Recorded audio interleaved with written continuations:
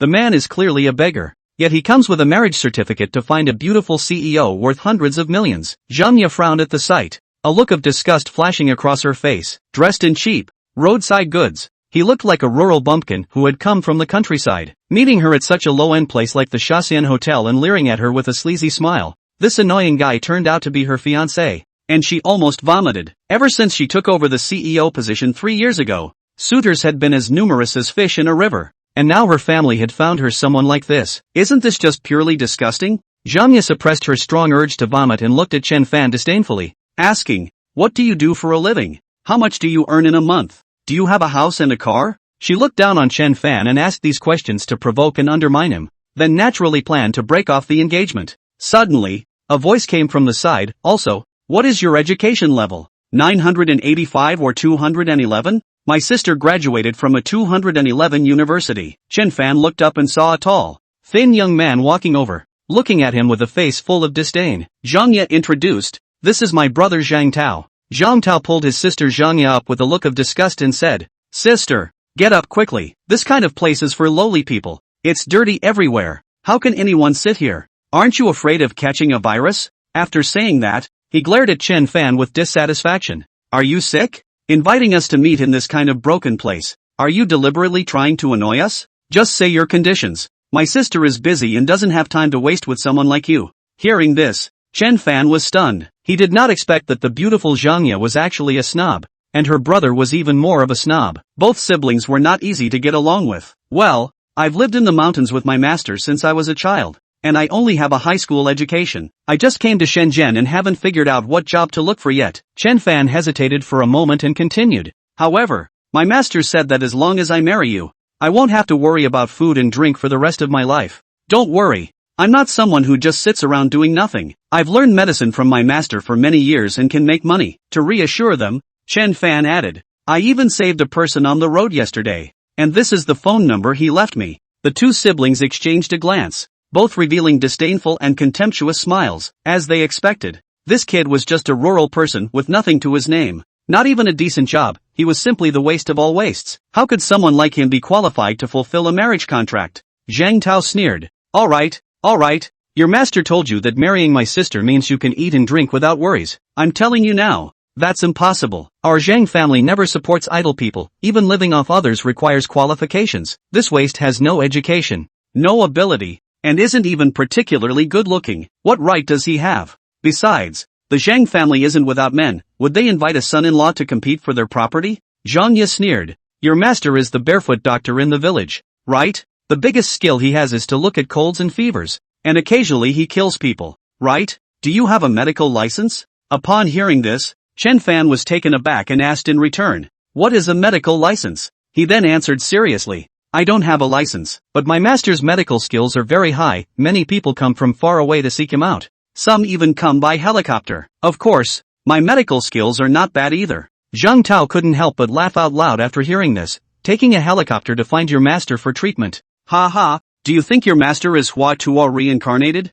And you still want to take a helicopter to see him for treatment? Aren't you afraid of dying from laughter? He leaned close to Zhang's ear and whispered, "Sister, this kid is not only a broke loser but also loves to brag. If you accept this marriage, your life will be ruined. You need to get rid of him." Zhang nodded. She would never marry someone like this, a complete waste who has no skills but loves to boast. And the most ridiculous part is that he actually expects her to support him for a lifetime. Pure trash. Chen Fan said seriously, "I'm not lying. Everything I said is true. I have a great talent for medicine, and I'm already not worse than my master. I can make a lot of money. In fact, he owns 35% of the shares in a company called Dingyuan Group, making him one of the major shareholders." But Chen Fan was too lazy to mention it, as that was the property left by his master and not something he earned himself. Bringing it up would only invite ridicule, and besides, he was confident he could surpass his master. Zhang impatiently interrupted Chen Fan, coldly saying, "That's enough. With your conditions, I can't possibly marry you. However,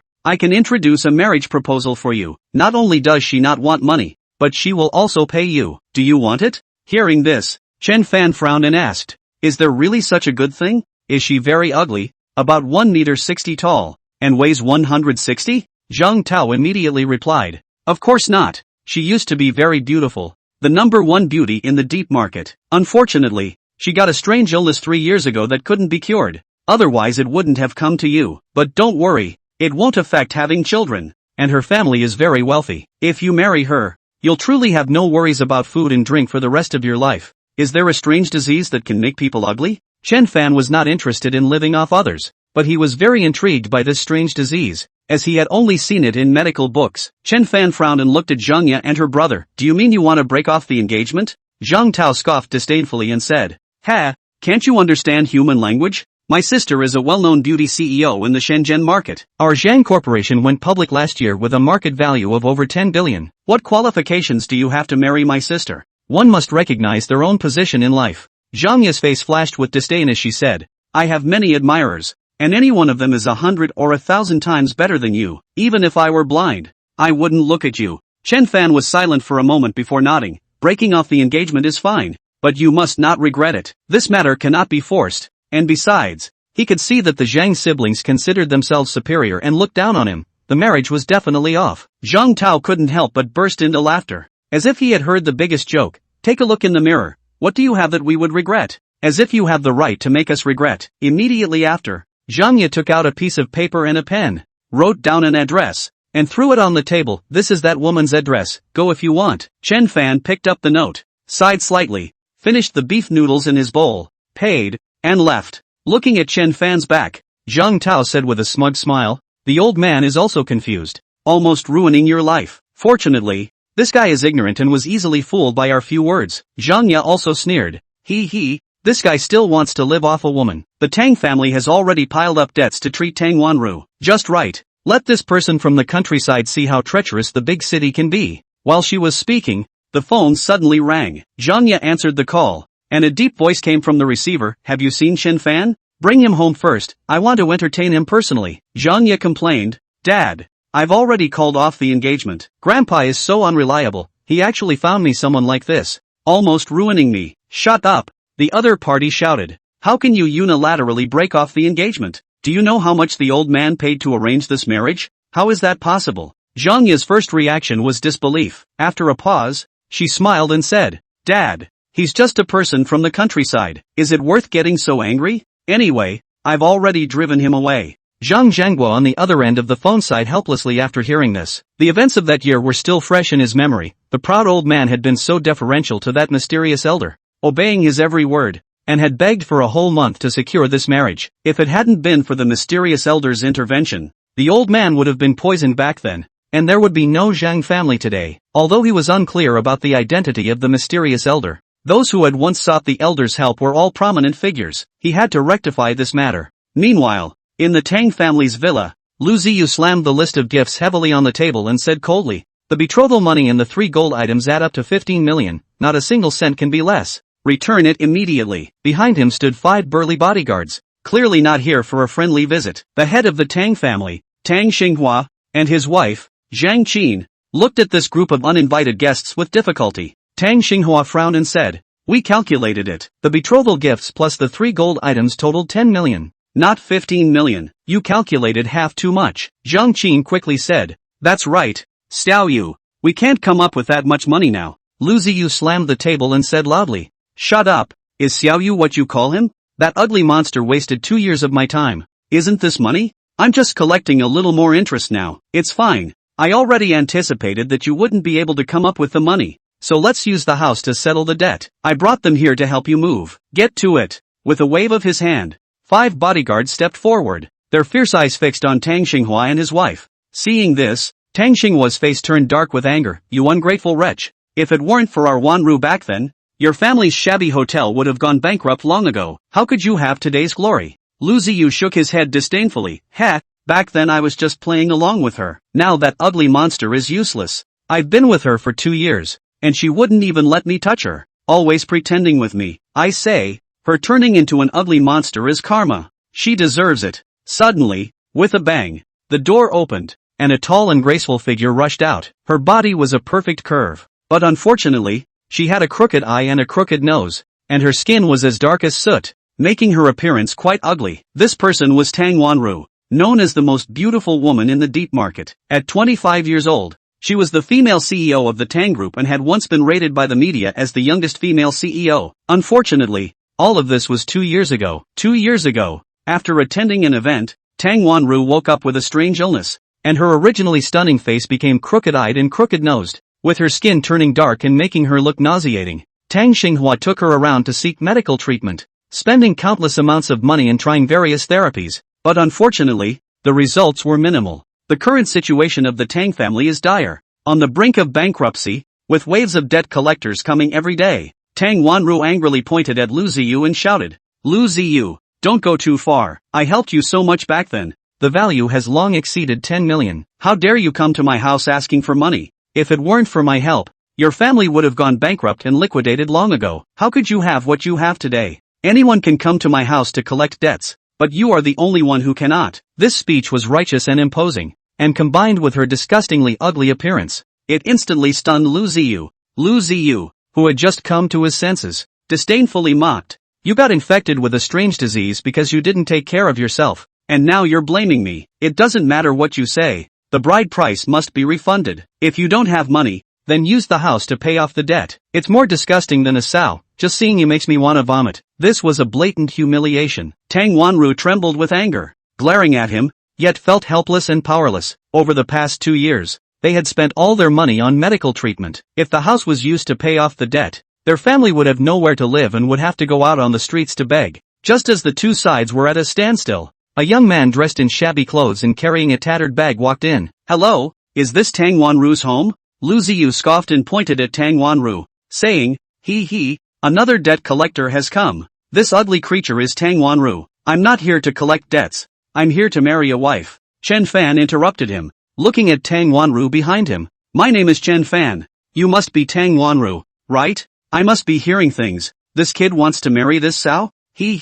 Just look at his clothes. He clearly comes from the countryside. A sow and a country bumpkin. It's truly a match made in heaven." Everyone began to discuss and laughed loudly without restraint. Tang Wanru had red eyes, lowered her head, and felt desperate, wishing she could find a crack in the ground to hide in. The Tang couple sighed even more, ignoring their mockery and ridicule. Chen Fan walked up to Tang Wanru, stared at her ugly face again and again, and exclaimed, "I didn't expect to actually encounter this. There really is such a poison in the world. I wonder if my self-created detoxification method can work." Chen Fan looked her up and down, then reached out to poke her forehead, muttering to himself, "The skin surface is black, but it hasn't hardened yet. The toxin hasn't completely spread, there's still hope." To ruin a person, they even found such a strange poison. What a ruthless person, he whispered, feeling a surge of anger in his heart. Using such malicious means against a woman is simply inhumane. Yi Yuan's mutterings were not heard too clearly by Tang Wanru, yet she could sense that the other party was not malicious, nor did she loathe and dislike herself like the others, but instead, there was a hint of pity and anger. "What are you?" Tang Wanru couldn't help but ask. "I'm a doctor." Yi Yuan smiled slightly. "I just came out from the village. Someone introduced me here as a daughter-in-law, so I came here. You're willing to marry me, aren't you? Ha ha ha ha ha." When this statement came out, Lu Ziyu and the group of bodyguards were amused again. A dirt dog from the countryside who hasn't eaten good pork can even lay his hands on an ugly bastard like this. Lu Ziyu sneered. "Alright, I don't care if you really want to marry her. Anyway, this house has to be given to me against in. You guys get the hell out of here." Wow! 5 big-bladed bodyguards rushed up and surrounded Mr. and Mrs. Tang Xinghua, ready to make a move to kick them out. "Against what debt?" Yi Yuan asked in disbelief. Knock knock. Lu Ziyu poked the gift list on the desktop and said, 2 years ago, they received $10 million in gift money from me, and now that I'm backing out of the marriage, they have to return $15 million in gift money. Aren't you going to marry her? You'll help her pay her back first. He looked at Yi Yuan with a teasing face. This dirt dog from the countryside came to the Tang family just to eat soft rice, not to mention $15 million. It is estimated that even 15 cannot come out. Surname Lu, you don't go too far. Tang Wanru finally couldn't help herself and yelled. This is our business. It has nothing to do with him. It was only $10 million, and now you're charging a third more, which is unreasonable. Tang Xinghua argued. Zhang Qin, however, went forward to grab Lu Ziyu's arm and begged bitterly. Xiao Lu, can you be accommodating for a few days? We'll definitely scrape up the money to pay you back. This is our only house. If you take it away, we'll have to sleep on the street. It seems my daughter is engaged to you, for goodness sake. Give me face. Give me fight. Lu Ziyu got impatient and pushed Zhang Qin to the ground, waving his hand to signal the bodyguard to make a move. The 5 bullish bodyguards responded and surrounded them aggressively. It's only $15 million. I'll give it. Just as the 5 were about to make their move, a faint voice rang out. The crowd froze for a moment before they all turned their heads to look at Yi Yuan. The words just now, did you say them? Lu Ziyu thought he heard wrong and sneered. Kid, listen carefully, I want $15 million. Not $1,500. $15 million. I have. Yi Yuan nodded seriously. I can have someone send money over, so that your people don't make a move first. Lu Ziyu was instantly happy. Asterisk asterisk asterisk asterisk. Not even 1,500 for your poor ass. Not to mention $15 million. Even $1.5 million is more money than you'll ever earn in your life. Dare to amuse old me here. I think you have itchy skin. Someone come. Break his dog's legs. 2 bodyguards rushed up to surround Yi Yuan and pulled out an iron rod in their hands. Yi Yuan ignored them and took out his cell phone to dial a number. I'm Yi Yuan. Yes. Is it convenient for you right now? I need a sum of money. $15 million. I'm at King Wawan 68. Right. After hanging up the phone, Yi Yuan said to Lu Ziyu, give me 20 minutes. He'll send the money over. Oh, send $15 million over in 10 minutes? Oh, well, I'll wait for you. The sneer and disdain on Lu Ziyu's face grew thicker. A little dirt dog from the countryside. A waste of space. And you dare to pretend to be in front of my old man. I'll give you 20 minutes. In 20 minutes, he's going to knock this kid's legs off with his own hands. What's 15 million in cash? Let's put it this way. Even when the Tang family was at its peak, with a market capitalization of billions, there was only $50 million of cash flow on the books. So not to mention that Lu Ziyu didn't believe it. Even Tang Wanru's family didn't believe that Yi Yuan could come up with so much money. Soon, 20 minutes passed. Looks like the guy who sent you the money couldn't come. Lu Ziyu had a scowl on his face as he stared viciously at Yi Yuan. Break his legs for me. LOL. Just then, a sharp break sounded outside the door. Lu Ziyu froze for a moment and turned his head to look out the door, only to see a black customized version of the big Lao parked outside. The license plate was clearly 5/8. He was shaken. This was Ding Yuan Group's boss, the car of Zhou Rong, Chao Wing, president of the Shenzhen Chamber of Commerce, a tycoon who tops the Shenzhen rich list, and Ding Yuan Group with a market capitalization of over $100 billion. What's a character like that doing here? Did Yi Yuan recruit them? Absolutely not. Lu Ziyu immediately dismissed this idea. How could a lowly rural hyena know a big shot like Zhou Rong? It was too late to think about it, and he greeted them with a quick step. The car door opened and a middle-aged man with a slightly chubby figure walked out. He was Zhou Rong. Oh, hello President Zhou. Lu Ziyu hurriedly greeted him with a smile. You are? Zhou Rong glanced at him. Lu Ziyu nodded and smiled. Oh, my name is Lu Ziyu. My father is Lu Yang. No recognition. Zhou Rong waved his hand to interrupt him. This kind of small character that he had never even heard of was not worth his attention. Soon, Zhou Rong saw Yi Yuan in the house and picked up the suitcase and walked in quickly. Gu. President Zhou, you slow down. Lu Ziyu chased after him. President Zhou, is it true that surname Tang owes you a lot of money? Don't worry. I'll definitely help you recover it. When he entered the house, Lu Ziyu was still selling his great attentions in an attempt to gain Zhou Rong's favor. Shut up. Zhou Rong glared at him,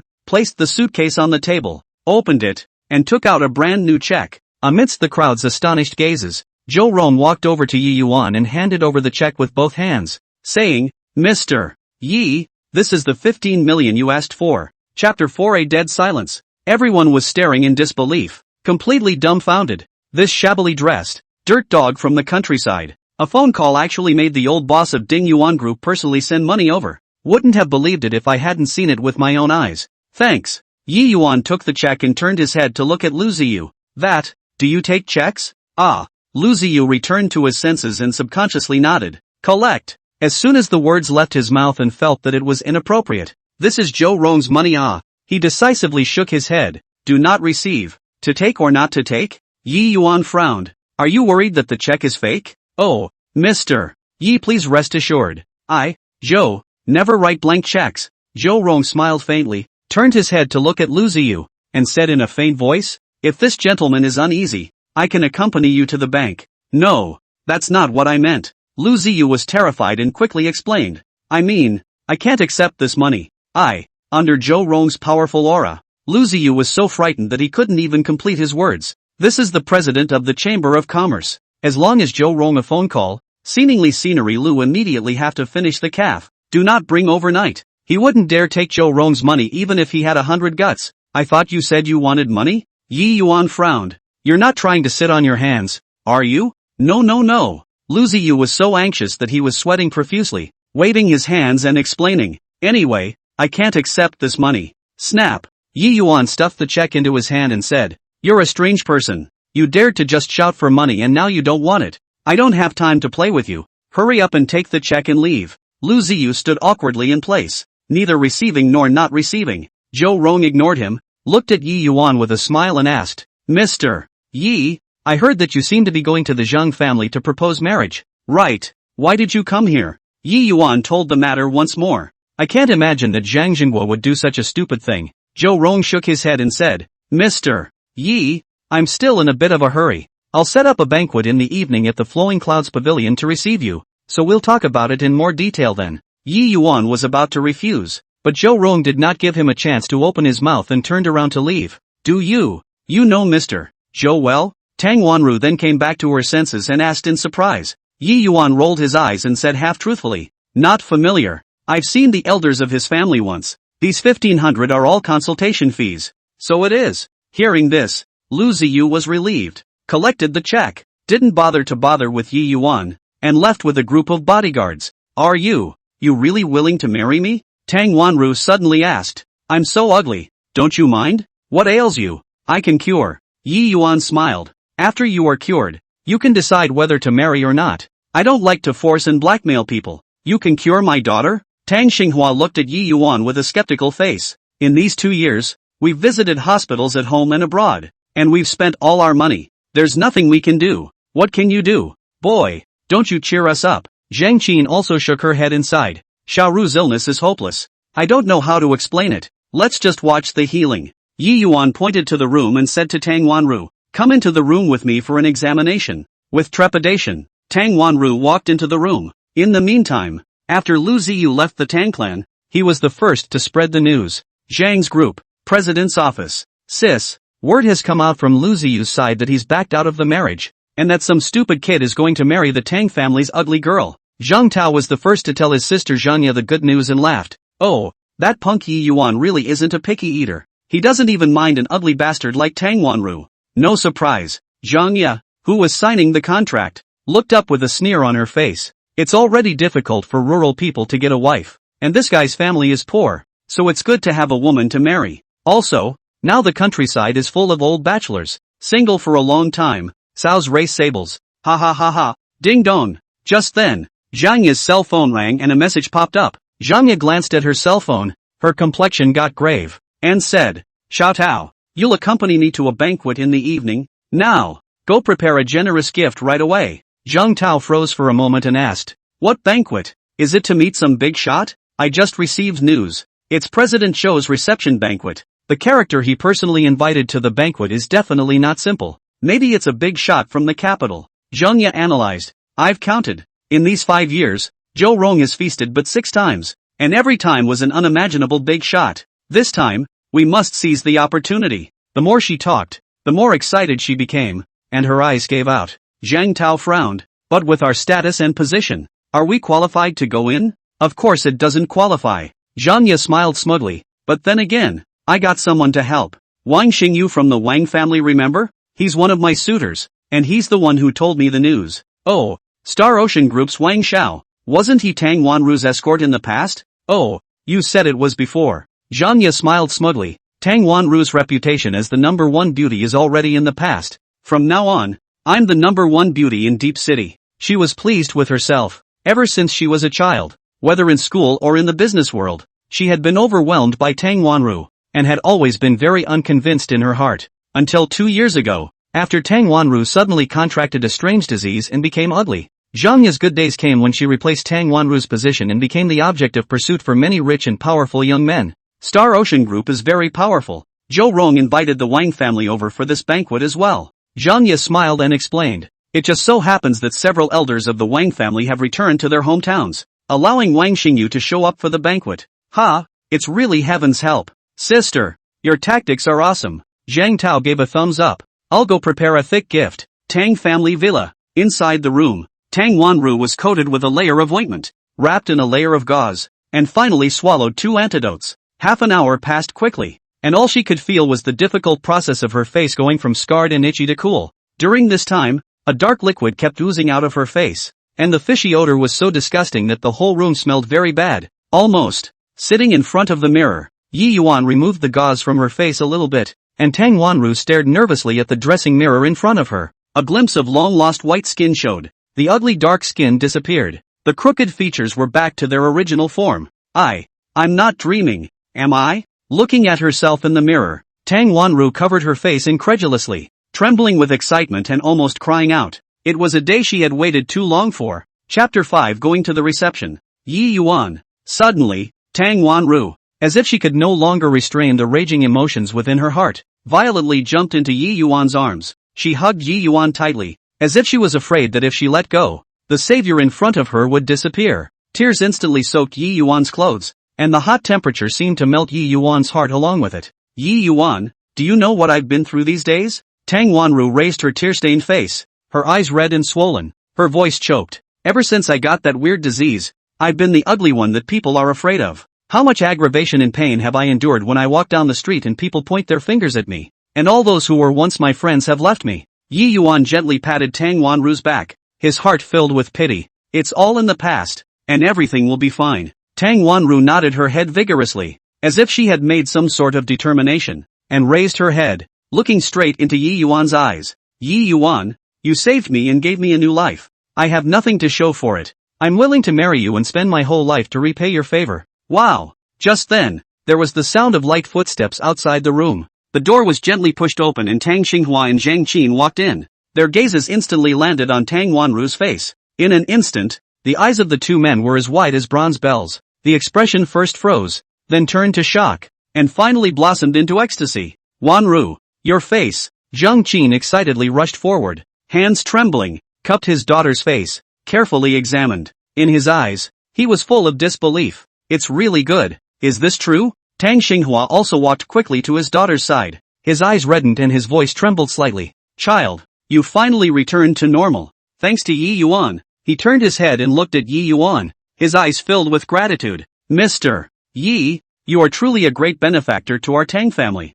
We can't repay you for your great kindness to our Tang family. With that, Tang Xinghua and Zhang Qin both walked to Yi Yuan and bowed deeply. Tang Xinghua straightened his body and looked at Yi Yuan with a sincere gaze. Mr. Yi, you saved Wanru and returned her beauty and normal life. Although our Tang family is not a powerful family, we know how to be grateful. I, Tang Xinghua, have made a snap decision today that I must let my daughter marry you, and this is the only way for our Tang family to repay you. Yi Yuan's brows furrowed slightly when he heard this, and a trace of imperceptible worry flashed in his eyes. He gently lifted Tang Wanru from his arms and made her stand up. Then he stepped back and kept a little distance from the three Tang family members. Uncle Tang, and Tang, I appreciate your thoughts, but I didn't save Wanru to try to get something in return. It's just a healer's heart. Yi Yuan's voice was calm and his eyes were incomparably clear. I don't want Tang Wanru to choose to marry me because she's repaying a favor. Marriage is a lifelong event. It should be based on two loves, not an exchange of favors. A marriage like this would be meaningless and unhappy for both of us if it was just a union for the sake of repaying a favor.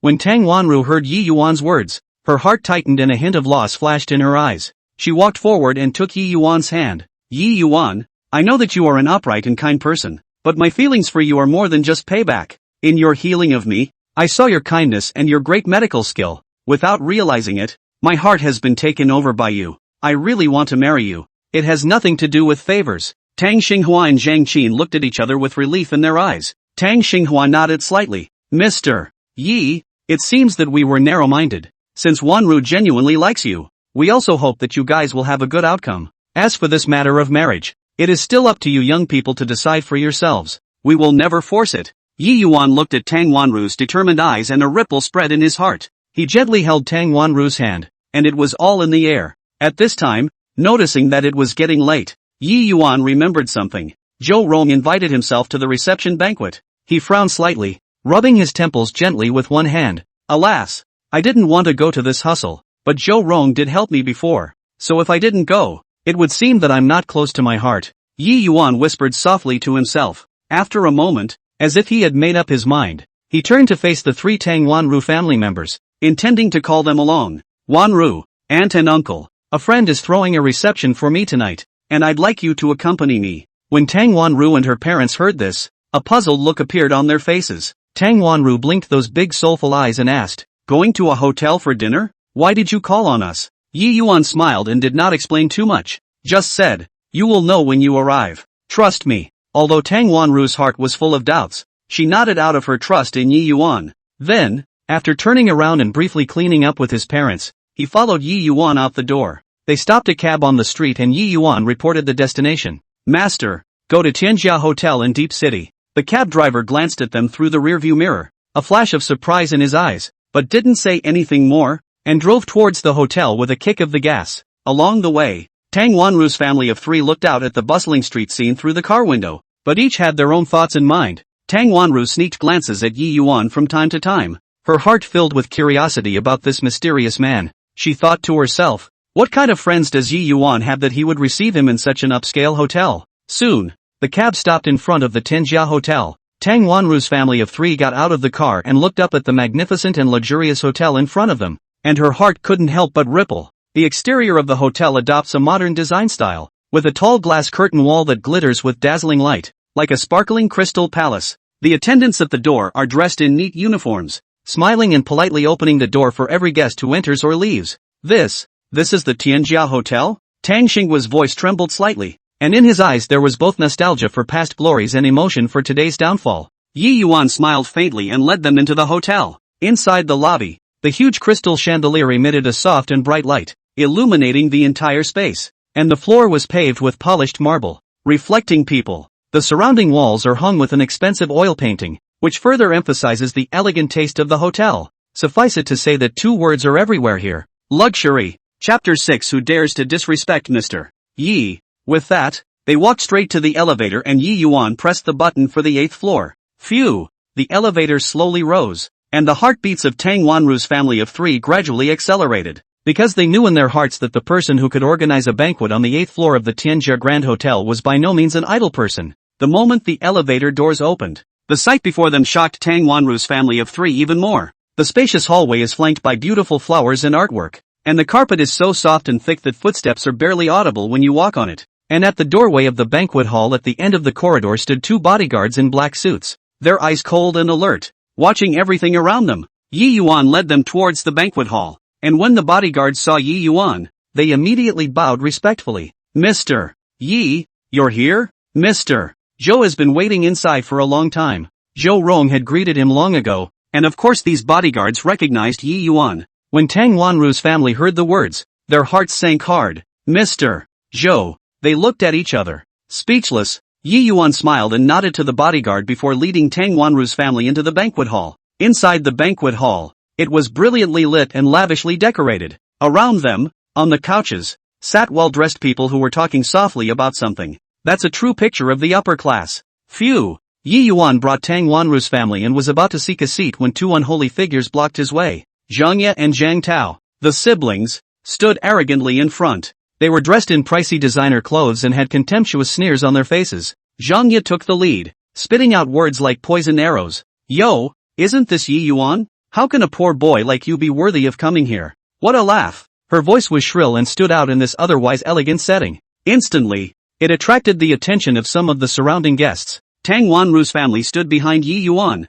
Tang Wanru's face instantly turned red and she clenched her lower lip. Embarrassment also surfaced on Tang Xinghua and Zhang Qin's faces. Although the Tang family was once in decline, when had it ever suffered such a public humiliation? Yi Yuan's brows were tightly furrowed and a trace of displeasure flashed across his deep eyes. He took a step forward, shielding Tang Wanru's family behind him, and said, "Zhang, Zhang Tao, we're all here to attend the banquet, so why do you need to hurt people with your words? Please show some respect," said the man, staring straight at the siblings, trying to stop their rude behavior with his eyes. However, Zhang and Zhang Tao looked as if they were enraged by Yi Yuan's words, and instead of restraining themselves, they intensified their actions. Zhang Tao clasped his hands to his chest, the mockery on his face intensifying as he deliberately raised his voice, almost shouting, "Yo, you're still loaded? Who do you think you are, bringing these few downtrodden fellows? You also dare to show up here? You really don't know the heights of heaven." Zhang Tao's voice echoed in the banquet hall, drawing more guests to look sideways.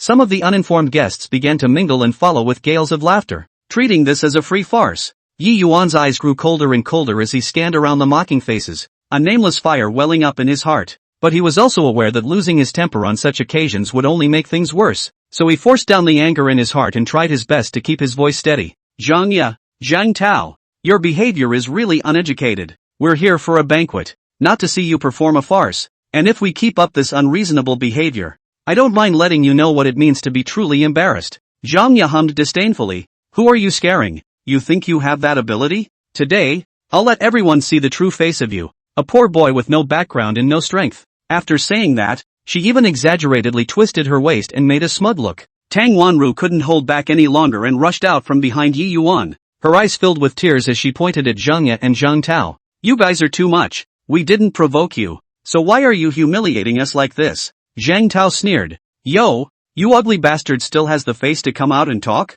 When the Tang family wasn't in decline, weren't you also quite arrogant? Now how did you become this pathetic? His words were like a sharp blade, piercing hard into Tang Wanru's heart. Since Tang Wanru was wearing a mask at this time, outsiders couldn't tell that her appearance had long since changed. Seeing this, Yi Yuan was heartbroken and gently pulled Tang Wanru back behind him. Looking at Zhang and Zhang Tao once again, the initial restraint in his eyes was no longer there, replaced by a deep fury. Zhang Tao, I will make you pay for what you did today. Just then, Zhou Rong, who had been receiving guests, frowned. Today is a reception for Yi Yuan. Why are there still people arguing here? If Lord Yi came over at this time and saw the scene, wouldn't he be unhappy? So, Zhou Rong finally couldn't look at it anymore and walked over quickly, his face terribly gloomy. As a result, as soon as he walked in front of them, he was dumbfounded. What? The person being ridiculed is actually Duke Yi. How can this be? Zhou Rong walked over to Zhang and Zhang Tao and coldly scolded.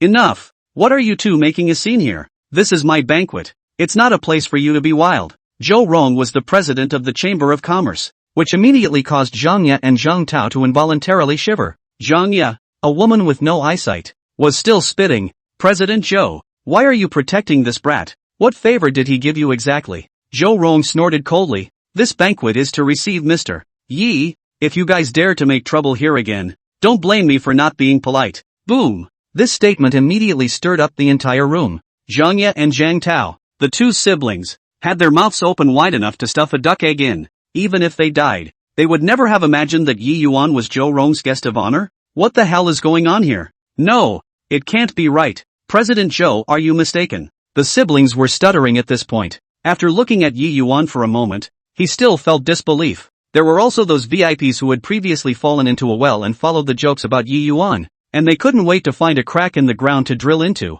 In their hearts, they prayed to God, only hoping that Yi Yuan would forget the scene just now. Zhou Rong turned around and looked at Yi Yuan and Tang Wanru's family with an apologetic smile on his face. Mr. Yi, I'm really sorry for making you and your friends suffer, said the man, whose back was already gradually drenched in cold sweat. Only he slightly understood how terrifying Yi Yuan and that master of his were. Such a person, he, a Chamber of Commerce president, simply could not afford to offend. Chapter 7. Don't ask what you shouldn't ask. Zhang stood on the sidelines, looking at Zhou Rong's defending stance towards Yi Yuan. The jealousy in her heart grew wildly like weeds. How can she not figure out? This Yi Yuan obviously looks like a mediocre poor person. How did you get into Mr. Zhou's good graces? President Zhou, don't let this kid fool you. Zhang finally couldn't help but rush forward, her voice sharp and piercing. He's a total pauper, with nothing to show for it, and not worthy of your regard at all. There was a hint of disdain on her face, the corners of her mouth rising slightly.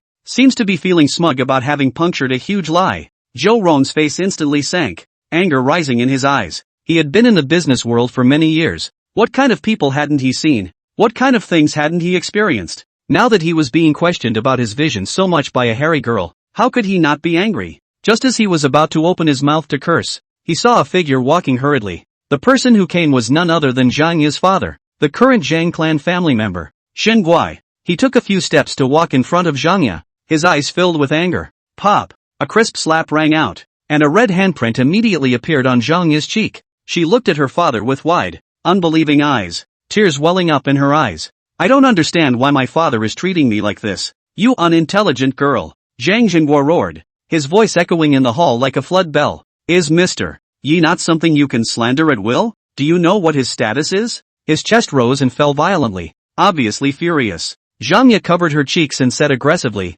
he is just a poor. Shut up! Zhang Xingyu interrupted her again. What do you know? Mister. Yes, skills and background are not something your shallow insight can pry into? He turned his head and looked at Yi Yuan. The anger on his face instantly disappeared and was replaced by a face full of apologies. Mr. Yi, my daughter is young and ignorant and has offended you, so please be generous and don't get on her bad side. Zhang Xingyu slightly bent over, clasped his hands and performed a standard salute of reparation. Yi Yuan stood there quietly without much expression on his face, but his eyes were as deep as the sea, making people inscrutable. He looked at Zhang Xingyu, gently nodded, and said, Zhang family master, for your sake, let's forget about this matter. However, I hope that you can discipline your own daughter properly in the future and not let her talk such nonsense again. Zhang Xingyu nodded his head repeatedly and said, Definitely, Mr. Yi, don't worry, I will definitely teach her a good lesson when I get back. He turned his head and glared hard at Zhangya with a warning in his eyes.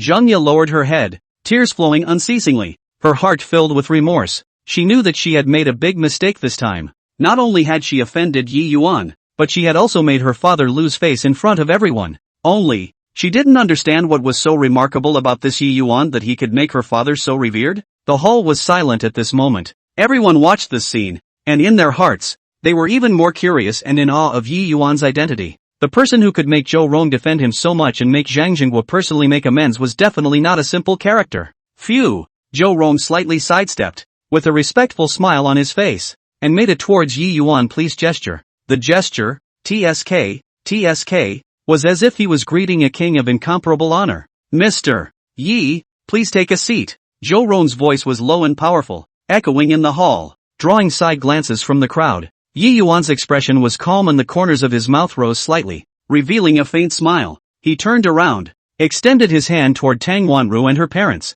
and said softly, Uncle Tang, Wanru, we're together. Tang Xingyu and Zhang Qin stood on the sidelines, having long been somewhat overwhelmed by this sudden scene. Listening to Yi Yuan's words, they were slightly stunned and a glint of disbelief flashed in their eyes. How is this good? This, Tang Xingyu said with some hesitation, his voice carrying a hint of trembling. As far as he could remember, the Tang family had been dormant in the fame and fortune of this bustling city for too long. The glory of the past dissipated like a cloud of smoke. Now, in the face of such an honor, his heart is filled with nostalgia for past glories as well as feelings for today's situation. Dad, Mom, let's go? Tang Wanru held her parents' hands tightly, tears of pride glistening in her eyes. She knew that it was all because of Yi Yuan. This man who shone like a star in her life not only lit up her world, but also gave the Tang family the chance to stand in front of everyone again. The family of three followed Yi Yuan and slowly walked towards the upper seat that symbolized honor and glory. When Yi Yuan and the others were seated,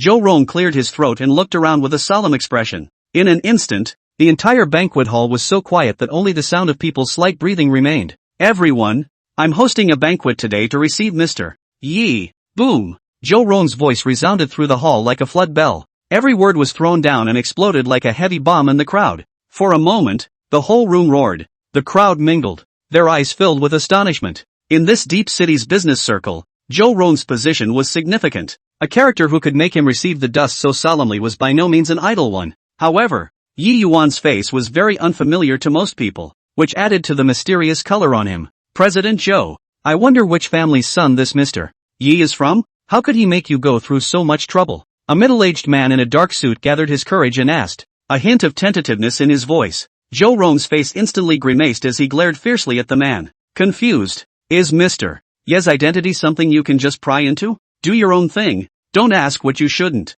At once, it made the temperature of the entire banquet hall seem to drop a few points. When the crowd saw this, they were silenced and didn't dare to say anything else. They understood in their hearts that someone who could make Zhou Rong defend him so well must have unfathomable power and background behind him. Yi Yuan, on the other hand, sat on the upper seat. His expression remained indifferent, as if all this clamor had nothing to do with him. His gaze was deep and calm. Only occasionally a hint of tenderness would show in his eyes when he looked at Tang Wanru's family. Tang Xingyu and Zhang Qin sat on the sidelines, their hearts full of emotions. They looked at Yi Yuan with admiration in their eyes. Once upon a time, the Tang family was also a prestigious family in this city, with a significant position in the business field. However, the world is unpredictable, and a sudden change of fortune has gradually led to the decline of the Tang family. Over the years, they have struggled silently on the edge of this bustling city, and have tasted the coldness and warmth of people and the coldness of the world. And now, Yi Yuan's appearance was like a light shining into their dark lives. Chapter 8 Shut the up. Mr. Yi, our Tang family, really doesn't know how to thank you. Tang Xinghua's eyes reddened and his voice choked. Yi Yuan shook his head slightly and said softly, Uncle Tang, you don't have to be like this. The Tang family's heritage is still there, and in the days to come, it will surely be able to return to its former glory. Tang Wanru held Yi Yuan's hand tightly, her eyes glittering with happiness and trust. At this moment, she knew that no matter how difficult the road ahead was, as long as Yi Yuan was by her side, everything would be full of hope. Phew! Suddenly, the son of the Wang clan, Wang Xingyu, stood up with a long body. He was dressed in a customized Italian suit. The gold Rolex watch on his wrist glinted cold and hard in the light, and his whole person exuded an innate arrogance. President Zhou, who exactly is this so-called Mr. Yi? Wang Xingyu's voice broke the original harmony in the hall with a hint of obvious provocation. His eyes were full of disdain, as if in his eyes, Yi Yuan was just a nobody, not worth entertaining with such fanfare. My Wang family in the deep city is also considered to have a reputation, but never heard of this figure. Is not here to cheat, coaxed the president you round and round? A whisper instantly resounded in the hall at these words. The crowd's eyes darted back and forth between Yi Yuan, Wang Xingyu and Zhou Rong, all wanting to see how this sudden storm would end. Zhou Rong's face sank. As the president of the Chamber of Commerce, he was usually a figure of speech in this business world. Now that he was being questioned by Wang Xingyu in such a blatant manner, his heart was infuriated. However, he still forced down the anger in his heart and cleared his throat. Wang Xingyu, don't speak out of turn. Mr. Yi is the personal disciple of a generation of divine doctors, whose medical skills are extraordinary, and his master is that legendary Zhang wunderkind, whose reputation is far and wide. The crowd couldn't help but suck in a breath of cool air when they heard this. In this materialistic age, the name of a divine doctor would have carried an aura of mystery and reverence, not to mention that it was the disciple of that legendary figure who was hidden in the Jianghu. This status was truly awe-inspiring. However, Wang Xingyu couldn't help but laugh as if he had heard the most ridiculous joke in the world. President Zhou, your words are a bit too outrageous. What era is this nowadays? Still a divine doctor? And a Jianghu character? In my opinion, it's just a trick, unless he can show a handful of medical skills in public. Otherwise, this cow's skin can be blown too big. Zhou Rong's face became more and more ugly as he turned his head towards Yi Yuan with a hint of inquiry and difficulty in his eyes. After all, it was at a party he was hosting. If Yi Yuan was really made to go on being so difficult by Wang Xingyu, his face as the president of the Chamber of Commerce would be gone. Yi Yuan sat there, his expression as calm as water, as if all this strife had nothing to do with him. In response to Wang Xingyu's provocation and Zhou Rong's request for instructions, he only shook his head slightly and said softly, no need. Wow. These three simple words were like throwing a huge stone into a calm lake, stirring up 1,000 waves once again. The crowd all showed surprise. They didn't understand why Yi Yuan had refused. In their minds, this is a perfect opportunity to prove themselves. As long as Mr. Yi was able to demonstrate a handful of amazing medical skills, then all the doubts would go away. Wang Xingyu was even laughing. What? Don't dare anymore? I think you're just a liar. You don't have any real skills at all. Yi Yuan raised his head and swept his gaze faintly at Wang Xingyu. There was no anger, no panic in those eyes, only a calmness that seemed to know everything. I heal and save people only for those who are destined to do so, not to perform a juggling act in front of this large crowd for attention. His voice was not loud, but it reached everyone's ears clearly. Wang Xingyu's heart was inexplicably tightened by Yi Yuan's glance, and he even avoided his gaze in some panic. But he quickly came back to his senses and snorted coldly, saying, "Humph, that's a grandiose thing to say. I think you're just weak-minded." Seeing this, Zhou Rong hurriedly stepped forward to round up the situation. Wang Xingyu, don't push people too far. I have my own mind on how Mr. Yi's medical skills are. Today is a banquet for me to receive Mr. Yi, not a place for you to be wild. Wang Xingyu, however, was unimpressed. He relied on the power of the Wang family and did not take Zhou Rong's warning seriously. President Zhou, aren't you afraid of spoiling your own reputation by siding with this crook so much? At this moment, the atmosphere in the banquet hall was already tense to the extreme, as if a storm was coming. Wang Xingyu was still clamoring there, while Yi Yuan had already lost his patience. Shut the up. Suddenly, Yi Yuan threw out a faint sentence. Wang Xingyu was dumbfounded. No one had dared to talk to him like this since he was a child. Everyone was surprised by Yi Yuan's dominance and stared at him with unblinking eyes. Wang Xingyu's face was red and he insulted Yi Yuan in annoyance. Little bastard. What's so arrogant about you being a liar? Why don't you get the hell out? However, Yi Yuan's expression remained unchanged and a trace of coldness flashed in his eyes. Phew. only to see that he had a silver needle in his hand at some point, and with a gentle twist of his slender fingers, the silver needle flashed with a cold aura under the light. Suddenly, Yi Yuan flicked his wrist and the silver needle was like a silver lightning bolt that swished through the air and accurately shot Wang Xingyu. Ah! In an instant, Wang Xingyu's voice came to an abrupt end. His eyes widened and his hands subconsciously covered his throat. He desperately tried to speak, but realized that his mouth felt like it was sealed by an invisible force, and only a faint sound of whimpering could come out of his throat. The scene shocked the entire room into silence. Everyone looked at Yi Yuan and Wang Xingyu dumbfounded as if they had been under a spell of immobilization. A few moments passed before the hall erupted in a flurry of huffs and low murmurs. What kind of tactic is? It's horrible. This, a mere silver needle can instantly prevent someone from opening their mouth. Just where is this Yi Yuan? Zhou Rong stood by the side. A hint of surprise also flashed in his eyes, but it was quickly replaced by a touch of delight. He thought to himself that he hadn't misjudged anyone. Yi Yuan's hand was undoubtedly a declaration to the crowd that he was extraordinary. Yi Yuan coldly looked at Wang Xingyu and hummed. Some people, who don't know how to respect others,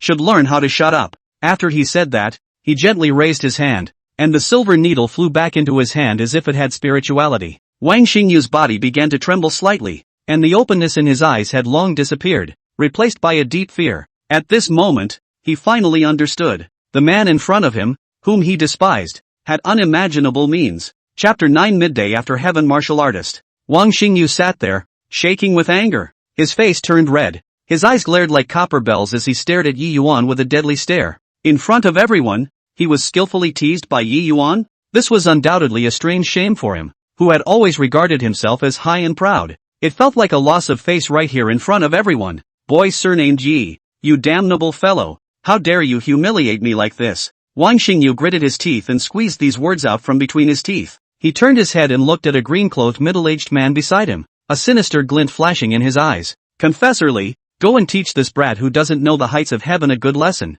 Let him know what happens when he offends me. Wang Xingyu, this green-clothed middle-aged man known as Providerly had a cold face, and his eyes were deep and sharp, as if they were hiding an endless power. He was a martial artist hired by the Wang family at great expense and had already reached the Middle Hotian realm. In this side of heaven and earth, it was also considered quite a famous and powerful person. At Wang Xingyu's gesture, he nodded his head slightly before walking towards Yi Yuan's table with a steady pace. With every step he took, an invisible sense of oppression emanated from his body, and the air around him seemed to become heavy. The guests sensed something strange and stopped talking, casting their gazes this way with incomparable nervousness in their eyes. Zhou Rong had been sitting beside Yi Yuan, keeping an eye on the surrounding movements. When he saw the green-clothed middle-aged man approaching, he immediately stood up, his eyes revealing vigilance and wariness. He knew that the strength of this Providerly could not be underestimated, and if he really moved, Yi Yuan might be in danger. Wang Xingyu, don't mess around, Zhou Rong warned loudly.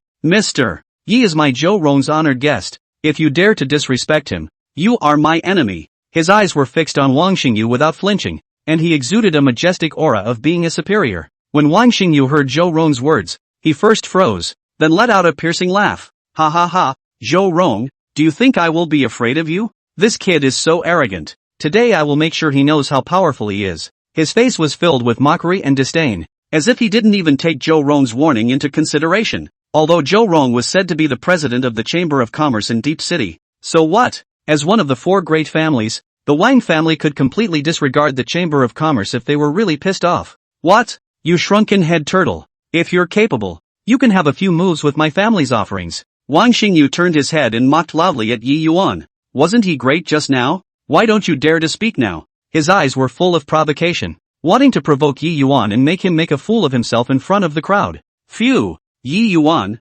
however, put down the wine cup in his hand without any panic and gently raised his head, his eyes calmly looking at Wang Xingyu and Providerly. His face did not show the slightest bit of fear, but instead carried a faint smile, as if all of this was expected. Wang Xingyu, do you think you can scare me by finding a martial artist? Yi Yuan's voice was not loud, but it clearly reached everyone's ears. You're still naive. He slowly stood up and straightened his clothes. His posture was upright and his temperament was calm. It was a stark contrast to the furious Wang Xingyu on the opposite side. Confessorly had already walked to a place a few paces in front of Yi Yuan by now. He stopped and looked at Yi Yuan coldly. Kid, you've messed with the wrong person today. If you're sensible, hurry up and apologize to young master Wang Xingyu. Otherwise, don't blame me for not being polite. His voice was low and icy, as chilling as the north wind of winter. Yi Yuan shook his head slightly. The smile on his face remained unabated. Apologize? I don't think I'm at fault. Instead it's you guys, provoking me 3 times. Do you really think I'm easy to bully? His eyes revealed a hint of firmness and confidence, not the least bit intimidated by Confessor Li's aura. At this moment, the atmosphere in the hotel became unusually tense, as if a taut string could break at any time. The guests held their breath as their eyes stared unblinkingly at the situation in the arena. When Wang Xingyu saw how calm Yi Yuan was, he could not help but feel a little doubtful and uneasy in his heart. He originally thought that Yi Yuan would be intimidated by Confessor Li's aura and obediently apologize to him, but I didn't expect Yi Yuan to be so calm. But he was riding a tiger at this time. If he backed down from this, he would really lose face. Confessor Li, don't bowl **** with him, do it, Wang Xingyu said through clenched teeth, his eyes revealing a hint of determination. Confessor Li nodded slightly and said no more. He spread his feet slightly apart, stabilized his horse stance, and slowly raised his hands in an attack stance. The spiritual energy in his body began to revolve, and a powerful aura emanated from him, shaking the air around him. Martial artists are categorized into the Hotian, the innate, and the higher Zhongshu realms, each of which, in turn, has 3 segments, the first, the middle, and the latter. A mid-Hotian martial artist was already considered a true powerhouse compared to mortals. When Yi Yuan saw this, a trace of indifference flashed in his eyes. Kid, watch the move. Confessor Li's eyes flashed as he took the lead, only to see, his figure was like electricity, instantly approaching Yi Yuan, his right fist wrapped in the sound of whistling wind, carrying the majestic power of a mid-Hotian martial artist, directly attacking Yi Yuan's face. This punch was so fast and powerful that the air was torn apart by the wind of the punch, making a hissing sound, as if it was going to smash Yi Yuan's head to smithereens. The corner of Yi Yuan's mouth rose slightly, revealing a faint smile as he lifted his right hand without panic and blocked forward in a seemingly light manner. Phew! However, just at the moment when his palm connected with his fist, Confessor Li felt as if his fist had struck an incredibly hard iron plate. A huge force of recoil came down his arm, shocking his arm, and he couldn't help but be alarmed. How is it possible? This kid looks so young, but he has such profound power. Confessor Li pondered in his heart, and a trace of shock and gravity appeared on his face. However, Yi Yuan's counterattack had just begun. He took advantage of Donor Li's astonishment, and his pace was agile and changeable, like a ghost weaving around Donor Li's side. Brush up. From time to time, he used his fingers to gently point at Confessor Li's vital points, only to retract them the moment he was about to touch them, as if teasing a defenseless prey. From time to time, he used the wind of his palm to gently slap Confessor Li's cheeks, making a crisp sound. Each stroke seemed to be fanning the soon-to-be extinguished anger and gradually collapsing self-esteem in Wang Xingyu's heart. What's going on here? Wang Xingyu's eyes widened, his mouth slightly open, his face filled with an unbelievable expression. He had originally thought that Yi Yuan would definitely be powerless to fight back if Confessor Li made a move, but the sight in front of him threw him for a loop. Chapter 10 Return of the First Beauty. Phew! His body trembled slightly, not from anger, but from a hint of fear that welled up inside. Beginning to realize that he seemed to have messed with someone he shouldn't have messed with. A strong person whose strength far exceeded his imagination. Tang Wanru stood by the side, her hands tightly interlocked in front of her chest, her eyes full of adoration and love. Her cheeks flushed slightly and her breasts rose and fell with excitement. This is the man I have chosen. He is so strong and so good. Tang Wanru thought secretly in her heart and looked at Yi Yuan with a starry light in her gaze. Yi Yuan was the hero of her world, the one who could shield her from the wind and dispel all the darkness. Yi Yuan's teasing continued. This duel was just a show for him. Confessor Li, on the other hand, gradually became wretched under his teasing. Enough! Confessor Li roared angrily and poured out his entire body to perform his best move. Spiritual energy surged around his body, forming a faint halo. Both fists danced rapidly in the air, bringing up a trail of powerful fist shadows, attacking towards Yi Yuan in an overwhelming manner, trying to salvage a trace of face. When Yi Yuan saw this, a hint of seriousness finally flashed in his eyes. He took a deep breath, and the power in his body instantly exploded. Only a flash of his figure was seen, and he actually directly passed through the seemingly impermeable fist shadow of Provider Li. Then, in front of the stunned eyes of the crowd, he leaped high into the air, and his right foot, with the force of 1,000 pounds, fiercely kicked at the chest of Confessor Li. Bang! With a loud bang, Confessor Li's body flew backward like a kite with broken strings, hitting the wall of the hotel heavily, even knocking a human-sized crater in the wall. Dust filled the room. The hotel was in an uproar as guests rose to their feet, mingling and talking. What exactly is this young man's origin? Surprisingly, he's so powerful. Yes, to be able to kick the Wang family's offerer away like a soccer ball. This strength is simply unfathomable. Yi Yuan clapped his hands as if he had just done a trivial and insignificant thing. He looked around, his eyes calmly sweeping over everyone before finally landing on Wang Xingyu. Wang Xingyu's face was as pale as paper at this time.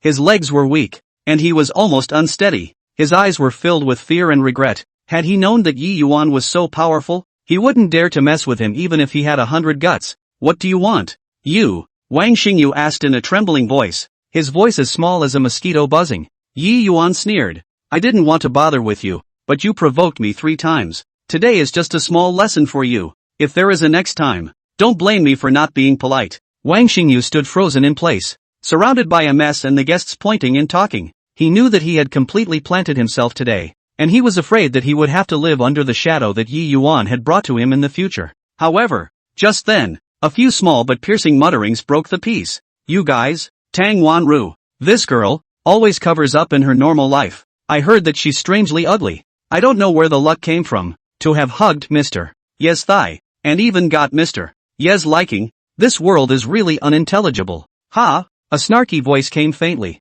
although the speaker deliberately lowered his voice. In this quiet environment, it was clearly transmitted into the ears of many people. Yi Yuan's eyes instantly turned cold, and a cold smile spread out from the corner of his mouth. A cold smile that carried a hint of disdain and anger. He turned his head slightly sideways and looked at Tang Wanru beside him, his gaze full of tenderness and affection. Wannabe, lift the veil and let everyone see what you really look like. Tang Wanru nodded slightly, her hands trembling gently as she slowly raised them, her fingertips pinching the corner of the veil. Phew! At this moment, all eyes were tightly focused on her like a spotlight. As the veil slipped off inch by inch, a stunningly beautiful face gradually appeared in front of everyone's eyes. That white skin was as warm and delicate as lamb's fat jade, with a faint pink halo, as if it were the most delicate flower blooming in spring. Eyebrows like a distant diaper, slender and elegant, just like a touch of light smoke in the mountains. Eyes like autumn water with stars, bright and deep. Between the eyes, there was a flash of spirituality and intelligence.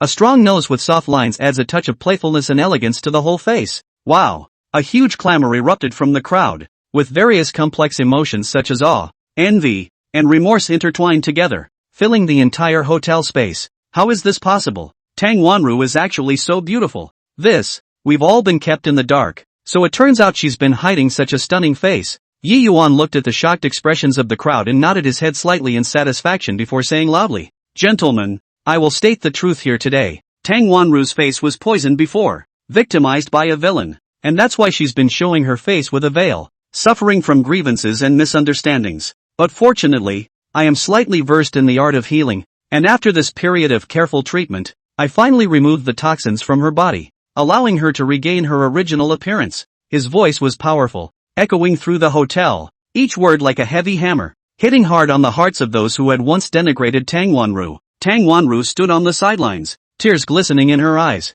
It was the release of years of aggression that had been snowed in one go, and it was also an outpouring of deep gratitude to Yi Yuan. She bit her lower lip gently, forcing herself to keep the tears from falling, not wanting to lose her temper in front of everyone. Yi Yuan gently walked forward and held Tang Wanru's hand, pulling her to his side, his eyes filled with love. From now on, anyone who dares to speak against Wanru again is an enemy of me. Yi Yuan. His words were loud and clear, like a bitterly cold wind, causing everyone present to shiver. The crowd nodded their heads, their eyes filled with awe. Those who had previously talked about Tang Wanru behind her back all lowered their heads in shame at the moment, not daring to meet Yi Yuan's eyes. It was clear in their hearts that Yi Yuan's strength was unfathomable and he was so protective of Tang Wanru. If he dares to do anything disrespectful again, I am afraid that he will incur great trouble. Tang Wanru, on the other hand, held Yi Yuan's hand tightly, as if it was the most solid reliance in her life. From then on, she never had to live under the shadow and ridicule of others,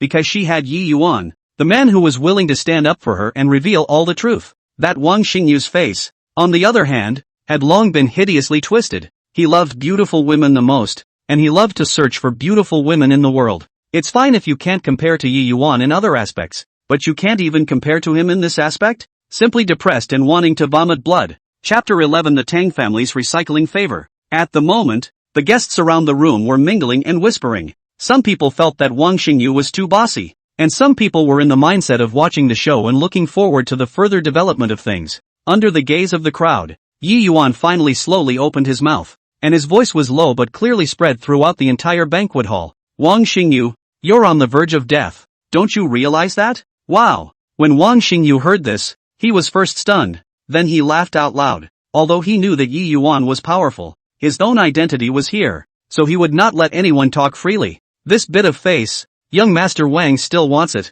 Surnamed Yi. Don't talk nonsense here. Who has the ability to make me die to the end? However, his laughter hadn't quite fallen.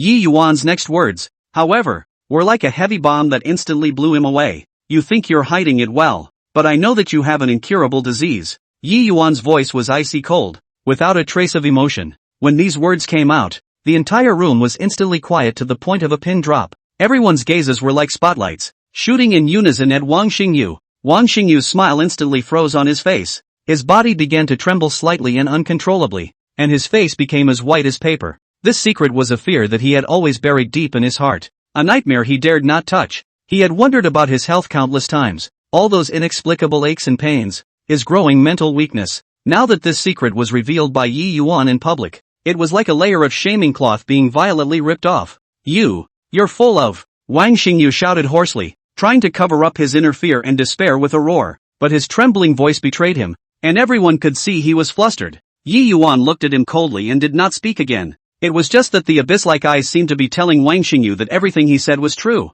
Phew! Wang Xingyu's legs went limp and he almost collapsed to the ground. His world completely collapsed at this moment, and all his arrogance and conceit came to nothing. The guests in the banquet hall were all looking at Wang Xingyu at the moment, their eyes filled with pity, mockery and shock. The man who had flaunted his power a moment ago was now like a balloon that had been punctured, reduced to a laughingstock in the eyes of the crowd. Wang Xingyu knew deep down that he could no longer maintain that false dignity. So, he slowly walked to Yi Yuan and knelt down with a thud, tears coming out of his eyes. Mr. Yi, I was wrong, please save me, I don't want to die. His voice was sobbing and full of pleading as he kept kowtowing, his forehead colliding with the ground with a dull sound. Yi Yuan looked at Wang Xingyu, who was kneeling at his feet, without a trace of pity in his heart. He frowned slightly, a flash of disgust in his eyes. You were so disrespectful to me before, but now you want me to save you. Do you think it's possible? When Wang Xingyu heard this, his heart tightened and he hurriedly grabbed the corner of Yi Yuan's coat and begged bitterly. Mr. Yi, I really know I'm wrong. I'm willing to do anything, as long as you can cure me. I'm willing to give you all my possessions. Please have mercy. He was very desperate, like a drowning man grasping for the last straw. Yi Yuan, however, was unmoved and gently shook off Wang Xingyu's hand, turning around to leave. Phew! Seeing this, Wang Xingyu recklessly pounced forward and hugged Yi Yuan's legs. Mr. Yi, you can't leave. You can't see death to save awe. His voice was mournful and echoed in the banquet hall, sending a chill down the spine of everyone present. However, Yi Yuan did not pay any more attention to him and walked forward step by step. Wang Xingyu was dragged behind him, but he still held on for dear life. Phew! Suddenly, Yi Yuan's gaze moved away from the paralyzed and begging Wang Xingyu and turned to Tang Wanru beside him. At this moment, Tang Wanru was like a frightened deer, snuggling tightly beside Yi Yuan, her eyes full of dependence and trust on Yi Yuan. It was only the faint hint of sadness between her brows that, like a haze, shrouded her face. Looking at Tang Wanru, Yi Yuan's thoughts couldn't help but drift away. At one time, the Tang family was also a well-known family in this city, holding a significant position in the business world, with industries spread across various fields. At that time, Tang Wanru, as the highly favored daughter of the Tang family,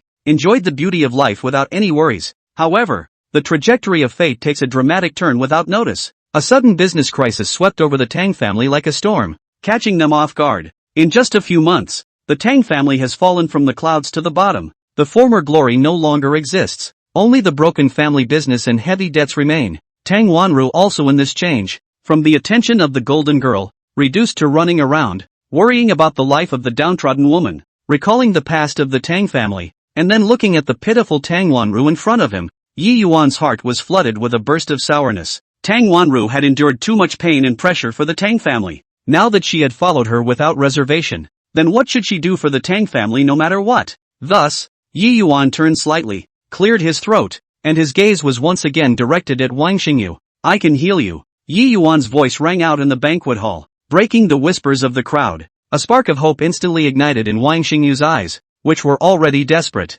He raised his head violently and looked at Yi Yuan as if he had seen a ray of light in the darkness. Really? Mr. Yi, Are you really willing to save me? There was an undisguised excitement in his voice. However, the Wang family has to agree to one condition. Yi Yuan's words turned and his eyes became sharp. What conditions? I'll agree to anything that saves me, Wang Xingyu said without hesitation. At the moment, he could give up almost everything if only he could get rid of the shadow of death. Yi Yuan paused slightly and swept his gaze to the surrounding guests before slowly saying, the Wang family is going to hand over half of its properties to the Tang family to take care of and sign a transfer contract. Boom! The whole room was in an uproar at these words. The gazes of the crowd traveled back and forth between Yi Yuan, Wang Xingyu and Tang Wanru, and they were all shocked by this condition. Wang Xingyu's eyes were even wider, and the expression on his face instantly changed from surprise to consternation. What followed was a deep tangle and struggle. How is this possible? This, Wang Xingyu exclaimed in shock. Half of the estate. That's not a small amount. How could I possibly make the call? And my old man would never agree to it. When Yi Yuan heard this, the corner of his mouth rose slightly, revealing a cold smile. Then you're going to die. His tone was cold, without a trace of emotion. Wang Xingyu's body shook as if he had been hit by a heavy hammer. He looked at Yi Yuan, his eyes filled with helplessness. Chapter 12. This medical skill is simply divine. Yi Yuan was not joking. Wang Xingyu's life and death hung between this line at the moment. If this condition was agreed to, the Wang family would suffer great losses and the family's honor and status would be challenged like never before. But if he didn't agree, only death awaited him.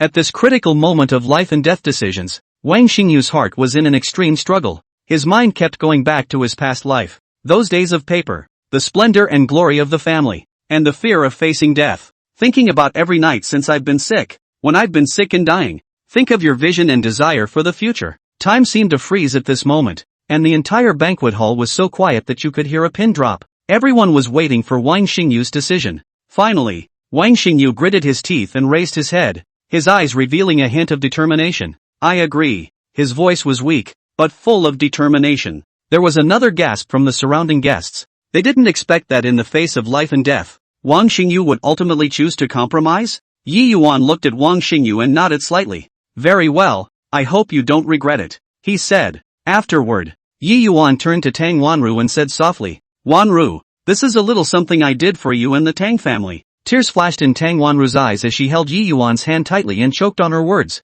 Yi Yuan was holding up the sky for her, bringing a glimmer of hope for the Tang family to revive. Next to them, Tang Xinghua and Zhang Qin were also overwhelmed with emotion. The Tang family owed Yi Yuan too much. Phew. At this time, Yi Yuan spoke again. Now, call your old man and finalize this. Yi Yuan's voice was low, but it carried an unquestionable toughness. I'm not going to do anything stupid. When the disease is cured, if the Wang family backs out, won't I be wasting my efforts? Wang Xingyu stood in place, his face a shade of green and white, in front of all the guests. His dignity had long been trampled to pieces. At this moment, he only felt groundless, and the thought of wanting to die even welled up in his heart. However, faced with the threat of death, he had to compromise. So, with trembling hands, he pulled out his cell phone and dialed his father Wang Long's number. The moment the call was connected, Wang Xingyu took a deep breath and tried to make his voice sound calmer. Dad, it's Starry. However, before he could finish his sentence, the sound of Wang Long's angry roar came from the other end of the phone. You rebellious son, do you realize what you're doing? Giving half of the Wang family's estate to the Tang family? Are you out of your mind? Wang Long's voice was transmitted through the cell phone speaker and could be heard clearly throughout the banquet hall. It turns out that just now, a guest secretly called to tell Wang Long. Wang Xingyu's face became even more ugly as he gripped his cell phone tightly, the humiliation and anger in his heart surging like a raging tide. Dad, I don't have a choice. I don't want to die, he roared, a hint of desperation in his voice. Besides, I'm taking over the company now, and I have the right to sign those papers. After saying that, he ignored the shock of the crowd and directly hung up the phone. The ballroom was in an uproar. The guests exchanged words and expressed their shock at Wang Xingyu's actions. This kid, his wings have gotten hard. How dare he hang up on his old man? Yeah, it seems like he's really desperate to stay alive. The crowd's murmurs were like a sharp blade, piercing Wang Xingyu's heart. Wang Xingyu had completely given up at this moment. He turned his head and looked at Yi Yuan, his eyes full of pleading. Now, can you heal me? However, Yi Yuan shook his head nonchalantly and said, there's no hurry. Let's go to Wang Group first and sign the contract. Brush. A trace of disappointment flashed in Wang Xingyu's eyes, but he also understood Yi Yuan's concerns. He had no choice but to nod. Yi Yuan turned his head to look at Tang Wanru and said gently, Wanru, you should also come along. This is a major event concerning the future of the Tang family. You deserve to be present. Tang Wanru gently nodded her head, tears of touching relief glistening in her eyes. Thus, Yi Yuan, Wang Xingyu and Tang Wanru left the banquet hall and headed to the wine group. On the way, Wang Xingyu sat in the car, silent. He looked out the window of the car at the scenery flying by, his thoughts racing. At one time, he was the pride of the Wang family, the pride of heaven in the eyes of all. Now they have been reduced to such a state that they have to sell the family estate in order to survive. While Yi Yuan sat on the side with a calm expression, his mind was calculating what to do next. This was just the beginning,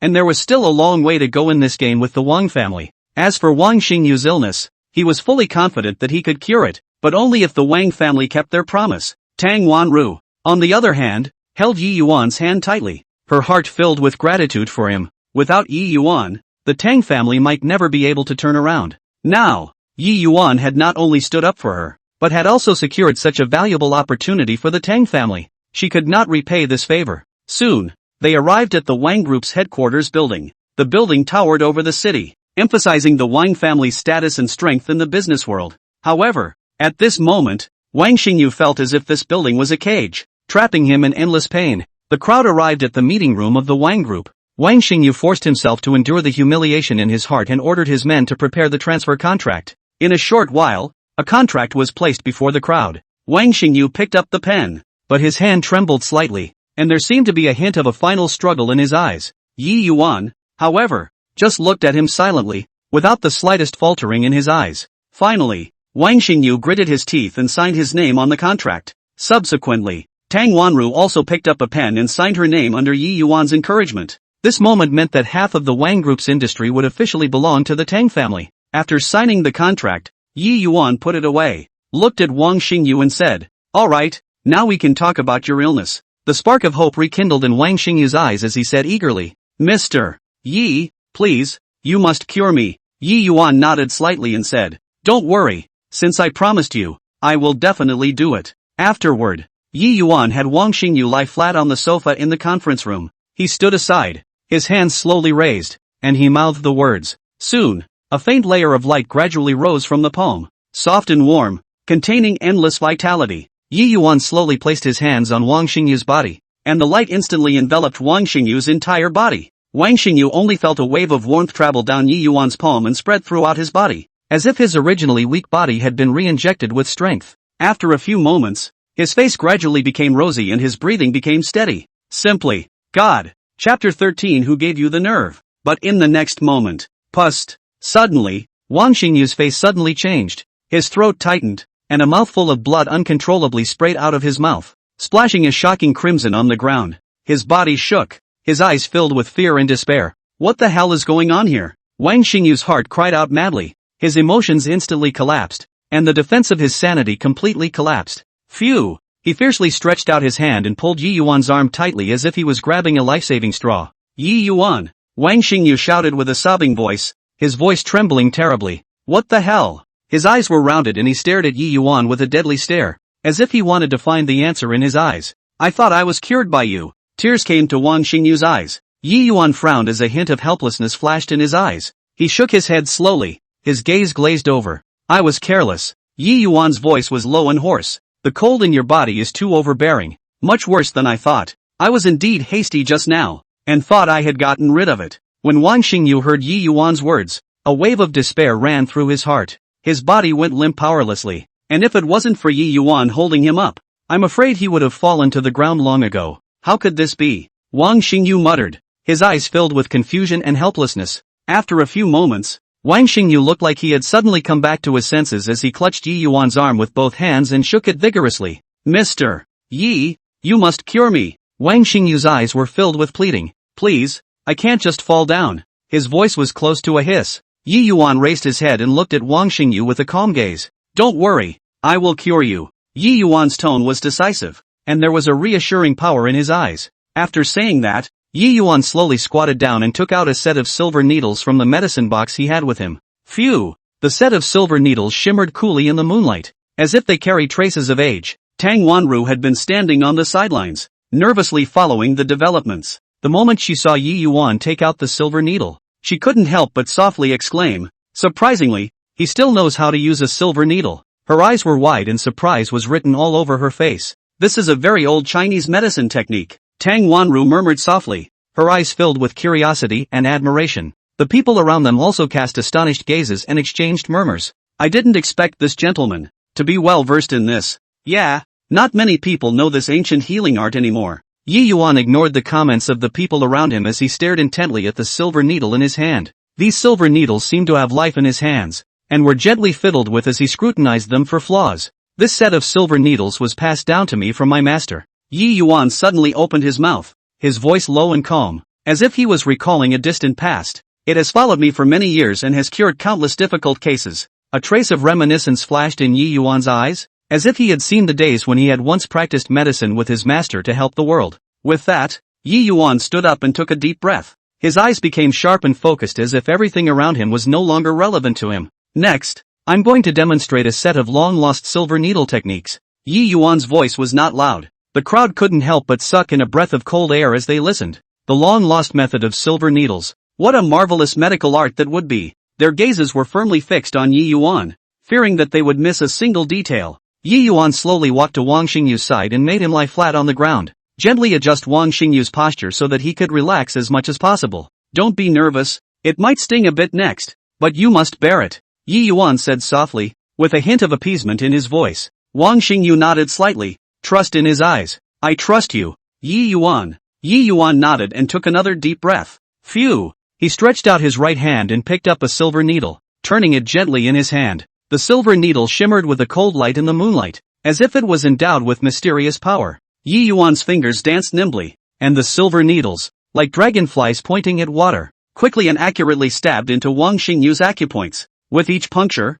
Yi Yuan's brows would wrinkle slightly as he concentrated fully on feeling the changes in the pulse under the silver needle. As a silver needle pierced into Wang Xingyu's body, something marvelous happened. Wang Xingyu's originally pale as paper face gradually had a trace of blood color, and his breathing became steady, no longer as rapid as just now. The people around them looked dumbfounded. They had never seen such amazing medical skills before. This is unbelievable. Tang Wanru covered her mouth, her eyes filled with shock and joy. Yi Yuan, you're practically a miracle doctor. Yi Yuan ignored the marvels of the people around him. His entire attention was focused on Wang Xingyu's body. Gradually, fine beads of sweat covered his forehead, but he knew that now was not the time to relax. Although Wang Xingyu's condition has improved, he is not yet completely out of danger. Time passed by minute, but Yi Yuan's movements did not stagnate in the slightest. Estimate hoo. His fingers traveled nimbly between the silver needles, constantly adjusting the angle and depth of the needles. Finally, Yi Yuan took a long breath of relief.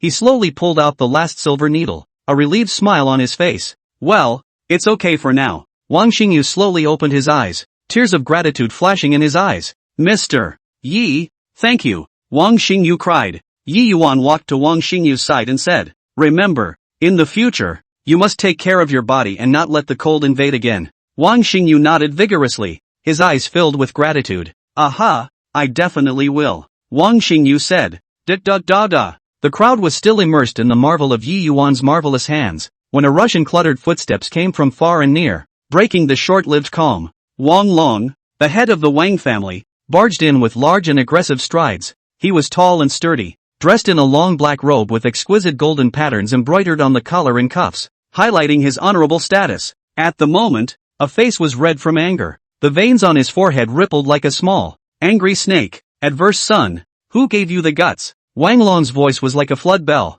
reverberating in the courtyard and shaking the ears of the crowd. Dare to give half of the Wang family's assets to the Tang family? His eyes glared round, shooting out a ferocious gaze as he forced himself straight at Wang Xingyu. It turned out that Wang Xingyu, in order for Yi Yuan to fully dedicate himself to his own treatment, signed on his own initiative without discussing with the family and allocated half of the Wang family's properties to the Tang family. Chapter 14. Let's not mess with him anymore. When Wang Xingyu saw his father in such a state of rage, he was immediately struck by lightning, and his face became as white as paper. His lips trembled slightly as he tried to say something, but fear choked his throat and he could only lower his head in embarrassment. The large group of henchmen brought by Wang Long, all dressed in black power suits with cold faces, quickly dispersed and surrounded Yi Yuan, Tang Wanru and other Tang family members. Their gazes were icy cold and their hands pressed on the hilts of their swords. As long as Wang Long gave the order, they would strike without hesitation. Yi Yuan stood in the crowd, and in the face of this tense situation, A cold smile suddenly surfaced at the corner of his mouth. His eyes were like torches, looking straight at Wang Long. Are you sure you want to do this? Yi Yuan's voice was not high, but it clearly reached everyone's ears, carrying a majesty that one could not ignore. When Wang Long heard this, not only did he not collect himself, but he threw back his head and laughed, his laughter filled with mockery and disdain. Humph, you're not just a doctor who can see. He laughed while stretching out his finger, pointing at Yi Yuan, his face full of contempt. I'm going to move you, and what are you going to do about it? Yi Yuan did not respond immediately. His eyes instantly became as cold as frost, like the water of a cold pool, only to see his right hand gently move. A silver needle had been caught in his fingertips at some point. Phew! With a gentle send, the silver needle was like a silver lightning bolt, accurately and unerringly piercing into Wang Xingyu's death point. Ah! Wang Xingyu immediately let out a painful scream, his body twitching violently as if he had received an electric shock. His eyes were extremely wide, filled with fear and pain, and beads of sweat rolled down his forehead. Father, help me! He cried out as hard as he could, desperation in his voice. Yi Yuan looked at Wang Xingyu, who was struggling in pain without the slightest hint of pity on his face. His tone was flat yet chilling. One more minute and he's dead. Yi Yuan's voice seemed to come from the depths of hell, cold and piercing. Wang Long's face instantly turned white, as if all the color of blood had been drained away. Both eyes stared round and dead at Yi Yuan, as if he couldn't believe what was happening in front of him. Tried to say something, but couldn't get a word out. How dare you? Wang Long finally squeezed out a few words, his voice filled with anger and shock. I dare you. Yi Yuan coldly interrupted him with a determination in his eyes. If you make another move, I'll make you watch your own son die. Yi Yuan's words were like a sharp dagger stabbing at Wang Long's heart. Wang Long's body swayed as if he was hit by an invisible force. He knew in his heart that Yi Yuan must have full certainty since he dared to do so. Looking at my son in agonizing pain was like a knife twisting in my heart. What the hell do you want? Wang Long gritted his teeth and asked with difficulty. Yi Yuan raised his head slightly and looked at Wang Long. Let us go and recognize the agreement signed by Wang Xingyu. Yi Yuan's voice was unquestionable and carried an irresistible power. A hint of struggle flashed in Wang Long's eyes as he clenched his fists, veins rippling on the back of his hands. But as soon as he saw his son's agonized look, his heart softened again. Okay, I promise. Wang Long finally compromised, his voice filled with helplessness and bitterness. Phew! Then he slowly raised his hand, signaling his men to get out of the way. Yi Yuan nodded slightly. His fingers gently moved and the silver needle was slowly pulled out from Wang Xingyu's death point. Wang Xingyu's body went limp and collapsed to the ground, panting heavily with a pained look still lingering on his face. Yi Yuan walked to Wang Xingyu's side, squatted down, and gently patted his shoulder. Remember, don't easily challenge my bottom line. Yi Yuan's voice was low and strong, carrying a warning. Wang Xingyu nodded weakly, his eyes filled with awe. As he looked at Yi Yuan, his heart was filled with complex emotions, both gratitude to Yi Yuan for saving his life and fear of his methods. Yi Yuan stood up and walked to Tang Wanru's side, gently holding her hand. Let's go. Tang Wanru nodded slightly, her eyes full of adoration and love, holding Yi Yuan's hand tightly as if she was holding the world. Yi Yuan led the Tang family members and slowly walked out of the villa under the watchful eyes of Wang Long and his men. Wang Long stood in place, looking at the departing back of Yi Yuan and the others, his heart unwilling. From today onwards, a bond had been formed between the Wang family and Yi Yuan, and it all started with his greed. Dad! Wang Xingyu's weak voice roused Wang Long from his contemplation. Wang Long walked to his son's side, squatted down, and gently lifted him up. Son, don't be afraid. Father will avenge you. Wang Long gritted his teeth and said viciously. Wang Xingyu shook his head slightly. Father, don't provoke him anymore. He is too scary. A hint of hesitation flashed in Wang Long's eyes, but they quickly became cold again. No, if I don't report this revenge, I, Wang Long, will swear not to be a human being. Wang Long's voice was filled with hatred. His heart had secretly sworn that he would find a chance to make Yi Yuan pay. Yi Yuan, at this moment, was blissfully unaware of the thoughts in Wang Long's mind. He took the Tang family and returned to the villa. Phew! At that moment, the two old men entered the room to discuss matters. Old Tang, you said that Yi Yuan, this kid, has the best character and ability in everything? It's our daughter's good fortune that Wanru can be with him. Zhang Qin gently took her husband's hand, her eyes glittering with delight, the corners of her mouth unconsciously rising. Tang Xingwen nodded slightly, a pleased smile on his face. Yes, this child is so young, but his medical skills are so superb, and he has repeatedly saved our Tang family from danger. He paused briefly, his eyes growing more determined. Let's see. Let's get them married in a few days. Shall we? Zhang Qin's eyes lit up and she nodded vigorously. That's exactly what I want. If we get married earlier, we can also get rid of a piece of our mind earlier. After the two of them finalized the matter, they couldn't wait to call Yi Yuan and Tang Wanru to their heels. Upon hearing the second old man's announcement that he was going to organize a wedding for them, Yi Yuan was slightly stunned and a bitter smile appeared on his face. He scratched his head, a hint of surprise and disbelief in his tone. Auntie and uncle, isn't this a bit too much of a rush? After all, in his opinion, although he was in love with Tang Wanru, it was still a bit out of his expectation to enter the marriage hall so quickly. Tang Xinghua laughed brightly, his laughter echoing in the parlor. Boy, there's no hurry at all. You don't know, ever since you appeared by Wanru's side, we've decided that you're the best candidate for a son-in-law. Get married early and we'll be a family. Zhang Qin also chimed in, taking Yi Yuan's hand and saying in a serious tone, yes, Yi Yuan, don't push your luck. We all look forward to you becoming our son-in-law soon. Tang Wanru stood on the sidelines, her cheeks crimson like the clouds in the sky. She bowed her head, her hands unconsciously gripping the corners of her coat, her eyes full of shyness. Stealing a glance at Yi Yuan, his heart was very much looking forward to this wedding. Yi Yuan looked at the eager gaze of the two old men and saw Tang Wanru's shy appearance. The concerns in his heart gradually dissipated. Chapter 15 The failed adopted son returns. Right. However, Yi Yuan's heart rippled. Suddenly, thinking about that big wedding coming up in a few days, Yi Yuan turned his head slightly. His gaze gently fell on Tang Wanru's face that was as delicate as a peach blossom, and then slowly looked at the amiable faces of Tang Xinghua and Zhang Qin. He took a deep breath and made a secret decision in his heart that since he was about to become a family, he would give them precious things without reservation. Uncle, Aunt, Wanru. Yi Yuan's voice was gentle but firm, breaking the tranquility in the courtyard. In a few days, I will marry Wanru, and today I would like to give you some gifts as a small token of my appreciation. When Tang Wanru heard this, a hint of surprise flashed in her eyes. She slightly tilted her head like a curious deer, her eyes full of anticipation for Yi Yuan's gift. Tang Xinghua and Zhang Qin glanced at each other,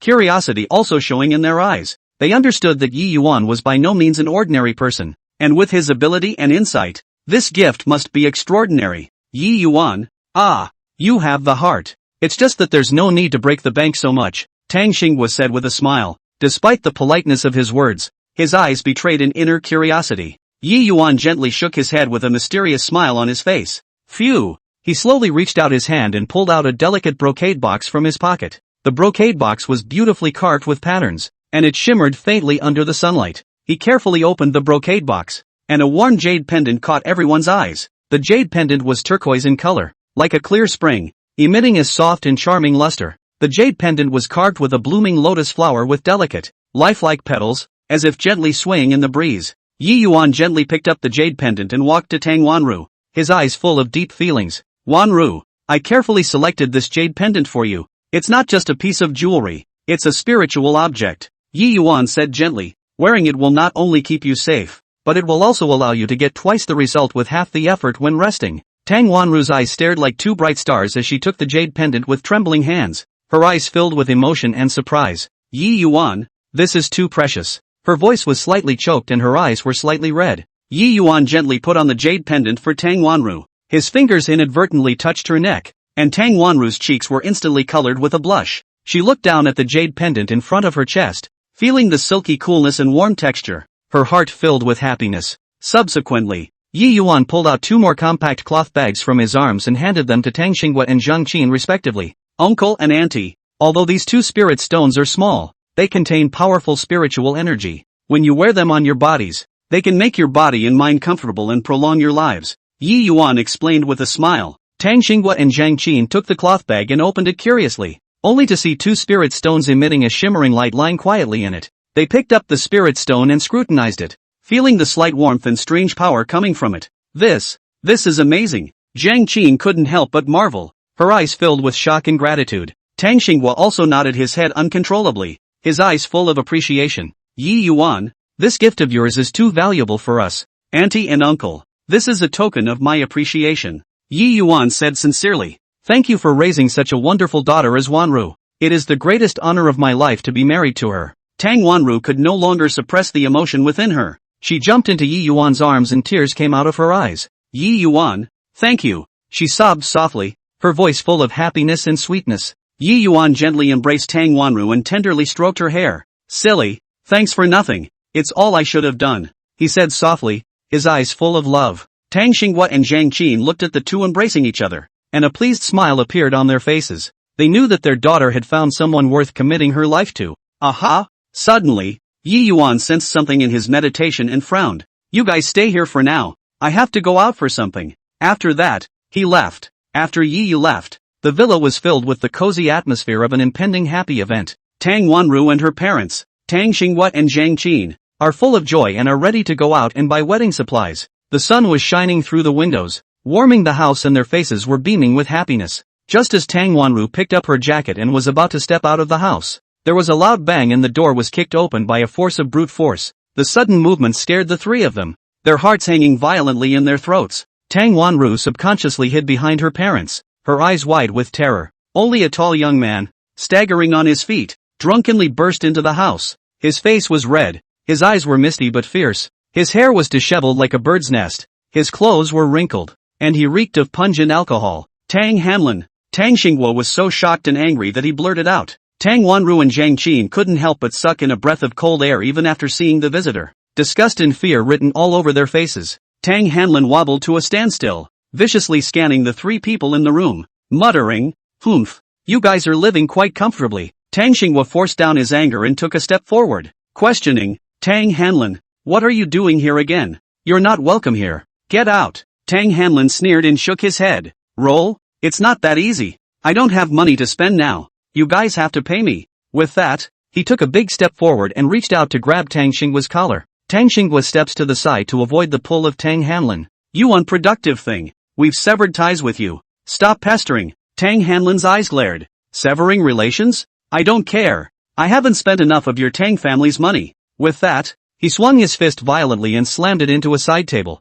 The vase on the table was shaken, clang fell to the ground, broken into a floor of porcelain. Zhang Qin screamed in fear and hugged Tang Wanru tightly. "Don't you mess around." Tang Hanlin didn't pay any attention at all, his gaze falling on Tang Wanru, a hint of greed and evil thoughts flashing in his eyes. "Yo, this is not Wanru's sister? A few days do not see. Fell more beautiful. I heard that you are going to marry. How? Also have to give brother me some bride price money it." Tang Wanru was angry and scared. Her face reddened. "Don't you talk nonsense. People like you don't deserve to talk to me." Tang Hanlin, however, laughed instead of being angry. "Ha ha, still talking tough. Believe it or not, I'll spoil this happy event of yours today." Tang Xinghua was trembling with anger. "Tang Hanlin, if you don't leave, I'll call the police." "Call the police?" Tang Hanlin laughed with a carefree smile. "You report it. When the police come, I'll say that you mistreated your adopted son and didn't pay my living expenses for so many years. See who's right." Chapter 16. Spare his dog's life. Tang Xinghua was choked speechless. He understands that Tang Hanlin is a scoundrel to the extreme, and if it really goes to the police station, things will only be more troublesome. At this time, Tang Hanlin suddenly rushed forward and grabbed Tang Wanru's arm. Come with me and get some money or I'll have your ass." Tang Wanru struggled desperately. "Let go of me, you bastard." She exerted all her strength and raised her leg to kick at Tang Hanlin. Tang Hanlin ate the pain and let go of his hand, but still unrelentingly blocked the doorway. Seeing this, Tang Xinghua rushed up and tried to pull Tang Hanlin away. Tang Hanlin threw his weight around and pushed Tang Xinghua to the ground. "Old thing, don't get in the way." Zhang Qin exclaimed in shock and rushed over to help Tang Xinghua up. "How are you?" Tang Xinghua's face was pale, covering his waist. "I'm fine. You take care of Wanru." Tang Wanru's heart was burning with anxiety, and she was vigilantly watching Tang Hanlin while looking for a chance to escape. She sneaked her hand into her pocket and tried to take out her cell phone to call the police, but was spotted by Tang Hanlin's sharp eyes. "Want to call the police? No way." Tang Hanlin rushed over with an arrow step, snatched Tang Wanru's cell phone and slammed it on the ground so hard that it was instantly in pieces. "None of you are going to run today," Tang Hanlin said viciously. "Hand over the money or I'll smash this house." With that, he picked up one of the ornaments on the table in his hand and raised it high in the air in a gesture to smash it. Tang Wanru's heart was burning with anxiety, and she silently prayed in her heart that Yi Yuan would come back quickly. She forced her composure and tried to stall for time. "Tang Hanlin, calm down. The money matter is negotiable." Tang Hanlin, however, was unmoved. "Cut the crap. I want the money now." Tang Xinghua gritted his teeth. "We won't give you another penny. You loser. You've disgraced the face of the Tang family." Tang Hanlin laughed back in anger. "Fine. In that case, don't blame me for not being polite." After saying that, he slammed the pendulum in his hand hard into the ground, and it instantly shattered into several pieces. Next, your heads. Tang Hanlin growled and rushed towards Tang Wanru once again. Tang Wanru closed her eyes in horror. She could feel the malice emanating from Tang Hanlin but was powerless to resist. Just in the nick of time, a roar suddenly came from outside the door. Stop! Tang Hanlin's figure lurched and turned his head to look, only to see Yi Yuan appearing in the doorway like a ghost. His eyes burned with angry flames, and a powerful aura radiated around him, as if he could devour Tang Hanlin at any time. Yi Yuan. Tang Hanlin's voice trembled and he unconsciously took a step back. He felt an unprecedented sense of oppression on Yi Yuan, a fear that came from the depths of his soul. Moreover, after experiencing what happened before, he also knew how powerful Yi Yuan was. Inside the hotel, forced Wang Xingyu to be that way. I heard that some maneuvering caused the Wang family to lose half of their industry and directly fell to a third-rate family? Whoosh! Next moment, Yi Yuan was like a black lightning, instantly bullying his way to Tang Hanlin. His eyes were cold, as if they could freeze the air, and he raised his hand to deliver a harsh slap. A pop sound suddenly exploded in this originally cozy villa, and Tang Hanlin's entire body flew out horizontally like a kite with broken strings, heavily hitting the wall, sliding down again. Blood instantly spilled from the corners of his mouth, and a few teeth were slapped down by the slap, rolling on the ground. Don't you dare touch her! Yi Yuan's voice was low and full of killing intent. Every word was like a heavy hammer hitting the hearts of the crowd. He approached Tang Hanlin step by step. Each step made the ground emit a dull thump sound, as if he was not walking, but gradually shrouding the shadow of death. Tang Hanlin was completely awake at this time, his eyes full of fear, crawling backward on his hands and knees, his mouth panically begging for mercy. Don, kill me. I was wrong. He had never imagined that this seemingly gentle Yi Yuan had such a terrifying power. Yi Yuan grabbed Tang Hanlin's collar and lifted his entire body up. Tang Hanlin's feet stomped off the ground and his hands grabbed onto Yi Yuan's arm in vain. Yi Yuan's other hand was raised high in the air, clenched in a fist, the bone knuckles whitening, and the air seemed to be buzzing and trembling due to the buildup of this punch. Today, you will die. Yi Yuan gritted his teeth and said. The killing intent in his eyes was as intense as materialized darkness. Just when Yi Yuan's fist was about to slam down and Tang Hanlin's life was about to end, Tang Xinghua, with strength from nowhere, violently rushed over and hugged Yi Yuan's arm. Yi Yuan, don't kill him. His voice was tinged with pleading, and his eyes were filled with intolerance. Yi Yuan was slightly stunned and turned his head to look at Tang Xinghua. The anger in his eyes did not subside. Uncle, he almost hurt Wanru just now and humiliated you guys like this. How can he be let off so easily? Tang Xinghua gasped for air, his face full of tangles and struggles. He's out of shape, but after all, he's the child we once adopted. When I adopted him, I was also thinking of giving him a home, and now if I really watch him die in front of my eyes, I just can't do it. Zhang Qin also wiped her tears at the side. Yes, Yi Yuan, spare him this time. Although Tang Wanru had palpitations, she looked at her parents' appearance and also said softly, Yi Yuan, just listen to my parents. Yi Yuan's fist paused in the air for a moment, his chest rising and falling violently as he tried to suppress the anger in his heart.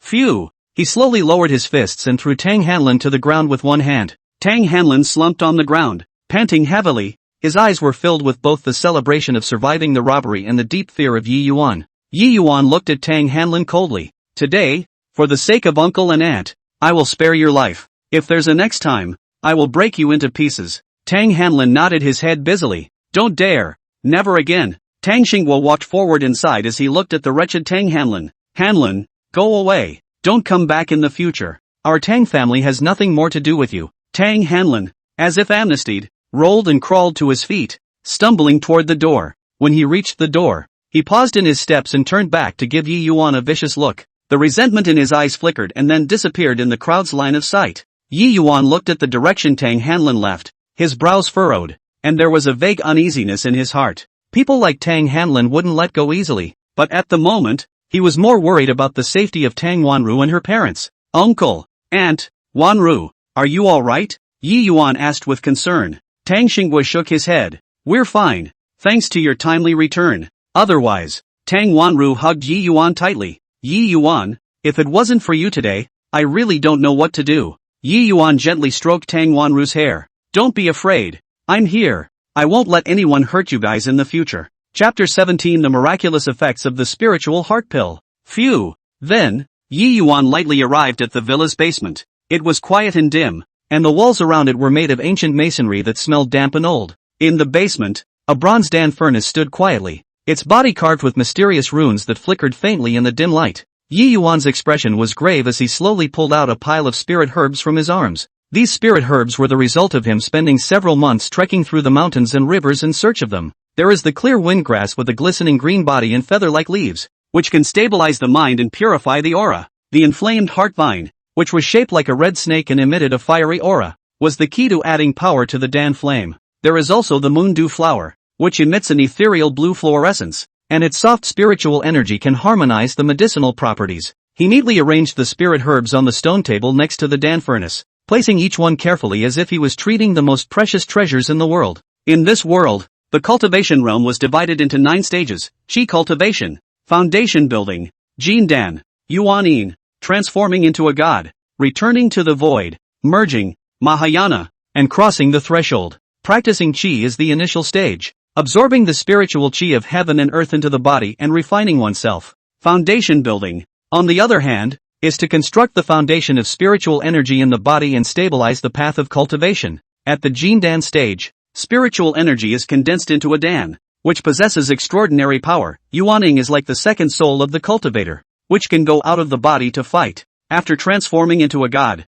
the divine mind is powerful and can perceive the mysteries of heaven and earth. The return to void realm can touch the mysteries of the void, and when merging, the self merges with the power of heaven and earth. As for the Mahayana stage, cultivators were near their peak. Transitioning is to face the test of the thunderbolt, and if you succeed, you will be able to ascend to the upper realm and become an immortal. Tang Wanru was just a mortal. If she could take the spiritual heart pill and cleanse her body, she would be able to step into the realm of Qi cultivation and open the path of cultivation. Yi Yuan took a deep breath. His hands quickly formed seals, and he mouthed the words. A spiritual energy surged out from his fingertips and landed precisely on the bottom of the Dan furnace, instantly igniting a blazing flame. The temperature inside the Dan furnace rose dramatically, and the light of the runes became more and more dazzling. He first put the Qingfeng grass into the Dan furnace. The flame instantly wrapped around the spirit grass, emitting a ZZ sound. Yi Yuan was fully concentrated, his eyes tightly staring at the changes within the furnace, fine beads of sweat seeping out from his forehead.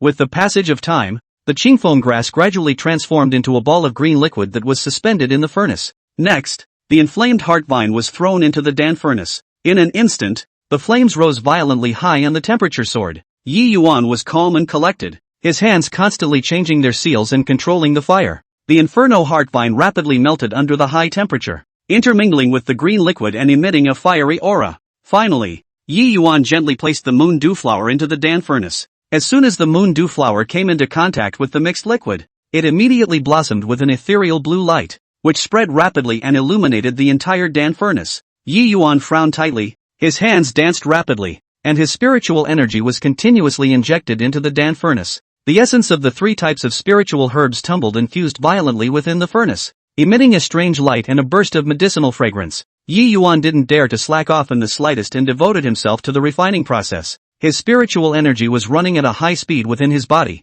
echoing the spiritual energy within the Dan furnace. Time passed by, and the changes within the Dan furnace became more and more intense. Suddenly, a violent vibration came from within the Dan furnace, and the light instantly flourished. Yi Yuan's heart tightened, knowing that he had reached a critical moment. With a loud shout, he slammed his hands on the Dan furnace, and powerful spiritual energy surged out, wrapping the furnace tightly. The vibrations within the Dan furnace gradually subsided, and the light slowly converged. Yi Yuan carefully opened the Dan furnace, and a strong medicinal fragrance hit his face. In the Dan furnace, a round spiritual heart pill lay quietly. The spirit heart pill was crystal clear and emitted a soft glow, with fine runes flickering on its surface. Between the flow of runes, the power of the spiritual heart pill continued to coalesce and stabilize. This elixir gathered Yi Yuan's heart and hope, and also carried Tang Wanru's dream of stepping into the cultivation world. Yi Yuan gently picked up the spiritual heart pill with a lot of emotions in his heart, understanding that this elixir would completely change Tang Wanru's fate. He quickly stepped out of the basement and searched for Tang Wanru. When she found Tang Wanru, she was sunbathing in the courtyard. Seeing Yi Yuan walking, a trace of surprise flashed in Tang Wanru's eyes. Yi Yuan, what did you just do? Yi Yuan smiled and walked to her side, spreading his palm to reveal the spiritual heart pill. Wanru, this is the spiritual heart pill I made for you. Take it and you will be able to cleanse your marrow and become a cultivator. Tang Wanru looked at the spiritual heart pill, her eyes filled with surprise and anticipation. She gently received the spiritual heart pill and felt the warmth and strength coming from it. Really? I can really become a practitioner? Tang Wanru's voice trembled, full of longing for the future. Yi Yuan nodded firmly. That's right. By taking it, you will be able to embark on the path of cultivation and possess transcendental powers. Tang Wanru no longer hesitated and put the spiritual heart pill into her mouth. Phew! The elixir instantly melted in her mouth, and a powerful force instantly erupted within her body. Tang Wanru only felt as if her entire body was being pierced by countless needles at the same time. The pain was unbearable. She couldn't help but scream out in misery as her body began to tremble violently. Yi Yuan immediately stretched out his hands and inputted his spiritual energy into Tang Wanru's body, helping her to relieve her pain and guiding the medicinal power to run through her body. Wanru, hold on. This is the process of cleansing the marrow and subduing the body. Although it's painful, you must get through it. Yi Yuan's voice was firm and powerful, giving Tang Wanru endless courage. With Yi Yuan's help, Tang Wanru endured the severe pain and gritted her teeth. As the medicinal power deepened, the impurities in her body began to be continuously expelled, and her body gradually became lighter. Gradually, Tang Wanru felt a brand new power being born within her body. It was the surge of aura. Tang Wanru successfully stepped into the qi practicing realm and became a cultivator. She opened her eyes glittering with excitement and joy. Yi Yuan, I did it. I really became a cultivator. Yi Yuan looked at Tang Wanru with a pleased smile on his face. Congratulations, Wanru. From now on, you will embark on a path of cultivation full of challenges and miracles. Tang Wanru held Yi Yuan's hand tightly, her heart filled with gratitude and love. Thank you, Yi Yuan. Without you, none of this would have been possible. Yi Yuan gently stroked Tang Wanru's hair. This is what you deserve. The road ahead is still long. Let's walk together. Phew. At this time, a luxuriously styled luxury car slowly parked outside the villa, its body shiny and reflecting a piercing light, highlighting its extraordinary status. The unique Zhang family emblem on the car is even more awe-inspiring. The door of the car opened and an old man dressed in a black Chinese mountain suit walked out. He was the Zhang family butler. The butler's gaze swept around, his eyes sharp and arrogant as he walked straight towards the Tang family villa's gate with a steady pace. Without waiting for the servants to greet him, he reached out and pushed open the half-covered door, striding into the courtyard as if this Tang family villa was his own backyard. Let Tang Xingyu come out. The butler stood in the courtyard, his voice booming with an unquestioning tone of command. He had his hands behind his back, his chin slightly raised, his eyes full of disdain. Chapter 18. Are you responsible for curing death? Tang Xingyu was dealing with business in his study. When he heard this arrogant shouting, his brows instantly tightened and a trace of displeasure flashed across his face. He put down the pen in his hand, slowly got up, straightened his clothes, and strutted out of the study. The Tang family, once upon a time, was also renowned and brilliant in the deep city, and although it was now in decline, the arrogance in its bones was still there. Seeing this bossy look of the Zhang family's butler, Tang Xing's heart burst with irritation and his face became more and more gloomy and ugly. I don't know what Steward Zhang's visit is about. Tang Xingyu tried his best to suppress his inner rage and asked in an icy tone. He stood on the steps, towering over the butler with a defiant look in his eyes. The butler raised his eyes and glanced at Tang Xingyu. The corners of his mouth rose slightly, revealing a contemptuous smile. Humph. I heard that Yi Yuan is in your house. My master has come down with a strange disease, and after visiting famous doctors all over the world, I was unable to do anything about it. And after hearing that Yi Yuan is a highly skilled healer, the Zhang family master ordered me to come and ask him to treat him at his house. The butler spoke with a haughty expression, as if he were bestowing a heavenly gift. Tang Xing's heart sank. The Zhang family's position in the deep city cannot afford to offend. But Yi Yuan was not a vassal of the Tang family. How could he be randomly instructed to treat the Zhang family master? Moreover, Yi Yuan had done numerous things for the Tang family during this period of time, and Tang Xingyu was unwilling to bother him from the bottom of his heart. Steward Zhang, Yi Yuan He has been unwell recently. I am afraid that he cannot go to the Zhang family. I still hope that Butler Zhang will go back and tell the Zhang family master to hire another person. Tang Xingyu made an excuse and tried to politely decline. When the butler heard this, his face suddenly changed, and his eyes instantly became ferocious. Tang Xingyu, don't you dare refuse to eat the wine until you've toasted it. It's a blessing for my master to look at him. Yi Yuan, if you don't know what's good for you and block this matter, I won't blame the Zhang family for being impolite. The butler took a step forward, pointing his finger at Tang Xingyu with a threatening intent. Tang Xingyu's heart burst with anger, and his fists unconsciously clenched. When had he, the former head of the Tang clan, ever been humiliated like this? But reason told him that he could not be impulsive. The Tang family today had long been different and could not compete with the Zhang family. Butler Zhang. You. Tang Xingyu just wanted to retort, but he helplessly swallowed his latter words. He took a deep breath and tried to calm himself. Humph. If you're sensible, hurry up and call Yi Yuan out. Don't delay my master's condition. Otherwise, I'm afraid the Tang family will have no place to stand again. The butler threatened again, with an oppressive look in his eyes. Tang Xingua's face was a shade of green and white as he struggled painfully inside. In the end, he sighed helplessly and compromised. Steward Zhang, wait a moment. I'll go get Yi Yuan. After saying that, he turned around and walked towards the backyard. Tang Xingua's footsteps were heavy and slow. Each step seemed to step on his heart. When he arrived at the backyard, Yi Yuan was resting with his eyes closed in a patch of flowers, feeling the scent of nature. Hearing the footsteps, Yi Yuan slowly opened his eyes and saw Tang Xingyu walking with a sad face. Uncle Tang, what happened? Yi Yuan stood up and asked with concern. Tang Xingyu looked at Yi Yuan and hesitated for a long time before saying, Yi Yuan, it's like this. The head of the Zhang family in Deep City has gotten a strange disease, and after hearing about your medical skills, he sent his butler to ask you to treat him. That housekeeper has an arrogant attitude and threatens the Tang family. I didn't want to agree, but nowadays the Tang family is really incapable of resisting the Zhang family, and can only come to ask you what you mean. When Tang Xingyu finished, a guilty look appeared on his face, as if he had done something wrong. Yi Yuan frowned slightly after hearing this. He didn't have any interactions with the Zhang family and didn't want to get involved in the strife of the powerful family, but looking at Tang Xingua's difficult appearance, and thinking of the Tang family's care for himself during this period of time, his heart was a little intolerant. Uncle Tang, don't be embarrassed. In that case, I'll just go with the housekeeper. Yi Yuan smiled and said in a relaxed tone as if it was just a trivial matter. Tang Xingyu looked at Yi Yuan with gratitude in his eyes. Yi Yuan, it's really hard on you. If the Zhang family wasn't too strong, Uncle Tang, don't say that. This is also considered a chance, so maybe we can get something out of it. Yi Yuan comforted. Afterward, Yi Yuan returned to the front yard with Tang Xingyu. When the housekeeper saw Yi Yuan, a trace of satisfaction appeared on his face. Humph, count on you to be sensible. Come with me, don't delay my master's condition. Yi Yuan glanced at the butler, his eyes calm and without the slightest fear. He turned to Tang Xingyu and said, Uncle Tang, don't worry, I'll go and return. Tang Xingyu nodded and urged, Yi Yuan, be careful with everything. Yi Yuan followed the butler to the car,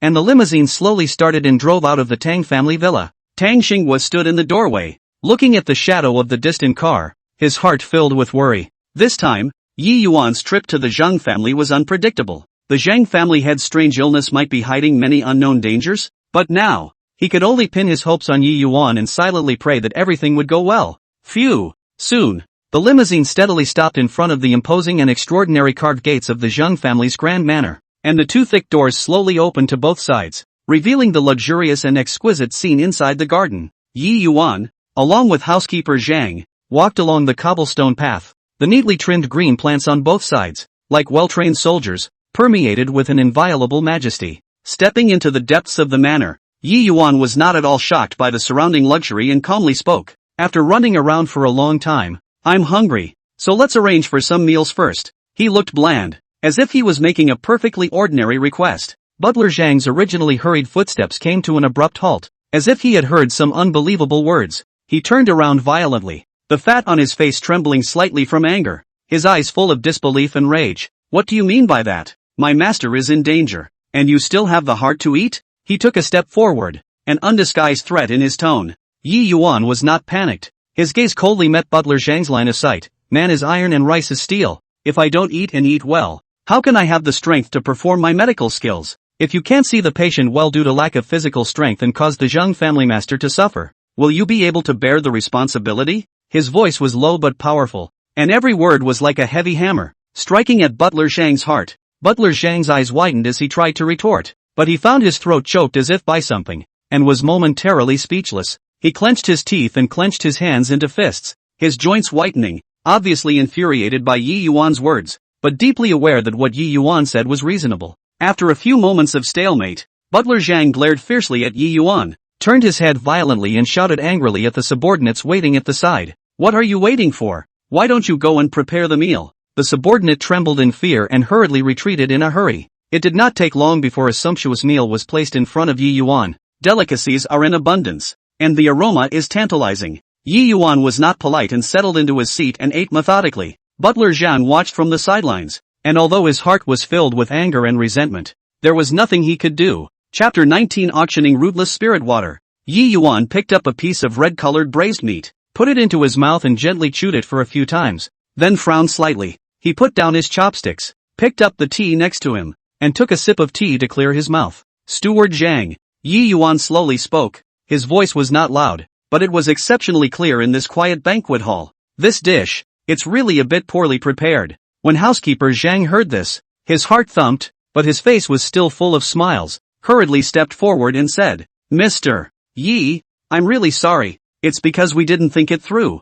You see where this dish is not to your taste. I will immediately order the kitchen to improve it. Yi Yuan slightly raised his eyes. His gaze swept over the dishes on the table. His tone was flat but carried an undeniable flavor. These dishes are so trashy that it's hard to swallow. I've always only eaten mountainous delicacies, so you guys can prepare it again. The banquet hall was instantly in an uproar at these words. The subordinates looked at each other with surprise and incomprehension in their eyes. It should be known that this table of dishes had been carefully prepared by the Zhang family kitchen for a long time, bringing together a variety of valuable ingredients and exquisite cooking skills. Butler Zhang was even more furious, his teeth itching, his hands unconsciously clenched, and the smile on his face was somewhat untenable. However, when he thought that the Zhang family master was still bedridden and counted on this Mr.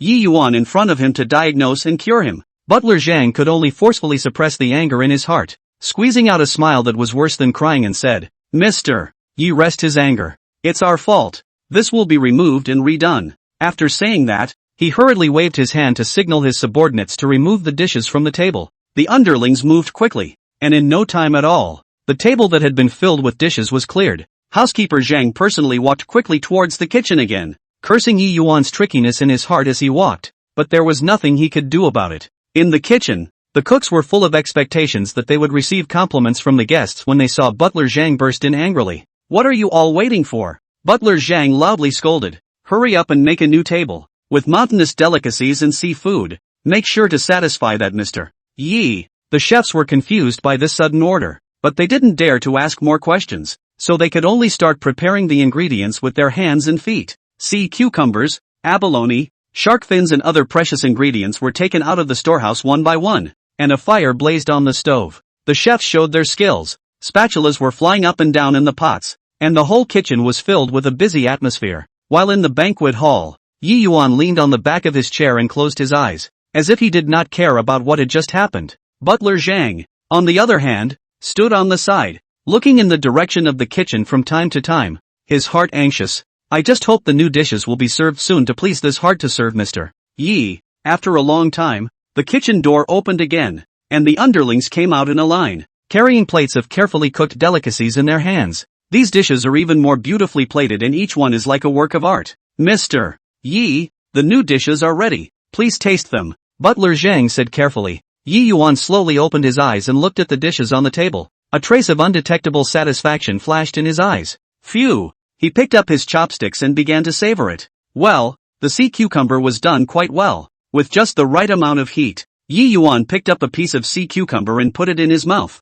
chewing it carefully before saying. When Butler Zhang heard these words, he breathed a sigh of relief in his heart, and a trace of a pleased smile finally appeared on his face. However, the flavor of this shark's fin is still poor and not fresh enough. Yi Yuan's words changed and he frowned again. Butler Zhang's heart instantly lifted up again, and the smile he had just put down froze on his face. Mr. Yi, I'm really sorry. Why don't we're? Never mind. Let's do it this time. Yi Yuan waved his hand and interrupted Butler Zhang's words. For the sake of your repreparation, I'll grudgingly eat some. Housekeeper Zhang hurriedly nodded his head in agreement, and in his heart, he was secretly glad that this storm had finally subsided for the time being. After the dinner was over, Yi Yuan was brought to the room of the Zhang family lord by housekeeper Zhang. The Zhang family master was lying on the bed, his face pale and his breath weak. Yi Yuan stepped forward and carefully took the pulse and diagnosed the Zhang family master. Although Zhang family master's condition is tricky, it is not without a cure, Yi Yuan said after a moment of contemplation.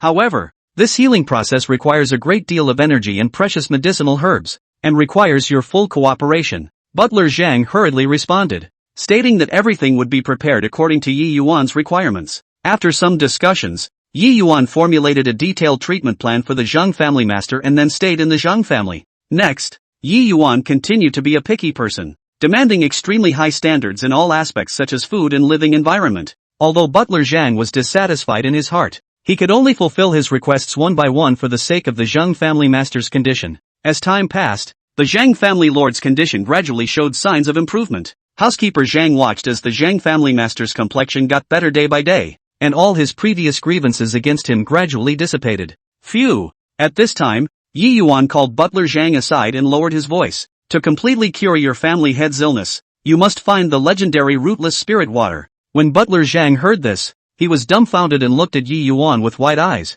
his face full of disbelief. Rootless spirit water? This where to find it? Yi Yuan raised his eyebrows slightly and said nonchalantly, there's a large auction in the west of the city this afternoon. I reckon there will be one there. Butler Zhang showed a difficult face and secretly grumbled in his heart. The auction on the west side of the city is not something that people can just enter. It's a place where some dignitaries gather, and tickets are extremely hard to come by. But for the sake of the family head's illness, he could only stiffly respond, Mr. Yi, I'll go and think of a way. Butler Zhang left in a hurry and began to look around for connections and doors, and after a great deal of trouble, he finally managed to get an admission ticket to the auction. In the afternoon, the auction site was bustling with people coming and going. Steward Zhang walked into the venue with trepidation and looked around, searching for traces of rootless spirit water. Phew! When the auction began, one precious lot after another appeared in order, attracting the crowds under the stage to bid for it. Butler Zhang's heart was burning with anxiety, and his eyes were firmly fixed on the stage,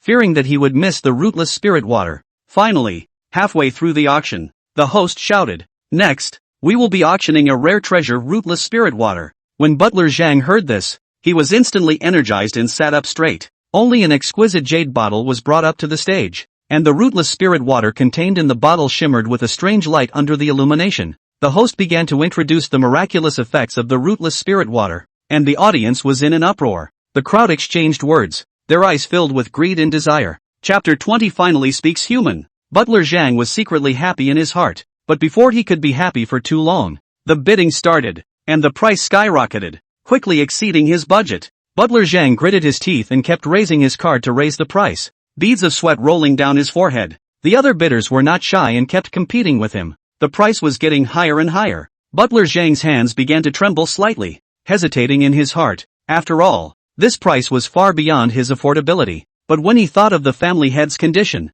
he gritted his teeth again and continued to raise the price. Just when Steward Zhang was almost in despair, suddenly, a voice rang in his ears. Butler Zhang, I advise you to give up on this rootless spirit water. You simply can't afford it. Housekeeper Zhang twisted his head and saw a young gentleman in fancy clothes looking at him with a smile on his face. Butler Zhang was shocked in his heart, recognizing that this person was the young master of another big family in the city, who usually did not get along with the Zhang family. Butler Zhang secretly grumbled in his heart, but still said unwillingly, it's not your turn to meddle in my Zhang family's affairs. The young male sneered, Humph, with your Zhang family's current financial power, you want to compete with me? I advise you to save your breath. Don't end up with a basket of water. Butler Zhang was furious and red in the face, but was speechless. Just as Butler Zhang hesitated to continue raising the price, the auction gavel fell and the rootless spirit water was won by that young gentleman at a high price. Housekeeper Zhang watched as the rootless spirit water was taken away by someone else. His heart was filled with remorse and he was so angry and anxious that he almost fainted.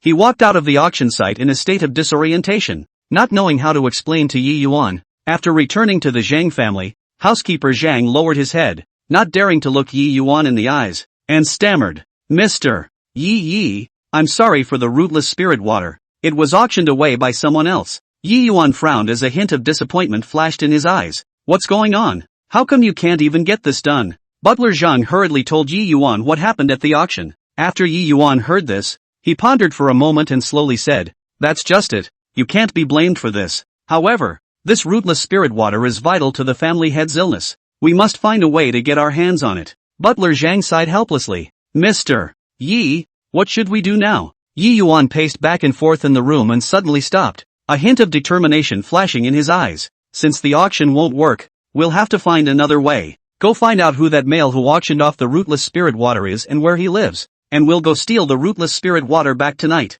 When Butler Zhang heard this, his eyes widened and he said in horror, Stealing?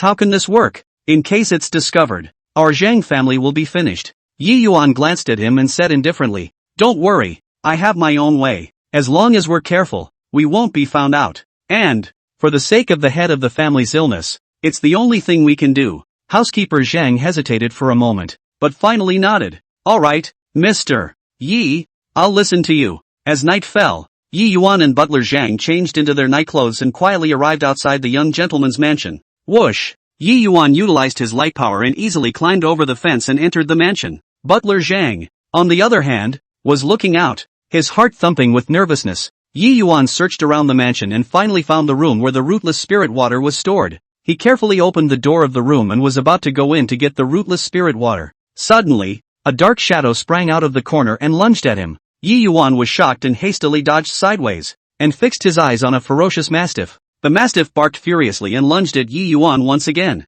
Yi Yuan didn't dare to be careless and started a fierce fight with the mastiff. He was nimble and skillfully avoided the mastiff's attacks while looking for an opportunity to counterattack. Finally, after some hard fighting, Yi Yuan managed to subdue the mastiff. He wiped the beads of sweat from his forehead and walked into the room, looking around for rootless spirit water. In a corner of the room, he found a safe, and his heart fluttered, thinking that the rootless spirit water must be kept inside. Click! Yi Yuan performed his lock-picking stance and opened the safe in no time, and he saw the bottle of rootless spirit water. With great joy in his heart, he hurriedly picked up the rootless spirit water and was about to leave. Suddenly, there was a footstep outside the room. Yi Yuan was shocked in his heart and knew that he had been discovered, so he hurriedly looked for a place to hide. The door to the room was opened and a group of guards rushed in. Searching around, Yi Yuan held his breath and hid in a corner, secretly praying not to be discovered. Just then, a guard's foot accidentally kicked the mastiff's corpse, and he cried out, "No good! Someone's breaking in!" The guards tensed up and began to search the room carefully. Yi Yuan knew that he could not wait any longer. He saw the right moment and suddenly rushed out from the corner and started a melee with the guards. He was agile and quickly knocked down a few guards, but the guards were outnumbered and gradually surrounded him. Just when Yi Yuan was in trouble, suddenly, a whistle came from outside the window. Yi Yuan's heart moved and he knew that it was butler Zhang who was outside to meet him. He hurriedly performed his light power, broke through the window and jumped out of the room, and after meeting up with housekeeper Zhang, the two of them quickly fled the mansion. Phew! After returning to the Zhang family, both Yi Yuan and housekeeper Zhang breathed a sigh of relief. Butler Zhang looked at the rootless spirit water in Yi Yuan's hand and said excitedly, "Mr. Yi, it's really thanks to you this time. If it wasn't for you, it would have been impossible for us to get the rootless spirit water." Yi Yuan smiled faintly. "Alright, there's no time to lose. Let's hurry up and use the rootless spirit water to cure the family head." The two of them came to the Zhang family master's room. Yi Yuan carefully poured the rootless spirit water into the medicinal pot and started boiling the medicinal soup. Not long after, the medicinal soup was ready and Yi Yuan personally fed it to the Zhang family master. After a while, the Zhang family master's face gradually gained blood color, and his breath was much smoother. Butler Zhang watched from the sidelines, his eyes filled with surprise and gratitude. "Mr. Yi, thank you so much. The family head's illness is finally saved." Yi Yuan smiled and said, "Don't be anxious, this is just the first step. It still requires subsequent treatment and conditioning. However, as long as we have the rootless spirit water, the family head's illness will definitely be completely cured." Housekeeper Zhang nodded his head repeatedly and was even more impressed with Yi Yuan's medical skills and boldness. Next, Yi Yuan continued to treat the Zhang family master, and the Zhang family master's condition improved day by day. The entire Zhang family was grateful to Yi Yuan and regarded him as their savior. That morning, the Zhang family head was finally able to speak. Chapter 21. I've been saving my hand for you for a long time. Thank you, Mr. Yi. The Zhang family head slightly raised his trembling hand, his voice as low as a mosquito fly vibrating its wings. "Without you." Yi Yuan stood by the bedside, his stance erect and his expression bland. Hearing the Zhang family head's words, he gently waved his hand, a hint of uninhibitedness and forthrightness in his eyes. "It's fine, just pay the money." These blunt words were like a stone thrown into a calm lake, causing everyone present to freeze. The Zhang family head and the butler beside him exchanged glances, a flash of embarrassment flashing across their faces. The butler was slightly chubby, dressed in a black Chinese mountain suit, and the smile that was always on his face froze at the moment, the corners of his mouth twitching unnaturally. "Mr. Yi, you this." The butler tried to ease the atmosphere, piling up a face full of fake smiles and said, "Your medical skill is excellent. We are naturally grateful. Just this remuneration, is it not some?" The corners of Yi Yuan's mouth rose slightly as he looked at the housekeeper with a smile, and an undeniable sharpness in his eyes. "Treating your family's master has consumed a great deal of my energy, as well as precious medicinal herbs. $200 million is all ready for the Zhang family's sake." The room instantly exploded at those words. The several close sons and daughters of the Zhang family who stood at the side were originally still grateful to Yi Yuan. At this moment, when they heard this huge figure, their eyes widened, shock and dissatisfaction written all over their faces. $200 million? That's a lion's share. A young Zhang clan scion couldn't help but yell, his face reddening like a ripe tomato. That's right, even if it's a top-notch celebrity doctor, it doesn't cost that much. Another lanky son echoed, his hands clasped to his chest with an indignant look on his face. Yi Yuan turned a deaf ear to this, as his gaze remained locked on the Zhang family head and the butler. The Zhang family head showed a difficult face and kept coughing. The butler rushed forward and gently patted his back, but a hint of sinister in his eyes flashed. "Mr. Yi, your price is too high for us to accept." The butler straightened his back, his tone became forceful, and the smile on his face completely disappeared, replaced by a cold and arrogant look. "Why don't we talk it over?" Yi Yuan laughed coldly, a hint of disdain flashed in his eyes. "There is nothing to discuss. If I make a price, I will never change it." The butler's face instantly turned ironic as he took a step forward, his aura steeply changing. The original slightly blonde figure was actually permeated with a ferocious aura at the moment. "If you don't give it, what can you do?" he said viciously, his eyes full of threats. The atmosphere in the room instantly dropped to freezing point, and everyone was stunned by the butler's sudden transformation. No one would have expected that the butler who was just talking politely with Yi Yuan would reveal such a hideous face at this moment. Yi Yuan, however, was not the least bit intimidated by the butler's threat as he extended his right hand without any delay. Gently lifting a finger, he waved it in front of the crowd, a confident smile on his face. "He, you try it. I also left a silver needle inside your master's body just in case of this hand." These words were like a bolt from the blue, causing everyone in the room to suck in a breath of cold air. The Zhang family head's originally weak body was now trembling violently, his eyes filled with fear and despair. "What do you mean by that?" "You?" he asked in a trembling voice. Yi Yuan narrowed his eyes slightly, and there was a chill in his eyes. "This silver needle, if you don't take it out, in less than an hour, your master will bleed to death from all 7 orifices. Moreover, the location where the silver needle is located is extremely special,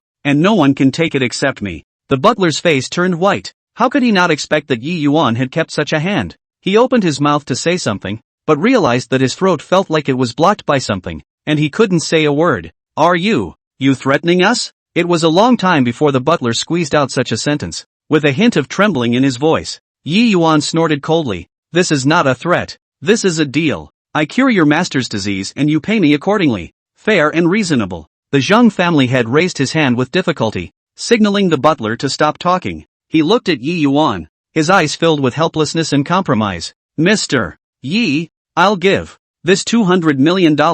We, the Zhang family, will give it." The butler wanted to say something else, but was stopped by the Zhang family head's stern look. He gritted his teeth and finally lowered his head. "Very good." Yi Yuan nodded in satisfaction. "When the money arrives, I will naturally take out the silver needles and ensure that your master is safe and sound." After saying that, Yi Yuan no longer paid attention to the crowd, turned around and walked out of the room in large strides. In the room, only the Zhang family members were left looking at each other, their hearts filled with resignation and helplessness. Yi Yuan, on the other hand, was already calculating his next deal. In the deep city, there is a medicine street that is known far and wide. On both sides of the street, there was a forest of various kinds of medicine stores, their wooden signboards swaying gently in the breeze, and the air was filled with the rich aroma of herbs. Dressed in a black robe, Yi Yuan stepped into the street with a steady pace. The target was aimed straight at the grand and imposing drugstore in the center of the street. G**********. The door of Ji Shi Tang was open. The store was spacious and bright, with rows of tall medicine cabinets neatly arranged. The top drawer was densely labeled with all types of herbs and appeared to be well organized. The store fellows, dressed in uniform blue cloth shirts, are busy grabbing medicines and counting for customers. Yi Yuan walked into the store, his eyes scanning between the wide array of medicine cabinets, and walked straight towards the area where the rare spirit herbs were placed. "Excuse me, do you have spirit herbs here that are over 100 years old?" Yi Yuan politely asked a passing fellow. The fellow looked Yi Yuan up and down. Seeing that he was plainly dressed and alone, he could not help but flash a hint of contempt on his face. 100-year-old spirit herbs? That's all rare and expensive. Are you sure you can afford it? The corner of the fellow's mouth rose slightly, and he said with a hint of a mocking smile. Yi Yuan frowned and did not pay any attention to the fellow's attitude as he said again, "I can naturally afford it. Please take it out for me to see." The fellow skimmed his mouth, And in his heart, he decided that Yi Yuan was just a poor boy who came to join the fun and deliberately made things difficult for him.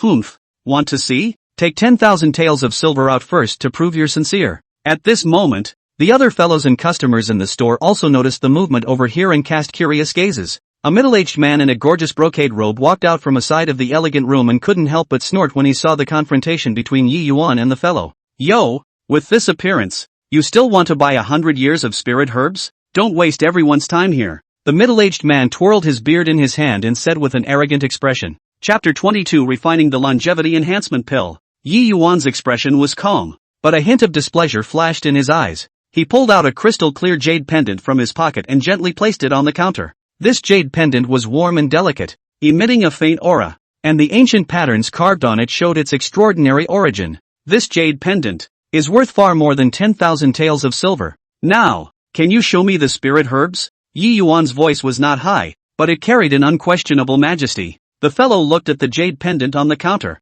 A hint of surprise flashed in his eyes, but the arrogance in his heart made him unwilling to give in easily. Humph. It's just a jade pendant. Who knows if it's real? Just then, the shopkeeper of the Jishur Tang heard the commotion and hurriedly came from the back hall. This shopkeeper was an old man in his 50s, with sharp eyes and a lot of experience. He saw the jade pendant on the counter with a single glance, and his face instantly changed drastically. This is an ancient jade pendant? It's worth a lot of money. The shopkeeper exclaimed out in shock and hurriedly bowed to Yi Yuan. I don't know that your guest has come to visit. The small store has missed the welcome. I hope to forgive you. The fellow and the people around him were stunned when they heard the shopkeeper's words. That fellow was even more frightened. His face was pale, his legs were weak, and he almost collapsed on the ground. Don't go and bring the 100-year spirit grass yet. The shopkeeper's eyes widened in anger as he shouted at the fellow. The fellow ran behind the medicine cabinet with trepidation and carefully held out a delicate wooden box. His hands trembled as he opened the box, and inside lay several spirit herbs that emitted a shimmering light.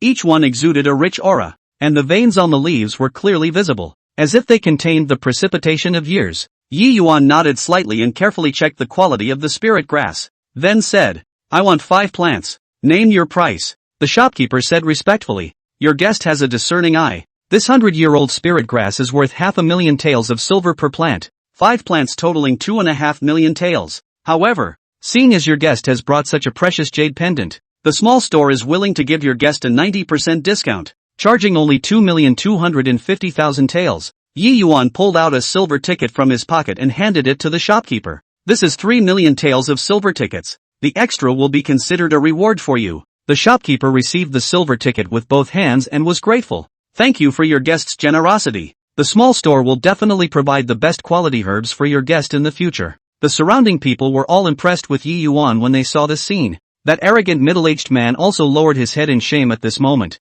not daring to make another sound. Yi Yuan carefully placed the spirit grass into his arms and turned around, ready to leave. At this time, the shopkeeper suddenly said, Your Honor, stay back. The small store has recently received news that a group of outlaws have set their sights on the medicine stores in the city, wanting to snatch the rare herbs. I'm afraid it would be dangerous for your guest to carry such a precious spirit herb. Yi Yuan smiled faintly. Thanks for reminding the shopkeeper, but I have my own way to deal with it. Walking out of Jishur Tang, Yi Yuan strolled down the medicine street. Phew! Suddenly, a group of black-clothed men poured out from the street corner and surrounded him. The black-robed man at the head held a long knife and said viciously, Kid, if you are sensible, hand over the spirit herb and you will be spared from death. Yi Yuan's expression was calm as he slowly raised his right hand and a golden glow of spiritual energy coalesced in his palm. Just with you guys. You want to rob me too? Seeing this, the men in black waved their long knives and lunged towards Yi Yuan. Yi Yuan's figure flashed, weaving between the black-clothed men like a ghost.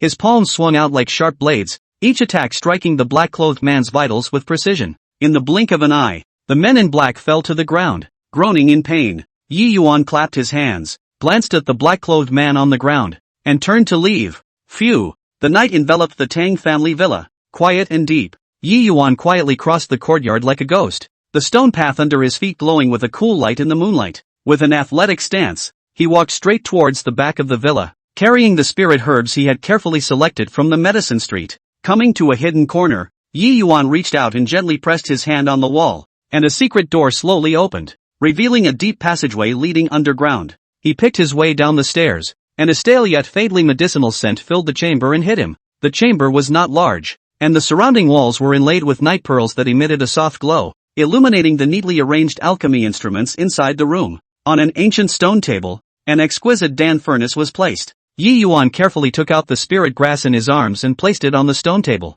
These spiritual herbs had been precipitated through centuries of age, and each one of them exuded a unique spiritual flavor. The leaves shimmer faintly as if telling a story of growth over a long period of time. He took a deep breath and made quick seals with both hands, chanting under his breath. Boom! As the incantation was chanted, the Dan furnace runes glowed brightly, and a blazing flame rose from the bottom of the furnace, burning brightly. This flame was not an ordinary open flame, but the fire of spiritual power that Yi Yuan had gained from years of cultivation. The temperature was extremely high and pure, and it was an excellent source of fire for refining spiritual pills. Yi Yuan picked up a spirit herb and gently placed it into the Dan furnace. As soon as the spirit grass came into contact with the flame, it instantly emitted a ZZ sound and began to rapidly dehydrate and melt. Yi Yuan stared intently at the furnace, his hands constantly adjusting the size and temperature of the flame. His expression is focused as if he was carving an absolute treasure. As the first spirit herb was completely transformed into spirit liquid, Yi Yuan put in the rest of the spirit herbs in turn.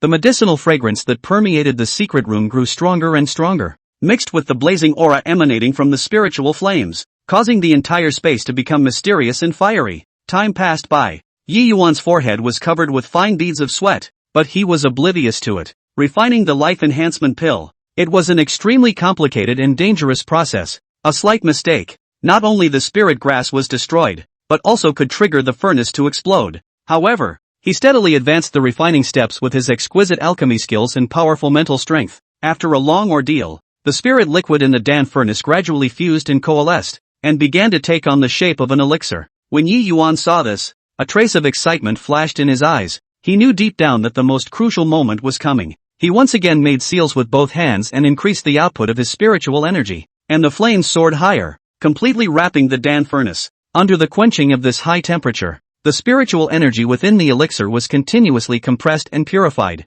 Suddenly, a slight vibration came from the Dan furnace, followed by a ray of colorful light spilling out from the cracks of the Dan furnace. The corners of Yi Yuan's mouth rose, revealing a hint of a pleased smile. He knew that the life enhancement pill was about to become a pill. Boom! With a dull sound, the lid of the Dan furnace flew up violently, and 3 round, full-bodied longevity enhancement pills that emitted a strong aroma slowly rose up. The surface of the pills flickered with colorful light and runes loomed large, each one containing a powerful life force. Yi Yuan reached out and gently caught the life enhancement pill. Feeling the majestic spiritual power contained in it, his heart was filled with a sense of accomplishment. This life enhancement pill not only condensed the essence of the precious spirit herbs, but also poured in countless efforts from him. He carefully placed the life enhancement pill into the jade box and stowed it away in his bosom, thinking that this elixir could prolong the life of those in need and bring new life. Yi Yuan's eyes flashed with determination. Chapter 23 50 Years of Life for You. Bang! In the lobby of the Tang family villa,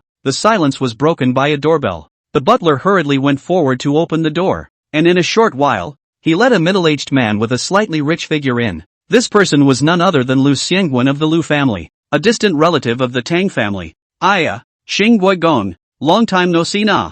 Lu Xiangguan pulled a loud voice and piled a seemingly warm smile on his face, but his eyes were glancing around, revealing a sense of scrutiny and disdain. Tang Xinguo walked out quickly from the inner hall, and even though the Tang family was not as good as it used to be today, his years of worldly upbringing still allowed him to maintain a decent demeanor. He greeted him with a smile and said, Xiangguan, ah, rare guest, please have a seat. Lu Xiangguan swaggered over to the sofa and sat down on his butt, but his eyes were not idle as he scanned the hall's furnishings and sked inside. Xinggui Gong, not me. This villa is still the same. It hasn't been refurbished for so many years? Look at this furniture. It's all outdated. Tang Xinghua had a pang of displeasure in his heart, but he still forced himself to endure it, the corners of his mouth still hanging on a smile. I'm used to these old objects, and I use them smoothly. On the contrary, Xiangguan, I think you must have mixed well these years. When Lu Xiangguan heard this, he immediately became interested, leaned forward and said with a fluttering brow, That's not true. Let me tell you, our Lu family's business in the past few years has been booming, and we have industries all over the country. Let's just say last month, I negotiated a big deal abroad. That amount. I'm afraid I'll scare you if I tell you. Tang Xinghua listened silently, but inwardly he was annoyed. Once when the Tang family was in its prime, the Lu family was nothing more than a small family dependent on the Tang family. and now they were showing off so much in front of themselves. But the feeling of being a parasite was so overwhelming that he could only nod his head uncontrollably and pretend to agree. By the way, Xiangwen, you just said that you have a big deal abroad. Exactly what kind of business is it? Tang Xinghua asked, attempting to change the subject and relieve his own internal suffocation. Lu Xiangwen slapped his thighs and was full of smugness. You don't know about this, do you? The hottest thing right now is the biomedical field. Me, a while ago, I spent a lot of money at the hospital to buy a gene potion. The effect is that amazing. It can enhance your life expectancy by 10 years. What? Boosting your lifespan by 10 years? Is it really that magical? Tang Xinghua frowned slightly, a hint of surprise flashing through his eyes. That's for sure. This is the latest scientific research, and the general public can't buy it. It took me a lot of connections to get one of these, too. Lu Xiangwen straightened his back, showing off. As Tang Xinghua listened to these words, his heart became more and more unpleasant. His own family was now so down and out that it was somewhat difficult to even maintain daily expenses, while this person in front of him was recklessly flaunting wealth and rare contraptions. However, for the sake of the Tang family's future, he still decided to give it a hard try. Xiangwen, you also know that our Tang family hasn't had much luck in the past few years, and we've encountered some trouble in our business. I thought, can you? Tang Xinghua paused, with a hint of expectation in his eyes. Can what? Lu Xiangwen frowned, the smile on his face instantly disappearing as he looked at Tang Xinghua warily. Can you lend me some money to work around for a while? And when the Tang family slows down this time, I'll definitely return it to you with interest. Tang Xinghua gritted his teeth and spoke the words out. When Lu Xiangwen heard this, he immediately stood up with a disgusted expression on his face. Xinghua Gong, you say this. This money of mine didn't come from the wind. Lending it to you, I figure? Besides, who knows when your Tang family will turn around? And in case I can't pay it back, who am I going to find? Tang Xinghua's face instantly became white, lips slightly trembling. How he did not expect. Lu Xiangwen changed his face so fast. Those relatives who were once in love with each other are so unbearable in front of money. Xiangwen, we are at least relatives. Can you bear to watch the Tang family collapse like this? Tang Xinghua couldn't help but raise his voice, a hint of anger in his eyes. Relatives are relatives and business is business. I can't throw money in the water just because I'm related. Lu Xiangwen grunted and straightened his clothes. Alright, I still have things to do, so I'll leave first. Phew. At that exact moment, a sound of steady footsteps came from outside the door, and Yi Yuan's slender figure appeared in the doorway. His posture was upright, and his temperament was warm with a spontaneity that was hard to ignore. Lu Xiangwen had just reached the door when he heard footsteps and subconsciously turned around. Seeing Yi Yuan, he couldn't help but frown and asked Tang Xinghua with a puzzled face. Who is this? There was an obvious contempt in his tone. Tang Xinghua looked at Yi Yuan. A complex emotion flashed in his eyes. There was relief and a hint of worry. He sighed slightly and said, this is my son-in-law-to-be, Yi Yuan, who is preparing to marry my daughter. When Lu Xiangwen heard this, he was first stunned, then he threw back his head and laughed, his laughter filled with mockery. Ha ha, Duke Xing, you're sick and desperate, aren't you? Finding a son-in-law will revitalize the Tang family? Look at his shabby appearance. He must be a poor boy. What can he be capable of? Yi Yuan did not show the slightest hint of anger on his face when he heard this. He just smiled faintly. That smile, calm and confident, as if Lu Xiangwen's words were nothing more than a whisper. He walked forward unhurriedly and stood beside Tang Xinghua, his gaze calmly looking at Lu Xiangwen. Mr. Lu, isn't it a bit too early for you to say that? Yi Yuan opened his mouth, his voice gentle yet with an unquestionable power. Lu Xiangwen disdainfully skimmed his mouth. Humph, I think you're just a brat who hasn't seen the world. The gene potion I just bought cost a fortune before it could only increase my lifespan by 10 years. Just you. What good can it be? Yi Yuan did not retort. Only the corners of his mouth rose slightly, revealing a mysterious smile. He slowly pulled out a small antique jade bottle from his bosom, which was carved with delicate patterns, and in the dimly lit hall, it even faintly emitted a soft glow. Uncle Tang, this is a longevity-enhancing elixir that I refined not long ago, Yi Yuan said, gently handing the small jade bottle to Tang Xinghua, his eyes full of sincerity. Tang Xinghua received the jade bottle, his hand trembling slightly, his eyes filled with shock and doubt. He looked at Yi Yuan as if he wanted to find an answer from his face. Yi Yuan, this? Yi Yuan smiled and nodded,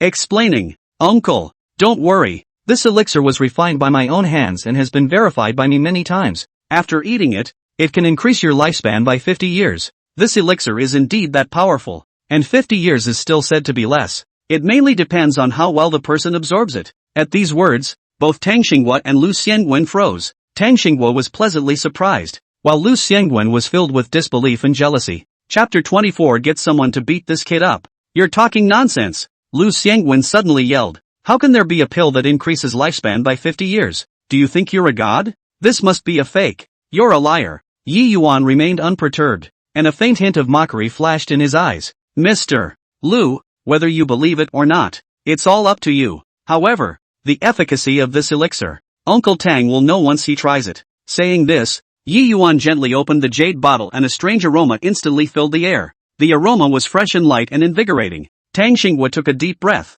only to feel a warm current going down his nose and straight to his limbs, and the whole person became relaxed. This fragrance, it doesn't seem fake, Tang Xinghua muttered, his eyes filled with surprise. Lu Xiangwen's face, however, became extremely ugly, his eyes staring tightly at the small jade bottle, his eyes filled with greed and jealousy. No way. This is impossible. I spent so much money to buy the gene potion that increased my lifespan by 10 years. How could you possibly have such a miraculous elixir? Yi Yuan looked at Lu Xiangwen's appearance and secretly sneered in his heart. He raised his head slightly and said with a firm gaze, Mr. Lu, not all of the wondrous treasures in this world can be measured in terms of money. There are some things that require chance and strength to obtain. Lu Xiangwen was choked speechless by Yi Yuan's words. His face turned red and his hands clenched into fists as if he was about to rush up and grab the bottle of elixir at any time. Mr. Lu, if you have nothing else to do, please go back, Yi Yuan said coldly, his eyes revealing a hint of impatience. Lu Xiangwen glared fiercely at Yi Yuan,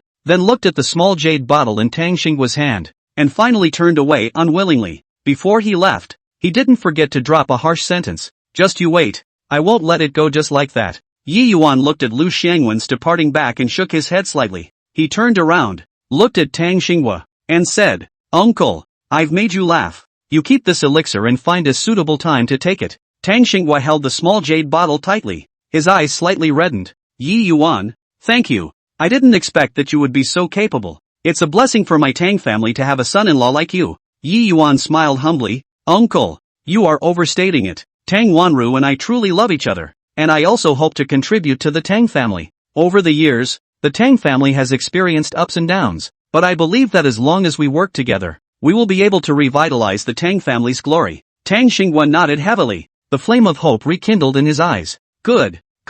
With your words, I'm relieved. Phew. Lu Xiangwen left the Tang family villa in a huff, and along the way, his mind kept echoing Yi Yuan's cloudy yet provocative words, as well as Tang Xinghua's expression of mixed surprise when he received the longevity-enhancing elixir. The images were like sharp knives, piercing his pride viciously. After returning home, Lu Xiangwen sat on his butt on the sofa, his face terribly gloomy. How could he not swallow this breath? An unknown brat who dared to be so arrogant in front of him. He also took out an elixir that could increase his lifespan by 50 years, which was simply a blatant humiliation for him. Incoming! Lu Xiangwen suddenly yelled, his voice echoing in the empty room. The butler hurriedly ran in, his head lowered, not daring to utter a single breath. Master, what are your orders? Go find out for me. Who the hell is that Yi Yuan? Lu Xiangwen said through gritted teeth. I want to know everything about him. His background, where he came from, and what makes him able to take out an elixir like that. The butler nodded his head in a hurry. Yes, master, I'll do it now. In the next few days, Lu Xiangwen was anxious. He kept urging the housekeeper to get news about Yi Yuan as soon as possible. Finally, the butler brought the results of the investigation. Master, this Yi Yuan really doesn't have much of a background. He's just a poor boy from an ordinary family. He had been wandering around in the field before, and only recently returned to the local area, meeting and falling in love with Miss Tang, the butler carefully reported. When Lu Xiangwen heard this, he was first stunned, and then he laughed up in the air. Ha ha, I thought it was some kind of marvelous character, but it turns out to be a good-for-nothing pauper. A trace of viciousness flashed in his eyes. How dare he flaunt himself in front of me with just him? After laughing coldly, the evil thoughts in Lu Xiangwen's heart grew stronger. He decided to give Yi Yuan a little color and let him know what would happen if he offended himself. So, he began to look around for people, ready to teach Yi Yuan a lesson. After some inquiries, Lu Xiangwen found a few punks who hang out on the road.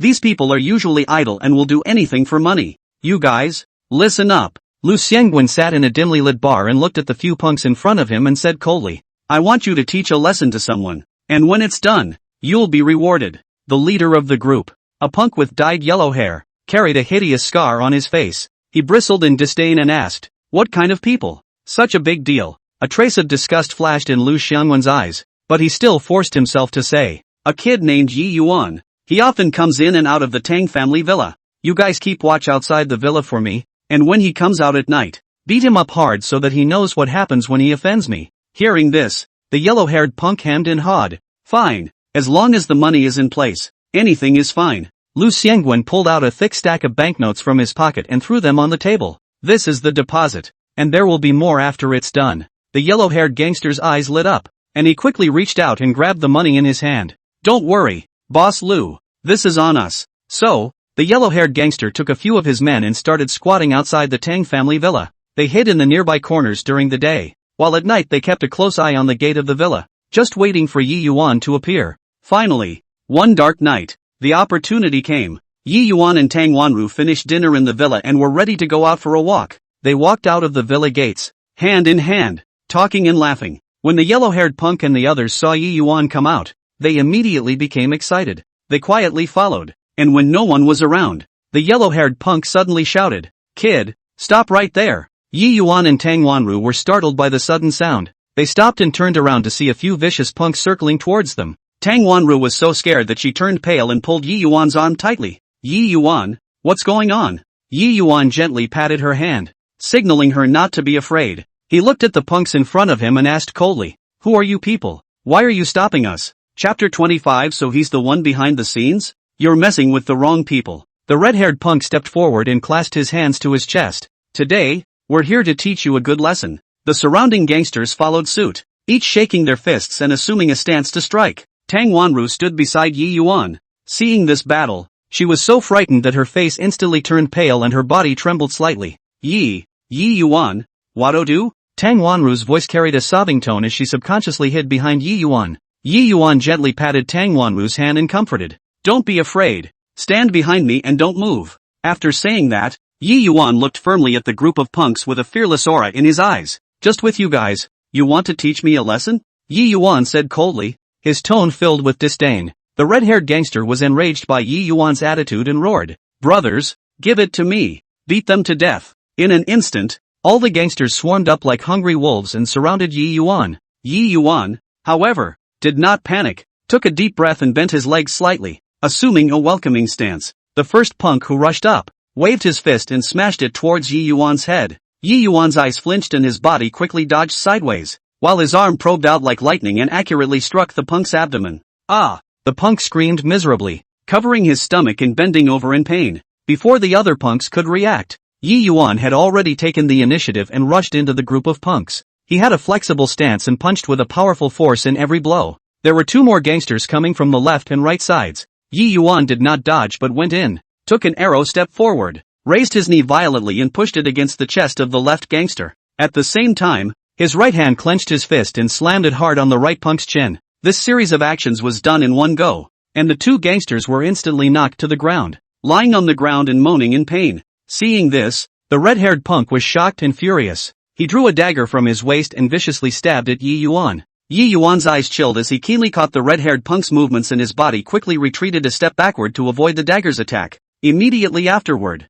he flew up and kicked the red-haired punk in the wrist. Click! A crisp fracture sounded. The dagger in the red-haired gangster's hand fell. He held his wrist, his face twisted in pain. "Ah, my hand!" The red-haired punk let out a pig-killing howl. However, Yi Yuan did not stop. He continued to weave through the group of punks, and with each strike, he was able to incapacitate a punk. The punk's original arrogance was completely suppressed, and they began to get scared and wanted to retreat. "Too powerful. Is this still human?" a punk said in horror, his eyes filled with fear. "We're no match for him. Run!" the other punk shouted, turning around and trying to escape. Yi Yuan would not let them off easily. He increased his speed and rushed towards the punks who were trying to escape. "Want to run? It's not that easy." Yi Yuan shouted angrily and caught up with one of the punks, grabbed him by the collar and slammed him to the ground. Bang! The punk's body hit the ground hard, raising a cloud of dust. Just like that, in just a few minutes, Yi Yuan had all the punks to the ground.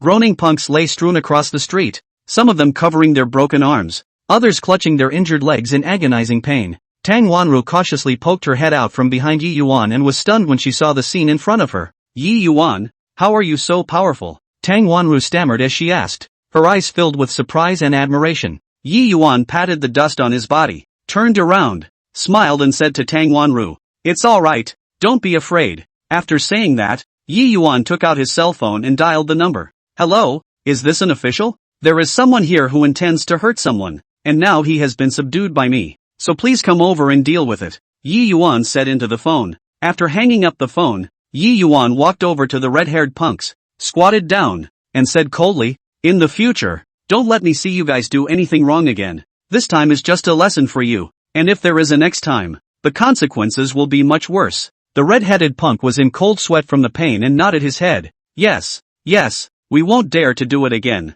It didn't take long for the officials to arrive on the scene. When they saw the punks lying on the ground and listened to Yi Yuan's narration, they quickly understood what happened. "You have done well. You know how to protect yourself and others when in danger." A man praised Yi Yuan. "We will take these people back to be dealt with according to the law." Yi Yuan nodded his head in appreciation before leaving the scene with Tang Wanru. Walking down the street, Tang Wanru was still immersed in the shock she had just experienced. "Yi Yuan, who the hell are you? How come you have such powerful kung fu?" Tang Wanru asked curiously. Yi Yuan smiled and didn't answer directly. "I've learned some before. I didn't expect to use it today." Tang Wanru looked at Yi Yuan, her heart filled with gratitude and admiration. From this day onwards, Yi Yuan's image in her heart became incomparably taller. It was late at night, and the Tang family villa was immersed in a quietness. The moonlight was like water, sprinkling every corner of the courtyard. Yi Yuan gently pushed open the door of his room and walked out of the villa silently like an agile night cat. He arrived in the courtyard,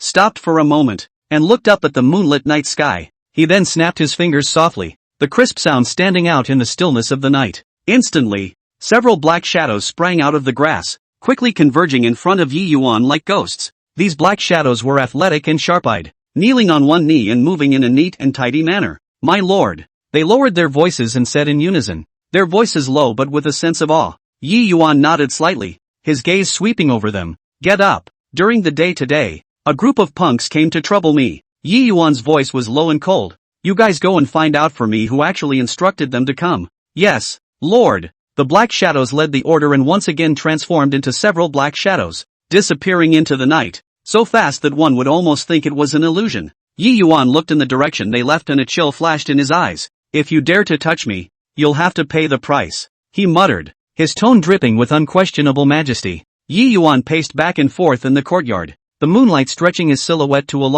long length. Time passed by, and each second seemed to be stretched out indefinitely. Finally, an hour later, several black shadows appeared in the courtyard once again. They still quickly came to Yi Yuan and knelt down on one knee. "Lord, we've found out clearly," the black shadow at the head said respectfully. Yi Yuan stopped and looked at him with a torch-like gaze. "Speak." "It's a distant relative of the Tang family, Lu Xiangwen," the black shadow replied, his voice clear and firm. Chapter 26. The ability to see through is simply unbelievable. When Yi Yuan heard this, the corner of his mouth hooked up into a cold smile. Surprisingly, it's this guy. It seems that it's because of the previous incident that he's still holding a grudge. Yi Yuan narrowed his eyes slightly as a hint of viciousness flashed in his eyes. Previously, Yi Yuan had publicly embarrassed Lu Xiangwen in front of Tang Xinghua. At that time, Lu Xiangwen attempted to humiliate Yi Yuan, but he did not expect Yi Yuan to show no weakness and counterattack with sharp words, causing Lu Xiangwen to lose face. Since then, Lu Xiangwen had held a grudge against Yi Yuan and had been waiting for an opportunity to retaliate. "Humph, this little trick, how dare you bring it out?" Yi Yuan snorted coldly. "Since he likes to play so much, I'll have a good time with him." Yi Yuan turned his head to look at his men. "You guys did a good job. Next, pay close attention to Lu Xiangwen's every move, and report to me immediately if there's any situation." "Yes, lord." The dark shadows once again led the order and then disappeared into the night. Yi Yuan looked at the empty courtyard and already had a calculation in his mind. "Lu Xiangwen, this is just the beginning," Yi Yuan said softly. "You will pay a heavy price for what you have done." Yi Yuan turned around and slowly walked back to the villa. His pace was steady and his eyes were firm. Back in his room, Yi Yuan lay on the bed, but he had no sleep. Lu Xiangwen's figure and the strategy of how to deal with it next kept surfacing in his mind. Can't let him have his way so easily, Yi Yuan secretly thought. He must be made to know that messing with me is the most wrong decision in his life. Early the next morning, the sunlight sprinkled on Yi Yuan's face through the window. Yi Yuan sat up from the bed and stretched, as if everything last night was just a dream. He simply washed up and came to the dining room. The Tang family had already started eating at the table. Yi Yuan had just walked into the restaurant when he felt a strange atmosphere. All eyes turned to him with curiosity, doubt, and even a hint of fear in their eyes. Apparently, they had heard about what happened yesterday during the day. Yi Yuan, what happened yesterday? The head of the Tang family, Tang Xingyu, put down the chopsticks in his hands and opened his mouth to ask. Yi Yuan smiled faintly and walked to the table to sit down. Nothing much, just some punks. Already solved. Punks? Tang Xingyu frowned. For no reason at all. Why would any punks come to trouble you? Yi Yuan looked at the people around him and realized in his heart that it was not the time to tell the truth. It might be a misunderstanding. Yi Yuan said gently, it's already fine. Everyone doesn't need to worry. Tang Xingyu gave Yi Yuan a deep look and nodded. Alright, since you said so, I hope that this won't happen again in the future. Don't worry, old master. Yi Yuan said. I will pay attention. After the meal was over, Yi Yuan walked out of the restaurant and prepared to meet Tang Wanru. Just as he walked to the door, he ran into Lu Xiangwen. Lu Xiangwen's face changed slightly when he saw Yi Yuan, but he quickly returned to normal. Yo, isn't this Yi Yuan? Lu Xiangwen said with a leathery smile. I heard that you were beaten up by a group of punks yesterday? It's really pathetic. Yi Yuan looked at Lu Xiangwen and secretly sneered in his heart. Yeah, thanks to those punks, I've learned some interesting things, Yi Yuan said meaningfully. Lu Xiangwen's eyes flashed with a hint of panic, but he quickly hid it. Oh, what interesting thing? Tell me. You will know later. After Yi Yuan finished speaking, he no longer paid attention to Lu Xiangwen and walked straight out of the Tang family villa. Lu Xiangwen looked at Yi Yuan's back and his face became gloomy. Humph, how long do you think you can be complacent? Lu Xiangwen whispered. I won't just let it go. Phew. Yi Yuan left the Tang family with the intention of visiting the antique street. Standing on the street, looking at the antique-filled antique street not far ahead, his eyes were filled with anticipation. I've long heard of the great name of Deep City's antique street, so I'll have to see it today. Yi Yuan whispered softly to himself, the corners of his mouth rising slightly. He took a step and slowly walked towards the antique street. The streets are lined with a wide array of stores, their ancient signboards swaying gently in the breeze. Yi Yuan walked into an antique store that looked quite large. The store is filled with a variety of porcelain, paintings, calligraphy, jade and other antiques, permeated with an old and mysterious atmosphere. Boss, are all these objects real? Yi Yuan picked up a blue and white porcelain vase at random and asked carelessly. The boss is a fat middle-aged man, full of smiles to welcome up. That of course, small store integrity management. Every piece is the real treasure. The corner of Yi Yuan's mouth flared up with a hint of a smile if any, and he didn't move as he opened his perspective ability. His eyes penetrated the outer wall of the celadon vase, and he saw the material and texture inside the vase, and his mind instantly became clear. This is nothing more than a modern imitation. Yi Yuan pondered in his heart and gently put down the bottle. Boss, this bottle looks good. It's just that the price is a bit high, Yi Yuan said. The boss quickly waved his hand. The price is negotiable. If you really like it, we can talk about it. Yi Yuan smiled and shook his head. Forget it, I'll take another look. After saying that, he turned around and walked out of the store. Continuing on the antique street, Yi Yuan walked into another store that specialized in calligraphy and painting. A picture scroll hangs on the wall. Some are ancient and elegant. Some are magnificent. Yi Yuan's gaze was attracted by a landscape painting that was signed by some ancient master. He approached the scroll and scrutinized it, then turned on his perspective ability. Through the surface of the scroll, he saw the age marks of the paper and the unique flavor of the brush and ink. This is actually a genuine piece. Yi Yuan was pleasantly surprised in his heart, but his face remained calm. Boss, how can I sell this painting? Yi Yuan asked. The boss came over. His eyes narrowed into a slit. Mr. Good Eye, this is a rare masterpiece. The price, naturally, is not low. 100,000 yuan. Yi Yuan frowned slightly. The price is too high. I think it's worth 20,000 at most. When the boss heard this, he quickly shook his head. 20,000 won't do. This price is too far off. Yi Yuan pretended to be unconcerned as he turned around and prepared to leave. Forget it then. I'll look elsewhere. Seeing this, the boss hurriedly shouted. Hey, sir, stay back. The price is negotiable. You say a real price. Yi Yuan stopped and thought for a moment. Up to 30,000. Not even 1 point more. The boss showed a difficult face, hesitated for a while, and finally gritted his teeth. Okay, see, you really like. As a friend, 30,000 sold to you. Yi Yuan was secretly delighted in his heart, took out his wallet and paid the money, carefully rolling up the scroll. Walking out of the painting and calligraphy store, Yi Yuan's mood was extraordinarily comfortable. The harvest is good. It seems that this antique street is really a crouching tiger hiding a dragon, Yi Yuan said with a smile. Chapter 27. You want to rob antiques? You have that qualification? Phew! Yi Yuan strolled through the bustling streets with the few antiques he had just acquired in his arms. The sunlight poured through the dappled leaves,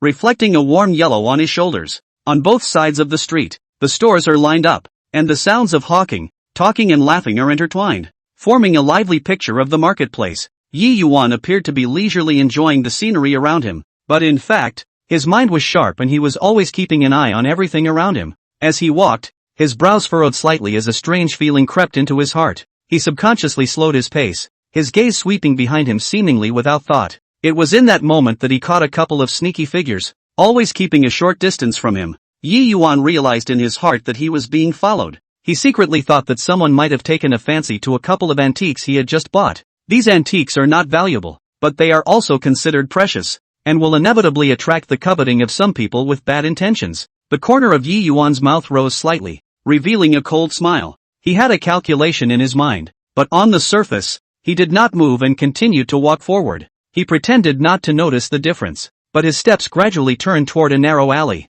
The alley was dark and damp and smelled stale. The walls were crawling with moss, and the occasional rays of sunlight struggled to penetrate the cracks, shedding starry patches of light. Yi Yuan's footsteps echoed in the alley with crisp reverberations. He deliberately slowed his pace so that his stalker could follow more easily. The few stalkers saw Yi Yuan walk into the alley and glanced at each other, a hint of excitement flashing in their eyes. They thought Yi Yuan had walked into a dead end and was throwing himself into a trap. Thus, they quickened their pace and followed closely behind Yi Yuan. Soon, Yi Yuan walked to the end of the alley. He stopped and slowly turned around, his eyes icy as he watched the gradually approaching stalker. You guys have followed me all the way. What exactly do you want? Yi Yuan asked coldly. When the stalkers saw that Yi Yuan had discovered them, they were no longer in disguise. A big man at the head of the group was stout, with a hideous scar on his face. He hemmed and hawed and said, "Kid, if you're sensible, hand over the antiques in your arms, or else you'll be in for a treat." Yi Yuan looked at the big man with disdain in his eyes.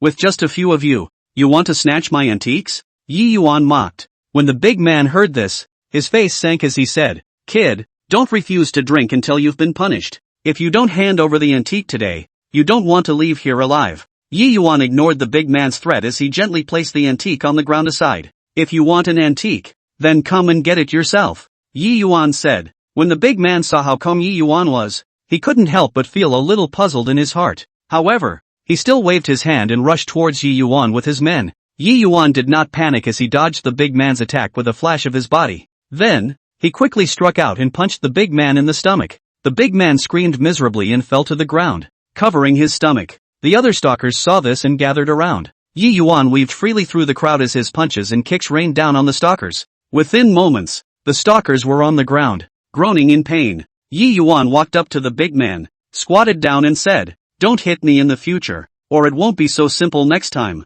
The big man nodded repeatedly and said, "Yes, yes, yes, we won't dare to do it again." Yi Yuan stood up, picked up the antiques on the ground and turned around to walk out of the alley. He knew that this one was just a hiccup. In the seductive and dangerous world of antiques, similar things will continue to happen. But he was undaunted, and with his intelligence and stature, he was confident that he could meet any challenge. After walking out of the alley, Yi Yuan continued on his way home. His mood wasn't too affected by what had just happened. On the contrary, he was even more excited about this antique haul. Back home, Yi Yuan carefully placed the antique on the table. He scrutinized the antiques with joy in his eyes. These antiques, more than just a single item, are witnesses to history and bear the marks of the years. Yi Yuan picked up one of the antiques and gently wiped the dust on it. It was as if he saw all the stories that this antique had gone through in the past years. He was so immersed in the world of antiques that he forgot the passage of time. I don't know how long it took Yi Yuan to come back from the world of antiques.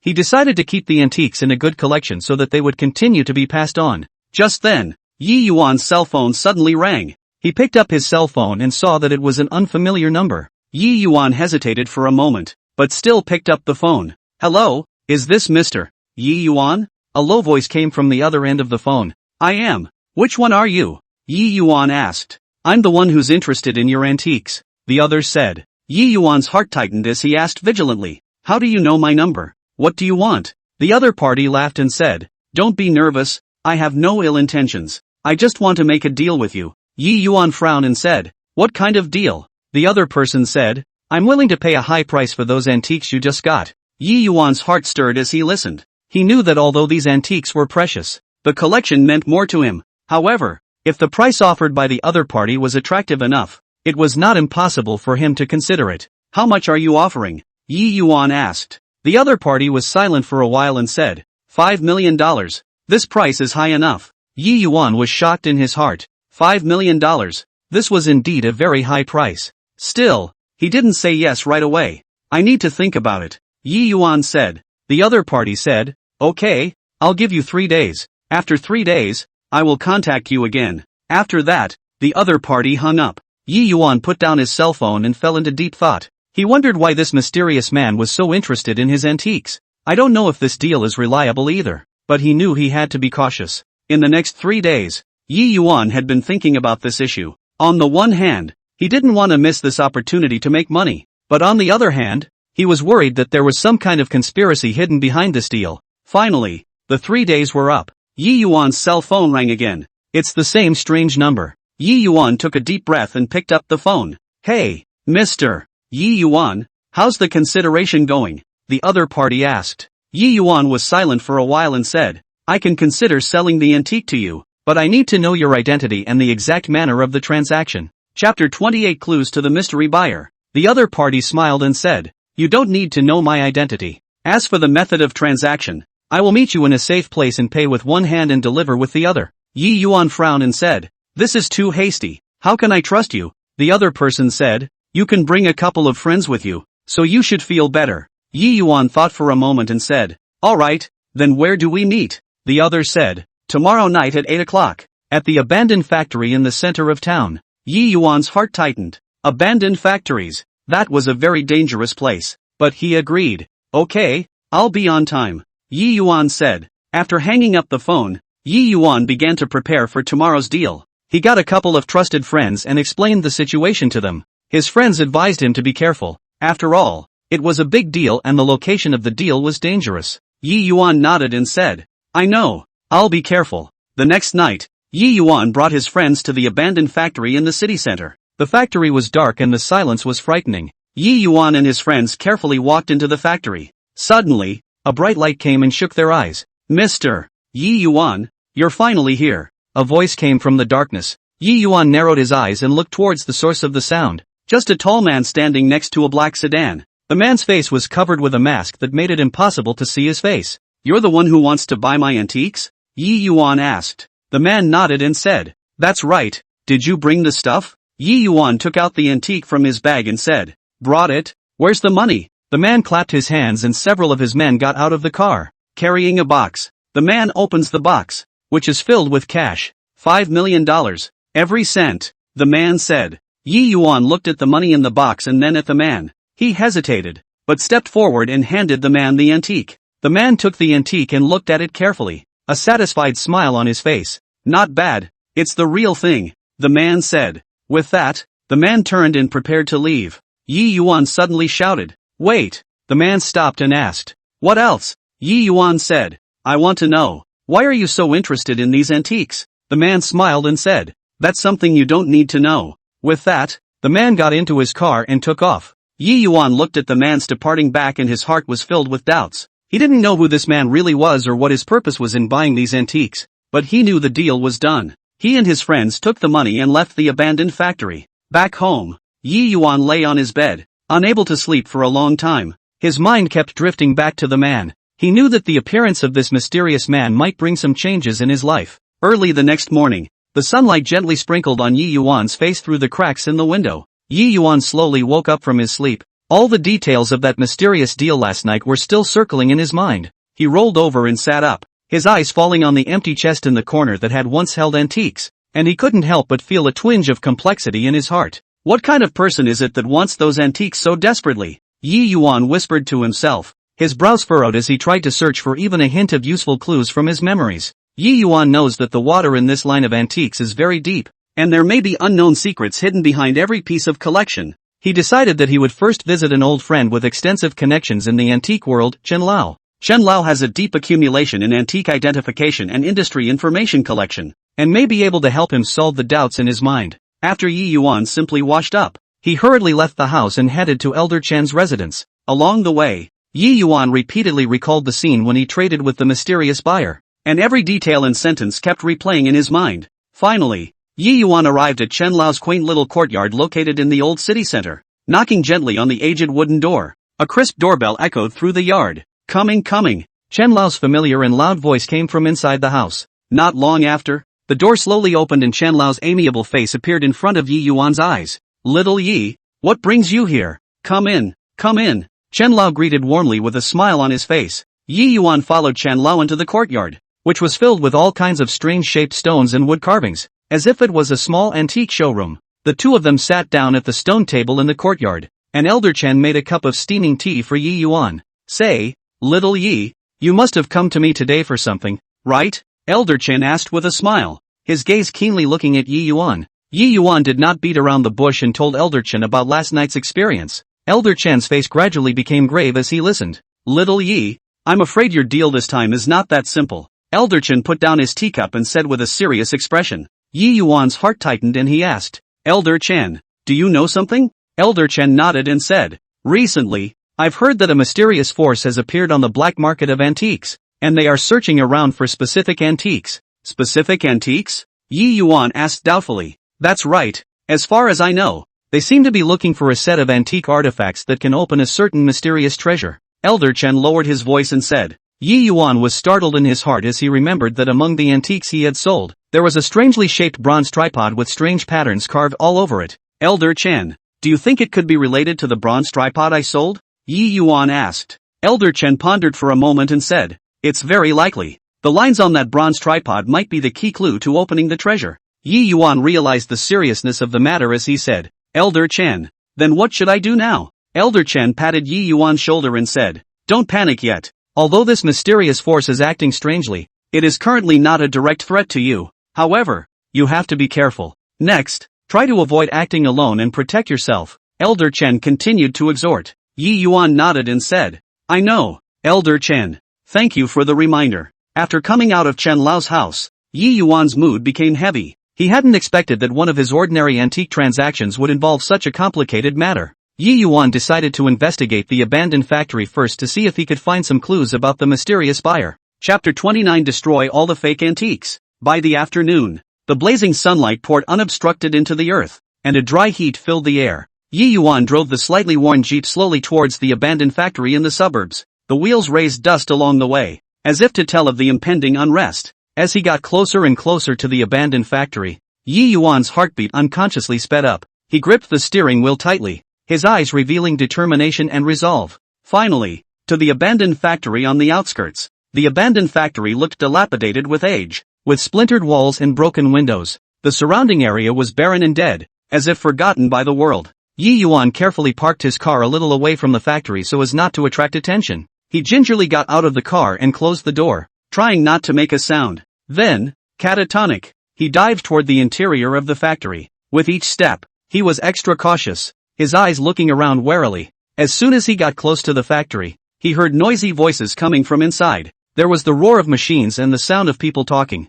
Yi Yuan's heart tightened and he knew that he had found the right place. Sure enough, I saw someone making fake antiques here. Inside the factory, only a few worker-like people were busy around the workbench. They skillfully operate a variety of tools, one piece of seemingly ordinary materials, processing into a piece of exquisite antique. Yi Yuan hid behind a pillar and quietly observed all this. His eyes were filled with anger and disgust. These counterfeiters, in order to make huge profits, did not hesitate to destroy the order of the cultural relics market. He didn't move, but his mind was racing with countermeasures. He knew that he had to be careful, and that the slightest mistake could put him in danger. Decided to find an opportunity to destroy all these fake antiques. This is the only thought in his mind. Never let these fake antiques flow into the market and victimize more people. Yi Yuan observed the layout inside the factory. Looking for the best time, he found a large number of already made fake antiques stacked in one corner of the factory. If only we could find a way to ignite there, we could destroy these pests in one fell swoop. Time passed by, and Yi Yuan never found a suitable opportunity. Those workers seemed to be tireless and have been working non-stop. Just when Yi Yuan was a bit anxious, a quarrel suddenly came from inside the factory. It turned out that the two workers had an argument over a work-related matter, and the two got more and more heated and even started a fight. Other workers saw this and came forward to discourage it. For a while, the factory was in chaos. Yi Yuan was delighted in his heart. He knew that the opportunity had come. He took advantage of the fact that the attention of the crowd was drawn away from the quarrel and quietly approached towards the pile of fake antiques. With each step, he was careful not to make the slightest sound. Finally, he came to the place where the fake antiques were stacked. Yi Yuan looked around and found a broken oil drum next to him with some gasoline left inside. In his mind, he decided to use the gasoline to ignite the fake antiques. He gingerly picked up the oil drum and poured the gasoline inside onto the fake antique. The pungent smell of gasoline filled the air, and Yi Yuan held his breath as he quickly finished it. Then he pulled a lighter from his pocket and prepared to light it. Just then, one of the workers seemed to have sensed something strange and turned his head towards Yi Yuan's side. Yi Yuan was shocked in his heart. He knew that he couldn't hesitate any longer. He pressed the lighter decisively, and with a poof, the fire instantly shot up. The fire spread quickly and soon engulfed the pile of fake antiques. "It's on fire! It's on fire!" the worker cried out. Other workers turned their heads when they heard the shouts and panicked at the sight of the blazing fire. Yi Yuan took advantage of the chaos and quickly ran towards the outside of the factory. He knew that he had to get out of here as soon as possible. Otherwise the consequences would be unimaginable if he was caught. Behind them came the shouts of workers putting out the fire and the sound of fire extinguishers spraying. Yi Yuan did not look back and ran desperately. Finally, he ran to where he had parked. He quickly opened the car door, got in and started the engine. With a roar of the engine, Yi Yuan drove off in his car. He saw in the rearview mirror that the abandoned factory was shrouded in smoke and felt a surge of relief in his heart. Although this operation had successfully destroyed these fake antiques, Yi Yuan knew that this was just the tip of the iceberg. Behind this huge chain of counterfeit cultural relics, there is more darkness waiting to be exposed. He decided that he must continue to pursue the matter and bring these counterfeiters to an end, in order to protect the purity of the heritage market, and to give genuine antiques the respect and protection they deserve. After returning to the city, Yi Yuan parked his car in a remote place. He sat in his car, thinking back on what had just happened, his mind unable to settle for a long time. The operation was risky, but he felt it was all worth it. He took out his cell phone and dialed a number. "Hello, this is Yi Yuan. I have successfully destroyed a batch of fake antiques," he said into the phone. A calm voice came from the other end of the phone. "Well done, but you have to be careful. These counterfeiters won't stop." "I know, I'll be careful," Yi Yuan replied. After hanging up the phone, Yi Yuan leaned back in his seat and closed his eyes. He knew that the next few days would be challenging, but he was undaunted because he had a strong belief in his heart. After resting for a while, Yi Yuan started the car and drove in the direction of the Tang family. He needed to get his act together and get ready for the next one. Phew! Come to the front door of the Don's house. The heavy vermilion lacquered gate was closed, and the brass door ring shimmered cold and hard in the daylight. The stone lions in front of the gate were imposing, but they couldn't dispel the tension that permeated the moment. Just heard someone arguing inside. The sound of a heated argument came shrilly through the door panel. The voice was full of anger and resentment, with a hint of threat mixed in. Yi Yuan's heart tightened and he quickened his pace. Reaching out, he pushed the door open, and with a creak, it slowly opened. "Go inside." A group of people were facing each other in the spacious courtyard. On one side, there were people from the Tang family, looking angry but scornful. On the other side, a few people at the head of the group were condescending, with arrogance and disdain in their eyes. Surprisingly, it was one of the four great families of Deep City, the Hu family. Who was looking for trouble here? The Hu family members were dressed in gorgeous costumes and showed their wealth between their hands and feet. Their faces carried a lofty sense of superiority, as if this Tang family's courtyard was as casual as their own backyard. Chapter 30. So what if there are four great families? Before that, Tang Xinghua borrowed some money from the Hu family. That was a choice made out of necessity at a time when the Tang family was having trouble turning over their business. What was thought to be a helping hand to solve an urgent problem has now become a trigger for this strife. The Hu family came to ask for money. Their tone was strong and unquestioning, as if the money had to be returned immediately and immediately. It's a total disregard for the fact that the agreed-upon deadline for repayment of the money is still far from being met, but it was not yet the appointed time, and they forced it too. Tang Xinghua stood in the courtyard, his face flushed red, his chest rising and falling violently. His eyes stared angrily at the Hu family members, anger burning in that gaze as if he wanted to scorch these unreasonable people. Tang Xinghua was furious. He clenched his fists, his knuckles white from the effort. When it was clearly written in black and white that the date of repayment had not yet arrived, how could you be so untrustworthy and forceful in your demands?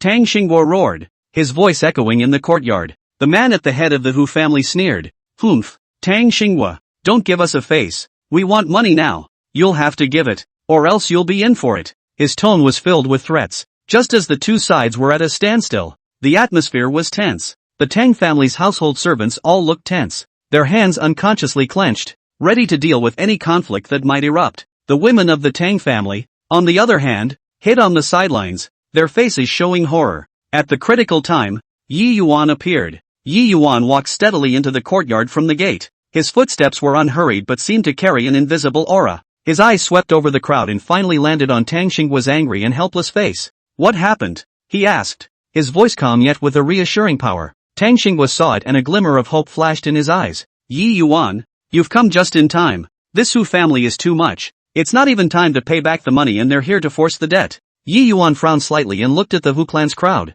"Everyone, it's only natural to repay debts, but you have to follow the rules. This agreed time has not yet arrived. I'm afraid it's not quite appropriate for you to be so pushy." The man at the head of the Hu clan sized up Yi Yuan, his eyes filled with contempt. "And who are you? Is it your turn to speak here?" Yi Yuan smiled faintly. "It doesn't matter who I am. What matters is that everything has to be reasonable. If you guys break the rules like this and spread the word, I'm afraid it's not good for the Hu family's reputation." The man's face changed. "Don't use your reputation to pressure me. Today this money, Tang Xinggu must pay." Yi Yuan took a step forward, his aura rising steeply. "I see that you really can't take this money today." Yi Yuan's eyes revealed firmness and determination. Seeing this, the Hu clan crowd gathered around and assumed a stance of making a move. Not to be outdone, the Tang clan's men quickly stood beside Yi Yuan and confronted the Hu clan. "What? Want to do it?" Yi Yuan looked at them coldly. "Have you thought about it clearly? If you make trouble on the territory of the Tang family,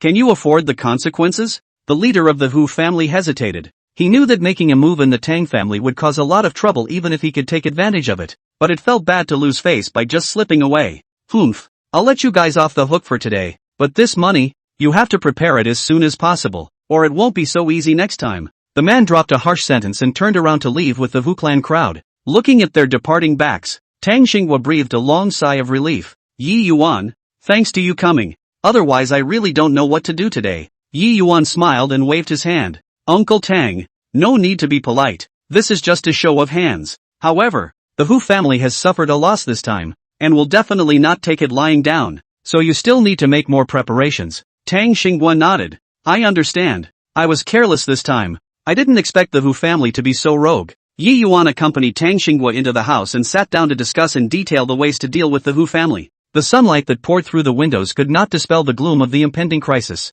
In the following days, Yi Yuan and Tang Xinggu ran around, looking for a solution to the problem, visited some business partners for support and help. At the same time, it was also secretly investigating the Hu family's movements in order to take precautions in advance. On the other hand, the Hu family's side, as expected by Yi Yuan, did not give up their persecution of the Tang family. They kept tripping up the Tang family in the business world, trying to put the Tang family in a desperate situation. However, the Tang family, under the leadership of Tang Xinggu and with the concerted efforts of all the people, resolved the crisis time and again. Every time he faced difficulties, Yi Yuan stood together with the people of the Tang family and worked together to figure out how to deal with them. After a lot of hard work, the Tang family finally got through this crisis. Not only did he pay off the Hu family's debts, but he also made a new breakthrough in business, and the relationship between Yi Yuan and the Tang family had become even closer because of this incident. On a sunny day, Tang Xinggu hosted a banquet to thank Yi Yuan. At the banquet, the Tang family was in a state of laughter. Tang Xinggu raised his glass. "Yi Yuan, if it wasn't for you this time, the Tang family would be finished. This glass of wine, I toast you." Yi Yuan stood up and raised his glass. "Uncle Tang, this is all the result of everyone's joint efforts. I just did what I had to do." Drinking it all in one go, Yi Yuan felt an unprecedented sense of accomplishment, because he also knew that in this battle against the forces of evil, not only did he guard the Tang family, but he also guarded fairness. After the banquet, the guests took their leave one after another. In the courtyard of the Tang family, the lights were still bright, reflecting a peaceful scene. Yi Yuan strolled through the courtyard, and the breeze brought a slight coolness to his face. Tang Xinggu followed, his pace calm and steady, with a few emotions in his expression. "Yi Yuan, this time, the Tang family was able to turn the danger into a success thanks to your advice." His voice was filled with gratitude. Yi Yuan stopped and responded with a smile. "Uncle Tang, you are too polite. The Tang family being united is the key to getting through this." The moonlight was like water, spilling over and elongating the two figures. Tang Xinggu looked at the bright moon, slowly said, "After this battle, I also understand a lot. The shopping mall is the battlefield. A little careless will lose everything. Yi Yuan nodded, and in his mind, he was also pondering over the experiences of these days. What are the Tang family's plans next? Yi Yuan asked again. A hint of determination flashed in Tang Xinggua's eyes. I intend to expand my business and strengthen my cooperation with other clans, no longer putting my eggs in one basket. Yi Yuan said approvingly, this is a good idea. Having more partners will also provide more security. The two chatted for a long time more, from the future plans of the Tang family to all the doorways in the shopping mall. Before I knew it, the night was deep and the stars were twinkling in the sky as if they were listening to the conversation. After bidding farewell to Tang Xinghua, Yi Yuan walked alone on the road. The streets were cold and clear, with the occasional vehicle whizzing by. When I think back to this period of time, I can't help but feel a wave in my heart. Chapter 31. Go to the Shui family to start the revenge. The night was like a heavy black satin, wrapping the whole city tightly. The streets and alleys are filled with silence, and the occasional purr of a few night cats adds a bit of mystery to the silent night. Yi Yuan walked alone on the street, his footsteps extraordinarily clear in the empty night. He had a slender figure, and his black clothes blended in with the night, except for the long sword at his waist that emitted a cold light, which flickered coldly under the moonlight, as if telling the owner's extraordinary nature. Suddenly, a burst of noisy footsteps came from the far side of the street. Yi Yuan was startled in his heart. His keen intuition told him that danger was approaching. He stopped in his tracks and looked warily at the source of the sound, only to see a group of black shadows rushing quickly towards him. The first few were still holding bright weapons in their hands, glinting with an icy light in the moonlight. No good. It's coming for trouble, Yi Yuan whispered to himself, his eyes instantly becoming sharp as an eagle. Without the slightest hesitation, he immediately turned around and ran towards the alley next to him. The alley was dark and smelled damp. With his familiarity with the terrain, Yi Yuan traveled through the intricate alleys. His steps were light and swift as an agile panther's. However, the thugs seemed to know the area as well, and soon caught up. Over there, don't let him get away. A raspy voice sounded in the alley, followed by a rush of footsteps. Yi Yuan's heart sank. He knew that he had been discovered. Since we can't hide, let's fight. He stopped and slowly turned around, his eyes revealing determination and fearlessness. Who are you guys? Why are you chasing me? Yi Yuan asked coldly, his voice echoing in the alley. Kid, cut the crap. Today is the day you die. A big man at the head of the group said viciously, the big sword in his hand waving with a whirring sound. Yi Yuan snorted coldly. He did not say any more. His right hand quickly probed into his pocket and held a handful of chili flying needles. These flying needles are his unique hidden weapons. Each one is quenched with poison. As long as they are hit, they will definitely die. Come on then. Yi Yuan let out a low gulp and with a flick of his wrist, several flying needles shot out like lightning. The flying needles cut through the air with a cold light, accurately stabbing at the fighters. Ah! Ah! Several miserable screams rang out one after another, and the few fighters who rushed to the front collapsed to the ground. Flying needles stuck in their throats, blood gurgling out, instantly staining the ground red. When the other fighters saw this, a look of horror appeared on their faces, but they didn't back down. Go together and kill him, the big man shouted again, leading the rest of the men towards Yi Yuan. Yi Yuan looked calm as he flickered, weaving between the fighters like a ghost. Each strike was accompanied by a flash of cold light, and another fighter fell. For a while, the alley was filled with swords and screams. Yi Yuan's flying needles were like the scythe of death in the darkness, harvesting the lives of his enemies. In a short while, a dozen or so corpses were lying on the ground, and blood was converging on the ground to form a pool of dark red blood. Yi Yuan stood in the middle of the corpses. His black clothes were splattered with blood and his hair was a bit messy, but his eyes were still firm and sharp. He looked at the scene in front of him without the slightest bit of pity in his heart. In this world of the weak and the strong, mercy to the enemy is cruelty to oneself. Say, who sent you? Yi Yuan walked to that big man in the lead, squatted down and asked coldly. At this point, the big man had already been seriously injured and was lying on the ground, unable to move. The big man looked at Yi Yuan with fear and resentment in his eyes. He gritted his teeth and refused to speak. No? Yi Yuan's eyes turned cold and the flying needles in his hand were pressed against the big man's throat. Do you think you can carry it off? The big man's face turned pale. He knew he could hardly escape death today, but he didn't want to betray his employer. However, under Yi Yuan's icy cold eyes and the threat of flying needles, his will began to waver. It is the Shui family? The big man finally spoke, his voice weak and trembling. Shui family? Yi Yuan's brows furrowed as his heart was filled with doubts. He didn't have any grudges with the Shui family. So why did the Shui family send someone to kill him? Why did the Shui family want to kill me?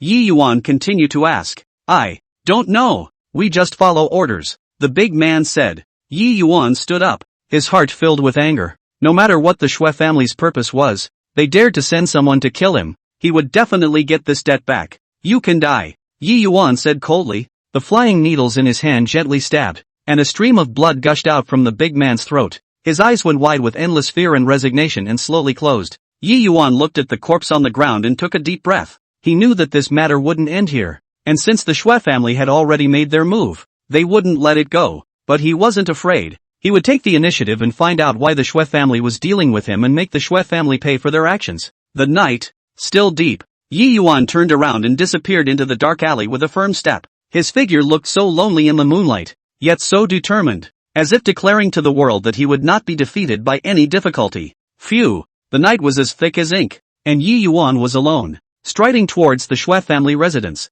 His body exuded a bone-chilling coldness, just like a sheathed blade, wrapped in a prancing murderous aura around him. Soon, the lofty and imposing Shui family residence came into view. The vermilion door was tightly closed, and on both sides stood a row of burly bodyguards, dressed in black and with a cold look, like a silent statue guarding the majesty of the Shui family. Stand still! Who are you? Dare to trespass the Shui family residence? The bodyguard in the lead shouted loudly, his voice exceptionally loud in the silent night. Yi Yuan acted as if he hadn't heard. His footsteps didn't stop and he walked straight towards the gate. His eyes were ice cold, as if these bodyguards in front of him were nothing more than a bunch of insignificant ants. Go any further and don't blame us for being rude. The bodyguards had drawn the weapons on their waist. The long knives with cold light flashing reflected the cold light under the moonlight. They spread out in a fan shape, completely blocking Yi Yuan's way. Yi Yuan finally stopped his footsteps. He slightly raised his head and looked towards the closed door. The corner of his mouth hooked into a mocking cold smile.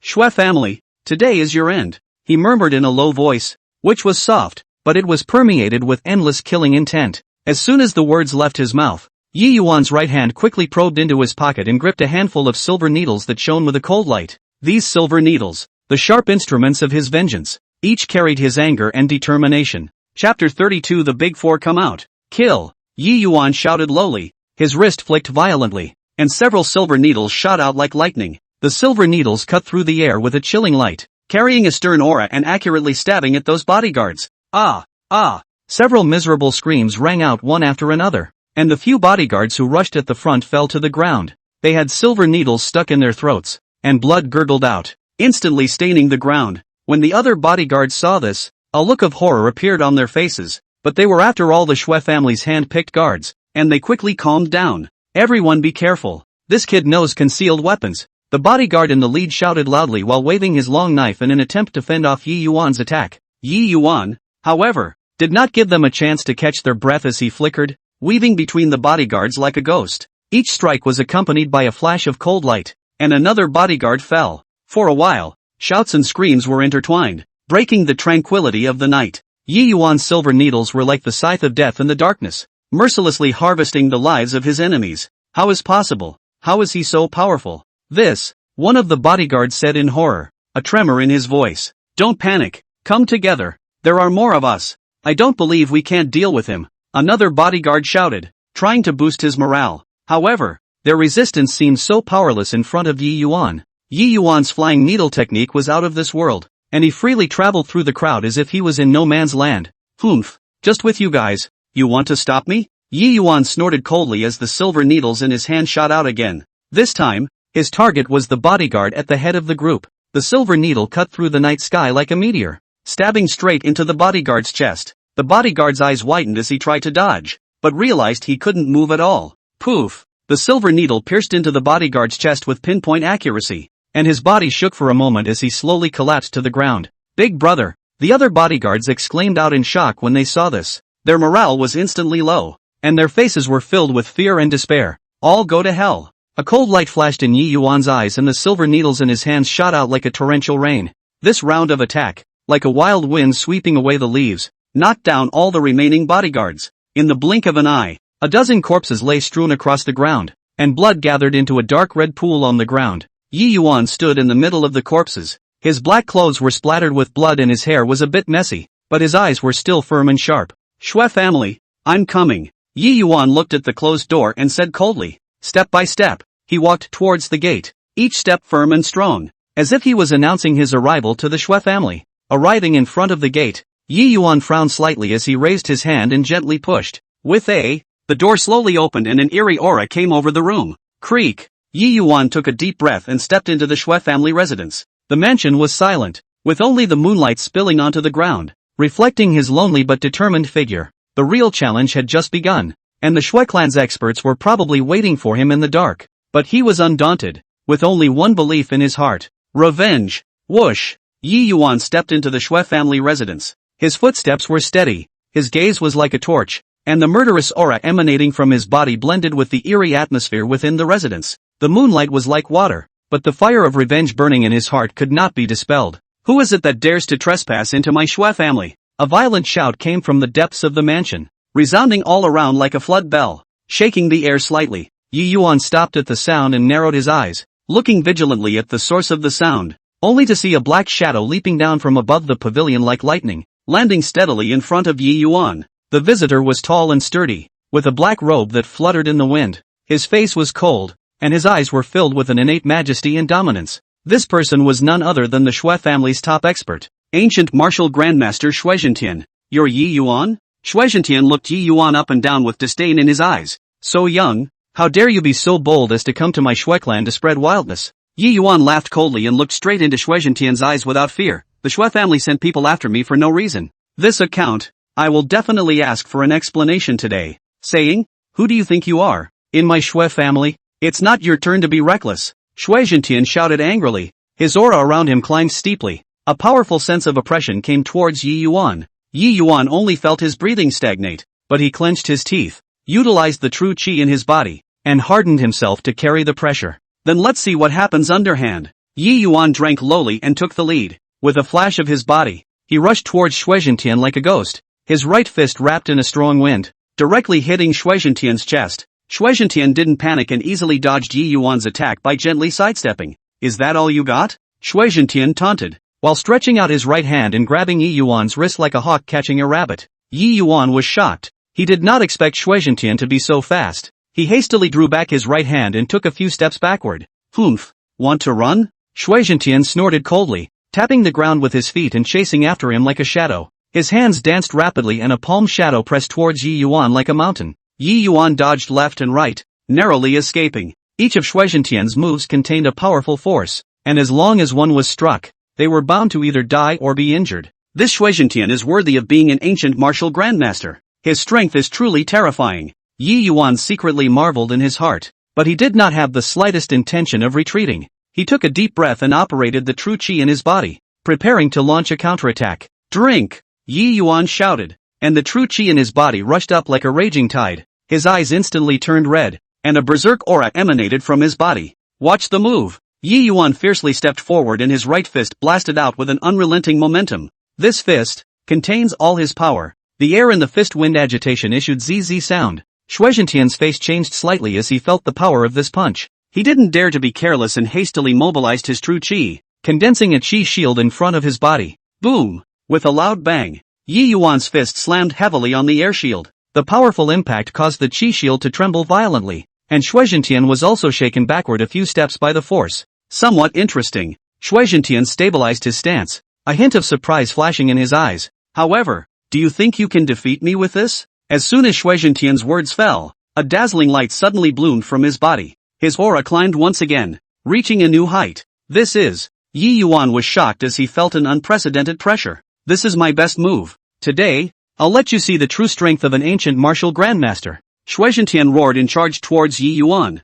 Yi Yuan didn't dare to slack off in the slightest. He concentrated and gave his full attention to Shui Zhentian's attack. Chapter 33 The Supreme Elder is also going to die. The two of them went back and forth in the mansion, their figures like electricity, and the sound of fists and feet clashing was endless. As the battle continued, Yi Yuan gradually felt overwhelmed. Shui Zhentian's strength was simply too powerful, and each of his attacks exhausted Yi Yuan. Am I going to die here today? A hint of despair flashed in Yi Yuan's heart, but soon, he was firm again. No, I can't die. I haven't gotten my revenge yet. Just when Yi Yuan was in a desperate situation, he suddenly felt a mysterious power surging within his body. This power was like a fresh spring that nourished his tired body and filled him with renewed strength. This is... Yi Yuan was pleasantly surprised in his heart. and he did not have time to think about it carefully before integrating this power into his attack. Drink! Yi Yuan roared and executed his strongest killing move. This move, fusing his entire strength and that mysterious power, was several times more powerful than before. Shui Zhentian felt the terrifying power of this move, and his face became unusually grave. He tried his best to resist Yi Yuan's attack, but realized that he was unable to resist it at all. Bang! With a loud bang, Yi Yuan's attack directly penetrated Shui Zhentian's defense and heavily struck his chest. Shui Zhentian's body flew backwards like a kite with broken strings and fell heavily to the ground. A mouthful of blood spurted out of his mouth. His face as pale as paper. How is this possible? Is this? Shui Zhentian's face was filled with shock. He couldn't believe that he would lose to a young man. Yi Yuan slowly walked up to Shui Zhentian and looked at him condescendingly. Shui family, today is your end. Shui Zhentian looked at Yi Yuan, his eyes filled with unwillingness and despair. He knew the fate of the Shui family might be about to be rewritten today. The moonlight was like water, but it could not wash away the aura of blood that permeated the Shui family residence. Yi Yuan stood in front of Shui Zhentian, who had fallen to the ground with serious injuries, a chilling killing aura emanating from his body as he scanned the surroundings with an icy gaze.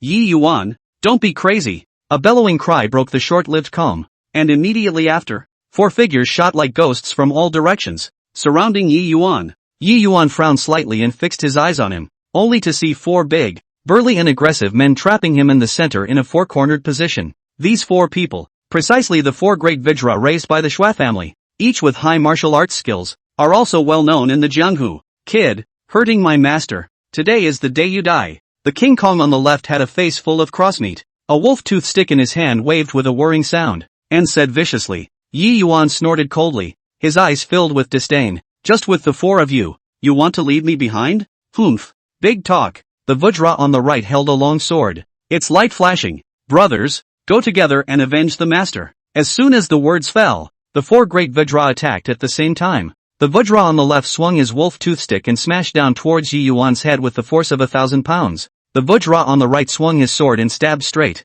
aiming for Yi Yuan's throat. The Kong in front of him then threw a heavy punch, wrapped in a strong wind, straight into Yi Yuan's chest. The figure of King Kong at the back flashed and circled around behind Yi Yuan like a ghost. Both palms came out and slapped Yi Yuan's back. Yi Yuan was in a desperate situation, but he was not in danger. He took a deep breath, and the true qi in his body sped up, as if a faint layer of light had enveloped his body. Just at the moment when the 4 great Vajra's attack was about to hit, Yi Yuan moved. His figure was like electricity, instantly retreating backward, easily avoiding the double palms of Vajra from behind. Immediately afterward, he lightly tapped the ground on his toes, his body rapidly rotating like a gyroscope, while his right hand rapidly danced in the air, a cold light flashing out. Ah! A miserable scream rang out as the wrist of the Vajra holding a long sword on the right side was struck by the concealed weapon shot by Yi Yuan. The long knife fell to the ground with a clang. He covered his wrist, blood gurgling out from between his fingers, his face filled with pain.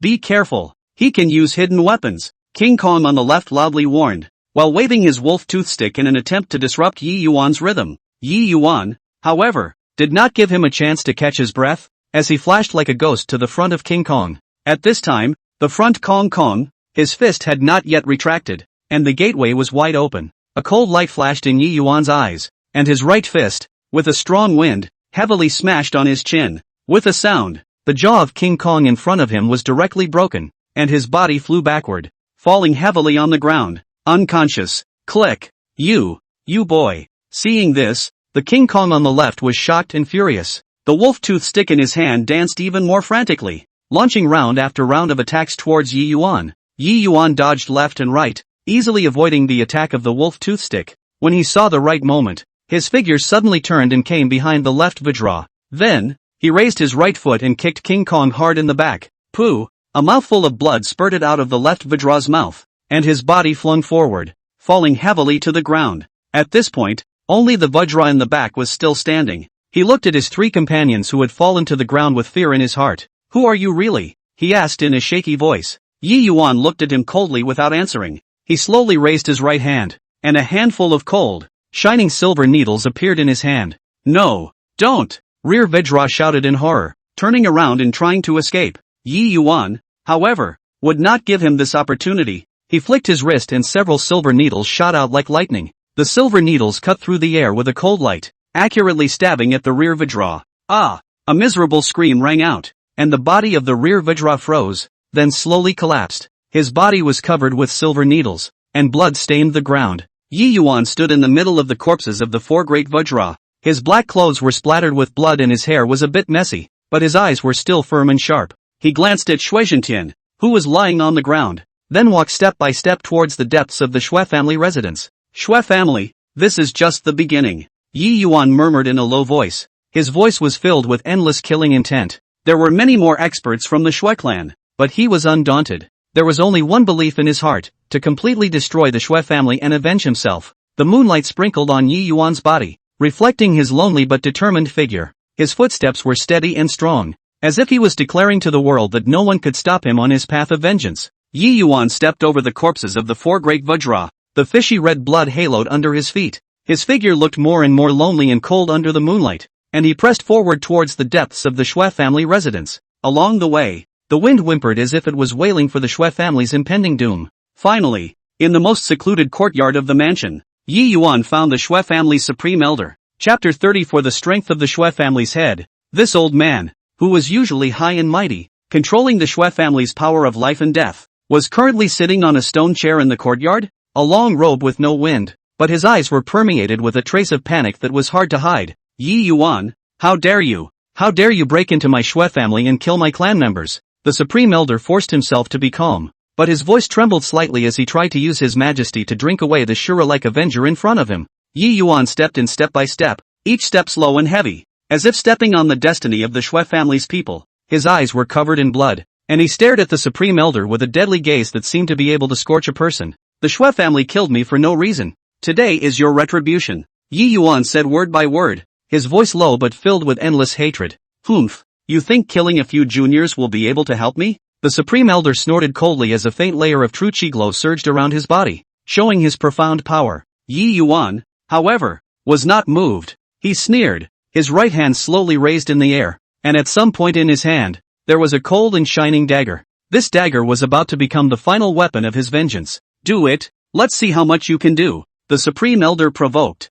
his hands rapidly forming seals in front of him as he prepared to launch an attack. Yi Yuan, however, did not rush to attack as he flashed like a ghost and circled behind the supreme elder. Then, he violently stretched out his left hand and grabbed the Taishang elder's hair, pulling his head back hard. What are doing? You? The supreme elder cried out in horror as he tried to struggle, but he realized that his body was imprisoned by a powerful force and he couldn't move. Yi Yuan ignored his shouts as he raised the dagger in his right hand and slowly slashed it in front of the eyes of the supreme elder. The cold light of the dagger reflected on the supreme elder's face, causing his face to turn even paler. Aren't you a bully? Didn't you want to kill me? Yi Yuan said coldly, without a trace of temperature in his voice. Now, it's your turn to taste the torture. After saying that, the dagger in Yi Yuan's hand flicked and made a long cut on the arm of the supreme elder. Blood gushed out instantly, dripping onto the ground with a ticking sound. Ah! The supreme elder screamed in pain as his body trembled violently. This is just the beginning, Yi Yuan said coldly as he raised the dagger again and made another cut on the other arm of the supreme elder. You demon! The supreme elder cursed angrily, his eyes filled with fear and despair. Yi Yuan, however, was unmoved as he continued to use the dagger to cut wounds on the body of the supreme elder, and with each cut, he asked, "Do you regret it? Why did you kill me?" The supreme elder gritted his teeth and refused to answer. His body was riddled with holes, blood stained his robes, and a pool of blood gathered on the ground. Not saying? Yi Yuan's eyes turned cold as he put away his dagger and quickly clicked his hands on the body of the supreme elder a few times. The supreme elder immediately felt as if the meridians in his entire body were being scorched by fire,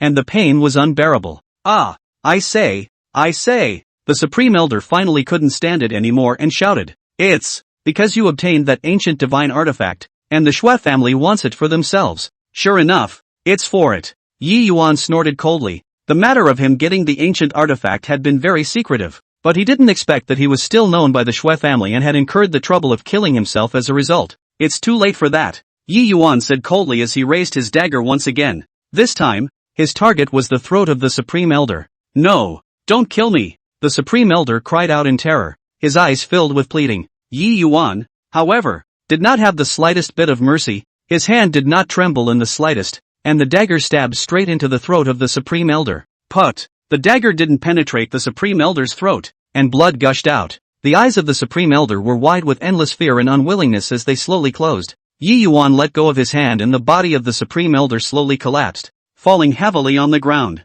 Yi Yuan looked at the corpse in front of him and took a deep breath. He knew that his revenge was finally complete. The moonlight sprinkled on Yi Yuan's body, reflecting his tired yet relieved figure. Yi Yuan was about to turn around and leave this bloody place when a harsh wind sound suddenly came from behind him. Yi Yuan, how dare you? How dare you go on a killing spree in my Shui family? A roar exploded like thunder, accompanied by a powerful aura that shook the surrounding air. Yi Yuan turned around violently, only to see a figure flashing out of the darkness like a ghost, landing steadily in front of him. The person who came was wearing a long black robe, his sleeves hunting with the wind. His face was cold and his eyes were filled with endless anger and killing intent. It was precisely Shui Badian, the Shui family's head. Shui Badian, you finally appeared, Yi Yuan said coldly, without the slightest fear in his eyes. Instead, he burned with an even hotter fire of revenge. You killed so many people from my Shui family. Today is the day you die. Shui Badian roared. A layer of dense true chi light surged around his body, and a powerful sense of oppression surged towards Yi Yuan like a tidal wave. Yi Yuan took a deep breath and operated the true chi in his body, carrying the pressure hard. Shui Badian, your Shui family sent people after me for no reason. This blood debt must be paid in blood today. Yi Yuan's voice was firm and determined, echoing in the silent night. Humph, just by you? Shui Badian snorted coldly as he lightly tapped the ground with his feet and charged towards Yi Yuan like lightning. The right fist was wrapped with the force of 1,000 pounds, and with a whistling sound of wind, it directly attacked Yi Yuan's chest. Yi Yuan did not dare to be careless. He flashed his body and quickly dodged to the side. Shui Batian's fist grazed the corner of his coat, and the wind from his fist blew his hair around. Somewhat capable. A hint of surprise flashed in Shui Batian's eyes, but it also fueled his fighting spirit even more. He violently turned around and attacked towards Yi Yuan once again. This time, his moves were even more severe. Each punch and kick contained a powerful force, as if he wanted to tear Yi Yuan into pieces. Yi Yuan dodged left and right, narrowly escaping. Shui Batian's strength was much stronger than any of the opponents he had encountered before,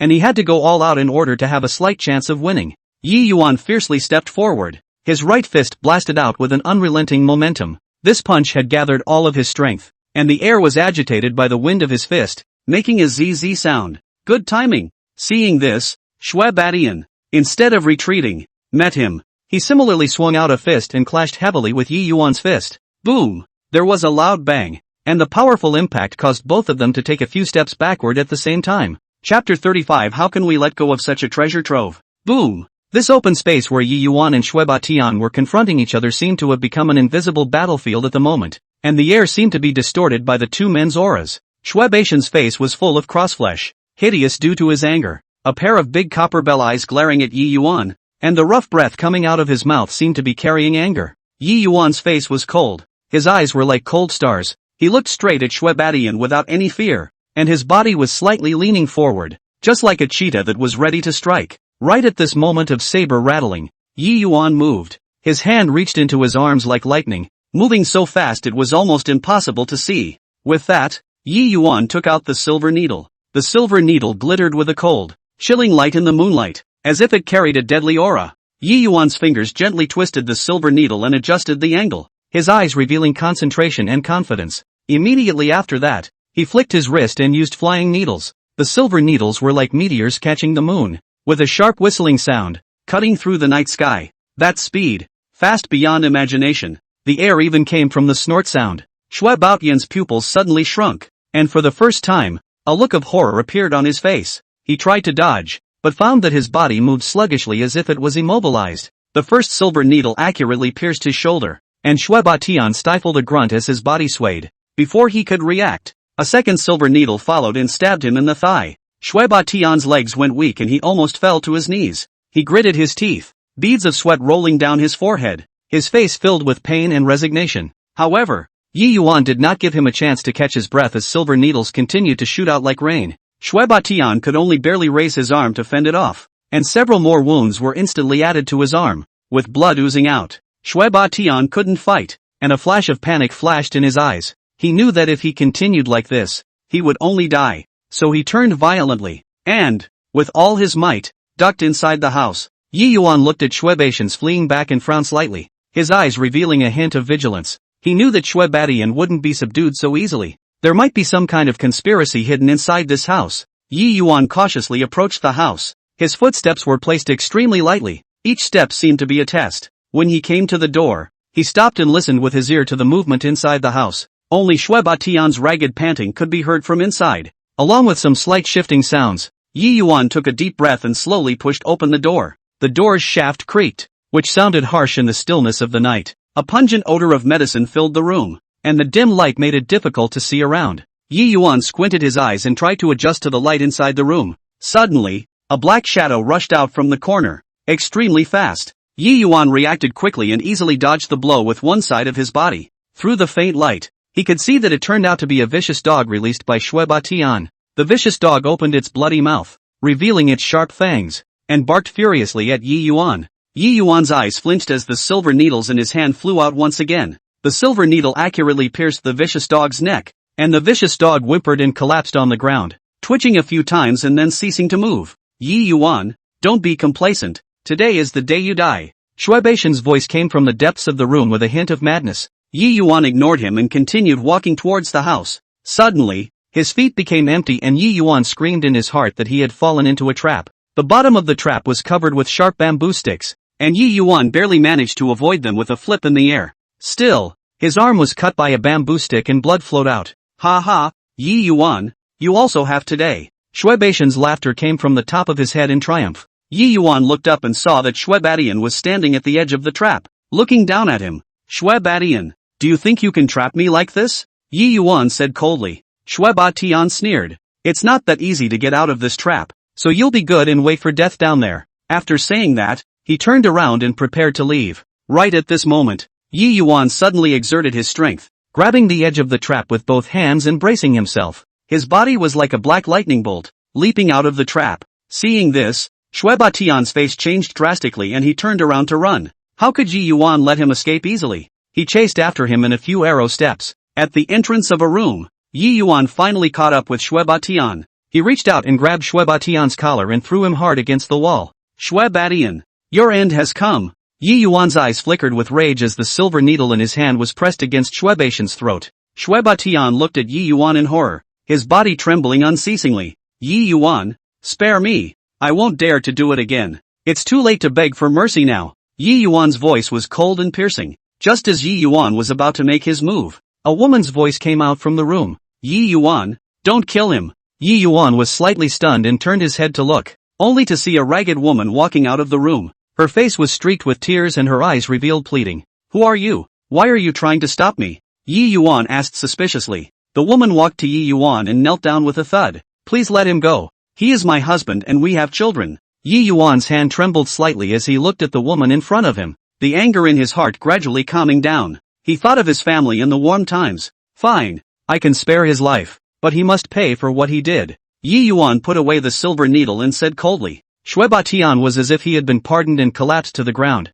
breathing heavily. From today onwards, you leave this place and never come back. Yi Yuan looked at Shui Batian with disgust in his eyes. Shui Batian hurriedly nodded his head, pulled the woman, and left in a grayish manner. Yi Yuan looked at their departing backs and had mixed feelings in his heart. The thrilling contest was finally over, but he knew that the road to the jungle would never end. Phew! With that, Yi Yuan walked out of the Shui family's imposing gate with a steady pace. The stone road under the feet in the moonlight flooded with cold light. Each step seems to step on the strings of the years, issued a dull echo. His figure was stretched out by the moonlight, lonely and resolute, as if he was one with the night. The streets were silent, with the occasional sound of the wind rustling the fallen leaves on the ground. As Yi Yuan walked, he suddenly had a footstep and his entire body froze in place. Like a flash of lightning passing through his mind, something burst into his thoughts. Walking out of Shui's house, Yi Yuan suddenly remembered something. The Shui family, a family that was well known in the Jianghu, had deep roots and incredible wealth. Their treasure trove was a place that countless Jianghu people could only dream of. The Shui clan's treasure trove must have many spirit herbs. Those spirit grasses, all of which were treasures of heaven and earth, contained a majestic spiritual qi. Chapter 36 Master Shifu's old man appeared. Among them, some of the spiritual herbs were able to produce white bones from the dead, and some were able to enhance a martial artist's power, making their effects magical and desirable. To Yi Yuan, these spirit herbs had a fatal attraction. He was cultivating a profound technique, progressing to a critical stage, and was in dire need of a large amount of spirit herbs to aid in his cultivation. If he could obtain the spirit grass from the Shui family's treasury, His cultivation path would be smooth sailing and his strength would take a qualitative leap. So go back and find it. Without the slightest hesitation, Yi Yuan turned around and walked in the direction of the Shui family. The moonlight poured over him, outlining his upright figure, and his firm eyes were filled with unquestionable determination. Soon, he came back to the Shui family's front door. The gate was closed,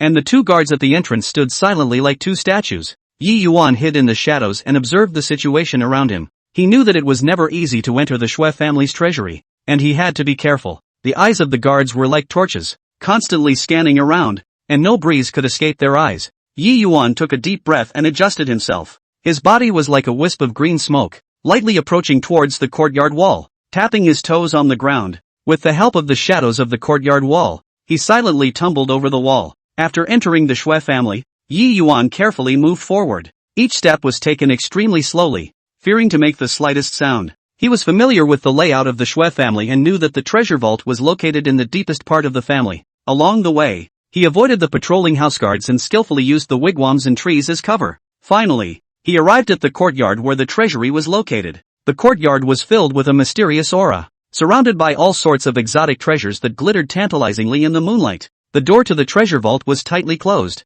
and it was engraved with ancient runes, emanating a powerful fluctuation of spiritual energy. Yi Yuan knew that these runes were a powerful prohibition that would trigger an alarm once touched. He scrutinized the arrangement pattern of the runes, trying to find a way to crack it. Time passed by, and fine beads of sweat oozed out from Yi Yuan's forehead. Finally, he discovered the brokenness of the rune, and his heart burst with ecstasy. He reached out his hand and slowly touched the rune as he had cracked it. The rune flickered a few times, but it slowly disappeared. Yi Yuan gently pushed open the door of the treasure trove, and a rich spiritual aura hit his face. The treasury was filled with all kinds of precious items, gold, silver, jewels, and exotic treasures. And in the deepest part of the treasure trove, there were several spirit herbs emitting colorful light. Yi Yuan's eyes instantly lit up as he quickly walked towards the spirit grass. Just as he was about to touch the spirit grass, a sharp alarm suddenly sounded in the treasure vault. Yi Yuan was shocked in his heart and screamed that it was not good. He turned and prepared to flee,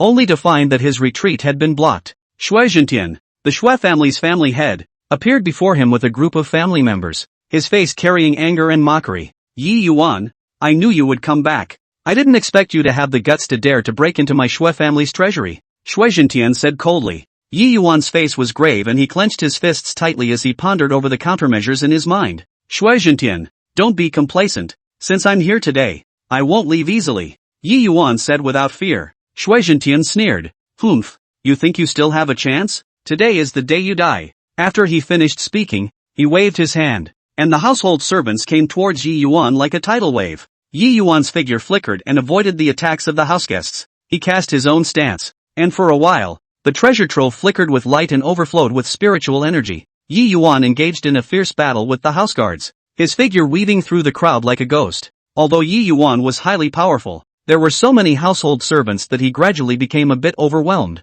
Right at this moment, Shui Zhentian suddenly struck out and a powerful spiritual energy shot towards Yi Yuan. Yi Yuan was unable to dodge and was struck by the spiritual energy. His body flew out backwards. He fell heavily to the ground, a trickle of blood spilling from the corner of his mouth. Yi Yuan, if you surrender now, I can still spare your life. Shui Zhentian looked at Yi Yuan condescendingly, his eyes full of smugness. Yi Yuan struggled to stand up, wiped the blood from the corner of his mouth, and laughed coldly. Shui Zhentian, don't dream. I, Yi Yuan, will not submit to you even if I die. After saying that, he mobilized the last of the spiritual energy in his body and prepared to make a final resistance. Just in the nick of time, the door of the treasure vault was suddenly slammed open by a powerful force. A mysterious figure appeared in front of the crowd. Who dares to act recklessly in my Shui family? Shui Zhentian roared angrily. The mysterious man didn't say anything, just waved his hand gently. An invisible force instantly sent Shui Zhentian and the houseguests flying out,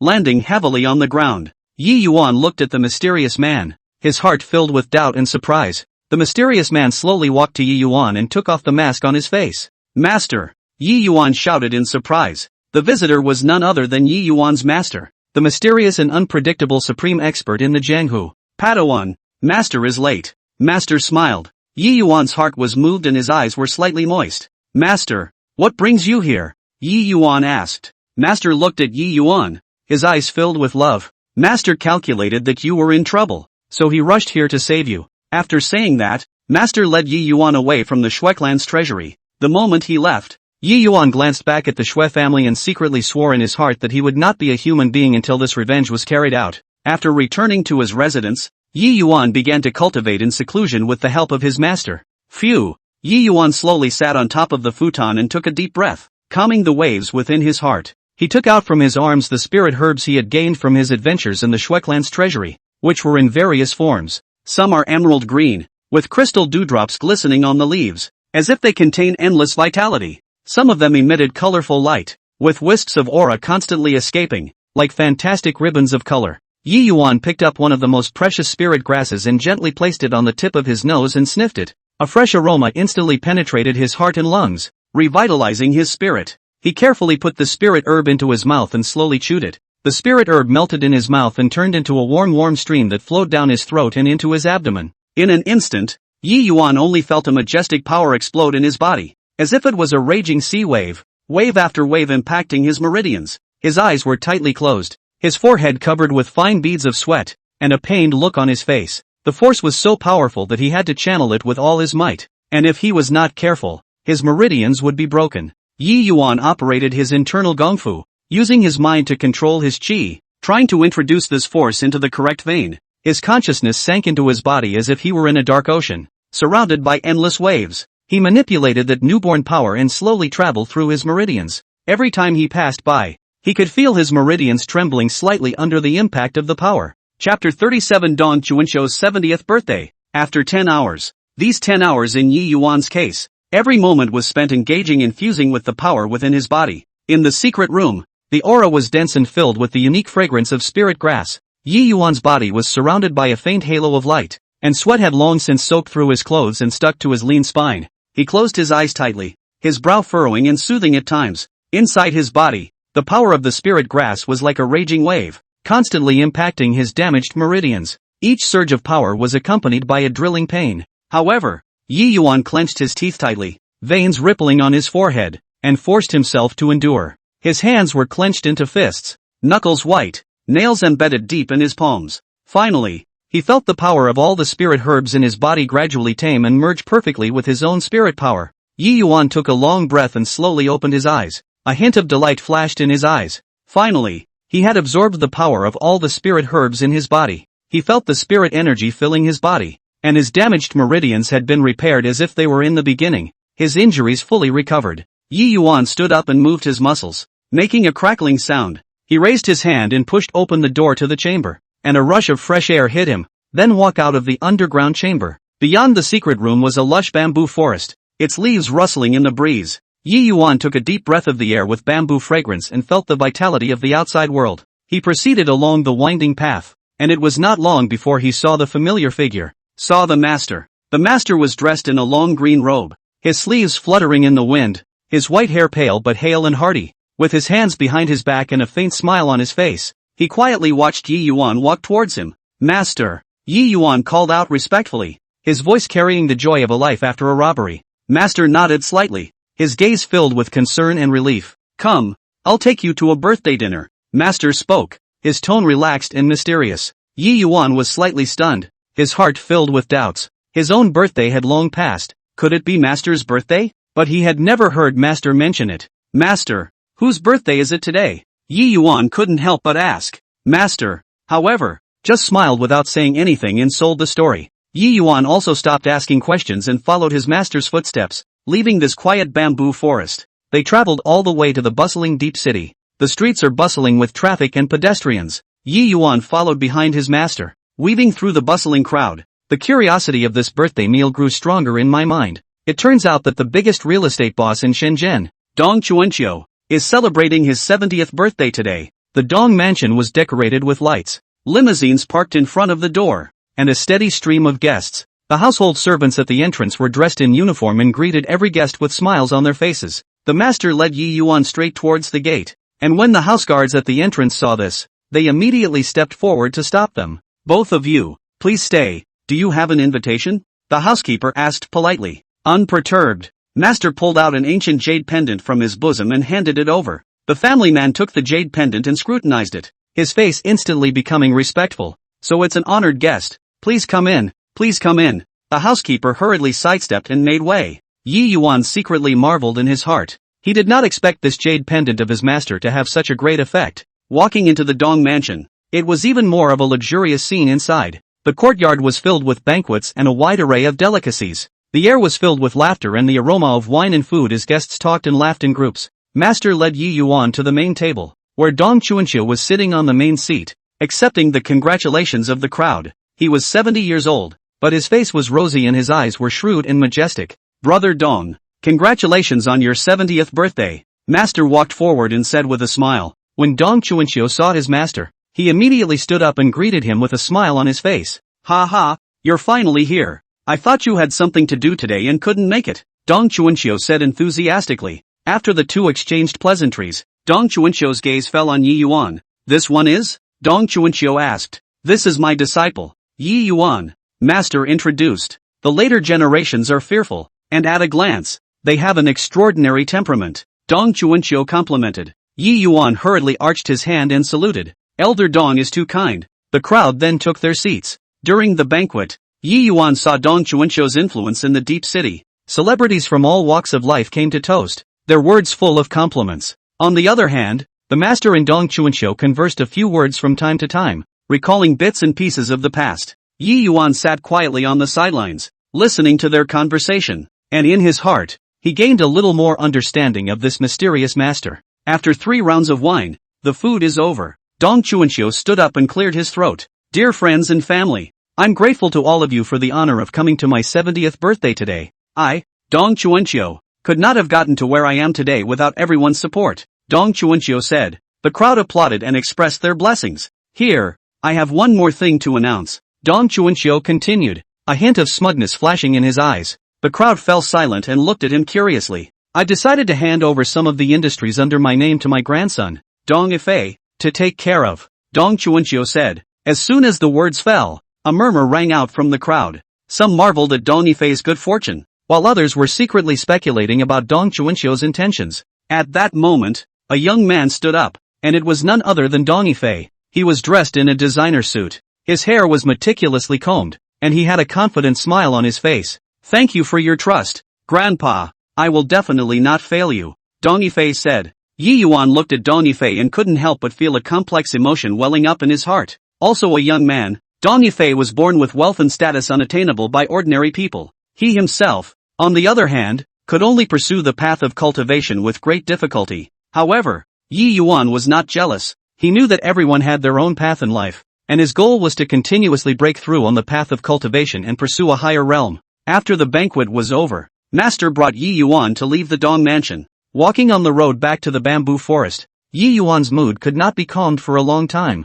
What he had seen and heard today had given him a deeper understanding of the world. Master, how did you and Senior Dong meet? Yi Yuan couldn't help but ask. Master smiled slightly and said slowly, that was many years ago. We had gone through something together when we were young, and since then we have formed a deep bond. Yi Yuan nodded and didn't pursue further. He knew that Master's past must have many untold stories. After returning to the bamboo forest, Yi Yuan returned to his room and sat cross-legged. He closed his eyes and began to sort through the day's experiences and epiphanies. On the path of cultivation, not only do you need to be strong, but you also need to know how to handle the world. Chapter 38 Master Save My Son. Yi Yuan secretly resolved to cultivate harder and improve his strength. At the same time, it is important to learn to stay grounded in this complex world and not fall prey to worldly temptations. The moonlight sprinkled on Yi Yuan's body through the window. This night, Yi Yuan slept extraordinarily peacefully, knowing that tomorrow would be a new beginning. 3 o'clock in the afternoon of the second day. The warm sun shone through the dappled leaves,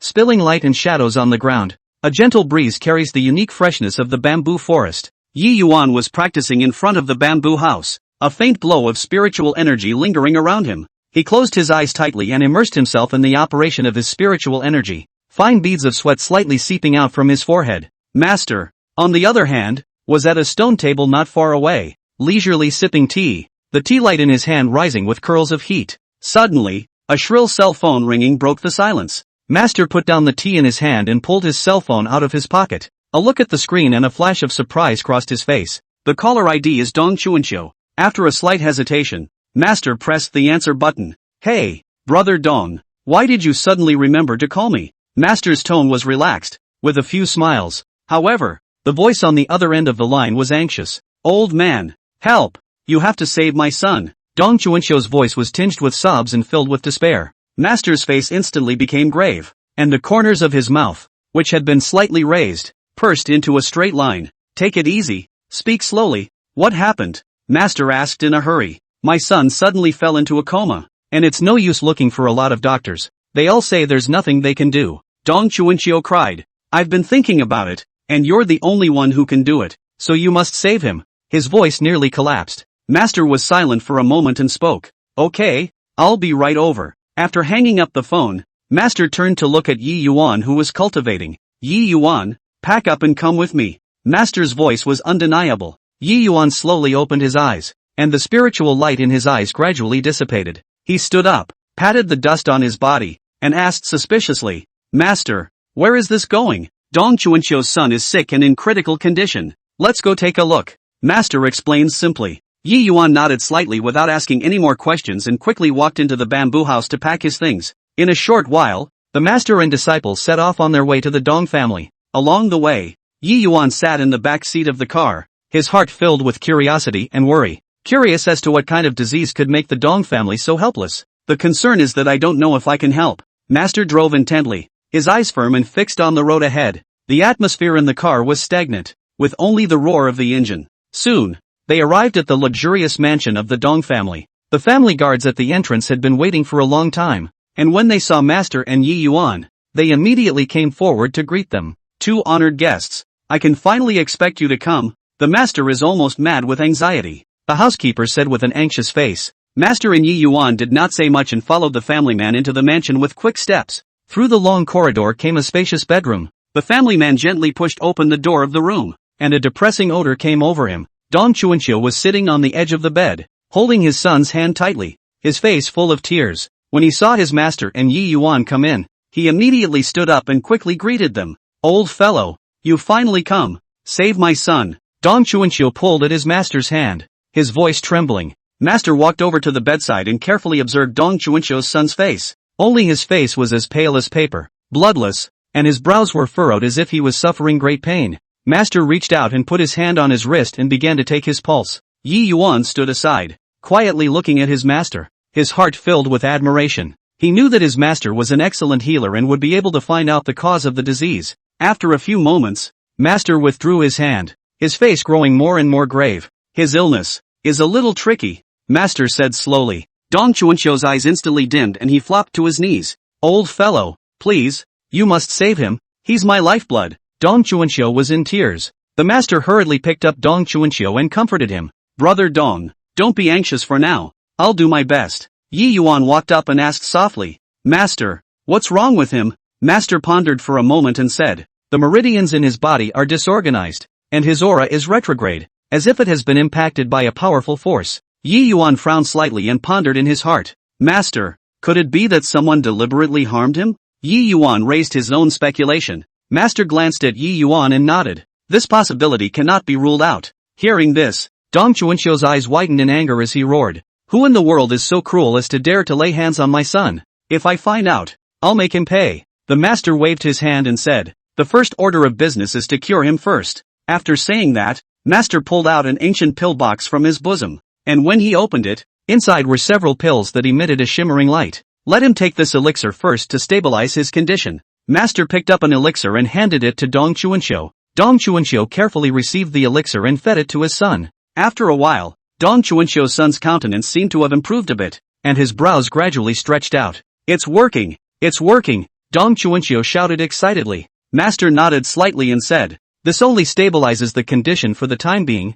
and it will take a lot of effort to cure it completely." Yi Yuan looked at his master and said firmly, "Master, I will definitely help you." Master smiled gratefully and patted Yi Yuan's shoulder. "Good. With your help, I'm more confident." Next, Master and Yi Yuan began to scrutinize the treatment plan. They consulted ancient texts and discussed various possible treatments. Yi Yuan kept putting forward his own ideas, and although they were a bit juvenile, they gave the master a lot of inspiration. Dong Chuanxiu, on the other hand, waited anxiously, his eyes not daring to leave his son's hospital bed for a moment. Time passed by and night fell. The Dong family's mansion was shrouded in darkness, and only that bedroom was still lit with a dim light. Master and Yi Yuan were still busy. Their faces were weary but their eyes were incredibly determined. Finally, Master and Yi Yuan finalized the treatment plan. Brother Dong, we're ready to start the treatment, so go out first and wait for the news outside, Master said to Dong Chuanxiu. Dong Chuanxiu hesitated for a moment and nodded. Alright, then I'll be counting on you.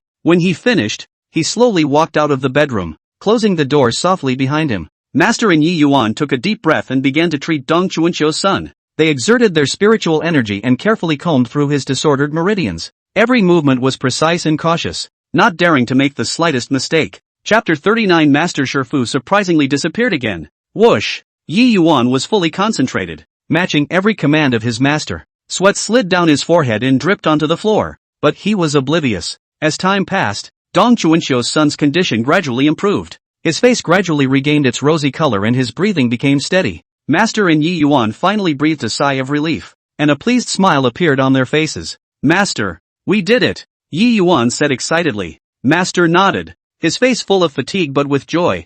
Yeah, finally got him back. They opened the door to the room, and Dong Chuanxiu immediately greeted them. How's it going? How is my son? Dong Chuanxiu asked anxiously. It's already fine. His condition is under control and he'll be fully recovered after some more time of recuperation, Master said. Dong Chuanxiu cried out in joy and knelt on the ground with a thud. Thank you for saving my son. Master and Yi Yuan hurriedly helped Dong Chuanxiu up and comforted him. At this time, the night was already deep and the bright moon was hanging high. Master and Yi Yuan bid farewell to the Dong family and set off on their way home. Along the way, neither master nor disciple spoke. They were immersed in the joy of successfully saving someone. Yi Yuan looked at the moonlight outside the window and felt a lot of emotions in his heart. He knew that this experience had made him grow a lot. It also strengthened his determination to follow his master to learn medicine and save lives. Phew! Yi Yuan dragged his slightly tired body and walked alone on the road back to the Tang family villa. His figure was stretched out in the light of the street lamps,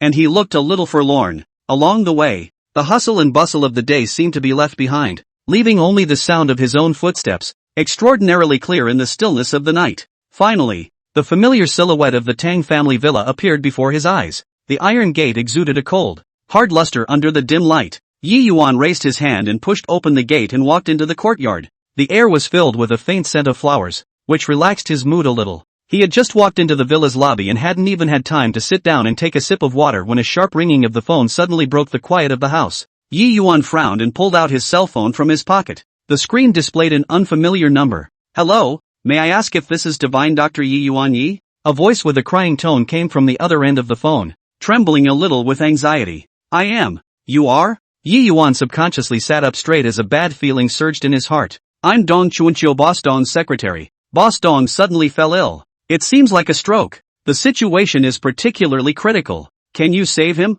The secretary's voice carried a desperate plea, as if she had grabbed the last straw. Yi Yuan's face instantly became grave. He was well aware of the viciousness of a stroke. The slightest delay could be life-threatening. Hold your horses. I'll think of something right away. After hanging up the phone, Yi Yuan immediately dialed Master's number. He knew in his heart that his master was a skilled and experienced healer, and if he could be guided by his master, he would be much more certain of a successful rescue. However, when the phone was dialed, there was only a monotonous beeping sound in the receiver, and no one ever answered. Master, why aren't you answering your phone? Yi Yuan murmured in a low voice, his face filled with anxiety and helplessness. He dialed several more times in quick succession, and the results remained the same. Helplessly, Yi Yuan knew that he couldn't wait any longer. He took a deep breath, calmed his nervousness, and secretly resolved in his heart, since Master can't be contacted, we can only rely on ourselves. He quickly turned around, grabbed his jacket, and strutted out of the Tang family villa.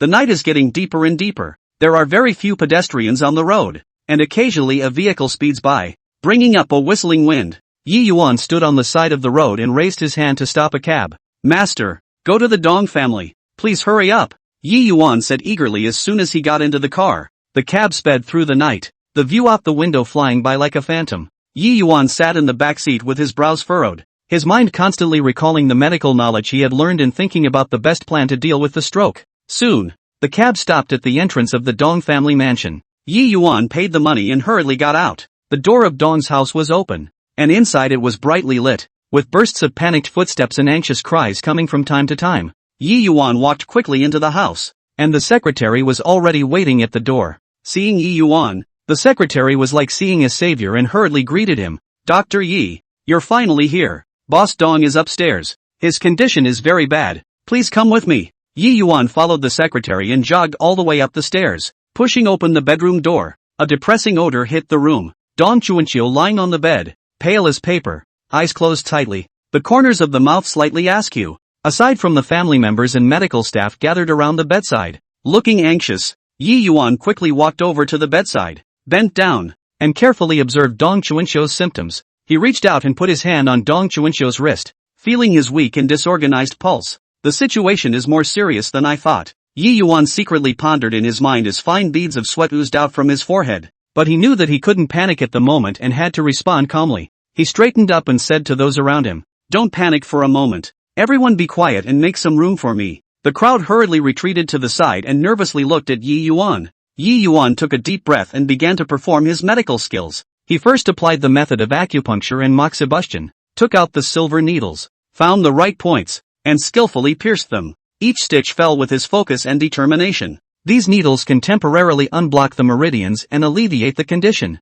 Yi Yuan explained to the people around him while applying the needles. After applying the needles, Yi Yuan took out some more herbs from the medicine chest, quickly grinding them into powder, mixing them with warm water, and feeding them to Dong Chuanqiu. This herb has the efficacy of activating blood circulation and removing blood stasis, waking up the brain and opening up the mind. I hope it can help Boss Dong's condition. Yi Yuan's voice was calm and firm, trying to give some confidence to those present. Time passed, and the atmosphere in the room was breathtakingly tense. Everyone held their breath, their eyes locked on Dong Chuanqiu, expecting a miracle. Finally, Dong Chuanqiu's fingers moved slightly, and immediately afterward, his eyelids began to flutter gently as well. There's a reaction. Boss Dong is reacting, the secretary shouted excitedly. A pleased smile appeared on Yi Yuan's face. He knew that his efforts had not been in vain. Continue to observe. It will take some time for Boss Dong to fully recover. Under Yi Yuan's careful care, Dong Chuanqiu's condition gradually stabilized. He slowly opened his eyes,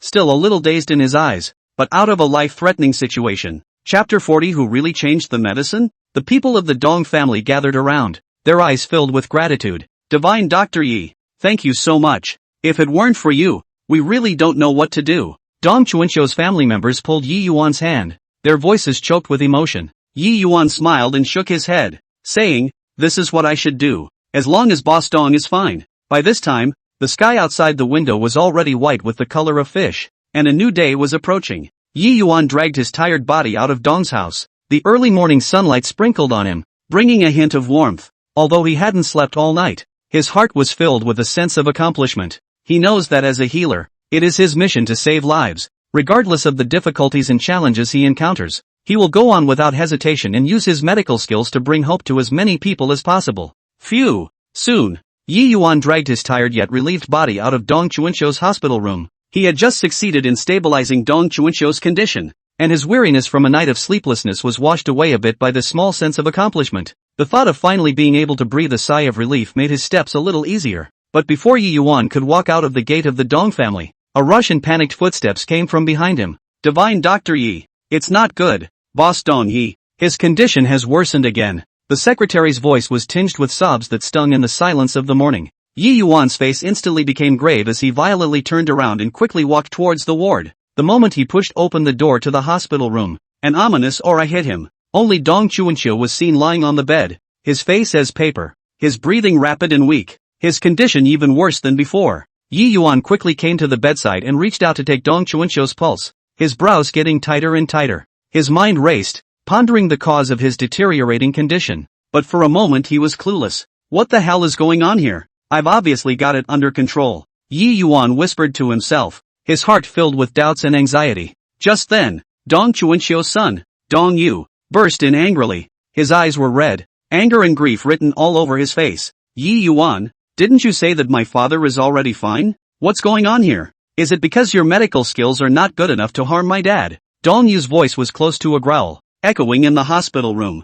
Yi Yuan hurriedly explained, Mr. Dong, don't be anxious. Changes in the condition are sometimes hard to predict. I will definitely find out the reason. Don't explain. You're just a quack. My dad was fine before, and since you treated him, he's gotten worse and worse. So who else's problem could it be if not yours? Dong Yu did not listen to Yi Yuan's explanation at all. He was agitated. His hands tightly gripped Yi Yuan's collar, and his eyes seemed to be about to spit out fire. Yi Yuan tried to break free from Dong Yu's pull. His voice remained calm, but he was anxious inside. Mr. Dong, please calm down. The most important thing now is to save Boss Dong. Not to argue here. Saving? How else do you want to be saved? My dad is dying because of you. Dong Yu couldn't listen at all as he pushed Yi Yuan so hard that Yi Yuan stumbled and almost fell. The rest of the Dong family also gathered around, their faces filled with accusations and skepticism. That's right. He must have failed to cure him and delayed my big brother's treatment. This quack shouldn't have been allowed to come in, and now he's screwing things up. The crowd spoke, their voices accusing like a sharp blade, stabbing at Yi Yuan. Yi Yuan stood in the crowd, his heart filled with helplessness and aggression. He understood that at this moment, no matter what he said, the Dong family would not believe him. But as a healer, he couldn't just give up. Dong family, I assure you that I will find out the cause of the disease and cure Boss Dong. Please give me a little more time. Yi Yuan took a deep breath and tried to make his voice sound firm and strong. Humph, you think we'll still believe you? From now on, don't you dare touch a single finger of my dad, Dong Yu said viciously, his eyes filled with disgust and distrust. Yi Yuan looked at the angry faces of the Dong family and had mixed feelings in his heart. He knew that he was in a tough predicament, but he was in no way convinced that his treatment was causing it to worsen. There had to be another reason, and he had to find it. Yi Yuan turned around and silently walked out of the hospital room. He came to the living room of Dong's house, sat down on the sofa, and began to carefully recall every detail of the entire treatment process,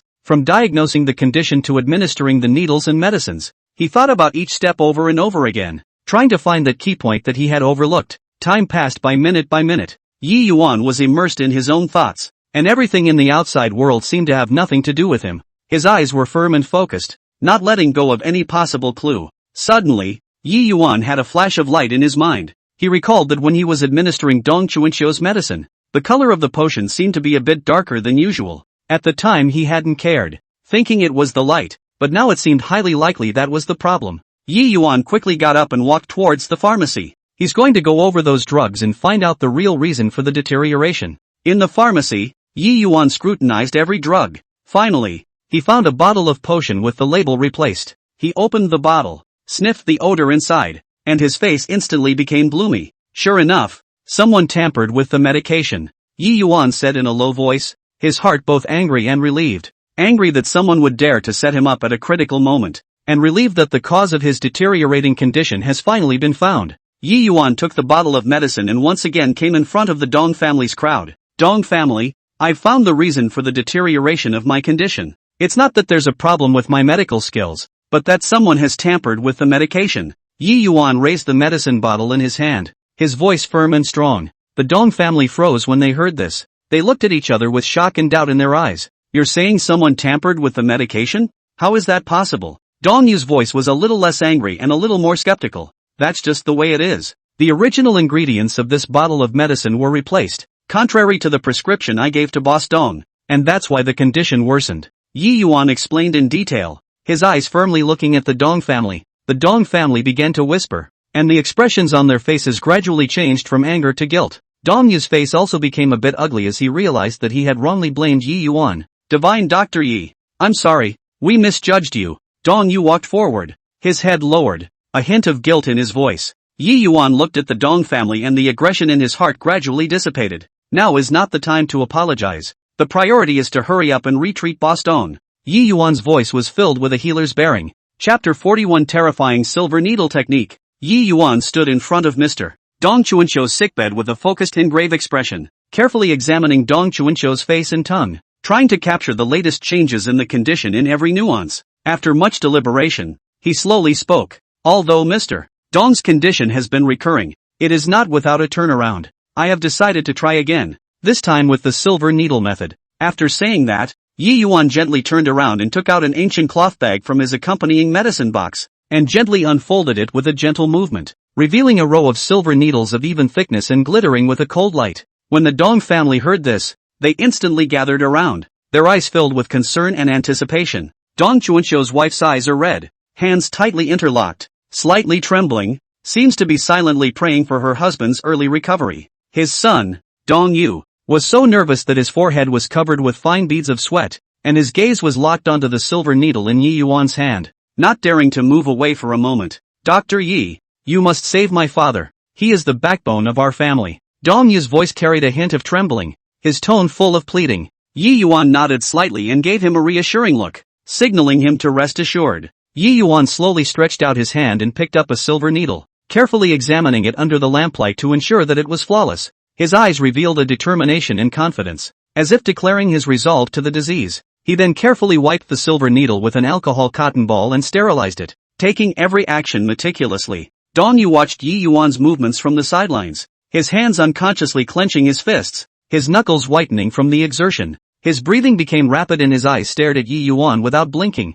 as if he was afraid of missing a single detail. Yi Yuan adjusted his breathing, allowing his mind to gradually calm down and enter an ethereal state. He knows that peace of mind is crucial when performing acupuncture treatments, and only then can he accurately grasp the acupuncture points and apply the needles just right. He slowly approached Dong Chuanxiu, his eyes focused on Dong Chuanxiu's face and hands as he searched for acupuncture points. His fingers gently touched Dong Chuanxiu's skin, feeling the location of every acupuncture point and the flow of qi and blood. Dong Yu gulped nervously and leaned forward slightly, wanting to see more clearly, but fearing that he would disturb Yi Yuan. He could only hold back his inner anxiety. After Yi Yuan found the acupuncture point, he took a deep breath, flicked his wrist, and the silver needle quickly stabbed into the acupuncture point like a bolt of lightning. Dong Yu's body stiffened violently and he almost screamed out as he subconsciously tried to reach out to stop it, but he stopped hard. Don't be afraid. Acupuncture won't hurt. I will control the strength, Yi Yuan said softly, with a hint of comfort in his voice.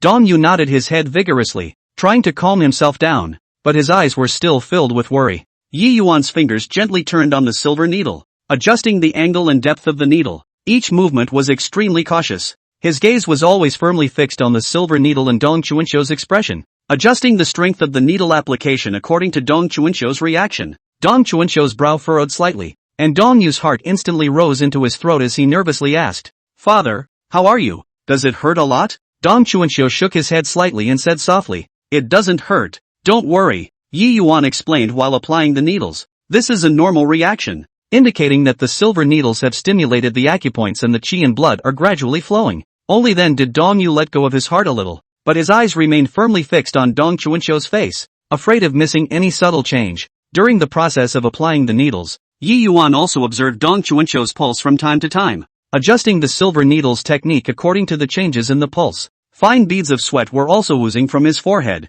but he was oblivious to them and devoted himself to the treatment. The Dong family gathered around, not daring to utter a single breath, and a tense and depressing atmosphere permeated the entire room. As time passed by, Yi Yuan's forehead became more and more sweaty, sliding down his cheeks, but his hand remained steady without the slightest tremor. Finally, Yi Yuan completed the application of the last silver needle. He took a long breath and a pleased smile appeared on his face. "All right, the needles have been administered, so we'll see how Mr. Dong recovers next," Yi Yuan said. Dong Yu rushed forward and asked eagerly, "Dr. Yi, when will my father be well?" Yi Yuan smiled and said, "The effect of acupuncture needs some time to show up. For the next few days, Mr. Dong needs to rest well. I will come over every day to check on his condition." The Dong family members thanked Yi Yuan with gratitude in their eyes. Dong Yu held Yi Yuan's hand tightly and said excitedly, "Dr. Yi, thank you so much. You are our family's great benefactor." Yi Yuan quickly waved his hand and said,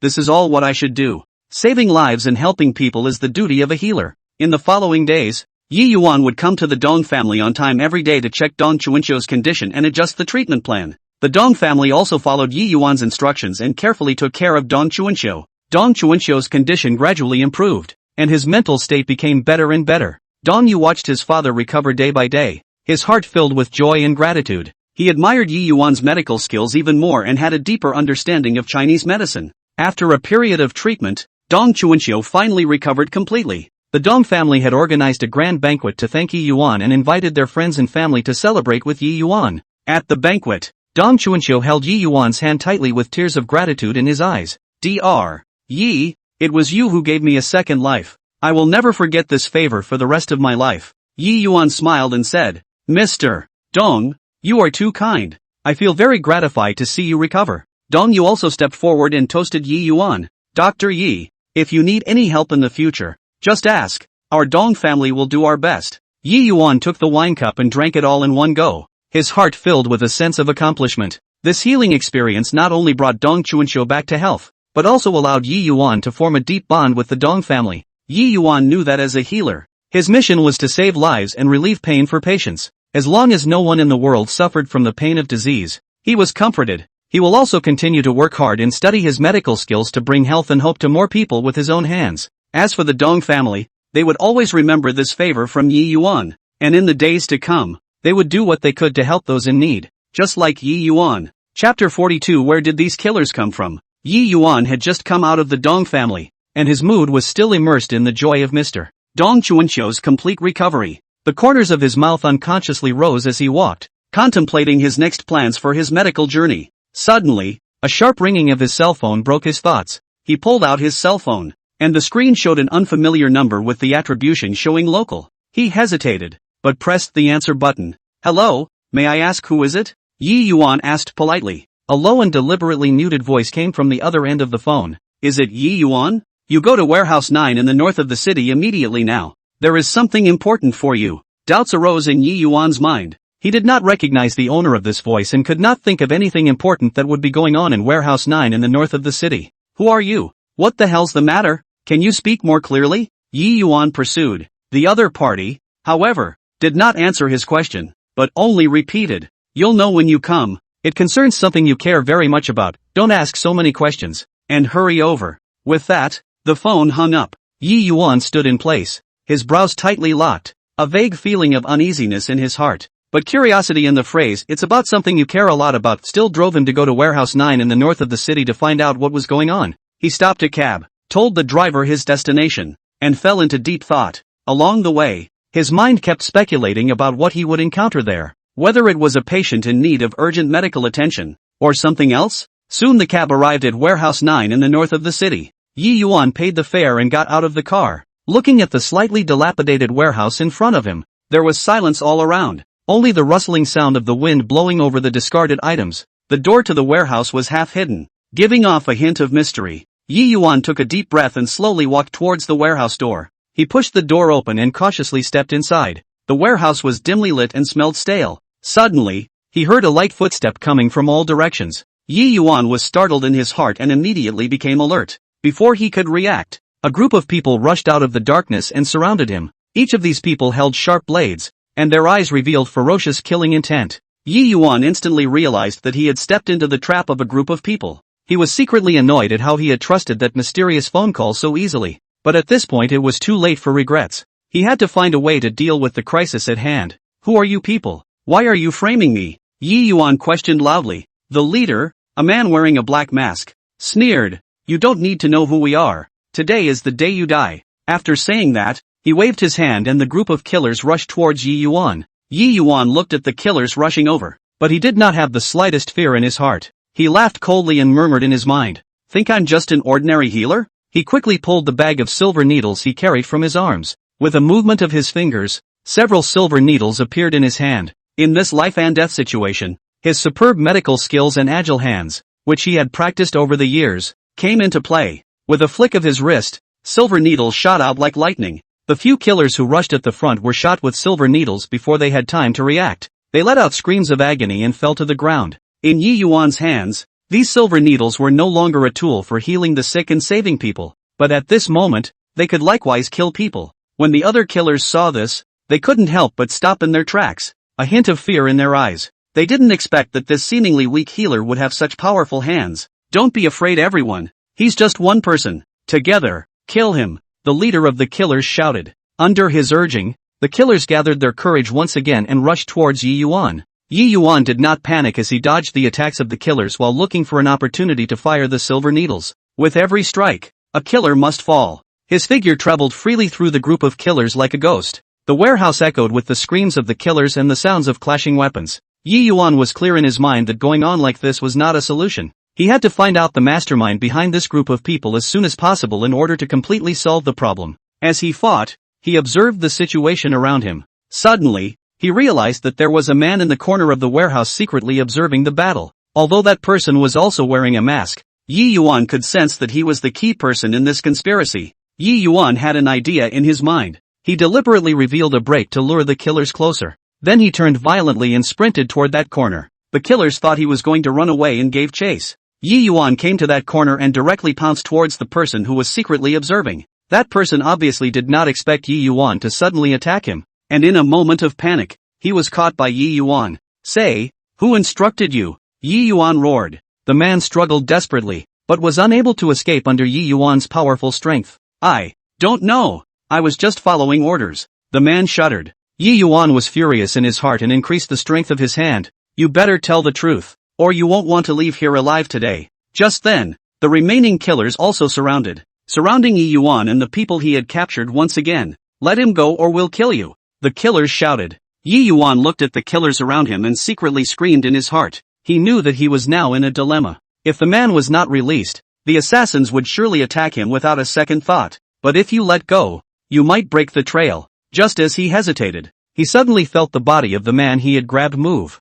A shock went through him, and he immediately realized that this man might be about to make a move. He reacted quickly and pushed the man towards the group of killers with a hard shove. At the same time, he himself stepped back, distancing himself from the killers. Sure enough, the man pulled out a gun from his arms and shot towards Yi Yuan. Fortunately, Yi Yuan reacted in time and the bullet grazed the corner of his coat. Yi Yuan was furious in his heart and he decided to show no more mercy. He pulled out his silver needles again and launched a fierce attack towards the killers. This time, his attacks were even more severe, each silver needle carrying a deadly force. The killers fell under his attack. In the end, only the man with the gun and the leader of the killers remained. The two of them looked at each other with a look of despair in their eyes. "Count us out today, but don't be complacent. Our people won't let you go," the leader of the killers said viciously. After saying that, the two of them turned and ran. Yi Yuan wanted to chase after him, but considering that he was unfamiliar with the terrain in the neighborhood and had suffered some minor injuries, he gave up the chase. Chapter 43. Just another trip into the tiger's den. He looked at the backs of the assassins as they left, and secretly vowed in his heart that he would find out who was behind this and make them pay. Yi Yuan organized his clothes and walked out of the warehouse. He knew that this crisis was only temporarily lifted, and that more trouble awaited him next, but he wasn't afraid. He was sure that with his intelligence and ability, he would be able to solve the mystery and protect himself and those around him. He stopped a cab and went back to his clinic. Upon returning to the clinic, he immediately treated his wounds. After treating his wounds, he sat back in his chair, lost in thought. He began to remember everything that had happened today, trying to pick up clues from every detail. He knew that behind that mysterious phone call there must be a huge conspiracy hidden, and he had been caught up in it. He decided to start with the mysterious phone call and investigate the origin of the number. The night was like a huge black satin, gently but irresistibly covering the whole city. Yi Yuan stood in his dimly lit room, his eyes fixed on the note with the mysterious number written on the desk, his eyebrows twisted into a Chuan character. The number was like a mystery, constantly swirling in his mind and stirring him up from the moment it appeared. He took a deep breath and raised his hand to look at his watch. The hands were pointing to 8 p.m.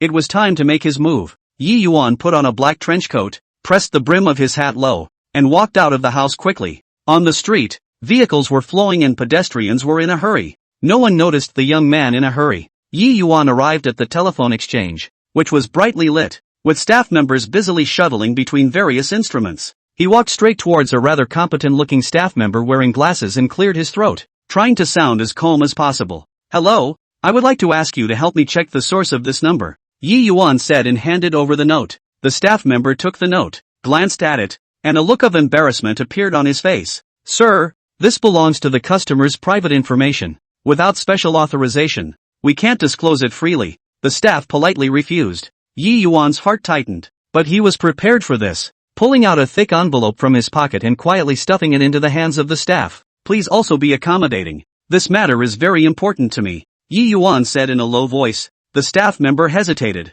his eyes sweeping quickly around the room to make sure no one was paying attention before slipping the envelope into the drawer. "All right, next time," the staff member muttered in a small voice, then turned around to operate the instrument in front of him. Yi Yuan stood by the side, his heartbeat involuntarily speeding up, his eyes fixed on the staff's every move. Time seemed to be getting unbearably long, and every second felt like torture. Finally, the staff member stopped what he was doing and looked up with a hint of surprise on his face. "This number comes from the Liu family. It's a dedicated phone number for their villa," the staff said. Yi Yuan's heart was shaken. How could he not expect that this mysterious number was related to the Liu family? He forced down the shock in his heart and thanked the staff before turning around and hurriedly leaving the telephone exchange. Walking out of the door of the exchange, the cool wind of the night came to his face. but Yi Yuan could not feel the slightest chill. His mind had only one thought: go to the Lu family and ask for a clear answer. Yi Yuan stopped a cab, and when he got in, he reported the address of the Lu family villa. The car sped through the night. The scenery outside the window flew by, but Yi Yuan's thoughts had long drifted to the Lu family. His heart was filled with doubt and anger as he remembered all his past with the Lu family. Soon, the cab stopped at the entrance of the Lu family villa compound. Yi Yuan paid the fare, stepped out of the car and looked up at the brilliantly lit villa in front of him. The gates were closed and the surrounding walls towered over them, giving off a mysterious and majestic air. Yi Yuan took a deep breath and was about to go up and knock on the door when he suddenly felt that something was wrong. He stopped and looked around warily. In the moonlight, he noticed what appeared to be dark shadows shifting in the corners of the villa compound. With a shock in his heart, he realized that he might have fallen into a trap. Yi Yuan carefully took a few steps backward, his eyes always on those suspicious places. Right at this moment, the villa's door slowly opened, and an icy voice came out from inside. Now that you're here, don't even think about leaving. With the sound, a group of people with weapons rushed out from the villa and surrounded Yi Yuan. Yi Yuan screamed in his heart that it was not good. He clenched his fists and his eyes quickly scanned around, looking for a chance to break out. What do you want? Yi Yuan questioned loudly, without the slightest bit of fear in his voice. A burly man at the head of the group sneered. Kid, you shouldn't come to inquire about things you shouldn't know. Yi Yuan understood in his heart that he was afraid that he would be in deep trouble this time, but he did not intend to sit back and wait for death. He was quickly calculating in his mind how he could get out of this heavy siege. Those people slowly approached, the weapons in their hands flashing with cold light. The atmosphere was tense to the extreme. Yi Yuan's heartbeat accelerated dramatically, but his eyes became more and more determined. He knew that he could only rely on himself now, and no matter what, he couldn't let these people get away with it. The moonlight sprinkled on the ground, reflecting Yi Yuan's lonely and resolute figure. A thrilling contest was about to kick off. Yi Yuan's gaze was like a torch, staring at the enemy that was approaching step by step in front of him, his brain running rapidly, trying to find a break, because he knew that acting rashly would only lead to a more dangerous situation. He had to find out the other party's intentions and tactics first. I have no grievances with you. Why did I set up an ambush? Yi Yuan asked loudly, trying to stall for time while observing the enemy's reaction. The burly man at the head snorted. Cut the crap. Since you've investigated the Lu family, you should know that there are some things you can't go deeper into. If you're here today, you don't want to leave alive. He waved his hand, signaling his men to slowly tighten the encirclement. Yi Yuan secretly moved his wrists and ankles, ready to respond to an attack at any time. His afterglow caught a glimpse of a large, thick tree beside him, and an idea came to him. Suddenly, he leapt backward violently, using the cover of a large tree to temporarily avoid the enemy's direct attack. Want to run? It's not that easy. The burly man roared angrily and led his men to quickly surround him. Yi Yuan took advantage of the fact that they were not close enough, bent down and picked up a stone and threw it with force towards the weak point of the encirclement. The stone struck an enemy in the arm, and the man ate the pain, dropping the weapon in his hand to the ground. Yi Yuan saw this opportunity and dashed out like a cheetah, aiming for the exact place where the weapon fell. He leaned down and picked up his weapon, a short stick, rudimentary but a lifesaver at this point. Chapter 44 Lu Family Master's Apology. Humph, quite a tosser. The burly man sneered and charged up personally. He was big and muscular, making the ground shake slightly with every step. Yi Yuan did not dare to be careless, tightly gripping the short stick and taking a defensive position. The burly man swung out a fist with a whistling wind sound, pushing straight at Yi Yuan's face. Yi Yuan dodged sideways and used his short stick to block the powerful strike. The two of them went back and forth, exchanging several rounds in an instant, and Yi Yuan gradually realized that although the strong man was powerful, but the movement was slightly slow, and he decided to use that to find a breakthrough. Taking advantage of the gap between the strong man's attacks, Yi Yuan suddenly changed his tactics and stopped defending altogether and took the initiative to attack. He moved his feet quickly, and the short stick in his hand rained down towards the strong man's lower body. The strong man hastily backed up to avoid it, but he was still hit in the calf by Yi Yuan and almost fell down with a stagger. Everyone together, don't let him escape, the strong man shouted in annoyance. Seeing this, the other enemies gathered around, trapping Yi Yuan in the center once again. Yi Yuan leaned his back against the tree and looked around vigilantly, understanding in his heart that the next battle would be even tougher. Just then, a siren suddenly sounded in the distance. When the crowd surrounding Yi Yuan heard the siren, a hint of panic appeared on their faces. Yi Yuan was delighted in his heart. He knew that this might be his only chance to escape. It's coming. Everyone retreat first. The burly man hesitated for a moment before finally giving the order to retreat. The crowd turned around and ran towards the villa. Yi Yuan also did not dare to stay. Taking advantage of the enemy's panic, he darted in the opposite direction. He ran desperately through the dark streets until he could no longer hear the sirens or the footsteps of his pursuers. And then he stopped, breathing heavily. He knew that although he had managed to escape today, he was afraid that the feud with the Lu family had just begun.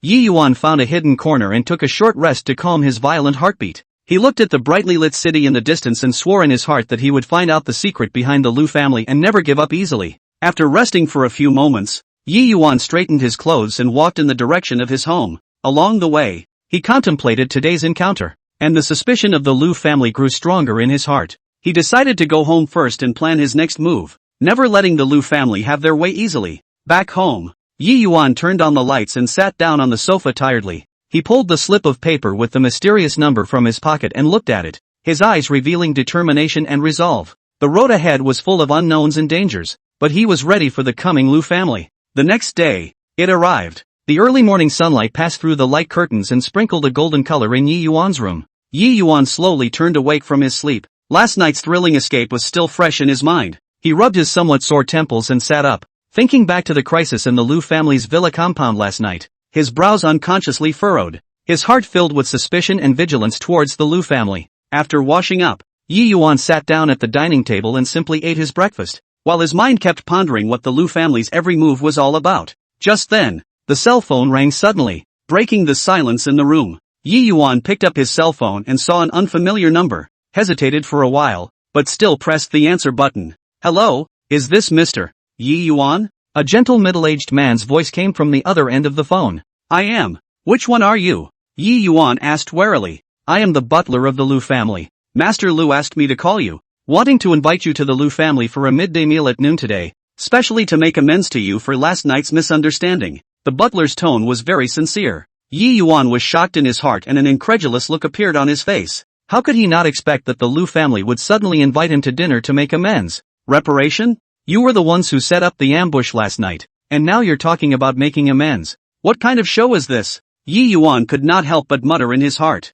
Mr. Yi, do you think it's convenient for you to come over at noon? Master Lu attaches great importance to this matter and has been chanting that he wants to apologize to you personally. The butler continued on the phone. Yi Yuan was silent for a moment. He knew in his heart that this meal was not that simple, I'm afraid. It might be another trap, but he didn't want to miss this opportunity that might reveal the secrets of the Lu family. Okay, I'll go over at noon. Yi Yuan gritted his teeth and finally agreed. After hanging up the phone, Yi Yuan fell into a deep thought. He began to carefully calculate the various situations that he might encounter when he went to Lu's house for the banquet at noon and the ways to deal with them. He walked over to the closet and picked out a simple yet competent outfit, straightening his grooming in the mirror, his eyes revealing determination and resolve. No matter what plot you guys have, I won't fall for it easily. Yi Yuan looked at himself in the mirror and whispered. Time flew by, and before you knew it, it was noon. Yi Yuan took a deep breath, walked out of his house, stopped a cab and drove in the direction of the Lu family villa. Along the way, his feelings were very complicated, both looking forward to learning some truth from the Lu family and worrying that he would be in danger again. The car slowly stopped in front of the gate of the Lu family villa. Yi Yuan paid the fare and stepped out of the car. The door of the villa was still closed, and unlike last night's tense atmosphere, today's villa looked extraordinarily quiet and peaceful. Yi Yuan walked forward and pressed the doorbell. Not long after, the door slowly opened and a middle-aged man in a black suit appeared in the doorway. It was the butler of the Lu family. Mr. Yi, you're finally here. Please come in, the butler said respectfully with a warm smile on his face. Yi Yuan nodded and walked into the villa compound. He vigilantly observed everything around him, not sparing a single detail. The flowers and plants in the yard were neatly trimmed, and the sunlight sprinkled on the stone path. A peaceful and beautiful. Completely unable to see that there had been a fierce conflict here last night, the butler led Yi Yuan into the villa's living room, which was lavishly and elegantly furnished, with all kinds of expensive furniture and decorations placed appropriately. Mr. Yi, please wait for a moment. Master Lu will be down soon. After the butler finished speaking, he retreated. Yi Yuan paced in the living room. His eyes fell on a huge oil painting on the wall. In the painting was a majestic old man, which must be the Lu family's head of the family. Suddenly, a sound of footsteps came from the stairs and Yi Yuan turned around in a hurry. I saw a gray-haired but hale and hearty old man walking slowly down the stairs with the support of two young men. Mr. Yi, I'm really sorry. Last night's incident was a misunderstanding, letting you be frightened. As soon as the old man saw Yi Yuan, he said with an apologetic face, Chapter 45 So what if you don't agree to settle? Yi Yuan looked at the old man and was secretly wary in his heart, but his face did not move as he said, Elder Lu, this is not a small misunderstanding. I almost couldn't come back. It's our fault. It's our fault. Elder Lu nodded repeatedly. I invited you here today to make a good apology. I hope you will be generous and not take it to heart. After saying that, Master Lu signaled the butler to serve the food.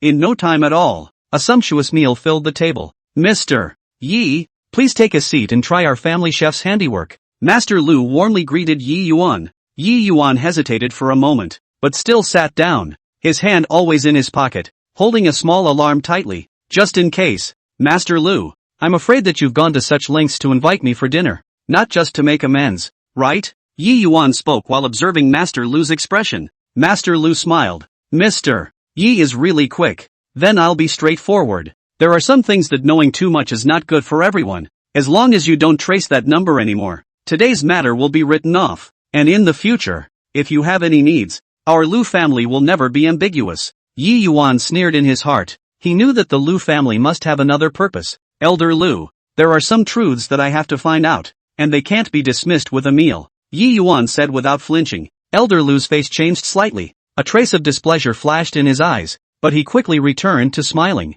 Mr. Yi, you have to think clearly. Once something is stabbed, there is no turning back. There was a hint of threat in Master Lu's tone. Yi Yuan looked at Elder Lu with firm eyes. Since I have come this far, I have no intention of turning back. The atmosphere in the living room instantly became tense, and a war without smoke seemed imminent. The smile on Master Lu's face gradually disappeared and was replaced by a gloomy one as he stared at Yi Yuan closely, as if trying to see a hint of retreat in Yi Yuan's eyes. However, Yi Yuan stared at him without fear, and the determination revealed in his eyes made Master Lu understand that the young man in front of him would never be easily intimidated. Mr. Yi, you are too stubborn. Elder Lu snorted coldly, picked up his teacup and took a light sip, trying to use it to soothe his inner displeasure. Elder Lu, it's not that I'm stubborn, but this matter has too much at stake. Since I've already started tracking it down, I must get to the bottom of it. Yi Yuan's voice was steady and powerful, echoing in the spacious living room. At this time, the butler sensed the tension in the atmosphere and hurriedly stepped forward to round up the situation.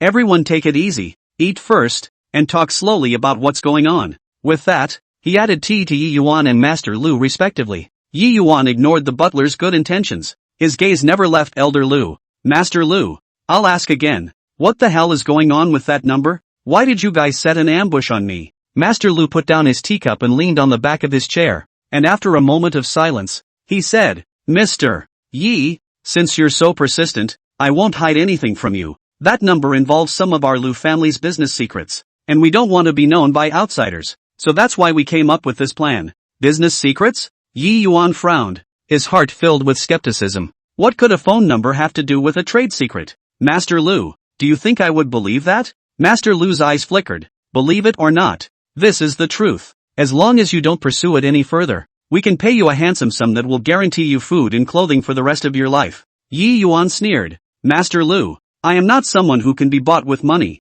If it was really just a trade secret, you could have told me openly and honestly. Why go to all this trouble and almost cost me my life? Elder Lu's face became more and more ugly. His hand unconsciously clenched the armrest. Yi Yuan, don't refuse to drink until you've been punished. As Master Lu's words fell, a light footstep suddenly came from the originally quiet living room. Several burly bodyguards came out from the shadows and surrounded Yi Yuan. Yi Yuan's heart tightened, but he remained calm on the surface. His hand was in his pocket holding the alarm tightly. As long as the situation was not right, he would press it immediately. Master Lu, is this your hospitality? Yi Yuan said coldly. Master Lu didn't answer. He just waved his hand, signaling his bodyguards to get ready. Yi Yuan took a deep breath. He knew that a vicious battle was afraid to be inevitable. Various coping strategies quickly flashed through his mind, and his eyes kept observing his surroundings, looking for a possible breakthrough. Just in the nick of time, the door to the living room was suddenly pushed open with force, and a young woman hurried in.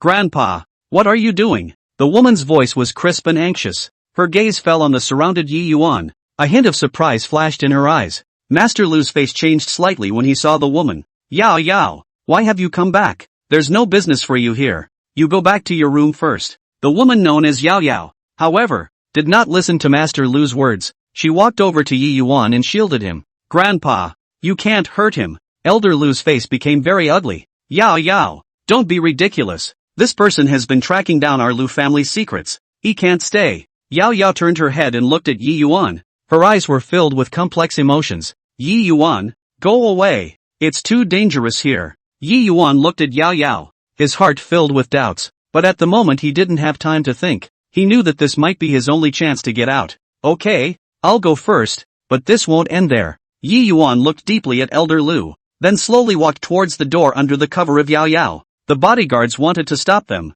but when they saw Yao Yao's eyes, they hesitated a bit. When Master Lu saw this, although he was angry in his heart, he could only stop for the time being. Yi Yuan smoothly walked out of the Lu family villa and he looked back at the luxurious building. In his heart, he secretly vowed that he would return to uncover the secrets of the Lu family. After leaving Lu's house, Yi Yuan did not go home immediately. He found a quiet cafe, sat down, and began to think about everything that happened today. Yao Yao's appearance surprised him. Why did she want to save herself? What does she have to do with the Lu family's secret? This series of questions swirled around in his mind, making him more and more determined to continue his pursuit. The sunlight through the mottled leaves sprinkled fine light and shadow on the ground. Yi Yuan stood behind a big tree on the street, his eyes staring at the imposing Lu family villa not far away. His heartbeat accelerated slightly, his mind filled with the tension and anticipation of the upcoming tracking operation. Chapter 46 Chongqing Trading Company. Recalling the frightening experience in the Lu family, a hint of determination flashed in Yi Yuan's eyes. He would never believe Master Lu's words about business secrets, and he was convinced that there must be a bigger secret hidden behind it. In order to uncover the truth, he resolutely decides to secretly follow Master Lu. Yi Yuan took a deep breath and adjusted his state to ensure that he was not noticed by anyone. His gaze remained locked on the front door of the villa, as if he was trying to see through the closed door. Finally, the gate of the villa slowly opened and a black limousine slowly pulled out. Yi Yuan's heart tightened. He knew that Elder Lu was most likely in this car. He turned quickly and walked briskly toward his motorcycle, which he had parked a short distance in advance. Straddling the motorcycle, Yi Yuan put on his helmet and started the engine, the motorcycle emitting a low roar. He carefully followed the black sedan, keeping a safe distance, neither losing it nor being detected. While the sedan drove smoothly through the city streets, Yi Yuan was fully focused on the front, not daring to slack off in the slightest. When he came to a red light, he nervously watched the sedan pull up in front of him, silently praying that he wouldn't be caught. When the green light came on and the sedan restarted, Yi Yuan also immediately followed, like a black shadow, closely following his target. The limousine traveled for some time before arriving at a busy commercial building. Elder Lu walked down from the car. He was dressed in a straight suit. His posture was upright and his eyes revealed a sense of majesty. Yi Yuan hurriedly parked his motorcycle aside and observed Master Lu's every move from afar. He saw Master Lu walk into the commercial building and secretly pondered in his heart. What is he doing here? Could it really be related to business secrets? Yi Yuan hesitated for a while, but decided to follow him in. He walked quickly into the building, trying to make his behavior look as natural as possible. In the hall, he looked around for Master Lu. Finally, he saw Master Lu walk into the elevator and the doors slowly closed. Yi Yuan hurriedly ran to the elevator and checked the elevator's floor display and found that Master Lu had gone to the 18th floor. He turned towards the stairs, deciding to go up them so that he could avoid meeting Master Lu in the elevator and hide himself better. Yi Yuan quickly ran upwards along the stairs, trying to soften his voice with each step. When he arrived on the 18th floor, he was already slightly out of breath, but he couldn't care less about resting and immediately started looking for Master Lu. This floor is an office building with many offices spread out on both sides of the corridor. Yi Yuan cautiously moved forward in the corridor, his eyes scrutinizing the situation inside through the glass door of the office. Suddenly, he saw Master Lu walked into an office. The office door hangs a Prosperity Trading Company sign. Yi Yuan's heart stirred as he quietly approached that office and pressed his ear against the door, trying to hear the conversation inside. Elder Lu, you're here. Things are a bit tricky this time. A middle-aged man's voice came from inside. I know. That Yi Yuan is too persistent. We must find a way to solve him. Master Lu's voice was low and cold. Yi Yuan's heart was shaken. He did not expect his name to be mentioned here. However, it seems like it's not simple behind him either. We can't act rashly, the middle-aged man said. Humph. No matter who's behind him, we can't let him spoil our big event. Elder Lu's tone was filled with viciousness. Yi Yuan wanted to continue listening, when footsteps came from the other end of the corridor. With a shock in his heart, he turned around and quickly headed for the stairway. At the stairway, Yi Yuan hid in the corner and waited for the footsteps to disappear before carefully stepping out. His heart was filled with doubt and anger. What great things was Master Lu planning? Why was he so jealous of himself? Yi Yuan decided to leave here first and go back to organize his thoughts. He quickly descended the stairs to the outside of the building, mounted his motorcycle, and left this place of wrongdoing. Back home, Yi Yuan sat on the sofa, recalling the experience of today's tracking. The mystery in his heart grew bigger and bigger. He knew that he was getting closer to the truth, but at the same time he was in greater danger. No matter what, I will definitely reveal your true colors. Yi Yuan clenched his fists, his eyes revealing a firm determination. He decided to start with the Changqing Trading Company and investigate the relationship between Master Lu and this company. Perhaps this will be the key to unraveling the whole secret. Yi Yuan opened his computer and started searching for information about Prosperity Trading Company. A new investigation was about to start. Yi Yuan's fingers were tapping rapidly on the keyboard. His eyes were glued to the computer screen, and as the search results were presented one by one, his frown became tighter and tighter. The only public information available on Prosperity Trading Company is pathetically scarce. It's a recently established company with a vague main business direction and layers of encrypted shareholder information that make it difficult to pry into. There must be something wrong behind this company. Why is it so mysterious? Yi Yuan whispered to himself, his eyes revealing a hint of anxiety. He knew that such an investigation would be extremely difficult, but he didn't have the slightest thought of backing down. He decided to change his mindset and instead of limiting himself to internet searches, he got up and paced around the room, pondering if there were any contacts around him that could help. Suddenly, a name flashed through his mind, Chen Fan. Chen Fan was a close friend of his from college, and after graduation, he joined a well-known business research organization, so maybe he could offer some help? Yi Yuan immediately picked up his cell phone and dialed Chen Feng's number. After the phone rang a few times, Chen Feng's bright voice came from the other end. Hey, brother Yuan, it's been a long time since we've been in touch. Why did you suddenly think of me? Yi Yuan briefly exchanged a few pleasantries before telling Chen Fan everything about his investigation into the Lu family as well as following Elder Lu to the Prosperity Trading Company. So complicated? It sounds like the water behind this is very deep. Chen Fan listened with a few moments of surprise in his tone. Yeah, I'm clueless right now. Can you help me look into this Prosperity Trading Company? You work in a commercial investigation organization. You must have a better idea than me. Yi Yuan said with anticipation. Chen Fan was silent for a moment. Alright, brother Yuan, for the sake of our many years of friendship, I'll do you this favor, but this may take some time, so don't be in a hurry. Thank you so much. Chen Fan, if you have any news, notify me at the first opportunity. Yi Yuan breathed a sigh of relief and a glimmer of hope flared up in his heart. After hanging up the phone, Yi Yuan continued to pace around the room, thinking about his next move. He knew that he couldn't be idle during the time he was waiting for news from Chen Fan. Yi Yuan decided to go squatting again near the commercial building where Prosperity Trading Company was located to see if he could find more clues. Chapter 47 finally caught the chairman. Early in the morning, the first ray of sunlight had not yet completely dispersed the coldness of the city, and Yi Yuan was already standing outside the Prosperity Trading Company building. His eyes were bloodshot. He had hardly closed his eyes in the past 3 days, filled with an obsessive search for the truth. On the street, vehicles gradually increased. Pedestrians were in a hurry. But Yi Yuan's gaze never left the imposing building. On the first day, from early morning until nightfall, people in the company in and out, but never see the chairman of the body. Yi Yuan's legs ached from standing, but the belief in his heart supported him, making him unwilling to give up. At night, the neon lights of the city were lit up, and the colorful light reflected on Yi Yuan's tired face. He sat down on a nearby bench and rested a little, his eyes still glancing at the building's exit every now and then.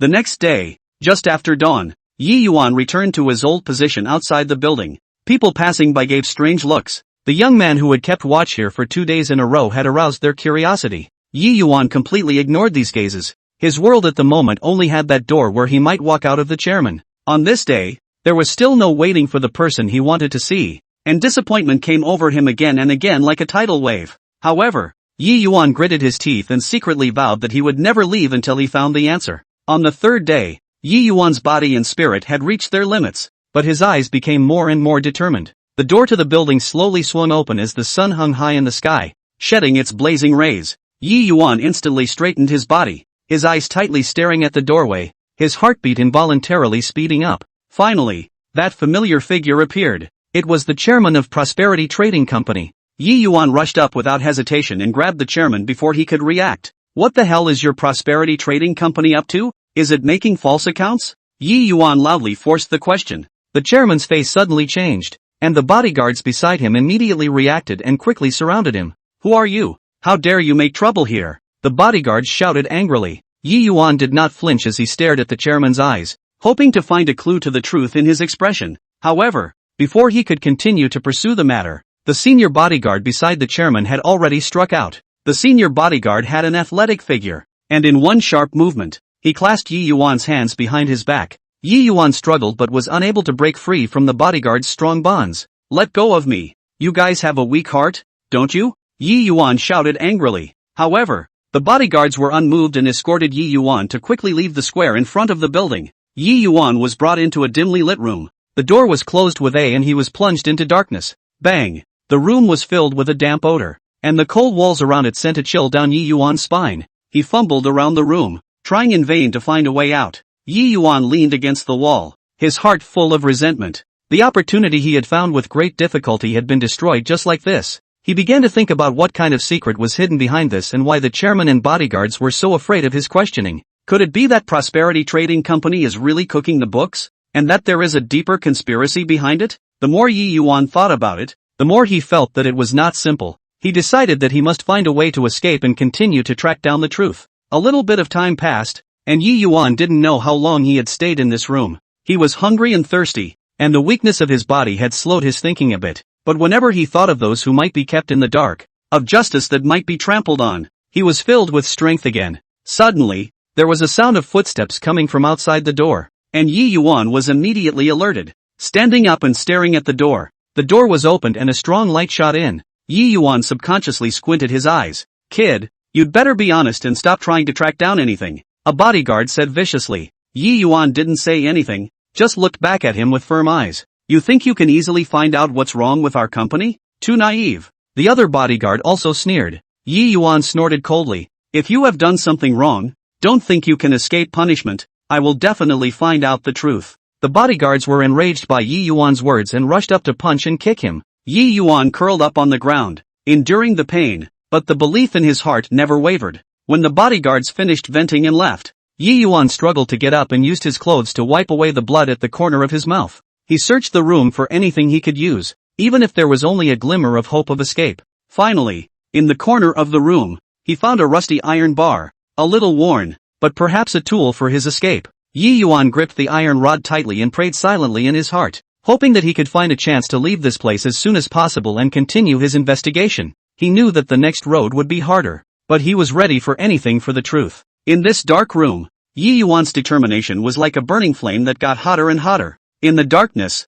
Yi Yuan tightly gripped the rusty iron rod, his eyes staring at the closed door, the desire for escape in his heart burning like a raging fire. He kept plotting every detail of his escape in his mind, not missing any possible opportunity. Suddenly, a light footstep came from outside the door. Yi Yuan instantly tensed his body, hid the iron rod behind his back and held his breath. The footsteps came closer, pausing at the door, followed by the sound of a key being inserted into the lock hole. The door slowly opened and a faint light shot into the dimly lit room. Yi Yuan squinted his eyes, and when he saw that there was only one bodyguard at the door, he did not hesitate to strike. He swung the iron rod in his hand violently, and with the momentum of a breakthrough, he fiercely smashed into the bodyguard's head. Before the bodyguard could let out a cry of surprise, he fell straight to the ground and lost consciousness. Yi Yuan quickly stepped over the bodyguard's body and rushed out of the room. He knew that time was running out and he had to escape this dangerous place as soon as possible. He ran furiously down the dimly lit corridors with only one thought in mind, to escape and continue his pursuit of the truth.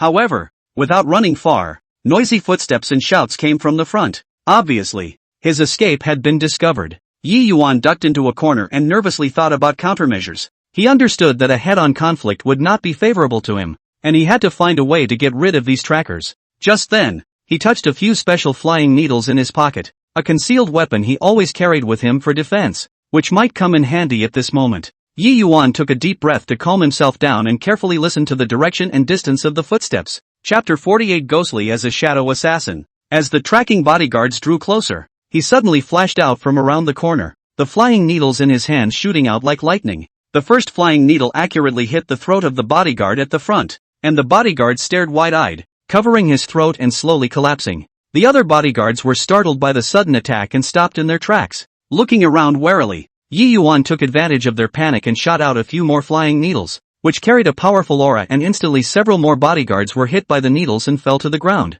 What the hell is this? The remaining bodyguards shouted in horror. They had never seen such a bizarre attack before. Yi Yuan did not give them a chance to catch their breath. The flying needles in his hands kept shooting out, and in the dark corridor, the flying needles were like life-threatening deaths, harvesting the lives of the bodyguards. Bodyguard after bodyguard fell, blood spread out on the ground, and a strong smell of blood filled the air. In the end, there was only one bodyguard left, who turned pale with fear and tried to escape. How could Yi Yuan let him off easily? He tapped his feet and quickly chased after him, and the moment the bodyguard was about to turn the corner, a flying needle shot him in the back. The bodyguard lurched forward a few steps and fell heavily to the ground, never to move again. Yi Yuan stood in place, panting heavily, looking at the bodies of the bodyguards sprawled on the ground, with mixed feelings in his heart. He hadn't wanted to take someone's life so easily, but for his own safety and the truth, he had no choice. After a short rest, Yi Yuan continued to run forward. He knew that this was not a safe place yet.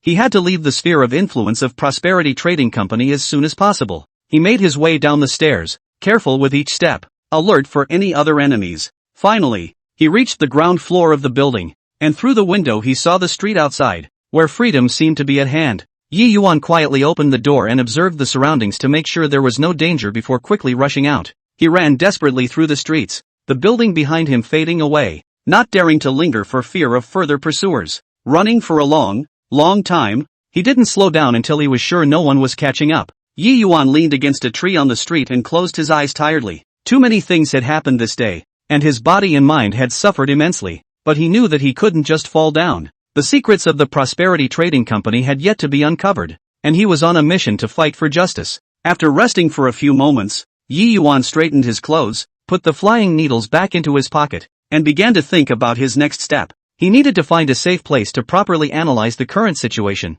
as well as find a way to obtain more evidence about Prosperity Trading Company's false accounting. Yi Yuan stopped a cab and told the driver a remote address. He was going to an unknown place, where he could calm down and reprogram his actions. In the car, Yi Yuan looked out of the window at the scenery flying past, and secretly swore in his heart that he would make sure that the dark deeds of Prosperity Trading Company would be revealed to the world, so that those evildoers would be duly punished. The cab stopped in front of an old neighborhood. Yi Yuan paid and walked into the neighborhood. He came to a dilapidated residential building, went upstairs, and opened the door of a room. It was a secret location he had previously rented that few people knew about. Yi Yuan walked into the house, closed the door and threw himself on the sofa. He was too tired and needed a good rest, but he knew that the rest was only temporary, and that a more intense contest might await him. In this quiet room, Yi Yuan gradually entered dreamland, and in his dream, he saw the day when the truth came out, saw justice being done, and a pleased smile appeared on his face.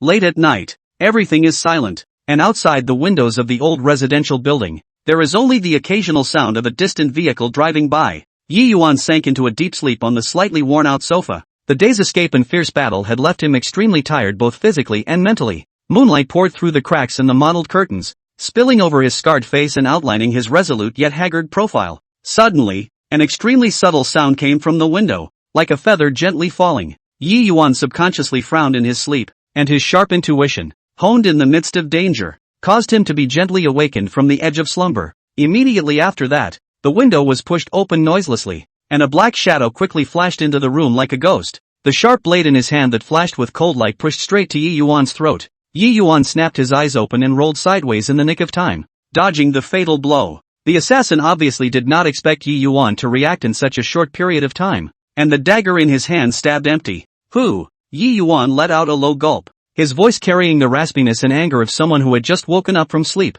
The assassin did not reply. Tapping his toes on the ground, he once again lunged towards Yi Yuan, his dagger waving out a cold light. Yi Yuan quickly stood up from the sofa, and with the faint moonlight in the room, he was able to see the assassin's figure. This assassin was agile and vicious. Every move went straight for the vitals, obviously a well-trained killer. Yi Yuan sidestepped to avoid another attack from the assassin while reaching around the sofa. He needed a weapon to fight this dangerous enemy. Finally, he felt for the short stick he had hidden in the crevice of the couch and held it tightly. It was the only thing he had to rely on at the moment. Seeing this, the assassin accelerated the rhythm of his attacks. His daggers rained down on Yi Yuan, who could only keep retreating and dodging. "Why do you want to kill me?" Yi Yuan asked as he resisted. He understood in his heart that this assassin must have an ulterior motive behind him. The assassin remained silent. Only his attacks intensified, as if he wanted to end this battle in the shortest time possible. Yi Yuan's stamina was depleting, and his body gradually gained a few more wounds,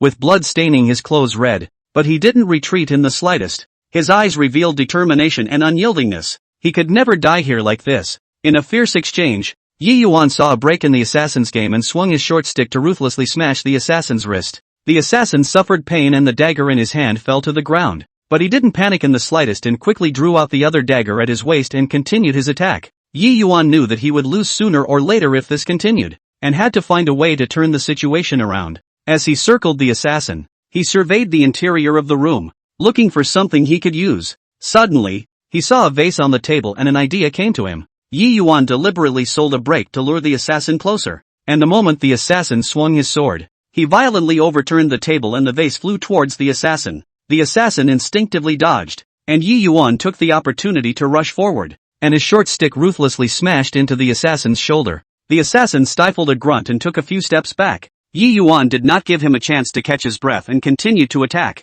Chapter 49. If you can't do it, give me my money back. After a fierce struggle, the assassin gradually lost the upper hand and his movements became sluggish. Yi Yuan saw the right moment and rushed forward with an arrow step. The short stick hit the assassin's head heavily. The assassin shook a few times and fell to the ground. Yi Yuan stood still, panting heavily. His heartbeat was still beating violently, and the wounds on his body were sending out bursts of intense pain. He looked at the unconscious assassin on the ground. His heart was filled with doubts. Who exactly was this assassin sent by? And what kind of relationship does it have with Prosperity Trading Company? Yi Yuan knew that tonight's assassination was just the beginning and that his next path would be even more difficult. But he would not back down. He wanted to uncover the truth behind it and get justice for himself and those who might have been hurt. He bent down and began to search the assassin's body, hoping to find some clue that would solve the mystery in his mind. As the sky darkened, the afterglow fell like wisps of light on the streets, draping the entire city in a light golden veil. Yi Yuan took a steady pace, weaving through the bustling crowd. His destination was the detective agency that was hidden deep in the alley. Along the way, the figures of those assassins kept surfacing in his mind, and the flame of hatred burned in his heart. Abel's journey seemed unbearably long in his eagerness. Finally, he arrived at the slightly old wooden door with a nondescript sign that read Extraordinary Detective Agency. Yi Yuan took a deep breath, calmed his inner emotions and raised his hand to push open the door. The room was dimly lit and smelled like a mixture of stale paper and tobacco. An obese middle-aged man is sitting behind a desk piled with documents, leisurely smoking a cigar. He is the boss of the detective agency, Wang Xingyu. Wang Xingyu raised his eyes and glanced at Yi Yuan. His eyes were full of disdain as he continued to gulp down the clouds as if Yi Yuan was just air. I want to ask for your help in investigating a few assassins. Yi Yuan opened the door and said, his voice steady and strong. Wang Xingyu sneered and puffed out a mouthful of thick smoke. Just you? Can you afford to pay? His tone was filled with mockery and contempt. Yi Yuan frowned.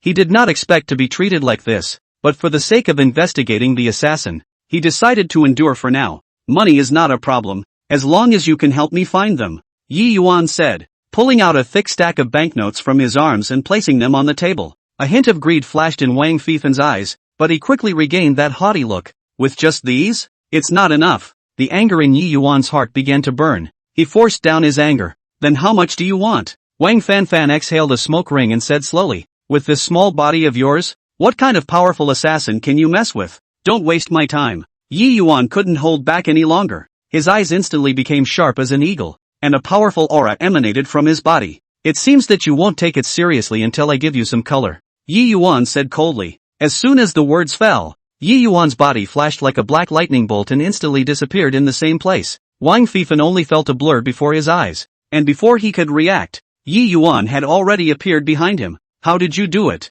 You? Wang Extraordinary's eyes widened in shock, his voice trembling. Yi Yuan did not reply. He gently waved his hand and the documents on the table were instantly swept up by an invisible force and flew in the air. What kind of power is this? Wang Extraordinary stammered as he asked, shock and fear written all over his face. Yi Yuan's hands quickly formed a seal, only to see that the flying documents were automatically arranged into a neat circle, rotating around Wang Fan. This is my strength. Yi Yuan's voice was icy cold, without a trace of emotion. Wang Xingyu was so scared that he sat paralyzed in his chair and the cigar in his hand fell to the ground. He finally realized that the young man in front of him was by no means ordinary. Now, do you still think I'm wasting your time? Yi Yuan coldly looked at Wang Fan, his eyes revealing a sense of oppression. Wang Xingyu quickly shook his head. No. Dare? What are your orders? Just say it. His tone instantly became respectful. Only then did Ji Yuan withdraw his power. The papers fell back onto the table and he sat back in his chair. I want you to help me investigate these assassins.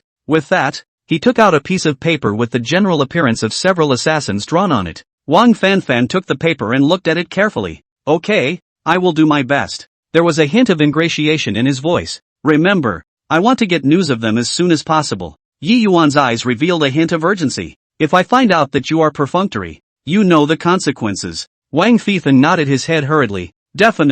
Definitely. I will immediately arrange for manpower to investigate. At the moment, he only wanted to hurry to please Yi Yuan so that he would not suffer from even more terrible consequences. Yi Yuan stood up. I hope you do what you say. He turned around and walked towards the door, leaving Wang Xingyu sitting there, panting with palpitating heart. When Yi Yuan walked out of the detective agency, the sky had completely darkened and the streets were lit up with streetlights. He looked up at the night sky and swore in his heart, no matter what it takes, I will find you all and avenge what I have suffered. And at this moment, inside the detective agency, Wang Xingyu was scrambling to gather his men and start the investigation of the assassin. This time, he had taken on an uncomplicated mission, and this mysterious Yi Yuan had made him feel an unprecedented pressure. The night is like ink, thickly painted in every corner of the city, neon lights flashing, but do not drive away the haze in Yi Yuan's heart. Since entrusting Wang Xingyu to investigate the assassin, Yi Yuan had been anxiously waiting for news every day, full of expectation that he would be able to unveil the assassin's true colors as soon as possible,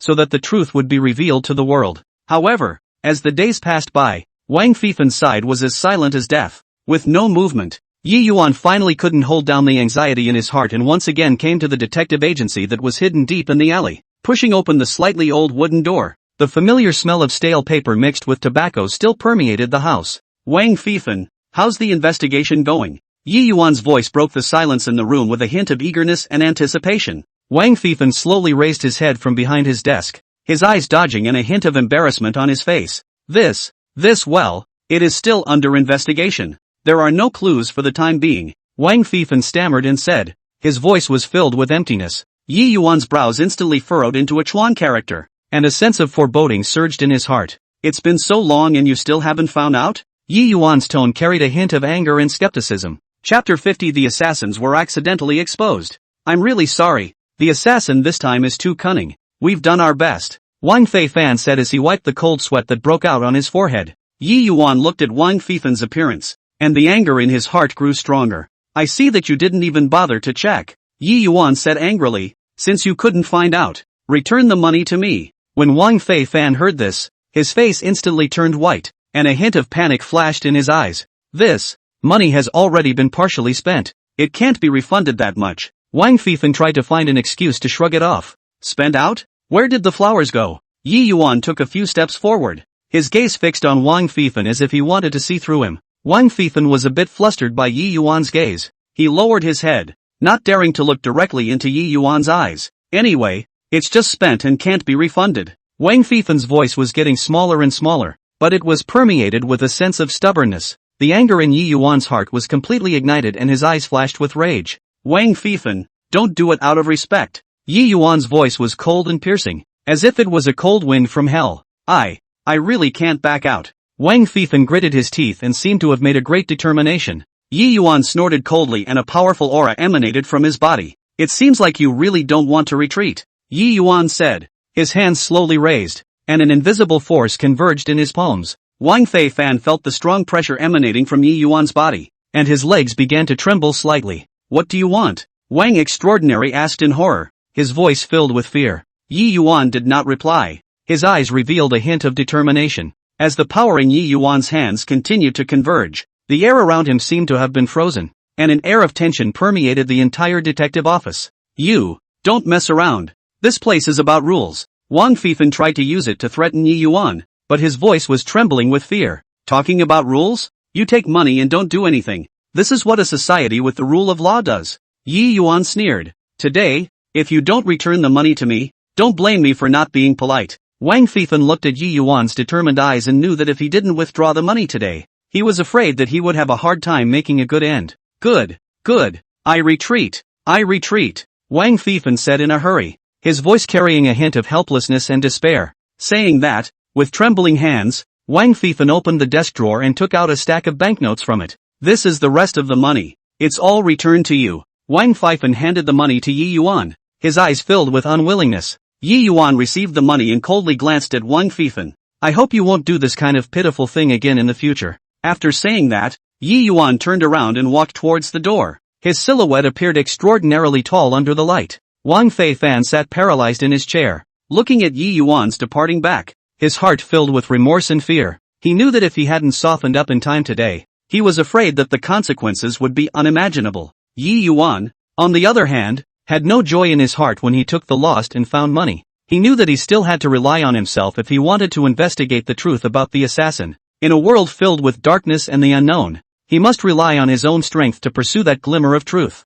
After coming out from the detective agency, Yi Yuan was full of indignation and helplessness with no place to vent, and the hustle and bustle of the city was like a raucous murmur in his ears. He walked aimlessly through the streets, his mind constantly swirling with the argument with Wang Xingyu and the still clueless assassin investigation. Without realizing it, he came to the door of a familiar bar, dimly lit from a half-covered doorway. As if summoning him, Yi Yuan took a deep breath and pushed open the door of the bar. Instantly, the sound of loud music, people talking and laughing, and glasses clinking came to life. The bar was dimly lit, with colorful spotlights flickering across the dance floor, reflecting the faces of people who were either excited or confused. He walked straight to the bar, sat down on a high stool, and said to the bartender, "A whiskey on the rocks." The bartender quickly passed the wine in front of him. Yi Yuan picked up the glass and tilted his head back to drink it all in one go. The pungent liquid flowed down his throat, searing his internal organs, but calming his chaotic thoughts a little. He asked for another glass and sipped it slowly,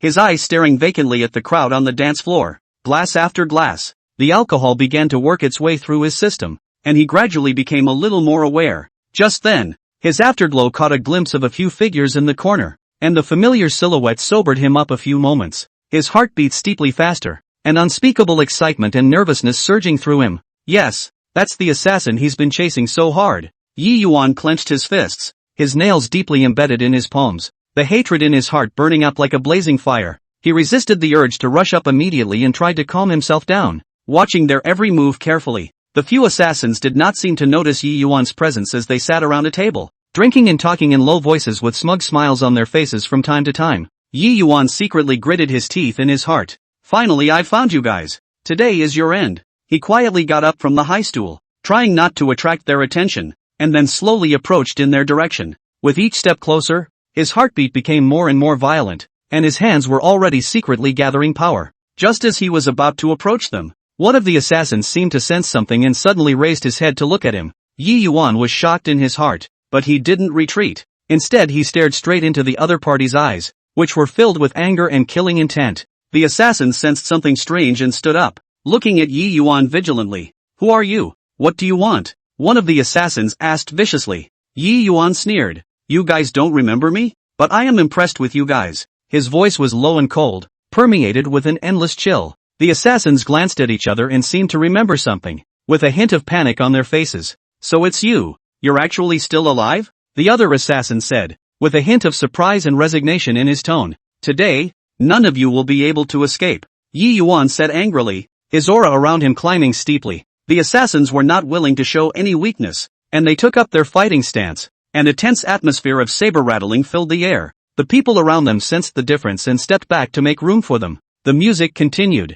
but at this point no one had the heart to enjoy it anymore. Yi Yuan was the first to attack. He rushed towards the assassins like a black lightning. The power in his hands swept towards them like a raging wave. The assassins also reacted quickly, casting their abilities to fend off Yi Yuan's attacks. For a time, all kinds of forces crisscrossed the bar. Tables and chairs were overturned, wine glasses were shattered, and the scene was chaotic. Chapter 51. What's the point of conquering you? Yi Yuan took a deep breath and swept his eyes over each assassin's face, trying to find out what was broken about them. "Kid, today is the day you die," the assassin in the lead said coldly. His voice was not loud, but it was extraordinarily clear in the noisy bar. The corner of Yi Yuan's mouth rose slightly, revealing a hint of a disdainful smile. "With you guys, you still want to kill me?" As soon as the words fell, the assassins struck out at the same time, their movements swift and vicious, their moves deadly. Yi Yuan's figure flickered and easily avoided the first wave of attacks. His eyes revealed calmness and perseverance as he maneuvered nimbly through the small space.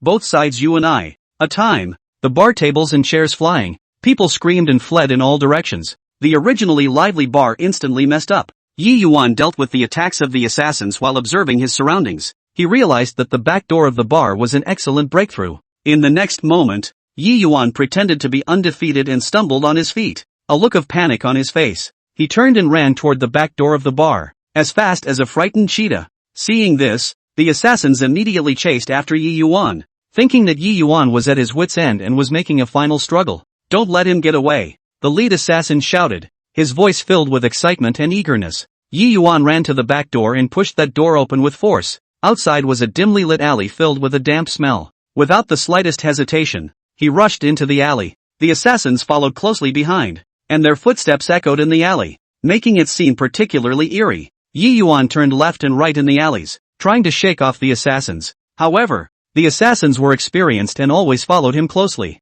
Suddenly, Yi Yuan stopped, and he leaned against the wall, panting heavily with a pained expression on his face. The assassins, thinking he was out of stamina, surrounded him, smug smiles on their faces. "Kid, let's see where you're going to run," the assassin in the lead said, drawing out a dagger and slowly walking towards Yi Yuan. Yi Yuan raised his head and looked at the approaching assassins. An imperceptible cold light flashed in his eyes. Just as the assassins were about to approach him, Yi Yuan suddenly moved. His movements were as fast as lightning, making it too late for people to react. He kicked at the lead assassin, and at the same time, his hands quickly grabbed the wrists of the other two assassins and twisted them with force. There were two as the sound of broken bones came from the assassin's wrists, and they screamed in agony. Clicks. The assassin in the lead dodged Yi Yuan's kick. He angrily waved his dagger and stabbed towards Yi Yuan. Yi Yuan's figure flickered and easily avoided the fatal blow. He grabbed the assassin's arm in a smooth manner and pulled the assassin to himself with a forceful tug. He then drove his knee hard into the assassin's abdomen,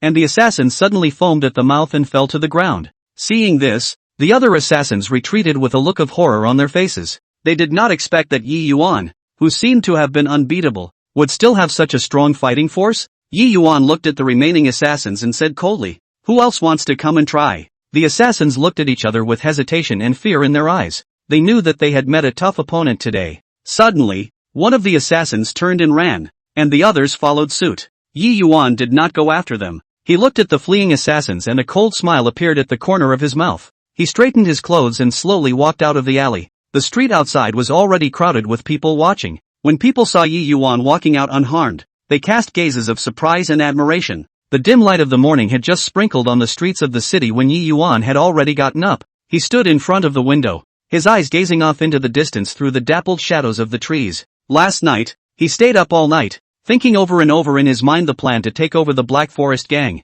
It was a tough game, and if he succeeded, he would have a greater say in the land. Failure may lead to ruin. After simply washing up, Yi Yuan put on the black trench coat and organized his grooming. He knew that every step today was crucial and there was no room for sloppiness. He walked out of the house and the car at the door was already waiting. Sitting in the car, Yi Yuan leaned back on the seat and once again combed through every detail of the plan in his mind. The car slowly drove out of the city and traveled in the direction of the outskirts of the city. Along the way, Yi Yuan looked out of the window at the receding scenery, but his heart did not relax in the slightest. Soon, the car arrived at the territory of the Black Forest gang. This place was very different from the prosperity of the city, and there was a solemn aura everywhere. Yi Yuan pushed open the car door and slowly stepped out of the car. His eyes scanned the surroundings and realized that there were already quite a few members of the Black Forest gang observing him covertly. He ignored the gazes and took large strides towards the Black Forest gang's stronghold. Each step was steady and powerful, as if declaring his confidence to the crowd. When he came to the entrance of the stronghold, two big, burly men blocked his way. "Who are you? What are you doing here?" one of the big men asked viciously. Yi Yuan smiled faintly and said without being condescending, "I want to see your gangmaster. I have something important to talk to him about." The two big men looked at each other. One of them went in to inform while the other continued to stare at Yi Yuan vigilantly. After a while, the big man came out and said coldly, "Come with me." Yi Yuan followed the big man into the stronghold, which was dark and damp and filled with a pungent odor. In a spacious hall, the leader of the Black Forest gang was sitting on a chair with his men standing around him. "You're Yi Yuan? What is it that you are looking for me?" The gang leader looked at Yi Yuan with hostility in his eyes. Yi Yuan walked forward unhurriedly and said, "I came here today to talk about cooperation with you. I want to take over your Black Forest gang." At these words, a burst of laughter rang out in the hall. "Just you? Still want to take us in? Don't even look at what kind of goods you are." The henchman scoffed. Yi Yuan ignored these taunts. His gaze was firmly fixed on the gang leader as he continued. I know that your Black Forest gang is facing a lot of problems right now, with constant internal conflicts and external suppression from other forces. I, on the other hand, have the ability to help you solve these problems. The gang leader frowned, a hint of hesitation flashing in his eyes. He had to admit that what Yi Yuan said was the truth. On what basis do you, with just these few words of yours, you want us to join you? The gang leader asked coldly. Yi Yuan smiled, took out a document from his pocket and handed it to the gang leader. This is my development plan for you. As long as you follow this plan, within half a year, the Black Forest gang will become the most powerful force in this area. The gangmaster took the document and began to read it carefully. The hall fell silent, and everyone looked at the gangmaster. After a moment, the gang leader looked up, a hint of scrutiny in his eyes. It's a good plan, but why should I trust you? Chapter 52 Death of the Black Forest Gang Leader. Yi Yuan looked at the gangmaster and said seriously, I can help you guys solve an immediate trouble first.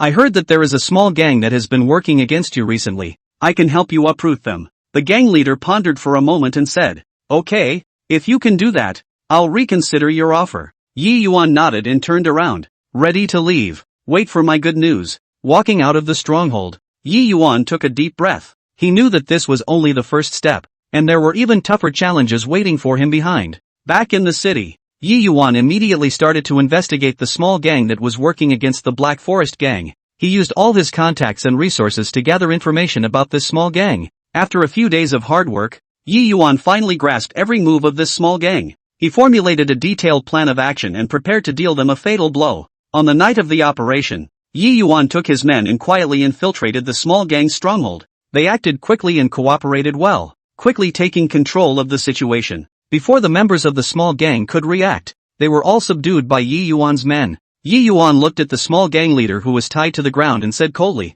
in the future, don't mess with the Black Forest gang. After saying that, Yi Yuan left the stronghold with his men. He knew that it was time to meet the Black Forest gang's leader. Arriving at the Black Forest gang's stronghold once again, Yi Yuan's face was filled with confidence. After he met the gang leader, he directly said, the matter has been resolved. You can go and verify it. The gangmaster sent someone to investigate and came back to report to him that the situation was true. The gangmaster looked at Yi Yuan and a hint of recognition finally appeared in his eyes. Fine, I agree to your proposal. From today, the Black Forest gang joins you, the gang leader said. Yi Yuan smiled. He knew that his efforts were not in vain. Welcome to you all. From now on, we are a family. Together we will create greater splendor. After conquering the Black Forest gang, Yi Yuan did not relax. He began to work on integrating his forces, developing and growing step by step according to the plan he had made earlier. He was busy with various matters every day, maneuvering with various forces, while at the same time improving himself and his men.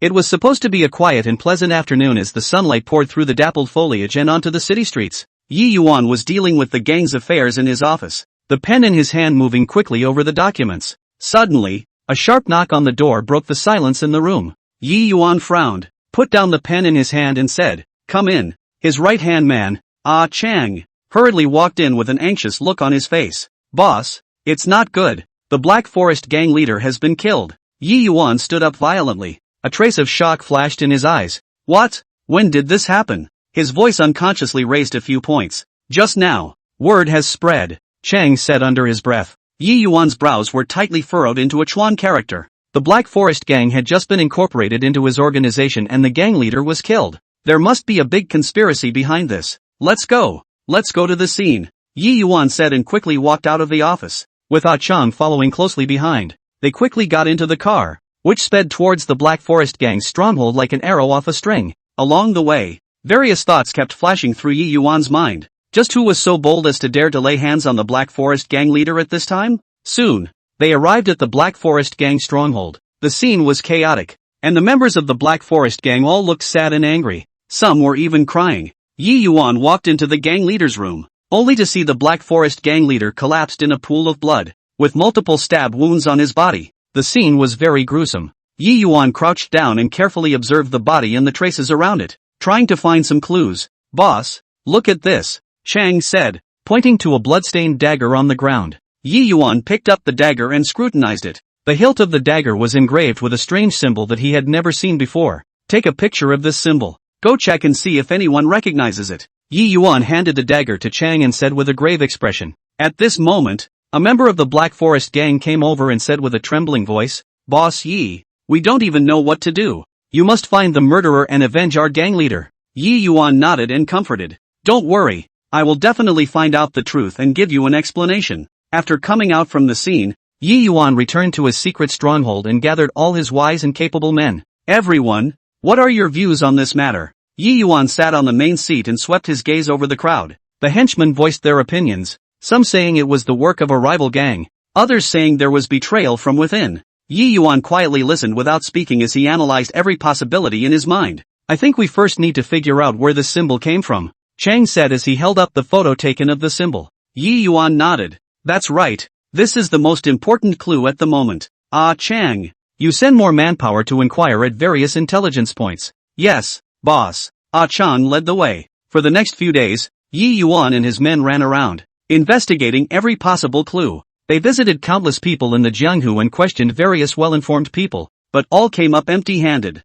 Yi Yuan's pressure was increasing, and the members of the Black Forest gang were starting to get a little restless. They desperately wanted to avenge their gang leader's death. Just when Yi Yuan was feeling a bit confused, Ah Chang brought a piece of news. "Boss, I've inquired that this symbol seems to be related to a mysterious organization." Yi Yuan's eyes lit up. "What mysterious organization? Speak quickly." "This organization has always been mysterious, and very few people know their specifics. I've only heard that they are powerful and ruthless," Ah Chang said. Yi Yuan was in deep thought. Why did this mysterious organization want to kill the Black Forest gang leader? And what relationship did they have with themselves? "Keep investigating. Make sure you get to the bottom of this mysterious organization," Yi Yuan said to Ah Chang. As the investigation deepened, Yi Yuan gradually discovered that this mysterious organization seemed to have designs on his own forces as well. They killed the Black Forest gang leader, most likely because they wanted to give Yi Yuan a head start and disrupt his plans. Yi Yuan decided to take the initiative and he began to formulate a plan to draw out this mysterious organization.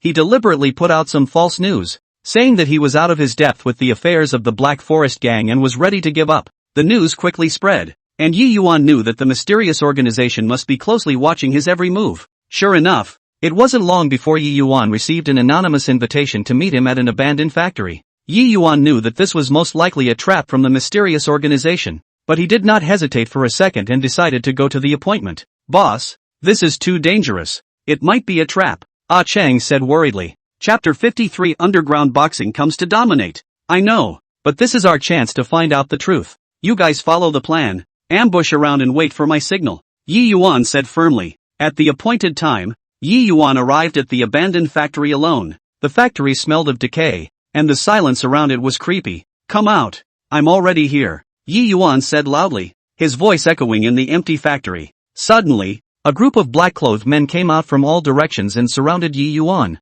"Yi Yuan, you have indeed come." A low voice came from the crowd, followed by a tall man walking out. "You're from the mysterious organization? Why did you kill the Black Forest gang leader?" Yi Yuan asked as he looked at the man coldly. The man let out a cold smile. "The Black Forest gang joined you and hindered our plans. So naturally, we have to get rid of it. Today, you don't want to leave alive either." The corner of Yi Yuan's mouth rose slightly, revealing a confident smile. "Is that so? Then we'll have to see if you guys have the skills." Just as the two sides were at cross swords, Yi Yuan suddenly let out a whistle, and his men who were ambushed around the area instantly rushed out. A fierce battle ensued as Yi Yuan and his men fought to the death against the mysterious organization. Yi Yuan was agile, weaving through the crowd with ease, and each of his strikes was precise and powerful. After a fierce battle, the people from the mysterious organization were gradually outmatched and began to flee in all directions. Yi Yuan grabbed the man in the lead. "Say, what exactly is your plot?" The man struggled and refused to speak. Yi Yuan increased the strength in his hands. "If you don't speak, you don't want to live today." The man's face paled as he finally spoke. "We want to control the entire underground world, and your rise has hindered us." Yi Yuan snorted coldly. "With you guys, you also want to control the underground world?" He handed the man over to his men and continued the interrogation. After further interrogation, Yi Yuan finally understood the entire plan of the mysterious organization. The shimmering light of the early morning, like silk threads through the gaps in the heavy curtains, spilled silently into the cluttered room. Yi Yuan slowly sat up from the hard sofa and rubbed his bloodshot eyes. He had not slept all night, but his eyes were filled with determination and firmness. He reached for the half bottle of mineral water on the coffee table that had long since cooled down. Gulp gulp gulp filled a few mouthfuls. The cold liquid slid down his throat. so that his chaotic brain instantly wake up a few points. Today, everything is going to start. Yi Yuan murmured in a low voice, his voice echoing in the silent room with a hint of unquestionable boldness.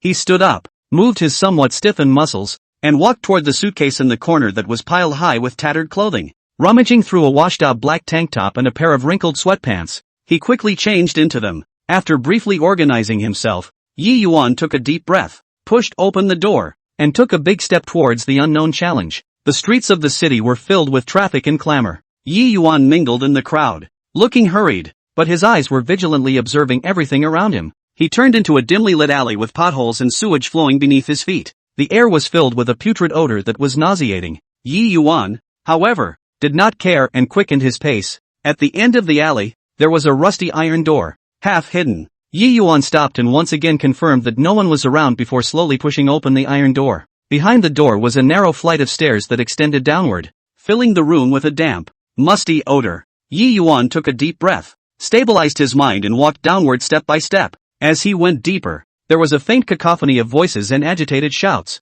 Finally, Yi Yuan arrived at the place where the underground ring was located. It was dim and depressing, smoky, and the air was filled with a strong odor of sweat and smoke and alcohol. The surrounding bleachers had long been packed with people. Their faces were filled with excitement and fervor, their eyes glued to the ring. As soon as Yi Yuan appeared, several pairs of vigilant eyes were fixed on him. A stout man with a gold chain around his neck walked toward him, his face full of cross flesh, and asked viciously, "Who are you? What are you doing here?" Yi Yuan was not flustered and had a confident smile on his face. "I'm here to fight. I heard that I can make a lot of money here." The man with the gold chain looked him up and down. A hint of skepticism flashed in his eyes. "Just you? Don't look like a capable fighter either." Yi Yuan frowned slightly. A trace of displeasure welled up in his heart, but he forced himself to hold it back. "Don't underestimate people. I have real skills. You'll know after a few fights." At this time, a shrill voice came from the crowd. "Let him try. Maybe he's a deep-seated expert." The crowd chimed in,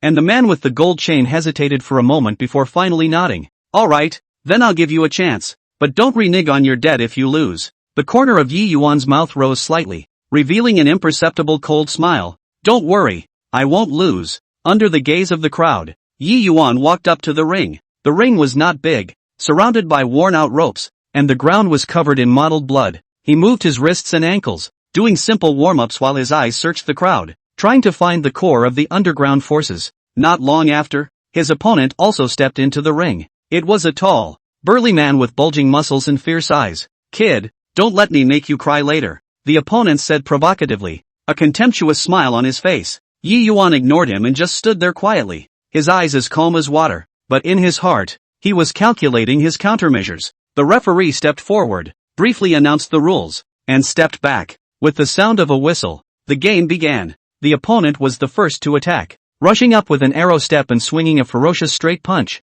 aiming straight at Yi Yuan's face. Yi Yuan's figure flickered and easily dodged it, while quickly counterattacking with a side kick to his opponent's abdomen. The opponent wasn't slow to react and hastily blocked with his arm. The two fought back and forth for a while. The spectators in the stands shouted excitedly, some waving bills in their hands to cheer on their favorite contestants. Yi Yuan fought while keeping an eye on his surroundings. He found that in one corner of the ring, there were a few people wearing black suits and sunglasses, quietly watching the match with a cold and majestic look in their eyes. With a twitch in his heart, he guessed that these people should be the important figures of the underground forces. So, he intentionally sold out, allowing his opponent to take advantage of the situation. The opponent really took the bait and lunged forward, wanting to defeat Yi Yuan in one fell swoop. Yi Yuan, however, quickly sidestepped at the critical moment. While using all his strength, he landed a hook punch hard on his opponent's chin. Chapter 54. Let this guy off the hook for now. His opponent's body instantly lost its balance and fell backwards, landing heavily in the ring.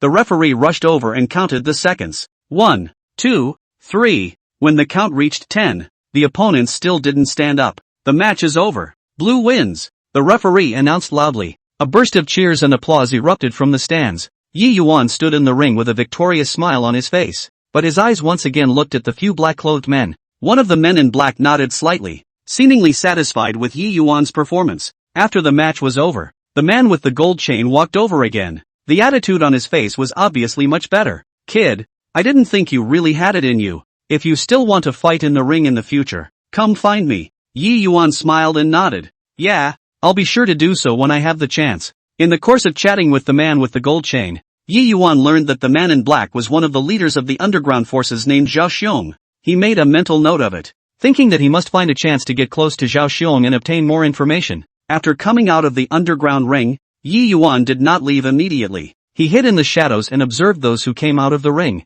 He saw Zhao Xiong get into a black limousine with a few of his men and sail away. Yi Yuan wrote down the license plate number and prepared to investigate it when he returned. Returning to his place, Yi Yuan tiredly lay on his bed. Although his body was tired, his brain was unusually clear. Everything today was just the beginning, and he knew that the road ahead would be long and harder. But he didn't have the slightest thought of retreating, and had only one belief in his heart: he must succeed in penetrating the underground forces and exposing their crimes. He closed his eyes and thought back to every detail of his time in the ring, pondering how he could better present himself and get Zhao Xiong's attention. Unconsciously, the sky gradually darkened. Yi Yuan got up from the bed, ate something briefly, and then began to study the information collected from the underground ring. He paced back and forth across the room, plans and schemes floating through his mind. Suddenly, he stopped in his tracks, a glint in his eye. "There," he said excitedly to himself, as if a brilliant idea had occurred to him. Yi Yuan sat down at the table, picked up a pen,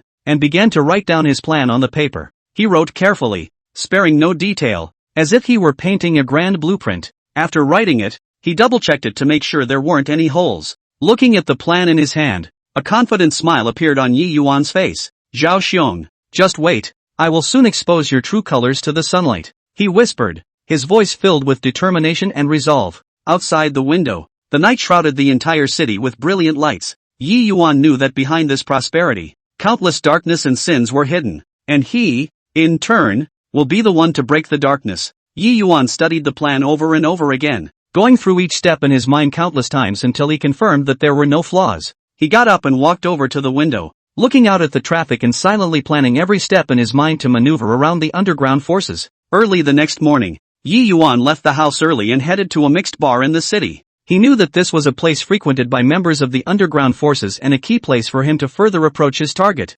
Pushing open the door, the bar smelled of stale alcohol and tobacco. The lights were dimmed and a few people sat scattered at the bar and in the corners. Yi Yuan feigned composure and walked towards the bar, ordering a glass of whiskey, watching the people around him out of the corner of his eye without moving. It didn't take long for a group of people to cluster into the bar. The one at the head was none other than Zhao Xiong, whom he had met in the underground ring that day. He was tall and had sharp eyes, and the people around him treated him with respect. Yi Yuan's heart tightened and he forced himself to pick up the wine cup and gently sip. Zhao Xiong seemed to have sensed Yi Yuan's gaze and turned his head towards him. Yi Yuan did not panic and raised his wine glass, nodding slightly in greeting. The corners of Zhao Xiong's mouth flared up with a smile if any, and he walked straight towards Yi Yuan. "Kid, the ring was well fought." Zhao Xiong opened his mouth, his voice low and hoarse, carrying a bit of intimidation. Yi Yuan hurriedly got up and piled a smile on his face. "Brother Zhao is too kind. I just want to find some opportunity to earn a living here." Zhao Xiong looked him up and down with scrutiny in his eyes.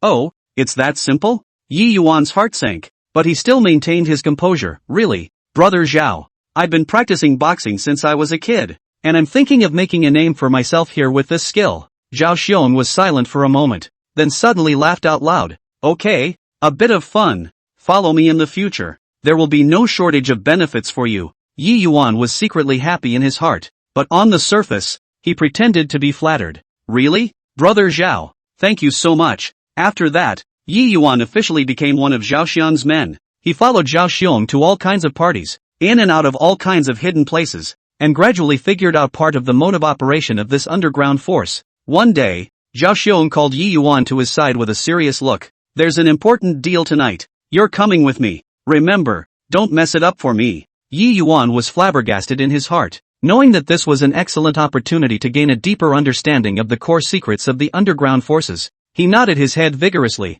"Don't worry, Brother Zhao. I will definitely not drop the ball." As night fell, Yi Yuan followed Zhao Xiong and the others to an abandoned factory. There was silence all around, only the faint sound of traffic in the distance. Yi Yuan watched his surroundings vigilantly, his palms sweating slightly, knowing that every second that followed was fraught with danger. The other party to the deal soon appeared, and after both parties exchanged pleasantries, they got down to business. Yi Yuan stood on the sidelines, seemingly listening carelessly, but actually perked up his ears, not missing a single word. Just as the deal was getting to a critical point, suddenly, there was a rush of sirens from outside. Everyone instantly tensed up. Zhao Xiong's face changed drastically as he looked around viciously. Who leaked the news? Yi Yuan was also very surprised in his heart, but he knew that he had to remain calm at this moment. He quickly surveyed his surroundings, looking for an opportunity to get away. In the chaos, Zhao Xiong grabbed Yi Yuan. Kid, if you dare to play tricks, I won't spare you. Yi Yuan quickly explained.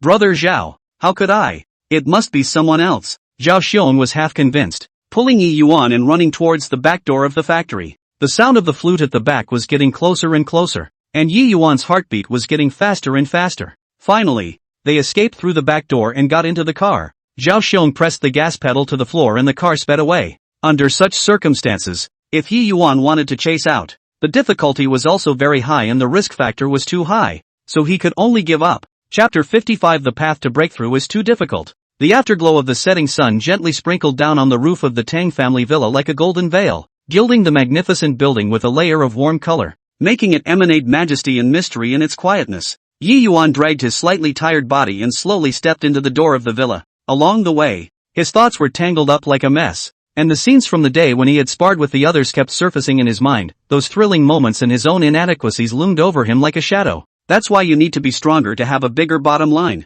The moment he stepped into the villa, a familiar scent hit him, but he had no intention of appreciating everything around him. With only one firm thought in his mind, to become stronger, he didn't linger in the living room and walked straight in the direction of the basement. Each step was taken steadily and forcefully, as if declaring his determination. The door to the basement opened slowly, and a stale, quiet air came over the room. This was the place where he practiced in secret. Dim lights swaying in the corners, surrounded by all kinds of implements and books used for cultivation. Yi Yuan walked into the basement and closed the door with his backhand, completely shutting out the clamor of the outside world. He looked around, his eyes revealing determination and persistence. In this small space, he was about to start a battle against himself. He walked to the center of the basement and slowly sat down, crossing his legs and resting his hands naturally on his knees as he adjusted his breathing. Each breath was long and steady, and gradually, his mind became as calm as water, and distracting thoughts dissipated. After a few moments, he slowly opened his eyes and reached out to pull out a small,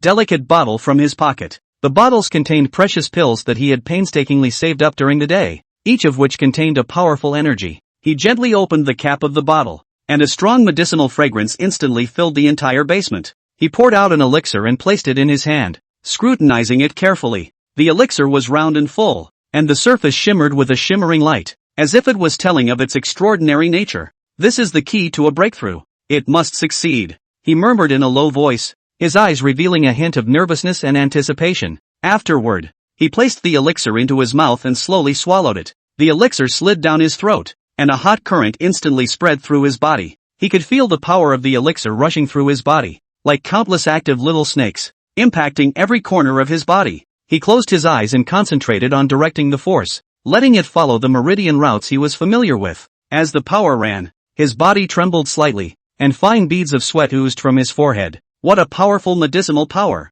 It must be controlled, he reminded himself in his mind. His teeth clenched tightly as he struggled to remain conscious. Before the medicinal power of one elixir was fully absorbed, he poured out a second one without hesitation and swallowed it again. This time, the heat flow was even stronger, as if it was going to burst through his body. He felt as if his meridians were being pricked by countless needles, but he didn't flinch in the slightest. This pain is nothing. I must break through. His eyes revealed a firm conviction, and as he let the medicinal power ravage his body, he held on to his defenses with deadly determination. Time passed by, and the basement was so quiet that only his heavy breathing and the sound of the elixir running through his body could be heard. His body trembled and tensed at times, and the expression on his face changed, sometimes in pain, sometimes in fortitude. As a pill was swallowed, the power in his body grew stronger and stronger and had reached a critical point. He could feel the barrier between himself and the fifth stage of chi refining getting weaker and weaker, as if it could be broken through with a gentle push. It's now, he roared angrily in his mind,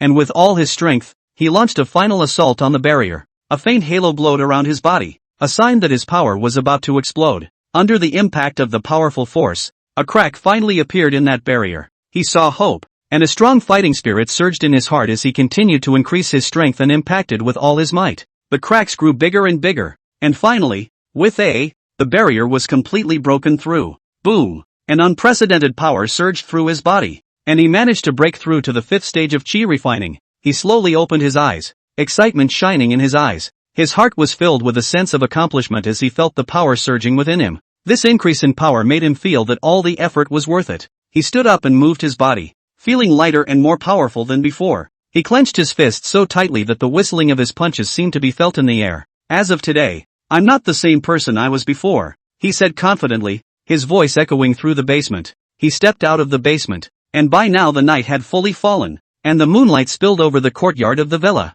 making it seem extraordinarily serene. He looked up at the starry sky, his heart filled with longing for the future. He knew that this was just the beginning, and that there were higher realms waiting for him to break through in the future. In this silent night, his breakthrough seemed like a bright shooting star that cut through the darkness, illuminating a new direction for his cultivation path. He, in turn, would carry this strength with him as he continued to forge ahead on the path of cultivation, chasing after a higher goal. Phew! The early morning sunlight with a hint of coldness, through the light clouds, sprinkled down in the courtyard of the Tang family villa. Yi Yuan got up early and simply packed his bags. His eyes were filled with firmness and determination. He took one last look at the villa where he had lived for some time, where he had laughed and sweated, and now he was saying goodbye for a while. It's time to fix things, he whispered to himself, his voice soft but full of undeniable determination. Stepping out of the front door of the villa, the fresh air hit him and he took a deep breath, feeling the beginning of this new day. His footsteps were light and strong as he walked in the direction of the underground force's stronghold.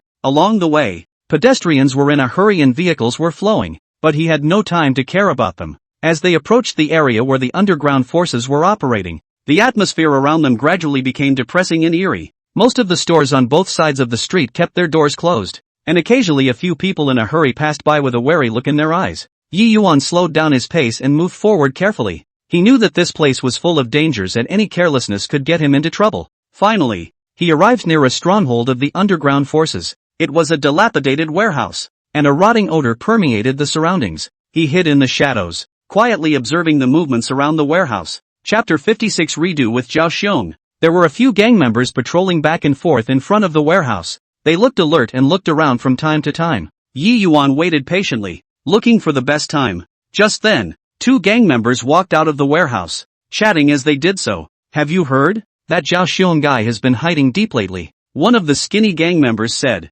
When Yi Yuan heard the word, he immediately pricked up his ears and his heart tightened. Zhao Xiong. Yeah, but I heard that he recently landed in an abandoned factory on the west side of the city. Another slightly chubby gang member responded. Yi Yuan's eyes instantly sharpened as he stared closely at the two gang members for fear of missing a single word. I let him get away last time. I can't let him slip away this time, he swore in his heart, his fists unconsciously clenching. After the two gang members finished talking, they headed in different directions. Without the slightest hesitation, Yi Yuan quietly followed behind the fat member. His footsteps were as light as a ghost's, and he didn't make a sound. The fat member didn't even notice that he was being followed and continued to walk slowly. Yi Yuan followed him closely, his eyes not daring to leave his back for a moment. Along the way, he carefully avoided other pedestrians for fear of attracting attention. As the fat member turned into a narrow alley, Yi Yuan also quickened his pace. The alley was dark and damp and filled with an unpleasant odor. Suddenly, the fat member seemed to sense something, and he stopped and looked back warily. Yi Yuan hurriedly hid in a corner, held his breath, and his heartbeat unconsciously sped up. The fat member didn't notice anything out of the ordinary and moved on. Yi Yuan breathed a sigh of relief and waited for him to walk out for some distance before quietly following him again. In this way, Yi Yuan followed the fat member all the way to an abandoned factory area in the west of the city. The area was overgrown with grass and littered with abandoned machinery and buildings, making it seem particularly inhospitable. The fat member walked into one of the abandoned factories while Yi Yuan waited quietly outside. He looked around the factory, searching for the best way to enter. After a while, he made sure that there was no danger around him, and then he carefully made his way towards the factory's main entrance. He gently pushed open the door to the factory and a stale odor hit him. He walked into the factory, which was so dim and lightless that he could only faintly see some outlines. He moved forward cautiously, his eyes constantly scanning his surroundings. Suddenly, he heard a light footstep, and he immediately stopped and ducked behind an abandoned machine. Only a few figures walked past him, and one of them was none other than Zhao Xiong. Finally found you. A cold light flashed in Yi Yuan's eyes and his heart was filled with hatred. He quietly followed behind Zhao Xiong, waiting for the right moment to strike. Zhao Xiong and his men seemed to be discussing something. Their voices were very low and Yi Yuan could not hear them too clearly. Just as they stopped and were about to sit down, Yi Yuan felt that the time had come. He violently rushed out from his hiding place and shouted, Zhao Xiong, you won't be able to escape this time. Zhao Xiong and his men were startled by the sudden shout. They hurriedly stood up and looked at Yi Yuan vigilantly. It's you! How did you find this place? A look of surprise and fear appeared on Zhao Xiong's face. You think you can hide? Today is the day you die. Yi Yuan said angrily, a powerful force already gathering in his hands. Seeing this, Zhao Xiong's men surrounded him and took up a fighting stance. Humph, with just one of you, you want to deal with so many of us? A henchman said disdainfully. Let's give it a try then. Yi Yuan was undaunted, his eyes filled with determination and confidence. A fierce battle was about to start in this abandoned factory. Yi Yuan had only one belief in his heart: he must not let Zhao Xiong escape again, and he must make an end to the previous grudge. Hoo hoo hoo! Zhao Xiong's face was gloomy as he waved his hand and several of his men pounced towards Yi Yuan like hungry wolves. Yi Yuan's eyes flashed as he advanced instead of retreating, his feet nimbly weaving between the enemies. He snapped a sidestep, avoiding the straight punch attack of one of the men on his left, while his right fist, with a whistling wind, slammed heavily into the man's abdomen. Only a muffled grunt was heard, and the man flew out backwards like a kite with broken strings, knocking over the nearby sundries. Together, don't let this kid escape, Zhao Xiong shouted at the top of his voice filled with anxiety and anger. The remaining henchmen glanced at each other and understood each other, forming a closed circle on Yi Yuan from different directions. Yi Yuan took a deep breath and the power in his body surged like a raging tide. He saw the right moment and leapt high into the air with a beautiful roundhouse kick that accurately hit both men in the chest. The two were sent flying by this powerful force and fell to the ground,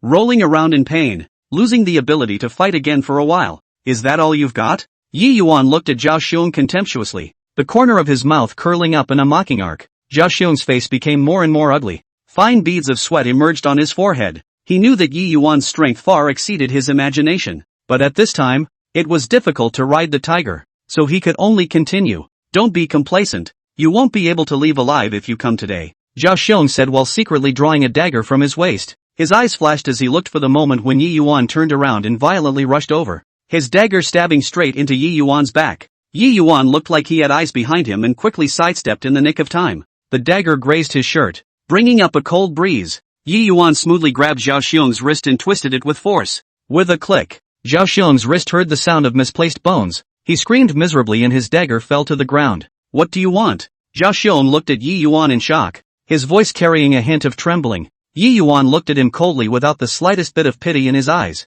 Remember those things you did before? Today is your retribution. Just then, there was a sudden cacophony of footsteps outside the factory. Yi Yuan was startled in his heart and worried that it was Zhao Xiong's reinforcements that had arrived. He looked around and realized that there was a broken window next to him, and without much time to think, he grabbed Zhao Xiong and rushed in the direction of the window. With a forceful fling, he threw Zhao Xiong out of the window like a sack, and then jumped out after himself. After landing, he couldn't care about the pain on his body and pulled Zhao Xiong up and ran. Behind them, Zhao Xiong's men chased after him, shouting curses. Yi Yuan led Zhao Xiong to turn left and right in the alleys of the abandoned factory area, trying to shake off his pursuers. After running for a while, he was relieved when the footsteps behind him faded away. Chapter 57 18 Consecutive Horrible Records. Now, let's settle the score. Yi Yuan threw Zhao Xiong on the ground and said coldly. Zhao Xiong sat paralyzed on the ground, his face pale and his eyes filled with despair. I am wrong, please spare me.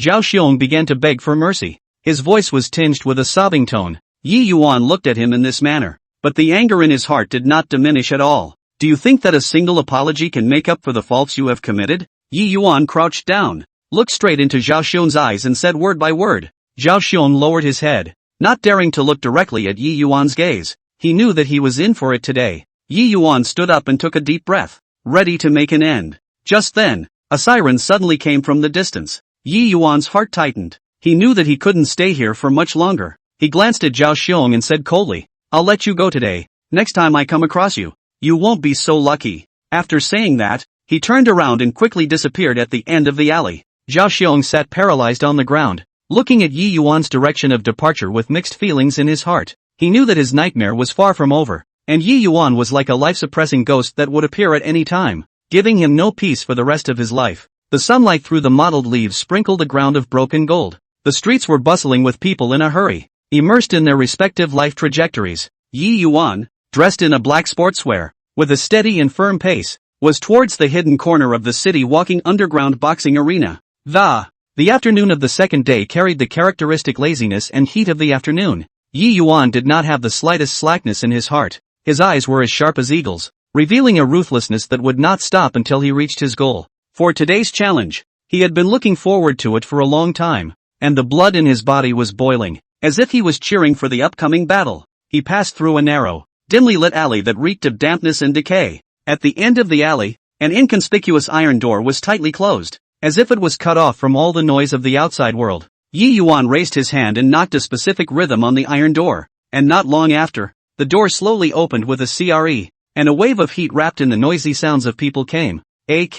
Walking into an underground boxing ring, it's like an isolated world of madness. Dim lights wavering, the air filled with the smell of sweat and hormones. The surrounding bleachers have long been crowded with people of all shapes and sizes, either talking excitedly or shouting loudly, waving bills in their hands, their eyes glittering with the desire for blood and excitement. Yi Yuan ignored the noisy surroundings and walked straight towards the backstage preparation area. His figure looked exceptionally cold in the crowd, and every step he took brought out an air of surrender. When the staff of the boxing ring saw him, they all cast awe-inspiring gazes. After all, Yi Yuan had already made a name for himself in this underground boxing ring, and each of his victories had made his name louder and louder. Coming backstage, Yi Yuan skillfully started doing warm-up exercises. He moved his muscles and bones, each movement smooth and powerful, his muscles tensing and stretching with the ups and downs of his movements. His gaze remained firmly fixed ahead, as if he had already seen his moment of glory in the ring. Yi Yuan, you're going to set a record of 18 consecutive victories today.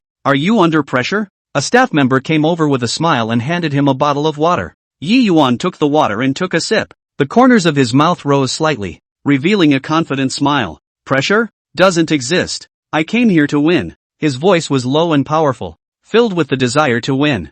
Good for you. We're all watching you. The staff clapped him on the shoulder and turned to leave. Yi Yuan continued to warm up, his mind constantly recalling his experience from previous matches and his opponent's moves. He was well aware that in this underground boxing world, every match was a life and death contest, and a slight slip could result in his opponent being defeated. But he was undaunted. Instead, he was even more excited, because the greater the challenge, the greater the sense of accomplishment after victory. Soon after, the host's passionate voice rang out inside the boxing ring. Ladies and gentlemen, next up, an incomparably exciting boxing match. Please welcome our challenger, Yi Yuan, who will hit the great record of 18 consecutive victories today. As the host's words fell, thunderous applause and cheers resounded throughout the room. Yi Yuan took a deep breath, stood up and slowly walked towards the ring. His steps were steady and firm. Each step seemed to announce his determination to the world. The moment Yi Yuan stepped into the ring, the lights instantly focused on him. A strong sense of pride surged in his heart as he looked around at the frantic audience on the stage.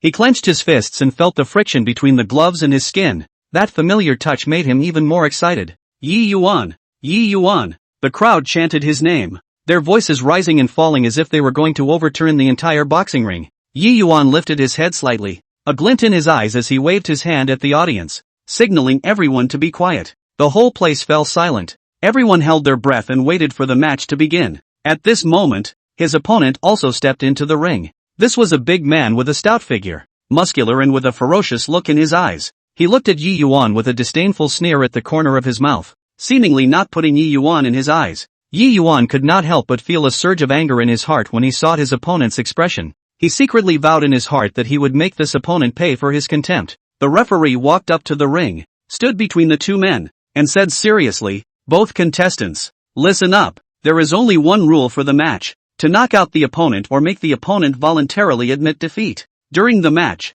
you may not use any prohibited weapons, or you will be sentenced to a loss. Do you all understand?" Yi Yuan and his opponent nodded at the same time, their eyes filled with fighting spirit. Okay, the match begins. The referee gave the order and stepped back. Yi Yuan and his opponent quickly took their stances and moved slowly around the ring. Their eyes were fixed on each other, trying to find the cracks in each other's eyes and movements. The atmosphere in the ring was tense to the extreme, and the air seemed to be filled with a smell of gunpowder. Suddenly, his opponent charged forward violently and slammed a heavy punch towards Yi Yuan's head. Yi Yuan was prepared for this. He quickly sidestepped and dodged while swinging out a punch, hitting his opponent's shoulder. The opponent grunted and took a few steps back. Yi Yuan rode on his victory, his punches attacking towards his opponent like a blistering wind and rain. Each of his punches carried tremendous power, beating his opponent back. The audience was blown away by this wonderful attacking scene. Cheers and shouts rose and fell. Chapter 58 Super Demons Challenge. However, After all,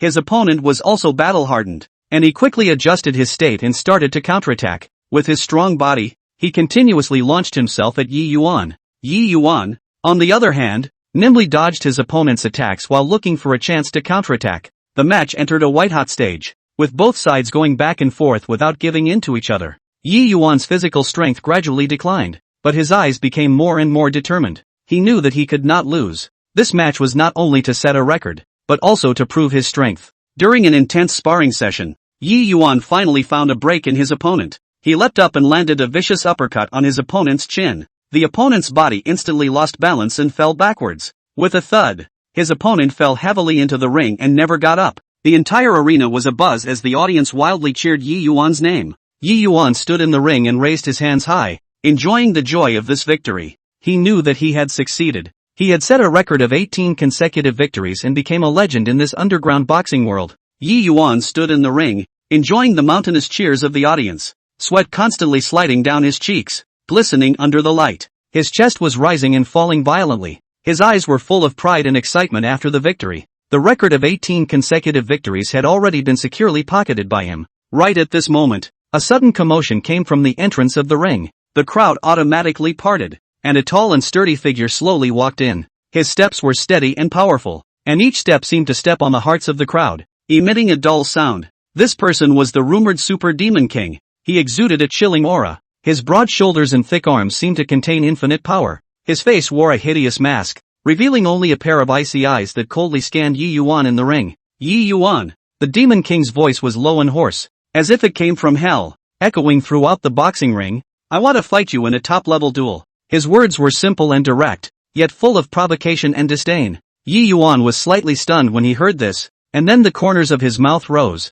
revealing a trace of an excited smile. He was immersed in the joy of victory, longing for a stronger opponent to challenge him, and the appearance of this Demon King was undoubtedly a timely reign. Yes, Yi Yuan responded loudly, his voice filled with fighting spirit. I'd like to see how capable you are. He looked straight into the eyes of the great Demon King without fear, his eyes revealing a firm determination. The audience instantly became excited when they heard the conversation between the two. The originally warm atmosphere was instantly pushed to a climax as they chanted in anticipation of the start of this top-tier duel. This match is sure to be a good one. Yes, Yi Yuan just created 18 consecutive victories, and the great Demon King is here to challenge again. This is going to be a good show. The audience was buzzing with chatter, and everyone couldn't wait to see this powerful matchup. The referee stepped into the ring and looked at the two men with a serious expression. In this match, there are no rules until one side falls or admits defeat. His voice was loud and clear, echoing in the ring. Yi Yuan and the great Demon King nodded at the same time, and the two of them quickly set up their stances. Yi Yuan's eyes revealed concentration and vigilance. He knew that the great Demon King's strength was not to be underestimated and he had to go all out. On the other hand, the great Demon King had a disdainful look on his face, as if he already had victory in his hands. The match begins. The referee gave the order and quickly retreated to the side. The great Demon King was the first to attack. He was like an angry bull, violently charging towards Yi Yuan. His speed was extremely fast, bringing up a gust of wind, and his right fist was raised high, slamming down fiercely towards Yi Yuan's head. Yi Yuan hastily dodged sideways, and the Demon King's fist grazed his cheek, bringing up a strong wind. Yi Yuan was shocked in his heart. He did not expect the great Demon King's speed to be so fast. It's a bit interesting, Yi Yuan whispered, a trace of excitement flashing in his eyes. He quickly adjusted his state and started to counterattack. He was as agile as a nimble cheetah, constantly roaming around the Demon King, looking for opportunities to attack. The great Demon King could not help but feel a little annoyed in his heart when he saw how nimble Yi Yuan was.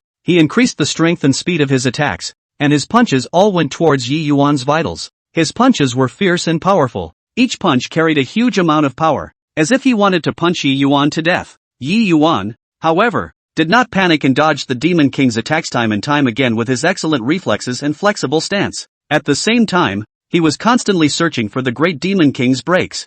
Humph, is that all you've got? Yi Yuan taunted as he dodged. It seems that you, the great Demon King, are no better than that. His words were full of provocation, trying to enrage the great Demon King and make him reveal more cracks. The great Demon King was indeed enraged. A hint of viciousness flashed in his eyes and his attacks became even more frantic. He recklessly charged towards Yi Yuan, completely disregarding his defense. Yi Yuan's heart rejoiced when he saw this. He had waited for this opportunity. and the Great Demon King's frantic attack had caused him to reveal a break. Yi Yuan quickly seized the opportunity and rushed forward with an arrow step. His right fist slammed out, hitting the Great Demon King squarely in the abdomen. Bang! With a muffled sound, the Demon King's body stiffened slightly, and a pained expression appeared on his face. He did not expect Yi Yuan to be able to catch his break and give him such a heavy blow. Yi Yuan capitalized on his victory and his punches attacked towards the Great Demon King like a blistering wind and rain. Each of his punches carried a tremendous amount of power, hitting the Great Demon King back and forth.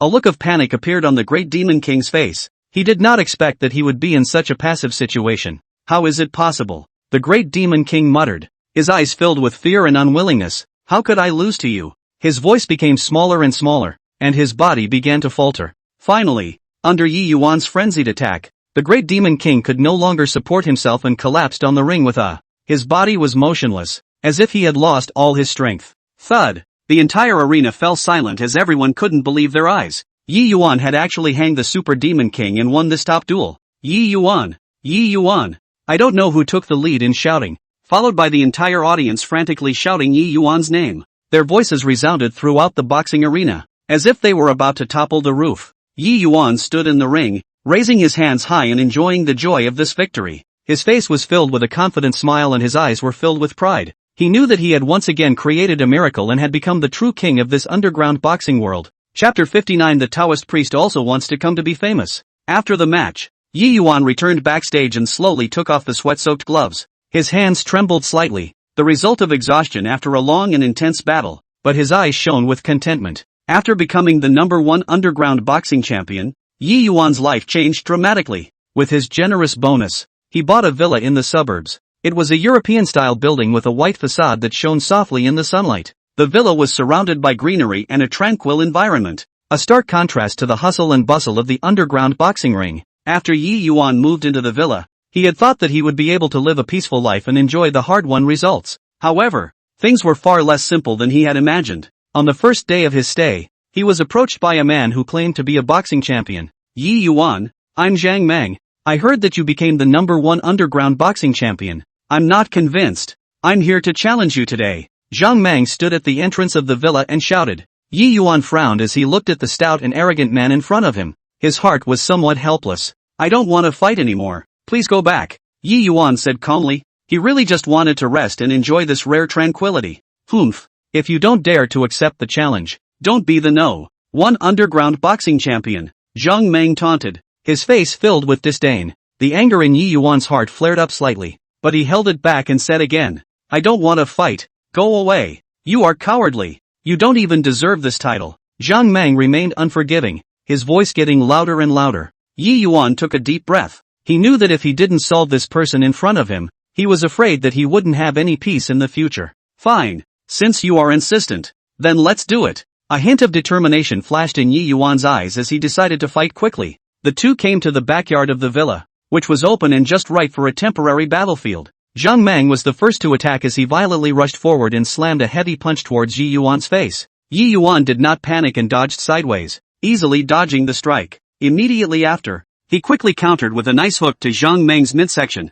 Zhang Mang stifled a grunt and took a few steps back, a look of surprise on his face. I didn't expect you to have some skill. Zhang Mang wiped the blood from the corner of his mouth, and the fighting spirit in his eyes grew even stronger. The two of them went back and forth, fighting fiercely. Yi Yuan gradually gained the upper hand with his superb boxing skills and rich combat experience. In the end, Zhang Mang was physically exhausted and was knocked to the ground by Yi Yuan's punch. I lost, Zhang Mang said as he lay on the ground, gasping for air, his eyes filled with unwillingness. Yi Yuan did not have the slightest joy in his heart as he looked at Zhang Mang who was lying on the ground. He did not want to fight, but the reality was always not as good as he wanted it to be. After Zhang Mang left, Yi Yuan thought that this was the end of the matter, but to my surprise, the next day, another champion came to challenge him. Yi Yuan, I am Zhao Gang. Today is the day of your defeat. Zhao Gang stood in front of the villa and shouted. Yi Yuan sighed helplessly as he walked out of the villa once again to meet a new challenge. Just like that, every day,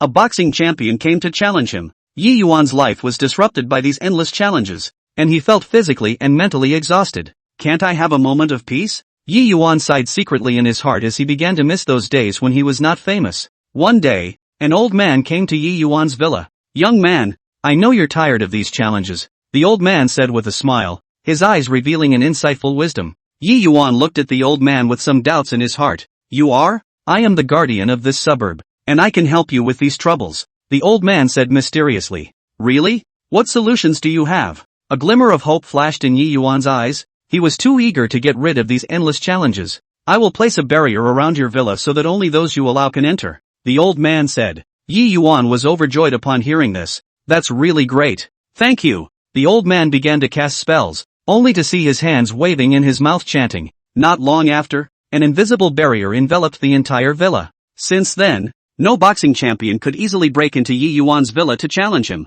Yi Yuan finally lived a peaceful life. He planted flowers and plants in the garden of the villa and cultivated his body and mind in this peaceful environment every day. Occasionally, he reminisces about his days in the underground ring, the intense fights and moments of glory, but he cherished his present life more, far away from the hustle and bustle and fighting, enjoying the peace and beauty of his own. The early morning sunlight gently sprinkled in the garden of Yi Yuan's villa, the dewdrops glittered crystalline on the petals, and the birds sang happily on the branches. Yi Yuan was practicing his morning exercises in the garden as usual. His posture was athletic, his movements were flowing, and every move contained great power. Suddenly, a melodious bell sound broke the early morning quiet. Yi Yuan stopped his movement and looked up, only to see a Taoist priest in Taoist robes walking slowly. This Taoist priest had white hair and a long beard, holding a duster in his hand, with a mysterious aura on his face. Who are you? What is the reason for coming to my place? Yi Yuan asked as he looked at the Taoist priest warily and opened his mouth. The Taoist priest stopped, smiled slightly, and said, I am a Taoist priest who travels in the clouds and heard that there is a powerful figure here, so I have come to meet him. Yi Yuan was puzzled in his mind as he sized up the Taoist priest and said, I'm just an ordinary person. There's nothing for you to see. Oh, don't be modest. I know that you harbor great skills, so I would like to spar with you today. A glint flashed in the Taoist's eyes, and there was a hint of provocation in his tone. Yi Yuan frowned. He did not want to cause any trouble, but the attitude of this Taoist priest made him a little unhappy. I don't want to fight with anyone. Please go back, Yi Yuan said coldly, turning around and preparing to continue his morning practice. Humph, are you afraid? Seeing this, the Taoist immediately mocked. The anger in Yi Yuan's heart was ignited as he turned around, his eyes revealing a hint of coldness as he said, I am not afraid of you. I just don't want to cause trouble for no reason. Since you are insistent, then come on. When the Taoist priest saw Yi Yuan's promise, a smug smile appeared on his face as he flung his duster around and mouthed the words. In an instant, the surrounding air seemed to freeze as a powerful force came at Yi Yuan. Yi Yuan was shocked when he felt this power. He did not expect this Taoist priest to use Taoism, but he didn't panic. He took a deep breath and the power in his body began to surge as he also cast his Tao. Only Yi Yuan's hands quickly formed a seal and a ray of light shot out from his hands, colliding with the Taoist priest's power. Chapter 60 The First Taoist Disciple. Boom! With a loud bang, the two forces impacted each other, emitting a dazzling light, and the surrounding flowers and plants were shaken to the ground by the force. When the Taoist priest saw this, a look of surprise appeared on his face as he increased the power of his Tao in an attempt to suppress Yi Yuan. Yi Yuan was not willing to show weakness either. He clenched his teeth and mobilized all the power in his body. The light of the Tao became even more dazzling. Two people's Tao law in the air stalemate. The surrounding air seems to be torn generally. Issued his sound. I didn't expect your Tao to be so powerful, but I won't admit defeat so easily. There was a hint of trembling in the Taoist priest's voice, and it was clear that he was also feeling a tremendous amount of pressure. Then let's see who is better. Yi Yuan's eyes revealed a firm conviction. He would never allow himself to lose in this contest. As time passed, the Dowser's power waned, and a pained expression appeared on his face. Yi Yuan, however, was still in high spirits as his Tao became more and more powerful, the light illuminating almost the entire garden. Impossible. How could you have such a powerful Tao? The Taoist priest looked at Yi Yuan incredulously, his voice filled with shock. Now, you can leave, Yi Yuan said coldly as he slowly withdrew his Tao and everything around him gradually returned to calm. The Taoist priest sat paralyzed on the ground as he looked at Yi Yuan with awe and unwillingness in his eyes. I lost. I didn't think there would be someone as powerful as you in the world. The Taoist priest let out a long sigh, a dejected look on his face. Yi Yuan stepped forward, helped the Taoist priest up, and said, I'm not trying to embarrass you. I just hope that you won't easily provoke others in the future. The Taoist priest nodded and said, I understand. Thank you for your mercy today. Why did you suddenly come to challenge me? The doubts in Yi Yuan's heart remained unresolved as he looked at the Taoist priest and asked, I was originally instructed by someone else who said that if I could defeat you, he would give me precious Taoist treasures. The Taoist priest said truthfully. So that's how it is. Go away and behave yourself in the future. Yi Yuan waved his hand, signaling the Taoist priest to leave. The Taoist priest stood up, straightened his robes, and turned to leave slowly. Yi Yuan looked at the Taoist priests departing back and pondered in his heart, who was behind this? And what is his grudge against me? But he knew that the trouble might just be beginning, and he had to be constantly on his guard for any challenges that might arise in the future. After returning to the villa, Yi Yuan sat on the sofa and fell into deep thought. He decided that he had to find out the truth behind it and could not keep himself in a passive situation. So he began to ask around for information, looking for clues related to the incident. In the following days, Yi Yuan cultivated and improved his strength while investigating the mastermind behind the scenes. He knew that the only way to protect himself and those around him in this unknown crisis was to make himself stronger. Yi Yuan couldn't calm his heart for a long time after experiencing the Tao battle with the Taoist priest. He was well aware that in this world, there were not a handful of people who possessed great power, and the inheritance and guarding of power was crucial. On a quiet afternoon, the sunlight poured through the window onto the living room floor, creating a golden patch of light. Yi Yuan sat on the sofa, and a thought suddenly flashed through his mind that Yi Yuan was planning to take on a disciple. Once this idea arose, it took root in his mind and grew stronger. He thought that if he could pass on his Tao and combat experience to someone with talent and character, it would be considered a legacy. Thus, Yi Yuan began to pay attention to the people around him, looking for that suitable disciple candidate. He began by observing at his regular practice place, which brought together many people who loved cultivation. One day, he saw a young man practicing the Tao, and although his movements were slightly rusty, his eyes revealed a desire and focus on power. Yi Yuan's heart stirred and felt that this young man might have the potential to become his disciple. He walked up and talked to the young man. "What is your name? How long have you been practicing the Tao?" Yi Yuan asked gently. The young man was a bit nervous and replied hurriedly, "My name is Lin Feng, and I've only been practicing the Tao for a little over a year." Yi Yuan nodded slightly and asked him some more questions about Tao understanding and cultivation tips. Although Lin Feng's answer was not perfect, his answer was full of his own thinking and unique insights. "I see that you have a lot of potential. Are you willing to be my disciple?" Yi Yuan suddenly asked, his eyes filled with anticipation. Lin Feng's eyes widened and an incredulous expression appeared on his face. "Really? I'm so willing." His voice trembled a little with excitement. Just like that,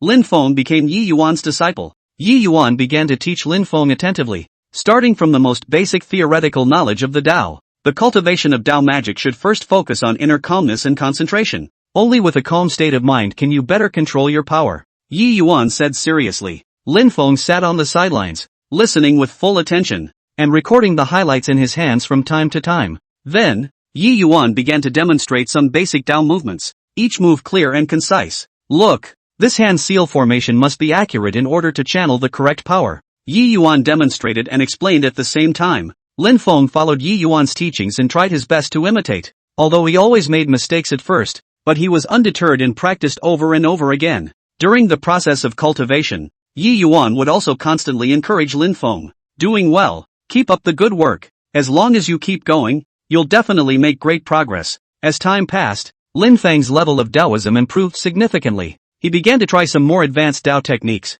and although he encountered many difficulties in the process, he overcame them all under Yi Yuan's patient guidance. Once, when Lin Feng was practicing a difficult Tao technique, he failed several times in a row, and he was a bit frustrated. "Master, am I too stupid to always learn?" Lin Feng lowered his head, his voice filled with loss. "Don't be discouraged. Every Tao mastery requires time and patience. You've already done well. Try a few more times and you'll definitely succeed," Yi Yuan encouraged. With Yi Yuan's encouragement, Lin Feng regained his composure and once again devoted himself to practicing. Finally, after another attempt, Lin Feng managed to cast that Tao, and he jumped up in excitement. "Master, I did it!" Lin Feng looked at Yi Yuan with a face full of joy, his eyes glittering with excitement. Yi Yuan looked at Lin Feng. A pleased smile appeared on his face. "Very good. This is the result of your efforts." As Lin Feng grew, Yi Yuan was also thinking about how to better equip him to deal with the challenges he might encounter in the future. He decided to take Lin Feng to some dangerous places for practical training so that he could gain experience in practice.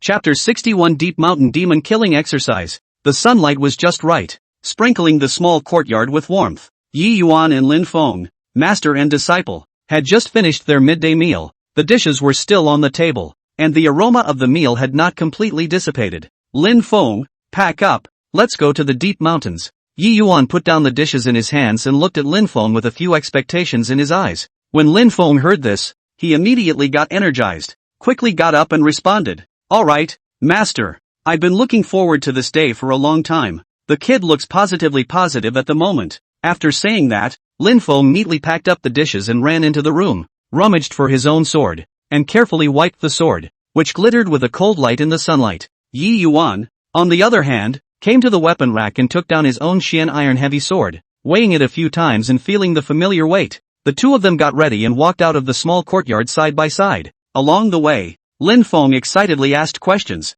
full of curiosity about the upcoming experience. Master, this time when we go to the deep mountains, what kind of demonic beasts can we encounter? Lin Feng asked as he walked. Yi Yuan smiled faintly. In these deep mountains, there are many types of demonic beasts and their strength varies, so you have to be prepared. Master and disciple walked along the winding mountain road. The trees on both sides of the mountain road were lush and green, and occasionally a few birdsongs were heard. After walking for a long time, he finally came to the entrance of the deep mountains. A mysterious and dangerous aura came to the surface. Lin Feng, remember, when you enter the deep mountains, be careful with everything and listen to my command. Yi Yuan looked serious and instructed. Apprentice understands. Lin Feng nodded solemnly and gripped the sword in his hand. The two of them stepped into the deep mountains, and the light around them instantly darkened, the dense branches and leaves blocking out the sunlight. Without going far, Yi Yuan suddenly stopped and signaled Lin Feng to be quiet. Lin Feng immediately held his breath and looked around vigilantly. There's movement ahead. It seems to be a first-ranked demonic beast blast wind wolf. Yi Yuan whispered. A trace of excitement flashed in Lin Feng's eyes. Master, can I go and try? Yi Yuan nodded. It's fine, but pay attention to its speed. Blizzard wolves are known for their speed. Lin Feng took a deep breath and slowly approached, only to see an athletic wolf crouching in the grass, its fur gray and glowing with cold light. Drink! Lin Feng shouted and swung his sword at the blizzard wolf. The gale wolf reacted quickly and dodged sideways, easily avoiding the strike. Lin Feng's heart was flabbergasted. The speed of this blizzard wolf really lived up to its name. He adjusted his posture and attacked again. The blizzard wolf let out a low howl. Its forepaws plowed the ground, and it rushed towards Lin Feng like a black lightning bolt. Lin Feng hastily raised his sword to parry. Clang! The huge impact caused him to take a few steps back. Don't fight hard. Pay attention to the rhythm of its attacks. Yi Yuan shouted from the side. After hearing this, Lin Feng calmed down and stopped attacking blindly, instead carefully observing the movements of the blizzard wolf.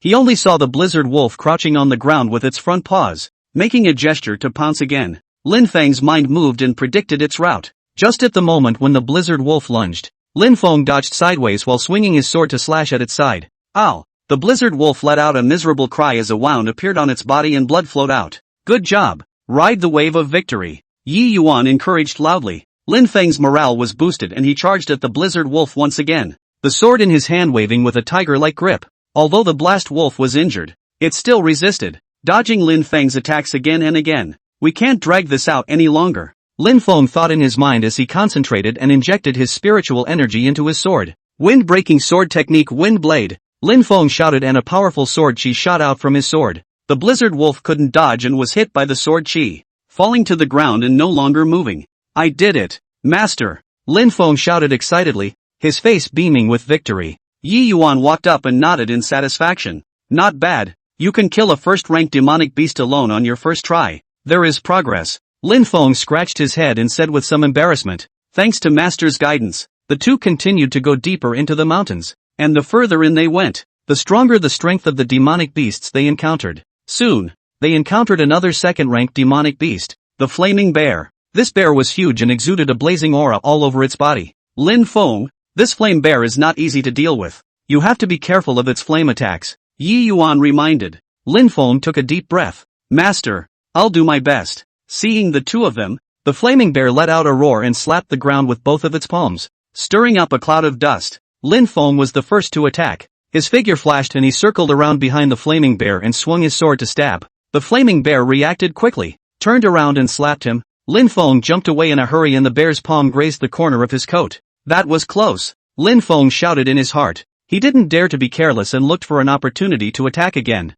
The flaming bear opened its mouth and spewed out a blazing flame, lunging towards Lin Feng. Lin Feng hurriedly performed his stance and dodged the flames. As he dodged, he thought about countermeasures. We can't keep being passive like this. Lin Feng thought in his mind as he observed the movements of the flaming bear and realized that after it breathed fire, it would have a short pause. It's now! Lin Feng saw the right moment and rushed towards the flaming bear, swinging his sword at its chest in the moment of pause after it breathed fire. Roar! The flaming bear let out a pained roar as a wound appeared on its chest, but the flaming bear didn't fall down. It attacked even more frantically and Lin Feng could only keep dodging. Lin Feng, use a spiritual shield and attack in close, Yi Yuan shouted from the side. Lin Feng immediately revolved his spiritual energy and formed a shield in front of his body before rushing towards the flaming bear. He waved his sword and kept attacking the weak points of the flame bear, whose body was getting more and more wounds. Finally, the flaming bear couldn't support itself and collapsed to the ground with a loud bang. Lin Feng also sat down on the ground in exhaustion,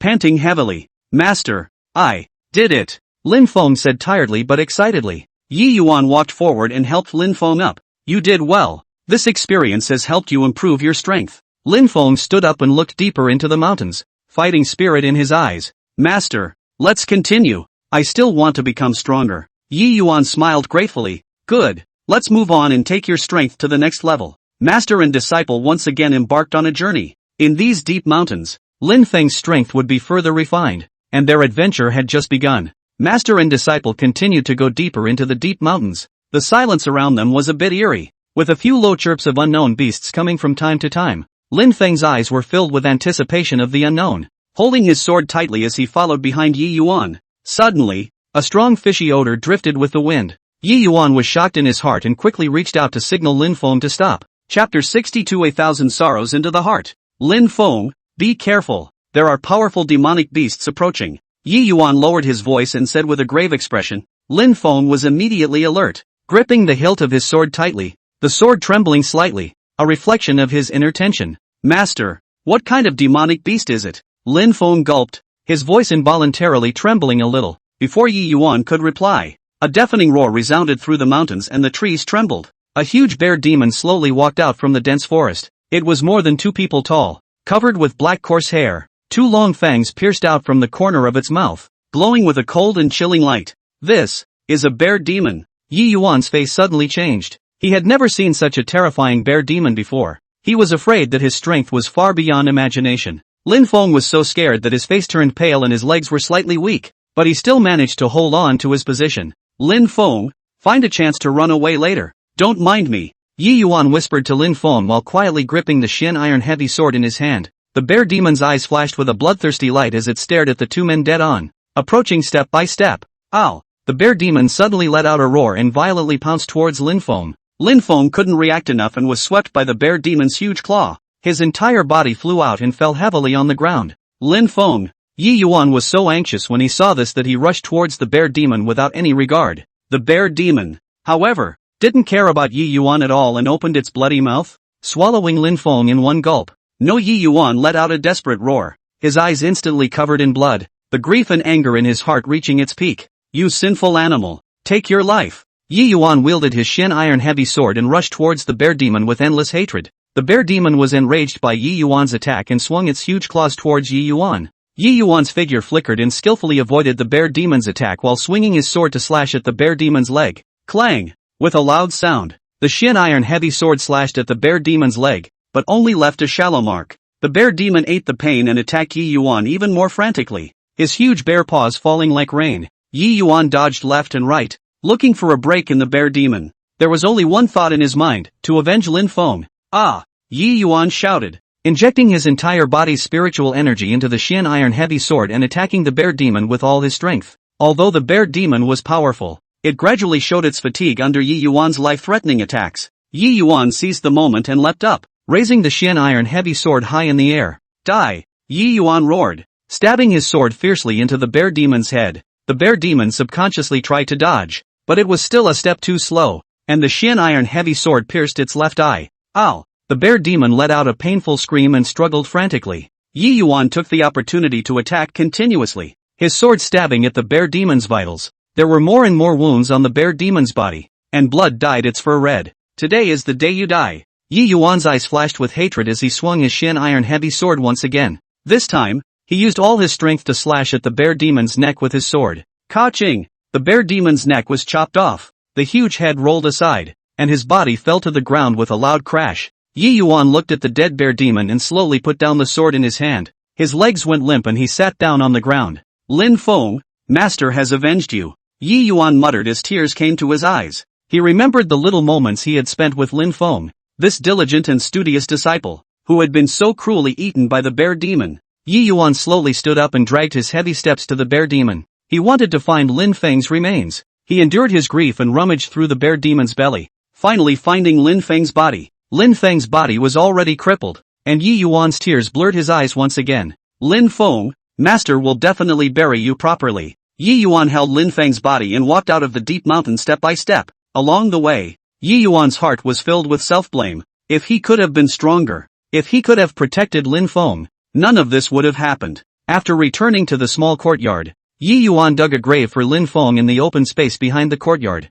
He carefully placed Lin Feng's body into the grave, then filled it with earth and piled up a small mound. Lin Feng, go in peace. Master will always remember you. Yi Yuan knelt in front of the grave and said in a low voice. After burying Lin Feng, Yi Yuan returned to his room and looked at the things Lin Feng used to use. His heart was mixed. From today onwards, I must become stronger and not let such a tragedy happen again. Yi Yuan clenched his fists, a determined light shining in his eyes. After that, Yi Yuan practiced hard every day in the small courtyard. His sword technique became more and more powerful, and his strength continued to increase. And Lin Feng's death became a permanent pain in his heart and a motivation to keep moving forward. Yi Yuan was in the small courtyard, immersed in cultivation day after day. Before the first rays of the morning sun fully illuminated the courtyard, he had already gotten up and started swinging his sword. Every time he struck his sword, it carried endless power and determination, as if he wanted to vent out all the pain and unwillingness in his heart. Lin Feng, don't worry,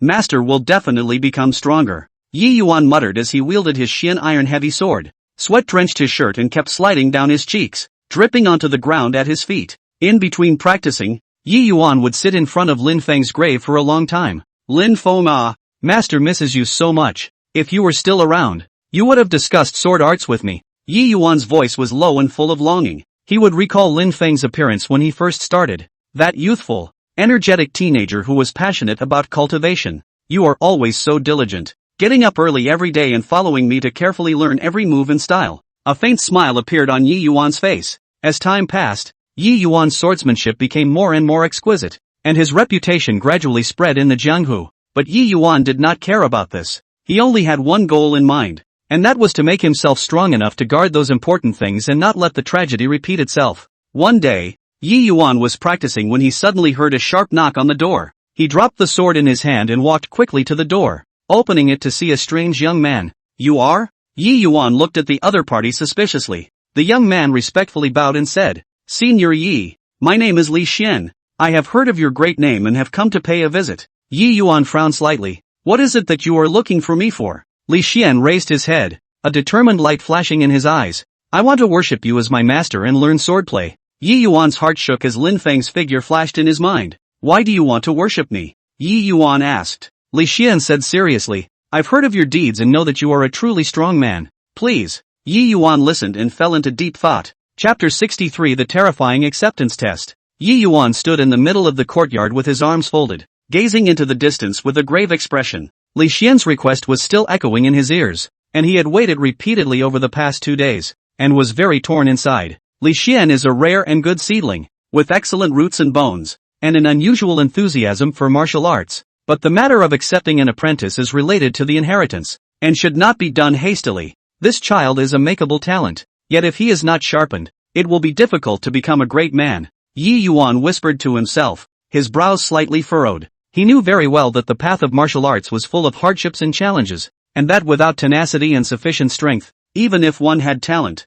it would be nothing more than a flash in the pan. The next day's sunset slowly set, and the afterglow sprinkled on Yi Yuan's body. His silhouette was stretched to a long length. That's just it. Just give him a chance. Yi Yuan finally made up his mind, with a hint of firmness in his tone. The next morning, Yi Yuan called Li Xian to his side. Li Xian was full of anticipation, with a gleam in his eyes, thinking that his master was finally going to agree to take him as his disciple. I can accept you as a disciple. Yi Yuan opened his mouth and Li Xian was immediately overjoyed and was about to pay his thanks. But Yi Yuan raised his hand to stop him. However, you need to go and exterminate all the mountain bandits in the neighborhood before I will formally accept you. Yi Yuan's voice was calm, yet it carried an unquestionable majesty. When Li Xian heard this, he first froze, and the smile on his face instantly disappeared, replaced by shock and doubt. Master, this mountain bandit is vicious and brutal. I am afraid. Li Xian stammered and said. There was a hint of fear in his voice.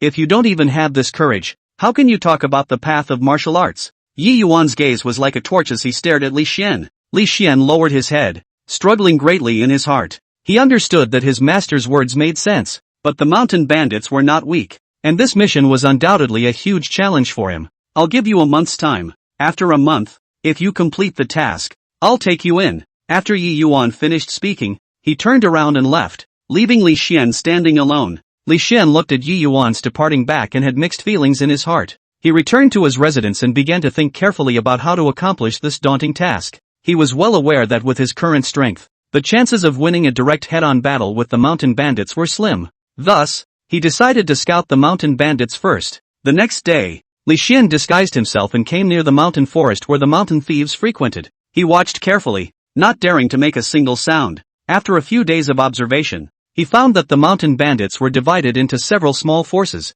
each of which was entrenched in a different mountain, and they acted in a secretive manner, often descending from the mountain to plunder the people. These mountain bandits are so evil. I must rid the people of evil. Li Xian's heart ignited a fire of anger and secretly swore. As he begins to formulate a detailed plan, he realizes that the mountain bandits are not ironclad and are at odds with each other. Perhaps we can utilize the conflicts between them and break them down one by one. A hint of cunning flashed in Li Xian's eyes. Li Xian first intentionally created some small commotion near the territory of one of the mountain bandits to attract their attention. The mountain bandits thought that it was some other force that had come to provoke them, and they indeed sent their men to come and check it out. Li Xian skillfully led this group of mountain bandits to meet another group of mountain bandits. The two groups of mountain bandits were instantly at swords drawn because of a misunderstanding and soon fought. Li Xian hid in the shadows and watched the mountain thieves kill each other, secretly celebrating the success of his plan. When they were both defeated, Li Xian suddenly appeared and with his martial arts foundation, he took care of the remaining mountain bandits one by one.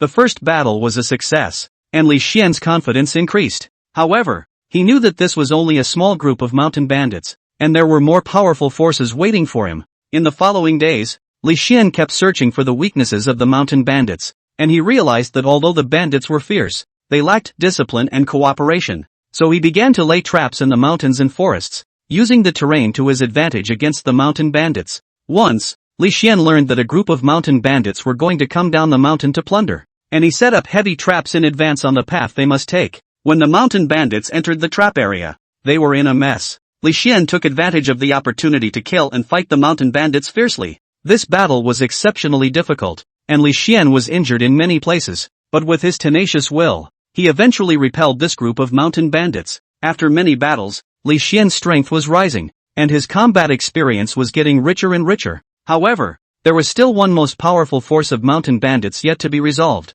The leader of this group of mountain bandits is highly skilled in martial arts, has many men, and is very cunning. Li Xian knew that he couldn't use the previous methods to deal with this group of mountain bandits and had to come up with a new plan. He asked around about this band of mountain bandits, and learned that they had recently been preparing for a major pillaging operation, and that they were very lax in defending their lair. This is an opportunity, Li Xian secretly calculated in his heart. Li Xian decided to raid the mountain bandits' lair while they were out looting. He made preparations in advance and sneaked into the mountain bandits' camp late at night. The mountain thieves were defenseless, and Li Xian was in no man's land, quickly taking care of a few guards. Still, his actions startled the mountain bandits, and for a while, the entire camp was in chaos. The leader of the mountain bandits heard the commotion and immediately rushed over. When he saw Li Xian, his eyes were filled with anger. "Kid, you've got a lot of guts. How dare you come to my place to sow your wild oats?" the mountain bandit leader roared. Li Xian didn't flinch. He gripped the sword in his hand tightly and prepared to fight the mountain bandit leader to the death.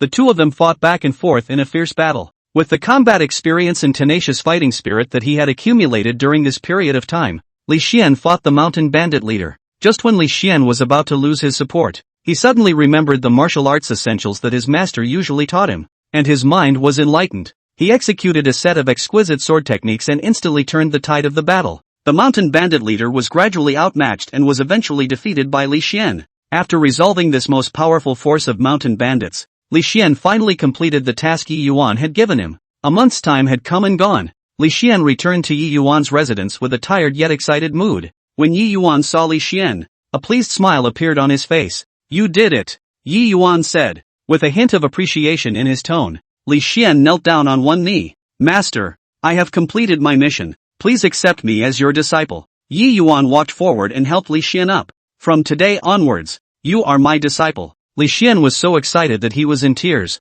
He finally got his wish and became Yi Yuan's disciple. In the following days, Li Xian's martial arts attainments became increasingly refined under Yi Yuan's careful teaching. He always remembered the experience of eliminating the mountain bandits, and it was this experience that made him understand the true meaning of martial arts, and also made him cherish the hard-won master-disciple bond even more. However, Yi Yuan's true mastery was something he had yet to learn. Chapter 64 The Art of Clairvoyance and Obedience. Early in the morning, Li Xian came here early, and between the flashes of sword shadows, he was making the final preparations for the upcoming martial arts inheritance. Last night, he tossed and turned, his heart filled with about that Master Yi Yuan was about to teach anticipation and curiosity. That mysterious technique seemed to be the door to a new world of martial arts, which made him mesmerized. Thousand Miles Eyes and Wind Ears Technique. "Xiener, the time has come. Follow me." Yi Yuan's voice came from behind him, calm and strong. Li Xian hurriedly put away his sword and turned around to respectfully respond. "Yes,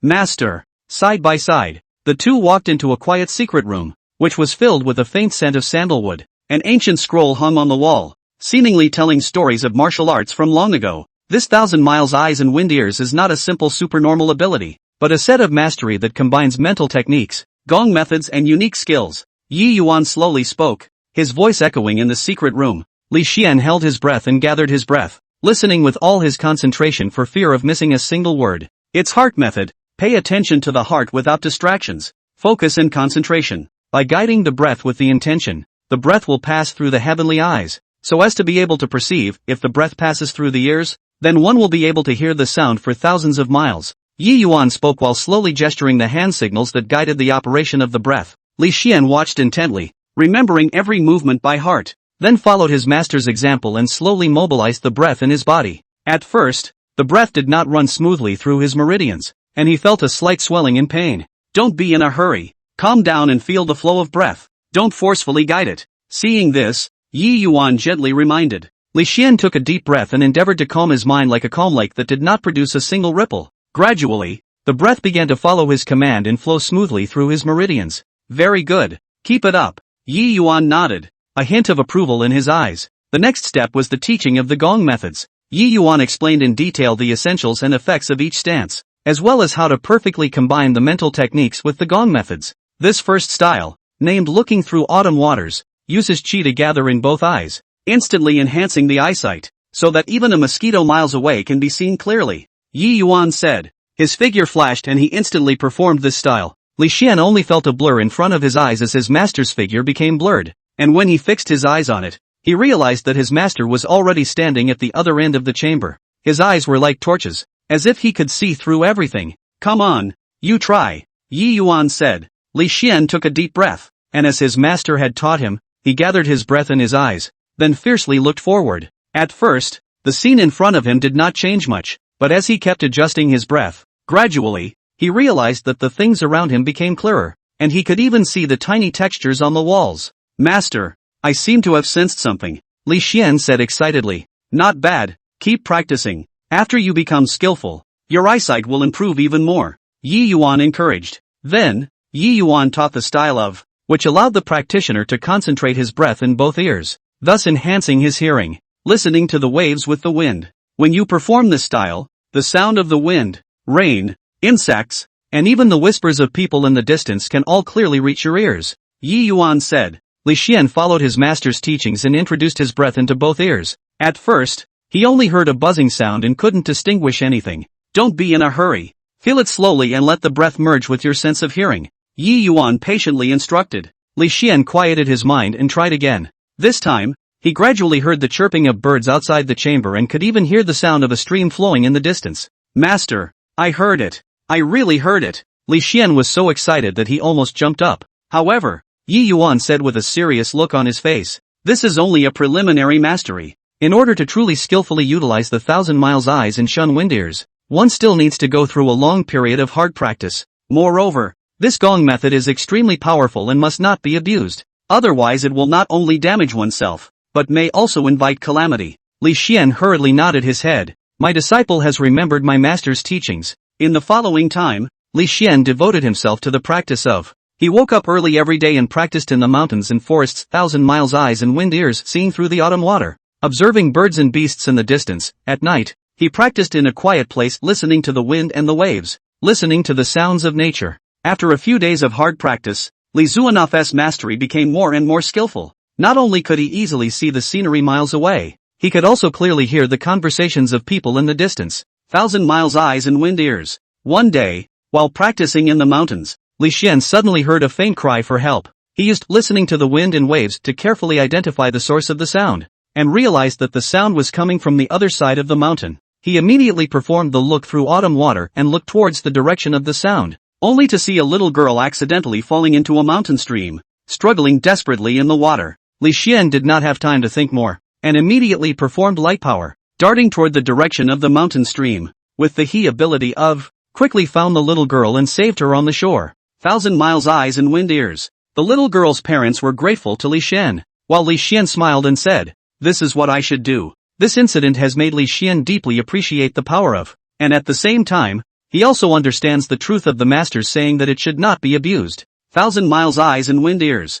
After returning to his residence, Li Xian told Yi Yuan about this matter. After hearing this, Yi Yuan said with relief, "You did well. Remember, the purpose of martial arts is to punish evil and protect the weak." Li Xian nodded heavily. Apprentice will definitely keep master's teachings in mind. In the days to come, Li Xian continued to diligently cultivate 1,000 miles eyes and wind ears, while not forgetting to improve his other martial arts skills. He knew that only by constantly improving himself could he better utilize this mastery and contribute to justice in the world. The sun was shining just right, and Yi Yuan was instructing Li Xian to cultivate new martial arts stances in a quiet place at the top of the mountain. The breeze blew through their clothes, bringing with it the unique freshness of the mountains and forests. Pay attention to the rhythm of power generation and smoothly integrate the internal force into the stance, Yi Yuan said as he personally demonstrated, his movements flowing like a cloud, showing the demeanor of an expert. Li Xian was fully concentrated, trying to imitate his master's movements, sweat sliding down from his forehead and dripping onto the ground under his feet.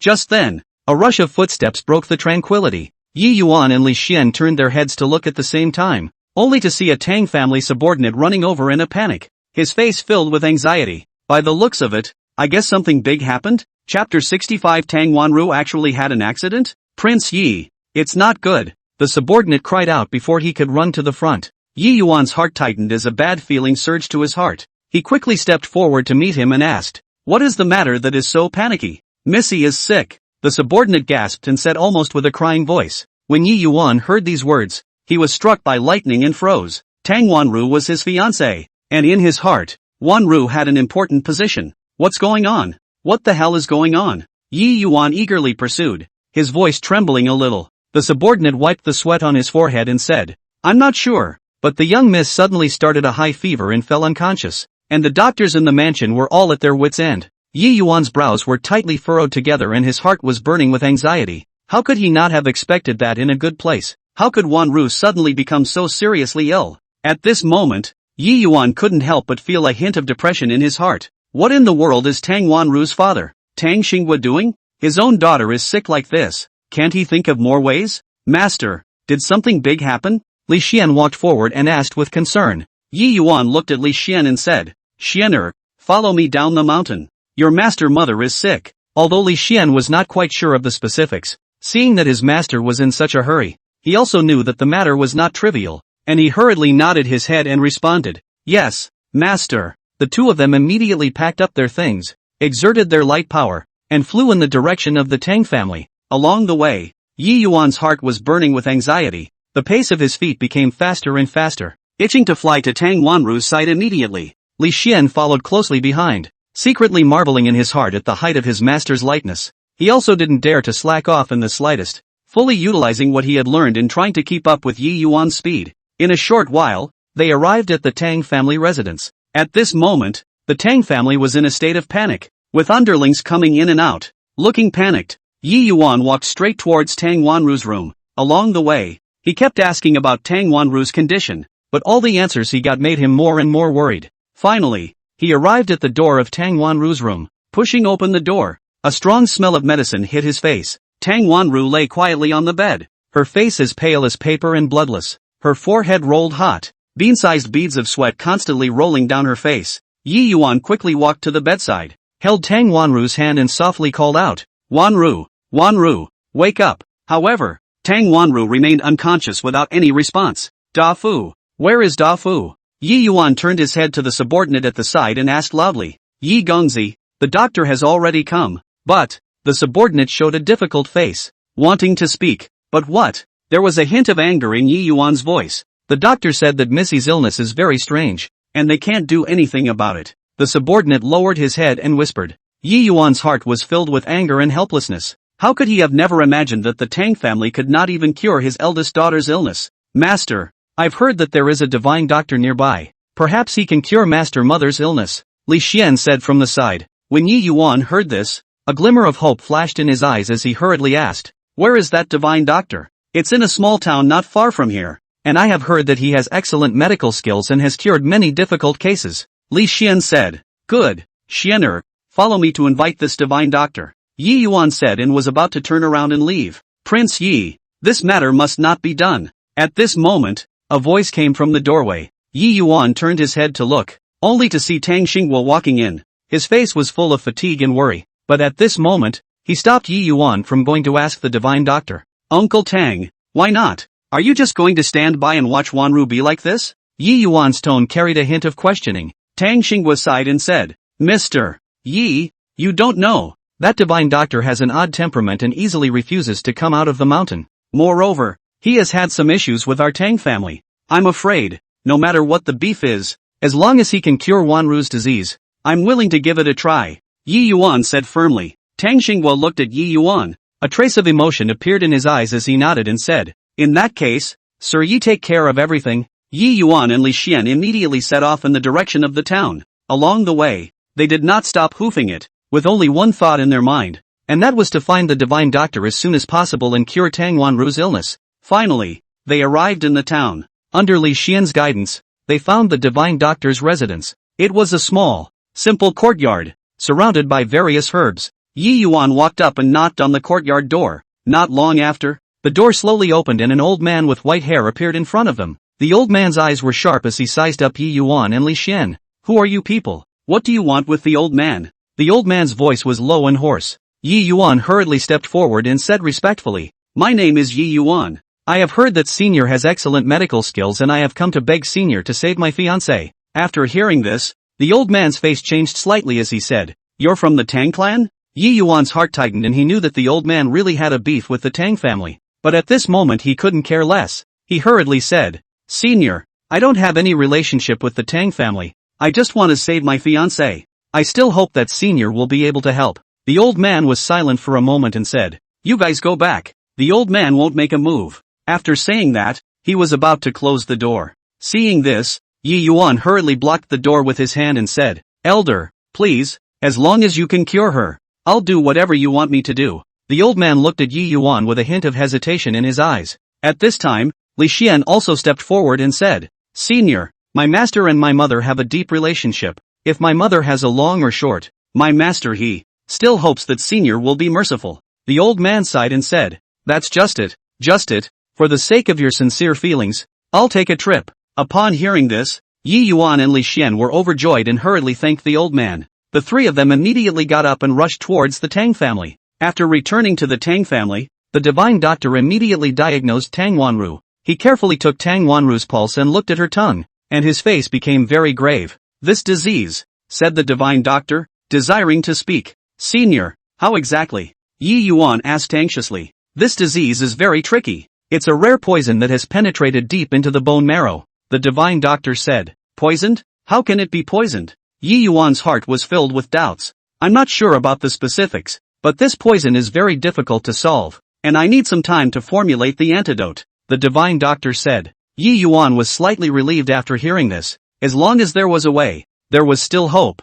In the following days, Yi Yuan and Li Xian stayed by Tang Wanru's side, waiting for the divine doctor's antidote. Their hearts were filled with anxiety and worry, but they never gave up hope either. Chapter 66. Which family did this? Finally, The divine doctor's antidote was prepared. Yi Yuan personally fed it to Tang Wanru and then waited quietly. As time passed by, Tang Wanru's face gradually gained a hint of blood color. Finally, she slowly opened her eyes. Wanru, you're awake. Yi Yuan excitedly held Tang Wanru's hand. His eyes filled with tears of joy. Tang Wanru looked at Yi Yuan, smiled weakly, and said, "What's wrong with me?" Yi Yuan told her what happened, and after Tang Wanru heard it, her heart was filled with gratitude. "Thank you, Yi Yuan. And you, Li Xian." Tang Wanru looked at Li Xian and said, "Senior mother, it's good that you're fine," Li Xian said with a smile. Tang Wanru's condition gradually improved, and the Tang family returned to its usual calm. Yi Yuan's face was gloomy as he walked out of the Tang family villa with hurried steps.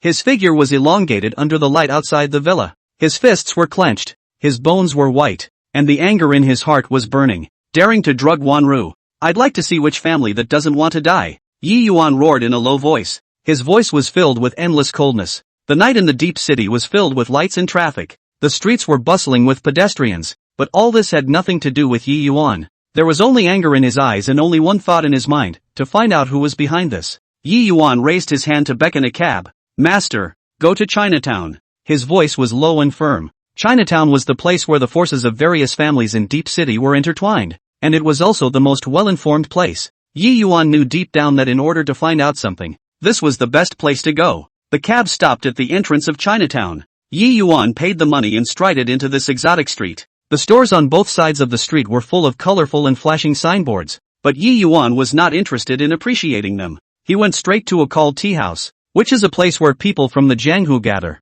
and where all kinds of news converge and spread. Gathering Virtue Pavilion. Yi Yuan pushed open the door, and the tea house was filled with smoke and tea. People were sitting around in groups of 3 to 5, drinking tea and chatting about the world. "Boss, a pot of dragon well." Yi Yuan found a corner to sit down and shouted to the boss behind the counter. The boss responded enthusiastically. "Okay, customer, wait a moment." Taking advantage of waiting for tea, Yi Yuan perked up his ears and listened to the conversations of the people around him. "Have you heard? Something happened to the Tang family's daughter, Tang Wanru, recently." A voice came. "What's going on? Tell us." Another voice asked eagerly. "It seems to have been drugged. I'm not sure exactly." Yi Yuan's heart tightened and he hurriedly turned his head to look at the table where he was speaking. "Several brothers and sisters. Can you tell us more about Tang Wanru?" Yi Yuan stood up, walked to the table and asked politely. The men looked Yi Yuan up and down, and one of the tall and thin men frowned. "Who are you? Why are you inquiring about this?"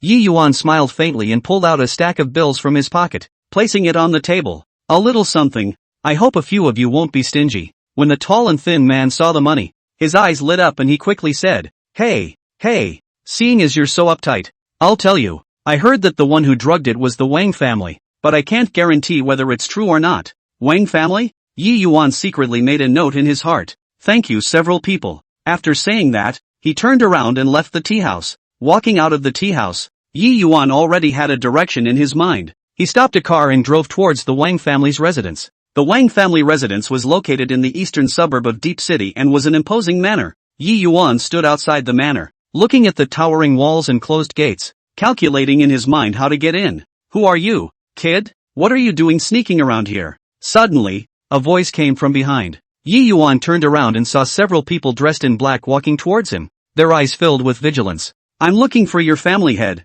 There's something I want to ask," Yi Yuan said unhurriedly. "Looking for our family head? Who do you think you are?" A man in black sneered. "Hurry up and get lost, or don't blame us for being impolite." Yi Yuan's eyes instantly turned cold. "I advise you to stay out of my way, or else, suffer the consequences." "Yo-ho, still quite crazy," the man in black said, then swung his fist towards Yi Yuan. Yi Yuan's figure flickered, easily dodging the attack and backhanded the black-clothed man's stomach. "Ah!" The man in black screamed miserably and fell to the ground. The other men in black saw this and surrounded them. Yi Yuan was fearless, weaving in and out of the crowd with ease, knocking these black-clothed men to the ground in 3 or 2 hits. "You guys remember, today's incident is just a warning." Yi Yuan coldly looked at the black-clothed man on the ground. "Tell your family head that I will come back again." After saying that, Yi Yuan turned around and left. He knew that he could not be sure that it was the Wang family's doing just based on the words of these people. He still needed more evidence. In the next few days, Yi Yuan ran around,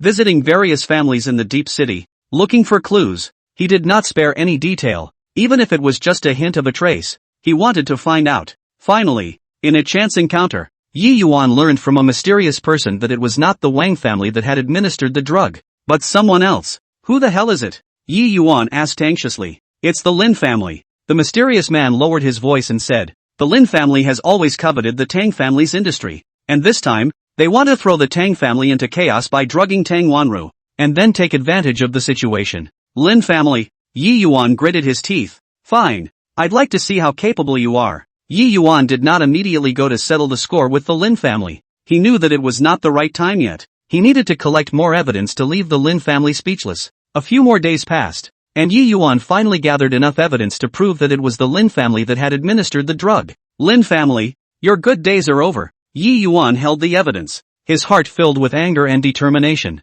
He once again came to the Tang family villa and handed the evidence to Tang Jintian, Tang Wanru's father. Surprisingly, it's the Lin family. Tang Jintian's face turned blue after reading the evidence. Yi Yuan, it's thanks to you this time, or else our Tang family would still be kept in the dark. Uncle Tang, this is what I should do. Yi Yuan said. Now that the evidence is clear, we can't just let it go. That's right. Tang Jintian stood up. I'll gather the clan and go settle the score with the Lin family. Wait, Uncle Tang. Yi Yuan stopped Tang Jintian. We can't be impulsive. The Lin family must have some defense. We have to think of a thorough solution. Tang Jintian nodded. You're right. It's still you who's thoughtful. So what do you say? What should we do? Yi Yuan pondered for a moment and said, we can secretly lay out a plan to make the Lin family relax their guard before taking them down in one fell swoop. Alright, let's do as you say. Tang Jintian agreed to Yi Yuan's proposal. Thus, Yi Yuan and Tang Jintian began to carefully plan and prepare to deal a fatal blow to the Lin family,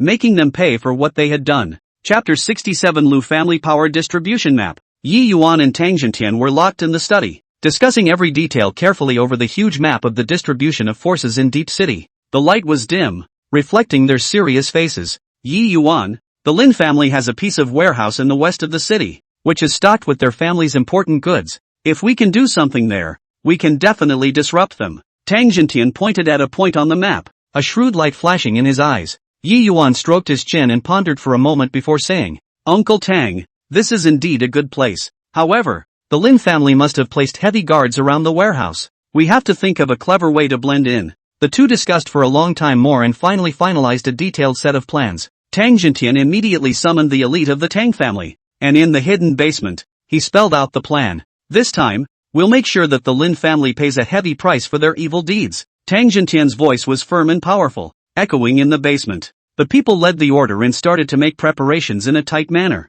Yi Yuan, on the other hand, disguised himself as an ordinary deliveryman and pushed a cart full of goods towards the Lin family's warehouse. At the entrance of the warehouse, a few guards blocked his way. Stand still. What for? One of the guards shouted. Yi Yuan accompanied a smile and handed over the forged delivery slip. Big brother, I'm here to make a delivery. Here's the slip. The guard took the list, looked at it carefully, and then sized up Yi Yuan suspiciously. Why haven't I seen you before? Yi Yuan's heart tightened, but his face still maintained a smile. I'm new here. Big brother, take it easy. Just as the guards hesitated, a sudden commotion came from the distance. It turned out to be the Tang family's people creating chaos on the other side of the warehouse as planned, attracting the guards' attention. Go see what's going on. The head guard barked an order, and most of the guards ran towards the commotion. Yi Yuan took the opportunity and pushed the cart to quickly enter the warehouse. He quickly placed a device prepared in advance in the warehouse, which could interfere with the Lin family's communications, making it impossible for them to contact the outside world at critical moments. Meanwhile, the main force of the Tang clan had quietly surrounded the Lin clan's residence. At Tang Jintian's command, the crowd surged into the mansion like a tidal wave. The people of the Lin family were caught off guard by this sudden attack and hastily responded to the battle. For a time, the mansion was filled with shouts and killings, and the fires were blazing in the sky. Yi Yuan also rushed to support him after completing his mission. He was agile and weaved through the crowd, specializing in dealing with the Lin family's experts. Yi Yuan, how dare you spoil my good deed? When Lin Badian, the Lin family lord, saw Yi Yuan, he was furious and stormed over with his large sword. Yi Yuan sneered. Lin Badian, today is your end. The two fought back and forth. Although Lin Badian was highly skilled in martial arts, Yi Yuan was harboring guilt and anger towards Tang Wanru in his heart, and his moves were deadly, not giving Lin Badian a chance to catch his breath. Poof! Yi Yuan saw the right moment and stabbed Lin Badian's shoulder with his sword. Lin Badian screamed miserably and staggered back. Bring out the evidence. Yi Yuan shouted. The Tang family immediately surrounded Lin Badian and took out the evidence that Yi Yuan had collected earlier. Lin Badian, you drugged Tang Wanru with the intention of annexing the Tang family's industry. The evidence is overwhelming. What else do you have to say? Tang Jintian angrily pointed at Lin Badian. Lin Baishan's face turned pale, and he collapsed to the ground. Knowing that the momentum was gone, hand Lin Badian over to the officials, and the rest of you, wait for your punishment. Tang Jintian ordered in a loud voice. The storm finally came to an end, and the Tang family successfully resolved the crisis. Yi Yuan looked at the Tang family that had restored the tranquility of the past, and the stone in his heart fell to the ground. Yi Yuan, thanks to you this time. Whatever you want, just ask. Tang Jintian looked at Yi Yuan gratefully. Yi Yuan smiled faintly. Uncle Tang, I don't want anything, as long as Wanru is safe and sound. At this time, Tang Wanru slowly came, her eyes filled with gratitude and love. Yi Yuan, thank you. Yi Yuan looked at Tang Wanru and a warm current surged in his heart. After going through the storm, his and Tang Wanru's feelings had grown even deeper, and they knew that there was still a long way to go together in the future. The early morning sunlight softly sprinkled the streets and alleys of Deep City, dispelling the coolness of the night. As usual, Yi Yuan paced to the breakfast stand he frequented most in the north of the city. Along the way, his thoughts were still immersed in the relief that the matter of the Tang family had finally settled. In front of the breakfast stall, the owner greeted warmly.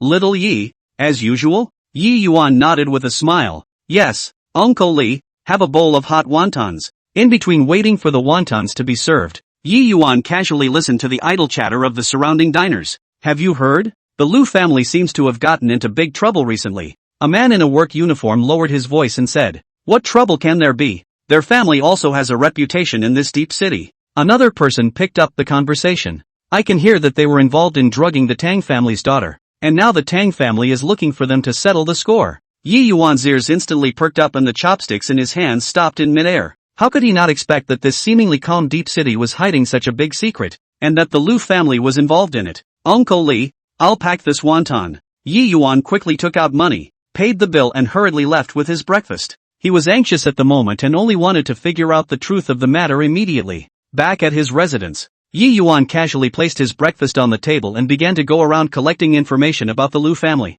He rummaged through all the information he could find, not sparing a single detail. As his investigation deepened, he became more and more certain that the Lu family played an important role in Tang Wanru's poisoning incident. Lu family, how dare you? Yi Yuan gritted his teeth and said, his eyes revealing a firm determination. I will seek justice for the Tang family. For Wanru. Yi Yuan knew that the Lu family was powerful and had many experts, but he did not have the slightest thought of retreating. He carefully prepared himself, brought along his handy weapons, and walked towards the Lu family residence alone. The Lu family mansion was situated in the prosperous part of the deep city and was magnificent. The stone lions in front of the gate were spreading their teeth and claws, as if they were showing off the majesty of the family. Yi Yuan stood in front of the mansion, took a deep breath and walked towards the gate in big strides. Stand still. Who are you? The guards at the entrance saw Yi Yuan and immediately stepped forward to block his way. Yi Yuan looked at them coldly. I'm looking for your family head. Tell him to come out and meet me. You want to see our family head? Get lost. A guard said impatiently and even reached out to push Yi Yuan. Yi Yuan's figure flashed, easily dodging the guard's shove, and backhanded the guard's wrist. If you don't let go, don't blame me for being impolite. Seeing this, the other guards drew their weapons and surrounded Yi Yuan. Yi Yuan was undaunted, his eyes revealing a stern aura. Chapter 68. It's just a bunch of rabble. Humph. A bunch of rabble. Yi Yuan shouted and instantly struck out, weaving between the guards like a ghost. In the blink of an eye, several guards fell to the ground, groaning in pain. Go, notify the family head and say that Yi Yuan has come to seek justice. Yi Yuan kicked away the guard in front of him and said loudly. The guards looked horrified, and one of them rolled and ran inside to inform them. Not long after, Lu Qingshan, the lord of the Lu family, walked out surrounded by a group of people. He was tall and had sharp eyes. When he saw Yi Yuan, a hint of disdain appeared on his face. You are Yi Yuan? Not so bold. How dare you break into my Lu family alone? Lu Qingshan, don't think you can hide what you did. Yi Yuan angrily pointed at Lu Qingshan. You were involved in poisoning Tang Wanru. Today, I will make you pay the price. Lu Qingshan's face changed slightly, but he quickly regained his composure. You're spitting blood. What evidence is there? Evidence? I naturally have it. Yi Yuan said, pulling out a stack of documents from his pocket. This contains records of your dealings with the various parties involved in this matter. You thought you did it seamlessly, but in reality there are a lot of loopholes. Lu Qingshan's face became very ugly. He didn't expect Yi Yuan to be able to find this evidence. So what if it is? What do you think you can do to me with just you? Lu Qingshan sneered and waved his hand. The experts behind him surrounded him. Today, even if I spell out this life, I will make you responsible for what you have done. Yi Yuan was fearless as he took his stance and prepared for the upcoming battle. Go, take him down for me. Lu Qingshan gave the order and the crowd pounced towards Yi Yuan. Yi Yuan's figure was like electricity, dashing left and right through the crowd. His moves were severe, and each move carried a powerful force. And for a while, screams continued to ring out. Humph, a bit capable. When Lu Qingshan saw how brave Yi Yuan was, he couldn't help but feel a bit scared in his heart. He personally stepped out and joined the fight. Lu Qingshan's strength was really not to be underestimated. Yi Yuan obviously felt the pressure multiply when he fought with him. However, Yi Yuan didn't retreat in the slightest. There was only one belief in his heart, to do justice to Tang Wanru's poisoning incident. The two fought back and forth. The people around them were attracted by their fight and retreated to the side, not daring to come closer. Pooh! Yi Yuan was inadvertently hit on the arm by Lu Qingshan, and blood instantly stained his sleeve. Yi Yuan, you are not my opponent. If you are sensible, get lost. Lu Qingshan said triumphantly. Don't even think about it. Yi Yuan wiped the blood from the corner of his mouth. Today, either you fall or I fall. After saying that, Yi Yuan ignored his injuries and charged towards Lu Qingshan once again. His eyes revealed an aura of madness, as if he had already put life and death at risk. This battle is destined to be a thrilling contest. Whether Yi Yuan can do justice to the Tang family in this battle of disparate power, everything is still unknown. Yi Yuan forced himself to endure the severe pain in his arm, but the anger in his heart burned even brighter. He stared at Lu Qingshan as if there were two burning flames in his eyes, and that look made even Lu Qingshan's heart tremble. Yi Yuan took a deep breath, mobilized the power in his body, lightly tapped the ground under his feet and rushed towards Lu Qingshan again like a black lightning. Seeing this, Lu Qingshan did not dare to be careless and took a defensive position, ready to meet Yi Yuan's attack. Yi Yuan's moves became more and more severe. Each move carried the momentum of a broken kettle. His figure quickly weaved through the crowd, dazzling people. Although Lu Qingshan was powerful, he gradually became a bit unable to hold back under this almost frantic attack of Yi Yuan. Humph, just with you want to fight with me? Lu Qingshan said with a cold smile as he resisted Yi Yuan's attacks, trying to overwhelm Yi Yuan in terms of his aura.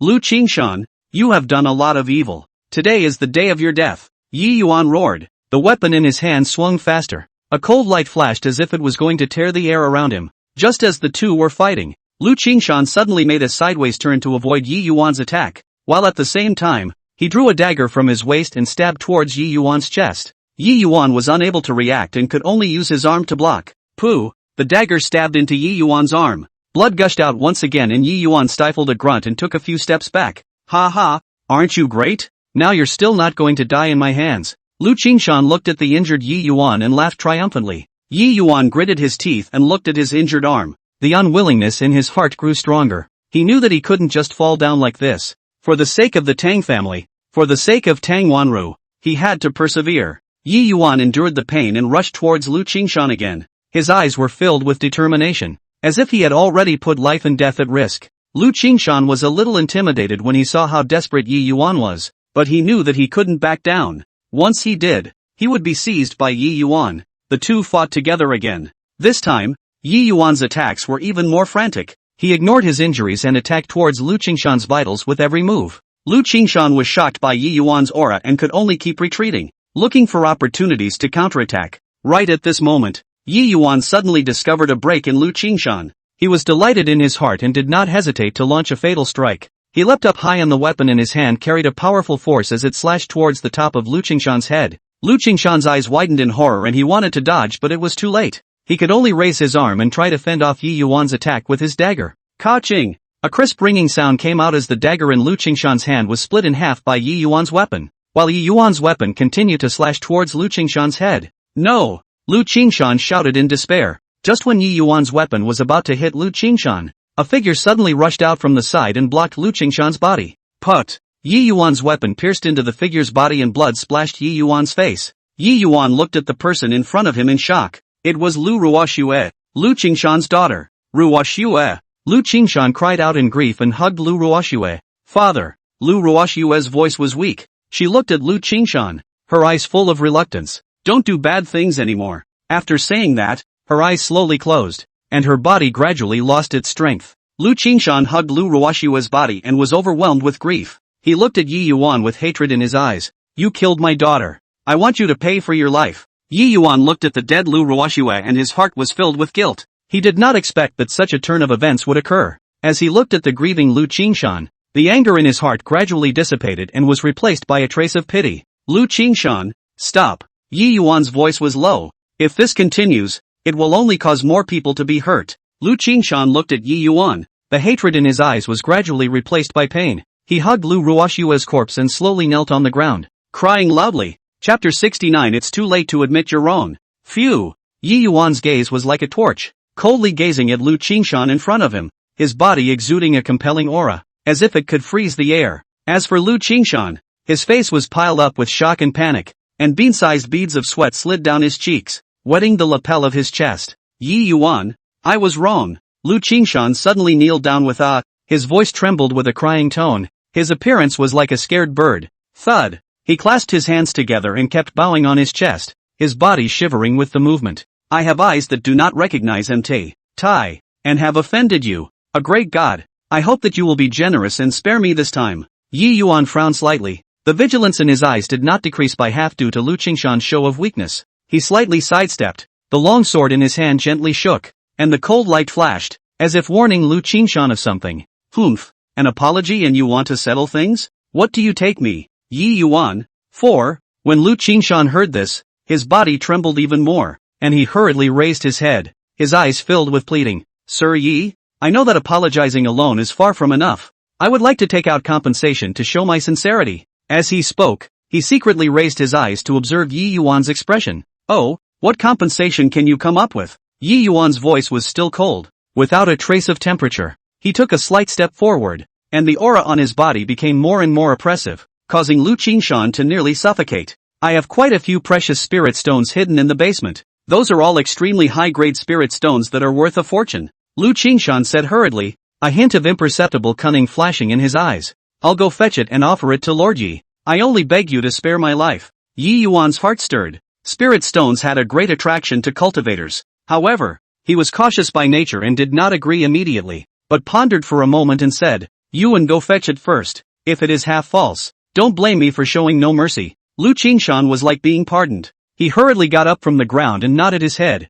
saying, yes, yes, yes, don't worry about Mr. Yi, how would I dare to cheat you? With that, he turned and hurriedly ran in the direction of the basement, his feet so flustered that he almost stumbled and fell. Yi Yuan looked at Lu Qingshan's departing back and had a vague feeling of uneasiness in his heart. He slowly put his long sword away, but his gaze never left the direction Lu Qingshan disappeared. This guy, is he not playing some tricks? Yi Yuan whispered to himself, his brows furrowed. Lu Qingshan jogged all the way into the dark and damp basement. The basement was filled with a stale atmosphere, surrounded by all sorts of exotic treasures, but Lu Qingshan didn't even look at them. He headed straight for the depths of the basement, where there was a hidden passage. Humph. Yi Yuan, do you think I will really obediently give you the spirit stones? A hideous cold smile appeared on Lu Qingshan's face. When I notify the family envoys and set up a big formation, I'll make sure that you don't come back. He felt around the walls of the passage for a while and found a hidden mechanism. With a gentle press,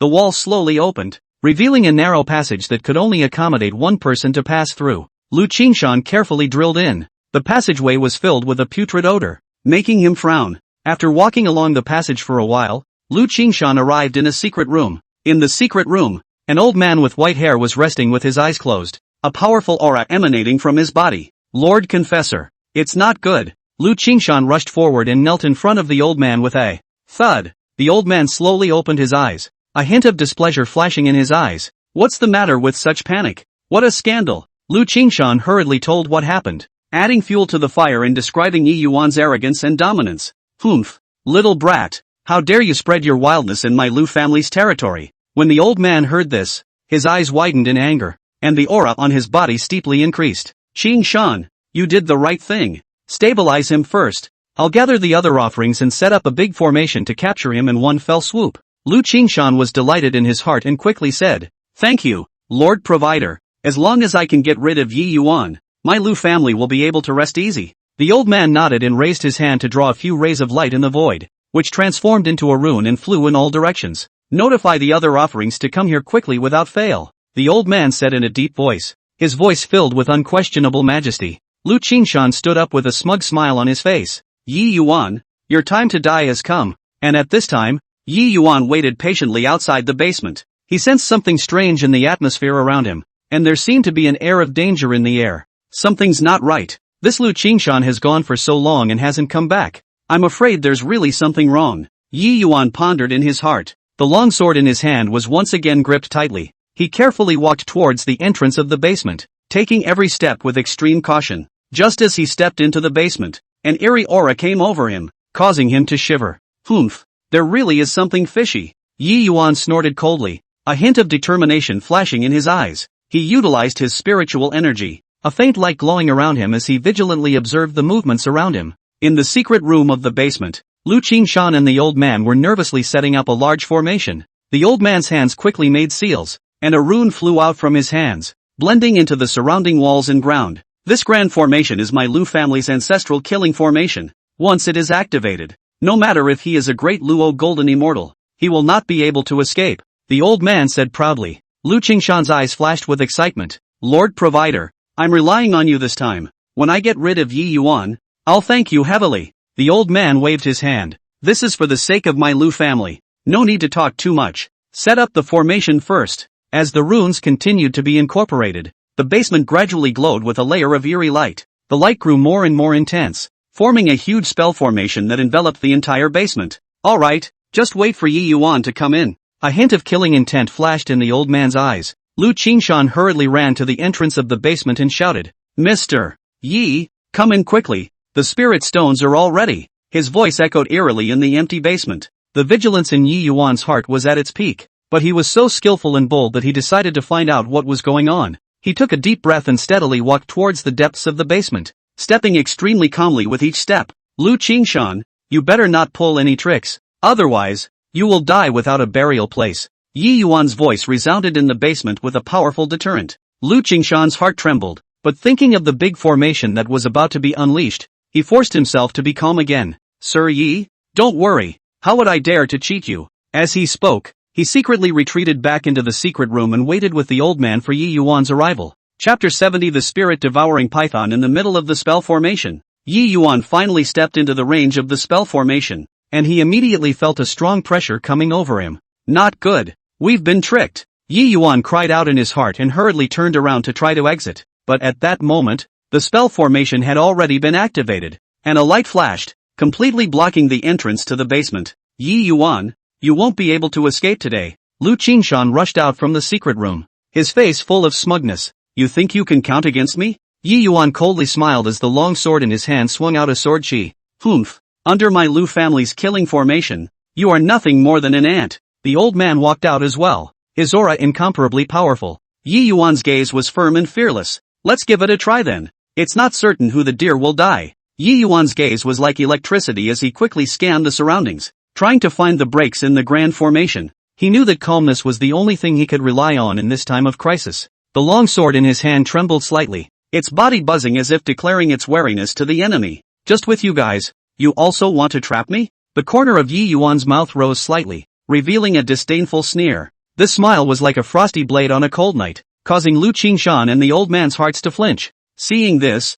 the old man's face sank, and his hands quickly formed seals, reciting words under his breath. In an instant, the runes in the large formation shone brightly, and a beam of energy shot towards Yi Yuan from all directions. Yi Yuan's figure flickered and drifted like a ghost, easily avoiding these deadly attacks. He lightly tapped his feet, weaving freely through the large formation, each step seeming to contain endless mysteries. This kid has some skills, the old man secretly marveled in his heart, but the movements of his hands did not stop at all. He increased the output of his spiritual energy, the power of the large formation grew stronger, and the temperature in the basement dropped drastically. Lu Qingshan hid behind the old man, the smug look on his face gradually replaced by fear. As he watched Yi Yuan in the formation like a fish in water, he could not help but feel a trace of remorse in his heart. Lord Confessor, what can we do about this? He doesn't seem to be affected by the grand formation. Lu Qingshan's voice trembled with a few moments of panic. The old man glared at him and said impatiently, What's the point of panicking?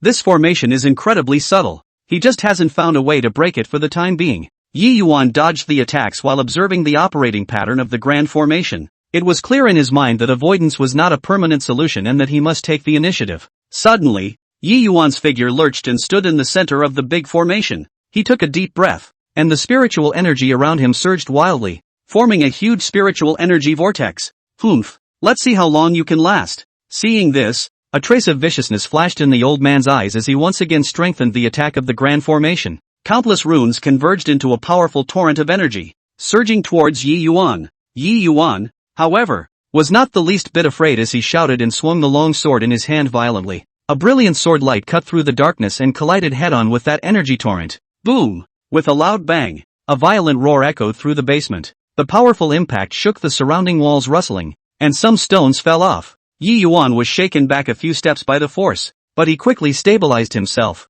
His eyes grew firmer and firmer, and he already had a way to break the formation in his mind. Lu Qingshan, you think you can put me to death with this? Too naive. Yi Yuan coldly looked at Lu Qingshan, his gaze filled with mockery. Lu Qingshan was made uncomfortable by this gaze and subconsciously shrank back. Don't be complacent. This big formation is not so easy to crack, Lu Qingshan colorfully said. Yi Yuan ignored him and instead focused all his attention on the grand formation. He revolved his spiritual energy once again, and the long sword in his hand shone brightly, emitting a stern aura. The old man sensed Yi Yuan's threat. He did not dare to be careless, and he was fully focused on maintaining the operation of the grand formation. It's absolutely impossible to break my Lu family's grand formation, the old man said through clenched teeth, his forehead already covered with fine beads of sweat. Yi Yuan, however, smiled faintly and said softly, is that so? Then keep your eyes open and watch. With that, Yi Yuan suddenly flashed his body and rushed towards a corner of the grand formation. The old man was shocked and hurriedly mobilized the runes to block Yi Yuan. However, Yi Yuan's speed was too fast. He was like a bolt of lightning and instantly broke through the runes. Not good, the old man cried out in secret, realizing that Yi Yuan had found a break in the grand formation. Yi Yuan came to a corner of the large formation, and the long sword in his hand violently stabbed the ground. A powerful spiritual force was injected into the ground along the sword, clashing violently with the runes of the grand formation. Ka ka ka ka. A crisp sound came out as cracks began to appear in the runes of the large formation. How is this possible? The old man was filled with shock and couldn't believe his eyes. Lu Qingshan was even so scared that he fell to the ground, his face as white as paper. No, this is impossible. This grand formation is our Lu family's trump card. How could it be cracked by him? Lu Qingshan muttered, his voice filled with despair. Yi Yuan did not give them a chance to catch their breath as he continued to increase the output of his spiritual energy. With a loud, the formation completely collapsed, turning into countless rays of light that dissipated in the air. Boom! Now, it's your turn. Yi Yuan held his long sword and slowly walked towards Lu Qingshan and the old man, an icy killing intent flashing in his eyes. Yi Yuan pressed forward step by step, and the biting killing intent emanating from his body made the air seem to freeze. Lu Qingshan sat paralyzed on the ground. His legs were weak. He didn't even have the strength to escape. He could only cover his face with his trembling hands and let out a desperate whimper. Spare, mercy, Mr. Yi, I'm wrong. I really know I'm wrong. His voice trembled with a sobbing tone, and his words were filled with fear and pleading. The old man braced himself and stood up, a trace of unwillingness still remaining on his face despite his panic. He gritted his teeth, veins rippled on his forehead, and said viciously, Kid, don't be complacent. Even if you break this formation today, you won't be able to get out in one piece. As the words fell, the old man violently raised his hand and took out an ancient bell from his storage ring. He shook the bell with great force, and it made an eerie sound. A sound that echoed through the basement and made one's scalp go numb. Yi Yuan frowned slightly as a sense of foreboding surged in his heart. His footsteps stopped and he stared at the old man warily. What is this old thing up to again? Yi Yuan whispered to himself, gripping the long sword in his hand tightly, ready to deal with unknown dangers. Just then, several black holes suddenly appeared in the walls of the basement. From the hole, several black pythons covered in spikes slowly crawled out. The python was huge. Its scales flashed coldly in the dim light, and its letter kept gulping and hissing. Lu Qingshan saw the python appear and a glimmer of hope flashed in his eyes as he struggled to get up and hide behind the old man. Yi Yuan, aren't you very powerful? This is the spirit-devouring python that my Lu family has secretly bred. Today is the day you die. Lu Qingshan shouted loudly, trying to find a little bit of backbone. Chapter 71. Everything finally returns to dust. Yi Yuan's face changed slightly. He had heard of the fierce reputation of the spirit-devouring python. Not only did these giant pythons have thick skin and flesh, They were also capable of devouring spiritual energy and were extremely difficult to deal with. But he didn't retreat. Instead, his eyes became more determined, and the fluctuation of spiritual energy in his body became more and more intense. In that case, let's try to see whether your spirit-devouring python is stronger or my sword is sharper. Yi Yuan shouted and took the lead in rushing towards a giant python.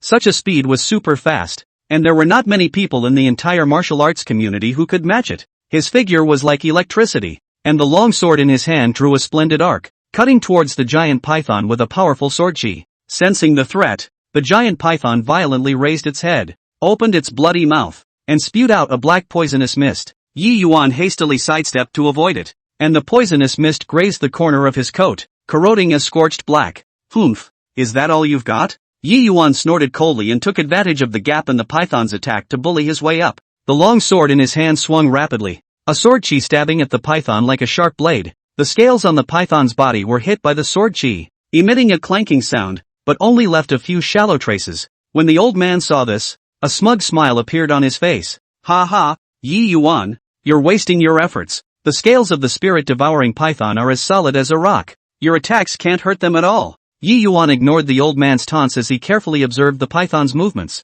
trying to find out their weaknesses. After some trial and error, he realized that the python's eyes were relatively fragile and were the only thing broken. Yi Yuan had an idea in his mind. He took a deep breath and gathered his spiritual energy to the tip of the sword. Watch me decapitate you sinful beast today. Yi Yuan roared, his figure leaping high. He turned in the air and rushed towards the python like a meteor, the long sword in his hand stabbing straight into the python's eyes. The python sensed the danger and tried to dodge, but it was too late. Yi Yuan's long sword accurately stabbed the python's eye, and the powerful spiritual energy instantly surged into the python. Hiss! The python let out a hiss of pain, its huge body rolling and twisting on the ground. In a short while, the python stopped moving and slowly collapsed, raising a cloud of dust. How is this possible? Lu Qingshan and the old man were stunned when they saw this scene. Lu Qingshan's face became even paler as his legs went limp and he once again collapsed to the ground. Impossible. It's impossible for you to kill the spirit-devouring python. It's absolutely impossible. The old man shook his head frantically, his mouth chanting non-stop. Yi Yuan did not give them much time to react. He turned to look at the other pythons, his eyes flashing with cold killing intent. Next, it's your turn. Yi Yuan's voice was low and cold, as if it was a judgment from hell. The remaining pythons sensed Yi Yuan's threat and let out hissing cries as they assumed an attacking stance. Yi Yuan, however, was undaunted, as he held his long sword and once again rushed towards the python group, and a vicious battle once again kicked off. Phew! Yi Yuan's spiritual energy surged around his body like the center of a storm as he sprinted towards the remaining spirit-devouring python. A spirit-devouring python took the lead. Its thick body was like an arrow off the string, pouncing at Yi Yuan with a whistling wind sound. Yi Yuan's gaze flinched, and instead of retreating, he advanced, tapping his toes on the ground and sidestepping the impact of the python's body. Taking advantage of the spirit-devouring python's pounce, he violently swung out his sword, and a half-moon-shaped sword chi whistled out, leaving a deep blood scar on the python's back. Black blood gurgled out, giving off a pungent, fishy odor. Hiss! The injured spirit-devouring python twisted its body angrily. Its letter gulped frantically and attacked Yi Yuan once again. At the same time, the other two spirit-devouring pythons also encircled from both sides, forming a closed circle. Yi Yuan was in a dangerous situation, but he looked calm. His body turned like a ghost, and the long sword in his hand danced out layers of sword shadows, which were impervious to the wind. A sword chi crisscrossed the three spirit-devouring pythons, forcing them back temporarily. Lu Qingshan hid behind the old man and watched Yi Yuan circling the python, his heart filled with fear and unwillingness. Lord Provider, think of a way. We can't let him kill all these spirit-devouring pythons. Lu Qingshan's voice trembled and his hands clutched the old man's sleeves. The old man's brow was furrowed and his forehead was covered with beads of sweat, and it was clear in his heart that Yi Yuan's strength far exceeded their imagination. Humph, kid, don't get cocky too early. The old man gritted his teeth and shook the bell in his hand once again. As the bell rang, a strange red light flashed in the eyes of the three spirit-devouring pythons, and their movements became even more frantic, and their attacks became more and more severe. Yi Yuan felt the pressure. These spirit-devouring pythons seemed to have been stimulated to increase their potential and their strength greatly. However, he didn't have the slightest intention of retreating. Instead, his battle spirit was even more intense, and the spiritual energy in his body worked crazily to the extreme. Since you don't know how to die, don't blame me for being ruthless. Yi Yuan let out a low shout and performed his own masterstroke phantom sword dance. only his figure instantly transformed into countless residual shadows, and the long sword in his hand flashed with a dazzling light, like a blazing sun, illuminating the dimly lit basement. The remnants of shadows were intertwined and sword chi was spread across. The three spirit-devouring pythons gradually couldn't resist under this powerful attack. Their bodies were covered in wounds, blood stained the ground, and their massive bodies began to falter. How could this be? The old man looked at the scene in front of him, shock and despair written all over his face. The bell in his hand hung down feebly, and his whole body seemed to have lost all strength. Lu Qingshan was even so scared that he collapsed to the ground, incontinent, his eyes full of fear and despair. No, don't kill me. I am willing to do anything. Please spare my life. Lu Qingshan was in tears and begged Yi Yuan bitterly. Yi Yuan, however, turned a deaf ear, and there was only firm killing intent in his eyes. In his opinion, people like Lu Qingshan and the old man, who were ruthless and unscrupulous, did not deserve mercy at all. With a final mournful hiss, the three spirit-devouring pythons collapsed to the ground, completely out of breath. The basement was filled with a heavy, sickening odor of blood. Yi Yuan slowly put away his longsword, and the fluctuation of spiritual energy on his body gradually subsided. Step by step, he walked towards the paralyzed Lu Qingshan and the old man, each step stepping incomparably heavy. Now, it's your turn to pay the price. Yi Yuan's voice was cold and piercing, like the cold winds of winter,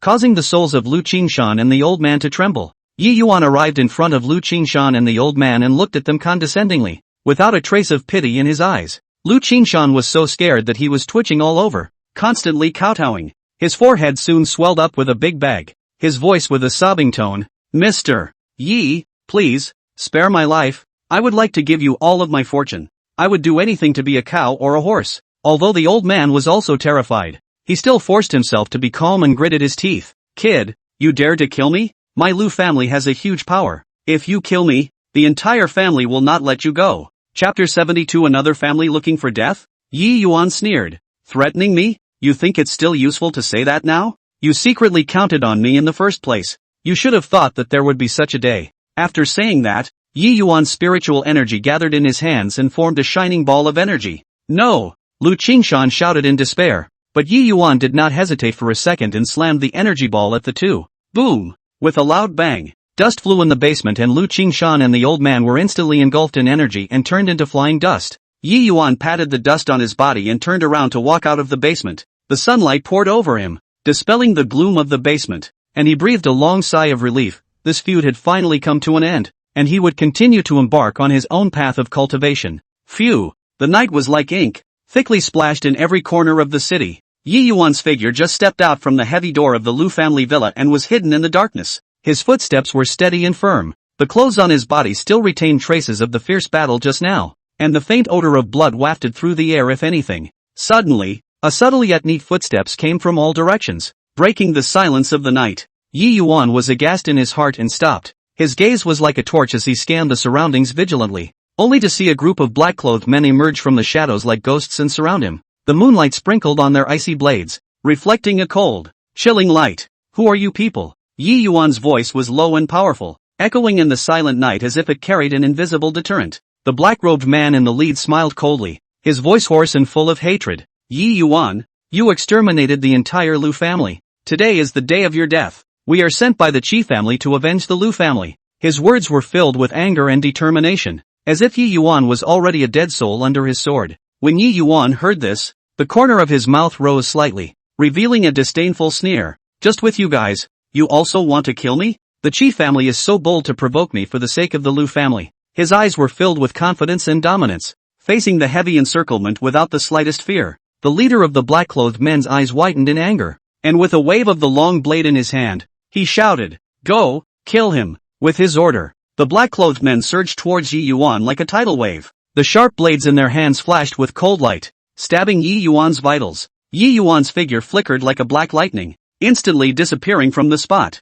When he reappeared, he was already in the midst of the black-clothed crowd. His fists and kicks fell like a raging storm. Each strike carried a powerful force, and the black-clothed men fell down one after another. Humph! With this much skill, you still dare to come and send yourself to death? Yi Yuan said coldly as he struck out. His eyes were filled with contempt. These black-clothed men were nothing more than a bunch of unsuspecting ants in his eyes. When the leader of the men in black saw this, his heart was shocked. He did not expect Yi Yuan to be so powerful. However, He did not intend to give up on this and once again waved his long sword and personally rushed towards Yi Yuan. Yi Yuan, take your life, he roared. His long blade carried a whistling wind sound and slashed straight at Yi Yuan's head. Yi Yuan did not panic and dodged sideways, easily avoiding the powerful strike. At the same time, his palm was like a sword, ruthlessly slashing at the black-clothed man's wrist. Ah! The leader of the black-clothed men screamed in pain as the long sword in his hand fell to the ground. He looked at Yi Yuan in shock, his heart filled with fear. Do you think that with your Qi family, you can do anything to me? Yi Yuan approached step by step, his eyes revealing an icy killing intent. The Lu family has done a lot of evil. I exterminated them to rid the people of evil. If the Qi family is obstinate, the next to perish will be you. His voice was cold and piercing, as if it was a judgment from hell. The black-clothed man leader's face was pale and his body kept trembling. He knew that today's action was a complete failure. They were not Yi Yuan's opponent at all. Withdraw. He used his last ounce of strength to shout out this word. The men in black scattered like birds and beasts, quickly disappearing into the darkness. Yi Yuan looked at their departing backs and snorted coldly. Qi family, I'll keep this account. Next time, you will not be let off so easily. His eyes were filled with firmness and determination, as if he was declaring to the Qi family that his revenge would not end there. Yi Yuan tidied up his clothes and set off on his return journey once again. It was clear in his mind that the Qi family would not let up and there would be more trouble waiting for him in the future. But he was undaunted because he had enough strength and courage to face all challenges. The moonlight sprinkled on his body, lengthening his figure, appearing lonely and determined. In this world full of darkness and sin, Yi Yuan was like a light that illuminated the path of justice. Returning to his residence, Yi Yuan sat in front of the window and looked out at the night, falling into deep thought. The Qi family's strength should not be underestimated. Although they had failed this time, they would definitely make a comeback. He must be fully prepared for the next challenge. No matter what conspiracy you have, I will not be afraid. Yi Yuan whispered to himself, his eyes glittering with determination. I will make all the evils get the punishment they deserve. He clenched his fists, as if he was declaring to the world that his path to justice would never end. Yi Yuan got up, went to the bookshelf and took out an ancient book on martial arts. He knew that he had to keep improving his strength in order to be victorious in the upcoming battle. He flipped through the ancient book and studied it carefully. Every word and sentence was like a key to unlocking the treasury of martial arts. He immersed himself in the world of martial arts, forgetting the passage of time. I don't know how long it took, but the sky turned fish belly white, and a new day was about to arrive. Yi Yuan closed the ancient book and stood up, moving his muscles and bones. After a night's cultivation, he felt that his strength had increased again. Qi family, just wait, I will make you pay for your behavior. Yi Yuan looked out of the window, his eyes filled with confidence and determination. He believed that good would eventually triumph over evil, and he would guard the peace of this land.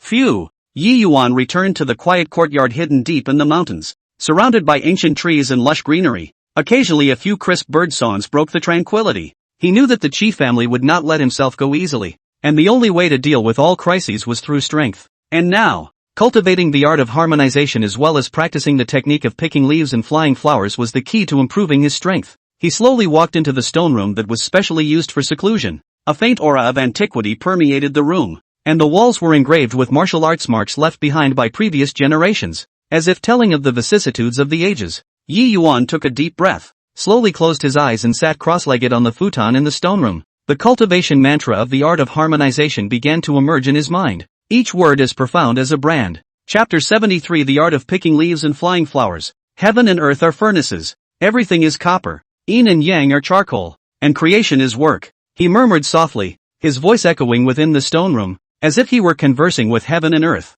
His consciousness gradually immersed into it, feeling the mysterious and powerful force between heaven and earth. At first, he only felt that this power was like a misty cloud, elusive, and his heart was a little anxious. Can't panic, be calm, he admonished himself in his mind, trying to make his mind as calm as an ancient well. As time passed, he gradually felt that the power seemed to respond, integrating into his body like a silken rain. His body trembled slightly, every cell cheering and greedily absorbing the power. At the same time, he began to try to condense his own true qi, slowly running it through his body according to the operating route of the art of harmonization. At first, the operation of the true qi was not smooth, as if it was being hindered by something, and fine beads of sweat oozed from his forehead. Can't give up, must break through. He clenched his teeth as the belief in his heart grew stronger. He didn't know how long it had been, but suddenly, he felt as if the true qi in his body had broken through a layer of shackles and was rushing through his meridians like a raging torrent. A pleased smile appeared on his face, knowing that he had taken the first step in cultivating the art of harmonization. However, he was not satisfied with this and continued to immerse himself in cultivation. He constantly adjusted his breathing and state of mind to make himself more in tune with the power of the heavens and earth. In between practicing the art of harmonization, he began to try practicing the technique of picking leaves and flying flowers. He casually picked up a leaf from the ground and gently held it. He concentrated and injected his true qi into the leaf. At first, the leaf was unresponsive, just lying quietly in his hand. Again, he said softly, gathering his true qi once more, this time focusing all of his attention on the leaves in his hands. Gradually, the leaves began to tremble slightly, as if they were alive. He was delighted in his heart, knowing that his method was correct. He kept practicing as leaf after leaf fluttered in his hands, some shooting at the stone wall like sharp swords, others hovering in the air like butterflies. As he practiced deeper, he realized that in order to maximize the power of the leaf-picking flying flower technique, he didn't just need powerful true qi,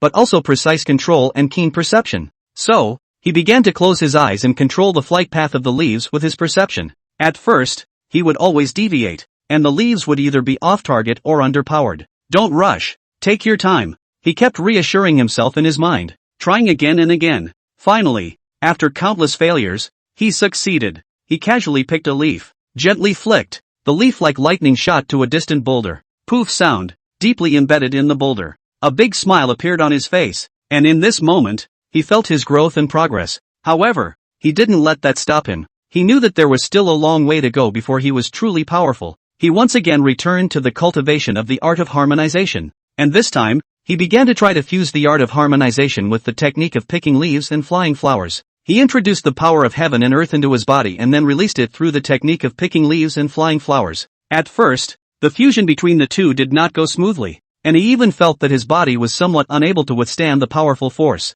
Hang in there, it has to work, he shouted in his heart. Sweat soaked his shirt, his body trembled slightly, but his eyes were unshakably determined. After countless attempts and adjustments, he finally found a balance between the two. When he once again fused the art of harmonization with the leaf-picking and flower-flying technique, he felt a qualitative leap in his strength. He casually picked a leaf and injected it with the power of the harmonized Tao, then flicked it. The leaf was like a green ray of light that instantly shot towards the distant mountain peak, leaving a deep mark on it. He looked at his results with satisfaction, his heart filled with a sense of accomplishment. At this time, he had already been in seclusion within the stone room for a long time, and it was as if the time in the outside world was no longer relevant to him. He knew that his strength had increased tremendously, and it was time for him to get out of the gate to face the upcoming challenges. He slowly stood up and moved his muscles, feeling the powerful force within him. His eyes were filled with confidence and determination, as if he had already seen the future victory. With firm steps, he walked out of the stone room.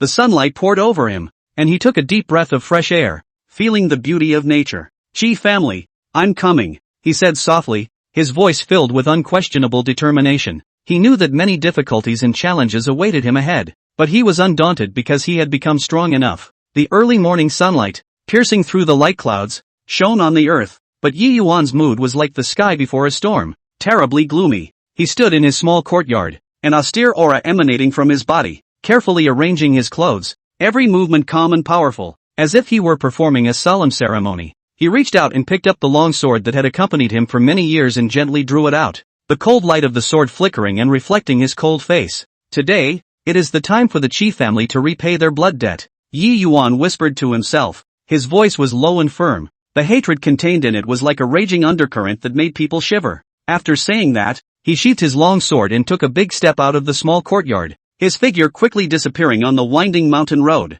Along the way, Yi Yuan's footsteps did not stop for a second, and the flame of revenge in his heart was burning hotter and hotter. Not long after, the Qi family's luxurious villa came into view. Around the villa, high walls loomed up, the security was tight, and the guards stood like statues in all the major roads, watching the surroundings vigilantly. Yi Yuan was hidden behind a large tree, his gaze as sharp as a falcon's, carefully observing the layout of the villa and the patrol patterns of the guards. Humph, think you can stop me like this? The corner of Yi Yuan's mouth rose slightly, revealing a disdainful sneer, his eyes filled with confidence and determination. After observing for a few moments, Yi Yuan's figure flashed like a black lightning bolt as he sprinted towards the high wall of the villa. His speed was extremely fast, bringing up a slight wind sound. Before the guards could react, Yi Yuan had already leaped over the high wall like a ghost and landed steadily in the courtyard of the villa. What person? A loud cry suddenly rang out, breaking the tranquility of the courtyard. Several guards quickly gathered around,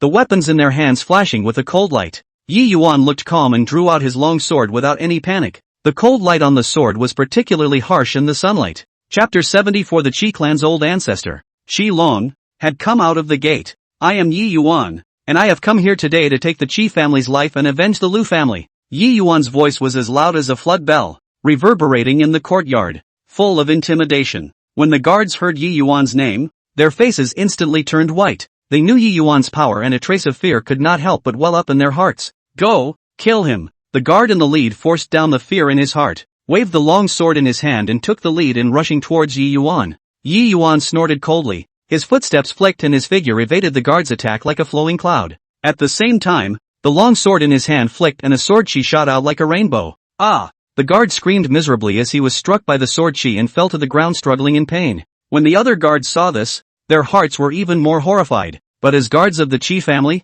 their duty was to do so. So they had to harden their hearts and continue to surround Yi Yuan. Yi Yuan weaved freely through the group of guards. The long sword in his hand was like a nimble viper. Each swing was accompanied by a scream. In a short while, the ground was filled with the bodies of the guards, and blood spread out on the ground, creating a shocking pool of blood. Yi Yuan, how dare you? How dare you trespass my Qi family? An angry voice came from within the villa. Yi Yuan raised his eyes and saw Qi Badian, the family head of the Qi family, hurrying with a group of people. Qi Badian had a stout figure and a face full of transverse flesh, and at this moment, his eyes were widening in anger, as if he wanted to eat Yi Yuan alive. Qi Badian, today is the day you die. Yi Yuan was undaunted. His gaze was fixed on Qi Badian. The hatred in his eyes was like a materialized flame. Humph, just by you? Qi Badian sneered. Since you have come today, you don't want to leave alive. With that, he waved his hand and the people behind him immediately surged towards Yi Yuan like a tidal wave.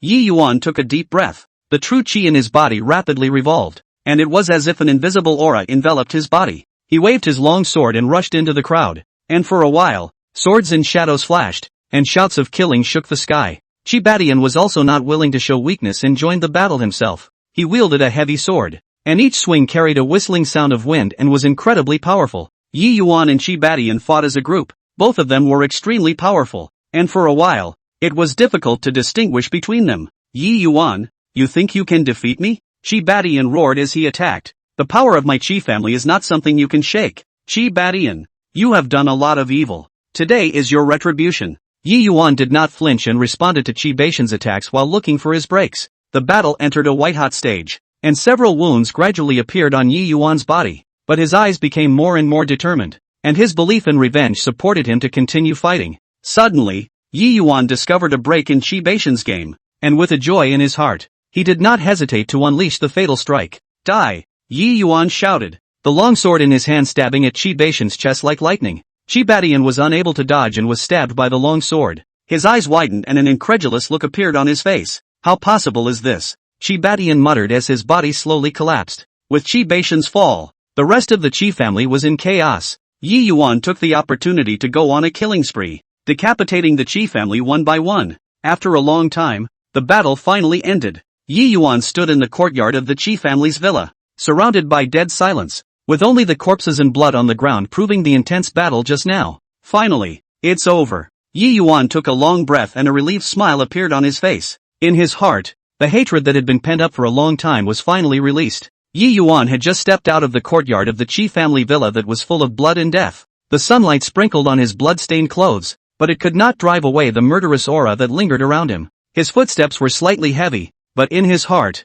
he had the pleasure of having his revenge avenged, and was preparing to completely leave this place of wrongdoing. However, right at this moment, a terrifying and majestic aura rose up from the depths of the Qi family villa, as if it was an invisible black giant wave that instantly swept across the entire heaven and earth. Yi Yuan's heart sank violently. His footsteps stopped and his face became extremely ugly. He could clearly feel that this aura was powerful beyond imagination, and was by no means comparable to any opponent he had encountered before. Who is it? Yi Yuan whispered to himself, his eyes filled with vigilance and suspicion as he gripped the long sword in his hand that was still dripping with blood. Yi Yuan, how dare you? How dare you destroy my Qi family's entire clan? A furious cry, like rolling thunder, exploded in Yi Yuan's ears. Yi Yuan raised his eyes and saw a pale but athletic figure shooting out from the Qi family villa like a meteor, and instantly arrived in front of him. The visitor had white hair, but his face was as red as a teenager's, and his eyes revealed endless anger and murderous intent. It was none other than Qilong,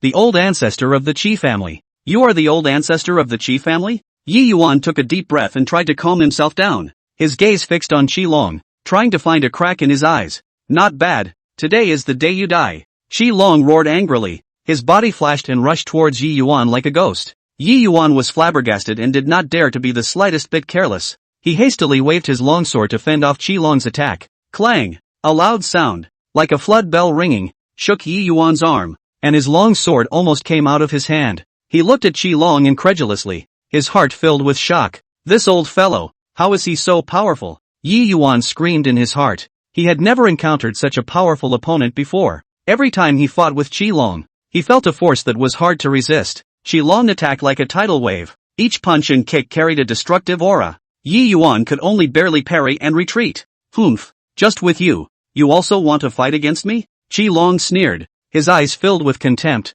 Be a good boy and die. With that, he violently blasted out a fist, the wind whistling like a cannonball, straight towards Yi Yuan's chest. Yi Yuan was unable to dodge and was struck by this punch. His entire body was like a kite with broken strings, flying backwards several feet away and falling heavily on the ground, spitting out a mouthful of blood. Cough! Yi Yuan struggled to get up from the ground. He knew deep down that he was by no means Qilong's opponent. If he continued like this, he would definitely die. Want to run? Not that easy. Seeing this, Qilong once again rushed towards Yi Yuan, faster than before and with a stronger killing intent. Yi Yuan turned around and ran wildly in the direction of the deep forest. He knew that only in that complicated terrain, he might still have a chance of survival. Want to escape? Qilong shouted angrily and chased after Yi Yuan, like a ferocious cheetah, staring at his prey to death. Yi Yuan desperately fled through the mountains and forests, his figure quickly weaving between the dense trees. The branches of the trees cut through his clothes and blood flowed down his arms,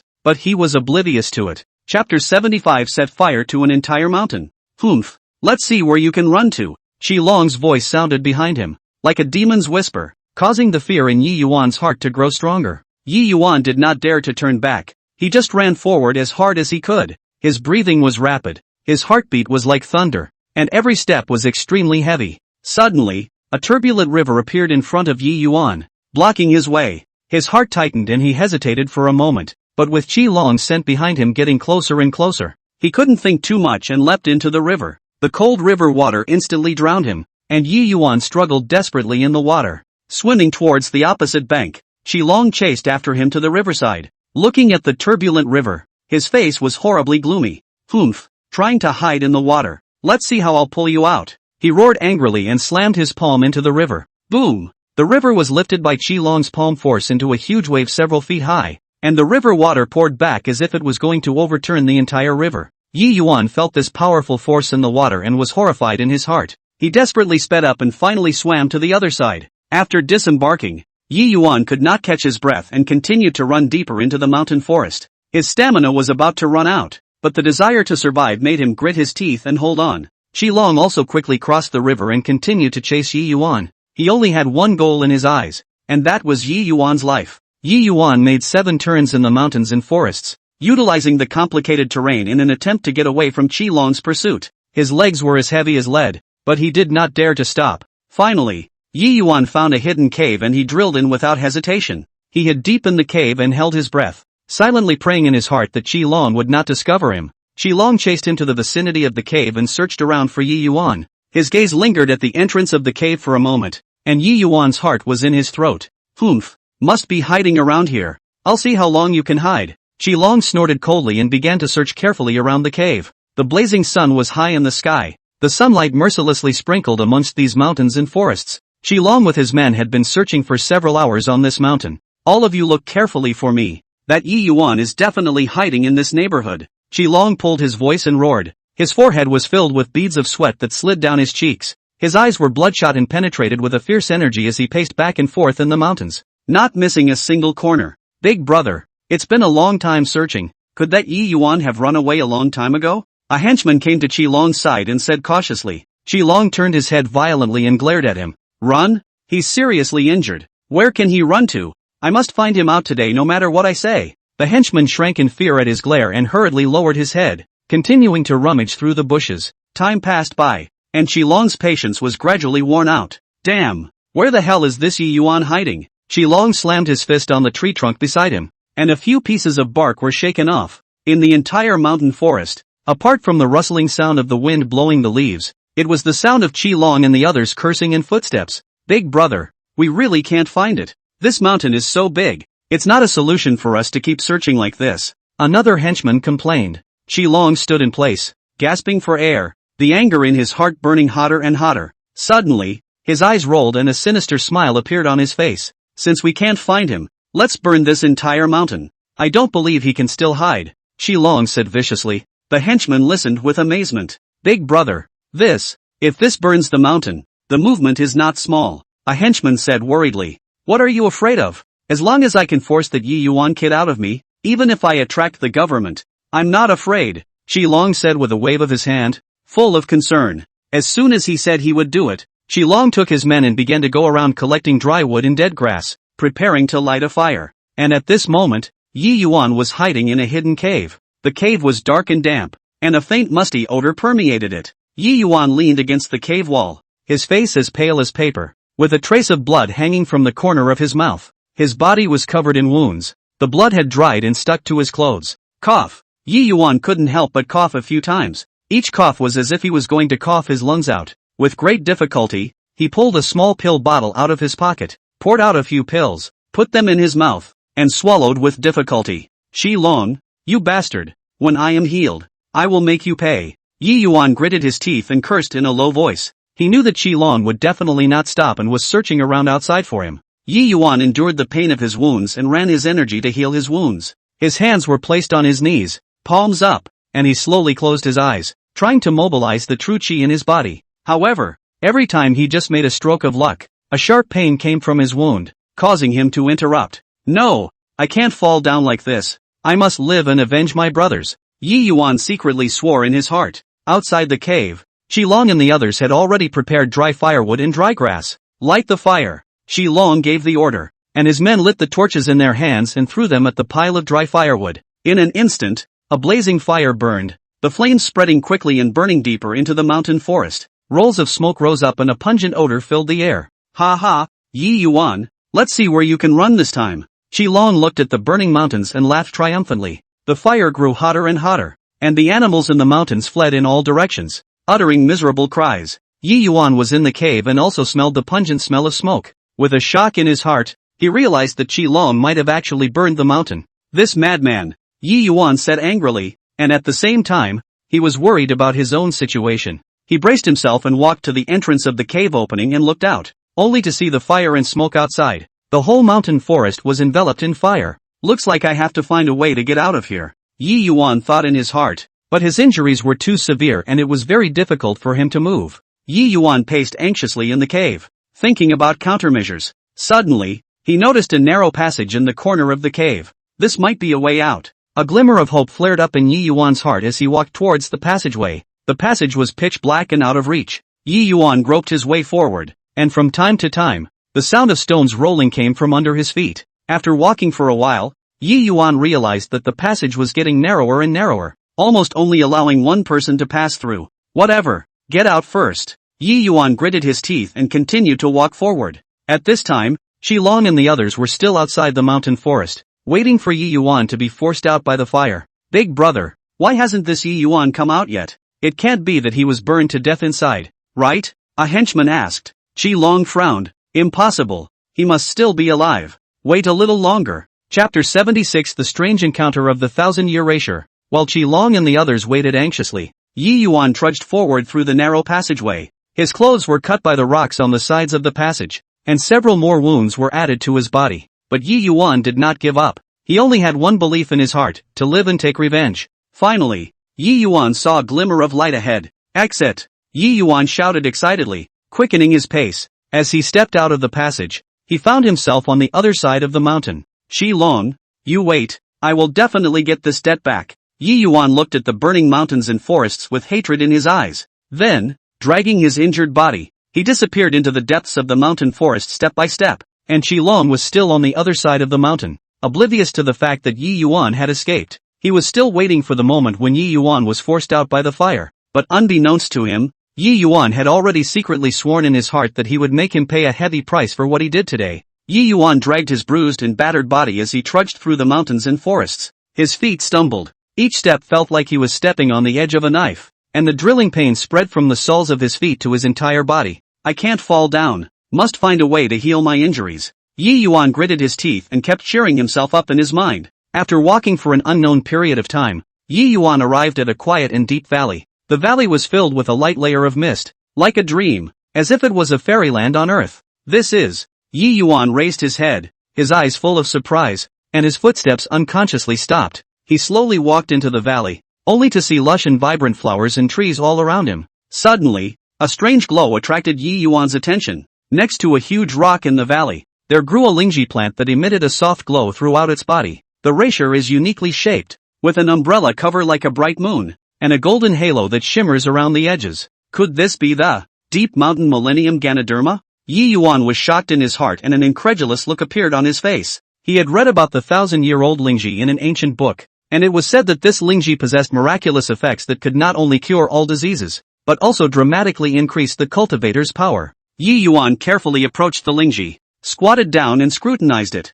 It really is a 1,000-year-old lingji. I never thought that I would be able to meet it here. Yi Yuan's voice was filled with surprise and excitement. He reached out his hand and gently touched the lingji, and a warm power came from his fingertips, as if it was telling the story of the years. This lingji came at the right time. My injuries might be saved. Yi Yuan thought secretly in his heart, and a flame of hope lit up in his eyes. He carefully picked the lingji and placed it in his arms, fearing a hint of damage. Afterwards, Yi Yuan found a hidden cave in the valley. The cave was dry and ventilated, very suitable for cultivation. Yi Yuan walked into the cave, sat down cross-legged and took out the 1,000-year-old lingji from his arms. He took a deep breath and calmed his excitement. Let's begin, Yi Yuan whispered to himself, his eyes revealing a firm determination. He placed the 1,000-year-old lingji in front of him and slowly raised his hands, his palms aligned with the lingji. Working the true qi in his body, Yi Yuan began to channel the power of the lingji into his body. Instantly, a powerful and gentle force surged along his meridians,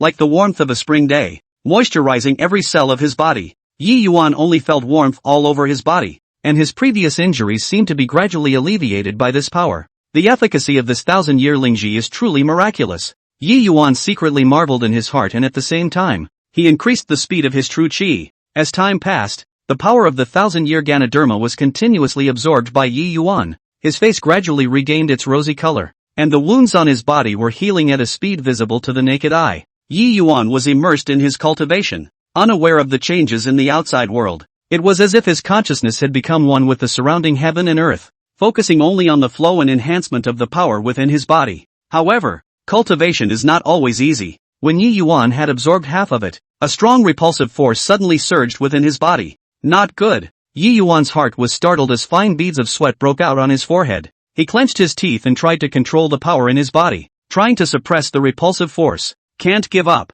Must succeed. Yi Yuan kept cheering himself up in his mind, his eyes revealing an unyielding will. He increased the output of his true qi and fought fiercely against the repulsive force in his body. For a while, Yi Yuan's body felt like it was being torn apart, and the pain was excruciating. But he didn't back down, and with tenacity, he persevered. Finally, under Yi Yuan's unremitting efforts, the repulsive force was gradually suppressed. The power of the 1,000-year lingji once again flowed smoothly into his body, continuing to repair his body and enhance his power. Yi Yuan's aura also became stronger and stronger, and the air inside the cave seemed to vibrate with his breathing. After an unknown amount of time, Yi Yuan slowly opened his eyes. A bright light shone in his eyes and a powerful aura emanated from his body. Success! Yi Yuan stood up excitedly, feeling the surging power within his body. At this time, not only had his injuries completely recovered, his power had even taken a qualitative leap. Qi Long, the current me has enough strength to fight against you. The corner of Yi Yuan's mouth rose slightly, revealing a confident smile. He walked out of the cave and looked at the world outside the valley, his heart filled with fighting spirit. It's time to go and settle the score with Qi Long. Yi Yuan clenched his fists and a cold light flashed in his eyes. He took a deep breath and took large steps toward the outside of the valley. Behind him, the valley remained silent, as if telling this story of wonder and growth. Yi Yuan knew that his fate had changed because of this 1,000-year-old Ganoderma, and with this strength, he, too, will embark on a new journey to face the challenges that lie ahead and to realize his great plan of revenge. Yi Yuan walked out of the valley with broad strides, and the breeze between the mountains and forests gently brushed by, carrying the fresh scent of earth and grass, seemingly cheering for his brand new power. Qi Long, wait for me. This time, I won't let you have your way easily, Yi Yuan murmured in a low voice, his words filled with unquestionable firmness. He utilized his newly acquired powerful kung fu. His footsteps were as light as a swallow as he flew through the mountains and forests, running towards the direction where Qi Long was. Not long after, Yi Yuan arrived at a familiar mountain pass. This was exactly where he fought with Qi Long last time, and the smell of smoke from that battle seemed to remain in the air. Humph, revisiting old ground. This time it's your turn to taste the taste of defeat. Yi Yuan looked around. A trace of memories and determination flashed in his eyes. Right at this moment, a burst of noisy footsteps came from the distance. Yi Yuan's heart flinched and he quickly stealthily stepped behind a large tree, only to see Qi Long leading a group of his men, who were walking towards the side, their faces carrying a few hints of smugness and arrogance. Chapter 77. You guys are thinking too naively. Big brother, that Yi Yuan must have been burnt to death in the mountain forest. We have gotten rid of a big trouble this time. A henchman fawned and said to Qi Long. Qi Long laughed out loud. That's natural. No matter how powerful he is, he won't be able to escape this fire of mine. Yi Yuan hid behind a tree and heard their conversation. The anger in his heart blazed. You guys are thinking too naively. Today is the day you die. Yi Yuan took a deep breath, mobilized the true qi in his body, and the power of his entire body instantly converged in his palm. He violently leapt out from behind the tree and shouted, Qi Long, take your life. Qi Long and the others were startled by the sudden shout, and when they saw that it was Yi Yuan, the smiles on their faces instantly disappeared, and were replaced by horror and disbelief. You are even alive? Qi Long's eyes widened and his voice trembled a little. Qi Long, today is your end. Yi Yuan's eyes were cold, like a sharp blade, stabbing straight at Qi Long. After saying that, Yi Yuan's body flashed like a black lightning and pounced towards Qi Long. Qi Long hastily drew the sword at his waist and shouted, Brothers, go together and kill him. The men drew their weapons and surrounded Yi Yuan. Yi Yuan, however, was undaunted as he operated the true qi in his body and executed the newly comprehended moves. For a while, the palm wind whistled like an invisible force, blowing the surrounding trees to the ground. Bang bang bang! With a few muffled sounds, a few of the henchmen who rushed ahead were hit by Yi Yuan's palm winds and flew out backwards, falling heavily on the ground. What kind of power is this? Qi Long was shocked in his heart. He had never seen such a powerful strength before. Yi Yuan did not give him time to think. Once again bullying his way forward and engaging Qi Long in a fierce exchange, the two of them went back and forth. Their moves were powerful, and every collision made a loud noise and splashed a cloud of dust. Although Qi Long fought hard to resist, he gradually lost ground under Yi Yuan's powerful offense. Impossible! How did you become so strong? Qi Long shouted in horror as he resisted. Yi Yuan sneered. Qi Long, you brought this on yourself. Today I will avenge my brothers. Yi Yuan lashed out and struck Qi Long's chest with a palm strike. Qi Long spat blood from his mouth, and his entire body flew backwards like a kite with broken strings, hitting a large tree heavily. Big brother! The men exclaimed at the sight. Yi Yuan ignored them and took a step towards Qi Long. Qi Long,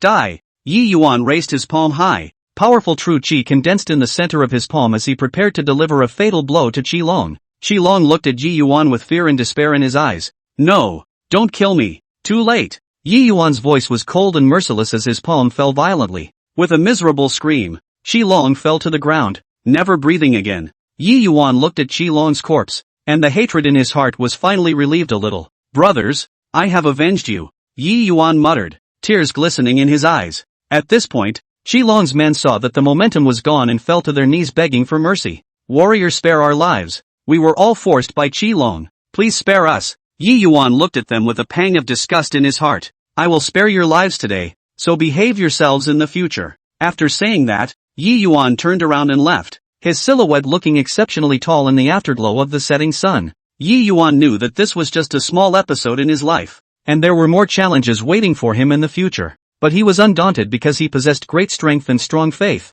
He will carry this power with him as he continues to make his way through the Jianghu, practicing chivalry and guarding justice and peace in the world. Qi Chaolin knelt in front of Qi Long's spirit, his eyes red and swollen, and his tears could not stop flowing. Inside the spirit hall, the white curtains fluttered with the wind, and the candle flames swayed, reflecting his grief-stricken face. Master, I will definitely avenge your death. Qi Chaolin clenched his fists, his nails deeply embedded in his palms, blood seeping out from between his fingers. He slowly stood up, his eyes filled with hatred and determination. In his mind, Yi Yuan was the murderer who had committed the most heinous crime and had to pay for his life with his life. Chi Chaolin knew that Yi Yuan's strength had increased greatly nowadays, and that he would never stand a chance of winning in a head-on fight. Therefore, he decided to use the most secretive means, poisoning. He began to ask around, searching for the most poisonous poisons in the world. Everywhere he went, he would inquire from those mysterious Jianghu practitioners and poisonsmiths, not sparing any possible clues.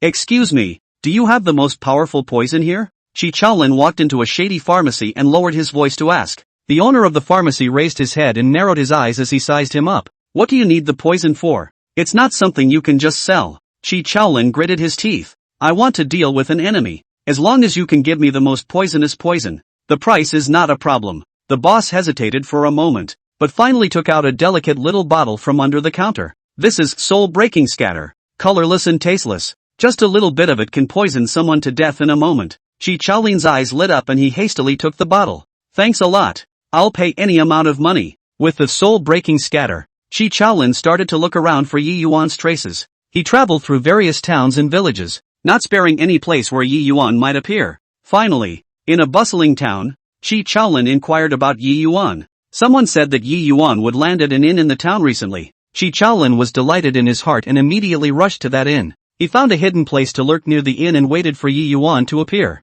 "Yi Yuan, you can't escape. Today is the day you die." Chi Chaolin hid in the shadows and cursed in a low voice. After a few days, Yi Yuan did appear in the town. He was wearing a plain shirt, with a light pace and a calm demeanor. Chi Chaolin watched Yi Yuan walk into the inn from afar, the fire of hatred in his heart burning once again. "It's now." Chi Chaolin gripped the poison in his hand and quietly sneaked into the inn. He went to the kitchen of the inn, which was empty at the moment, and the cooks were busy preparing the meal. Chi Chaolin carefully opened the bottle of and poured the poison into Yi Yuan's meal. "Soul breaker. Humph. Yi Yuan, you're just waiting to die of poison." Chi Chaolin was secretly pleased in his heart after doing all this, and a sinister smile appeared on his face. He quietly left the kitchen and returned to his room, waiting for news of Yi Yuan's poisoning. Not long after, a clamor came from the inn. Chi Chaolin's heart tightened. Thinking that Yi Yuan had been poisoned, he hurriedly walked out of the room to check. Only Yi Yuan was standing in the center of the inn's hall, surrounded by a group of people.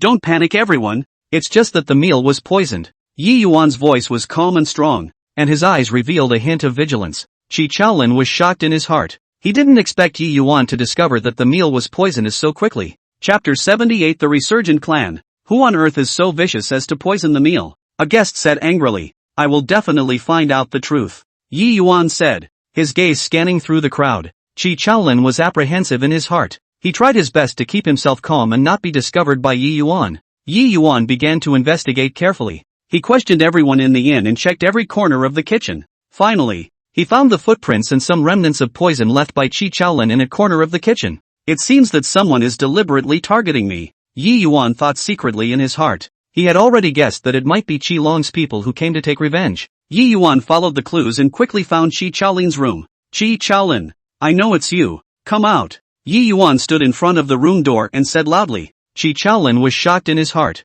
He didn't expect Yi Yuan to find him so quickly. "Yi Yuan, you killed my master. I am here to avenge him today." Chi Chaolin violently opened the door of the room, a dagger in his hand, and lunged towards Yi Yuan. Yi Yuan flicked and easily dodged Chi Chaolin's attack. "Your master was evil. His death was deserved," Yi Yuan said coldly. "Your bull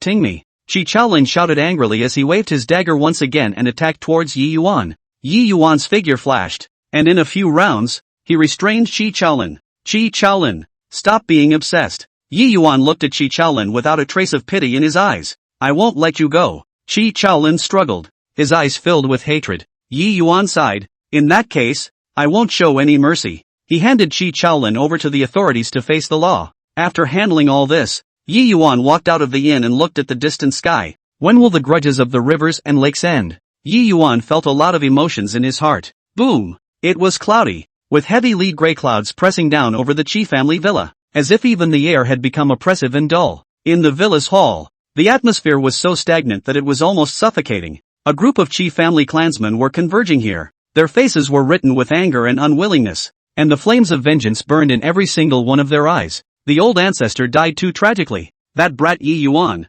must be paid for in blood. A young clansman slammed his fist on the table with a dull sound. The muscles on his face slightly twisted from anger. That's right. If we don't take this revenge, what face will our Qi family have to stand on? Another person echoed loudly, his voice filled with resentment. The crowd expressed their hatred for Yi Yuan and their determination to take revenge. In the midst of this group anger, someone proposed to elect a leader to lead the group to seek revenge on Yi Yuan. I elect Brother Qi Hao. Suddenly, a clear voice rang out. The crowd turned their heads and looked at the young girl who spoke. Brother Qi Hao is the strongest and resourceful. Only he can lead us to avenge our old ancestor. The girl's eyes were filled with trust and anticipation. After hearing this, the crowd nodded their heads in agreement. Qi Hao, as the best of the second-generation clan members of the Qi clan, had always been highly respected by the clan members. Not only was he a strong martial artist, but he was also thoughtful and had a reputation in the clan. Qi Hao stood in the crowd, his face cold, his eyes revealing a sense of firmness and determination.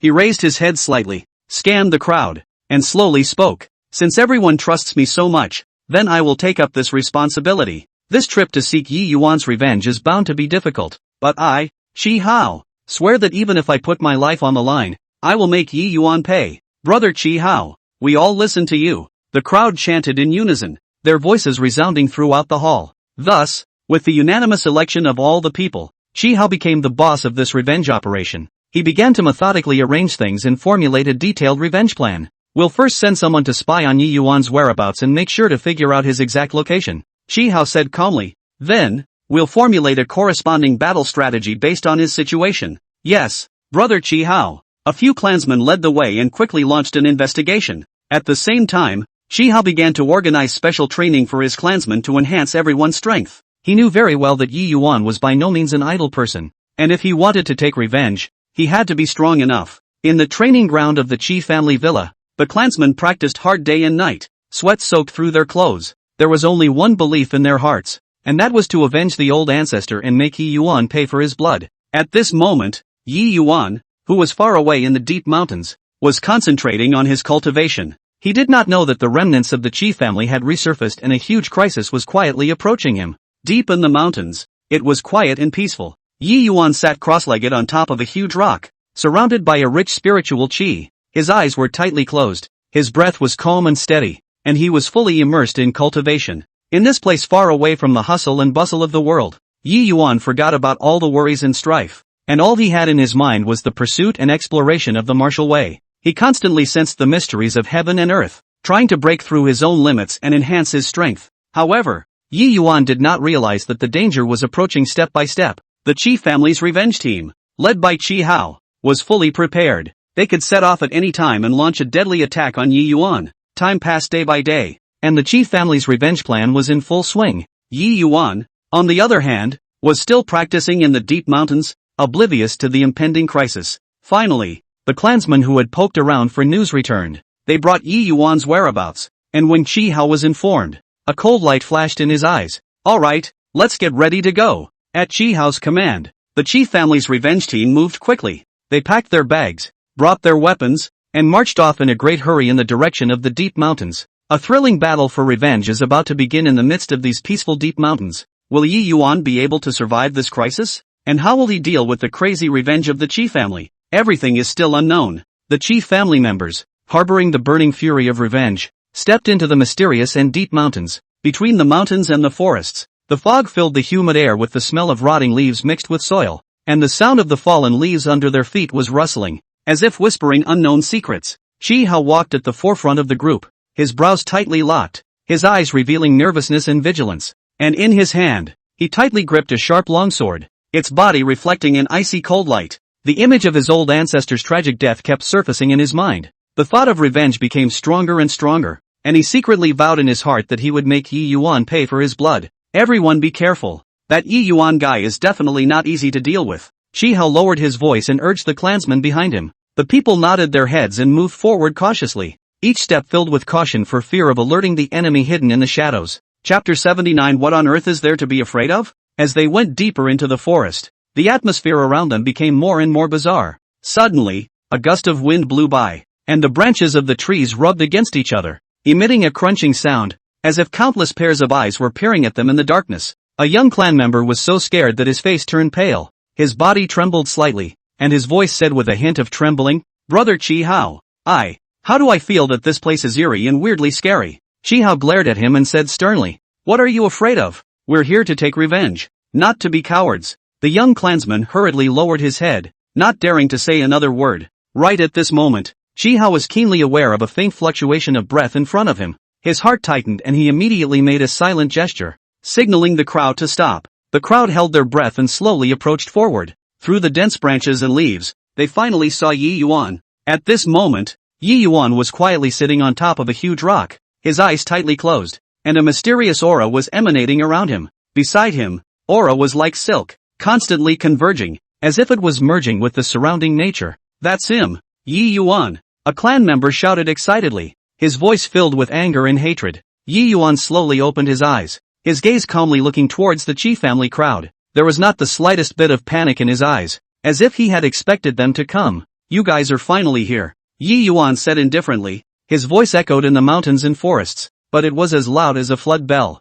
Chi Hao snorted coldly and took a step forward, the long sword in his hand pointing straight at Yi Yuan. "Yi Yuan, today is the day of your death. Take your life." After saying that, he took the lead and rushed towards Yi Yuan. The long sword in his hand waved out a cold light, carrying a stern aura. Yi Yuan did not panic. He gently stood up, and with a flash of his body like a ghost, he easily avoided Chi Hao's attack. Chi Hao was shocked as his blow fell short. He did not expect Yi Yuan to be so fast. "Attack together!" Chi Hao shouted, and the clansmen of the Qi clan brandished their weapons and surrounded towards Yi Yuan. For a while, swords flashed and the shouting and killing sounds shook the mountains and forests. However, Yi Yuan was like a nimble bird of prey, weaving freely through the crowd. His every movement was full of power and beauty, and his seemingly random swings and kicks contained great power. Each strike accurately struck the vitals of the Qi family's crowd, causing them to fall to the ground. A clansman waved a large sword and slashed towards Yi Yuan's head. Yi Yuan slightly sidestepped, stretched out a finger and flicked it,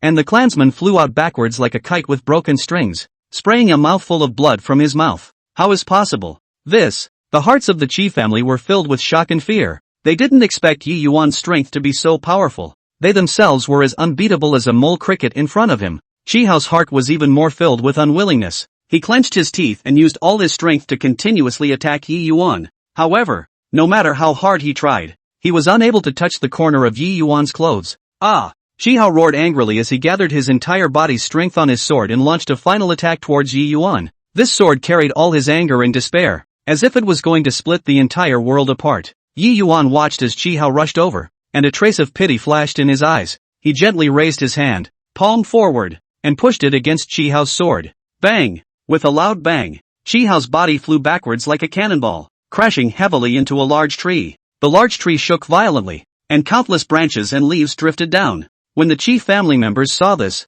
they collapsed to the ground in fear, their faces filled with despair. They knew that they had completely failed today. Yi Yuan looked at the crowd in front of him and slowly said, "Hatred doesn't solve anything, it will only plunge you into endless pain. Go back, put down your hatred and live a good life." After saying that, Yi Yuan turned around and once again sat on top of the boulder, continuing his cultivation. The Qi family looked at each other with confusion and remorse in their eyes. They struggled to stand up, dragging their heavy steps, slowly leaving the mountain forest. Phew! Chi Hao dragged his heavy steps and limped back to the Qi family. His clothes were ragged and his body was covered with wounds. Blood continued to seep out of the wound, coloring his clothes a dark red. Her hair fell in disarray across her forehead, and her eyes were filled with despair and resignation. His heart was filled with hatred for Yi Yuan. The hatred was like a blazing fire that almost consumed him. He could not accept the fact that he was so unbeatable in front of Yi Yuan. With every step, it was as if he could hear Yi Yuan's contemptuous laughter echoing in his ears. Returning to the Qi family's villa, Chi Hao walked straight into his room. With a thud, he closed the door. He threw himself on the bed, his eyes staring listlessly at the ceiling. The scene of being hanged by Yi Yuan in the deep mountains kept surfacing in his mind. Those images were like sharp knives, cutting hard into his heart. Why am I so weak? Chi Hao growled angrily. Both hands gripped his hair hard. Yi Yuan, I must take revenge. I must. His voice echoed through the room, full of pain and despair. For the next few days, Chi Hao locked himself in his room. He didn't eat or drink, just immersed in his hatred for Yi Yuan and self-blame for his own incompetence. He was getting weaker and weaker, and his mind was beginning to drift. One night, Chi Hao was half asleep. Suddenly he felt a mysterious power calling him. He stood up in a daze and followed the lead of the force. Came down to the basement of the Qi family. The basement smelled stale, dark and damp. There were old crates and miscellaneous items lying around. Qi Hao found an ancient book emitting a black glow in the corner of the basement. Curious, he picked up the ancient book and just touched it. The ancient book then automatically flipped open, and a powerful force instantly surged into his mind. Qi Hao only felt a sharp pain in his head, as if he was going to be torn apart. He tried to put down the ancient book, but found that he couldn't break free as if his hands were stuck. With the influx of that power, a strange picture appeared in Qi Hao's mind. It was a mysterious devilish cultivation method, and every image was filled with darkness and evil. What is this? Qi Hao fought in horror. He tried to resist, but realized he had no control. It was as if that power had a powerful attraction that made him involuntarily immerse himself in it. After an unknown amount of time, Qi Hao finally came to his senses from that mysterious power. He realized that his body had changed dramatically. The originally weak body became full of strength. He could even feel a powerful magic flowing through his veins. Could it be that I have cultivated this magic skill? Qi Hao's heart was both shocked and delighted. He clenched his fists and felt the surging magic within him. He knew that although this demonic skill was evil, it could give him a strong enough power to take revenge on Yi Yuan. From then on, Qi Hao began to frantically cultivate magic skills. He cultivated day and night despite the backlash of the demonic power. Chapter 80 Learning Magic Skills by Misfortune. Every time he cultivated, he could feel his power growing. With the in-depth cultivation of the demonic skill, Qi Hao's personality had also changed dramatically. His originally cold face gradually gained a hint of viciousness and cruelty. There was an eerie gleam in his eyes that was often chilling. Qi Hao's clansmen noticed the change in him and came to inquire. However, Qi Hao hid the matter of practicing magic skills from them. Just tell them that they have gained great power in a strange encounter. Brother Qi Hao, you're so strong now, a young clan member said enviously. Qi Hao smiled coldly and didn't say anything. In his mind, there was only one thought, and that was to take revenge on Yi Yuan. While Qi Hao was frantically practicing his demonic skills, Yi Yuan was still practicing in the deep mountains. He didn't realize that Qi Hao had already been blessed by the disaster and had cultivated the demonic skill. A bigger crisis was creeping up on him. Qi Hao's demonic power was getting stronger and stronger,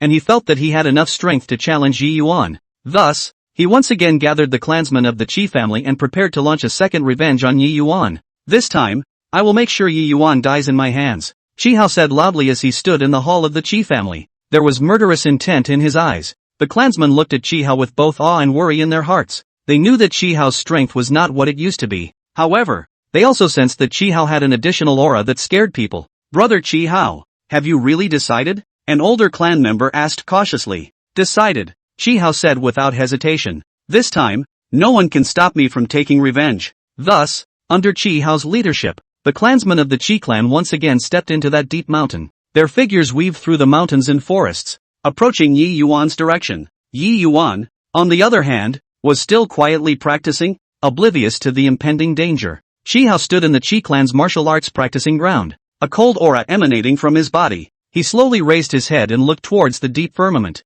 his eyes filled with determination and ruthlessness. Yi Yuan, the shame from last time, I will definitely get it back today, Qi Hao murmured in a low voice, his voice dripping with endless hatred. He turned around, his eyes swept over the Qi family members beside him, and said in a deep voice, you guys wait here, today, Yi Yuan and I, we won't stop until we die. After speaking, Qi Hao's body flashed like a black lightning bolt as he sped towards the direction of the deep mountains. In the mountains, a gentle breeze rustled the leaves as if to tell of the coming storm. Qi Hao's speed was extremely fast, and wherever he passed, he brought up a strong gust of wind that blew the surrounding flowers and plants around. Not long after, he arrived at the valley where Yi Yuan was practicing. Yi Yuan, Qi Hao stood at the entrance of the valley and shouted loudly, his voice echoing between the valleys, shaking the surrounding birds. Yi Yuan was immersed in his cultivation when he heard this cry and slowly opened his eyes. His eyes were as calm as water, without the slightest bit of panic, as if he had already expected Qi Hao to come. Qi Hao, what are you doing here again? Yi Yuan stood up and asked in a calm voice. Qi Hao looked at Yi Yuan. A trace of resentment flashed in his eyes. Yi Yuan, the account from last time should be settled properly. Today I will fight you to the death. Yi Yuan frowned slightly. Hatred will only lead you into endless pain. Put it down. Put it down? Qi Hao sneered. You killed my Qi family's old ancestor and destroyed my dignity. This blood debt must be paid in blood today. After saying that, Qi Hao's magic power surged around him, and a black mist instantly enveloped him. His aura climbed in every direction, and the air around him seemed to be distorted by this powerful magic. Yi Yuan felt the powerful magical power emanating from Chi Hao, and his heart was slightly aghast. He knew that Chi Hao had definitely come prepared this time, and his strength had taken a qualitative leap. Since you are obsessed, let's fight. Yi Yuan took a deep breath. His aura surrounded his body, and the whole person seemed to be one with the heaven and earth. Chi Hao was the first to attack. His figure flashed and he instantly arrived in front of Yi Yuan. His fist blasted out with endless magic power. The wind of the fist whistled, and wherever it passed, the ground was cut into a deep gully. Yi Yuan did not panic and gently sidestepped to avoid the powerful strike. He slapped out a backhanded palm, which contained a powerful aura that clashed with Chi Hao's magic power. Boom! With a loud bang, powerful energy fluctuations spread out in all directions, and the surrounding trees were uprooted and debris splattered. Chi Hao was shaken back a few steps by the force and was secretly surprised. Yi Yuan, I didn't expect your strength to have increased as well. Yi Yuan looked calm. Chi Hao, stop there. You are not my opponent. Humph. Cut the crap. Either you die or I die today. Chi Hao roared angrily and charged up again. This time, he performed a stance from his magic skill, only to see his hands dancing rapidly, black magic power condensing into a sharp blade in his hands. Die! Chi Hao shouted and shot the magic sharp blade in his hand towards Yi Yuan. Yi Yuan's eyes stared as he quickly made a seal with both hands and a transparent aura shield instantly appeared in front of him. The magic blades shot at the aura shield, making a thumping sound, but were never able to break through the shield. Seeing this, Chi Hao became more and more anxious in his heart as he frantically pushed his magic power, wanting to break through Yi Yuan's defense in one fell swoop. However, Yi Yuan's aura shield was as firm as a rock, and no matter how much Chi Hao attacked, it could not be shaken in the slightest. Chi Hao, you have already entered the devil's path. Turn back to the shore. Yi Yuan looked at the crazy Chi Hao and persuaded again. Turn back? I no longer have a way back. Today you must die. Chi Hao was in a state of madness, recklessly rushing towards Yi Yuan. Yi Yuan sighed helplessly. He knew that if he didn't defeat Chi Hao completely today, this feud would never end. Thus, Yi Yuan no longer stayed his hand as he executed his strongest technique, only to see a great glow around him, the powerful aura surging towards Chi Hao like a raging sea wave. Chi Hao's heart was filled with fear as he felt this powerful pressure, but he did not retreat. Ah! Chi Hao roared in anger, sparing his entire body's magical power to fight against Yi Yuan's aura. However, his magic power seemed so small in front of Yi Yuan's powerful aura. In the end, Chi Hao was struck by Yi Yuan's aura and his body flew backwards like a kite with broken strings. He fell heavily to the ground and a mouthful of blood sprayed out of his mouth. Why? Why did I still lose? Chi Hao lay on the ground, his eyes full of unwillingness and despair. Yi Yuan slowly walked to Chi Hao's side and looked at him. Hatred has blinded your eyes. Put down your hatred and start over. Chi Hao looked at Yi Yuan. The corner of his mouth revealed a bitter smile. I can no longer turn back. After saying that, Chi Hao closed his eyes and his breath gradually dissipated. Yi Yuan looked at Chi Hao's corpse with mixed feelings in his heart. This fight, which was caused by hatred, had finally come to an end, but Yi Yuan's heart did not have the slightest joy. He turned and walked slowly toward the depths of the valley, leaving only a lonely back. Chapter 81 Harvesting a New Ferocious Beast Mount. The sky was darkening, and twilight was falling slowly toward the earth like a great gray curtain.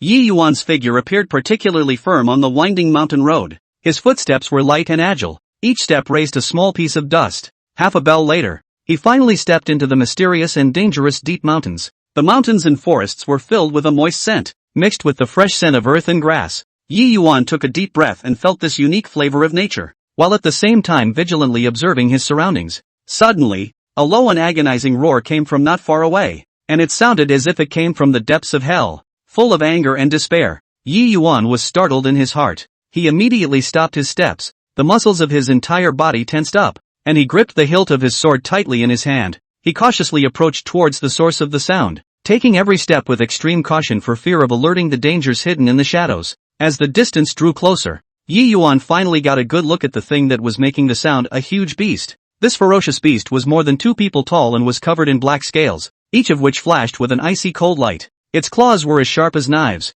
leaving a deep scratch on the ground. At this moment, it was half kneeling on the ground, and blood continued to gush out from several wounds on its body, coloring the surrounding land into a dark red. Yi Yuan secretly marveled in his heart. The strength of this ferocious beast must be extremely powerful. Even though it was injured, it still exuded a chilling aura. But at the same time, a bold idea welled up in his heart to take advantage of the opportunity to subjugate this ferocious beast and make it his mount. This is a once-in-a-lifetime opportunity. Yi Yuan whispered to himself, his eyes glittering with excitement and anticipation. He knew that it would never be easy to take in such a ferocious beast, but he had enough confidence in his strength. Moreover, once he succeeded, this ferocious beast would become a powerful aid for him. Yi Yuan slowly approached the ferocious beast. His footsteps were placed extremely lightly and he tried not to make any noise. However, the ferocious beast still sensed his presence. It raised its head violently, a pair of blood-red eyes staring tightly at Yi Yuan as it let out a deafening roar. "Don't be afraid. I won't hurt you," Yi Yuan said softly, with a hint of appeasement in his voice. He knew that he could not provoke the ferocious beast at this moment. Otherwise the consequences would be unimaginable. The ferocious beast seemed to understand his words, and its roar gradually diminished, but its eyes were still filled with vigilance and hostility. Yi Yuan continued to approach. His hand slowly reached for the storage pouch at his waist and took out a softly glowing elixir from it. This elixir was refined by him after spending a lot of time and effort, and it had the effect of healing wounds and restoring physical strength. "Look, this is an elixir that can heal your wounds." Yi Yuan held the elixir up in his hand so that the ferocious beast could see it clearly. A hint of hesitation flashed in the eyes of the ferocious beast as it seemed to be pondering over Yi Yuan's words. In the end, it slowly lowered its head, seemingly acquiescing to Yi Yuan's approach. Yi Yuan was delighted in his heart as he slowly walked over to the ferocious beast and gently placed the elixir in front of it. The ferocious beast stared at the elixir for a while, then stuck out its tongue and rolled the elixir into its mouth. The elixir instantly melted in the mouth, and a warm current instantly spread throughout the ferocious beast's body. Its wounds began to heal at a speed visible to the naked eye, and its originally dull eyes gradually regained their luster. "How does it feel?" Yi Yuan asked softly, his hand gently stroking the scales of the ferocious beast in an attempt to make it relax. The ferocious beast did not reply. It only looked at Yi Yuan silently. The hostility in its eyes had disappeared for the most part. Yi Yuan knew that now was the best time to take in the fierce beast. He took a deep breath and concentrated, slowly integrating his consciousness into the consciousness of the ferocious beast. This was an extremely dangerous process. Once it failed, not only would Yi Yuan not be able to subdue the ferocious beast, he might also be attacked by it. However, Yi Yuan did not retreat in the slightest. His eyes were firm and persistent. With Yi Yuan's efforts, his consciousness finally created a trace of connection with the consciousness of the ferocious beast. He was able to feel the pain, anger and fear of the ferocious beast, and at the same time passed on his goodwill and friendliness to it. The fierce beast seemed to be impressed by Yi Yuan's sincerity, and its consciousness slowly began to accept Yi Yuan. Finally, after some difficult communication, the ferocious beast completely recognized Yi Yuan and became his mount. "Great!" Yi Yuan shouted excitedly, his face overflowing with the joy of victory. The ferocious beast also let out a joyful growl as it stood up and shook the dust from its body before squatting down and signaling Yi Yuan to ride on its back. Yi Yuan did not hesitate to cross onto the back of the ferocious beast. He tightly grasped the scales of the ferocious beast and felt its powerful strength. "Let's go! Let's break into this world together!" Yi Yuan shouted, and the ferocious beast immediately darted up and ran towards the deeper depths of the deep mountains. Under the afterglow of the setting sun, the figures of Yi Yuan and his ferocious beast mount gradually disappeared into the mountains and forests. Their adventure had just begun, and countless challenges and opportunities awaited them in the future. Phew! The twilight was deepening in the mountains, and the trees around them looked like silent guards, casting large,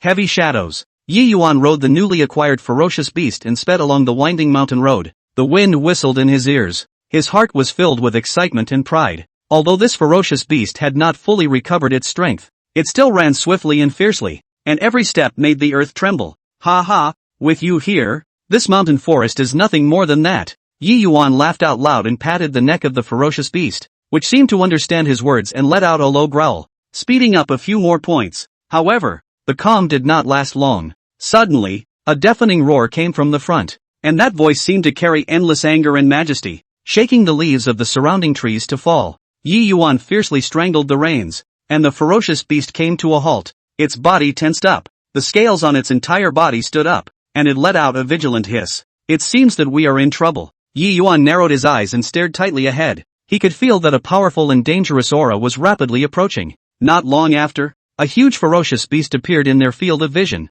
This ferocious beast was several times more massive than Yi Yuan's mount, and was covered in sharp thorns, each of which flashed with a bizarre cold light. Its eyes were like burning flames, emitting a bloodthirsty glow. "Good fellow, this is not a good character to deal with," Yi Yuan whispered to himself. His hand unconsciously gripped the hilt of his sword. A sense of nervousness surged in his heart, but more than that, it was the desire to fight. His mount also felt threatened. and it uneasily plowed the ground, letting out a low growl as if to demonstrate to the other party. Don't be afraid. Let's go together. Yi Yuan softly comforted his mount while mobilizing the spiritual energy in his body to prepare for the vicious battle. Chapter 82. Not necessarily the strongest of the strong. The powerful ferocious beast was the first to attack as it lunged forward. As fast as lightning, its sharp claws clawing towards Yi Yuan and his mount. Yi Yuan hurriedly sidestepped and dodged while commanding his mount to quickly retreat. Watch out, he shouted as the mount nimbly dodged the attack, raising a cloud of dust. Humph, it's not that easy to catch us. A cold light flashed in Yi Yuan's eyes as he fiercely drew out his longsword, which flashed with a dazzling light of spiritual energy. Go! Yi Yuan shouted, and his mount charged towards the powerful ferocious beast like an arrow off the string. Yi Yuan leaped high into the air, and the long sword in his hand carried a powerful aura as it slashed at the mighty beast. The powerful ferocious beast was not willing to show weakness as it swung its huge claws and collided with Yi Yuan's long sword. Clang! With a loud bang, the powerful impact shook Yi Yuan's arm. He flipped in the air and landed firmly on the back of his mount. This guy is so strong. Yi Yuan gritted his teeth and marveled in his heart. However, he did not retreat. Instead, it galvanized his fighting spirit. We can't be passive. We have to take the initiative. Yi Yuan shouted to his mount, which seemed to understand his meaning and charged towards the powerful ferocious beast once again. This time, Yi Yuan and his mount worked together even better. The mount constantly ran around the powerful beast, searching for its weaknesses, while Yi Yuan took the opportunity to attack. Yi Yuan's long sword was like a bolt of lightning, leaving a scar on the body of the mighty ferocious beast. The mighty ferocious beast roared in anger, and its attacks became even more frantic. Be careful of its thorns. Yi Yuan reminded himself and his mount that the thorns on a powerful ferocious beast were its deadliest weapon. Once stabbed, the consequences would be unimaginable. The battle had entered a white-hot stage and both Yi Yuan and his mount were exhausted, but neither of them gave up. Yi Yuan's eyes grew more and more determined. He knew that this battle could only be won, not lost. It's now! Yi Yuan suddenly discovered a break in the powerful ferocious beast and he attacked without hesitation. His mount leapt violently, sending Yi Yuan to the front of the powerful ferocious beast. Yi Yuan raised his longsword high, and with all his strength, he stabbed towards the head of the mighty ferocious beast. The mighty beast seemed to realize the danger as it tried to dodge, but it was too late. Yi Yuan's long sword pierced into its head with precision, and the mighty ferocious beast let out a mournful scream as its body shook a few times before collapsing to the ground with a bang. We won! Yi Yuan shouted, his voice filled with joy and pride. His mount also roared excitedly as it circled around the corpse of the powerful ferocious beast a few times, seemingly declaring its victory. Yi Yuan jumped down from the back of his mount. He walked to the corpse of the powerful ferocious beast and looked at this once unbeatable opponent with a lot of emotions in his heart. This battle was really tough. Yi Yuan wiped the sweat from his forehead. He knew that he was able to defeat this powerful beast not only because of his own strength, but also because of the tacit cooperation between him and his mount. Thank you, my partner. Yi Yuan patted his mount's head and it rubbed his hand affectionately. At this time, the night had completely enveloped the mountains and forests. Yi Yuan looked up at the bright moon in the sky, his heart filled with anticipation for the future. He knew that this was just a small episode in his adventurous journey, and there were more challenges waiting for him in the future. The moon was like water, gently sprinkling the mountains and forests, covering the earth with a silver-white veil. Yi Yuan was immersed in the joy of defeating a powerful ferocious beast,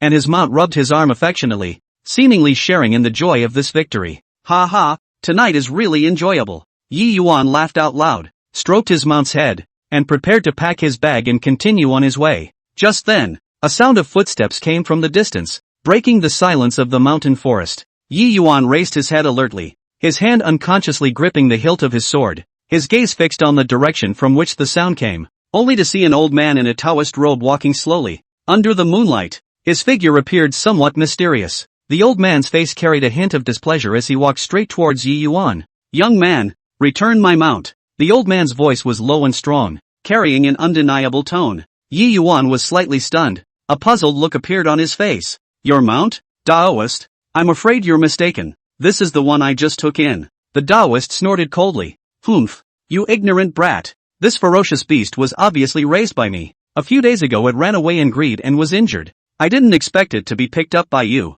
Yi Yuan frowned with some displeasure in his heart. Taoist, you said this is your mount. Do you have any evidence? The Taoist priest stroked his beard and said, there is a mark left by me on this ferocious beast. If you don't believe me, you can go up and check. Yi Yuan's heart stirred. It was true that he had not scrutinized the mount for marks. He walked to the side of the mount and examined it carefully. Sure enough, on the belly of the mount, there was a faintly visible rune that emitted a faint glow. Yi Yuan's face changed slightly. He did not expect that what this Taoist priest said was true. However, he really did not want to give up in his heart. This ferocious beast fought side by side with him and had just established a deep understanding. Taoist master. Although this ferocious beast has your mark on it, it has now recognized me as its master. And it also defeated another powerful ferocious beast with me. So there is already a bond between us. Yi Yuan said sincerely, trying to convince the Taoist priest. The Taoist priest, however, was unmoved. Emotions? It is just a head asterisk asterisk asterisk asterisk. What feelings can it have? I raised it for many years. It should have belonged to me. Yi Yuan's heart burst with anger. Taoist, how can you say that? Although it is a ferocious beast, it also has a spirit. We fought side by side and trusted each other. Is this friendship something that you can easily erase? The Taoist priest's face sank. You brat. You refuse to drink until you are punished. If you don't give it back to me today, don't blame me for being impolite. Yi Yuan's heart crossed as he gripped the hilt of his sword. Taoist, I respect you as a cultivator, but I will not return this mount to you easily. If you must make a move, I, Yi Yuan, am not someone who is afraid of anything. Seeing Yi Yuan's resolute attitude, the Taoist priest did not say any more. He quickly made seals with his hands and recited words under his breath. In an instant, the air around him became heavy and a powerful force pressed towards Yi Yuan. Yi Yuan felt this powerful pressure and he did not show any weakness, mobilizing the spiritual energy in his body. His whole body emitted a dazzling light. His mount sensed his master's battle intent and also let out a roar, ready to fight alongside his master. Humph, not self-conscious. The Taoist snorted coldly as a beam of spiritual energy shot towards Yi Yuan. Yi Yuan's figure flickered and easily avoided the attack. Chapter 83. The Taoist master is much offended. Taoist priest, sorry for the offense, Yi Yuan shouted. His figure rushed towards the Taoist priest like a ghost, and the long sword in his hand stabbed at the Taoist priest with a powerful sword chi. The Taoist priest hurriedly waved the duster in his hand to fend off Yi Yuan's attack. Clang clang clang. The sound of clashing weapons echoed through the mountains and forests, sparks splashing everywhere. Yi Yuan and the Taoist priest went back and forth, and the battle became more and more intense. Yi Yuan fought the Taoist priest with his agile hands and exquisite sword skills. His mount was also looking for opportunities on the side, launching attacks from time to time to interfere with the Taoist priest. This kid has some skills, the Taoist priest secretly marveled in his heart, but his face did not show the slightest intention to retreat. He increased the output of his spiritual energy and a powerful spell attack towards Yi Yuan.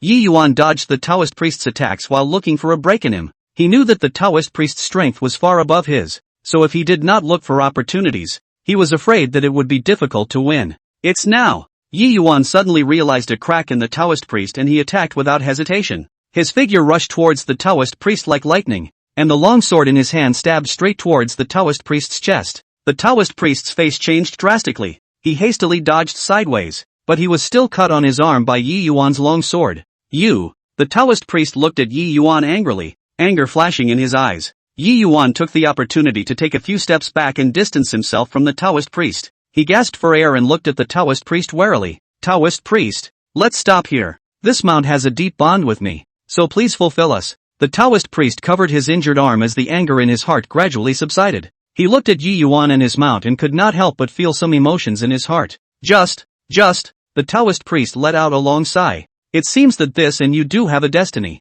Since it has recognized you as its master, I will no longer force it. Yi Yuan's heart was delighted as he hastily put away his long sword and saluted the Taoist priest. Thank you, Taoist master, for making it possible. The Taoist priest waved his hand. Young man, I hope you can treat it well. After saying that, the Taoist priest turned around and slowly left, his figure gradually disappearing into the moonlight. Yi Yuan looked at the Taoist priest's departing back. His heart was full of mixed feelings. He walked over to his mount and gently stroked its head. We can venture out together again. The mount rubbed Yi Yuan's face affectionately and let out a joyful purr. In this tranquil mountain forest, the figures of Yi Yuan and his mount looked particularly determined, and their adventure would continue. Whoosh! Afterwards, Yi Yuan rode his ferocious beast and slowly moved forward on the winding mountain road, with a gentle breeze bringing in gusts of fresh grass aroma. Ha ha, today's weather is really good. Let's speed up a bit and see what other novelties are ahead. Yi Yuan smiled and patted the ferocious beast's neck. The ferocious beast seemed to have understood his words and let out a low chirp,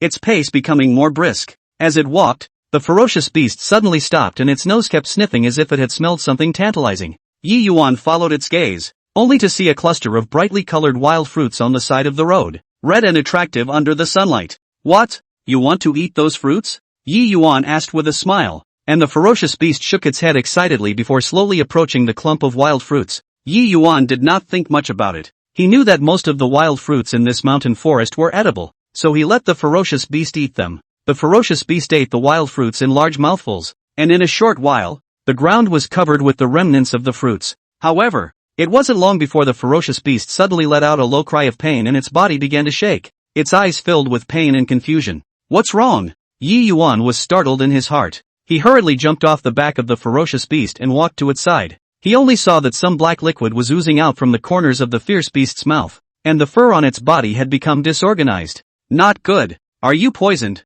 Yi Yuan's heart tightened as he carefully recalled the scene just now and suddenly realized that those wild fruits might be poisonous. Yi Yuan's heart was anxious as he looked at the agonizing ferocious beast. His heart was filled with self-blame. It's all my fault for not checking those wild fruits carefully, causing you to be poisoned. But now was not the time to blame himself. Yi Yuan quickly calmed down. He knew that he had to find a way to help the ferocious beast detoxify as soon as possible. He remembered that the true qi he practiced had the effect of healing wounds, so perhaps he could use it to help the ferocious beast expel the poison. Don't be afraid. I will definitely save you. Yi Yuan softly comforted the ferocious beast. Then he sat down on the ground with his knees crossed, concentrating his mind and mobilizing the true qi in his body. Only Yi Yuan's hands slowly glowed with a faint layer of light. That was the light of true qi. He placed his hands on the body of the ferocious beast and began to inject his true qi into its body. After the true qi entered the ferocious beast, Yi Yuan could clearly feel that a cold and evil force was fighting against the true qi. He knew that this was the power of the toxin.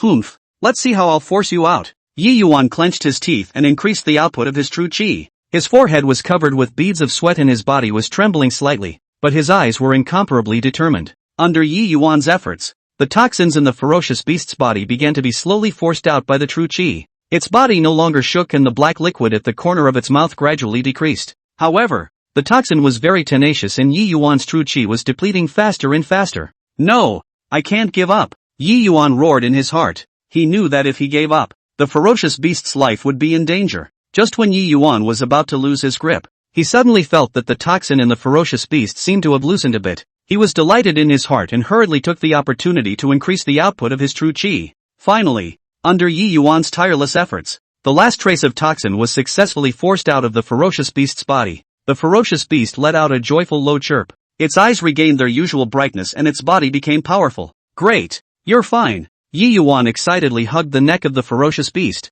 tears of joy glistening in his eyes. The ferocious beast rubbed Yi Yuan's face affectionately and let out a low chirp, as if expressing its gratitude to him. You can't be so gluttonous in the future. Not all wild fruits can be eaten. Yi Yuan smiled and stroked the ferocious beast's head. A big stone in his heart finally fell to the ground. After this incident, the bond between Yi Yuan and the ferocious beast became even deeper. They continued on their journey, leaving a trail of firm footprints in the mountains and forests. Yi Yuan knew that there would be many unknown dangers on the road ahead, but as long as they accompanied each other and trusted each other, they would definitely be able to overcome all the difficulties. And this experience of being poisoned by a ferocious beast would become an unforgettable memory in their adventurous journey. And this memory will be incredibly precious to them in the future. And both will cherish it. Chapter 84. This is really rich. At midday, the blazing sunlight poured down unreservedly, gilding the deep rolling hills with a dazzling golden color. Yi Yuan rode his majestic demonic beast mount, weaving in and out of the mountains and forests.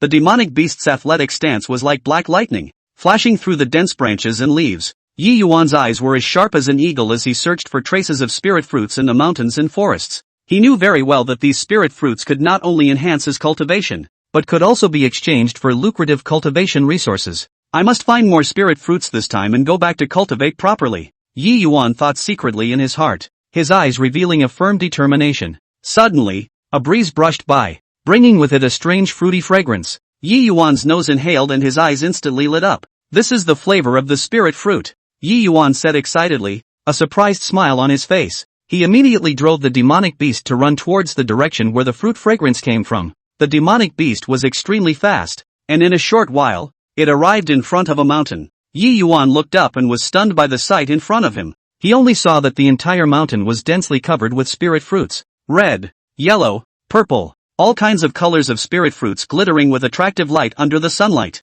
Wealthy, Yi Yuan couldn't help but shout out, his voice filled with joy and excitement. He leapt off the demonic beast's back and couldn't wait to head towards the spirit fruit. These spirit fruits were of different shapes. Some were like tiny lanterns, some were like round pearls, and each of them exuded a rich spiritual aura. Yi Yuan gently picked a red spirit fruit and put it into his mouth. Instantly, a sweet juice exploded in his mouth, and the rich spiritual chi flowed down his throat and throughout his body, making him feel immensely relieved. The quality of this spirit fruit is surprisingly so high. Yi Yuan marveled, his face filled with surprise. He began to frantically pick spirit fruits, putting one after another into his storage bag. These spirit fruits are enough for me to cultivate for a long time, Yi Yuan thought as he picked, his heart filled with anticipation for his future cultivation. However, just as Yi Yuan was immersed in the joy of picking spirit fruits, he suddenly felt a powerful aura coming from the distance. Yi Yuan was startled in his heart and stopped his hand movements, looking vigilantly in the direction where the breath came from. Who is it? Yi Yuan whispered to himself. The smile on his face instantly disappeared and was replaced by a look of gravity. Not long after, several figures appeared in Yi Yuan's sight. It turned out to be a group of cultivators who were also searching for spirit fruits. Kid, we discovered this spirit fruit first. If you're sensible, hurry up and leave. A burly cultivator at the head shouted, his voice filled with dominance and threats. Yi Yuan frowned, a little unhappy in his heart. Obviously, I discovered it first. On what grounds can I say it's yours? Humph. Just because we're outnumbered, another cultivator said with a sneer, a look of disdain on his face. Yi Yuan secretly grumbled in his heart. He knew that he was alone and not a match for this group of people. What to do? Are we going to give these spirit fruits away? Yi Yuan was very torn in his heart. He was really unwilling to give up these precious spirit fruits just like that. Just as Yi Yuan was hesitating, his demonic beast mount suddenly let out a roar, seemingly demonstrating to the group of cultivators. This demonic beast looks very powerful, a cultivator said with some scorn. What are you afraid of? There are so many of us. Are we still afraid of it? The burly cultivator said loudly, giving himself courage. Yi Yuan's heart moved. He knew that demonic beasts were very strong. If he could use the power of demonic beasts, he might still have a fighting chance. Since you guys won't give up, then don't blame me for not being polite, Yi Yuan said loudly, his eyes revealing a firm determination. He drove the demonic beast towards the group of cultivators. The demonic beast opened its bloody mouth and spewed out a powerful flame that swept towards the cultivators. Not good. Get out of the way. The cultivators exclaimed and fled in all directions. Yi Yuan took the opportunity to rush towards the spirit fruits and accelerated his picking speed. He knew that time was running out and he had to pick more spirit fruits as soon as possible. Damn it, this kid is too cunning. The burly cultivator shouted angrily as he brandished the weapon in his hand and charged towards Yi Yuan. Seeing this, Yi Yuan immediately turned around and started a fierce battle with the lanky cultivator. The long sword in his hand was wielded with a tiger's wind, clashing with the lanky cultivator's weapon to create a trail of sparks. Everyone together, catch this brat. The other cultivators also surrounded Yi Yuan. Yi Yuan's heart tightened. He knew that he was in a predicament. However, he did not give up, but fought even more desperately. I will definitely not let you guys have your way, Yi Yuan shouted, his eyes filled with an unyielding light. Just when Yi Yuan was about to lose his support, he suddenly felt a familiar aura coming from the distance. It's Master. Yi Yuan was delighted in his heart. He knew that Master had come and he was saved. As expected, not long after, a figure appeared in front of the crowd like lightning. It was none other than Yi Yuan's master, a powerful cultivator. Who dares to bully my disciple? Master shouted, his voice filled with majesty. When the group of cultivators saw Yi Yuan's master, their faces turned pale with fear. They knew that they were no match for Yi Yuan's master. Right. Sorry, we didn't know he was your disciple, the burly cultivator stammered, his face filled with fear.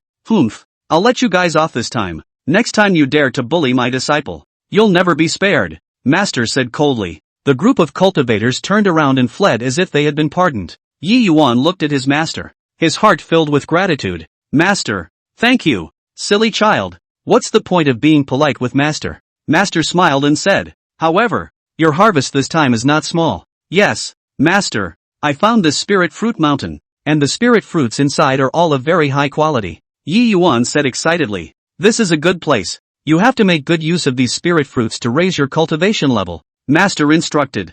I know, Master. Yi Yuan nodded, a determined look on his face. With the help of his master, Yi Yuan finished picking all the spirit fruits on this mountain. These spirit fruits are enough for you to cultivate for a long period of time. You should cultivate well and strive for an early breakthrough.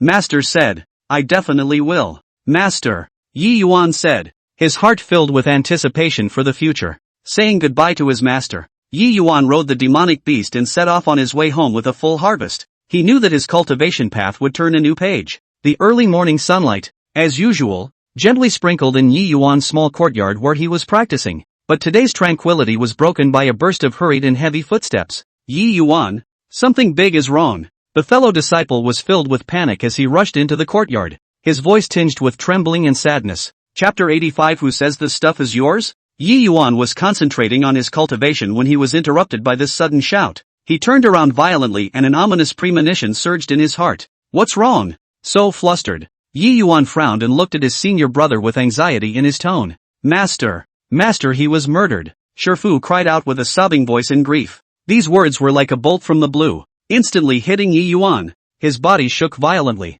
The expression on his face froze, and his eyes were filled with disbelief. What did you say? Master, how is it possible that? Yi Yuan's voice trembled, unable to believe his ears. It's true, Yi Yuan. I just got the news. Master, the senior brother sobbed and could no longer speak. Yi Yuan's fists were tightly clenched. Veins rippled on the back of his hands, and a flame of anger burned in his eyes. Who is it? Who the hell did this? He asked through gritted teeth, his voice hoarse from anger. Do not know yet. Only know that it is a group of mysterious people. They have cruel means. Master, has no power to fight back. Senior brother choked and answered. Yi Yuan took a deep breath and tried to calm himself down. I will definitely find the murderer and avenge my master's death. His eyes revealed a firm determination, as if he was declaring his oath to the world. Yi Yuan didn't have a moment's delay and immediately began to pack his bag, ready to embark on the journey to avenge his master's death. He wore his sharpest sword on his waist and brought along the secret books and magic treasures that his master had once taught him.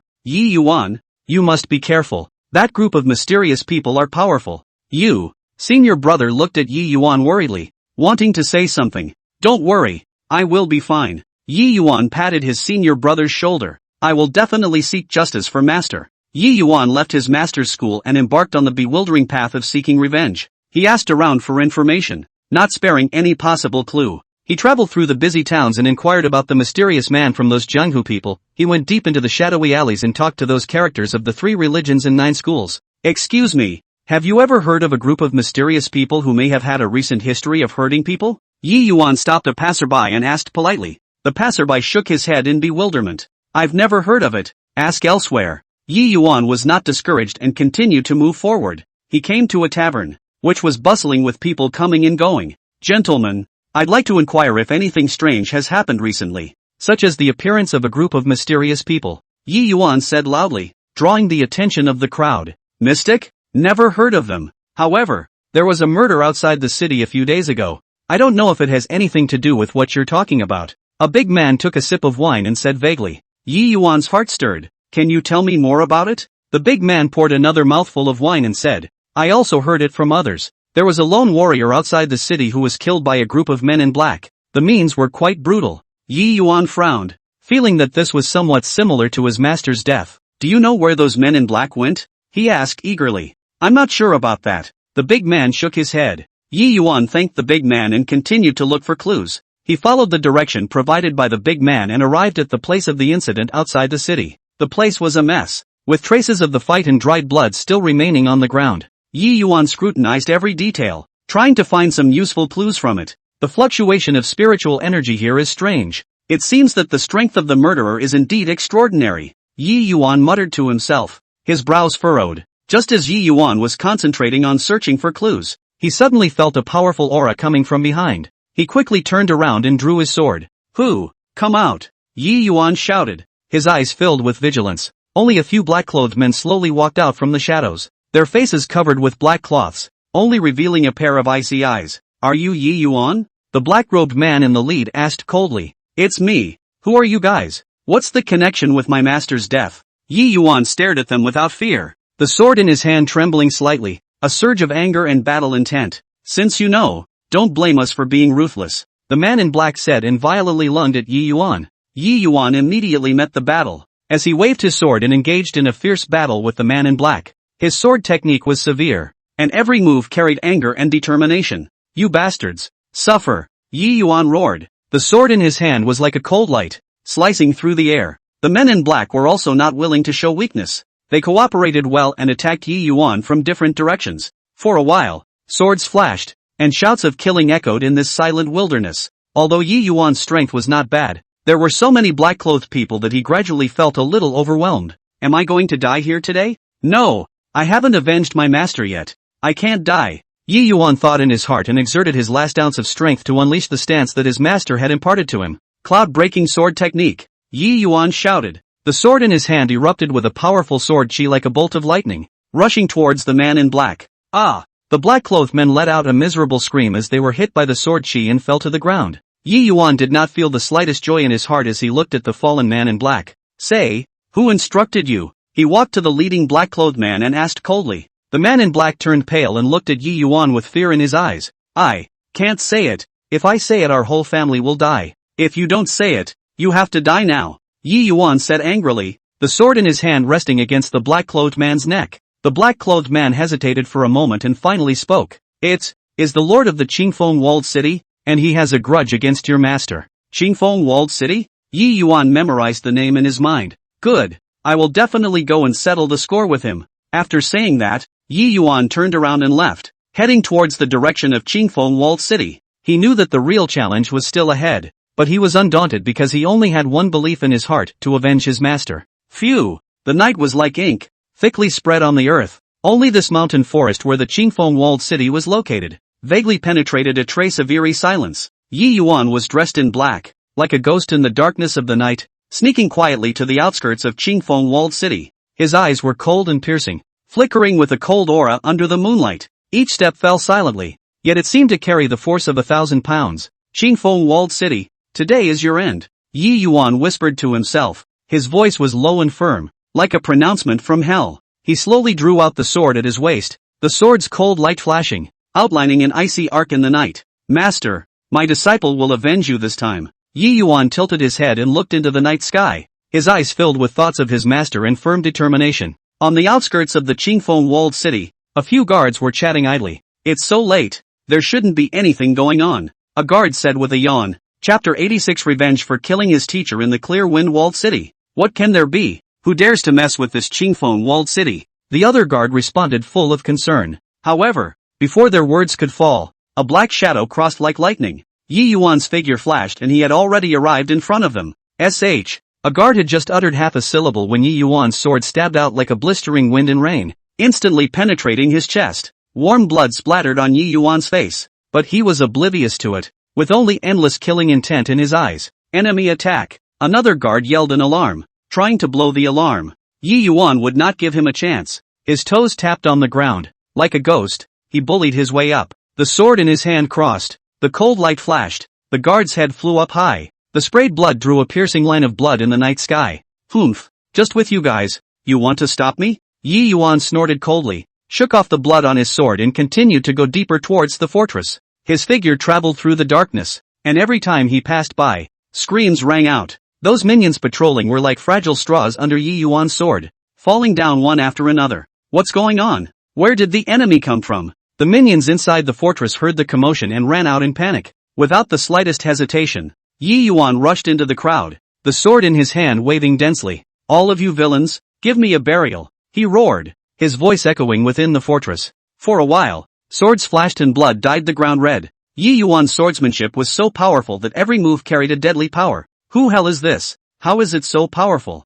A minion looked at Yi Yuan in shock, his voice trembling. Who cares who he is? Get together and kill him. Another minion shouted, trying to gather courage. However, their attacks were like child's play in front of Yi Yuan. Yi Yuan's body was agile, charging left and right, and wherever the sword in his hand went, there was a scream. A minion was pierced through his abdomen by Yi Yuan's sword. His eyes were wide and his face was filled with pain and fear. Yi Yuan kicked him away and continued forward. There was no mercy in his eyes, only endless anger and hatred. Walled City Lord. It's bad. There's an expert killing his way in, and the brothers are dead or injured. A minion rushed into the Walled City Lord's room with a roll. What? The Walled City Lord stood up violently, a shocked look on his face. How is that possible? Who dares to come to my Qingfeng walled city to spread wildness? It is a young man. His sword skill is high. We are no match at all. The minion trembled and said, Humph, I'd like to see what kind of god it is.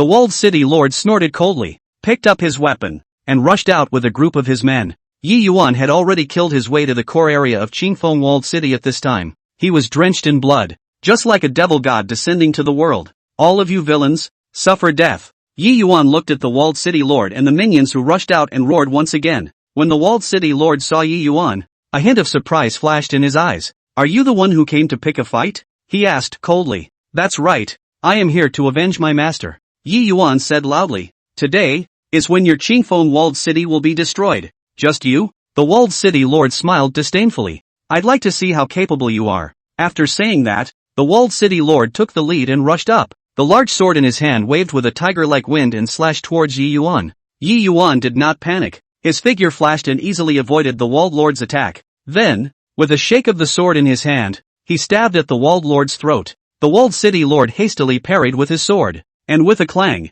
sparks flew in all directions. Somewhat capable. A trace of gravity flashed in the eyes of the walled city lord. He did not expect Yi Yuan to be so powerful. Humph, this is just the beginning. Yi Yuan snorted coldly and attacked again. His swordsmanship became more and more severe, each move pointing straight at the walled city lord's vitals. The walled city lord was also not willing to show weakness. He tried his best to fend off Yi Yuan's attacks while commanding his men to surround Yi Yuan together. Everyone together, kill him, the walled city lord shouted. Yi Yuan was surrounded by a group of people, but he was not afraid. He exerted all his strength, and his sword was like a nimble dragon in his hands, weaving freely through the crowd. Ah! Another minion fell under Yi Yuan's sword, blood staining the ground. Walled city lord, we are no match for him. Run away! A minion shouted in terror. Escape? Where to escape to? Yi Yuan said coldly. Today, none of you will leave alive. Yi Yuan's attack became more and more violent. He only had one belief in his heart,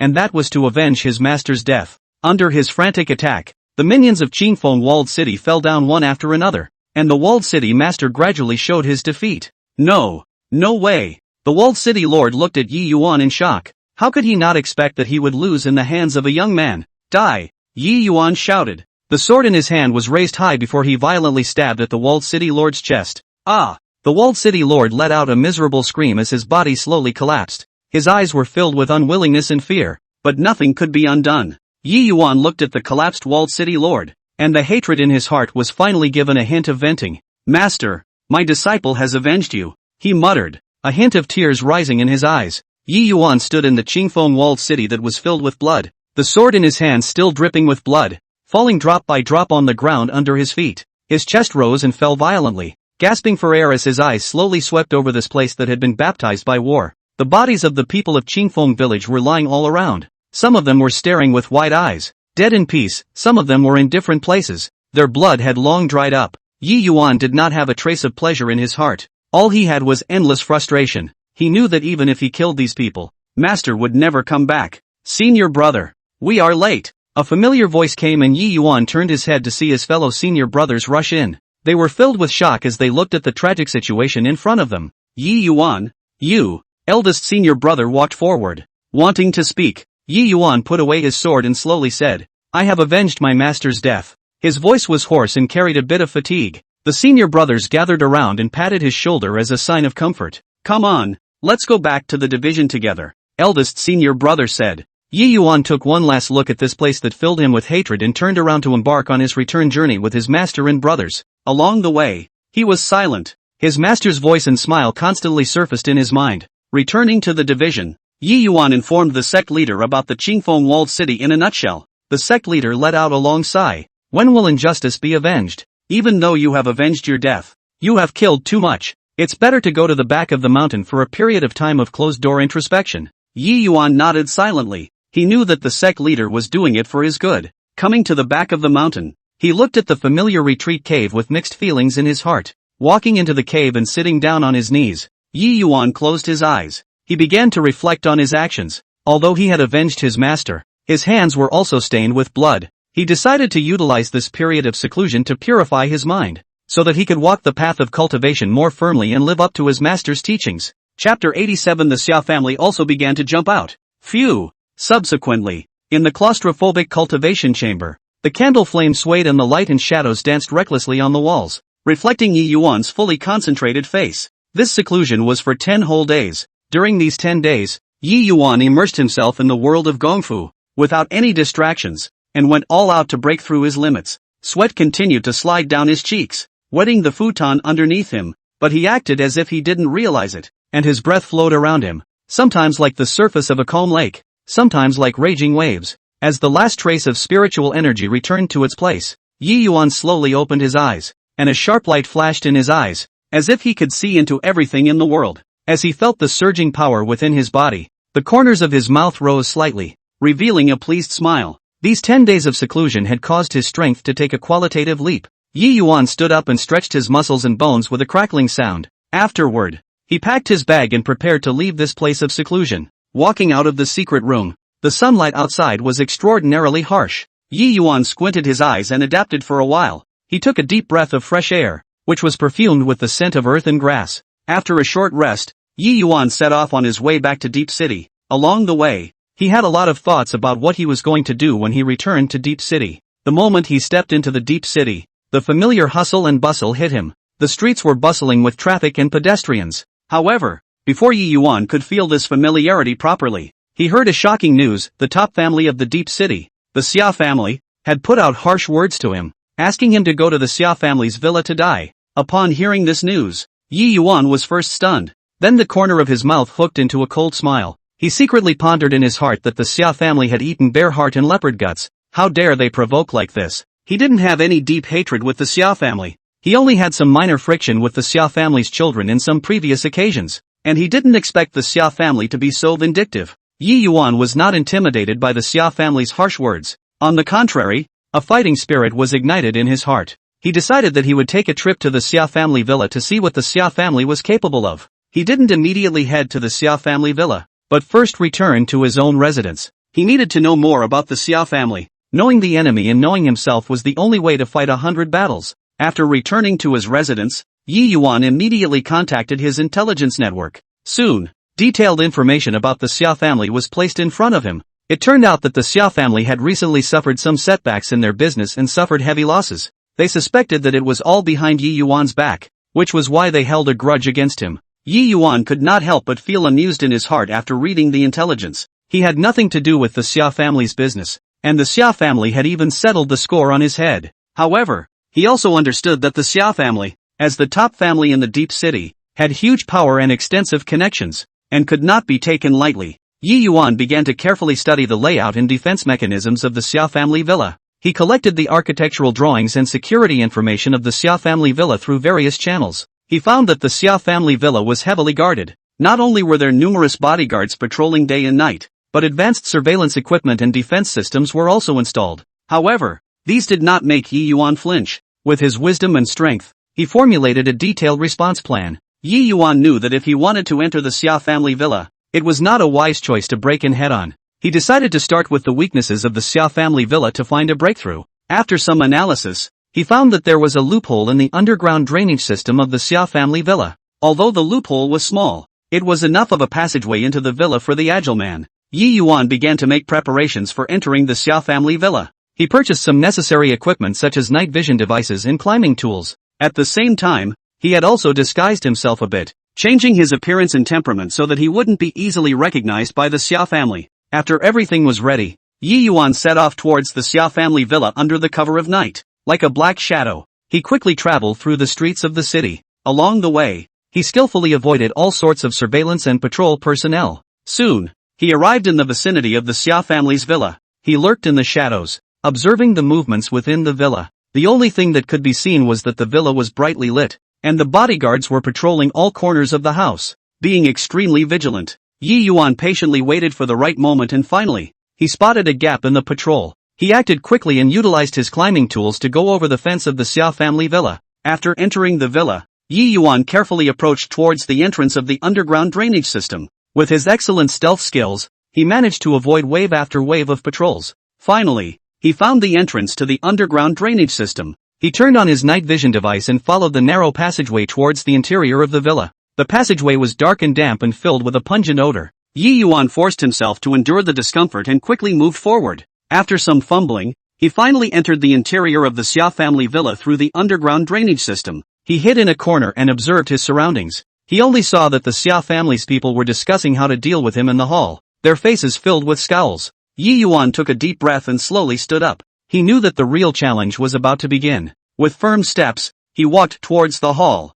ready to go head-to-head with the Xia family and make the Xia family pay for their arrogance. Yi Yuan approached the hall silently. His footsteps were perfectly absorbed by the carpet, and only his steady breathing was audible in the silence. He stood in the shadows of the hall, his gaze like a torch as he scanned the people in the hall. The core members of the Xia clan were gathered together, sitting or standing with cold expressions, discussing intensely how to set up an ambush to take him down in one fell swoop. That Yi Yuan doesn't know the heights of heaven and dares to go against our Xia family. This time, we must make sure that he has no return. Xia Hongyu, the Xia family's family head, slammed the table and said angrily, the horizontal flesh on his face trembling with him. Don't worry, family master. We have already set up heavy traps in the various key roads of the villa. As long as he dares to come, he will definitely find it hard to escape. A stout middle-aged man echoed, a ferocious light flashing in his eyes. The corner of Yi Yuan's mouth rose slightly, revealing a disdainful sneer. He thought to himself, with these little tricks, you still want to trap yourself?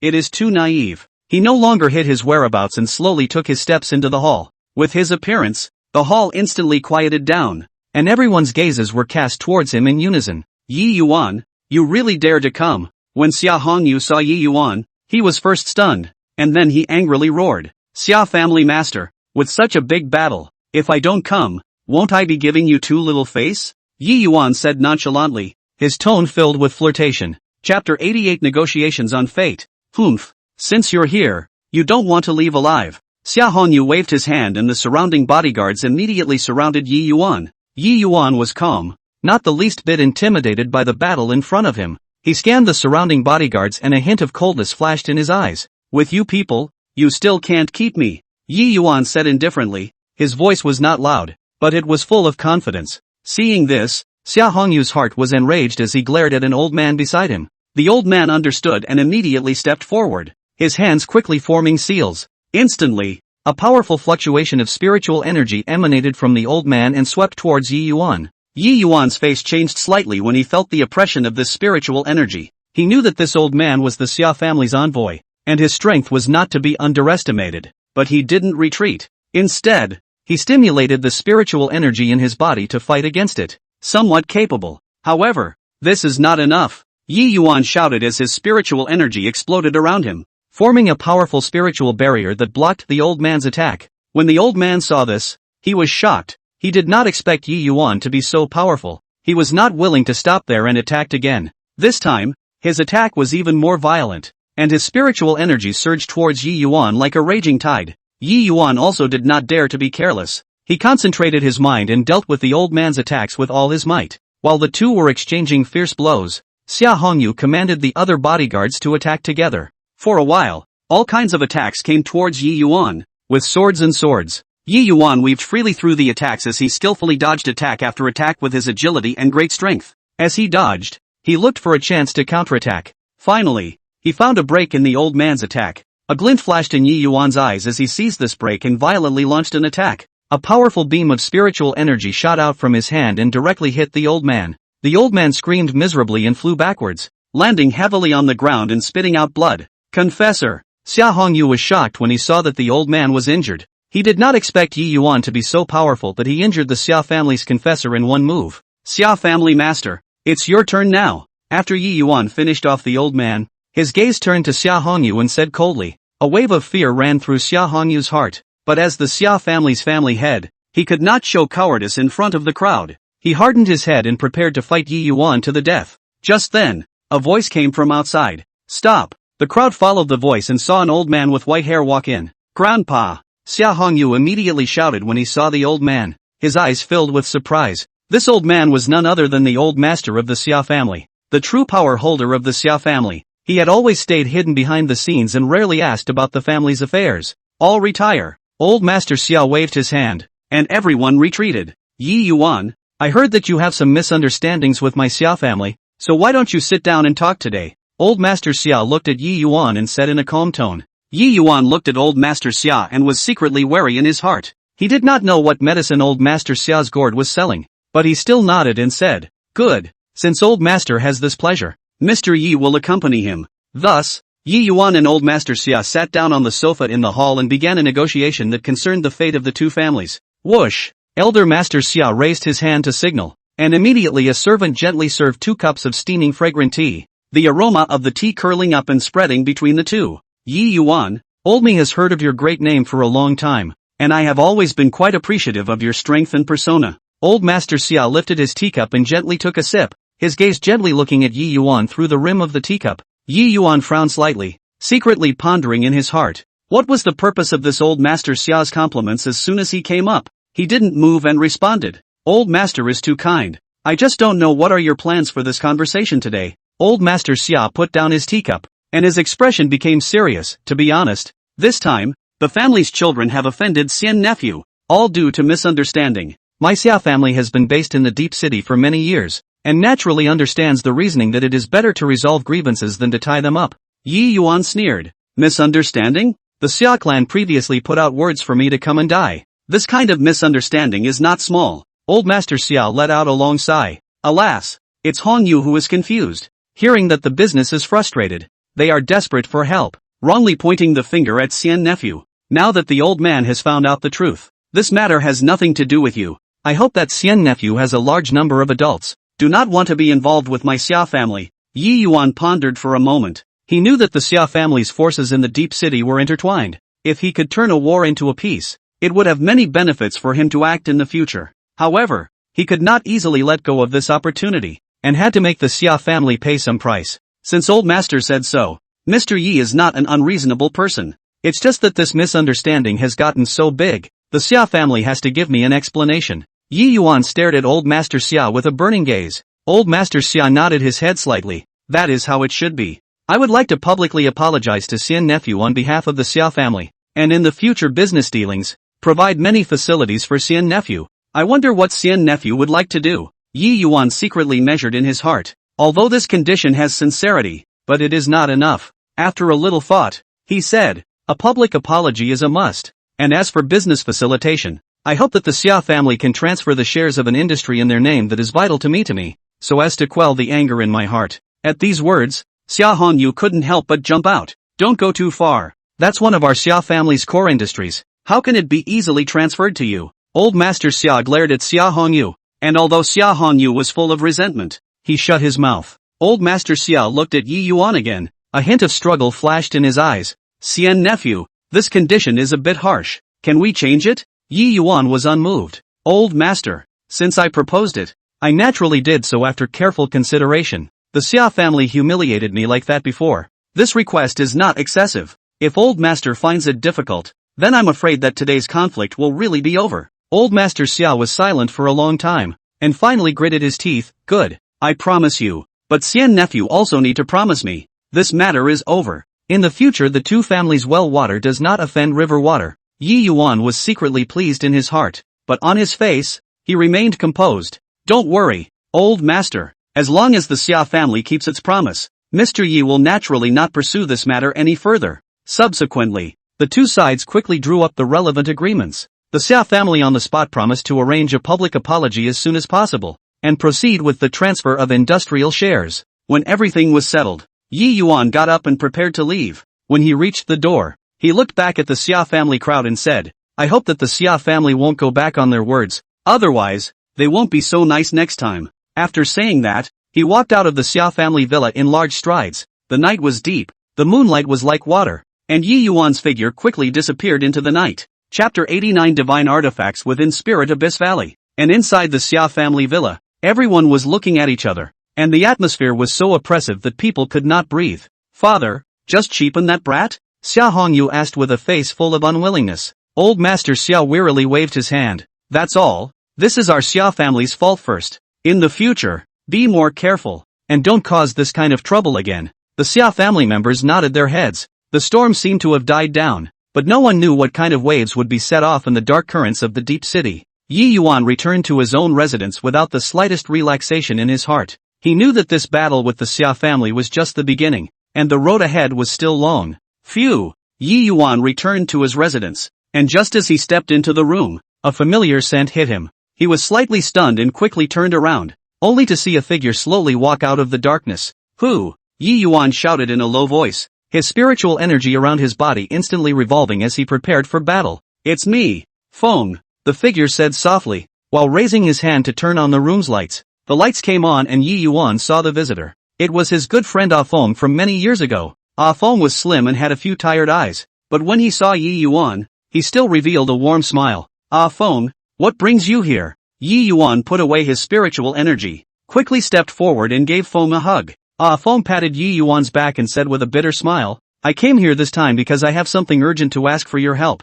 Yi Yuan's heart tightened and he asked, "What happened? Just tell me. As long as I can do it, I will never excuse myself." Feng pulled Yi Yuan to sit down and slowly said, "As you know, I have been researching an ancient cultivation technique, and I finally made a breakthrough recently. But just when I was about to further verify the results, I was targeted by a mysterious force." Yi Yuan frowned. "Mysterious forces? What do they want?" "They wanted to grab my research results, and I've been hiding for days to stop them. But I'm really desperate and can only come to you." Feng's eyes were full of helplessness and help. Yi Yuan pondered for a moment and said, "Feng, don't worry, I will help you. However, we have to figure out the origin and purpose of this mysterious force first." Feng nodded and pulled out a worn-out book from his arms and handed it to Yi Yuan. "This is the record of my research over the years, which details the contents of the Gong methods and my research insights. Perhaps their purpose is hidden in these records." Yi Yuan took the book and carefully flipped through it. As he read deeper, his face became more and more grave. It turned out that this Gong method that Feng had researched was actually related to a legendary ancient divine artifact. It was said that those who possessed this divine artifact would be able to possess the power to destroy the heavens and the earth. "Ah Feng, do you know the whereabouts of this divine artifact?" Yi Yuan closed the book and looked at Feng. Feng shook his head. "I only know that the Gong method is related to the divine artifact, but I know nothing about the whereabouts of the divine artifact. I think that mysterious force is also looking for the divine artifact, and they think that my research can help them find it." Yi Yuan stood up and paced back and forth in the room. "It seems that we are in big trouble. Since this mysterious force dares to snatch your research results, it must not be weak. What should we do then?" Feng asked with some anxiety. Yi Yuan stopped and a hint of determination flashed in his eyes. "We can't just sit back and wait for death. I will first contact my contacts to investigate the origins of this mysterious force. You will stay at my place for this period of time. I will arrange for someone to protect you." Feng looked at Yi Yuan gratefully. "Thank you, Yi Yuan. I really don't know what I would have done without you." Yi Yuan patted Feng's shoulder. "What are you saying? We are brothers. To be there in times of trouble. This is the oath we took in the beginning." Afterward, Yi Yuan immediately began to take action. He first contacted his friends in the intelligence world and asked them to help investigate the clues of the mysterious forces. Then, he arranged for a few trusted henchmen to lay heavy defenses around his residence to ensure Feng's safety. During the days of waiting for news, Yi Yuan and Feng studied that Gongfu record day and night, trying to find a way to break the dilemma from it. They found that there were some mysterious symbols and clues hidden in the Gongfu that seemed to point to a mysterious place. "Yi Yuan, do you think these clues could be pointing to the location of the artifact?" Feng said excitedly as he pointed to the symbols on the merit record. Yi Yuan pondered for a moment. "It's possible, but this is just a guess. We still need more clues to verify." Just then, Yi Yuan's cell phone suddenly rang. He picked up the phone and saw that it was a friend from the intelligence community calling. "Hey, what have you found out?"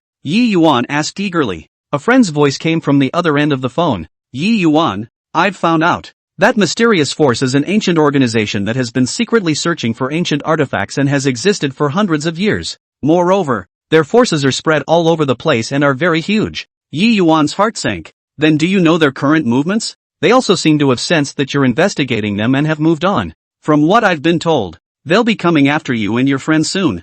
There was a hint of worry in my friend's voice. Yi Yuan hung up the phone and his face became very grave. He looked at Feng and said, "Feng, we don't have time. That mysterious force will soon come to our door. We must find the whereabouts of the artifact as soon as possible in order to seize the initiative." Feng nodded. "Good. Then let's start with these clues and find that mysterious place as soon as possible." Thus, Yi Yuan and Feng once again devoted themselves to intense research. They consulted a large number of ancient materials and visited many occult experts, trying to solve the mysteries hidden in the Gongfu. At this time, the mysterious force was also stirring in the dark, and a bigger crisis was approaching quietly. After several days of sleepless research, Yi Yuan and Feng finally found the key information from those mysterious symbols and clues. The name of an ancient place, Spirit Abyss Valley, appeared repeatedly in their reasoning, and all signs pointed to the strong possibility that it was the hiding place of the ancient divine artifacts. "Yi Yuan, It seems that we must head to Spirit Abyss Valley to find out what's going on. Feng raised his head, a determined light flashing in his eyes. The many days of exertion was overshadowed at this moment by the excitement of being about to find a divine artifact. Yi Yuan nodded his head slightly and looked grave. Spirit Abyss Valley has always been mysterious and unpredictable, and it is said that the valley is full of dangers, with all sorts of bizarre mechanisms and ferocious demonic beasts. But in order to completely get rid of the entanglement of this mysterious force, we have no choice. The two of them began to prepare for their trip to Spirit Abyss Valley in earnest. Yi Yuan went around collecting all sorts of precious pills and magic weapons, which might be their saving grace at critical moments. Feng, on the other hand, concentrated on studying the topography and landscape of the Spirit Abyss Valley, trying to find a relatively safe route. On the day of departure, the sky was overcast, as if foreshadowing the upcoming danger. Yi Yuan and Feng stood at the entrance of the Spirit Abyss Valley with their bags on their backs, looking at the fog filling the valley. An inexplicable nervousness welled up in their hearts. Chapter 90 The Terror of the Black-Scaled Flying Dragon. Let's go. Be careful, Yi Yuan said in a low voice, taking the lead in stepping into this mysterious valley. As soon as he entered the Spirit Abyss Valley, a damp and decaying smell hit him. The surrounding trees were tall and twisted, their branches and leaves intertwined, almost obscuring the sky, making the light in the valley dim. They moved forward carefully, taking each step with extreme caution. Suddenly, Feng slipped and almost fell into a trap hidden in the grass. Yi Yuan was quick on his feet and pulled Feng. Be careful, there are traps everywhere. Yi Yuan frowned and warned. The two of them advanced more carefully, and with Feng's knowledge of the terrain and Yi Yuan's keen perception, they skillfully avoided one trap after another. However, the danger was far more than that. Without going far, they heard a low growl, coming from the depths of the valley. Yi Yuan and Feng heard the eerie laughter and jerked their heads back, only to see that the way to the door had been blocked by the mysterious forces. At the head of the group was a black-robed man with a bizarre mask on his face, revealing only a pair of ice-cold eyes, who was condescendingly sizing them up. Humph, you guys think you can get rid of us easily? Too naive. The black-robed man opened his mouth coldly. His voice seemed to come from the nine hells, transmitting a bone-chilling chill. Yi Yuan and Feng stood back to back, staring vigilantly at the enemies in front of them. The members of these mysterious forces each had an extraordinary aura and were not ordinary characters at a glance. What exactly do you guys want? Yi Yuan questioned angrily, his spiritual energy surging around him, ready to fight at any time. The black-robed man let out a strange laugh. Hand over all your clues about the ancient divine artifacts and you will be spared from death. Feng clenched his fists tightly and whispered, Yi Yuan, we absolutely cannot give them the clues. If they get the artifact, the consequences will be unimaginable. Yi Yuan nodded slightly, his eyes firm. Don't worry, I will never let them succeed. Just as the two sides were at cross swords, Yi Yuan suddenly felt a strange movement in the jungle behind him. He subconsciously turned his head and couldn't help but suck in a breath of cool air, only to see countless pairs of ghostly green eyes flashing in the depths of the jungle, followed by a dense mass of demonic beasts rushing out like a tidal wave. These demonic beasts were in different forms. Some were huge, some were agile, and they pounced towards them with their teeth and claws open. Not good. It's a wave of demonic beasts. Yi Yuan was alarmed. This sudden turn of events made the situation even more complicated. The people from the mysterious forces were also startled by this scene and revealed panicked looks. The black-robed man roared, Don't panic, all of you. Settle these demonic beasts first. Yi Yuan understood in his heart that at this moment, if they were to make enemies with both the mysterious forces and the demonic beasts, they would never stand a chance of winning. It was imperative to control the situation first. He took a deep breath, quickly mobilized the spiritual energy in his body, and quickly made seals with both hands. Under his breath, he recited, Spiritual energy of heaven and earth, listen to my command. In an instant, a golden light blossomed from his hands, and the light spread rapidly, forming a huge spell formation. Runes flashed on the spell formation, emitting powerful energy fluctuations. Those demonic beasts that rushed ahead slammed headlong into the spell formation and were rebounded back by the powerful force, letting out guttural screams. How long can this spell formation last? Feng asked anxiously, as he also began to gather spiritual energy, ready to support Yi Yuan at any time. Yi Yuan's forehead was covered with beads of sweat as he gritted his teeth and said, It won't last long. We must find a way to break out. Seeing this, the people from the mysterious forces also cast spells and fought with the demonic beast. For a time, the light of the spells intertwined with the roars of the demonic beasts, and the scene was chaotic. Yi Yuan maintained the spell formation while observing the situation around him. He realized that the number of demonic beasts was too high, and more of them were coming from all directions. The pressure on the spell formation was increasing. This won't work. We must take the initiative and find a breakthrough. Yi Yuan shouted to Feng. Feng nodded his head in agreement, and the two of them looked at each other with a mutual understanding. Yi Yuan suddenly increased the power of the spell formation, forcing the approaching demonic beasts back some distance. Then, he and Feng violently rushed to the side of the spell formation, preparing to forcefully break out. Seeing their movements, the people from the mysterious forces also realized that this was an opportunity and followed suit. During the breakthrough, Yi Yuan and Feng worked together well, casting various powerful spells and repelling the attacks of one demonic beast after another. However, there were simply too many demonic beasts, and every step they took forward was exceptionally difficult. Just as they were about to break through the encirclement of demonic beasts, a huge demonic beast swooped down from the air. This demonic beast was covered in black scales, its wings spread out to be more than a dozen meters long, and it was none other than a powerful black-scaled flying dragon. "Watch out!" Yi Yuan shouted, pulling Feng to quickly dodge. The black-scaled flying dragon spewed out a black flame, and wherever the flame went, the trees were instantly turned into ashes. Yi Yuan secretly grumbled in his heart. The strength of this black-scaled flying dragon was too powerful. In their current state, they were no match at all. However, there was no way to retreat at this time. Yi Yuan gritted his teeth and decided to fight to the death. He gathered the spiritual energy of his entire body and prepared to launch the strongest strike. Just as Yi Yuan was about to strike, Feng suddenly shouted, "Yi Yuan, look over there." Yi Yuan looked in the direction of Feng's finger and saw that there was a cave at the back of the wave of demonic beasts. The cave was covered by the dense vegetation, so if not for careful observation, it would not have been discovered at all. "Maybe there's a place to hide for a while," Feng said. Yi Yuan's heart stirred. This might be their only way out. He immediately changed direction and rushed towards the direction of the cave. Along the way, they fought with all their might and finally broke through the encirclement of demonic beasts and arrived in front of the cave. The two of them rushed into the cave without hesitation, and the mysterious forces followed closely behind. The cave was dark and damp, and a putrid odor permeated the air. They moved forward cautiously, wary of everything around them. Suddenly, a low growl came from the cave and a huge figure slowly emerged from the darkness.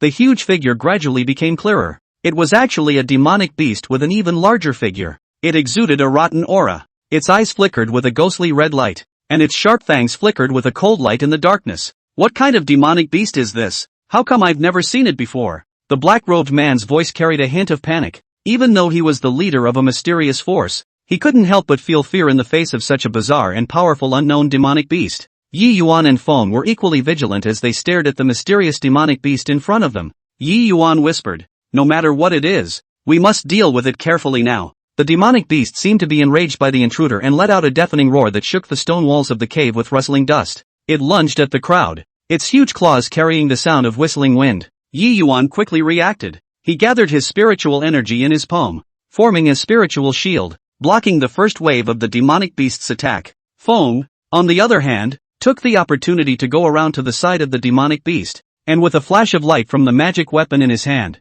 a spiritual sword chi was shot towards the demonic beast. The crowd of mysterious forces also struck out, and various spell rays flashed in the cave. However, the demonic beast had thick skin and flesh, and didn't seem to care about these attacks, still frantically launching attacks. Chapter 91 Ancient Artifact Clue. The battle was in a stalemate. Yi Yuan realized during the fierce confrontation that the demonic beast's movement seemed to be limited by the space of the cave. Its huge body was not flexible in turning around in the narrow cave. "Attention everyone! Utilize the terrain of the cave," Yi Yuan shouted, and the crowd immediately comprehended and started to spread out, attacking the demonic beast from different directions to make it lose sight of its needs. The black-robed man also displayed extraordinary strength at this time, as he mouthed the words and summoned a black chain in an attempt to bind the demonic beast's movements. The chain whistled and flew towards the demonic beast, successfully entangling one of its claws. The demonic beast struggled angrily, its powerful force almost dragging the black-robed man down. Seeing this, Yi Yuan immediately rushed forward and a beam of spiritual energy shot into the demonic beast's eyes,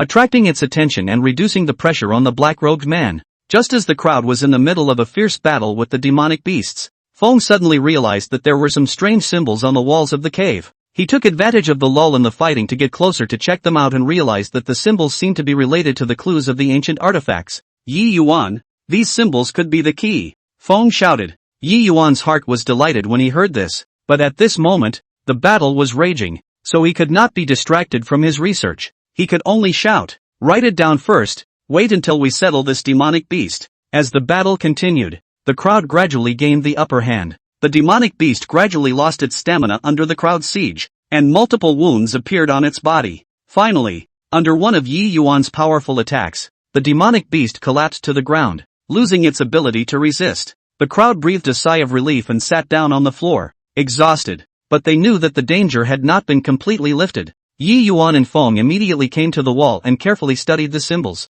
After some analysis, they found that the symbols pointed to a secret room deep in the cave, which probably hid ancient artifacts. When the crowd of mysterious forces heard the news, they immediately gathered around. The black-robed man said coldly, "No matter what is hidden inside, it must belong to us." Yi Yuan frowned. "This divine artifact is of great importance and cannot fall into your hands." The two sides were once again in a standoff, and the atmosphere was so tense that it was touch and go. Just then, the roar of demonic beasts came from outside the cave again, and it seemed that another wave of demonic beasts was about to come. The roars of the demonic beasts outside the cave were getting closer and closer, each sound hitting the nerves of the crowd heavily, and the tense atmosphere inside the cave grew stronger and stronger. Yi Yuan stared at the black-robed man without flinching. "The divine weapon concerns the safety and security of the world. Falling into the hands of you unscrupulous people will only bring calamity." The black-robed man laughed coldly. The staff in his hand trembled slightly, and the surrounding members of the mysterious forces also gripped their weapons tightly,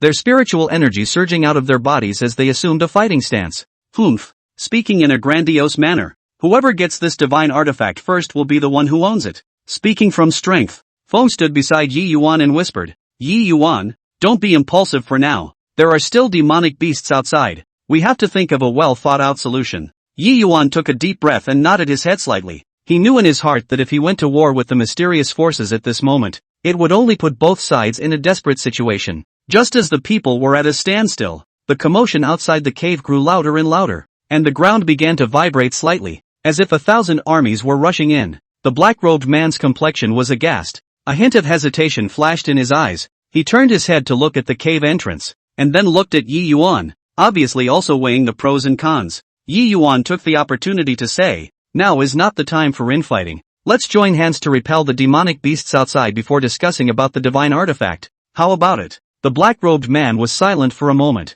and finally gritted his teeth. "Okay, we'll rely on you first, but when the demonic beasts are resolved, the divine artifacts belonging can't be yours." As soon as the words fell, a group of demonic beasts that were shaped like wolves with bizarre flames burning around them rushed into the cave. These flaming wolves were extremely fast. Their mouths spewed out blazing flames, creating a sea of fire wherever they went. Yi Yuan shouted. His hands quickly formed a seal and summoned a wall of ice, temporarily blocking the attacks of the flaming wolves. The black-robed man was also not willing to show weakness. He waved his staff, and countless black vines drilled out from the ground and swept towards the flame wolves. The flame wolves were entangled in the vines and let out gurgling screams, but as they struggled, the flames burned hotter and actually burned the vines to the point of making them sizzle. Feng was holding a magic weapon and looking for the flame wolf's breakage on the side. Suddenly he realized that the flame wolf's abdomen was weaker, so he condensed his spiritual energy and a sharp sword chi was shot to the abdomen of a flame wolf and managed to kill it. The other members of the mysterious forces also cast spells, and for a while, the cave was strewn with spell lights and shouts of killing. Yi Yuan fended off the attacks of the flame wolves while keeping an eye on his surroundings. He realized that the flame wolves seemed to be driven by some kind of power, constantly launching attacks without any intention of retreating. As the battle continued, the crowd gradually felt physically exhausted, while the flame wolves kept coming. Yi Yuan was anxious in his heart. He knew that going on like this was not a solution. He had to find the commander of the flame wolves in order to completely solve this crisis. Just then, he suddenly felt a mysterious power fluctuation coming from the depths of the cave, which seemed to have some kind of connection with the flame wolf. Yi Yuan's heart stirred as he shouted to Feng and the black-robed man, "I'll go to the depths of the cave to take a look. I'll leave this place to you guys." After saying that, he ignored the crowd and rushed towards the depths of the cave. In the depths of the cave, Yi Yuan discovered a mysterious figure. The figure's entire body was shrouded in a black mist and its face could not be seen. Yi Yuan stopped vigilantly and drank. "Who are you? Why are you driving these demonic beasts to attack us?"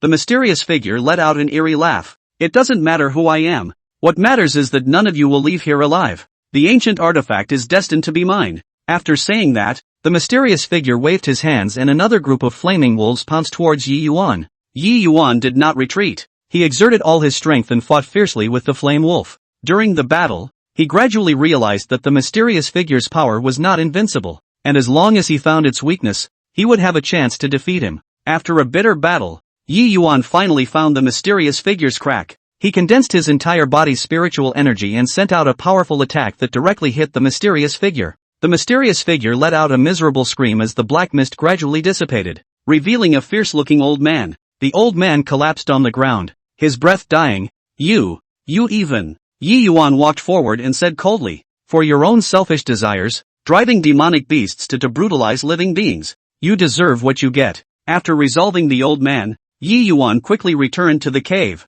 At this time, the flame wolves outside had lost their command and became flustered. Yi Yuan and the crowd took the opportunity to launch an attack and quickly repelled all the flame wolves. However, when they were ready to continue searching for the ancient artifacts, they found a strong vibration coming from the depths of the cave. Chapter 92. Enter the second level of the test of wisdom. The intense vibrations coming from the depths of the cave caused the entire cave to shake, with debris constantly falling overhead. Yi Yuan and the crowd glanced at each other. A trace of worry flashed in their eyes, but their determination to explore the artifacts made them not retreat. This vibration came at a strange time. I'm afraid that a divine artifact is about to come out. The black-robed man gripped his staff tightly, his eyes filled with greed as he took the lead and ran towards the source of the vibration. Yi Yuan and Feng also followed immediately, with the rest of the mysterious forces following closely behind. As they continued to go deeper and deeper, a stone door emitting a shimmering light appeared in front of them. The stone door was engraved with strange runes, which flickered and flickered as if they were telling ancient secrets. Yi Yuan stepped forward and carefully observed these runes. With his knowledge of the ancient books and his previous clue study, he gradually deciphered the meaning of the runes. This stone door requires a specific fluctuation of spiritual energy to open, Yi Yuan said, while starting to mobilize the spiritual energy in his body, trying to resonate with the runes. Feng also assisted at the side, integrating his spiritual energy into it. Seeing this, the black-robed man was secretly anxious in his heart. He was not willing to be preempted by Yi Yuan, and he also drove the members of the mysterious forces to gather their spiritual energy together in an attempt to force open the stone door. For a while, two different attributes of spiritual energy collided and intertwined around the stone door, with light overflowing. Suddenly, the stone door let out a loud bang and slowly shook. The crowd all held their breath and gazed nervously at the stone door. Just as the stone door was about to open completely, a powerful backlash surged out from within the door, sending the crowd flying out. Yi Yuan stabilized his stance and wiped the blood from the corner of his mouth. His heart was filled with doubts. Why is this force rejecting us so much? Could it be that we opened it in the wrong way? Feng stood up, frowning and thinking for a moment. Perhaps this artifact is choosing its master, and we are going against its will by forcing our way in like this. The black-robed man climbed up from the ground, his face full of unwillingness. Whatever will it is, I must get the artifact. With that, he ignored the power of the backlash and rushed towards the stone door once again. This time, just as the black-robed man approached the stone door, he was knocked back by a powerful light, and his entire body fell heavily to the ground, seriously injured. When the other people from the mysterious forces saw this, they all showed fear and didn't dare to easily come forward again. Yi Yuan looked at the black-robed man who was struggling in pain with mixed feelings in his heart. He walked forward and handed a healing elixir to the black-robed man. Heal your wounds first. Trying blindly like this will only put us all in danger. The black-robed man looked up at Yi Yuan. A complex look flashed in his eyes before he finally took the elixir and took it. Under the effect of the elixir, his injuries gradually stabilized. Yi Yuan, thanks to you this time, the black-robed man said in a low voice, his tone a little less arrogant than before. Yi Yuan nodded slightly. We are in the same boat now. Only by working together will we have a chance to find the artifact and solve this mystery. The people sat around and began to discuss their strategies. Yi Yuan spoke in detail about his understanding of runes and divine artifacts, and Feng added some insights of his own. After some discussion, they finally found the correct way to open the stone door. Yi Yuan once again walked to the stone door and carefully mobilized his spiritual energy to communicate with the runes on the stone door according to the agreed method. This time, the runes no longer repelled, but slowly lit up, resonating harmoniously with Yi Yuan's spiritual energy. As the runes lit up, the stone door slowly opened, and an ancient and mysterious aura came out. Everyone stood up, nervously and expectantly looking towards the door. Inside the door was a huge stone room, in the center of which hovered an object emitting colorful light, the very ancient artifact that they had been searching so hard for. A ring of mysterious energy fluctuations surrounded the artifact, making people not dare to approach it easily. This is an ancient artifact, Feng said softly, his eyes full of shock. The crowd slowly walked into the stone room, and as they approached the artifact suddenly emitted a burst of intense light, and the light seemed to contain endless power and wisdom.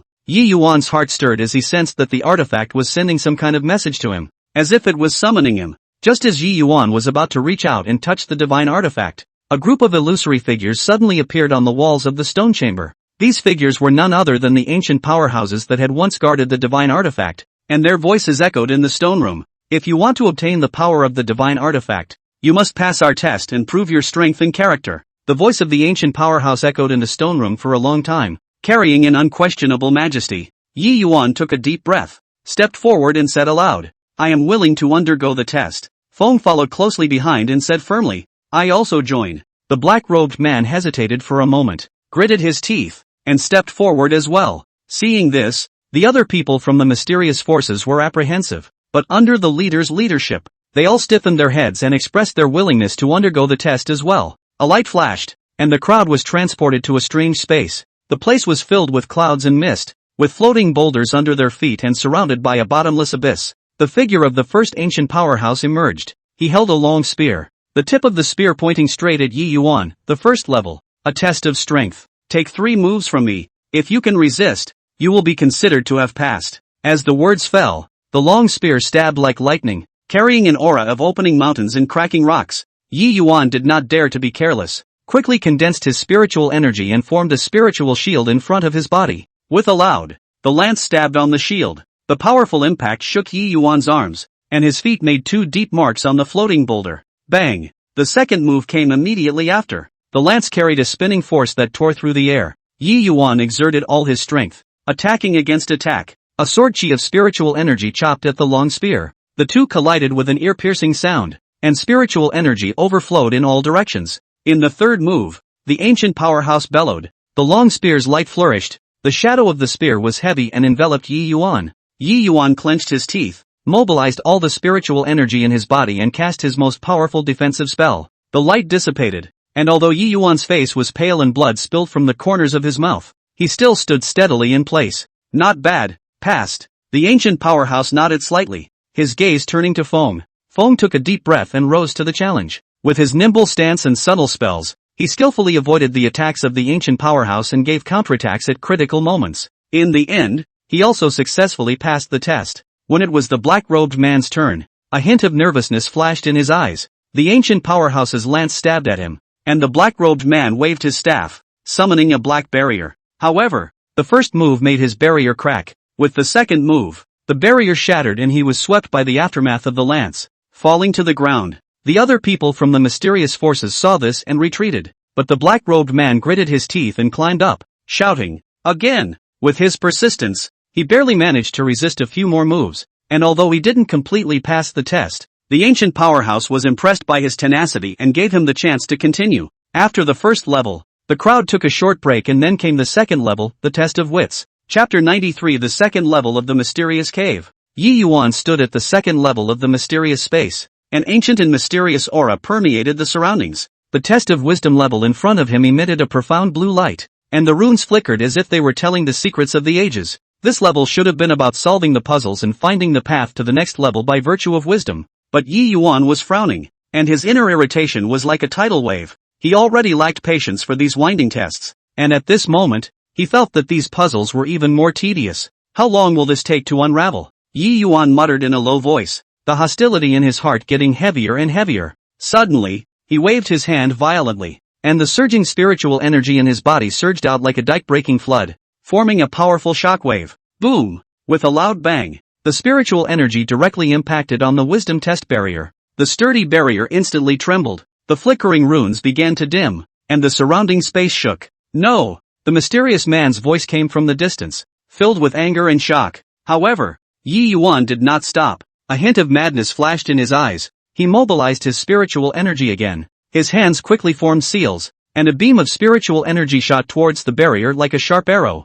Bang bang bang! Consecutive explosions rang out, and a crack appeared on the level, which spread rapidly, covering the entire level like a spider's web. In the end, the wisdom test barrier completely collapsed, turning into countless fragments and scattering all over the ground. The surrounding space seemed to have been drained of its power, and became dead silent. Crash! Yi Yuan gasped for air. Looking at the ruins in front of him, a trace of pleasure actually surged in his heart. The mysterious man appeared in front of Yi Yuan, He was dressed in a black robe. His face was shrouded in a layer of shadows that made it impossible to see his expression. He only let out a cold laugh. You think you can escape like this? Too naive. As the mysterious man's words fell, the space around him began to distort, and an evil and powerful aura came over him, only to see the mysterious man's hands dancing rapidly and chanting under his breath. Suddenly, he shouted, "Present!" In an instant, a group of devils surged out of the void. These devils took different forms. Some of them were huge, towering like mountains. Some of them had a fluttering figure, as elusive as a ghost. Their eyes flashed with a blood-red light, and they opened their bloody mouths, letting out a hissing roar as if they wanted to devour everything. "Kill him!" The mysterious man pointed at Yi Yuan and yelled. The devils surged towards Yi Yuan like a tidal wave. Their speed was extremely fast, and wherever they passed, a black crack was torn out of the space. Yi Yuan's face changed. He did not expect the mysterious man to summon so many demons. However, he did not have the slightest fear. Instead, the flame of battle was lit up in his eyes. Good timing! Yi Yuan roared, his clothes hunting as he once again mobilized the spiritual energy in his body, forming a golden shield around him. The first devil rushed over. It waved its huge claws, bringing up a gust of fishy wind and grabbing viciously at Yi Yuan. Yi Yuan's figure flickered like a ghost to avoid the attack. At the same time, he blasted out with a fist. Golden spiritual energy wrapped around the fist, hitting the demon head heavily. Ow! The devil head let out a miserable scream and was sent flying out, crashing into the distant mountain wall, which instantly collapsed. However, the other devils did not retreat. Instead, they pounced on Yi Yuan even more frantically. Yi Yuan weaved in and out of the group of devils. His figure was like a golden bolt of lightning, and every strike was accompanied by the screams of the devils. However, the number of devils was simply too many, and Yi Yuan gradually became a bit overwhelmed. His shield began to crack under the attacks of the devils, and several more wounds were added to his body, with blood staining his clothes red. Humph! Struggle! This is your downfall. The mysterious man stood in the distance, coldly watching this with a smug smile on his face. Yi Yuan gritted his teeth and secretly pondered on countermeasures in his mind. He knew that sooner or later, he would be exhausted by the demons if this continued. Suddenly, his eyes lit up and he had an idea in his mind. He took a deep breath and mobilized all the spiritual energy in his body, gathering it between his hands. "Break for me!" Yi Yuan roared. His hands pushed out violently, and a golden pillar of spiritual energy shot towards the group of demons like a shooting star. Boom! Wherever the pillar of spiritual power light reached, the demons flew into ashes, and the powerful impact shattered the surrounding space. The mysterious man's face changed drastically. He didn't expect Yi Yuan to be able to burst out with such a powerful force in such a difficult situation. This isn't over yet. Yi Yuan took advantage of the short-lived chaos that appeared in the group of devils, and with a flash of his body, he rushed towards the mysterious man. Yi Yuan was like a golden lightning that sped towards the mysterious man, the spiritual energy around him surging as if it was going to set this heaven and earth on fire. When the mysterious man saw this, his heart was startled, but his years of mystical cultivation allowed him to quickly calm down. He quickly made seals with both hands and recited words under his breath, only to see a black shield instantly appear in front of him. The runes on the shield flickered and emitted a bizarre light. Yi Yuan did not slow down in the slightest. He only had the mysterious man in his eyes, and the anger in his heart burned even brighter. He fiercely blasted out his fist. The golden spiritual energy and the black shield collided together with a deafening roar.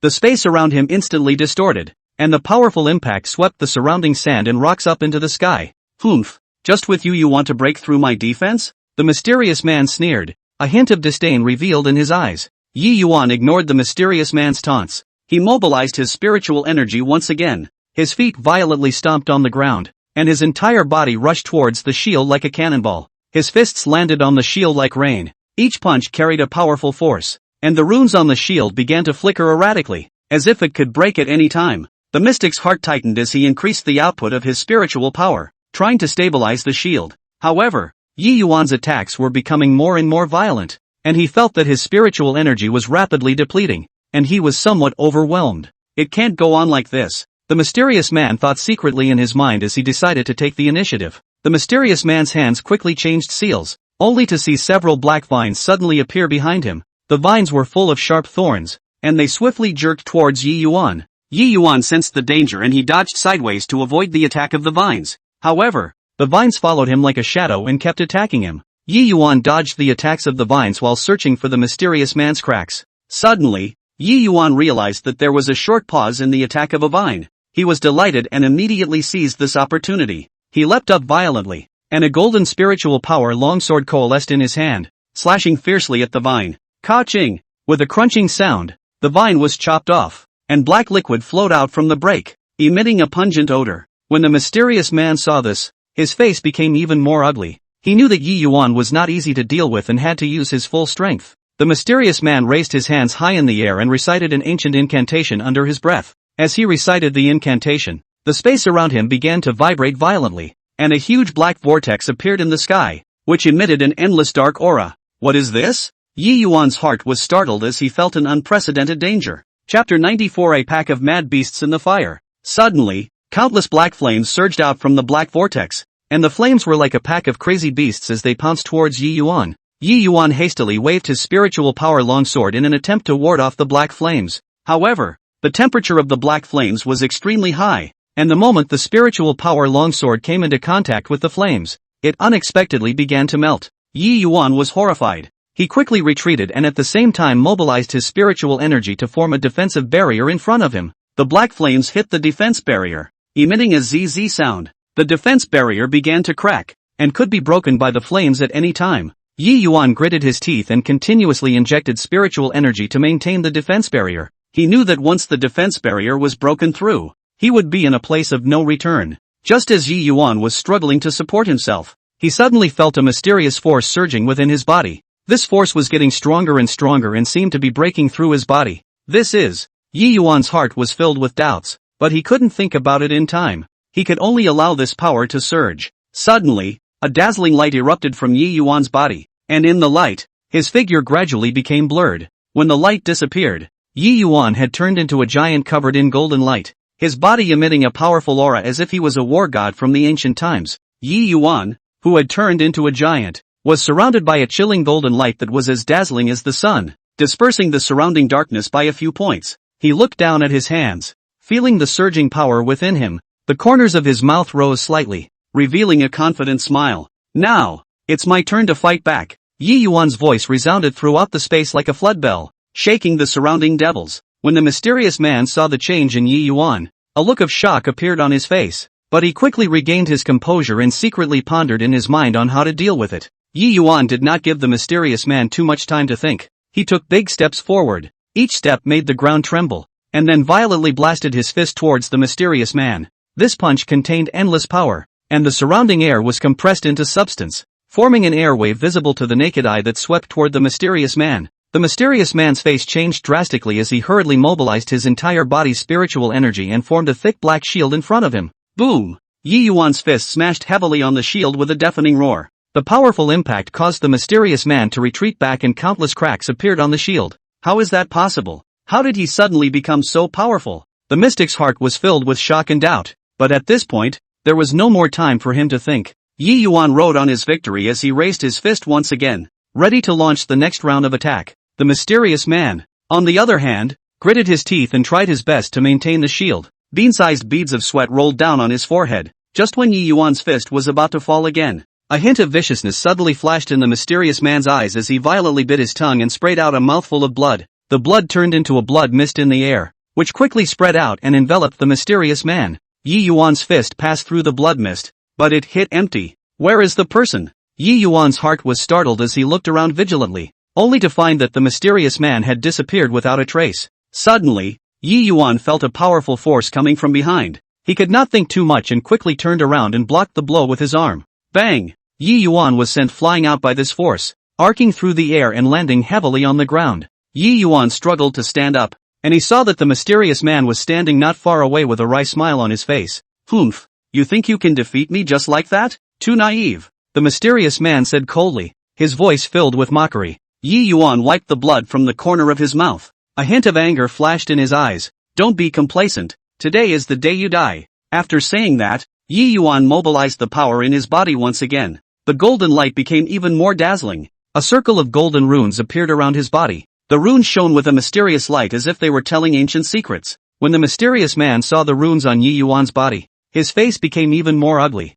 and he had a vague sense of foreboding in his heart. Yi Yuan shouted, and the runes on his body quickly converged together to form a huge golden warhammer. A powerful aura emanated from the warhammer that was intimidating. Take that! Yi Yuan roared, gripping his warhammer with both hands as he charged towards the mysterious man. His speed was extremely fast, like a golden lightning, and he arrived in front of the mysterious man in an instant. The mysterious man tried to dodge, but Yi Yuan's attack was too fast for him to react. The mysterious man could only mobilize his spiritual energy again to form a defensive barrier in front of him. Yi Yuan did not hesitate in the slightest. He raised his warhammer high and slammed it down. Boom! The warhammer collided with the defense barrier and let out a shocking bang. The powerful impact shattered the surrounding space, and the mystic's defense barrier was completely shattered under this blow. The mystic was sent flying out by the power of the warhammer, his body crossing the sky like a shooting star and landing heavily on a distant mountain wall. The mountain wall instantly collapsed, and countless stones rolled down,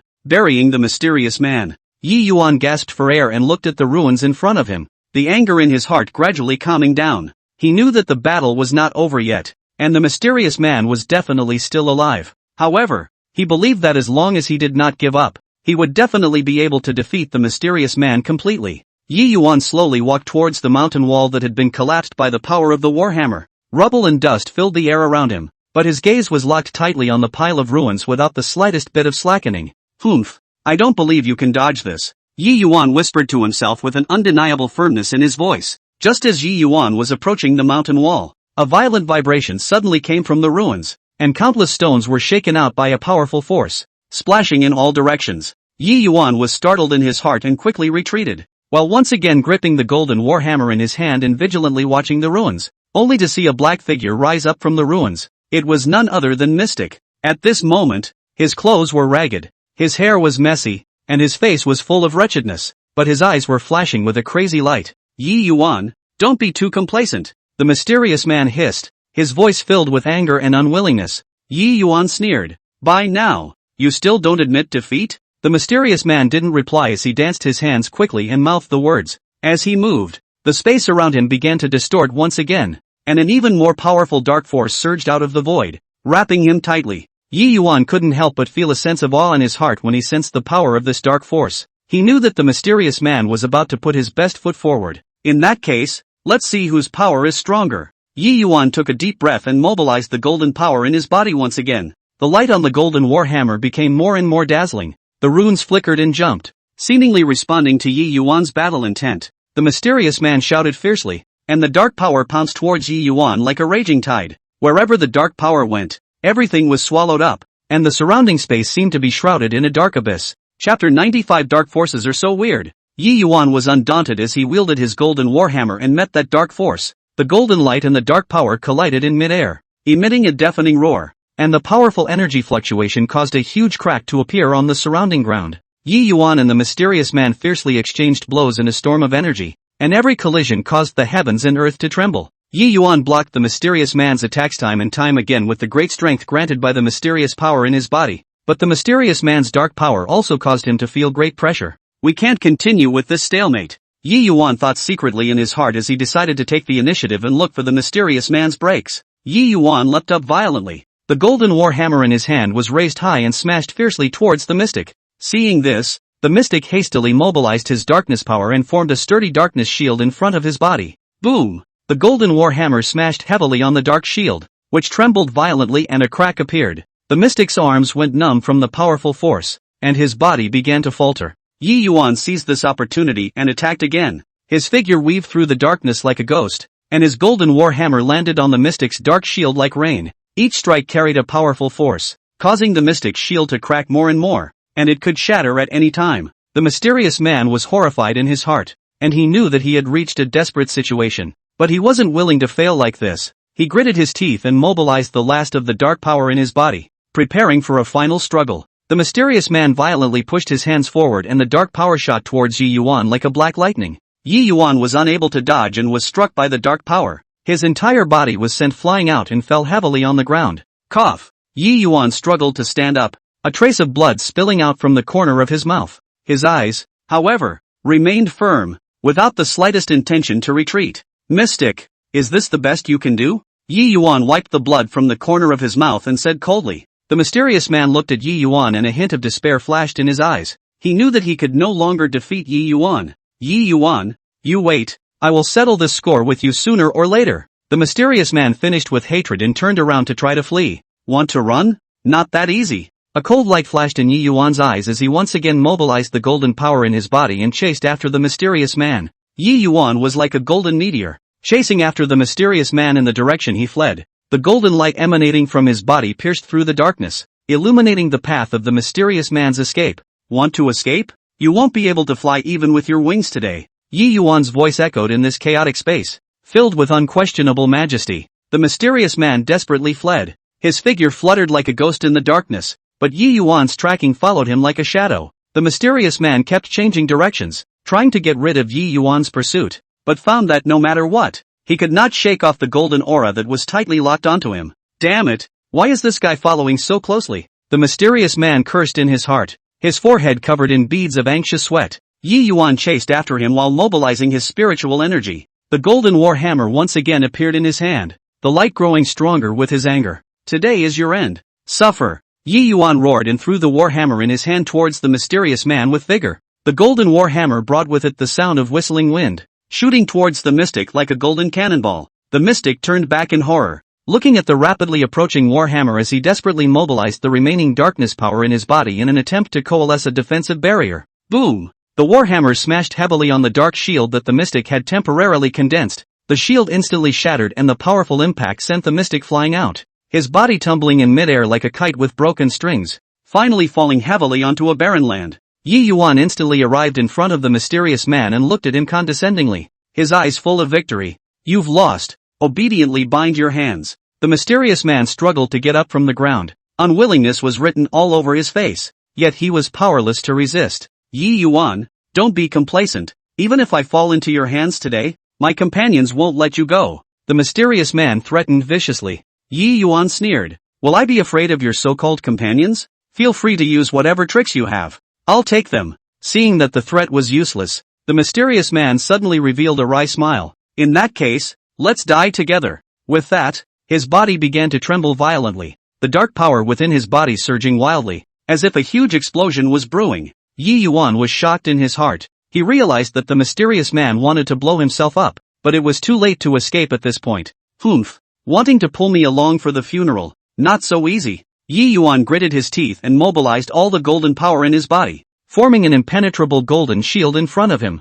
Boom! The mysterious man finally detonated the dark power within his body, and an earth-shattering explosion rang out across the barren land, the dark energy spreading out in all directions like a raging tidal wave, flattening everything in its path. Yi Yuan endured the onslaught of dark energy under the protection of his shield. His body was shaken by the powerful force and he retreated back and forth, and the ground under his feet was stamped out with deep footprints, but he always stood firm and did not let the darkness power hurt him in the slightest. When the aftermath of the explosion gradually dissipated, Yi Yuan slowly lowered his shield. His face showed a hint of fatigue, but more than that, it was the joy of victory. He looked at the mess in front of him and felt a lot of emotions in his heart. It's finally over, Yi Yuan said softly, knowing that although he had won this difficult battle, there were more challenges waiting for him in the future. Yi Yuan took a deep breath and calmed down, turning around and preparing to leave this battlefield. Suddenly, he felt a faint aura coming from the ruins, which was very familiar, yet with a hint of strangeness. Yi Yuan's heart stirred as he quickly walked towards the direction where the scent came from and searched carefully in the ruins. Finally, he found a small figure under a huge stone slab. It was a teenager who was enveloped by the power of darkness. His face was filled with pain and confusion. This is... Yi Yuan's heart was filled with doubts as he crouched down and carefully carried the teenager out from under the stone slab. Just the moment he touched the teenager, the dark power in the teenager's body surged towards him as if it wanted to devour him. Yi Yuan was startled in his heart and immediately operated his spiritual energy to resist this dark force. His brows were furrowed and fine beads of sweat broke out on his forehead, but he did not let go of his hold on the teenager. This dark power is so weird. Yi Yuan gritted his teeth and whispered to himself. Just when Yi Yuan was about to be unable to support himself, the mysterious golden power in his body surged once again and fought against the dark power. Under the suppression of the golden power, the dark power gradually retreated and the aura on the teenager's body gradually smoothed out. Yi Yuan took a long breath and looked at the teenager in his arms, his heart filled with doubts. Who exactly are you? Why are you possessed by a dark power? The teenager slowly opened his eyes. A trace of confusion and fear flashed in his eyes. He opened his mouth but failed to speak. Chapter 96 Lost teenagers along the way. Inside the cave, the light was dim and the smell of dampness pervaded. Yi Yuan was planning to find a dry place to rest his feet when he turned around and his eyes fell on the teenager in the corner. The teenager was thin and huddled there, as if trying desperately to hide himself. Yi Yuan walked a little closer, and through the faint light coming through the cave entrance, he carefully surveyed the teenager. At this look, he couldn't help but be taken aback. The teenager's shirt was shattered, exposing skin covered in cuts, scratches, bruises, and some marks that looked like they had been left by a sharp object piercing them. Those wounds were deep or shallow, some still oozing blood, shocking to the eyes. How did you get this? Yi Yuan couldn't help but ask, his voice filled with concern. The teenager looked up with a guarded and wary look in his eyes and didn't speak. Yi Yuan understood that the teenager was not trusting him yet. He also stopped pursuing the matter and just said gently, "Don't worry, I don't mean any harm. I'll take you out to treat your injuries." The teenager hesitated for a moment, as if weighing something, before finally nodding. Yi Yuan carefully helped the teenager up for fear of hurting him. The two of them slowly walked out of the cave, and the sunlight outside spilled over all at once, stinging one's eyes a bit. Yi Yuan helped the teenager to sit down on a rock at the entrance of the cave, while he himself began to observe the surroundings. Although he didn't come to this mountain often, he knew that there were quite a few spiritual herbs hidden in the mountain, some of which were very helpful in curing injuries. He took a deep breath, discerned the direction, and headed deeper into the mountains. The mountain forests were thick with grass and the path underfoot was a bit rough and difficult to navigate. Yi Yuan kept an eye on the surrounding movements while carefully searching for traces of spirit grass. Suddenly, his eyes lit up, and he spotted a few familiar spirit grasses by a damp patch of grass. That's hemostatic herb. It works wonders on wounds to stop bleeding. He quickly walked over, squatted down, and carefully uprooted the spirit grass. Then,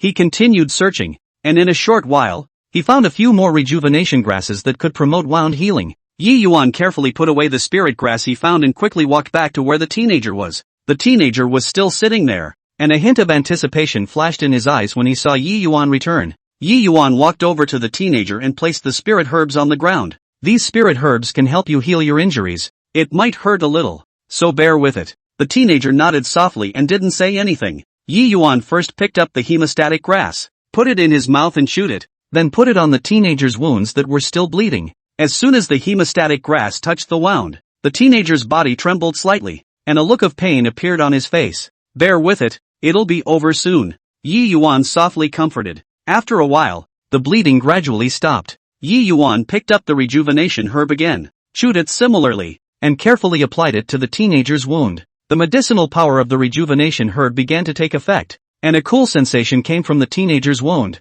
and the pain seemed to have lessened a lot. Yi Yuan applied it while observing the teenager's expression. How does it feel? The teenager softly spat out two words. Much. Yi Yuan smiled and continued to seriously treat the teenager's wounds. After treating the wound, Yi Yuan found some clean vines and bandaged the teenager's wound. Alright, no problem for now. Yi Yuan stood up and patted the dust on his body. But you still need to take care of this injury. You can't move around. As the teenager looked at Yi Yuan, the wariness in his eyes gradually dissipated and was replaced by gratitude. Thank you, the teenager said sincerely. Yi Yuan waved his hand. A small matter. How did you get it like this? The teenager was silent for a moment and slowly spoke. I was chased by my enemies and fled here. Yi Yuan frowned. Enemies? Why are they after you? The young man sighed. It's a long story. My family was originally a cultivation family, but I was framed and my family fell, and those people still refused to let me go and chased me all the way here. Yi Yuan had a sigh in his heart. Don't worry.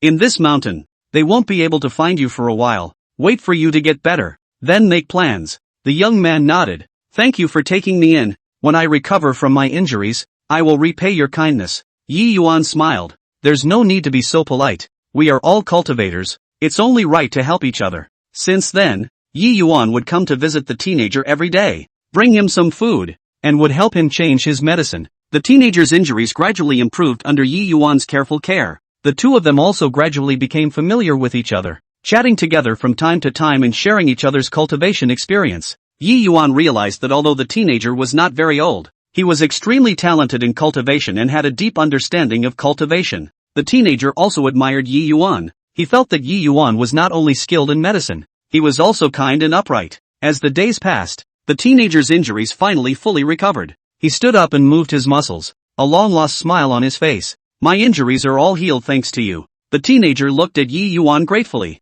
Yi Yuan smiled and said, It's good when it's good. What's your next plan? The teenager's eyes were firm. I'm going back to avenge my family and revitalize the clan. Yi Yuan patted the teenager's shoulder. I'm sure you'll be able to do it. If there's anything you need help with, just ask. The young man nodded. You are my savior. If there is any dispatch in the future, I will do my best. Yi Yuan looked at the teenager and his heart was filled with relief. He knew that it would be a thorny path that the teenager was embarking on, but he believed that with the teenager's courage and talent, he would be able to achieve his goal. The teenager bid farewell to Yi Yuan and turned towards the mountain. Yi Yuan stood still and watched the teenagers departing back until he disappeared from sight. I hope everything goes well for you, Yi Yuan said softly, his eyes filled with blessings. Subsequently, Yi Yuan also turned around and walked towards his own cultivation path. Although he didn't know what else he would encounter in the future, he knew that this encounter would become an unforgettable memory in his life. The sunlight sprinkled on the winding mountain road, and Yi Yuan's footsteps stepped on the ground mixed with gravel and dirt,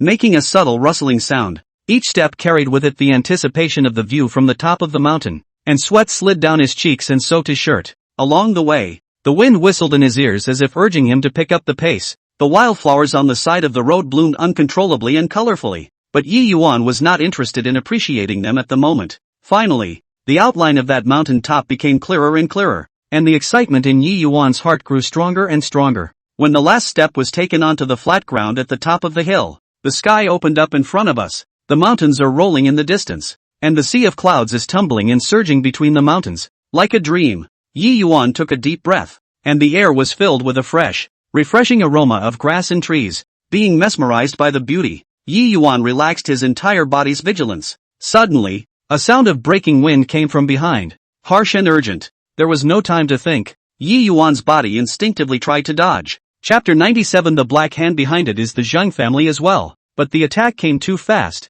and his shoulder was still struck by a powerful force. Yi Yuan's entire body stumbled forward a few steps and almost fell to the ground. Sharp pain instantly spread from his shoulder. Yi Yuan's body lost its balance and almost rolled down the hill. Steadying himself, Yi Yuan quickly turned around, trying to get a good look at the sneak attacker. Only a dark shadow, dressed in a black power suit, with its face covered by a black cloth, only revealing a pair of icy eyes. Before Yi Yuan could open his mouth to question, the black shadow attacked again. His movements were as agile as a panther's, and he held a sharp dagger in his hand, its cold light flashing. Yi Yuan sidestepped and dodged. The dagger grazed the corner of his coat and brought up a cold wind. Yi Yuan was shocked and angry in his heart. He had not offended anyone at the top of this mountain, so why would he suffer from this backstabbing? It was too late to think about it, as the black shadow's attacks came in waves after waves, deadly in every way. Yi Yuan could only keep retreating, looking for a chance to counterattack. The ground under his feet was not flat, and several times Yi Yuan almost tripped over rocks.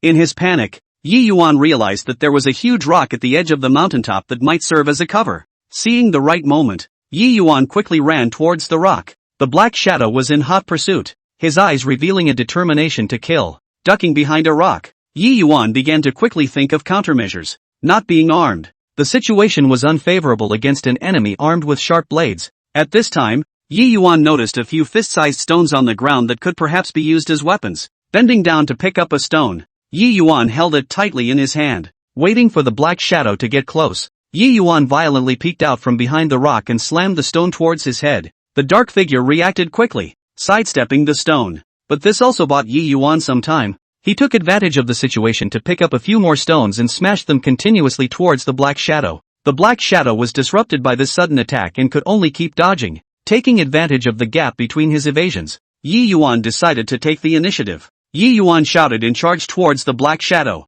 The black shadow obviously did not expect Yi Yuan to take the initiative to attack and was slightly stunned. At that instant, Yi Yuan raised his leg and kicked towards his abdomen. The kick was delivered with full force, and the black shadow took several steps back after being kicked. However, he quickly stabilized himself and lunged at Yi Yuan once again. The two fought fiercely at the top of the hill, the dust being raised around them. Every attack and dodge was accompanied by a test of life and death. Yi Yuan's stamina gradually declined, and his body also had a few more wounds, with blood staining his clothes red, and while the black shadow seemed to be a bit tired, his attacks still didn't weaken. Just when Yi Yuan was about to lose his support, he suddenly thought of a solution. Yi Yuan deliberately revealed a break, pretending to be physically exhausted as he stumbled on his feet. The black shadow really fell for it, thinking that Yi Yuan no longer had the power to fight back, and accelerated the speed of his attack. When he rushed to Yi Yuan violently crouched down and dodged his attack. At the same time, reaching out his arms,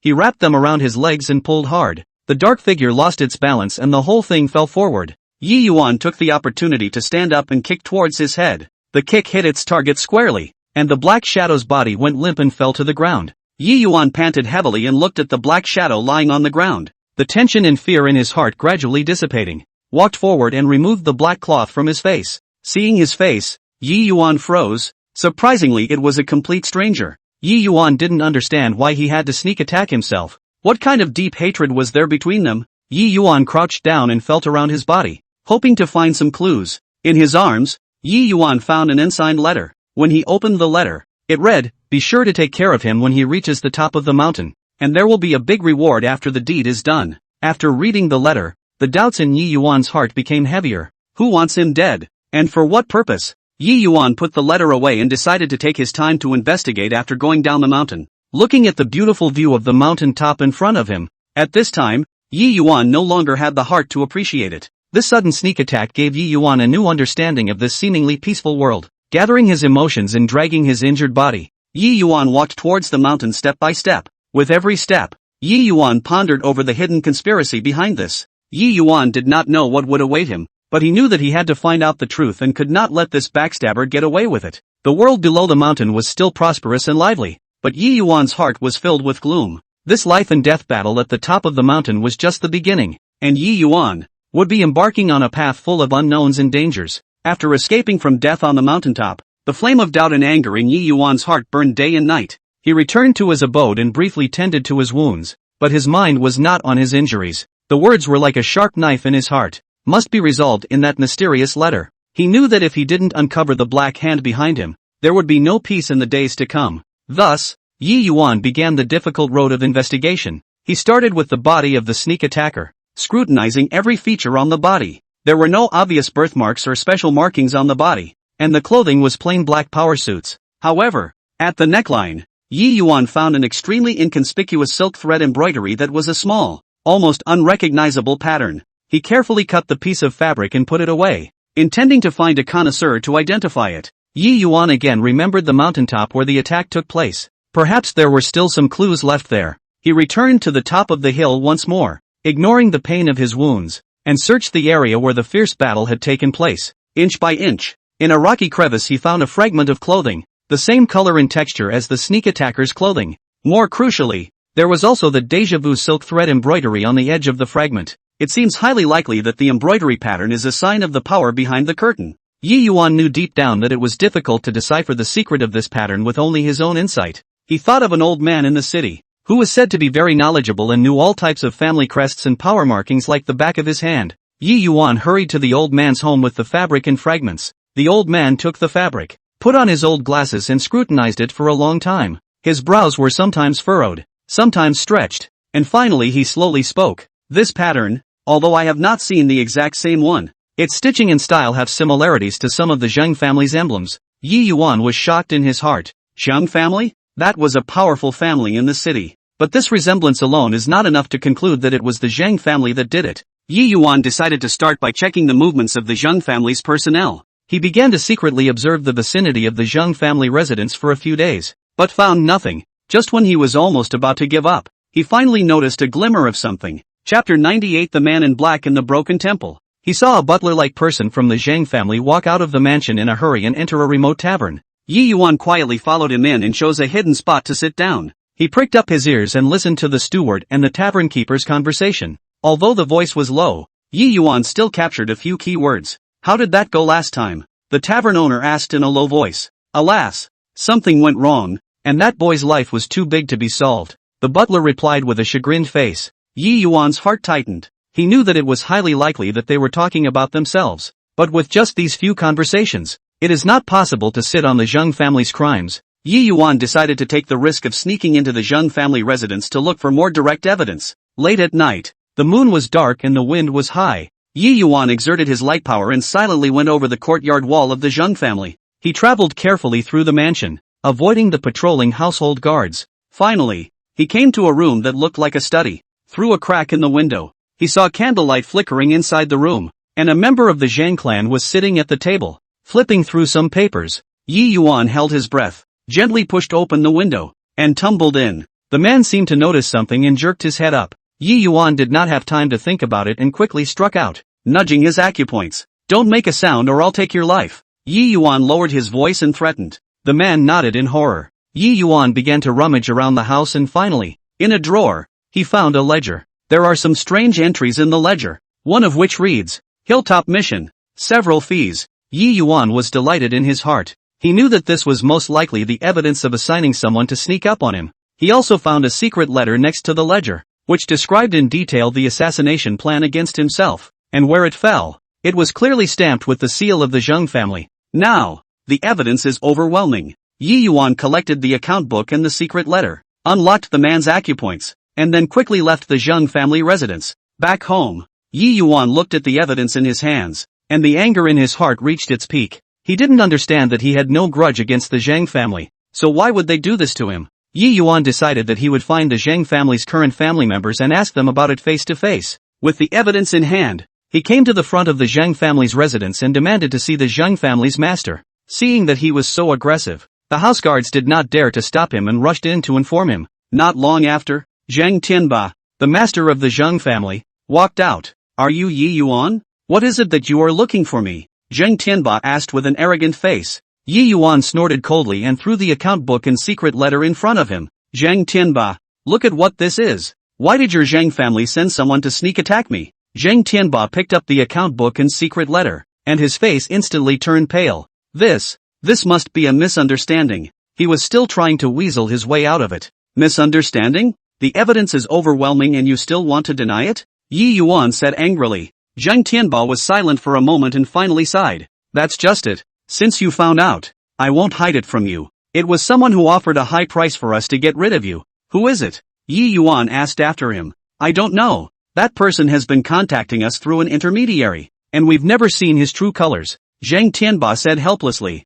Yi Yuan's heart sank, not realizing that there were deeper forces behind it, but at least, he had learned that the Zhang family was the party that was instructed. This matter will not be left alone. I will definitely find out the real culprit behind the scenes. Yi Yuan finished speaking and turned around to leave. Zhang Tianba looked at Yi Yuan's back and had mixed feelings in his heart. He knew that his family was in big trouble this time. Yi Yuan returned home and began to scrutinize the evidence in his hands, trying to find more clues from it. He understood that the fight was just beginning and that he, himself, had to be prepared for anything. He didn't know what awaited him ahead, but he only had one conviction in his mind, and that was to uncover the truth and make sure that the person behind the scenes got what he deserved. Day after day, Yi Yuan cultivated and improved his strength while continuing his investigation. He believed that if he persevered, one day, he would be able to solve all the mysteries, and that mysterious force hidden in the darkness will surely have nothing to hide under his pursuit. Yi Yuan carefully sealed the evidence he got from the Zhang family, which was his most important card at the moment. He knew that although the Zhang family had admitted to being instructed, the forces behind them were so intertwined that it would not be easy to uproot them. In order to obtain more clues, Yi Yuan decided to start with the middleman mentioned by the Zhang family. He once again came to that remote tavern, and when the tavern owner saw Yi Yuan, his face instantly turned white and wanted to turn around and flee. With a flash of his figure, Yi Yuan blocked his way. Boss, don't be in a hurry to leave. Let's have a good chat. Yi Yuan's gaze was like a torch, staring at the boss. The boss was trembling with fear. Master, I don't know anything, please spare me. Yi Yuan snorted coldly. I heard all the conversation between you and the Zhang family's butler. Don't pretend to be confused. Tell me, who is that middleman and where can I find him? The boss hesitated again and again, and finally spoke. I really don't know his real identity. Every time he takes the initiative to contact me, and trades in the abandoned broken temple in the west of the city. Yi Yuan was happy in his heart. He finally had a new clue. He let go of the boss. If you dare to lie to me, you know the consequences. After leaving the tavern, Yi Yuan rushed non-stop to the broken temple in the west of the city. The broken temple was in a state of disrepair, with mottled walls and overgrown weeds around it, making it look particularly eerie. Yi Yuan carefully walked into the broken temple and vigilantly observed the surroundings. Suddenly, a ghastly laugh came from the corner of the broken temple. You're quite capable of finding this place. Yi Yuan followed the sound and saw a person clad in a black cloak slowly walk out. The person's face was shrouded in shadows, making it impossible to see his appearance. You're the middleman? Why did you instruct the Zhang family to deal with me? Yi Yuan questioned loudly. The man in black did not reply but suddenly shot out. A black light shot towards Yi Yuan. Yi Yuan sidestepped to avoid it, and a ray of light grazed his arm. leaving a bloodstain. Humph. If you don't say it, then don't blame me for not being polite. Yi Yuan's heart ignited with rage as he performed his own stunts and fought fiercely with the man in black. The two of them went back and forth, and dust flew in the broken temple. Yi Yuan realized that this man in black's martial arts was very strange and his moves were so severe that he could hardly get the upper hand for a while. However, Yi Yuan did not flinch. He kept adjusting his tactics, looking for the black-clothed man's cracks. Just as the battle entered the white-hot stage, Yi Yuan suddenly realized that the black-clothed man's stance revealed a hint of a break. Without hesitation, he seized the opportunity and struck with all his might. The man in black was unable to dodge and was hit by Yi Yuan, falling to the ground. Yi Yuan quickly rushed forward and pulled off the cloak of the man in black. When he saw the face of the man in black, Yi Yuan was stunned that it was his fellow senior brother Li Ming. Senior brother, why you? We are from the same sect. Why are you doing this to me? Yi Yuan asked incredulously. Chapter 99. Have you ever thought that this day would come? Li Ming said with a bitter smile as blood spilled from the corner of his mouth. Senior brother, I can't help it. Someone threatened to kill my family if I didn't help him get rid of you. Who the hell is it? Yi Yuan pursued.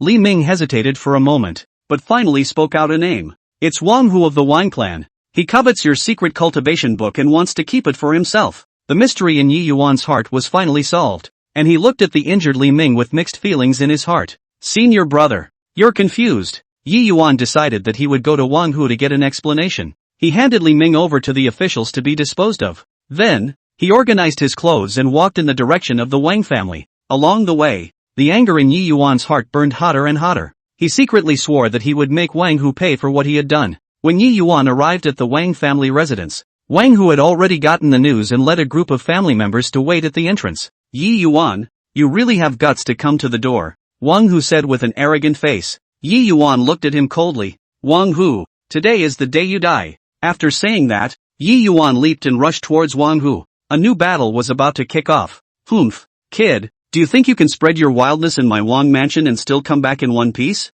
Wang Hu said. The corner of his mouth hooked into a mocking smile, then snapped his fingers. In an instant, there was a commotion within the royal residence, and a group of people suddenly surged out from the corners of the originally quiet long corridors and courtyards. These people were the guest secretaries kept within the royal residence, each of them dressed in strong armor, with a steady pace and a powerful aura around them. Go, take this brat down for me, Wang Hu ordered loudly, his voice echoing within the Wang mansion. The guest ministers quickly surrounded Yi Yuan, forming a tight encirclement, with vigilance and killing intent flashing in everyone's eyes. Yi Yuan did not panic in the slightest in the face of this sudden situation, but instead, he let out a soft sneer. He stood in the encircling circle, his stance erect, his sleeves fluttering gently in the breeze, looking exceptionally calm. Just based on you guys? Yi Yuan opened his mouth. His voice was not loud, but it carried an unquestionable confidence that resounded clearly in the ears of the crowd. It was clear in his mind that he had mastered the Tao of heaven and earth,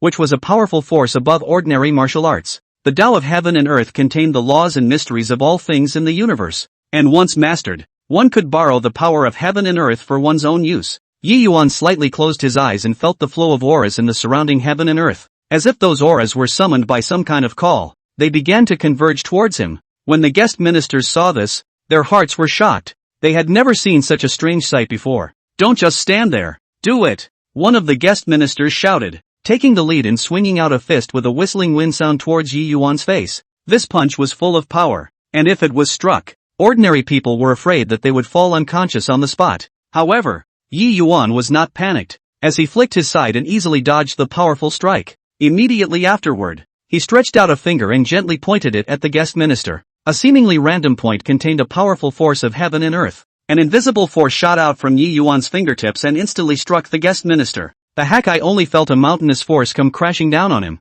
and he didn't have time to react in any way before he was sent flying out by this force. Bang! The Hakai's body slammed heavily against the wall of the royal mansion, making a dull sound, before sliding down, alive or dead. The other guest ministers were shocked when they saw the scene. They did not expect Yi Yuan's strength to be so terrifying. Attack together. Don't hold back, another guest secretary shouted, and all of them performed their own stunts. For a while, swords flashed and various martial arts moves attacked towards Yi Yuan. Yi Yuan stood in place, his hands quickly forming seals and reciting words under his breath. As he moved, the surrounding heaven and earth auras became even more furious, and they rotated around Yi Yuan, forming a huge aura vortex. All the moves that attacked Yi Yuan were easily dissolved the moment they came into contact with this aura vortex, as if a stone sank into the sea and disappeared without a trace. What kind of Tao is? This fear filled the hearts of the guest ministers as they began to realize that they were facing an opponent that they simply could not defeat. Wang, who stood on the sidelines, watching all of this,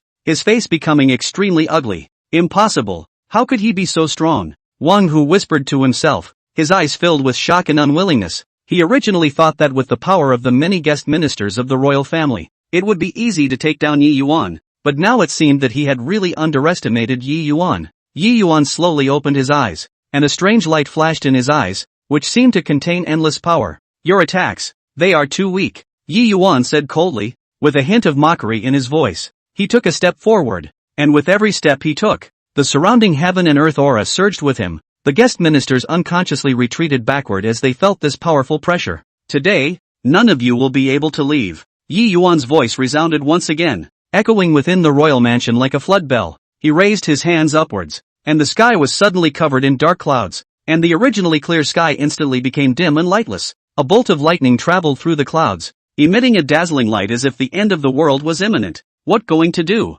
Is this? The guest ministers looked at the sky in horror as their bodies began to tremble. Wang, who was also scared pale by this sudden sight, he turned around to escape, but realized that his legs felt like they were nailed to the ground, unable to move a single bit. Yi Yuan recited under his breath, and as he did, a bolt of lightning roared down from the sky and struck towards the guest ministers. Ah! The guest ministers let out guttural screams. Under the lightning attack, they had no power to fight back. In a few moments, the courtyard of the royal residence was a mess, with the guest ministers sprawled out on the ground, their lives and deaths unknown. Yi Yuan slowly walked up to Wang Hu and looked at him condescendingly. Now, it's your turn. Yi Yuan's voice was cold and piercing, filling Wang Hu's heart with despair. Wang Hu collapsed to the ground and looked at Yi Yuan. The arrogance on his face had long since disappeared and was replaced by endless fear. Spare your life. Wang Hu's voice trembled as he begged with a sobbing voice. At this moment, he no longer had the same might he had when he instructed his guest ministers to surround Yi Yuan just now.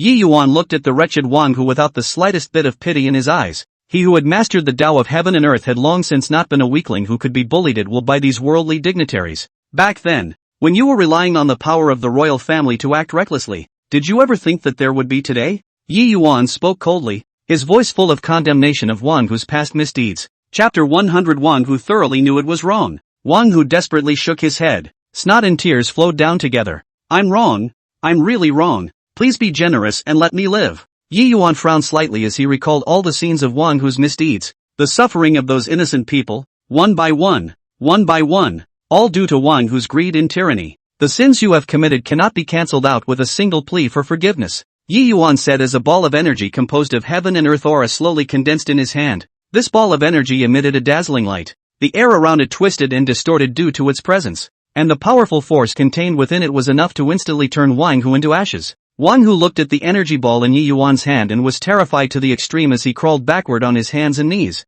trying to escape from this threat of death. No! Don't kill me! Wang Hu shouted in despair, his voice echoing in the empty courtyard of the royal mansion, appearing particularly desolate. Yi Yuan took a step forward. The energy ball in his hand slowly approached Wang Hu, who could even feel the blazing temperature emanating from that energy, as if it was going to scorch his soul. Just at the moment when the energy ball was about to touch Wang Hu, there was a sudden rush of hoofbeats from outside the royal residence. Yi Yuan was slightly stunned as he stopped his hand movements and turned his head to look in the direction of the gate of the royal residence, only to see a group of people in official uniforms rushing into the royal residence on fast horses, headed by a serious-faced official. Bold maniac! How dare you commit murder in the royal residence? The official chided loudly, with majesty in his voice. Yi Yuan snorted coldly. Committing murder? I am merely punishing this evil Wang Hu. The official looked at the corpses of the guest ministers sprawled on the ground, and then looked at the wretched Wang Hu, and his face became very ugly. No matter what,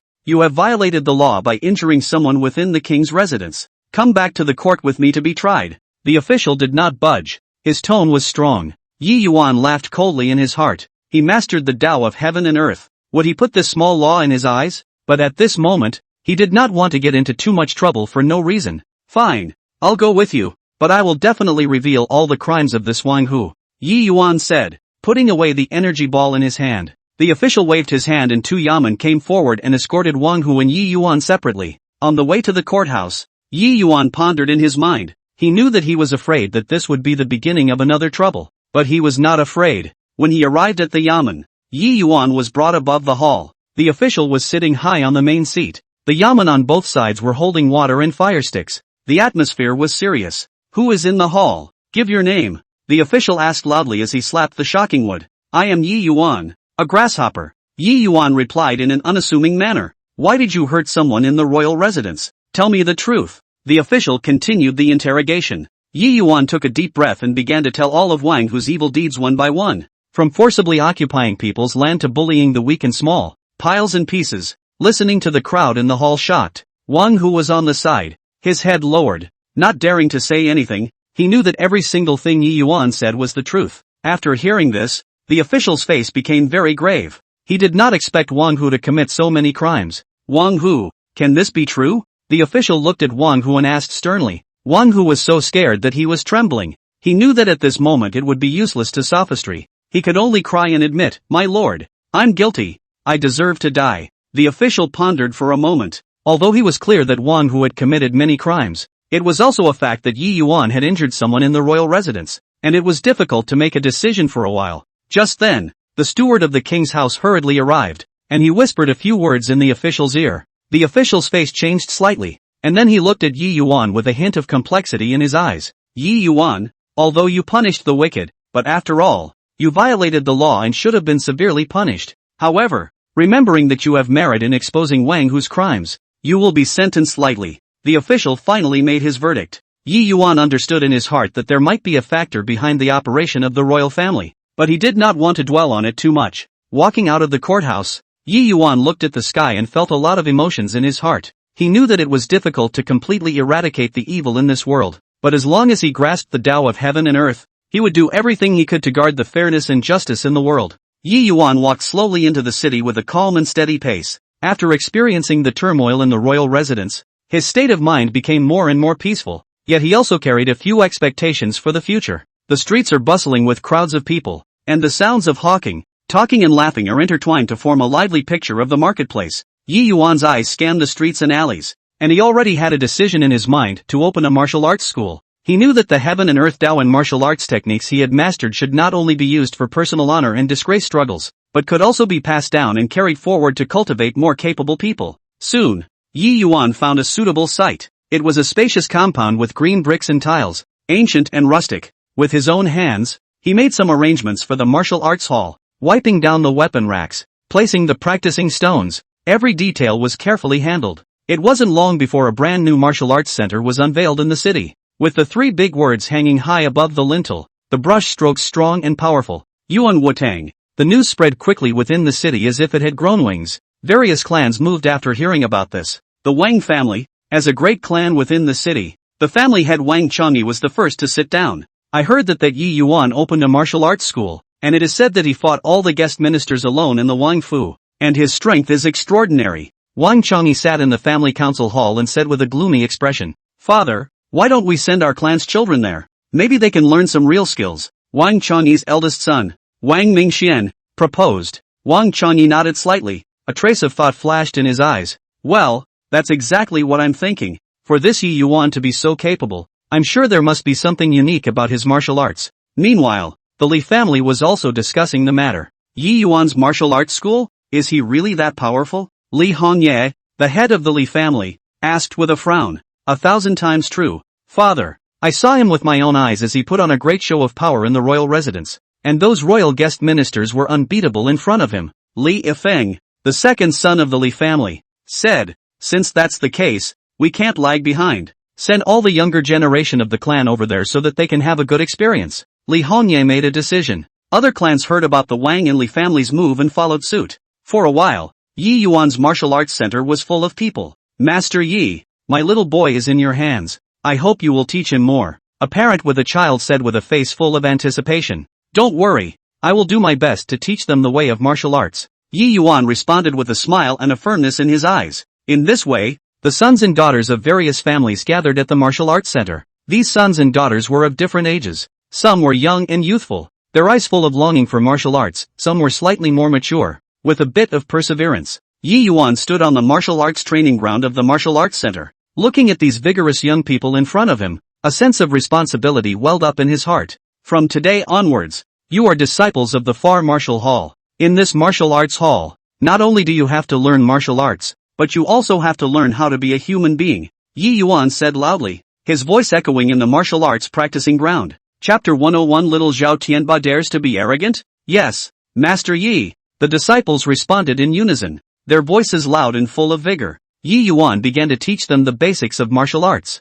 patiently explaining each and every step of the process, from the horse stance, practicing boxing, to the method of breathing and exhaling. Pay attention. When you tie the horse stance, your feet should be shoulder-width apart, your knees slightly bent, and your center of gravity sunk, Yi Yuan said as he demonstrated. The disciples carefully imitated and tried to adjust their posture. Although they were a bit rusty at first, under Yi Yuan's guidance, they gradually got the look. Master, am I right? A young disciple raised his head with a hint of doubt in his eyes. Not bad, the posture is standard. Keep it up. Yi Yuan walked forward and gently patted his shoulder to give encouragement. As time passed, the disciples' martial arts skills gradually improved. They practiced hard every day, sweating on the martial arts practice field. Yi Yuan's heart was filled with relief as he watched the progress of his disciples. He knew that these youngsters had taken a solid step on the path of martial arts. However, the development of the martial arts school was not all smooth sailing. There was an old martial arts school in the city, and when the owner,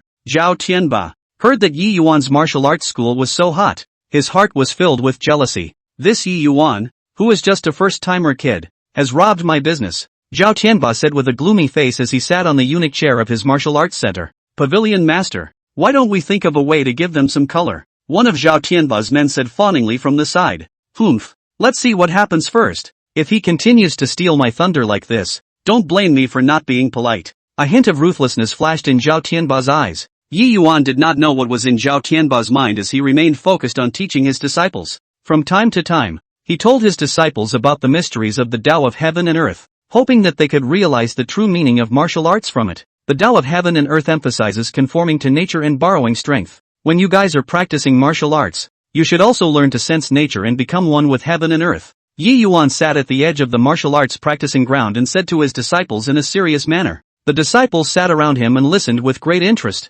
from time to time asking questions of their own. Master, then how should we sense nature? A disciple asked curiously. Go for a walk among the mountains and forests more often. Feel the wind blowing, the flow of water, the growth of flowers, plants and trees, and find inspiration from these natural phenomena. Yi Yuan patiently answered. Day by day, the reputation of the Far Martial Hall was getting louder and louder, and the strength of the disciples was also increasing. Yi Yuan knew that his path to the martial hall had just begun. On this day, the sun was shining brightly, and the disciples in Yi Yuan's martial arts center were practicing hard, with shouts rising and falling, full of vigor and vitality. Suddenly, a burst of noisy footsteps came, breaking the original rhythm in the martial arts center. The crowd turned their heads to look, only to see Zhao Tianba leading a group of men, aggressively walking into the martial arts center. Yi Yuan, get the hell out of here! Zhao Tianba shouted at the top of his voice filled with anger and provocation. Yi Yuan slowly walked out from the inner hall with a calm expression,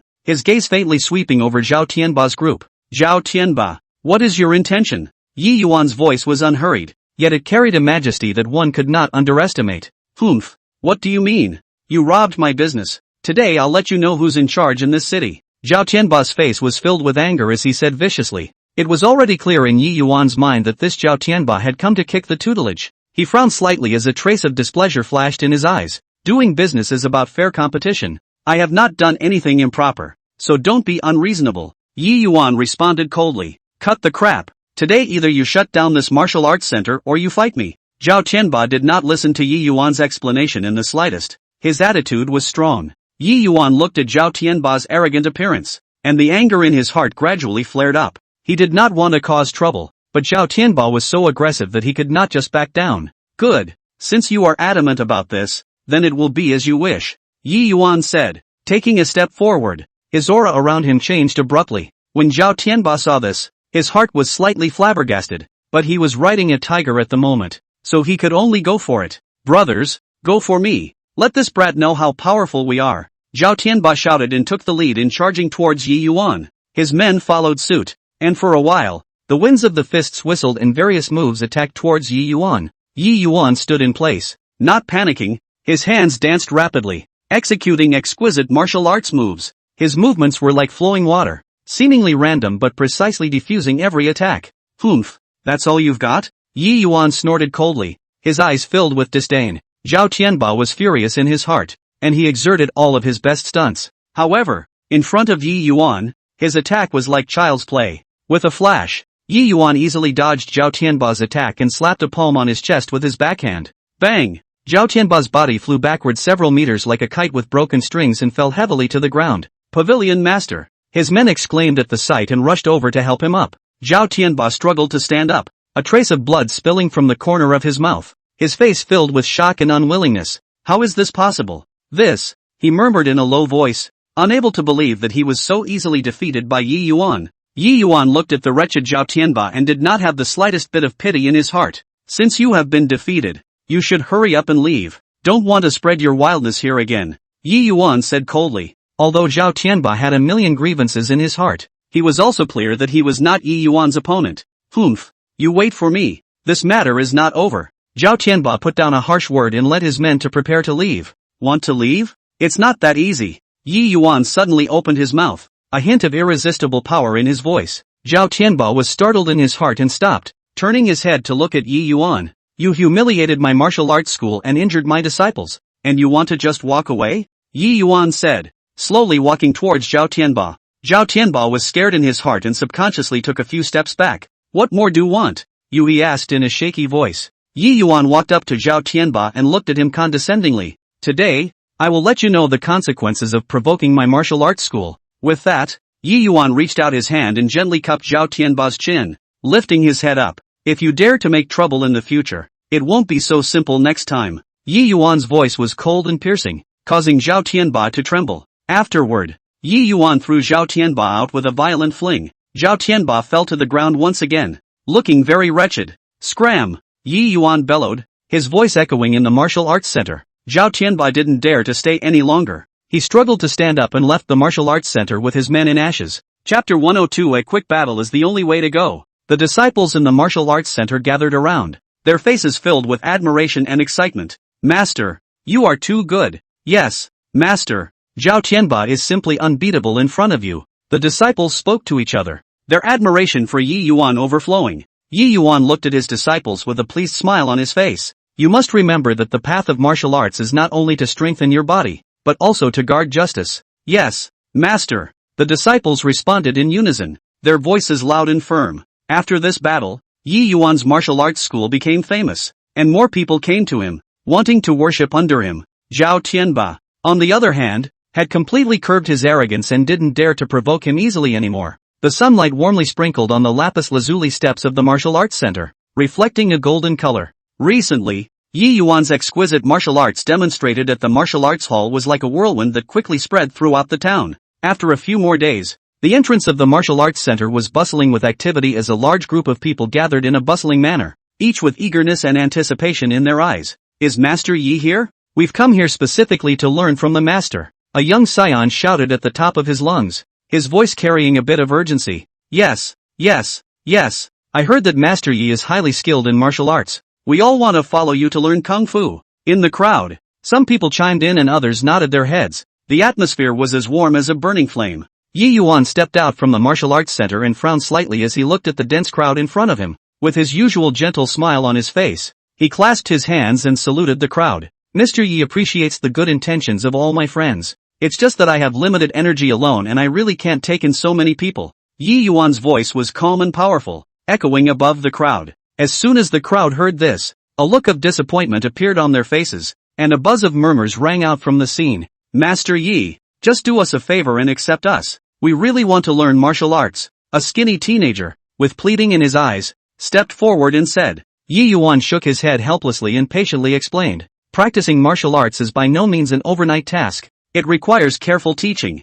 There are too many people. I can't guarantee that everyone can learn well. This is irresponsible to you. Despite Yi Yuan's reasonable words, there were still some people who showed dissatisfaction on their faces. In the crowd, a few big men with sturdy builds made a glance at each other and a hint of sinister flashed across their faces. Humph, not just a small martial arts schoolmaster, and he's still putting up a front. One of the big men muttered in a low voice. Although the voice was small, it carried a strong sense of resentment. That's right. We're so sincere, but he doesn't appreciate it. He'll have a good time in the future. Another big man chimed in, an unkind light flashing in his eyes. Yi Yuan naturally heard these whispers, but he just sighed softly and did not take it to heart. He continued to persuade the crowd to go back with good words and consider the matter of accepting disciples when he had the chance to do so in the future. The crowd gradually dispersed, but those few guys with grudges didn't go far. They hid in an alley near the martial arts center, their heads together, muttering in whispers. Just let it go? I can't swallow this breath. A guy with a face full of crossmeat said viciously, his fists clenched so tightly that his joints were white. Of course we can't just leave it at that. We have to think of a way to let him know the consequences of rejecting us. A hint of cunning flashed in the eyes of the other pointed-faced man, and he lowered his voice. They conferred in whispers for a long time, and a plan full of malice quietly took shape in their minds. As night fell, the moonlight was like water, sprinkling on the silent streets. Inside the martial arts school, Yi Yuan was practicing martial arts in the backyard, one move after another, flowing in the clouds and flowing in the water, showing his profound skills. Suddenly, a burst of noisy footsteps came from outside the martial arts center. Yi Yuan was startled in his heart, stopped his hand movements and looked at the doorway vigilantly. Bang bang bang! A sharp knock sounded on the door, appearing particularly abrupt in the silent night. Yi Yuan quickly walked to the door and opened it, only to see the resentful guys during the day standing at the door with a group of people with sticks and other weapons in their hands. What do you guys want? Yi Yuan looked at them coldly with a calm expression and a torch-like gaze. Humph, Yi Yuan, if you don't give us an explanation today, this martial arts center won't be able to continue. The big man in the lead waved the club in his hand and said viciously. A surge of anger welled up in Yi Yuan's heart, but he forced himself to hold it back and said in a deep voice, I've already spoken kindly. Why are you guys pushing people too far? Cut the crap. Either you take us in today, or don't blame us for not being polite. The other man followed suit and yelled, a hideous smile on his face. Yi Yuan understood in his heart that it would be difficult to settle today's matter. He took a deep breath, set up his stance and said coldly, in that case, don't blame me for showing no mercy. Under the moonlight, Yi Yuan's figure stood upright like a pine, and a clash was imminent. Boom! Yi Yuan exuded a biting aura around his body, contrasting sharply with this group of people with bad intentions.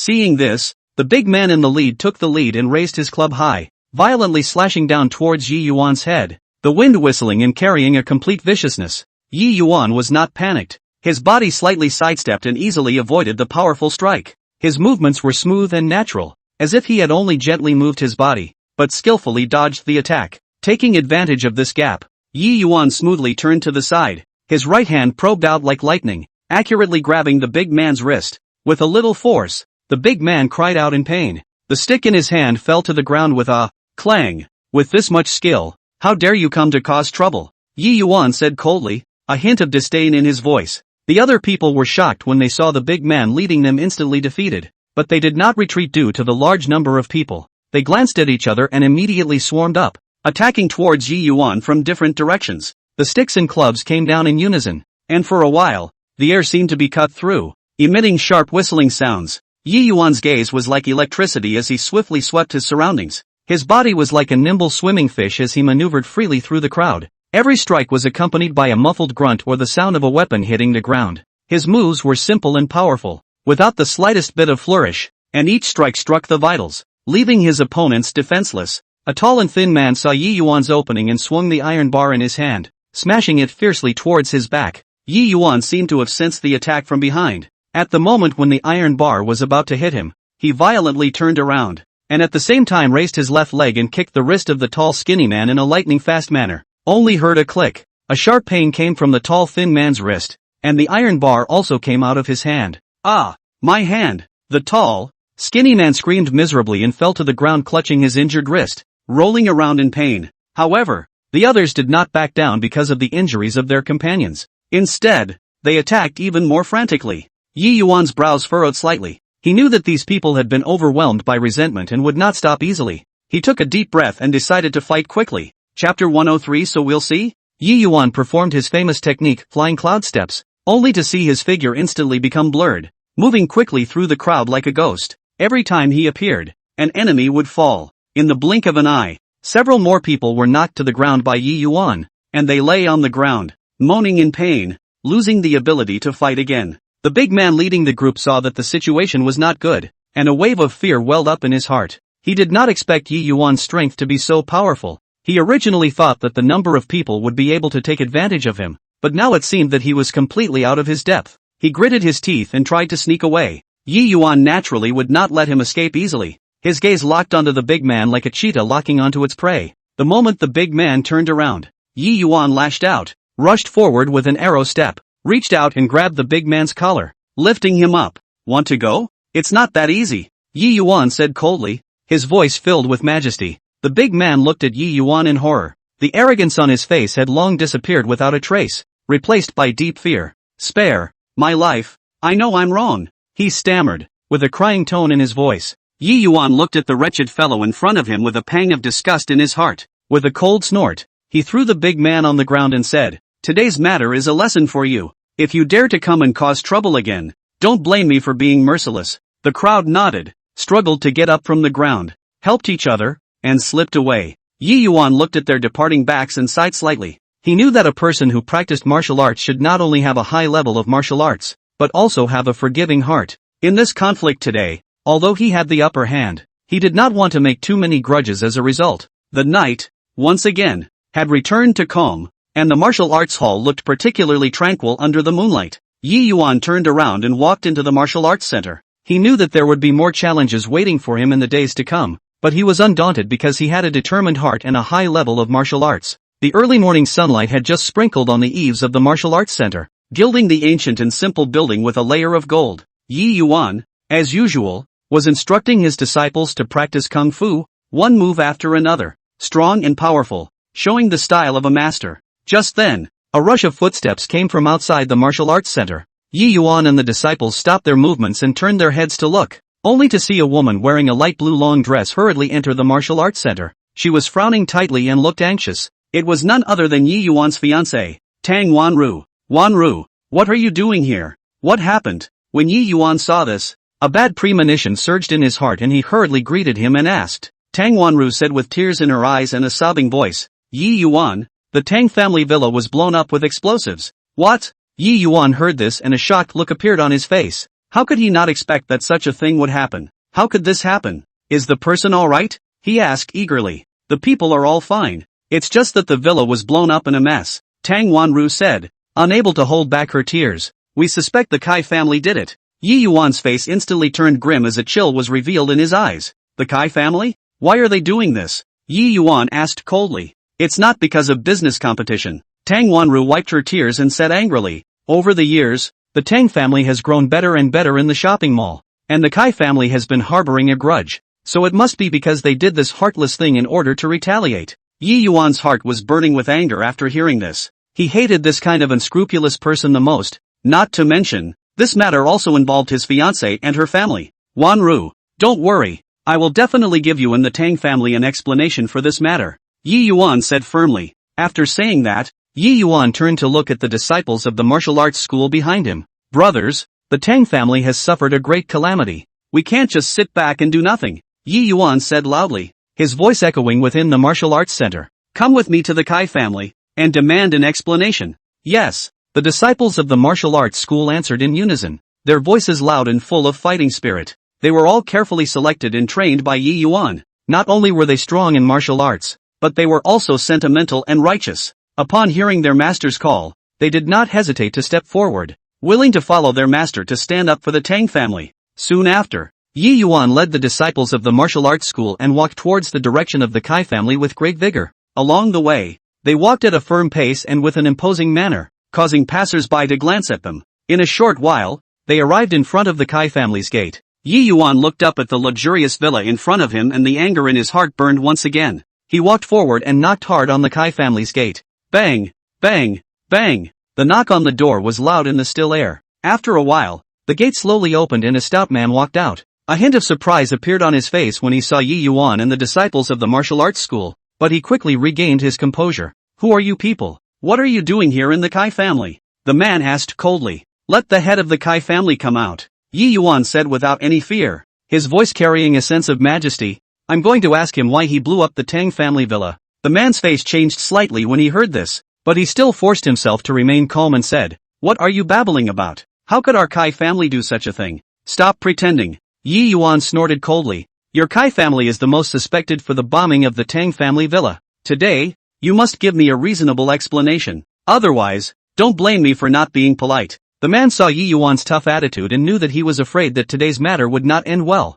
He turned around in a hurry and ran back inside the villa to report the situation to the head of the Kai family. Not long after, Kai Feng, the head of the Kai family, walked out with a group of people. He looked at Yi Yuan and the disciples of the martial arts school with a disdainful smile on his face. Who did I think it was? So it's Yi Yuan. Kai Feng sneered. What? What makes you say that I blew up the Tang family villa? Just based on your mouth? Kai Feng, don't play dumb here. Yi Yuan said angrily. Other than you, who else would lay hands on the Tang family? Don't think that you did it seamlessly. I will definitely find out the evidence and make sure that you are duly punished. Kai Feng's face became gloomy after hearing this. He knew that Yi Yuan was not one to be messed with, and he was afraid that today's matter would bring him big trouble if he didn't handle it well.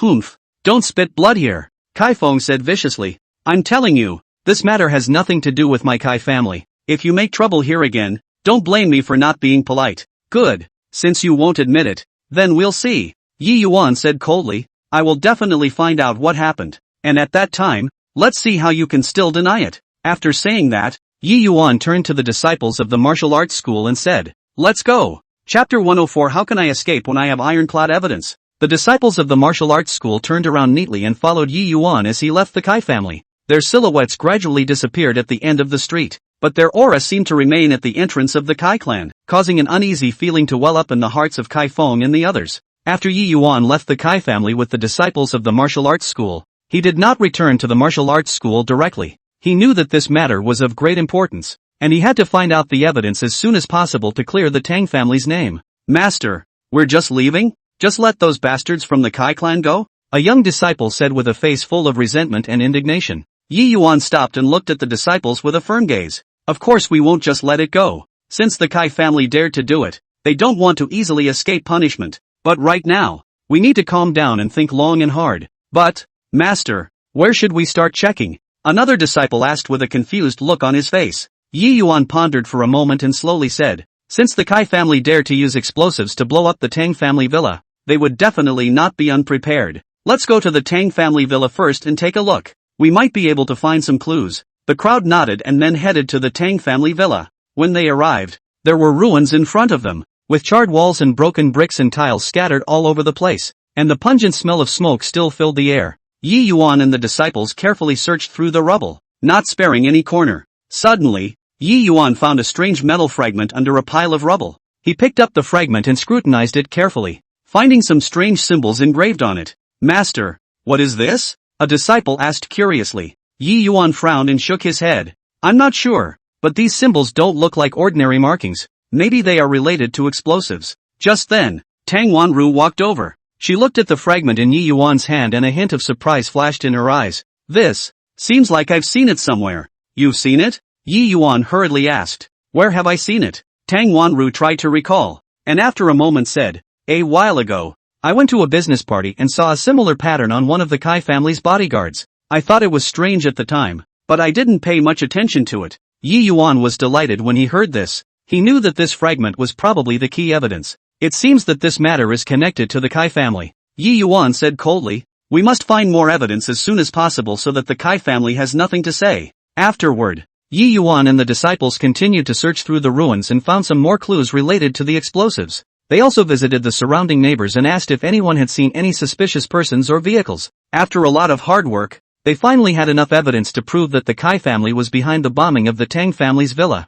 Yi Yuan brought this evidence and came to the Kai family again. This time, when Kai Feng saw Yi Yuan, his face became very ugly. He knew that he was afraid that the matter had been exposed. Kai Feng, you didn't expect it, did you? Yi Yuan said coldly, The evidence is overwhelming. Do you still want to deny it? Saying this, Yi Yuan showed the evidence in his hands one by one, and Kai Feng's face grew pale. How did find these? You Kai Feng asked with a trembling voice. After doing something bad, don't try to hide it from the world. Yi Yuan snorted coldly. Now, you must pay for what you did. Kai Feng knew that the tide had turned. He sat paralyzed on the ground with despair in his eyes. How could he not have expected that Yi Yuan would be so brilliant and find the evidence so quickly? When Kai Feng was sitting on the ground, his eyes full of despair, the atmosphere around him seemed to freeze. Everyone's attention was focused on the evidence in Yi Yuan's hand that was enough to convict him. No one had expected that a change would occur at this seemingly settled moment. Kai Feng's eyes flashed with a hint of viciousness, the madness of a trapped beast. He violently leapt up from the ground. His movements were as fast as lightning. His disheveled appearance was completely gone. He had only one target, Yi Yuan. Yi Yuan was concentrating on recounting the ins and outs of the evidence to the police officer beside him, when out of the corner of his eye, he suddenly caught Kai Feng's unusual movement. The sharp intuition cultivated from years of martial arts training allowed him to react instantly, and his body instinctively took a sharp step backward. Be careful. Seeing this, the disciples of the martial arts center cried out in alarm, their voices filled with anxiety and worry. Kai Feng's sneak attack did not fall short due to Yi Yuan's evasion. He adjusted his stance in the air, his right fist wrapped in the whistling wind sound, like a cannonball blasted towards Yi Yuan's chest. With this punch, he used his entire body's strength, carrying an endless amount of resentment and unwillingness. Yi Yuan's face flushed as a coldness flashed in his eyes. He quickly raised his left arm to block Kai Feng's powerful strike. With a muffled sound, the two arms collided together. The powerful impact caused the surrounding air to tremble. Humph! Yi Yuan stifled a snort. The sharp pain coming from his arm made him frown slightly, but his eyes grew more determined. He knew deep down that when facing an outlaw like Kai Feng, he must not retreat in the slightest. Kai Feng, do you think you can escape the sanctions just like that? Yi Yuan said coldly, his voice carrying an unquestionable majesty. Kai Feng, however, did not reply. He took advantage of Yi Yuan's speech and violently lifted his leg. His knee was like a sharp blade, toward Yi Yuan's abdomen. This move was unexpected and at a tricky angle, making it hard to defend. Yi Yuan was prepared for this as he dodged sideways, skillfully avoiding Kai Feng's attack. At the same time, his right hand quickly probed out, like an iron clamp, tightly grasping Kai Feng's wrist. Want to sneak attack me? You're not qualified, Yi Yuan said. His hand fiercely exerted force and twisted Kai Feng's arm backward. Kai Feng immediately let out a miserable scream as his body involuntarily leaned forward. Let go of me. Kai Feng struggled desperately, his face twisted with pain.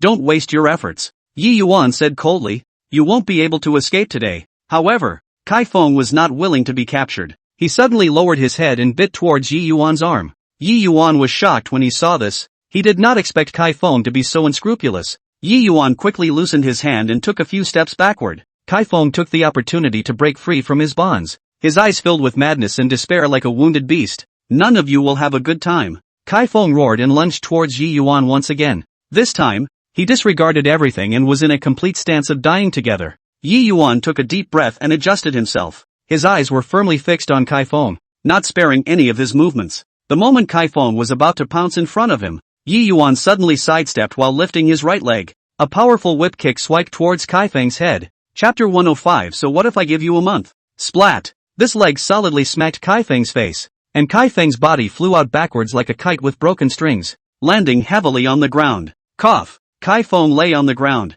coughing violently, a trace of blood spilling out from the corner of his mouth. Fear and despair finally appeared in his eyes, and he knew that he had completely failed. Kai Feng, you'd better obediently tie your hands. Yi Yuan stepped forward and looked at Kai Feng coldly. You will be punished sooner or later for all the bad things you have done. Don't be complacent. Kai Feng suddenly roared in anger, his voice echoing inside the boxing gym. This isn't over today. His voice was a little hoarse from anger, and every word felt like it was squeezed out from between his teeth. Yi Yuan stood in place with a calm demeanor, a faint smile hanging at the corner of his mouth. He gently moved his wrist. The fight that had just ended seemed to be just an easy warm-up for him. What? Can't afford to lose? Yi Yuan's voice was not high, but it was full of mockery. Kai Feng's face instantly turned red as he took a step forward. His fists clenched so tightly that his joints were white from the force. Don't be arrogant. He gritted his teeth and said, back then, you let me go back, and now I'm also putting down the word that in a month's time, I'm going to come to my door, to come and pick apart your martial arts school. His eyes revealed a sense of determination, as if he had already seen the moment of his victory. Yi Yuan raised his eyebrows slightly, a hint of disdain flashing in his eyes. So what if I give you a month? His tone was very flat, as if Kai Feng's challenge was nothing more than a trivial matter to him. I'll accompany you anytime. He lightly dusted off the non-existent dust on his body, as if this conversation had bored him. Kai Feng glared fiercely at Yi Yuan and turned around to stride down the ring. His footsteps were hurried and heavy. Each step seemed to announce his unwillingness and anger to the world. As he walked out of the martial arts center, he glanced back at the eye-catching signboard and secretly swore in his heart. Yi Yuan, just wait. In a month's time, I'll let you know how powerful I am. Returning home, Kai Feng dove headfirst into his training room. He looked at the room full of training equipment and a strong fighting spirit ignited in his heart. This month, I must train my ass off. I will make Yi Yuan pay for his contempt. He muttered to himself, his voice filled with determination. He began to develop a detailed training program, waking up before dawn every day to perform intense physical training. He sweated on the treadmill. Every time he lifted his legs, it was as if he was challenging Yi Yuan. Then, he started practicing boxing, slamming punch after punch into the sandbag as if the sandbag was Yi Yuan. Bang bang bang. The sandbag made a dull ringing sound and shook violently under his heavy blows. Kai Feng's arms were sore from the prolonged strikes, but he didn't have the slightest intention of stopping. His eyes glittered with madness as his mouth kept chanting, I want to win. I must win. On the other hand, Yi Yuan's martial arts center was still bustling with activity. The trainees were training seriously under the guidance of their coaches, and their laughter echoed throughout the martial arts center. Yi Yuan sat in his office and looked at the trainees training outside the window. His heart was very calm. Master, are you really not worried about Kai Feng? A young trainee walked into the office and asked curiously. Yi Yuan smiled faintly and shook his head. Worried? There's no need. His tone was very relaxed. If he wants to challenge, then let him come. I want to see how much progress he can make this month. His eyes revealed confidence, as if everything was under his control. Time flew by, and in the blink of an eye a month was about to pass. Kai Feng's training had also entered the final sprint stage. His body had become stronger and his punches were more powerful. He looked at himself in the mirror and a satisfied smile appeared on his face. Yi Yuan, are you ready? I'm coming, he said to himself in the mirror, his eyes filled with fighting spirit. Finally, the day of the appointment arrived. Kai Feng arrived at Yi Yuan's martial arts center early in the morning. He stood at the entrance of the martial arts hall, took a deep breath and straightened his clothes. Today is the day that I will snowball my shame, he thought in his heart before striding into the martial arts hall. Inside the martial arts center, Yi Yuan had been waiting for a long time. When he saw Kai Feng enter, he nodded slightly as a greeting. You're here. His voice remained calm, without the slightest ripple. Yi Yuan, today is your end, Kai Feng shouted, his voice filled with confidence. He moved his body and took a fighting stance. Yi Yuan smiled gently and stood up. Let's begin then. His tone was very flat, as if this was just an ordinary sparring session. The two of them slowly walked towards the ring, and the surrounding trainees gathered around with anticipation in their eyes. They all knew that this match today would be very exciting. In the ring, Kai Feng took the lead. Like a mad bull, he violently rushed forward. A powerful straight punch with a whistling wind sound, straight to Yi Yuan's face. Yi Yuan did not panic and slightly sidestepped, easily avoiding the powerful strike. There was a calmness in his eyes, as if all the attacks were in his prediction. Is that all you've got? The corner of Yi Yuan's mouth rose slightly, revealing a hint of a mocking smile. His voice was not loud, but it was like a thorn in Kai Feng's heart. Kai Feng's anger intensified in his heart as he roared. His feet moved quickly, constantly roaming around Yi Yuan, looking for an opportunity to attack. Immediately after, he unleashed a series of combinations, left hooks,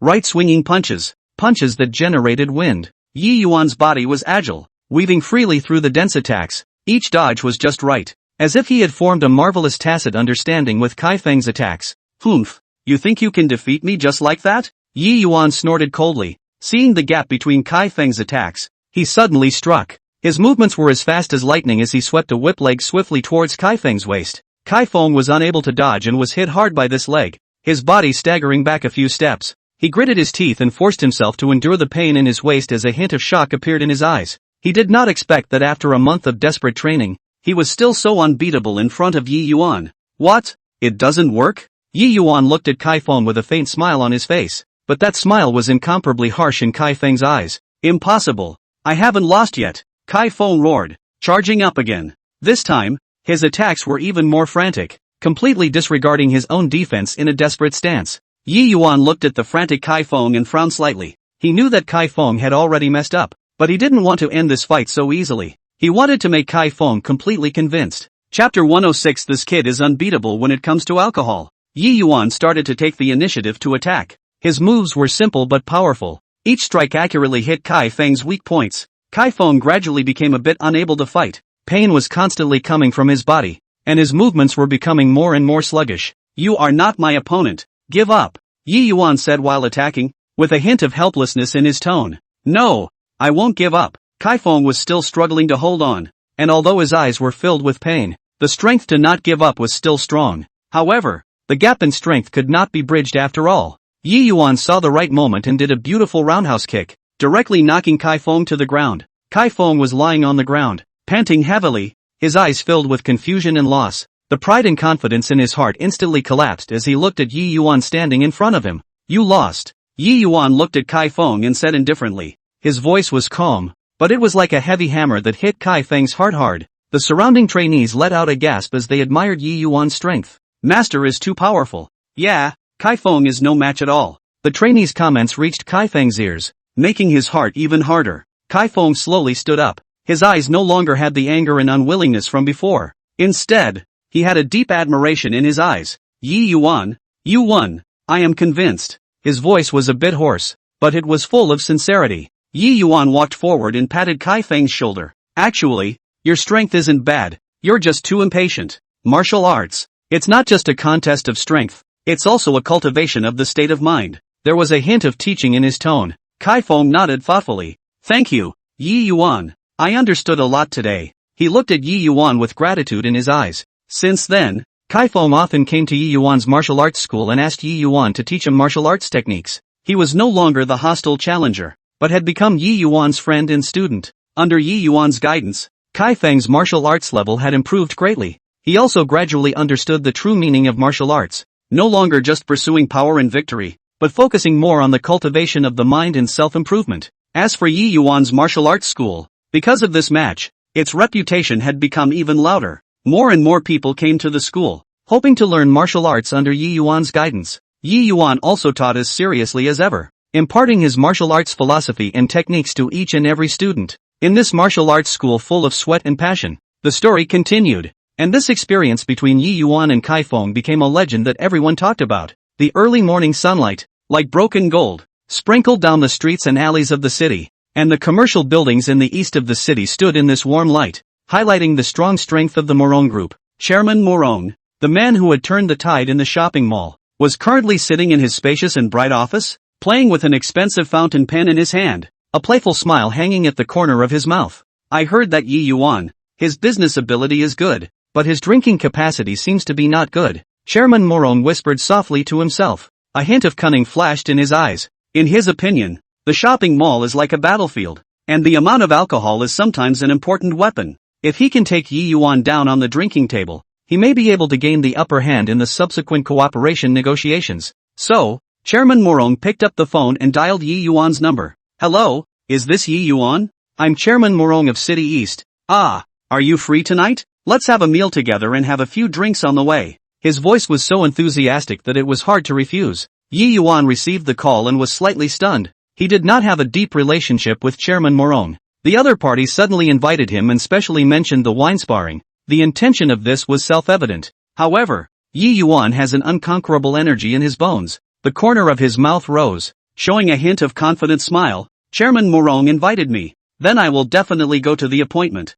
I won't see you tonight. After hanging up the phone, Yi Yuan pondered in his heart that this Chairman Morong was afraid that he wanted to give himself a hard time at the drinking table. Although Yi Yuan usually did not drink a lot, he still had some confidence in his drinking capacity. As night fell and the lights came on, the neon lights of the city flashed with colorful light. Yi Yuan arrived at the agreed luxury hotel room, and Chairman Morong had been waiting for a long time. Ha ha, Yi Yuan, you are finally here. Please take a seat. Chairman Morong greeted him with a smile on his face, but there was a hint of undetectable provocation hidden in his eyes. Chairman Morong, I've kept you waiting. Yi Yuan responded politely, wearing a faint smile on his face as he sat down calmly. The waiters quickly placed bottles of expensive white wine on the table. Chairman Morong picked up the bottle and personally filled it for Yi Yuan and himself. Come on, Yi Yuan, let's have a toast first. Welcome. He picked up the wine cup and tilted his head back to drink. Yi Yuan did not show any weakness either. He picked up the wine cup and drank the wine down in one gulp.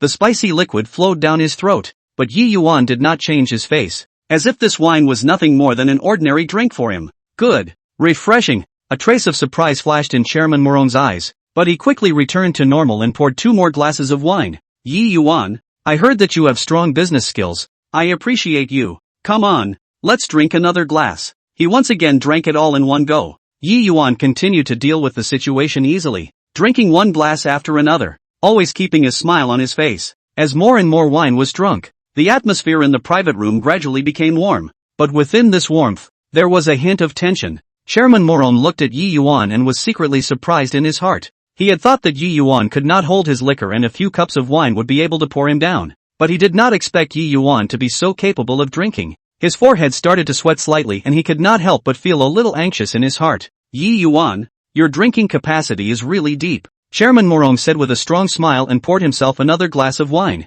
Come on, let's have another toast. Let's not get drunk today. There was a hint of forcefulness in his tone. Yi Yuan looked at Chairman Morong and understood his thoughts in his heart, but he did not care. He picked up his wineglass and clinked it with Chairman Morong once again before drinking it all. With the passage of time, Chairman Morong's eyes began to become disoriented, and his speech became a bit slurred. Yi Yuan, you what kind of alcohol do have in the end? He stammered. Yi Yuan looked at the somewhat drunken Chairman Morong and smiled faintly. Chairman Morong, I see that you've already had almost enough to drink. Why don't we stop here today? His voice was still clear, not the least bit drunk. Chapter 107. There really are people out there.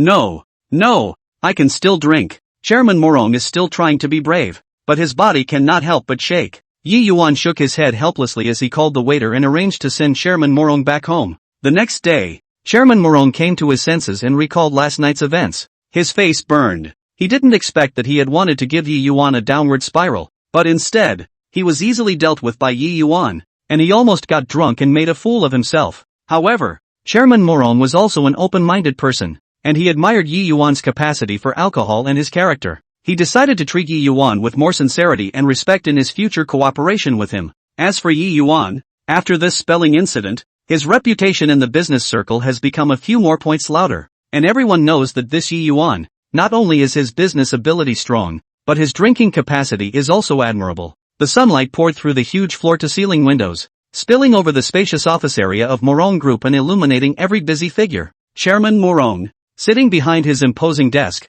was reminiscing about the drinking game with Yi Yuan a few days ago, and the corners of his mouth couldn't help but spread a bitter smile. At that moment, there was a soft knock on the office door. Come in, Chairman Morong answered. The door opened and a young handsome man walked in with big strides. It was Chairman Morong's nephew, Morong Shan. He had just returned from abroad, and his fashionable outfit showed off his unique taste. Uncle, I'm back. Morong Shan was full of smiles and his voice was full of vigor. Chairman Morong raised his head and saw Morong Shan. A pleased smile appeared on his face. Xiao Shan, you're finally back. How was the harvest of this trip abroad? Morong Shan walked over to the sofa and sat down, excitedly sharing what he had seen and gained abroad. After some conversation, the topic somehow turned to Yi Yuan. Uncle, I heard that you drank with someone called Yi Yuan the other day? Morong Shan asked curiously. Chairman Morong nodded slightly. A complex look flashed across his face. Yes, this Yi Yuan, looking inconspicuous, has a truly impressive drinking capacity. When Morong Shan heard this, a look of disbelief immediately appeared on his face. Oh, how powerful is it? I don't believe anyone can drink more than me. During these years abroad, Morong Shan often participated in all kinds of social gatherings, and his drinking capacity was also practiced quite well. In his opinion, drinking he hadn't been afraid of anyone yet. Don't underestimate him. That night I put my best foot forward and almost ended up drinking, yet he still acted like nothing happened. Chairman Morong said seriously, trying to make Morong Shan understand that Yi Yuan's drinking capacity should not be underestimated. Uncle, you must be rusty from not drinking for too long. Morong Shan waved his hand with disinterest. Wait for me to find a chance to have a drink with him, and let him know what it means to be a real drinker. His eyes were full of confidence, even a little conceited. Chairman Morong looked at Morong Shan and shook his head helplessly. Xiao Shan, this child of yours is just too competitive, but if you really want to drink with him, you have to be mentally prepared. He was well aware of Morong Shan's temperament. Once something was decided, it was hard to change. Morong Shan, however, didn't think so. He stood up and patted his chest. Uncle, just don't worry. I definitely won't disgrace you. After saying that, he started inquiring about Yi Yuan's contact information. Not long after, Morong Shan contacted Yi Yuan. Hello, is this Yi Yuan? I am Morong Shan, Chairman Morong's nephew. I heard that you're a great drinker.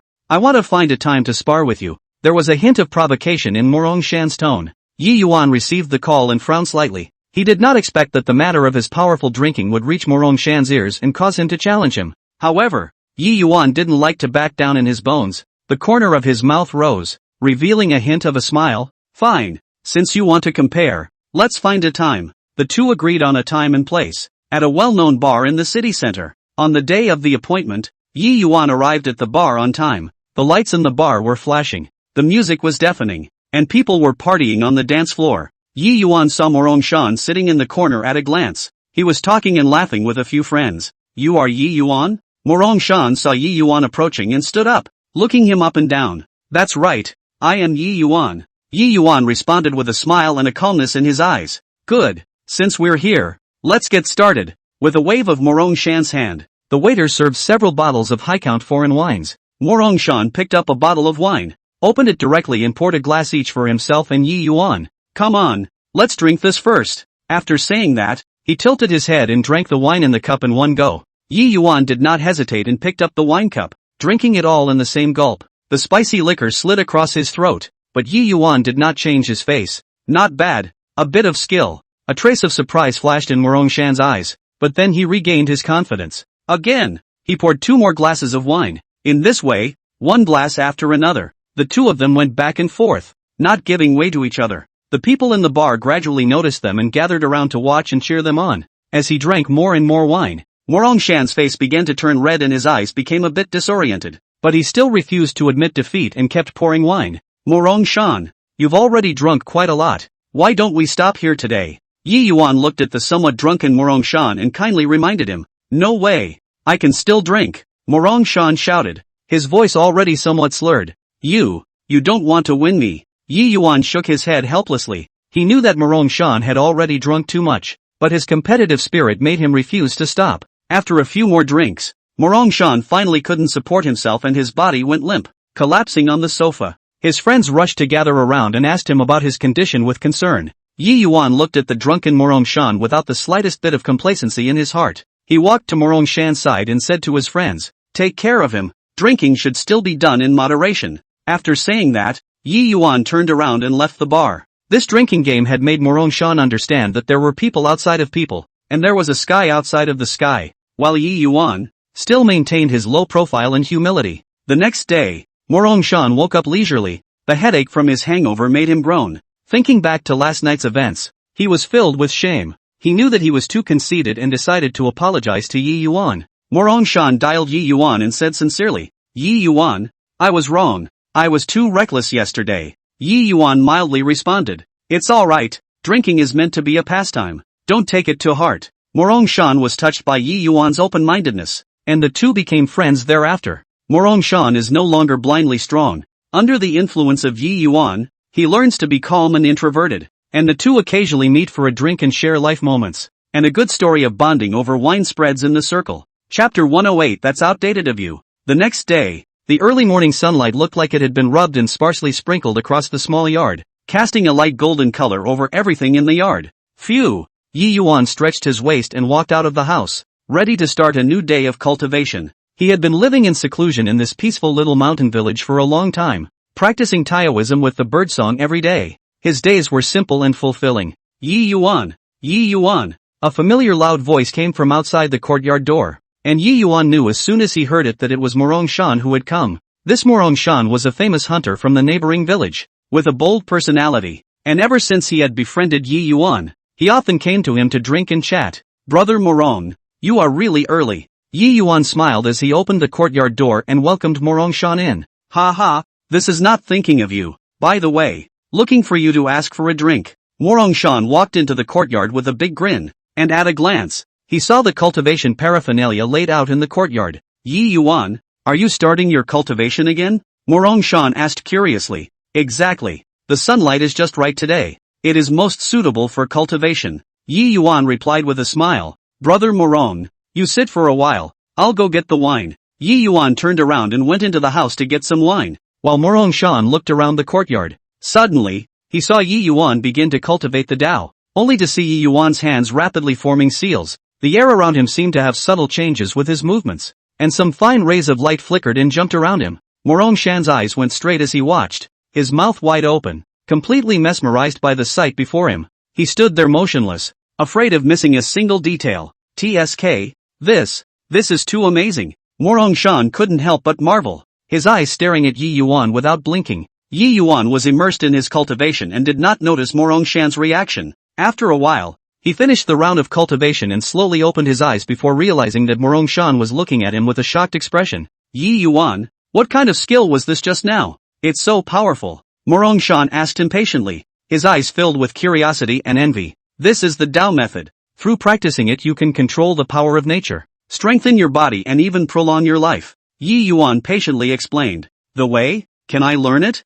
Shan looked at Yi Yuan with an expectant face. I also want to have this magical ability. Yi Yuan was slightly stunned. He did not expect Shan to suddenly make such a request. He knew that practicing the Tao was not an easy task and required a strong will and perseverance. Brother Morong, practicing the Tao is not a simple thing. It requires a lot of suffering. Can you persevere? Yi Yuan asked seriously. Can. I'm sure I can.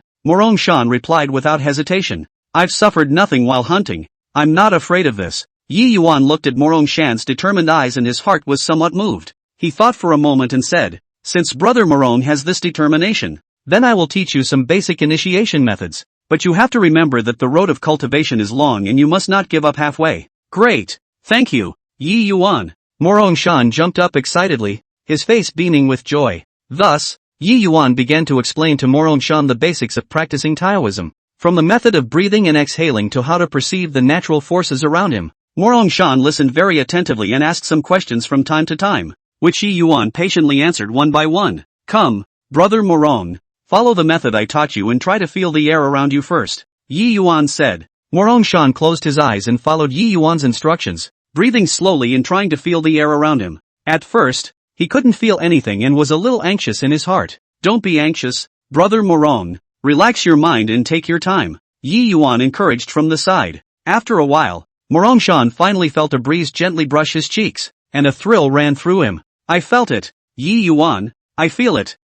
Shan opened his eyes excitedly and said loudly. Very good, Brother Morong. This is the first step in your cultivation, Yi Yuan said with a smile. As long as you persist, there will be more marvelous discoveries in the future. In the following days, Shan came to Yi Yuan every day to learn the Tao. He was very hardworking and did not forget to practice even in between his busy hunting schedule. Yi Yuan watched Shan's progress and was very pleased in his heart. However, the path of cultivation was not always smooth. As his cultivation deepened, Shan encountered many difficulties. Sometimes, how could he not master the new cultivation techniques? And he could not help but feel a little frustrated in his heart. Yi Yuan, am I too stupid? How come I just can't learn?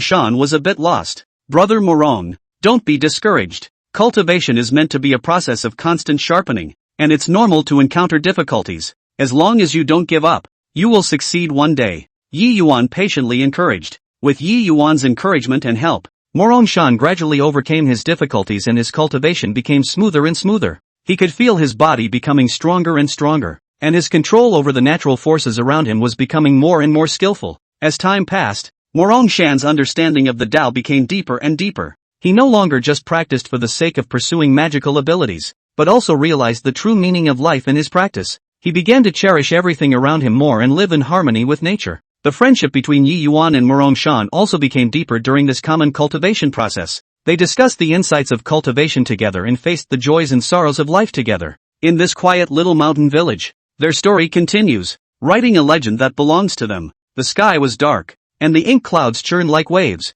weighing heavily on the sky above the Morong family's mansion, as if foretelling a huge storm to come. The Morong family, a prestigious family that had stood in the Jianghu for many years, had always been known for its strict family rules and unity, but at this moment, there were dark currents under the calm surface. Inside the Morong clan's council chamber, the atmosphere was so heavy that it was almost suffocating. The elders of the clan were sitting around the hall, their faces somber, their brows locked. Morong Tao, the clan's third-generation disciple, who usually looked humble and courteous, was standing in the hall at the moment, exuding an unfamiliar hostile aura around him. Morong Tao, do you know what you are saying? Old Patriarch Morong Fang's voice was hoarse and majestic. His eyes were filled with disappointment and anger as he stared dead in the face of this junior in front of him who once had high hopes. Morong Tao tilted his head slightly, without a trace of timidity on his face. Instead, he carried a smug sneer. Patriarch, times have changed, and your set is outdated. Nowadays, in this Jianghu, the strongest is honored.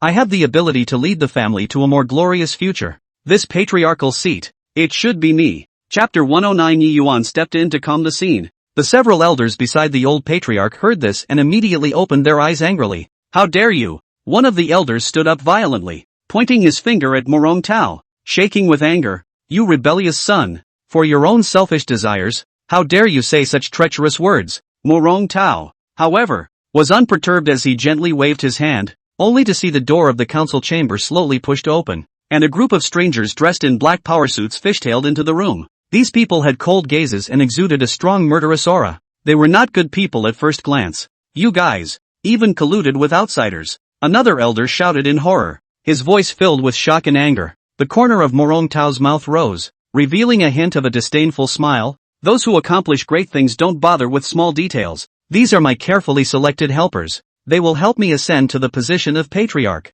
The old patriarch Morong Phone looked at the group of uninvited guests in front of him and secretly grumbled in his heart. He knew deep down that Morong Tao had come prepared this time, and the clan was afraid that it would face an unprecedented crisis. Morong Tao, do you think you can get away with colluding with outsiders? The other sons of the family won't agree. The old patriarch tried to use the unity of the family to deter Morong Tao. Morong Tao, however, snorted, "Humph, the other children? I've already arranged it." They're so self-conscious at the moment that they're powerless to intervene in this matter. It turned out that Morong Tao had secretly laid out his plans before planning this power-grabbing operation. He had bought off some key figures in the family so that they would turn against him at the critical moment, and also designed to scatter the elite sons and daughters of the family all over the place so that they could not rush back in time to support them. You wolfish fellow! The old patriarch was so furious that his face turned blue, and a mouthful of blood almost spewed out. Just then, a young disciple rushed out from the crowd. He was Morong Xian, a third-generation disciple of the Morong family. Morong Tao, you shall not die. In order to seize power, you have done this kind of betrayal of the family. I won't let you have your way even if I have to spell out this life today. Morong Xian's eyes were red. His hand gripped the long sword tightly, and he looked like he was ready to die. Morong Tao looked at Morong Xian. A hint of killing intent flashed in his eyes. Morong Xian, don't you toast or refuse to eat. If you behave yourself today, I can still spare your life. Otherwise, bah! Morong Xian said. I, Morong Xian, was born a member of the Morong clan and died a ghost of the Morong clan, and will never bow down to a traitor like you. Morong Tao's face sank. In that case, don't blame me for being ruthless. With a wave of his hand, the black-clothed men beside him immediately surrounded Morong Xian. Morong Xian was undaunted as he wielded his long sword and engaged in a fierce fight with the men in black. For a while, sword shadows flashed and shouts of killing continued in the council chamber. Although Morong Xian's martial arts were strong, he was after all outnumbered and gradually fell behind. Xianer, seeing this, one of the elders was so anxious that he wanted to rush up to help, but he was stopped by the other black-robed men. The old patriarch Morong Phone looked at the chaotic situation in front of him. His heart was filled with grief. He knew that the Morong family had reached the moment of survival. If he could not stop Morong Tao in time, the family's many years of foundation would be destroyed. Elders, now we must unite together to fight against this traitor Morong Tao. The old patriarch held back the grief in his heart and said loudly.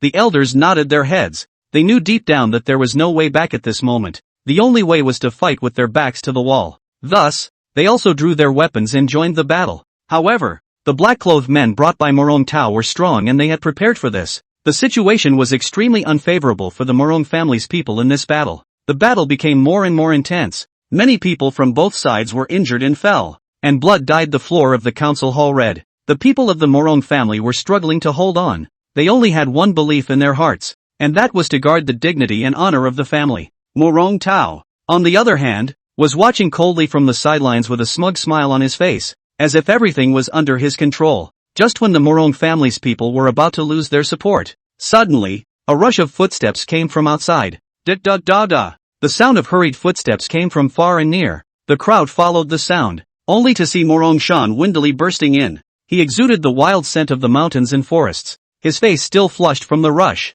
but his eyes were full of determination and resolve. Morong Tao, you bastard! Morong Shan roared, his voice echoing in the council hall, full of anger and unwillingness. The clan has treated you well. Why did you do such a treacherous thing? When Morong Tao saw Morong Shan, he was slightly stunned, but he quickly regained his composure, and a mocking smile surfaced on his face. Morong Shan, if you're not hunting in the mountains and forests, what are you doing coming back to join in the fun? This is a big family event. What do you know as a martial artist? Morong Shan clenched his fists tightly, his bones whitening as he took a step forward, his body faintly exuding a stern aura. Although I don't know anything about family scheming, I know that betraying the family is a sin that cannot be forgiven. Today, I will definitely stop you. Saying that, Morong Shan's figure flashed and rushed towards Morong Tao like a cheetah. Morong Tao hastily dodged sideways while signaling the black-clothed men beside him to surround Morong Shan. Morong Shan was fearless. He weaved in and out of the crowd of black-clothed men freely, and with his agile hands and brute strength practiced from hunting during the weekdays, he beat a few of the black-clothed men in 3 or 2 blows.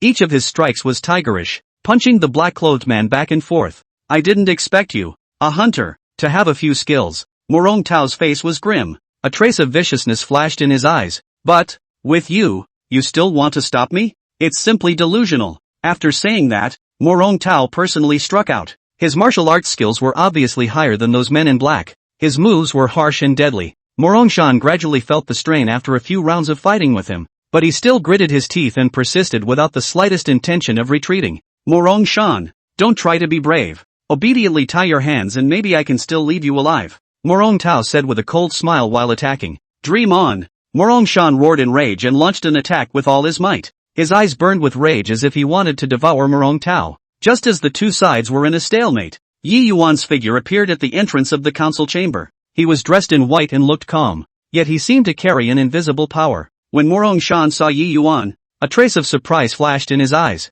Yi Yuan, you finally come, Morong Shan shouted. Yi Yuan nodded slightly. His gaze swept towards the people in the hall and finally landed on Morong Tao. Morong Tao, you went against the laws of heaven and betrayed your family. Today is the time of your retribution. Morong Tao looked at Yi Yuan. An inexplicable uneasiness welled up in his heart, but he still forced himself to be calm. And who are you? Don't meddle here. Chapter 110 Hunting Honed Intuition. Yi Yuan did not reply as he slowly raised his hands and began to make seals. In an instant, a powerful force of Tao converged around him, and the air around him seemed to be distorted by this force. What kind of power is this? Morong Tao looked at Yi Yuan in shock, the uneasiness in his heart growing stronger. Yi Yuan ignored Morong Tao's panic. He mouthed the words, and as he did, a ray of light shot out from his hands and rushed towards those men in black. The men in black were hit by this light and fell to the ground, struggling in pain. When Morong Tao saw this, he was shocked. He turned around and tried to escape, but he realized that his retreat had been blocked by Yi Yuan's Tao.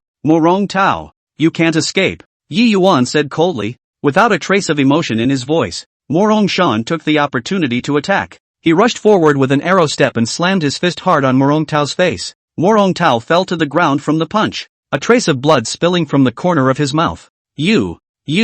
Morong Tao looked at Morong Shan and Yi Yuan in shock, his eyes filled with despair. The old patriarch Morong Feng and the other elders were relieved to see this scene. They gathered around and looked at the subdued Morong Tao, their eyes filled with anger and spit. Morong Tao, you have committed such a great offense. The clan will never forgive you lightly. Old patriarch Morong Feng's voice was filled with majesty and anger. Morong Tao sat paralyzed on the ground, his eyes empty. He knew that his plan to seize power had completely failed. As for the Morong family, after experiencing this shocking crisis, although it had suffered a heavy blow, it was also more united as a result. The crowd began to work on cleaning up the battlefield and treating the injured, while also thinking about how to avoid a similar crisis from happening again. The figures of Morong Shan and Yi Yuan were deeply imprinted in the hearts of every Morong family's children after this storm, and became their heroes in guarding the family. Phew, the night is like ink, thickly spread over the Morong family's mansion. All is silent. Only a few occasional sounds of the night watchman beating the night watch to break this deathly silence.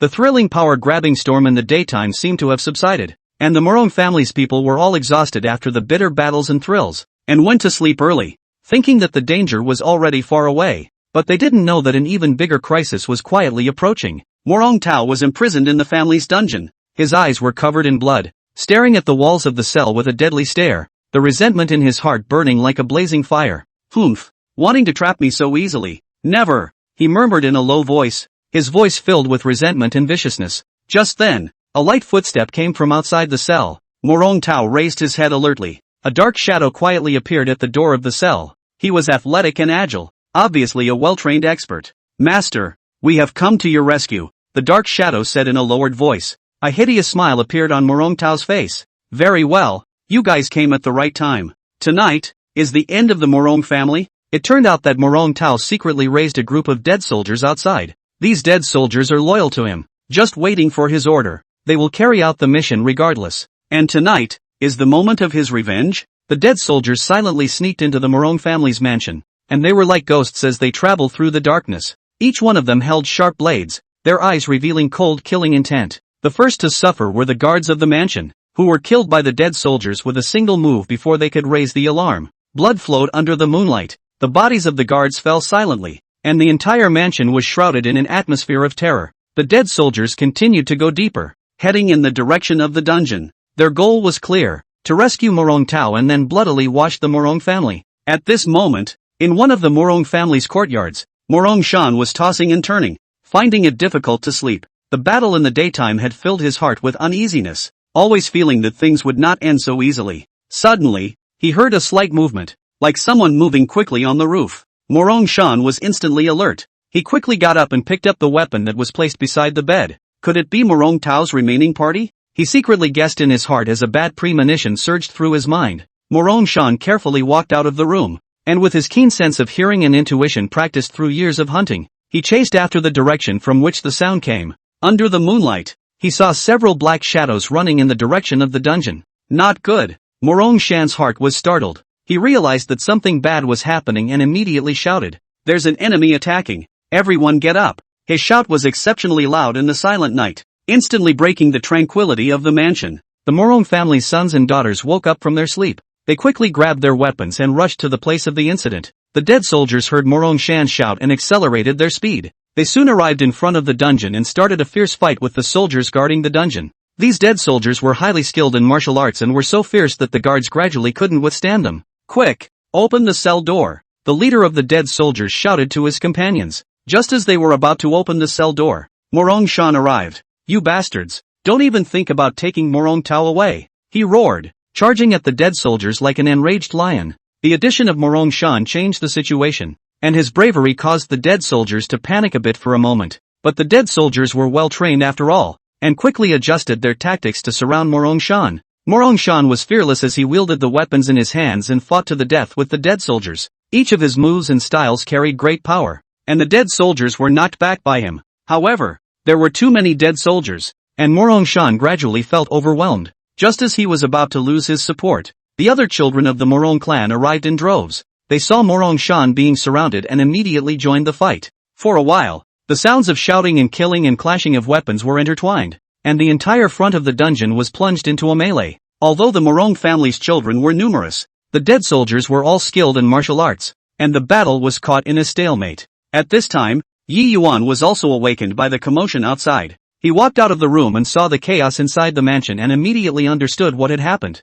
He cast his Dao magic and instantly arrived in front of the dungeon. "Yi Yuan, you came just in time." Morong Shan was overjoyed when he saw Yi Yuan. Yi Yuan nodded slightly as he quickly made seals with both hands and mouthed the words. Instantly, a powerful force of Dao surged out from his hands and rushed towards the dead soldiers. The dead soldiers were struck by this force and fell to the ground, groaning in pain. Morong Tao's heart was filled with fear when he saw Yi Yuan appear. He knew that Yi Yuan's Dao was a deadly threat to him. "Quick, kill him!" he shouted frantically to the dead soldiers. The dead soldiers ignored their injuries and rushed towards Yi Yuan once again. Yi Yuan, however, looked calm as he maneuvered the power of the Dao and repelled the dead soldiers one by one. In front of his powerful Dao, the attacks of the dead soldiers seemed unbearable. Chapter 111. The old ancestor is actually still alive? With Yi Yuan joining in, the situation was completely reversed. The morale of the Morong clan's sons and daughters was greatly boosted as they rode on their victory and beat the dead soldiers to a standstill. In the end, the dead soldiers were all wiped out and Morong Tao was captured once again.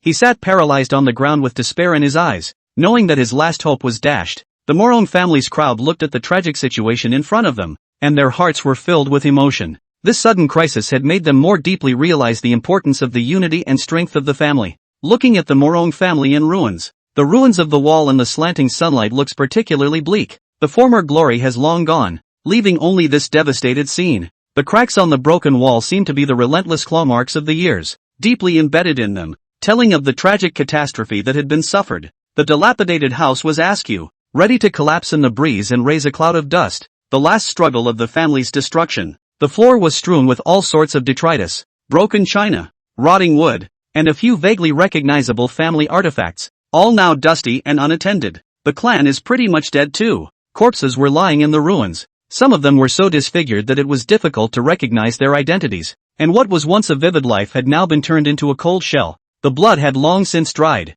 leaving dark red marks on the ground as if it was a wound that the land could never erase. There were very few surviving clansmen, either tear-stained or staring blankly. immersed in the great grief of losing their loved ones and homes. The children's terrified cries echoed over the ruins, the fear of the future, the confusion of loss. Yi Yuan had no choice. He stood before these ruins. His heart was mixed, and a sense of powerlessness surged through him as he looked at the tragic situation before him. He knew full well that the disaster was too great to be a situation that could be easily undone. But how could he stand by and watch the Morong family, which had once treated him well, decline? Bits and pieces of what he once knew kept coming back to him. The warmth of those images that made it impossible for him to be cruel enough to leave. To think that at one time the Morong family had treated themselves well. The elders of the Morong family always cared for him and gave him help and support during his most difficult times. The brothers and sisters of the clan, playing and growing up with him. Those happy times seem like yesterday. When he encountered a bottleneck in his cultivation, the Morong family's forefathers spared no expense in spending precious resources to find a breakthrough method for him. When he was being hunted down and desperate, it was the Morong family that opened its doors, accepted him and gave him shelter. This favor was always in his heart and he never forgot it. Just have to figure out how to help them with family reconstruction. Yi Yuan was well aware that rebuilding the family was never an easy task and required great efforts and costs, but he didn't have the slightest intention of retreating, and his eyes revealed a firm determination. First, he had to appease the surviving clansmen so that they could move on from their grief and renew their hope for life. He came to those grieving clansmen and gently comforted them, telling them that the Morong clan would not fall just like that, and that they would definitely be able to rebuild their home. For the injured clansmen, Yi Yuan searched around for precious herbs to heal their injuries, hoping that they would recover their health as soon as possible. Then he set about clearing away the rubble. He personally took the lead, and together with the surviving clansmen, cleaned up the collapsed houses and broken debris one by one. Even if his hands were rubbed with blood blisters and his shirt was soaked with sweat, he didn't stop for a second. In the course of the cleanup,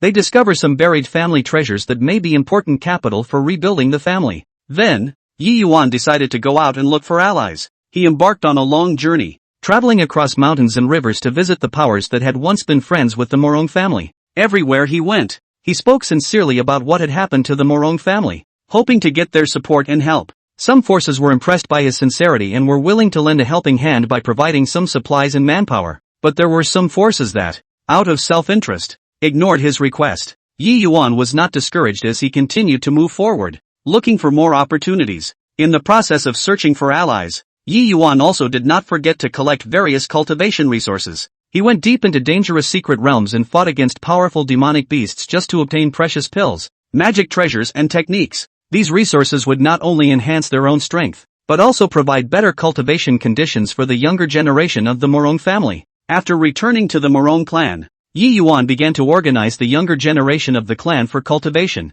He personally taught them the tips and techniques of cultivation and urged them to cultivate hard. He told the young clansmen that only when they were strong themselves could they protect the family and bring it back to prominence. In order for the clan to have a stable economic source, Yi Yuan also led the clan to open up new industries. They planted spiritual plants, bred spiritual beasts, and made all kinds of spiritual objects, and then took them to the market to sell them. Although the process was arduous, Yi Yuan and the clansmen felt immensely gratified as they watched the family gradually take off. As time passed, the Morong family slowly took on a new look under Yi Yuan's leadership. New houses are going up and the streets are coming alive. The younger generation of the clan, under Yi Yuan's teaching, continued to increase in strength and became the hope of the clan. Those clansmen who had once left also returned when they heard the news of the rebuilding of the Morong clan. The cohesion of the Morong family was getting stronger and stronger, gradually restoring the vitality and vigor of the past. Yi Yuan's heart was filled with a sense of accomplishment as he watched this. He knew that the road to rebuilding the Morong family was still long,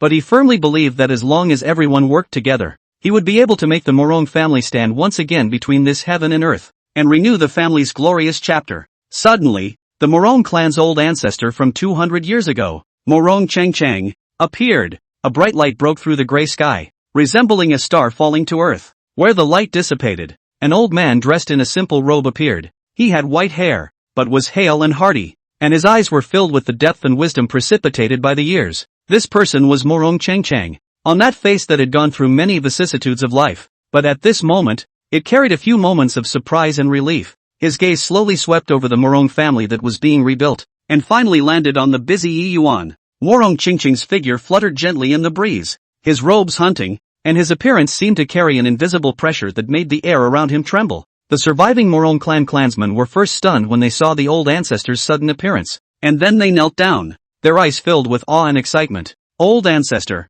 you finally returned. A young clansman couldn't help but choke and shout, his voice filled with aggravation and elation. Chapter 112 Yi Gongzi, you have been deceived. Morong Chengcheng slightly raised his hand, signaling the crowd to get up. His gaze once again landed on Yi Yuan. The appreciation in his eyes grew stronger. Thank you Yi Yuan for what you have done. Morong Chengcheng walked towards Yi Yuan step by step. Each step seemed to step on the hearts of the crowd. Calm and powerful. Walking up to Yi Yuan, he stopped and looked deeply at Yi Yuan, then clasped his hands and solemnly saluted Yi Yuan. Young man, many thanks to you. If it wasn't for you, the Morong clan would have been afraid of being removed from this world long ago. Morong Chengcheng's voice was low and hoarse, yet full of power. Yi Yuan hastily sidestepped and avoided it. With a few moments of trepidation on his face, he said, Old ancestor is overstating the case. The Morong family has been kind to me. What I have done is nothing more than a trivial matter. Morong Chengcheng, however, shook his head, gazing at the scene being rebuilt around him,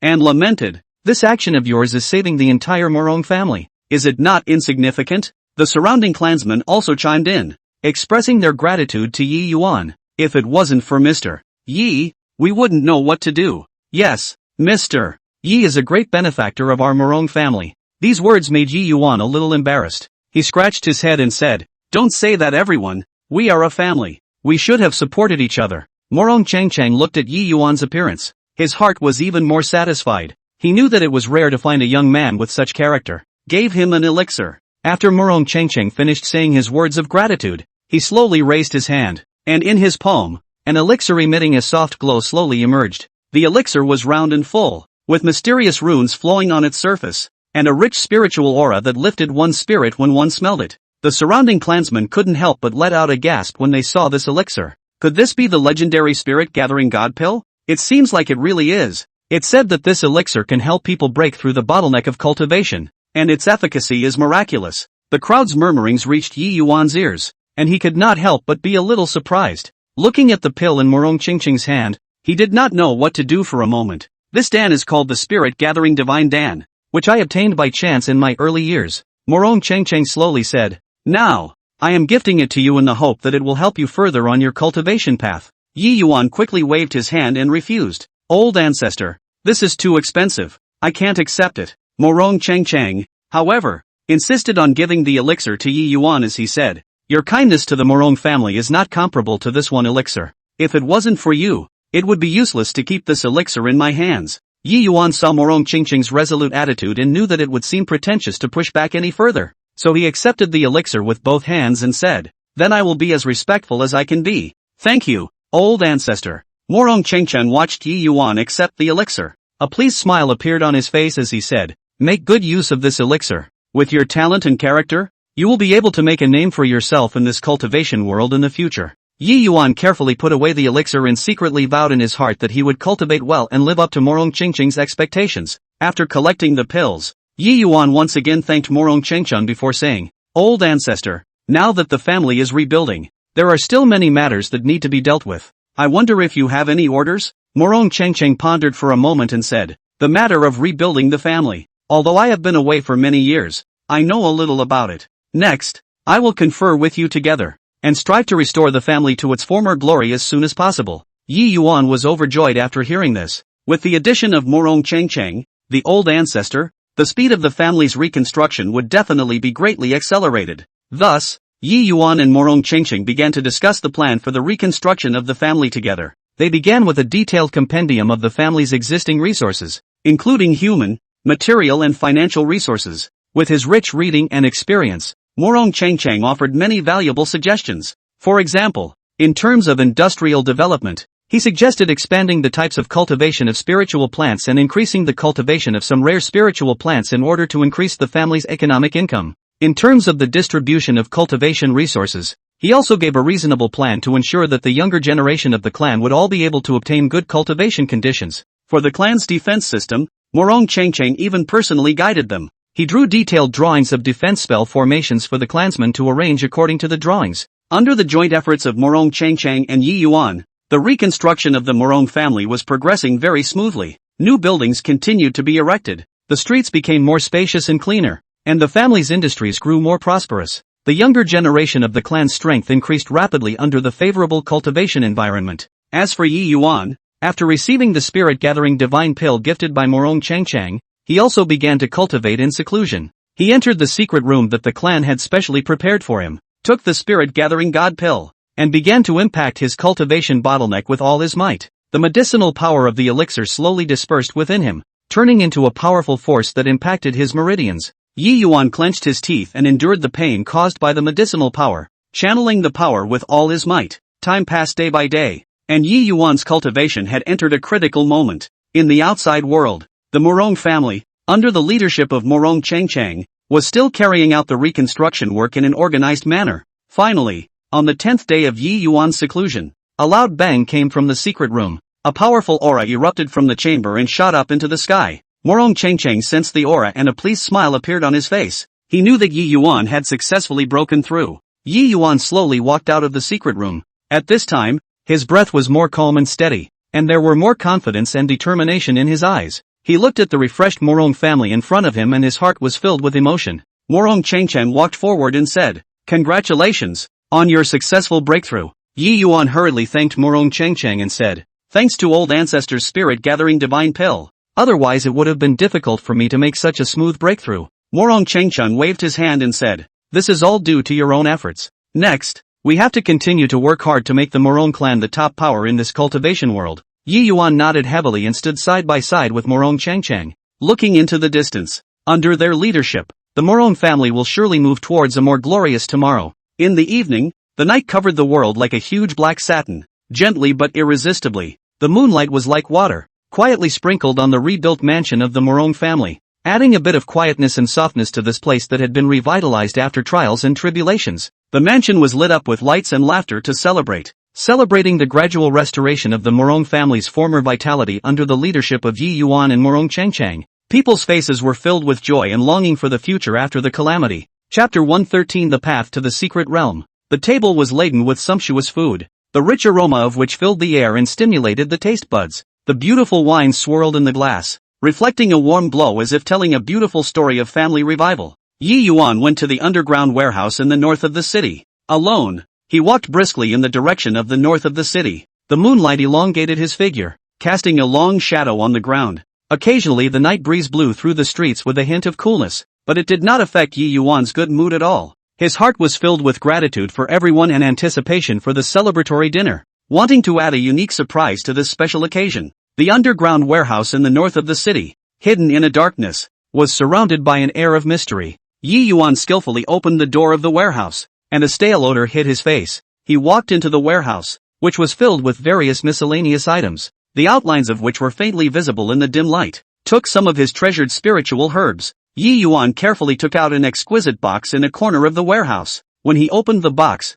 there were several spirit herbs emitting a shimmering light inside, which he had carefully collected and treasured in his day-to-day life. The leaves of the spirit grass glittered with crystal dewdrops, resembling a sparkling gemstone in the faint light. Each spirit grass contained powerful spiritual energy, making it a precious item for cultivation and healing. Yi Yuan carefully picked up these spirit herbs and wrapped them in a soft cloth, then hurriedly left the warehouse with them. He returned to the Morong family's mansion full of joy and prepared to distribute these precious spirit herbs to everyone, coming over to share it with everyone. People saw the spirit grass in Yi Yuan's hands, and a look of surprise and gratitude appeared in their eyes. "Mr. Yi, this is too expensive. How can we afford to take it?" An old man excused himself. "Yes, Mr. Yi is too good to us." The young clansman also chimed in. Yi Yuan smiled and said, "Don't be polite everyone, today is a good day. These spirit herbs are considered as a small token of my gratitude to everyone." At Yi Yuan's insistence, the clansmen received the spirit herbs with happy smiles on their faces. However, just as everyone was immersed in joy, Morong Changchang looked out. Morong Changchang originally had a pleased smile on his face, and his heart was filled with warmth as he watched the clansmen being happy. However, when his gaze landed on the spirit grass in Yi Yuan's hand, his smile instantly froze. His eyes became sharp as he carefully observed the spirit herbs, his face gradually becoming grave. His brows furrowed slightly, a hint of worry and doubt revealed in his eyes. These spirit grasses were poisonous. Morong Changchang's heart was shocked. He couldn't believe his eyes. He once again scrutinized the characteristics of the spirit grass, not sparing a single detail from the texture of the leaves to the smell it emitted. After confirming that there was no mistake, his heart became heavy. He was well aware that if these poisonous spirit herbs were mistakenly consumed by everyone, the consequences would be unimaginable. Yi Yuan was cheated when he bought it. Morong Chengchun understood in his heart that Yi Yuan was acting out of good intentions, wanting to share the precious spirit herbs with everyone, but he didn't expect to be cheated at the time of purchase. He looked at Yi Yuan, his eyes filled with heartache and helplessness. Yi Yuan was still immersed in the joy of sharing, and did not notice Morong Chengcheng's difference in the slightest. Morong Chengcheng walked forward and said softly, "Yi Yuan, come over here for a moment." Yi Yuan looked at Morong Chengcheng suspiciously and followed him to the side. Morong Chengcheng looked at Yi Yuan and said with a serious expression, "These spirit herbs are poisonous and cannot be distributed to everyone." When Yi Yuan heard this, it was like a thunderbolt. He couldn't believe his ears. "Old ancestor, are you looking at it wrong? This is a spirit herb that I carefully selected," Yi Yuan said with a bewildered expression. Morong Chengcheng shook his head and patiently explained, "I won't be mistaken. The toxicity of these spirit herbs is very hidden. It's hard for ordinary people to notice." Yi Yuan looked at the spirit grass in his hand. His heart was filled with remorse and self-blame. "It's all my fault. I was too careless and almost harmed everyone." Yi Yuan blamed himself. Morong Chengcheng patted Yi Yuan's shoulder and comforted. "It's not your fault. That crook's tactics are too clever." Yi Yuan looked at Morong Chengcheng with gratitude in his eyes. Luckily the old ancestor was there. Otherwise I really don't know what to do. Morong Chengcheng said, "The priority right now is to deal with these poisonous spirit herbs. We can't let them jeopardize everyone again." Yi Yuan nodded and asked, "Old ancestor, what should we do?" Morong Chengcheng pondered for a moment and said, "Let's first find a safe place to keep these spirit herbs in a proper place, and then think of a way to cure the poison." Yi Yuan and Morong Chengcheng carefully put the spirit grass back into the box, then found a hidden room and hid the box. Back at the dinner party, Yi Yuan looked at everyone happy, but his heart was a little heavy. He knew that this incident had been a wake-up call for him, and that in this complicated world of cultivation, the slightest carelessness could lead to a major disaster. Morong Chengcheng looked at Yi Yuan and said, "Yi Yuan, don't blame yourself too much. Learn from your mistakes and be careful in the future." Yi Yuan took a deep breath and said, "Old ancestor, I understand."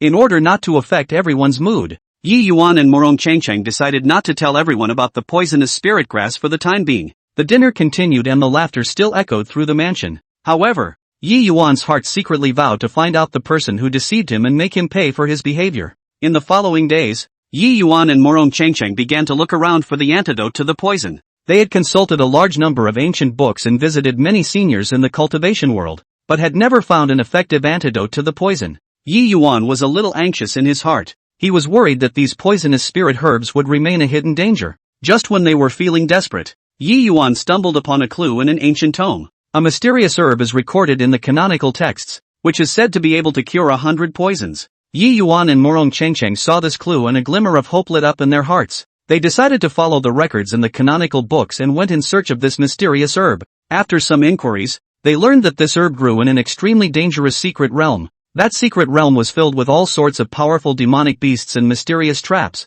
and very few people who went and came out alive. However, Yi Yuan and Morong Chengcheng did not have the slightest intention of retreating. They decided to venture into the secret realm in search of herbs. Before departing, Yi Yuan and Morong Chengcheng were fully prepared. They had brought along all sorts of magic treasures and elixirs in case of emergencies. The clansmen of the Morong clan came to see them off when they learned that they were going to a dangerous secret realm. "Old ancestor, Lord Yi, you must be careful." "Yeah, we're all waiting for your safe return." The concern and blessings of the clansmen filled Yi Yuan and Morong Chengcheng's hearts with warmth. Yi Yuan and Morong Chengcheng bid farewell to their clansmen and set off on the road to the secret realm. Chapter 114 The Man in Black in the Secret World. After a couple of hours, Yi Yuan and Morong Chengcheng walked steadily on the winding mountain road, their figures appearing and disappearing in the dappled shadows of the trees. Along the way, the mountain breeze gently brushed by, with the unique freshness of grass and trees, but failed to dispel the tension and eagerness in their hearts. Yi Yuan looked up at the sky from time to time,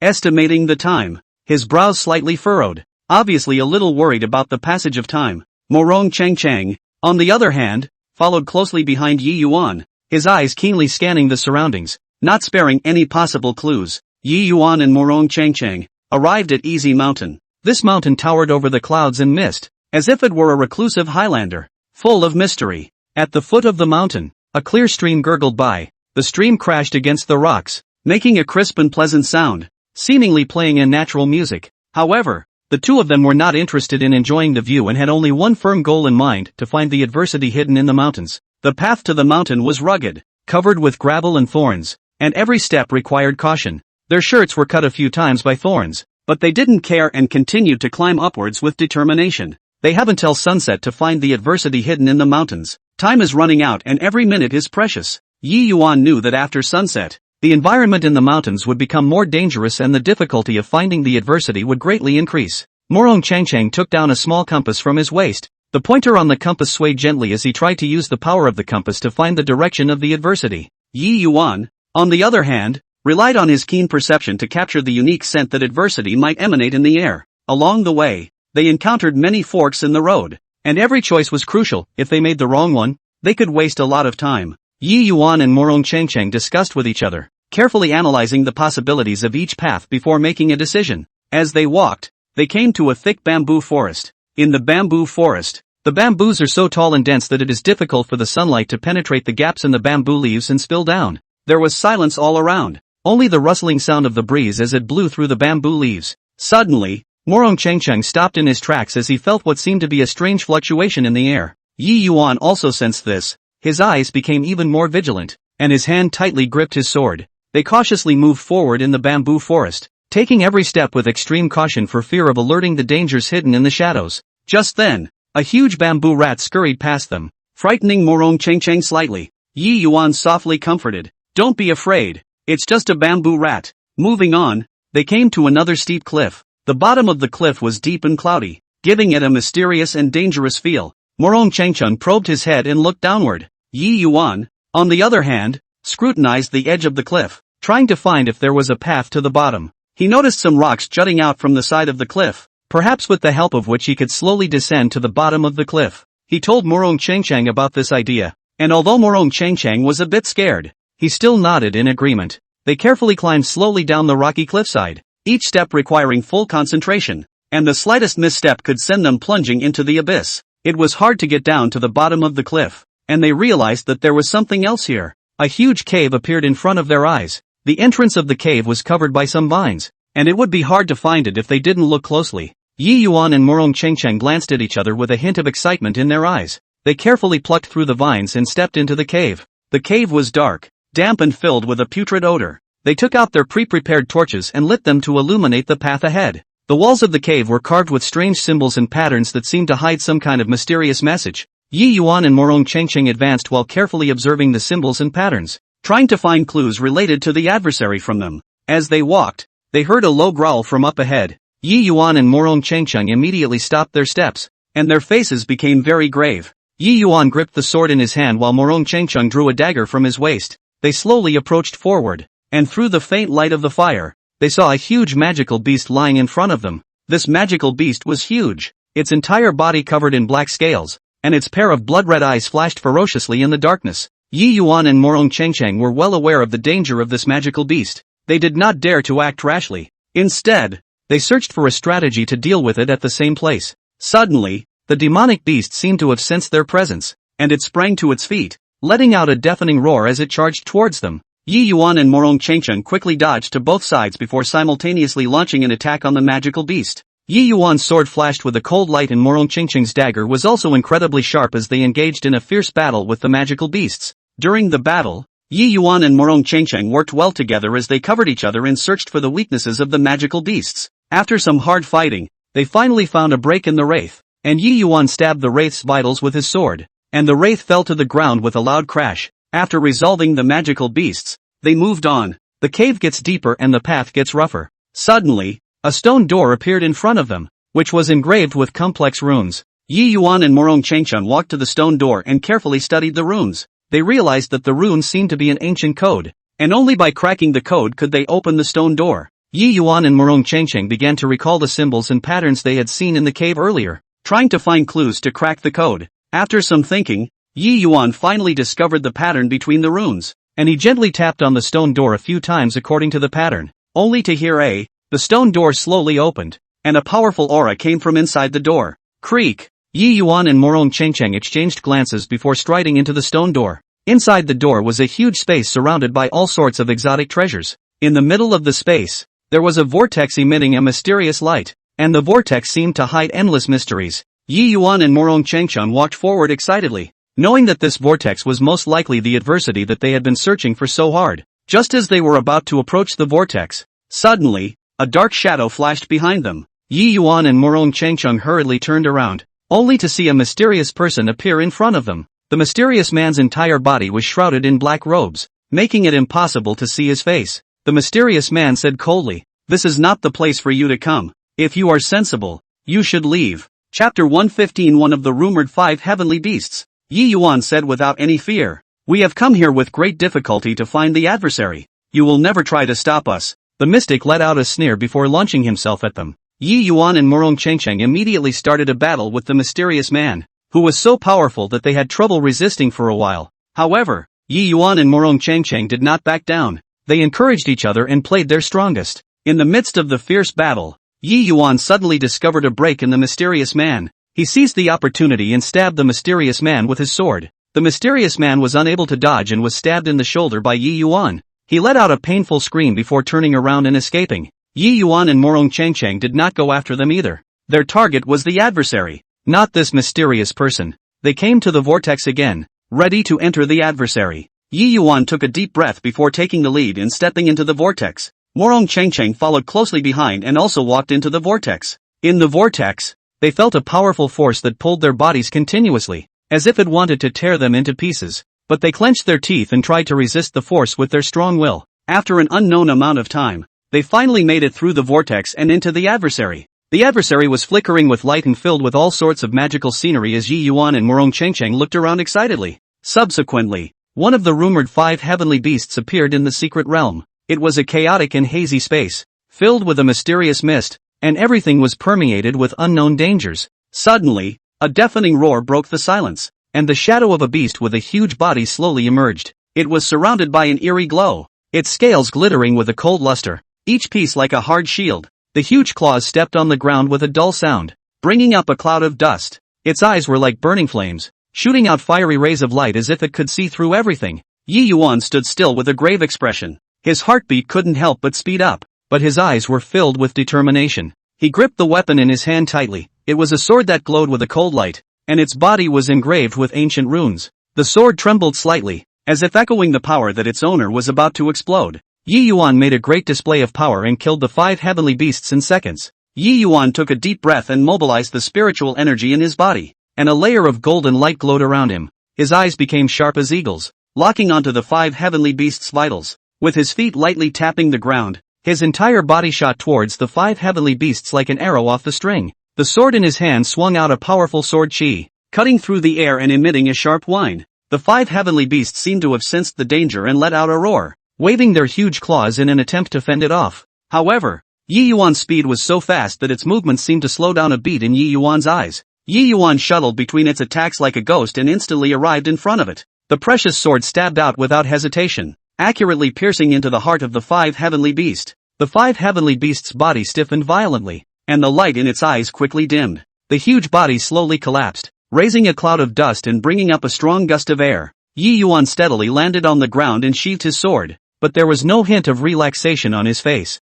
Then several other celestial beasts came. Almost the instant the 5 heavenly beasts fell, bursts of low growls came from all directions. The sound was getting closer and closer, as if countless beasts were running wildly in this direction. Yi Yuan's face became more and more grave as he slowly turned around and looked around vigilantly. Only a few huge figures gradually appeared in the mist in the distance. Their figures were similar to the 5 heavenly beasts that had been killed in seconds before, but their aura was even more terrifying. Each of the heavenly beasts exuded a unique aura. Some were cold and piercing, while others blazed like fire. Yi Yuan took a deep breath and once again mobilized the spiritual energy in his body. The golden light once again enveloped his entire body. He knew that the next battle would be even tougher than before. The first heavenly beast was the first to charge over. Its speed was extremely fast, like a black lightning bolt. Yi Yuan quickly sidestepped and dodged while swinging out his sword, the sword chi chopping towards the heavenly beast. The heavenly beast let out a roar and opened its huge mouth, spewing out a black flame. Wherever the flames went, the ground was instantly scorched and the rocks were melted into puddles of magma. Yi Yuan's figure flickered and dodged the flames before charging at the heavenly beast once again. His swordsmanship was like flowing clouds in water, and each move contained a powerful force. Not to be outdone, the heavenly beast counterattacked with its sharp claws and hard scales. The second heavenly beast also joined the battle as it swooped down from the air. its huge wings flapping a gale. Yi Yuan had to be distracted to deal with it, as he dodged the first heavenly beast's attack while keeping an eye on the second heavenly beast's movements. The second celestial beast spewed out an icy blue cold aura that froze everything in its path. The ground under Yi Yuan's feet was instantly covered in ice, and his movements became sluggish. The first heavenly beast took the opportunity to attack, its huge claws grasping towards Yi Yuan. Yi Yuan fought to leap and dodged the claw attack, but his shoulder was still cut by the claw and blood stained his shirt. The third heavenly beast let out a heaven-shaking roar. Its voice seemed to have magical power, causing Yi Yuan's head to spin. Yi Yuan shook his head vigorously, trying to stay awake. He knew that he couldn't be disturbed by the voice of this celestial beast, or the consequences would be unimaginable. He concentrated, thinking quickly in his mind about a response. Suddenly, his eyes lit up as if he had thought of something. He took a deep breath and mobilized all the spiritual energy in his body, converging it onto the sword in his hand. The precious sword emitted a dazzling light, brighter than before. Yi Yuan saw the right moment and rushed towards the third heavenly beast that let out a roar. His speed was so fast that it was almost impossible to see his figure. The moment he approached the heavenly beast, he swung out the sword in his hand. A powerful sword chi chopped towards the heavenly beast. The power contained in the sword chi seemed to be able to tear through space. The heavenly beast seemed to be frightened by the power and wanted to dodge, but it was too late. The sword chi directly hit the heavenly beast, leaving a deep wound on its body. The heavenly beast let out a miserable scream of pain, and its huge body shook a few times, almost falling over. Seeing this, the other two heavenly beasts attacked even more fiercely. They seemed to have been enraged by Yi Yuan and launched attacks towards him without any regard. Yi Yuan struggled to maneuver through the attacks of the two heavenly beasts, and several more wounds were added to his body. However, his eyes remained firm, without the slightest intention of retreating. He knew that he couldn't lose, and once he did, not only would his life be in jeopardy, but he might also bring disaster to this secret realm. Yi Yuan clenched his teeth, endured the injuries on his body and continued to fight. His swordsmanship became faster and faster, more and more severe, and each move carried the determination of certain death. During the intense battle, Yi Yuan gradually discovered the weaknesses of these heavenly beasts. Chapter 116 The result of the antipathy. Although they were powerful, they didn't work well together, and there were some gaps between attacks. Yi Yuan seized these gaps and continuously launched attacks, inflicting considerable damage on the heavenly beasts. As the battle continued, Yi Yuan's physical strength gradually ran out, but he still resisted tenaciously, with only one belief in his heart, to defeat these celestial beasts. Just when he felt a bit overwhelmed, he suddenly remembered the grueling years of his cultivation. Those countless days and nights of hard practice, those pains of breaking through the limits over and over again, all came rushing back at this moment. A power surged through him, an unyielding power. Yi Yuan once again mobilized the spiritual energy in his body. Even though there was not much of it left, he used the last of his strength to send out one of his strongest attacks. A golden light shot out from the sword in his hand, and the light contained all of his strength and conviction. The light rushed towards the three heavenly beasts, which seemed to sense the power of the force and wanted to dodge. But the light was too fast for them to dodge. The light struck the three heavenly beasts with a loud bang. Smoke filled the air and Yi Yuan could not see the situation of the heavenly beasts. He waited nervously, his sword held tightly in his hand. After a while, the smoke cleared. The three heavenly beasts fell to the ground, motionless, their bodies covered in wounds. Yi Yuan finally let out a sigh of relief, and his body slowly collapsed from overexhaustion. But there was a relieved smile on his face, and he knew that he had succeeded. Subsequently, a large amount of spirit stones were claimed from the secret realm. As he stepped into that mysterious secret realm, an eerie and tantalizing aura permeated the surroundings. Yi Yuan and Morong Chengcheng cautiously explored the secret realm with excitement and nervousness. Their gazes were drawn to the spirit stones in the corner that were flickering with a strange light. These spirit stones emitted a fascinating halo of light, as if they contained endless energy. The two couldn't wait to rush forward and start collecting like crazy. Piece after piece of spirit stones were pocketed, and their bags gradually became heavy. Yi Yuan's heart was filled with joy. These spirit stones would greatly benefit his cultivation. Morong Chengcheng's face was also filled with a greedy smile, as if he had already seen the sight of his future soaring to greatness. As they collected more and more spirit stones, their movements became sluggish. However, the two were still immersed in the joy of the harvest, not realizing that danger was creeping up. Just as they were about to return home with a full load, Morong Chengcheng unexpectedly sneaked up on Yi Yuan. A hint of viciousness flashed in Morong Chengcheng's eyes as he kept his ambition hidden. Driven by interest, the greed in his heart completely took over. He quietly drew the dagger at his waist and moved his feet gently, trying not to make a sound. Yi Yuan was organizing the spirit stones with joy, not noticing the danger behind him in the slightest. Wang Xingyu violently pounced at Yi Yuan, his dagger stabbing straight at Yi Yuan's back. Yi Yuan suddenly felt a chill come over him in the nick of time. He instinctively dodged sideways, the dagger grazing his shirt. Yi Yuan turned his head in shock and looked at the former companion in front of him, his heart filled with disbelief. Wang Xingyu, what are you doing? Yi Yuan yelled. Wang Xingyu sneered. I'll take all of these spirit stones, so you won't be able to leave alive. Yi Yuan then realized that Wang Xingyu had been blinded by greed and the two turned against each other. A wave of anger welled up in Yi Yuan's heart. He did not expect his former partner who had adventured together to betray him. He quickly drew his own sword, which shone with a cold light. Wang Xingyu, you have disappointed me too much. Today it's either you die or I die. Yi Yuan said angrily. Wang Xingyu was not the least bit afraid as he waved his dagger and attacked Yi Yuan again. Yi Yuan's figure flickered and easily dodged Wang Xingyu's attack. His swordsmanship was severe, and each sword carried a powerful force. Wang Xingyu could only barely resist, and a hint of panic appeared on his face. He did not expect Yi Yuan's strength to be so powerful that his sneak attack did not take advantage of him. The two fought fiercely in the secret realm, the rocks around them being shattered by the sword and dagger attacks. Wang Xingyu kept searching for Yi Yuan's cracks, but Yi Yuan's defense was airtight. Yi Yuan's heart was filled with rage and he decided to show no more mercy. He executed his most skillful sword technique, and his sword shadow flashed, dazzling people. Wang Xingyu gradually couldn't resist, and several wounds had already appeared on his body. Blood flowed from his wounds and dripped to the ground, but he still refused to give up, and the greed in his heart made him crazy. He recklessly rushed towards Yi Yuan, trying to make a final struggle. Yi Yuan snorted coldly as he saw the right moment to stab Wang Xingyu's chest with his sword.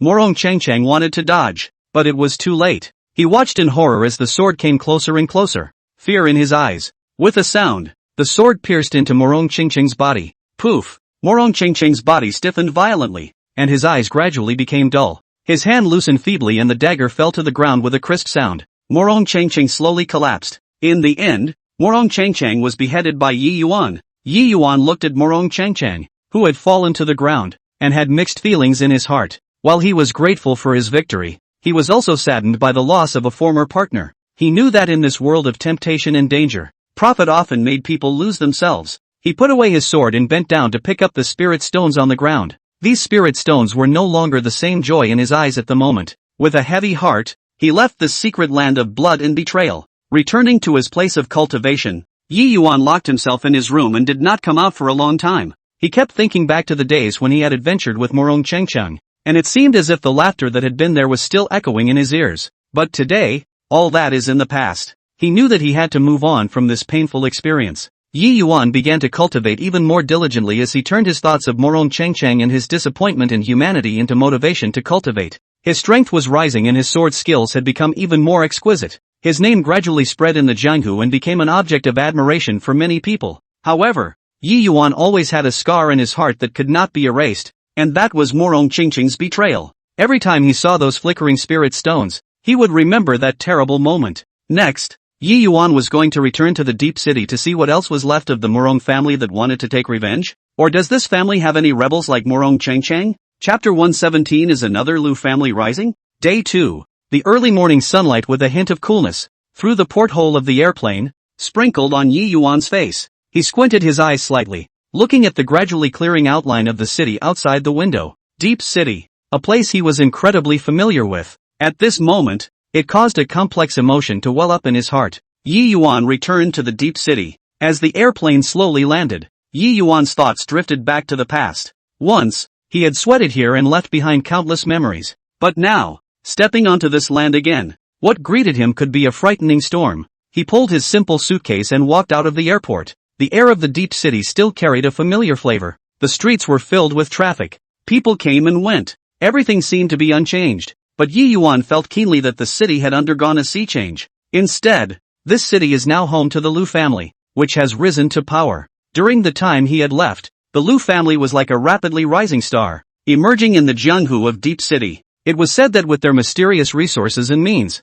they had recruited numerous experts and established a powerful force, trained many martial artists. The Lu family had spared no expense in hiring famous martial arts masters from all over the world to teach the family's children the art of martial arts. Their family descendants, both men and women, young and old, devoted themselves to the cultivation of martial arts, and in just a few years, the number of martial artists in the Lu family had increased dramatically. and their strength had grown stronger and stronger. And he let out the word for Yi Yuan to come and die. Yi Yuan had just left the airport when he heard this shocking news. He frowned slightly as a cold light flashed in his eyes. He did not understand why he had incurred so much hatred when he had never met the Lu family. Interesting. I would like to see just how capable this Lu family is. Yi Yuan whispered to himself, a cold smile spreading at the corner of his mouth. Without the slightest hesitation, he directly took a taxi to the busiest business district in the city. There, it was where the Lu family's industries were concentrated and where they displayed their strength. Yi Yuan decided that he would first go there to explore.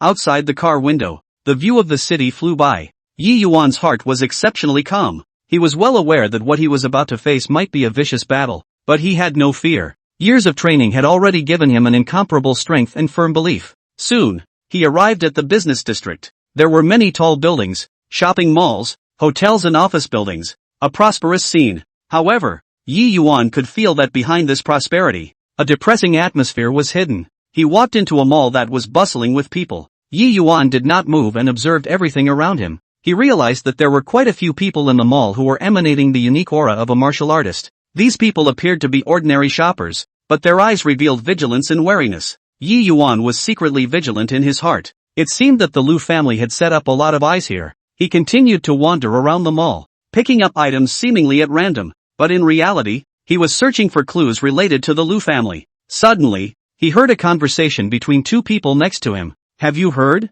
The Lu family has put out word for that Yi Yuan to come and die. And I don't know what this Yi Yuan is all about that he dares to mess with the Lu family. Who knows? But the Lu family is determined this time. It's said that they've sent quite a few experts to stand guard in various places, just waiting for Yi Yuan to show up. Yi Yuan's heart was flabbergasted. It seemed that the Lu family had prepared for his arrival. He left the mall without moving, and in his mind he began to calculate his next step. He knew that going in search of the Lu family in such a rash manner would only lead him into their trap, so he decided to find a safe place to land first and then think long and hard about it. Yi Yuan arrived at an inconspicuous small inn. He got a room, put his bags down, and then sat on the bed and began to think of a countermeasure. He recalled everything he knew about the Lu family, trying to find their weaknesses, but the Lu family had risen too quickly, and his knowledge of them was really limited. Just then, his cell phone suddenly rang. He picked up his cell phone and saw that it was an unfamiliar number. Hello, which one? Yi Yuan asked vigilantly. Yi Yuan,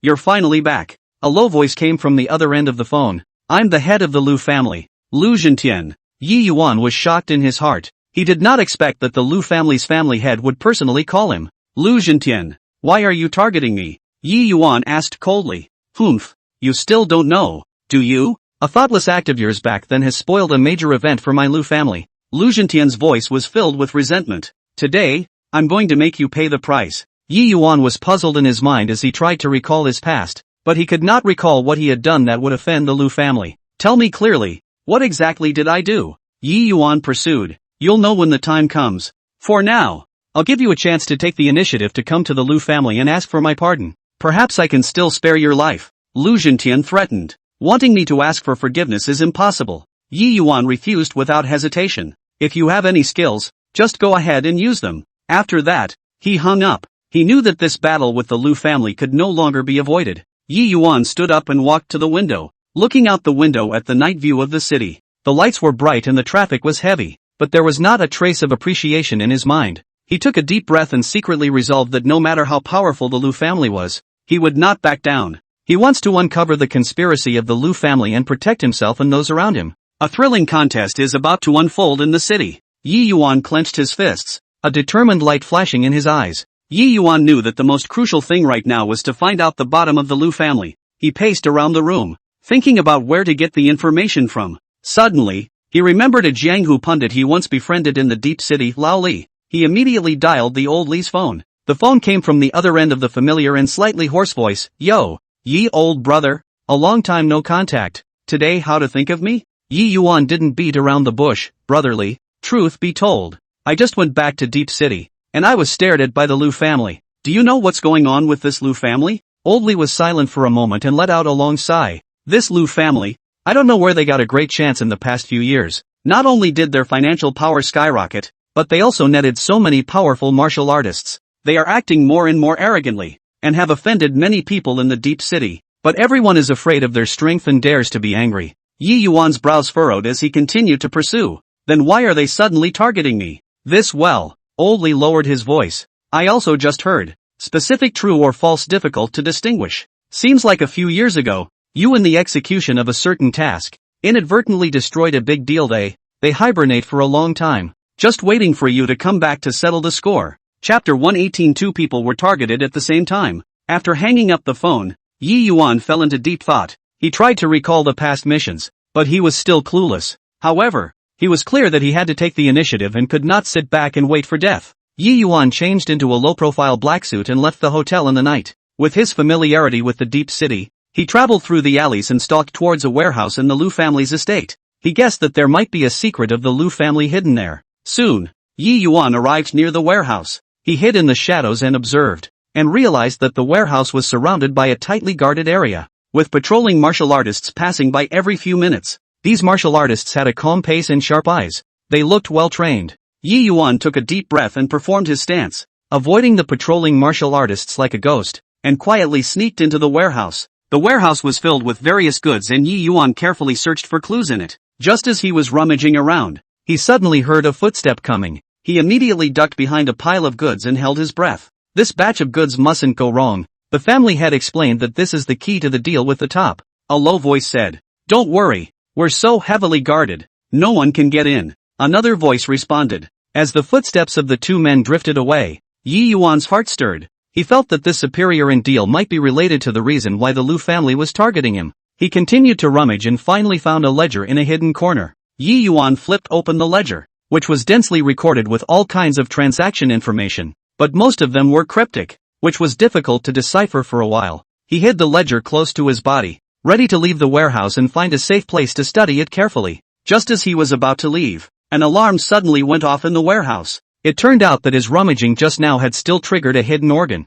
Instantly, dozens of martial artists surged out of the warehouse and surrounded him. "Kid, how dare you come here to steal? Today is the day you die," a martial artist at the head said coldly. Yi Yuan looked calm as he moved his wrists, a stern aura emanating from his body. "If you want to leave me behind, with you guys, you're not qualified." A fierce battle broke out. Yi Yuan's body was like electricity, weaving freely through the crowd. His punches and kicks were so powerful that he was able to repel a martial artist with every strike. However, there was a steady stream of martial artists from the Liu family, and Yi Yuan gradually felt a bit overwhelmed. Just then, a burly martial artist stepped out from the crowd, his body exuding a powerful aura. Clearly an expert. "I'll see how long you can hold out," he shouted and lunged towards Yi Yuan. Yi Yuan did not dare to be careless and concentrated on his response. The two of them went back and forth, and it was difficult to distinguish between them for a while. Yi Yuan understood in his heart that if this continued, he would definitely be in a desperate situation and had to find a way to break out. Seeing an opportunity, he feigned defeat and retreated backwards. Taking advantage of the moment when that expert was chasing after him, he suddenly turned around and executed his best move. The powerful force knocked that expert back several steps, and the surrounding martial artists were also shaken back by the force. Yi Yuan took the opportunity to perform his stance and broke through the encirclement, disappearing into the night. He knew that this was only the first round with the Liu family, and the next battle would be even tougher. After escaping from the pursuit, Yi Yuan temporarily landed in an abandoned factory. He took out the account book he brought out from the warehouse and carefully studied the cryptic language on it. After a lot of hard thinking, combined with his past experience in the Jianghu, he finally deciphered some of the contents. It turned out that the account book recorded a transaction between the Liu family and a mysterious force, involving precious martial arts secrets and heavenly treasures, and what he had sabotaged was most likely the key action for them to obtain the secrets. Yi Yuan knew that these clues alone were not enough to bring down the Liu family. He needed more helpers. So, he contacted his best friend, who used to fight side by side, Lin Yu. Lin Yu is an expert in the art of Qi Men Dun Jia and has his own connections in the Jianghu. When the phone was connected, Lin Yu's voice carried a few points of surprise. "Yi Yuan, you kid finally bothered to contact me. I heard that you were targeted by the Liu family when you returned to the deep city. How is it? Do you need help?" Yi Yuan smiled bitterly and said, "I was looking for you. This time, the Liu family is coming on strong. I need you to help me check the mysterious forces that are trading with them. Also, see if you can gather some trusted friends and let's deal with it together." Lin Yu agreed quickly. "No problem. It's on me. I'll go do it right now." After hanging up the phone, Yi Yuan took a short rest to recover his strength. A few hours later, Lin Yu called and brought important information. It turned out that the one who traded with the Liu family was a called mysterious organization. They controlled a lot of underground forces in the shadows, and acted in a secretive and ruthless manner. Shadow Alliance. Lin Yu also told Yi Yuan that he had gathered a few of his Jianghu friends and they were all willing to help Yi Yuan. Yi Yuan was touched in his heart and agreed to meet up with them at a secret stronghold. In the stronghold, Yi Yuan met his long-lost friends. After exchanging a few pleasantries, everyone started discussing strategies. A friend who specializes in intelligence gathering brought news that the Lu family was preparing for an important auction, where not only would there be many valuable martial arts resources, but people from would also be present. The Shadow Alliance. Yi Yuan's eyes lit up. He knew that this was a perfect opportunity. If he could expose the Lu family and the auction conspiracy between, he might be able to bring them down in one fell swoop. After discussing, they decided to split into two groups, with Yi Yuan and Lin Yu sneaking into the auction to look for evidence, while the other group would meet them at the periphery and be ready to deal with any emergencies. Shadow Alliance. On the day of the auction, Yi Yuan and Lin Yu disguised themselves and mixed into the venue. The venue was filled with celebrities from all walks of life and people from the martial arts world. On the surface, it was an ordinary auction, but in reality, it was surging with dark currents. Yi Yuan and Lin Yu observed the surroundings without moving, looking for the Lu family and the clues related. Shadow Alliance. Just as the auction reached its climax, a mysterious person walked onto the stage and took out an ancient secret book. Yi Yuan's heart shook as he recognized that this secret book was the key item in the batch of transactions that he had sabotaged back then. Yi Yuan and Lin Yu looked at each other and prepared to act. However, right at this moment, Lu Zhentian, the Lu family's family head, suddenly appeared. He seemed to have sensed something strange and his eyes searched through the crowd. Yi Yuan screamed in his heart. He knew that he and Lin Yu had been targeted. Lu Zhentian's gaze was like a torch, and after scanning around the crowd, he walked straight in the direction of Yi Yuan and Lin Yu. Although Yi Yuan was nervous in his heart, he remained calm on the surface and exchanged a glance with Lin Yu, imploring him to stay calm. The two of you look very familiar. I wonder where you're from. Lu Zhentian walked up to them and asked with a leathery smile. Yi Yuan slightly arched his hand and spoke in a calm tone. Lu Dongjia is courteous. We are just Jianghu dispersers who have heard that there are strange and exotic treasures in the auction and have come to open our eyes. Chapter 119. The next target was the Shadow League. Lu Zhentian snorted coldly, his eyes full of skepticism. Humph, a Jianghu disperser? I don't think so. Today's auction has a lot of distinguished guests. If someone has bad intentions, don't blame my Lu family for being impolite. Seeing this, Lin Yu hurriedly rounded up the situation. Don Lu, don't worry. We're just here to bid on a few good things. We have no other intentions whatsoever. Lu Zhentian sized them up for a few more moments before turning to leave. Yi Yuan and Lin Yu quietly breathed a sigh of relief, knowing that they had dodged a bullet for the time being, but they also understood that time was running out and they had to find evidence as soon as possible. Pretending to be interested in the auction items, the two of them walked around the venue, taking the opportunity to observe their surroundings. They found that in the backstage of the auction, there were a few black-clothed men who looked vigilant, constantly surveying the surroundings, seemingly guarding something important. Yi Yuan gave a wink to Lin Yu, and the two of them pretended to jostle as they slowly approached the backstage. Taking advantage of the guards' inattention, they quickly dodged into the backstage. The backstage was filled with various auction items, and the two of them carefully searched for related to the Lu family and the evidence conspiracy. Shadow Alliance. Just as they were rummaging around, they suddenly heard a commotion from outside. It turned out that their friends who were on the periphery had created chaos as planned, attracting the attention of the crowd. Yi Yuan and Lin Yu increased their speed and finally found a document in a hidden box, which recorded the Lu family and the details of the deal between and their evil plans. The Shadow Alliance. However, before they could leave, a group of men in black rushed in and surrounded them. The black-clothed man in the lead said coldly, "You guys are so bold. How dare you trespass backstage? No one will want to leave alive today." Yi Yuan and Lin Yu stood back to back, looking grave. Yi Yuan carefully stowed the documents away and said to Lin Yu, "Find a chance to rush out in a while and bring the documents out to expose their plot." Lin Yu nodded. Good. Side by side, both sides instantly fell into a melee. Yi Yuan and Lin Yu exerted all their strengths and fought fiercely with the men in black. Yi Yuan, with his exquisite martial arts, repelled the enemy's attacks again and again, but the black-clothed men were getting more and more numerous, and the two of them gradually fell into a predicament. Right at this moment, Yi Yuan suddenly realized that there was a break amongst the black-clothed men, and without hesitation,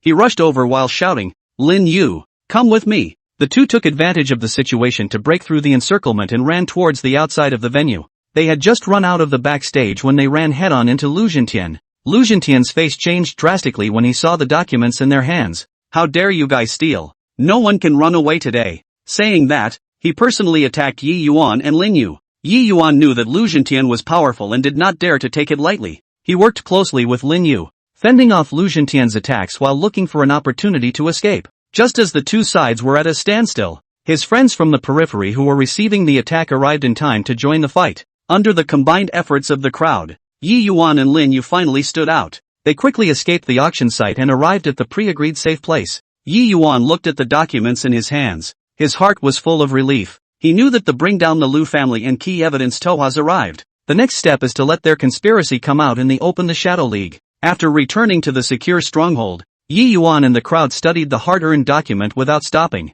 The document not only contained the details of the transaction, but also mentioned their next plan to organize a large-scale martial arts event in Deep City, at which time they would use the influence of the event to covertly manipulate the results of the competition, suppress dissenters, and then take control of the martial arts forces in the entire Deep City. Yi Yuan frowned and realized the seriousness of the situation. If the Lu family and allowed to the Shadow Alliance were succeed, the Deep City Jianghu would be plunged into darkness. After discussing with all the people, he decided to make this document public first to expose their conspiracy and let more people see their true colors. Lin Yu took the initiative to help. By virtue of his contacts and intelligence network in the Jianghu, distributed the contents of the document to the hands of various Jianghu sects and forces. For a time, the entire Deep City of the Jianghu was shaken. All the major forces have condemned the Lu family and the Shadow Alliance for what they did. The Lu family and the Shadow Alliance didn't expect the matter to be suddenly exposed and were infuriated. Lu Zhentian immediately gathered his men and prepared to take crazy revenge on Yi Yuan and the others.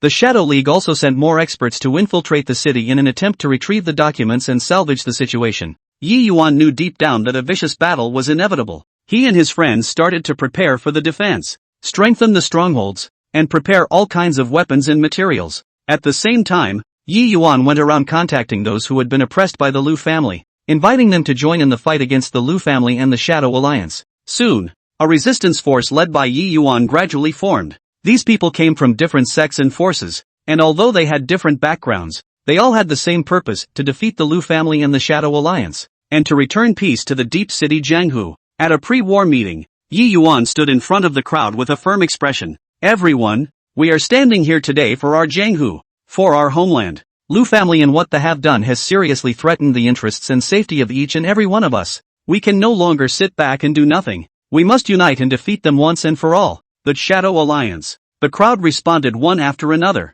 and their morale was high. However, Yi Yuan knew in his heart that Lu family and the Shadow Alliance were very powerful, so this battle was bound to be extremely difficult. However, he did not have the slightest intention to retreat. He firmly believed that as long as everyone worked together, they would be able to defeat the enemy. A few days later, the Lu family and the joint forces have arrived in front of Yi Yuan and the others' stronghold with great vigor. Lu Zhentian stood at the front of the group, his eyes filled with killing intent. "Shadow Alliance Yi Yuan, today is the day of your death. Hand over the documents and I can consider giving you a pain in the ass." Yi Yuan, undaunted, stepped out of the stronghold and responded loudly. "Lu Zhentian, your plot has been uncovered. Today is your end." After he said that, he waved his hand and the resistance forces behind him surged out. Both sides had their swords drawn and a big battle was about to start. With a command, both sides instantly mixed together. Shouts of killing and clashing of weapons were intertwined, and the entire battlefield was filled with smoke. Yi Yuan exerted his full strength, weaving freely through the crowd, and engaged in a fierce exchange with Lu Zhentian. The experts have also joined the battle, and their strange martial arts brought a lot of pressure to the resistance. However, Yi Yuan and his friends didn't flinch and repelled the enemy's attacks again and again with their tenacity and tacit cooperation. The Shadow Alliance. The battle entered the white-hot stage, and Yi Yuan gradually felt physically exhausted, but he only had one belief in his heart: to persevere to the end. Right at this moment, he suddenly discovered a break in Lu Zhentian, and without hesitation, he seized the opportunity to perform his strongest stance. Chapter 120. What is done is not justified by God. Yi Yuan stood on the land that was dyed red with blood, his body exuding a biting aura, his eyes as sharp as a falcon staring at Lu Zhentian in front of him. "Lu Zhentian, what you did today, heaven will not tolerate." Yi Yuan's voice was like a bell, reverberating in this empty valley, shaking the leaves of the surrounding trees. Lu Zhentian, however, sneered disdainfully. "Humph, Yi Yuan, don't be so hypocritical here. Today is the day you die." After saying that, he waved the large sword in his hand. A strange black light flashed on the blade, and it came straight at Yi Yuan. Yi Yuan's eyes flashed with a cold aura, and without hesitation, he used the power of the heavenly Tao. In an instant, the heaven and earth changed color. The originally blue sky was instantly covered by dark clouds, and a golden thunderbolt rolled and surged in the clouds, as if it wanted to split all the darkness in this world. "Watch the move," Yi Yuan shouted, and when he raised his hand, a thick golden thunder pillar wrapped in a heaven-destroying power blasted towards Lu Zhentian. Lu Zhentian's face suddenly changed. He had never imagined that Yi Yuan's heavenly Tao power was so powerful. He desperately waved his great sword in an attempt to ward off this deadly blow. However, in front of the power of the heavenly Tao, his resistance seemed so powerless. The golden thunder pillar instantly struck him, and the tremendous impact sent his entire body flying out, like a kite with broken strings, smashing heavily into the mountain wall dozens of feet away.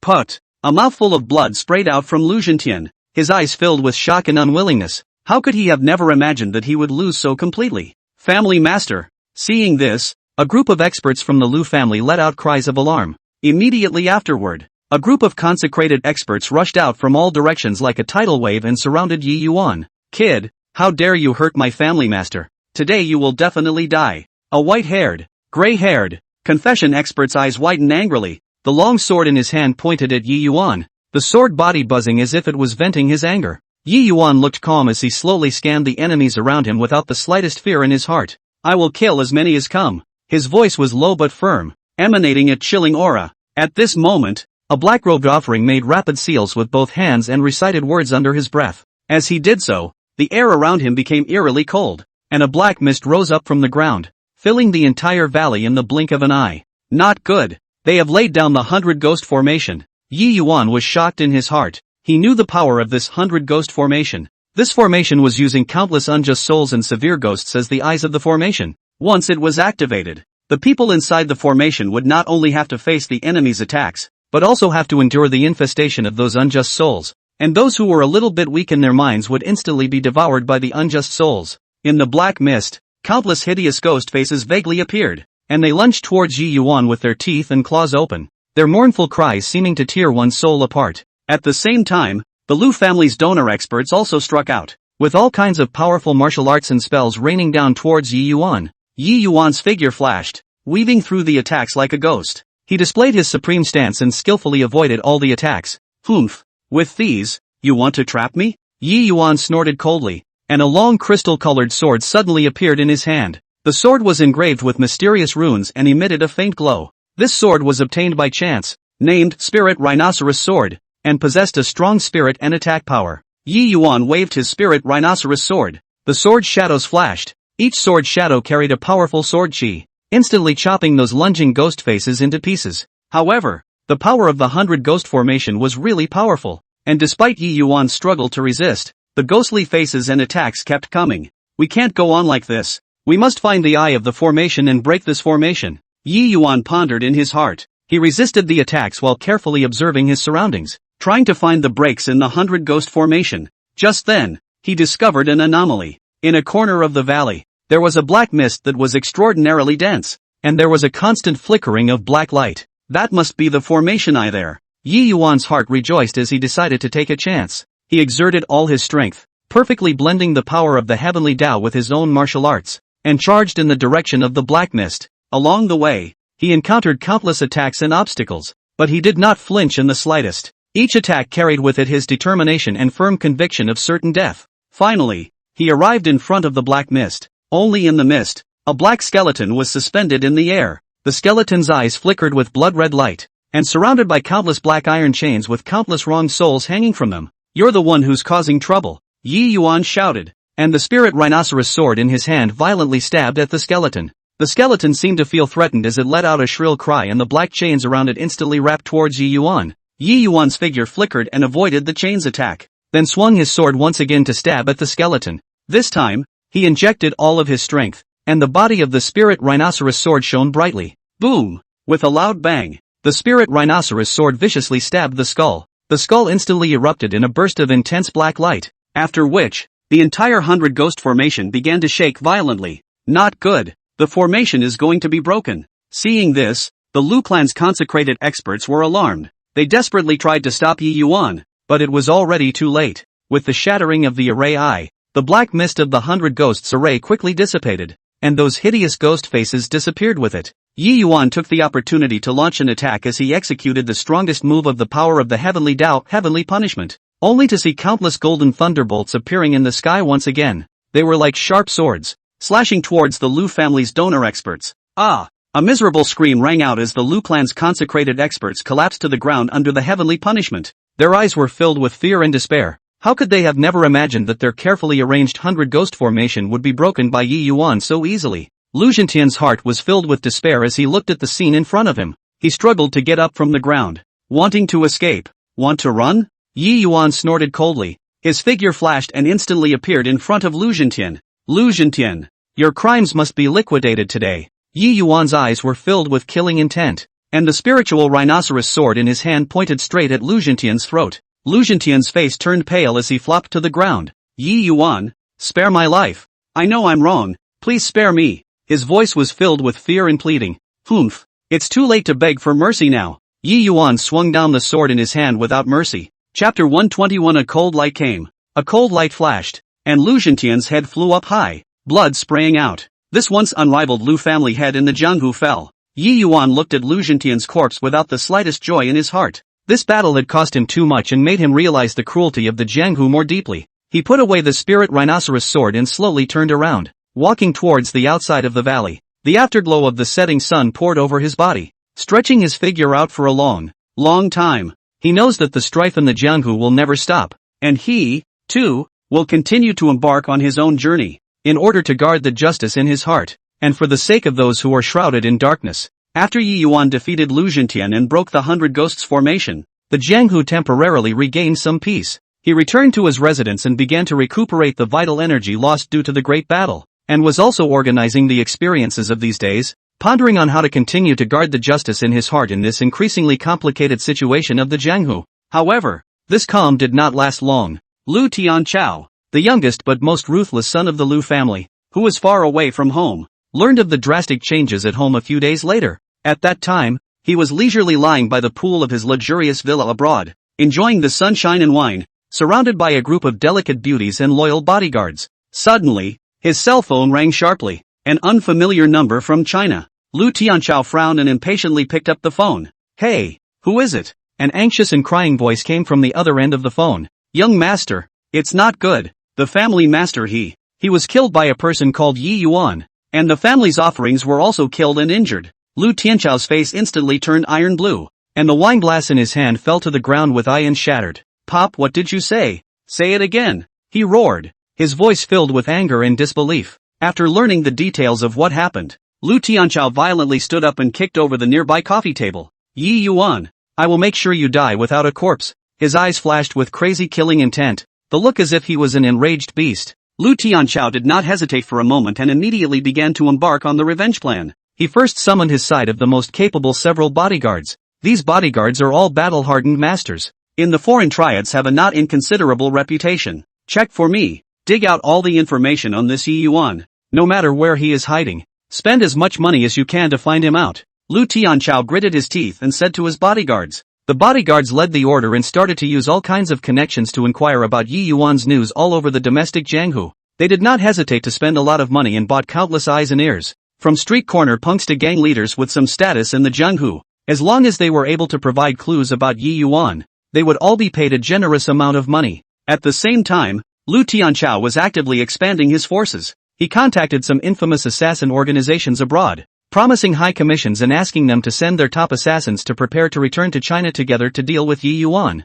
Yi Yuan, just wait, I will make you pay for everything you've done. The entire Lu family will be buried with my father. Lu Tianchao swore secretly in his heart. The flame of revenge blazed in his heart, burning out all his sanity. Yi Yuan, at this time, was still ignorant of the impending crisis. In his residence, he still persisted in practicing daily to enhance his strength. He knew that the path of the Jianghu was full of dangers and challenges, and only by continuously strengthening himself could he protect himself and the people around him in this chaotic world. On this day, Yi Yuan was practicing swordplay in the courtyard when he suddenly heard a sharp knock on the door. He put away his sword and walked quickly to the door, opening it to see a young man with a panicked look. Warrior Yi, it's not good, the young man gasped and said. I heard that the Lu family's youngest son, Lu Tianchao, has returned from abroad, and he's asking around about you, as if he's going to turn against you. Yi Yuan's face changed slightly, but he quickly regained his composure. Thanks for informing me about this. Don't worry,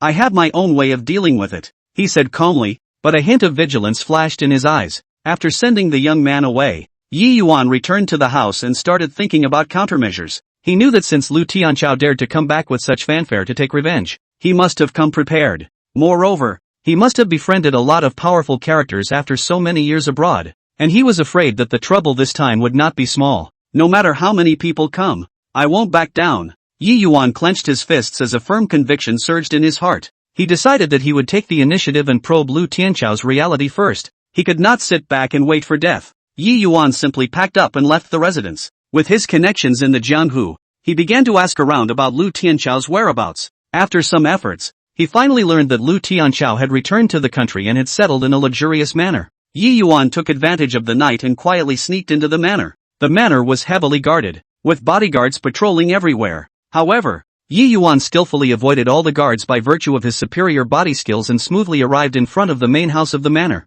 He hid in the shadows and observed the situation inside the house. He only saw that Lu Tianchao was sitting on the sofa in the living room, discussing something with a few bodyguards. That Yi Yuan, he's very strong, we can't take it lightly, a bodyguard said. Lu Tianchao snorted coldly. So what if he's strong? I've invited so many experts this time. Am I still afraid of him? When I find his whereabouts, I'm going to shred him into pieces with my own hands. His voice was filled with resentment and madness. Yi Yuan was secretly wary in his heart. It seemed that Lu Tianchao had indeed made a bloody effort this time. He decided to leave this place first and then think long and hard. Just as he was about to turn around and leave, he suddenly heard a light footstep. With a shock in his heart, he knew that he had been discovered. Who's there? Come out for me, a bodyguard shouted. And then a group of bodyguards surrounded towards where Yi Yuan was hiding. Yi Yuan knew that he could no longer dodge. He stood up violently and the sword in his hand was instantly sheathed. Since you guys found out, let's fight. His voice was firm and powerful,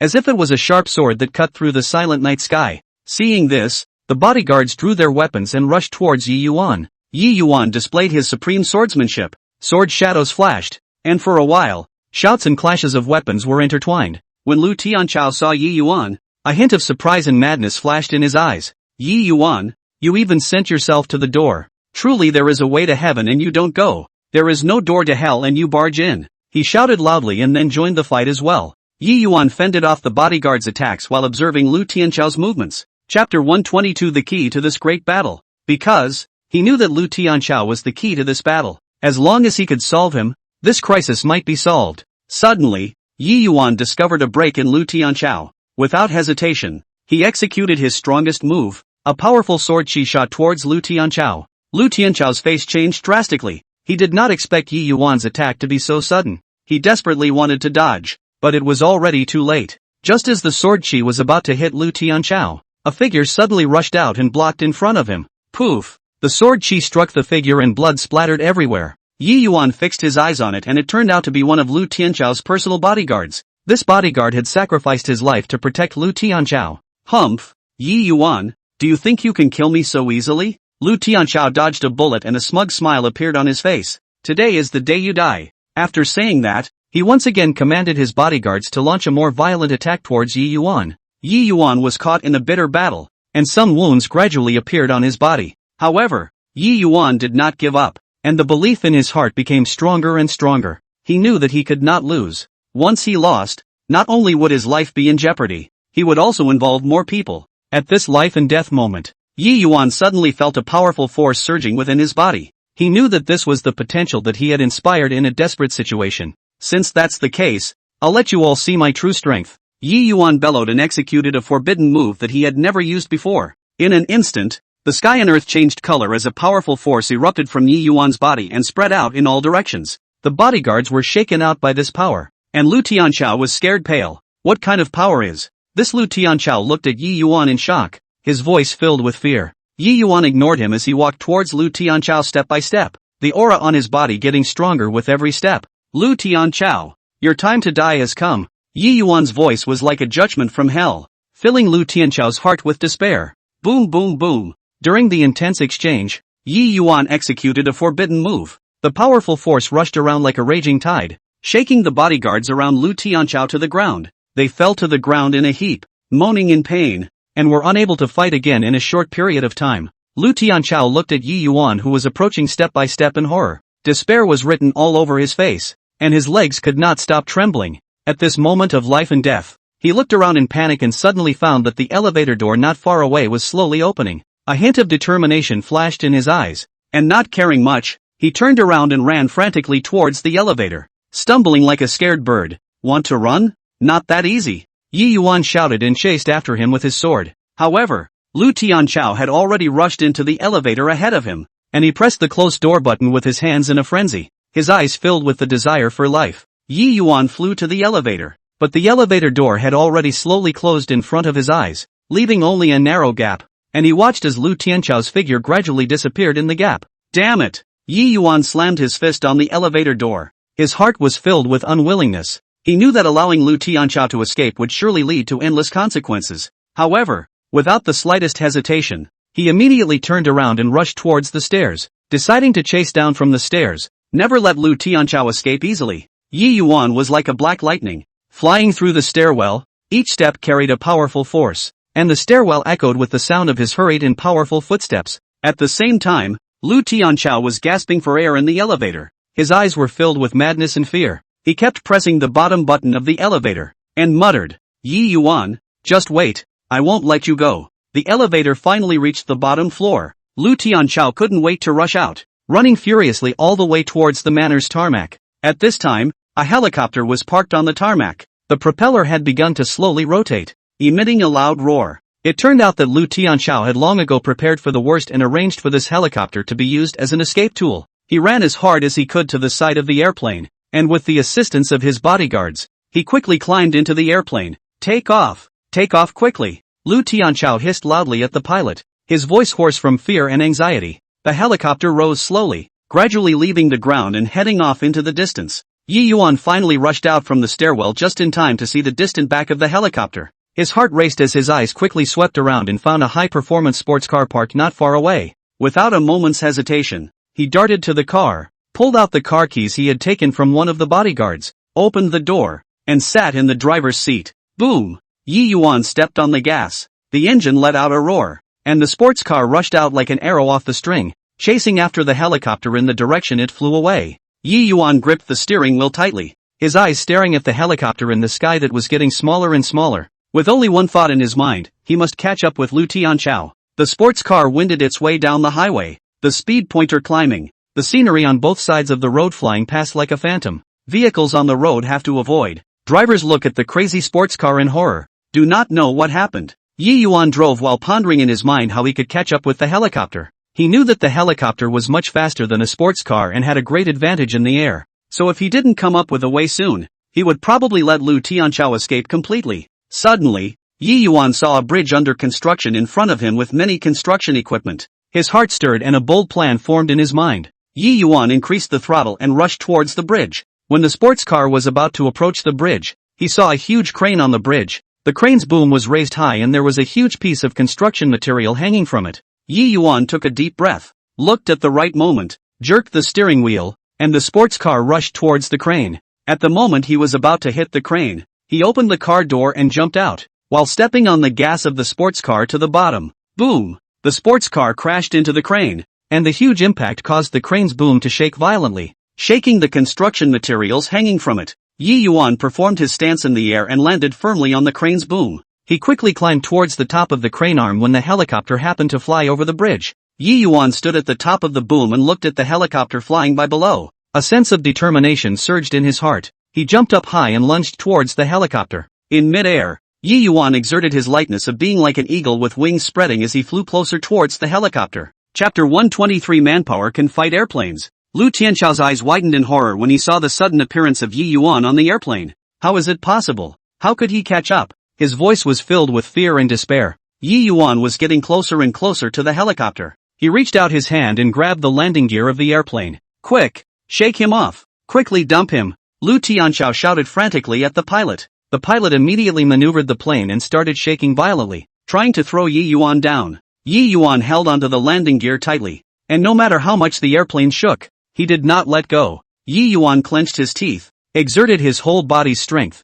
and crawled towards the airplane's hatch a little bit along the landing gear. Every step he climbed, he had to withstand the huge wind force and the impact from the shaking of the airplane. Finally, Yi Yuan climbed to the hatch. He kicked the hatch with force and rushed inside the airplane. Lu Tianchao, you can't run away. Yi Yuan's voice resounded inside the airplane, full of majesty and murderous aura. Lu Tianchao looked at Yi Yuan in horror. His body trembled unceasingly. He tried to pick up the weapon beside him to fight back, but his hands were shaking so badly that he couldn't even hold the weapon steadily. Yi Yuan, please let me go. I was wrong. I won't dare to do it again. Lu Tianchao begged bitterly. The madness and arrogance on his face had long disappeared. Only endless fear remained. Yi Yuan looked at him coldly. Your offense is unforgivable. Today is the day of your death. After saying that, Yi Yuan raised the sword in his hand and stabbed Lu Tianchao without hesitation. With a scream, Lu Tianchao fell into a pool of blood, ending his sinful life. Yi Yuan looked at Lu Tianchao's corpse without the slightest joy in his heart.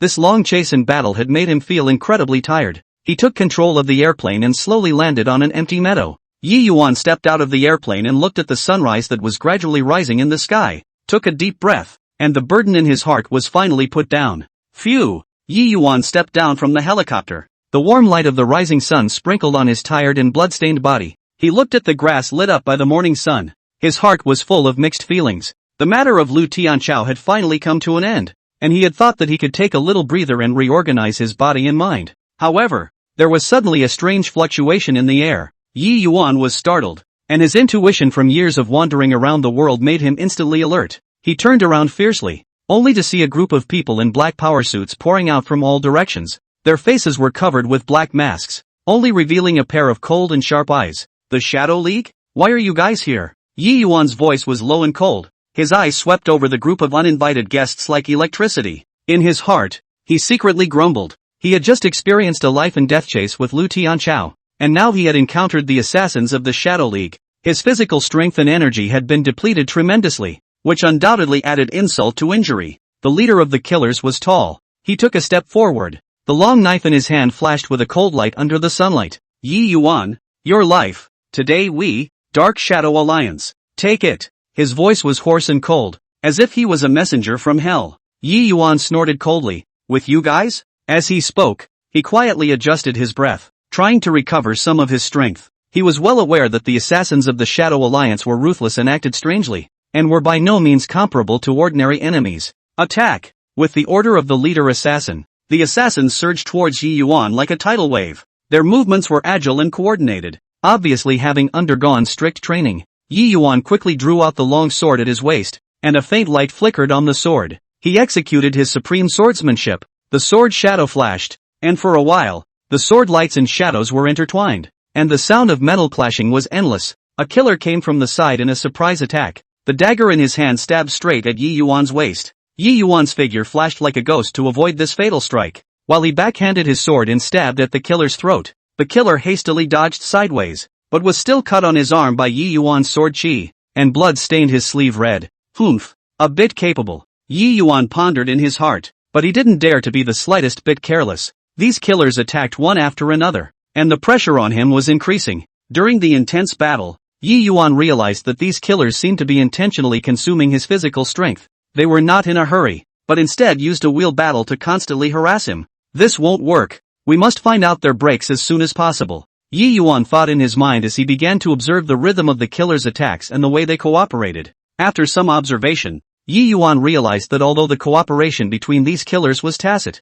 there was a certain pattern in the way they attacked. Each attack was launched by several killers from different directions at the same time, and then the other killers would make up for it. Yi Yuan's heart stirred as he decided to take a chance. When another round of attacks arrived, Yi Yuan did not dodge like before, but charged up against the killers' attacks. He executed his strongest move and a powerful sword chi shot towards the killers. Seeing this, the killers dodged. Right at this moment, Yi Yuan suddenly changed the direction of his attack as he flashed and charged towards the weak point of the killer's encirclement. Not good. He's going to break out. The leader of the killers shouted and hurriedly commanded the other killers to intercept, but Yi Yuan's speed was too fast for them to stop in time. Yi Yuan managed to break through the killer's encirclement as he ran towards a forest in the distance. He knew that it would be difficult for him to get away from these killers in the open grass. Only by entering the woods and utilizing the complex terrain would he be able to find a chance to counterattack. The killers were in hot pursuit as they chased after Yi Yuan. Yi Yuan ran while keeping an eye on the movements behind him. he realized that although the killers were fast, their movements were somewhat restricted after entering the woods. "It's now," Yi Yuan said secretly in his heart. He suddenly stopped and turned around to hide behind a large tree. When the killers caught up, he jumped out violently, displaying his supreme sword technique and launching a sudden attack towards the killers. The killers were caught off guard by Yi Yuan's sudden attack, and for a while, there were screams. Yi Yuan seized this opportunity and continuously attacked the killers' vital parts, trying to finish off a few killers in a short period of time and weaken them. However, the Shadow Alliance's assassins were not vegetarians after all. They quickly adjusted and reorganized their attacks. They surrounded Yi Yuan and launched another round of fierce attacks. Yi Yuan was caught in a bitter battle and some wounds gradually appeared on his body. Blood stained his clothes red, but he still did not give up. The belief in his heart grew stronger. "I must not die here. I will guard the justice of the Jianghu." At this life and death moment, Yi Yuan suddenly felt a powerful force surging within his body. He knew that this was the potential that he had inspired in the desperate situation. Chapter 124 Meet my true strength. "Since that's the case, then I'll let you all see my true strength." Yi Yuan roared angrily and executed his ultimate move that he had never used before. In an instant, the heaven and earth changed color as a powerful force erupted from Yi Yuan's body and spread out in all directions. The killers were shaken out by this power and fell to the ground groaning in pain. The leader's assassin looked at the scene in front of him, and his heart was filled with fear. He knew that he was afraid that today's mission would fail. "Retreat!" he shouted and quickly fled the scene with the remaining assassins. Yi Yuan looked at the backs of the killers as they left and let out a long breath. His body shook and he almost fell to the ground. He forced himself to endure the pain and exhaustion in his body and slowly sat down on the ground. The battle had cost him dearly, but he had also managed to repel the Shadow Alliance's assassins. He knew that his troubles weren't over yet, and that the Shadow League would definitely not let up. But he was ready, and he wouldn't back down no matter what kind of challenge he faced. Yi Yuan rested in the woods for a while, then stood up and walked towards his residence.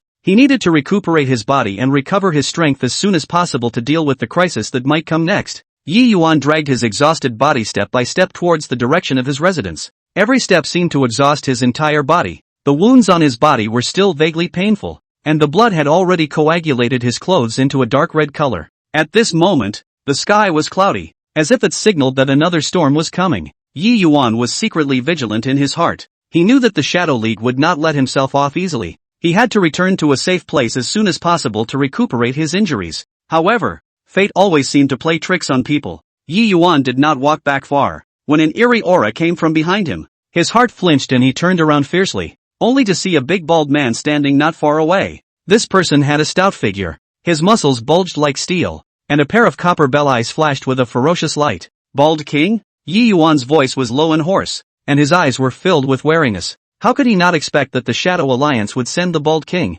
one of the 5 great protectors, to deal with him? The Bald King was known for his strength and cruel methods in the Dark Shadow Alliance, and was an extremely difficult character to deal with. The corner of the Bald King's mouth hooked into a cold smile. "Kid, didn't expect it, did you? Today is the day you die." His voice was as loud as a flood bell, echoing in the empty wilderness. Yi Yuan tightened the sword in his hand. Despite the extreme weakness of his body, there was not the slightest fear in his eyes. "Wanting to kill me, just by you, are you worthy?" he responded without showing any weakness. When the Bald King heard this, the smile on his face instantly disappeared and was replaced by a scowl. "Humph, still talking tough at the end of your life? Then let you taste the power of this protector." Saying that, he fiercely took a step forward. The ground was all set out by him with a shallow footprint. Yi Yuan took a deep breath and adjusted his breath. He knew that he had to go all out against a strong enemy like the Bald King, and if he was not careful, he would lose his life. The Bald King was the first to attack. He was like a ferocious beast, charging towards Yi Yuan. His speed was extremely fast, bringing up a whistling sound of wind. Yi Yuan's figure flickered and skillfully avoided the Bald King's attack. He displayed his supreme stance and weaved freely around the Bald King, searching for a break in him. "Humph, is that all you've got?" When the Bald King saw that his attack was easily avoided by Yi Yuan, he could not help but feel a little annoyed in his heart. He attacked again. This time, his attacks were even more violent. Each punch carried the force of 1,000 pounds. Yi Yuan dodged the attacks of the Bald King while looking for a chance to counterattack. He knew that although the Bald King's power was strong, his speed was relatively slow, so as long as he could catch him in a break, he would be able to deliver a fatal blow. Suddenly, the Bald King's fist smashed towards Yi Yuan's chest. A cold light flashed in Yi Yuan's eyes, and instead of dodging, he violently raised the sword in his hand and stabbed it towards the Bald King's arm. Ding! With a loud bang, the sword and fist collided together. sending out a dazzling spark. Yi Yuan was shaken back a few steps by this powerful force, and his arm was slightly numb. On the other hand, a shallow wound appeared on the bald king's arm and blood slowly flowed out. Good boy. Somewhat capable. The bald king looked at the wound on his arm and a hint of surprise flashed in his eyes. He did not expect Yi Yuan to be able to inflict damage on himself despite being so weak. Humph. This is just the beginning. Yi Yuan snorted coldly and once again displayed his sword technique. His sword was like a bolt of lightning, slicing through the air with a cold light. The bald king wasn't willing to show weakness either, as he unleashed his own stunt, the iron sand palm, only to see his palms instantly become black and shiny, and a pungent odor filled the air. Taste my iron sand palm. The bald king shouted and slapped a palm towards Yi Yuan. The power of this palm was immense, bringing up a strong gust of wind, as if it was going to destroy everything around it. Yi Yuan's heart was flabbergasted. He knew the power of this palm and did not dare to take it hard. His figure flashed and jumped away towards the side. However, the bald king's iron sand palm was extremely fast and still grazed Yi Yuan's shoulder. Ah! Yi Yuan couldn't help but let out a miserable scream. A deep wound immediately appeared on his shoulder and blood flowed out like a spring. Ha ha, kid, your time to die has come. The bald king was overjoyed when he saw that Yi Yuan was injured. He once again launched an attack towards Yi Yuan. This time, his attack was even more frantic, as if he wanted to completely tear Yi Yuan into pieces. Yi Yuan endured the severe pain in his shoulder and continued to fight with the bald king. His eyes were filled with firmness and determination. He knew that he couldn't just fall down like this. He had to persevere. In the midst of the fierce battle, Yi Yuan suddenly discovered a crack in the bald king. With a movement in his heart, he decided to take a chance. When the bald king slapped his palm again, Yi Yuan did not dodge, but violently executed his strongest move, a sword shocking. Only a dazzling sword light flashed and shot towards the bald king's chest. The bald king's face changed drastically. He did not expect Yi Yuan to launch such a powerful attack at this time. He wanted to dodge, but it was too late. Pooh! With a muffled sound, Yi Yuan's sword pierced into the bald king's chest. The bald king's body shook for a moment, his eyes filled with shock and unwillingness. You! The bald king pointed at Yi Yuan and wanted to say something, but he could no longer speak. His body slowly collapsed and fell heavily on the ground. Yi Yuan looked at the bald king's corpse and let out a long breath. His body shook a few times and he almost fell to the ground. The battle had cost him dearly, but he had also managed to kill one of the 5 guardians of the Shadow Alliance. Chapter 125 The 5 Great Protectors of the Dark Shadow Alliance. Yi Yuan forced himself to endure the pain in his body and slowly sat down on the ground. He knew that he had to treat his wounds as soon as possible, otherwise his injuries would get worse. He pulled out some healing pills from his pocket and swallowed them. After a while, Yi Yuan felt that his injuries were slightly better. He stood up and walked in the direction of his residence. At this moment, the dark clouds in the sky gradually dispersed, and the sunlight poured over the earth as if cheering for his victory. Yi Yuan knew that this battle was just the beginning, and the Shadow Alliance would definitely not stop. Yi Yuan dragged his bruised and battered body. Every step was extremely difficult, and finally returned to that familiar abode. The door slowly closed behind him, and he slowly slid down against it, sitting paralyzed on the ground, the wounds on his body still seeping blood, staining the ground beneath him red. He looked around the house at all the familiar things, filled with exhaustion, wanting nothing more than to be able to sleep peacefully and recuperate from the thousands of holes in his body. He braced himself and stood up, moving step by step towards the bedroom, intending to treat his wounds first. Just as he had walked into the bedroom and was about to sit down, a strong sense of oppression hit him from all sides. Yi Yuan was shocked in his heart. His years of experience in the Jianghu instantly made him realize that danger was once again upon him. He quickly turned around, gripped the sword in his hand tightly and looked around vigilantly. Ha ha, Yi Yuan, do you think you can escape? A sharp voice came from the rooftop, followed by a black shadow falling like a ghost. It was none other than one of the 4 guardians of the Dark Shadow Alliance, the Poison Lady. She was dressed in a long purple dress. Her face was delicate but with a bit of ruthlessness. In her hands she was playing with a small jade flute. That jade flute was faintly emitting a strange light, obviously coated with a high level of poison. I didn't expect that the hallowed Shadow Alliance would be so brazen as to pursue me, a seriously injured person. Yi Yuan snorted coldly, his voice full of disdain. Humph, who let you offend someone you shouldn't have offended? Today is your time to die. With a furious shout, another figure leapt in from the window. This person was tall and sturdy, holding a huge axe. It was the Mad Axe Protector. His face bore a hideous scar, adding a bit more ferocity. Yi Yuan, die! Mad Axe shouted, swung his huge axe and chopped towards Yi Yuan. The strong wind brought up by that huge axe seemed to tear the air apart. Yi Yuan's figure flickered, barely avoiding the fatal blow, and his heart secretly cried out in misery. He had just experienced a life-and-death battle with the bald king. His physical strength and energy had been depleted, and now that he was facing the four guardians, he was really in dire straits. However, he didn't have the slightest intention of retreating. Instead, his eyes were lit up with fighting spirit. "If you want to kill me, just with you guys, it's not enough," he roared, and utilized his supreme swordsmanship to fight with the mad axe. The attacks off were incomparably ferocious. Each swing of the huge axe caused the surrounding air to tremble. Yi Yuan, on the other hand, relying on his exquisite swordsmanship and agile stance, dodged through the shadows of the axe, looking for a chance to counterattack the mad axe. "Humph, let's see how long you can last." Seeing this, the poison lady let out a cold laugh, placed the jade flute in her hand to her lips, and gently blew. Immediately, a wave of colorful smoke floated out from the jade flute, quickly filling the entire room. Yi Yuan was shocked in his heart. He knew that the smoke contained a high level of poison, so he hurriedly held his breath and ran his internal force to resist it. However, his injuries were too severe and his internal force was running a bit slow. Gradually, he felt a wave of dizziness and his body became heavy. "Not good. Poisoned." Yi Yuan screamed in his heart that it was not good. He knew that he could not continue like this. He had to find a way to break it as soon as possible. At this moment, two more figures walked in from the doorway. Walking in front of them was a thin man, holding a folding fan, with a bizarre skeleton pattern painted on the fan. He was the Ghost Fan Protector. Behind him was a short old man, holding a walking stick in his hand, with a cold aura in his eyes. This person was the Withered Bones Protector. "Yi Yuan, today is your doom. Obediently die," Ghost Fan said coldly. The folding fan in his hand gently swung. A black air current shot towards Yi Yuan. Yi Yuan hurriedly swung his sword to resist, but the black air current was extremely powerful and he was shaken back a few steps. The withered bone took the opportunity to move forward, and the walking stick in his hand smashed down towards the top of Yi Yuan's head. Yi Yuan dodged sideways. The cane grazed his shoulder and fell, smashing a deep crater on the ground. Yi Yuan was secretly glad in his heart. If he had been hit by this walking stick, he was afraid that he would have been killed on the spot. "The four guardians are all here. I'm afraid that Yi is going to die today," Yi Yuan thought in his heart, but his eyes were not the slightest bit fearful. Instead they were filled with determination. "Even if I die, I have to pull a few cushions," he swore secretly in his heart. Yi Yuan executed his strongest move.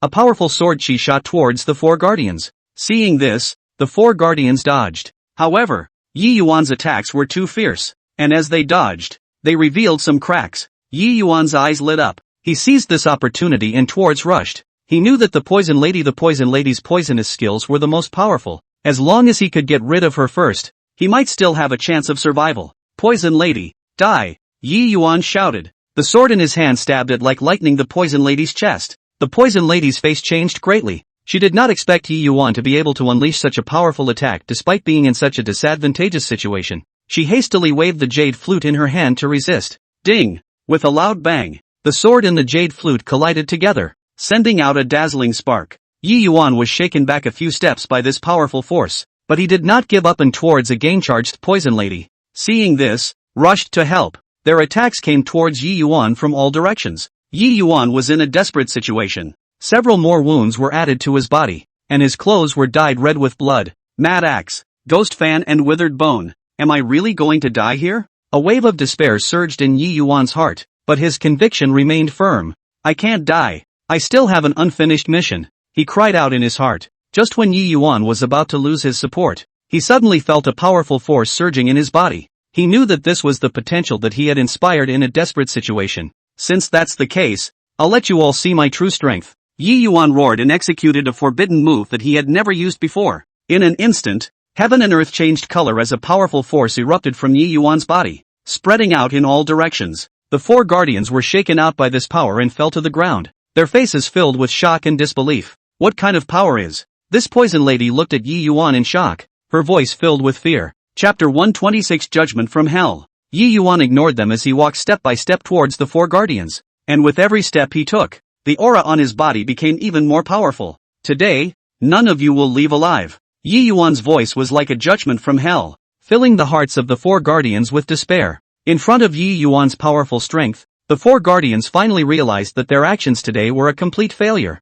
They struggled to stand up and wanted to escape from here. But how could Yi Yuan let them go so easily? In the end, Yi Yuan ended the thrilling battle in the eyes of the four guardians who were horrified. He looked at the 4 guardians who had fallen to the ground and let out a vicious sigh of relief. Finally, after ending a long and thrilling journey of tracking, Yi Yuan dragged his tired and incomparable steps back home. The door to his home closed slowly behind him, and the familiar scent hit him, but his demeanor remained stony. Not at all relaxed by his return home, he walked straight to the kitchen, his mind still calculating what he was about to face. He opened the refrigerator, looked at the ingredients inside, and began to prepare his own midday meal. He skillfully washes, cuts and stir-fries vegetables, each action carrying a steady rhythm. The oil in the wok makes a zizi sound, and as the ingredients are poured into the wok, the aroma gradually fills the air. In no time at all, a hearty midday meal was set on the table. The colorful and flavorful dishes. If it was in normal times, Yi Yuan would have enjoyed it, but at this moment, he just mechanically picked up the chopsticks and ate quickly, his eyes looking out of the window from time to time, seemingly waiting for something. He swallowed his meal in large gulps, each bite seeming to build up his strength for the upcoming battle. After finishing his meal, he simply cleared the table and returned to his bedroom. In the bedroom, he opened the closet and pulled out a tight black combat suit. This suit was made of a special material that was not only lightweight, but also had a certain degree of protection. He put it on carefully, adjusting every detail to ensure that his movements were not constrained in the slightest. He then went to his desk and opened the drawer, which contained a delicate dagger and a pistol. He picked up the dagger and gently turned it in his hand. The sharp blade flashed with a cold light. This dagger had accompanied him through countless dangers. Every scratch was the mark of his battles. He inserted the dagger into the sheath at his waist, his movements smooth and skillful. Then he picked up the pistol, checked the magazine to make sure there were enough bullets, and pinned the pistol to his waist. After making all these preparations, Yi Yuan stood in front of the mirror and looked at his appearance.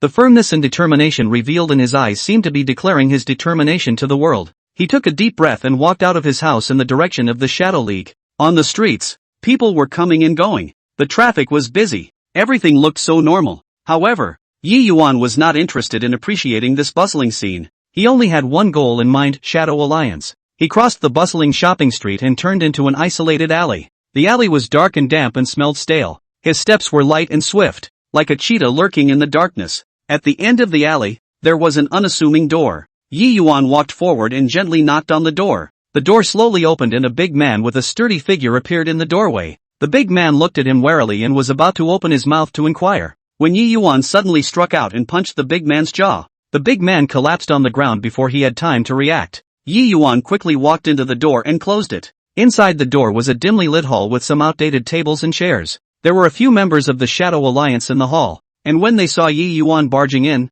they stood up and drew their weapons. "Who are you? Dare to barge into our Shadow Alliance's territory?" a member shouted. Yi Yuan did not reply. He just looked at them coldly with killing intent in his eyes. He quickly drew the dagger at his waist and rushed towards the nearest member. The man hastily raised the club in his hand to resist, but Yi Yuan's speed was too fast. He skillfully avoided the club's attack, and the dagger directly stabbed into the man's chest. The man screamed miserably and fell to the ground. Seeing this, the other members surrounded him. Yi Yuan was undaunted. He weaved freely through the crowd. The dagger in his hand kept waving. Blood splattered all over his clothes. After a fierce battle, the members of the Shadow Alliance in the hall all fell to the ground. Yi Yuan wiped the blood from his face and continued to walk forward. He knew that this was only the periphery of the Shadow Alliance, and that the real core area was deeper. He followed a narrow passage and came to a huge iron door. The iron door was engraved with the logo of the Shadow League and emitted an icy aura. Yi Yuan pushed the door hard and realized that it was locked.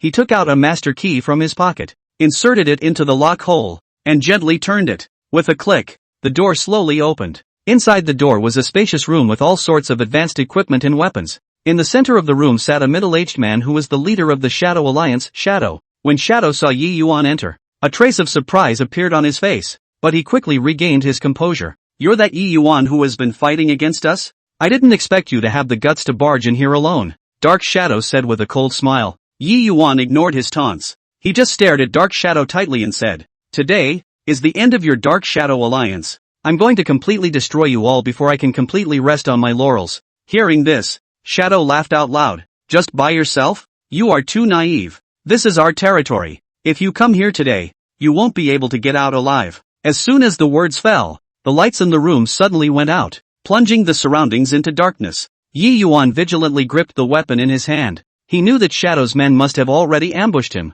Suddenly, a sound of footsteps came from the darkness. Yi Yuan quickly turned around and stabbed his dagger in the direction of the sound. Only a scream was heard as a figure fell to the ground. Then, more footsteps came, and Yi Yuan fought fiercely with his enemies in the darkness. With his keen sense of hearing and rich combat experience, he dodged the enemy's attacks time and time again while delivering a fatal blow. As the battle progressed, Yi Yuan gradually gained the upper hand. In the darkness, the screams of the enemies continued to ring out as more and more people fell to the ground. Finally, the lights came on again and only Yi Yuan and Dark Shadow were left in the room. A look of shock appeared on Dark Shadow's face. He did not expect Yi Yuan to be so powerful. Yi Yuan took a step towards Dark Shadow. The dagger in his hand flashed with a cold light. The Dark Shadow wanted to escape, but his legs were unable to move as if they were nailed down. "You, stay back," Shadow said, trembling. Yi Yuan ignored his pleas for mercy as he raised his dagger and viciously stabbed the Dark Shadow. With a miserable scream, the Dark Shadow fell to the ground,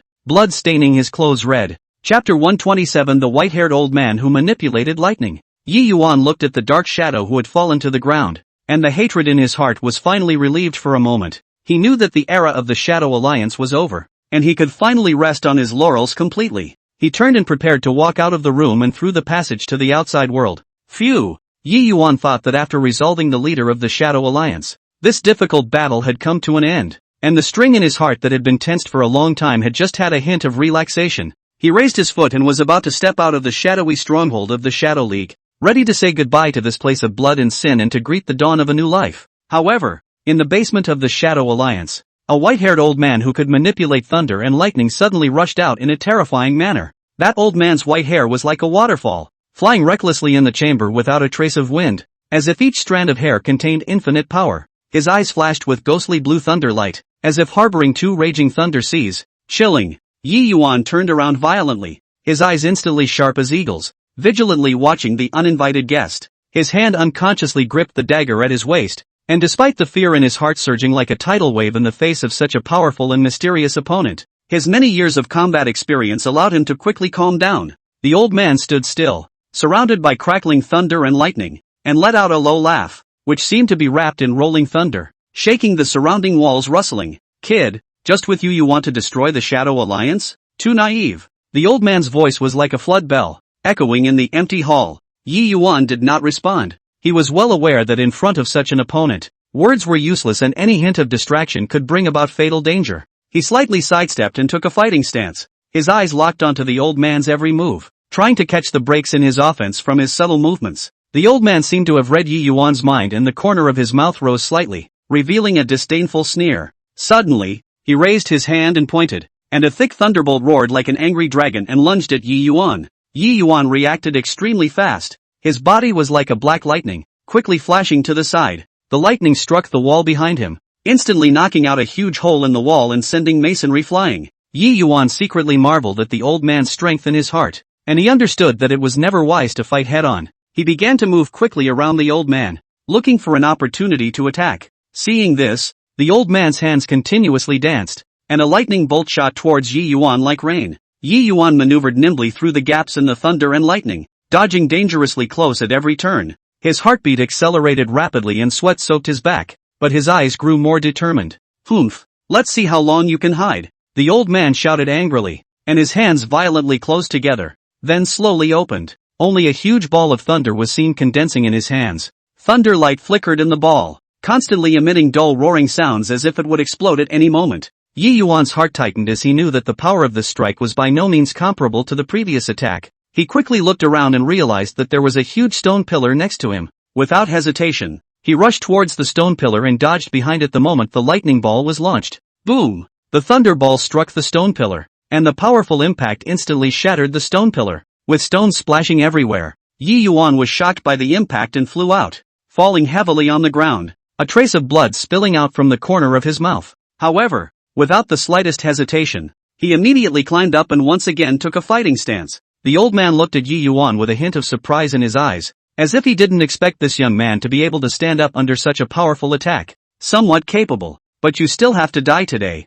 the old man said, once again condensing the power of lightning. Yi Yuan knew that he could no longer be passive like this. He had to take the initiative. He took a deep breath and gathered the strength of his entire body into his legs, charging towards the old man like a loaded cannonball. When the old man saw this, a trace of disdain flashed in his eyes as he raised his hand. preparing to strike Yi Yuan into ashes with lightning. The moment he was about to launch his attack, Yi Yuan suddenly changed direction and lunged towards a pile of miscellaneous objects next to him. The old man froze. He did not understand why Yi Yuan was doing this. Just then, Yi Yuan picked up a broken shield from the clutter and charged towards the old man. The old man sneered as a lightning bolt shot towards Yi Yuan. Yi Yuan raised his shield and blocked the lightning. The lightning struck the shield and made a violent sound. The powerful electric current traveled down the shield to Yi Yuan's entire body. His arm instantly went numb, but he still held the shield tightly. Taking advantage of the gap between the old man's attacks, Yi Yuan quickly approached him. The dagger in his hand was like a cold light, stabbing at the old man's chest. The old man's reaction was not slow as he dodged sideways to avoid Yi Yuan's attack. The two of them went back and forth like this, engaging in a fierce close combat. Yi Yuan fought the old man with his nimble hands and tenacious will. Even though he was injured many times, he never gave up. The battle had entered a white-hot stage and both Yi Yuan and the old man were exhausted, but their eyes were filled with determination. Yi Yuan knew that there was no way back for him. This battle, he had to win. Suddenly, Yi Yuan realized a break in the old man and he did not hesitate to attack. With all his strength, he stabbed the dagger at the old man's throat. The old man's eyes widened in horror as he tried to dodge, but it was too late. The moment the dagger was about to stab the old man suddenly disappeared. Yi Yuan was stunned as he looked around but found no trace of the old man. "Kid, do you think you've won?" The old man's voice suddenly came from behind him. Yi Yuan was startled in his heart as he quickly turned around, only to find that the old man had appeared behind him at some point, and was condensing a bigger ball of thunder in his hand.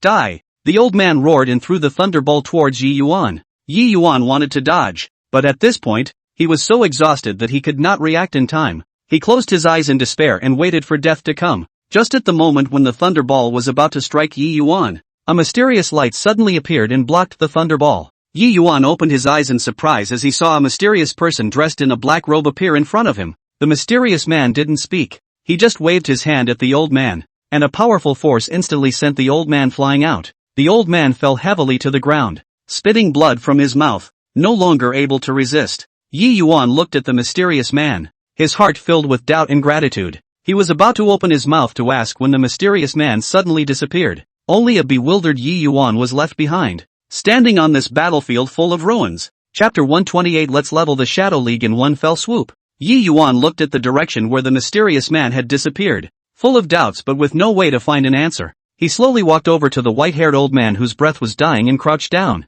trying to ask for some clues about the mysterious man from the old man's mouth. "Who exactly are, and why did that mysterious person save me?" Yi Yuan locked his gaze tightly on the old man, his tone carrying an irresistible sense of oppression. The old man lifted his head with difficulty, a wry smile hanging at the corner of his mouth, and blood continued to spill from the corner of his mouth. "If you want to know, come closer." His voice is weak, but like with some kind of compulsion. Yi Yuan was wary, but his intense curiosity still drove him to lean forward slightly. Right at this moment, the old man's dry hand probed out like lightning, grabbing Yi Yuan's wrist, and a familiar yet terrifying lightning power instantly surged into Yi Yuan's body. "Ha ha ha, kid, you think there's really a mysterious person saving you? That was just an illusion I set up. You will die today." The old man laughed crazily. His face was hideously twisted like an evil ghost. Yi Yuan only felt that his body's strength was rapidly drawn away and his consciousness gradually blurred. How could he not expect that he would be caught in this sophisticated trap at the moment of his imminent victory?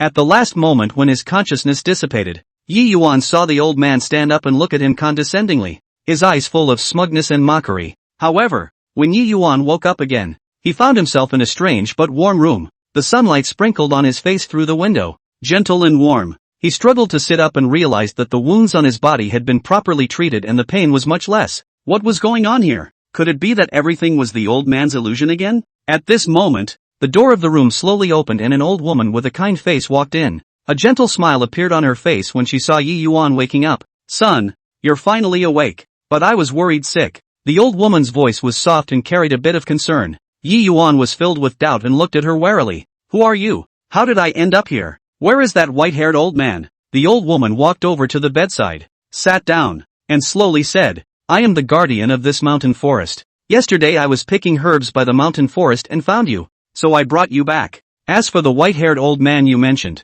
I did not see it." Yi Yuan's heart was filled with skepticism. This was all too bizarre. He braced himself and got up, wanting to go out to find out what was going on. The old woman did not stop him. but only urged him to be careful. Yi Yuan walked out of the room and found himself beside an ancient wooden house, surrounded by dense mountain forests, quiet and peaceful, with no trace of the Shadow Alliance stronghold at all. He walked forward along a path, the doubts in his heart growing stronger. Suddenly, he heard a familiar laughter, the voice of a white-haired old man. Yi Yuan ran wildly in the direction of the voice, and in a clearing in the mountain forest, he saw the white-haired old man that he hated so much. But strangely enough, the old man was currently surrounded by a group of people in strange costumes, looking in a sorry state. Yi Yuan hid behind a tree, his heart filled with shock and doubt. What the hell is going on here? Who were these people? Why were they besieging the white-haired old man? Just as he was puzzled, a voice sounded in his mind. Young man, if you want to know the truth, follow me. That was the voice of the mysterious man from before. Yi Yuan hesitated for a while and finally decided to follow. He was guided by the mysterious man to a cave. The cave was filled with a mysterious aura, and Yi Yuan carefully walked in. In the depths of the cave, he saw a huge crystal ball, in which various images flashed, the very scenes of his battle with the white-haired old man, as well as all the evil deeds of the Shadow Alliance over the years. This is the Orb of Destiny, which reveals the truth of the past and the future. The mysterious man's voice sounded again. Yi Yuan looked at the crystal ball. The mystery in his heart gradually solved. It turned out that the white-haired old man was originally a traitor of the Dark Shadow Alliance, and he had presumed to control the entire power of the Dark Shadow Alliance, which was why he had shown up to stop Yi Yuan after he had destroyed most of the forces of the Dark Shadow Alliance, and those who had surrounded him were other forces that had been persecuted by the Shadow Alliance, and they had been looking for an opportunity to take revenge. As for the mysterious man, he was the guardian of this continent and had been secretly observing the good and evil in the world.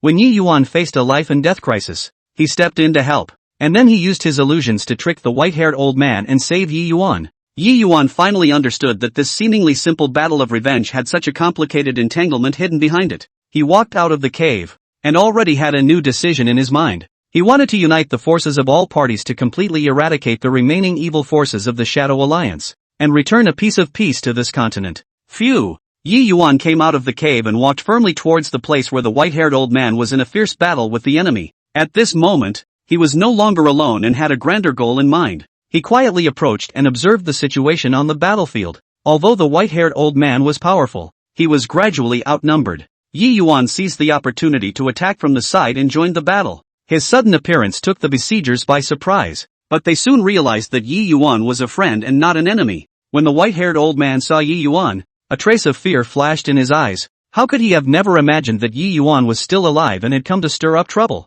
Yi Yuan and the besiegers cooperated silently and gradually suppressed the white-haired old man. The old man attempted to cast the power of thunder and lightning to break out again, but Yi Yuan was prepared for it, and with his previous experience of fighting the old man, he skillfully avoided the lightning attack while looking for an opportunity to counterattack. Under the concerted efforts of the crowd, the white-haired old man was finally subdued. He collapsed to the ground, his eyes filled with unwillingness and despair. Yi Yuan walked up to him and said coldly, "Your evil deeds end here today, and the evils of the Shadow Alliance will end once and for all." After resolving the white-haired old man, Yi Yuan communicated with the besiegers. They came from different places, and all of them had suffered persecution from the Shadow League and hated it with a passion. Yi Yuan spelled out his plan and proposed that everyone join forces to fight against the remnants of the Shadow Alliance. The crowd responded. They were impressed by Yi Yuan's courage and determination and were willing to follow him to fight for peace. Afterwards, Yi Yuan began to organize the crowd and formulate a detailed battle plan. They went around gathering intelligence and figuring out the distribution and movements of the remaining forces of the Shadow Alliance.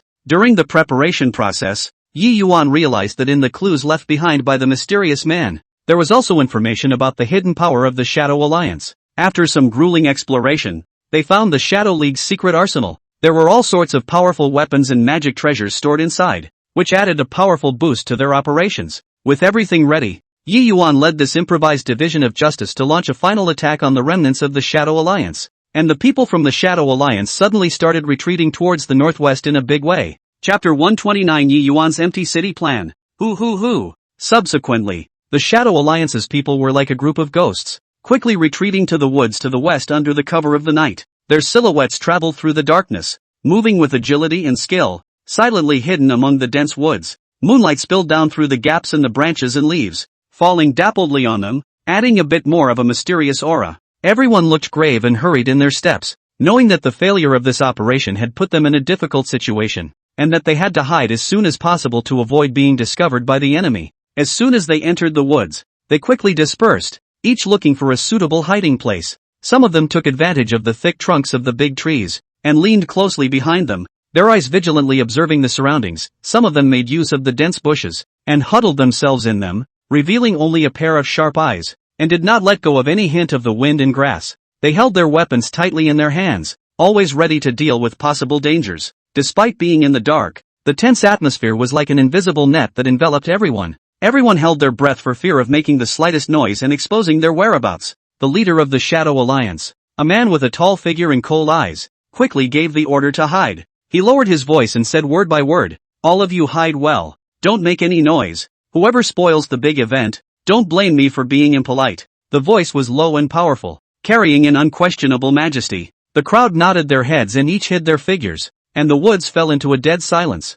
as if no one had ever been here before. Occasionally, a breeze blew by and the leaves rustled, masking the sound of their light breathing. Hiding, they waited silently in the darkness, and the time seemed to become incredibly long. Every second felt like an ordeal, and everyone prayed silently in their hearts, hoping to escape this crisis. Their hearts were filled with both chagrin for the failure of this operation and scorn for Yi Yuan. Yi Yuan's strength was evident to them, and being chased by him this time made them feel an unprecedented pressure. Half an hour later, Yi Yuan chased after him. His figure was like a black lightning bolt that quickly appeared at the edge of the woods. Moonlight poured over his body, outlining his resolute silhouette. His eyes were as sharp as a falcon's, quickly scanning everything around him. He was light on his feet, yet he carried an inviolable aura. The long sword in his hand trembled slightly, as if it was longing to engage the enemy. He knew that the Shadow Alliance's people were cunning and deceitful and would never be easily caught by him, but he still chased after them without hesitation. Yi Yuan stepped into the woods. His senses were amplified infinitely, listening carefully to every single sound around him, trying to catch the traces of the Shadow Alliance people. His every step was taken carefully, yet with determination. He knew deep down that the Shadow Alliance must have an ulterior motive for this action, and if he didn't wipe them out, they would surely become a great danger in the future. A flame of justice burned in his heart, driving him forward. However, after traveling through the woods for a long time, he couldn't find anyone from the Shadow Alliance. His brows furrowed slightly, and a hint of doubt and resignation flashed in his eyes. He stopped his steps and once again scrutinized his surroundings, not sparing a single detail. The footprints on the ground, the broken tree branches, the bent grass. He examined them all, trying to find a hint of clues from them. He mobilized the spiritual energy in his body and sensed the aura around him. But apart from the original chirping of insects and birds in the woods and the whipping of the breeze, he found nothing. It was as if the Shadow Alliance's people had evaporated, disappearing without a trace. Yi Yuan secretly marveled in his heart. The concealment technique of the Shadow Alliance was truly famous. The fact that they were able to hide so thoroughly in such a short period of time was really beyond one's defense. But he didn't give up. He believed that as long as they were still in these woods, they would have left traces. He began to expand his search, gradually going deeper and deeper from the edge of the woods. His footsteps were placed more lightly. Each step was like stepping on cotton, without making a single sound. His eyes were firmly fixed on the front, not letting go of any suspicious place. Suddenly, he noticed that under a large tree in front of him, there was a leaf that seemed to have a somewhat different color than the ones around it. With a movement in his heart, he quietly approached the large tree. As he approached, he realized that the leaf had actually been fixed there with a special technique that seemed to be a hidden mark. He was delighted in his heart, thinking that he had found a trace of the Shadow Alliance people. He looked in the direction of the markings, only to find a dense bush ahead of him, making it impossible to see what was going on inside. He cautiously approached the bushes, the long sword in his hand slightly raised, ready to deal with any enemies that might appear. However, when he plucked away the bushes, he found that it was empty, with only some artifacts that had been deliberately arranged. The hope in his heart was instantly dashed, and he couldn't help but be a little disappointed. Yi Yuan once again fell into deep thought as he began to think about the escape route and hiding methods of the Shadow Alliance people. He recalled the previous battle and tracking process, trying to find some details that he had overlooked. He recalled that when the people from the Shadow Alliance retreated, they seemed to intentionally run towards the woods to the west. Was there any deeper meaning to this? He began to analyze the terrain and environment of the woods, trying to find a reasonable explanation. He found a small stream hidden in the grass to the west of these woods. The brook gurgled with little sound, but it was loud enough to cover up some subtle movements. His heart stirred. Could it be that the Shadow Alliance's people had fled along the brook? He quickly walked in the direction of the creek, and when he arrived at the creek's edge, he carefully observed the bank and the water. He found some slight footprints on the mud of the creek bank, and although they had been somewhat blurred by the water of the creek,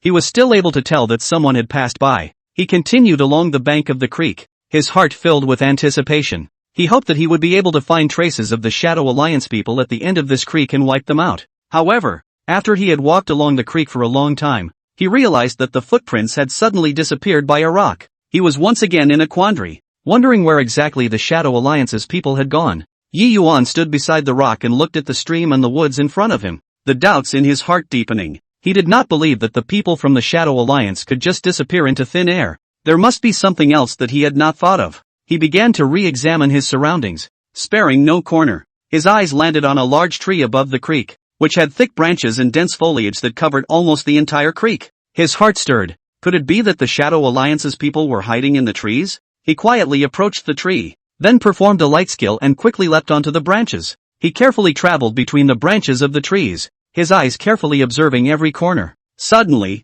he heard a light breathing sound, and his heart rejoiced that he had finally found a trace of the Shadow Alliance people. Chapter 130. How can it be so easy to crack? He looked in the direction of the sound and realized that there were a few people from the Shadow Alliance who were hiding in the concealment of a tree branch. Their bodies were covered with a layer of camouflage woven from leaves and vines, which was impossible to spot without a closer look. Yi Yuan laughed coldly in his heart as he quietly approached those Shadow Alliance people, the long sword in his hand flashing with a cold light. Just as he was about to launch his attack, suddenly, he felt a powerful force coming from behind him. With a shock in his heart, he quickly turned around and parried with his longsword, only to see a tall Shadow Alliance man jump down from the tree branch behind him, the greatsword in his hand slashing fiercely at him. Yi Yuan and this Shadow Alliance man engaged in a fierce battle, their figures weaving in and out between the branches of the trees, the sound of weapons clashing echoing through the woods. The other Shadow Alliance people also jumped out from their hiding places and surrounded Yi Yuan. Yi Yuan was fearless as he wielded his long sword and fought to the death with the people from the Shadow Alliance.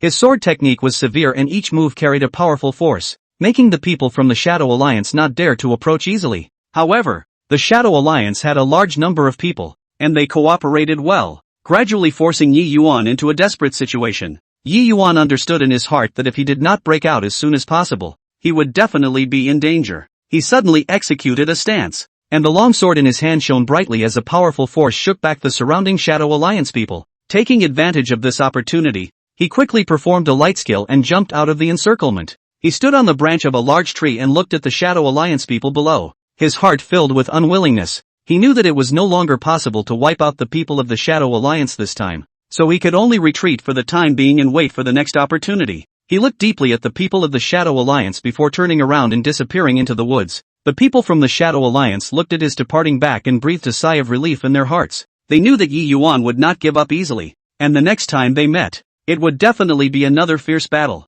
Phew! When Yi Yuan walked away, the woods returned to silence for a moment, with only the breeze gently brushing the leaves and making rustling sounds. The people from the Shadow Alliance all slowly walked out from their respective hiding places. Their figures gradually appeared under the moonlight, their faces still carrying the tension and vigilance from when they had just taken cover. Some stretched their backs, trying to soothe their tense muscles, others exchanged low voices, glad that they had temporarily escaped Yi Yuan's pursuit. Phew! Finally dodged it. That Yi Yuan is really hard to deal with. A skinny Shadow Alliance member let out a long sigh of relief, his face showing a sense of celebration after the robbery. Yeah, if I hadn't dodged fast this time, I still don't know what would have happened. A big man with a sturdy figure next to him agreed, and as he spoke, he took the weapon in his hand back into its sheath. As the crowd spoke to each other, the atmosphere gradually relaxed, as if the danger was completely far away. They began to organize their equipment, preparing to leave this place of wrongdoing. However, I didn't expect Yi Yuan to pretend that he didn't leave.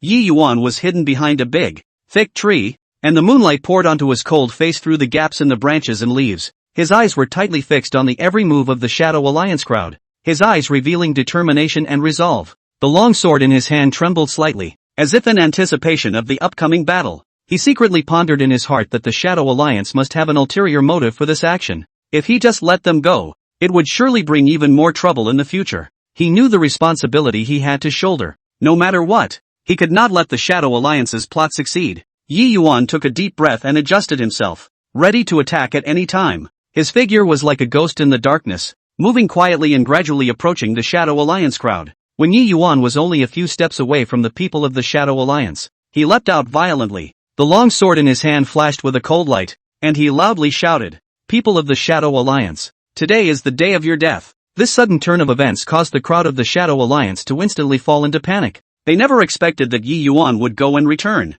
and appear in front of them so quickly. "Not good. It's Yi Yuan," the skinny member shouted in alarm, his voice filled with fear. The crowd picked up their weapons and took up defensive positions, staring nervously at Yi Yuan. Shock and uneasiness were written all over their faces, but their years of experience in the Jianghu allowed them to quickly calm down and prepare for this vicious battle. However, the experts of the Shadow Alliance immediately laid down a demon-killing formation. A white-haired old man at the head of the group, with eyes as sharp as eagles, quickly waved the staff in his hand and recited words under his breath. As he moved, the air around him seemed to be stirred by an invisible force, becoming thicker. Several other experts also acted quickly as they stood in specific positions, the weapons in their hands emitting bizarre rays of light. These rays of light intertwined with each other, forming a huge formation that emitted a black mist. When Yi Yuan saw this formation, his heart was slightly aghast. He was well aware of the power of the demon-killing formation. Once this formation was unleashed, it was immensely powerful and was able to suppress the enemy's power to the extreme.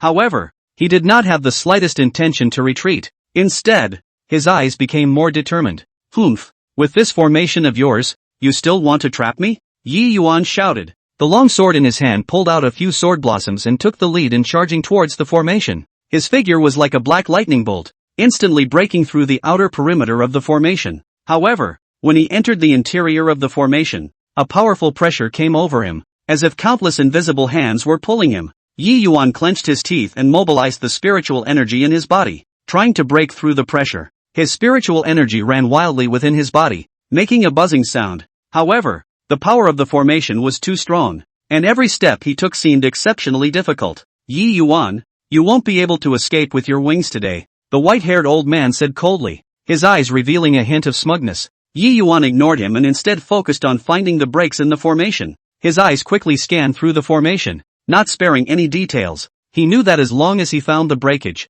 he would have a chance to crack the formation. Just then, a light in the formation suddenly flickered. Yi Yuan keenly captured this moment and his heart stirred. Could this be a break in the formation? Without hesitation, he rushed towards the place where the light was flickering, the long sword in his hand stabbing there with a powerful force. However, when his long sword pierced the light, he realized that it was just a trap. A powerful backlash came from the radiance, and Yi Yuan was shaken back a few steps by the force. A trace of blood spilled out from the corner of his mouth and his face turned a little pale. "Ha ha, Yi Yuan, you are too naive. Is this demon-killing formation not that easy to crack?" The white-haired old man laughed out loud when he saw this. Chapter 131 The demon-killing formation can't kill me. Yi Yuan wiped the blood from the corner of his mouth, his eyes revealing an unyielding light. He knew that he couldn't just give up. He had to find a way to crack this formation. He began to scrutinize the formation's operating rules, trying to find the mystery. He discovered that the light and power in the formation flowed in a certain rhythm and order.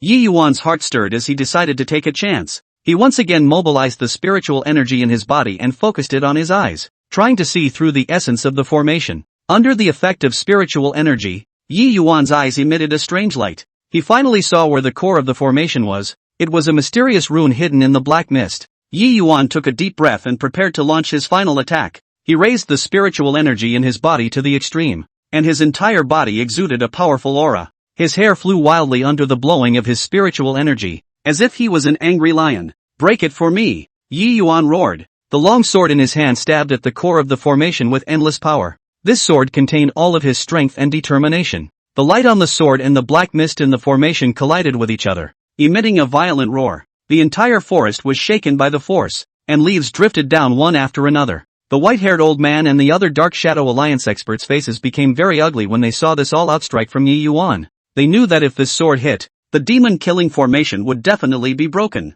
They had mobilized their powers in an attempt to strengthen the defense of the formation. However, Yi Yuan's attack was too powerful and their efforts seemed somewhat futile. With a loud bang, Yi Yuan's long sword finally pierced the core of the formation. The mysterious runes instantly shattered, and the light and power in the formation dissipated. The demon-killing formation was broken. When the people of the Shadow Alliance saw this, their faces changed drastically. They did not expect that Yi Yuan would actually be able to break the demon-killing formation. Fear instantly gripped them, and some began to flee in all directions, trying to find a chance of survival. "Want to run? Not that easy," Yi Yuan said coldly. His figure quickly traveled through the woods, reaping the lives of the Shadow Alliance people like a god of death. For a while, the shouts and killings in the woods shook the sky, and blood dyed the ground red. Yi Yuan's swordsmanship was incomparably powerful. Each sword could take away the life of a Shadow Alliance person. The white-haired old man watched his companions fall one by one, his heart filled with despair. He knew that the Shadow Alliance had completely failed today.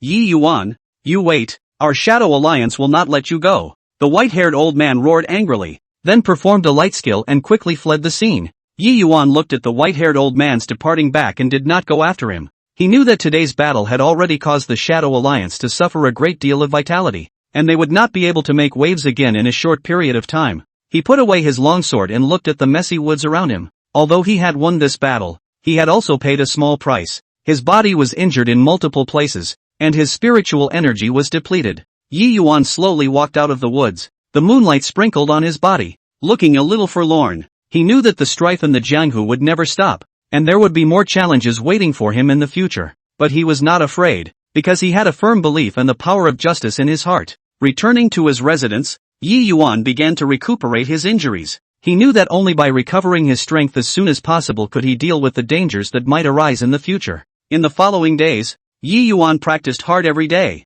constantly improving his strength and always eradicating the Shadow Alliance. Phew! At this time, the sunlight poured through the window and sprinkled in Yi Yuan's quiet little courtyard. He was sitting on a stone bench, closing his eyes and resting his mind. The tranquility after cultivation had immersed his entire being in a state of calmness. Suddenly, a sharp knock on the door broke the tranquility. Yi Yuan slowly opened his eyes. A trace of doubt flashed in his eyes, and his mind wondered, who could be visiting at this time? He got up and walked towards the courtyard door with a steady pace. When he opened the door, he saw a middle-aged man with a blonde figure standing in the doorway. He was wearing an expensive suit. His hair was meticulously combed, but his face was anxious and worried. This man was none other than Boss Xia of the real estate company. You are Mr. Yi Yuan, right? Boss Xia asked with a few moments of eagerness, his tone filled with anticipation. Yi Yuan nodded slightly. I am. And you are? Boss Xia hurriedly introduced himself. Mr. Yi, I'm Xia Hong,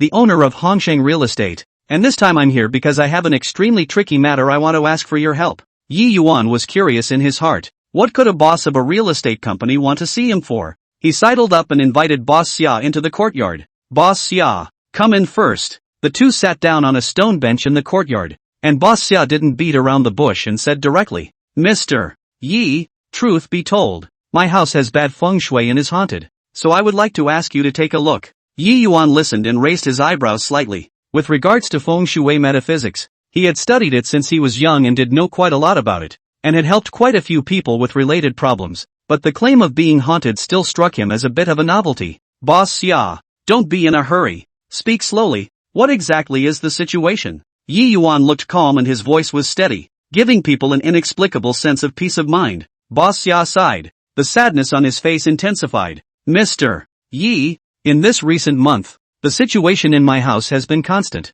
There are always strange noises at night, like someone is crying or walking around, but when I go to check, there is nothing. The pets in my home have also become unusually agitated and hide from people. Moreover, my family and I felt uncomfortable. Nothing went well, and we started to have problems in our business. Several feng shui masters were called to see us, but none of them were able to solve the problem. Yi Yuan listened attentively, nodding his head slightly from time to time, secretly pondering in his heart. He understood that the matter of feng shui was a matter of belief, but there were indeed some phenomena in the world that were difficult to explain with science. Boss Xia, I know a little bit about feng shui metaphysics, so since you've come to my door, I'll go take a look. However, the doorway is complicated and I can't guarantee that it will be solved. Yi Yuan said truthfully. Boss Xia quickly waved his hand. Mr. Yi, your willingness to go is a big help. I'm sure you'll be able to do it. Yi Yuan nodded his head in response, and the two agreed to head to Boss Xia's house the next day. The next morning, Yi Yuan woke up early, packed up his compass, bagua mirror and other feng shui paraphernalia, and went to the location agreed with Boss Xia. Boss Xia had been waiting there for a long time, and when he saw Yi Yuan, he hurriedly greeted him. Mr. Yi, you have finally come. Please get on the car. Along the way, Boss Xia described in detail the various strange phenomena in his house to Yi Yuan, who listened quietly, constantly analyzing the various possible causes in his mind. Soon, they arrived at Boss Xia's home. It was a luxurious villa, situated at the edge of the city, surrounded by beautiful surroundings and lush greenery. However, as soon as Yi Yuan stepped out of the car, he vaguely felt a strange aura. Chapter 132 5 years entangled in the art of feng shui. He took his tools from the car and followed Boss Xia into the villa. As soon as he entered the gate of the villa, Yi Yuan took out his compass and started to carefully observe the movement of the pointer. He only saw that the pointer on the compass was slightly trembling and unstable, which made Yi Yuan's heart flinch. Boss Xia, how long has this house of yours been built? Yi Yuan asked while observing the compass. Boss Xia hurriedly replied, about 5 years. When the house was built, it was also asked a famous feng shui master to look at it. At first everything was fine, just recently suddenly had these problems. Yi Yuan nodded slightly and continued to walk around the villa with the compass. He came to the living room and realized that the layout of the living room was a bit strange. The placement of the sofa was just blocking the wealth position. Boss Xia, the position of your sofa? I'm afraid it's a little bit wrong. Yi Yuan pointed at the sofa and said. Boss Xia looked puzzled. This sofa was placed according to the decorator's suggestion. What's wrong with it? Yi Yuan explained. The wealth position of this living room is in this direction. The sofa blocks the wealth position, and it is difficult to gather wealth and qi. And after a long time, not only will the wealth be affected, but the qi of the home will also become disorganized. When Boss Xia heard this, he nodded his head in a hurry. I see, Mr. Yi, you quickly help me see what else is wrong.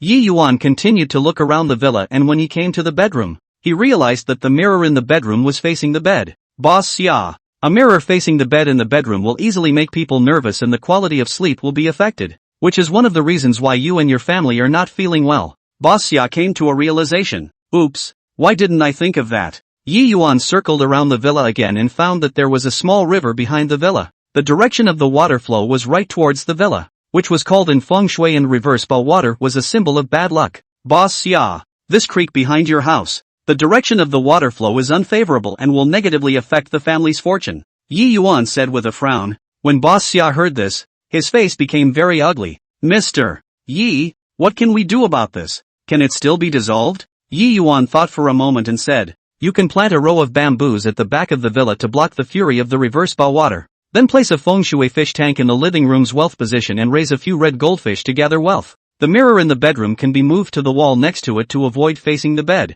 Boss Xia nodded his head in a hurry. Okay, I'll have someone do it right away. Mr. Yi, what about the haunting? Yi Yuan frowned slightly. This villa does have a lot of feng shui problems, but the matter of being haunted needs to be looked into more closely. Saying this, Yi Yuan came to the basement of the villa. The basement was dark and damp, filled with a faint musty odor. As soon as Yi Yuan went in, he felt a chill coming over him. He took the compass and scrutinized it in the basement. Suddenly, the pointer on the compass began to rotate madly, which made Yi Yuan's heart startled. He followed the direction of the pointer and found a secret compartment in the corner. Boss Xia, what's the deal with this secret compartment? Yi Yuan turned his head and asked. Boss Xia was at a loss. I don't know. I had this villa when I bought it and never opened it. Yi Yuan carefully opened the secret compartment and found a worn-out box inside. He opened the box and inside were some strange talismans and a taxidermy animal that had dried up. Seeing these things, Yi Yuan understood a few things in his mind. Boss Xia,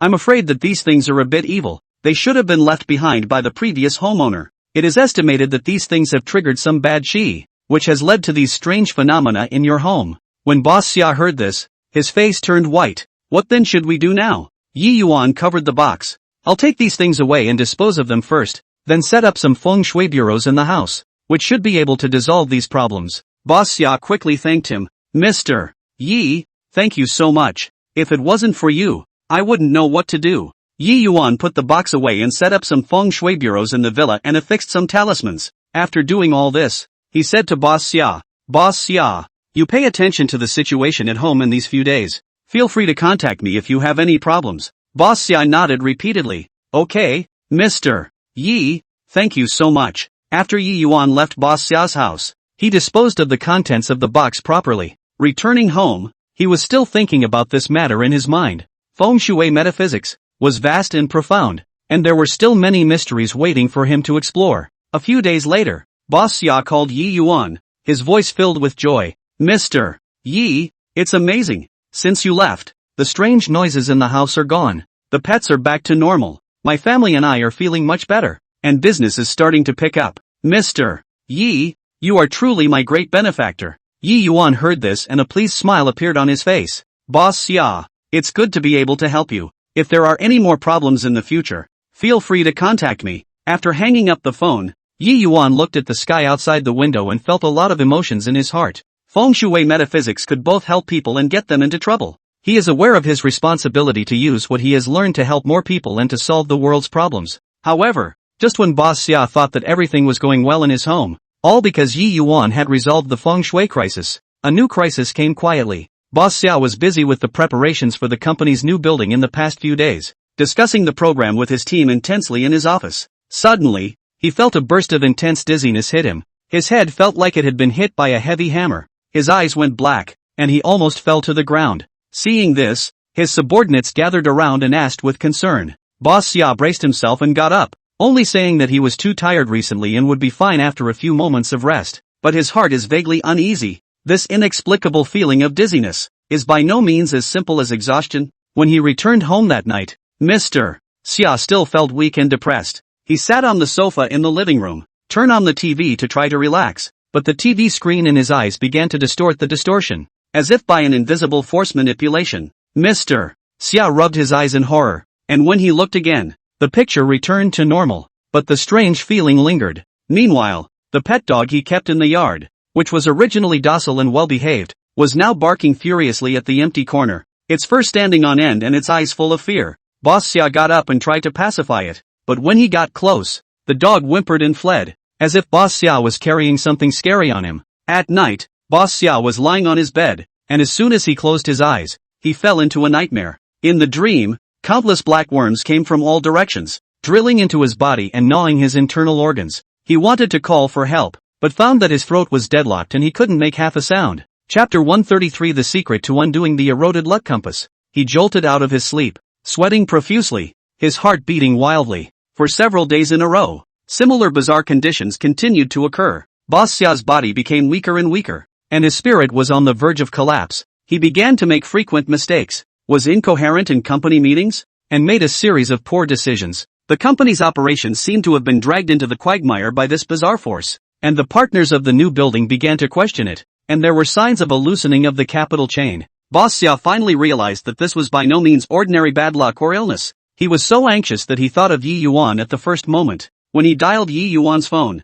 his voice was trembling. Mr. Yi, save me. I'm in big trouble again. This time it's even scarier than the previous haunting. Yi Yuan's heart sank as he received the call and listened to Boss Xia's narration. He knew deep down that things were not that simple, so he immediately decided to go to Boss Xia's house again. When he arrived at Xia's house, Yi Yuan felt a depressing and weird aura as soon as he entered the door. Very different from the last time he came to resolve the feng shui problem. He frowned and took out the compass from his bag, carefully observing the movement of the pointer. The compass needle was spinning madly without any pattern, which was an extremely rare phenomenon, usually only when encountering extremely powerful evil interference. Yi Yuan walked around the house, not sparing any corner. When he walked to the closet in Boss Xia's bedroom, the compass needle gave a violent start and then swung violently, as if it was warning of something. Yi Yuan's heart stirred as he opened the closet and took a closer look. Deep in the closet, an old jacket of Boss Xia caught his attention. He reached out and picked up the jacket, and as soon as he touched it,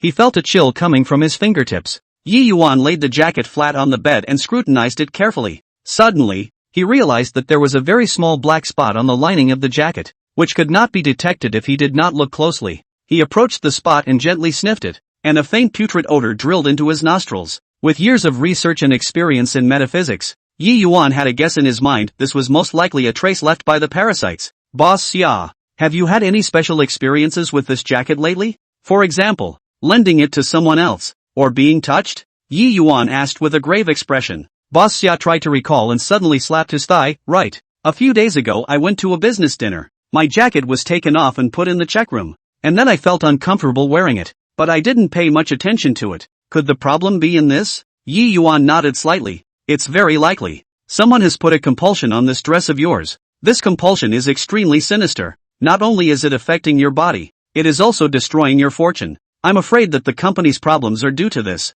Xia Boss face pale. How can this be? Mr. Yi, you must save me. In the end, who wants to harm me like this? Yi Yuan pondered for a moment. It is still impossible to determine the mastermind behind this, but this compulsion is not something that ordinary people can perform. It must be someone who is proficient in evil arts. The most urgent thing is to help you lift the compulsion first. Yi Yuan asked Boss Xia to find a clean copper basin and put the jacket into it. He also took out some special charms and herbs from his bag and put them into the basin. He mouthed the words and made quick seals with his hands. As he did so, the charms and herbs began to burn, emitting a strange smoke. The smoke spread out, enveloping the jacket, and vaguely, there seemed to be black shadows struggling and twisting in the smoke. After a long time, the smoke gradually dispersed, the black spots on the jacket disappeared, and a putrid odor filled the air. Yi Yuan took a long sigh of relief. The parasites have been eliminated for the time being, but the person who placed the parasites may still follow up. We must find out who is behind this as soon as possible and solve the problem once and for all.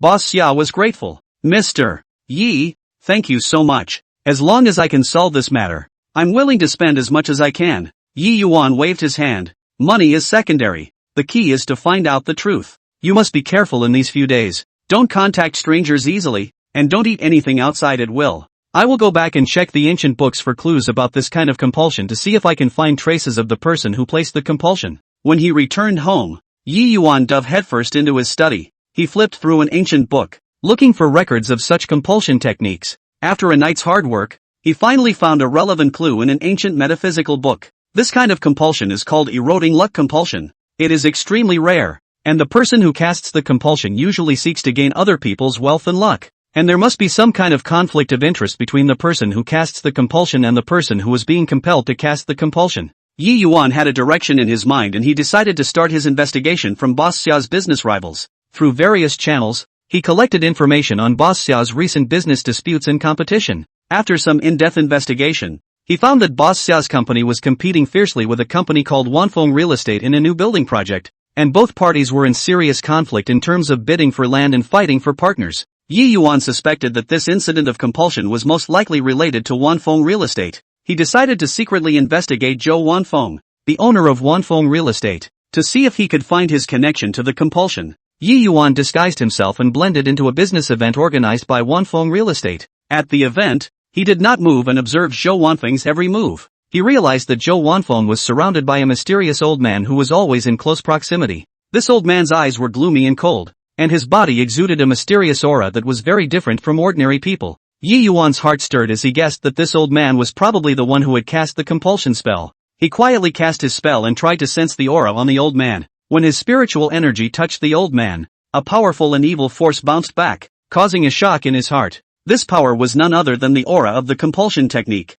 Yi Yuan was sure of his guess and he decided to leave the event before making any plans. Back home, he began to formulate a plan, preparing to go head-to-head with the parasite applicator to completely solve Boss Xia's crisis and uncover the truth of this conspiracy. Yi Yuan knew that in the face of such a proficient opponent in the art of compulsion, acting rashly would only frighten the snakes. After he returned home, he locked himself in his room and intensely studied his response. He paced in front of the bookshelves full of ancient books, sweeping his eyes over the books containing ancient spells and mysterious knowledge, trying to find restraining the key to the eroded luck compass. Finally, he found a spell called in a yellowed ancient book Pure Spirit Mantra, which was said to be able to purify all evil spirits and have a certain restraining effect on parasites. Yi Yuan studied it day and night as if it was a treasure, practicing the pronunciation of the incantation and the coordination of gestures over and over again, striving to be able to perform it perfectly at critical moments. Chapter 130 for the huge phalanx in the cave. At the same time, Yi Yuan also contacted a master of compulsion arts who lived in seclusion in the deep mountains through his contacts.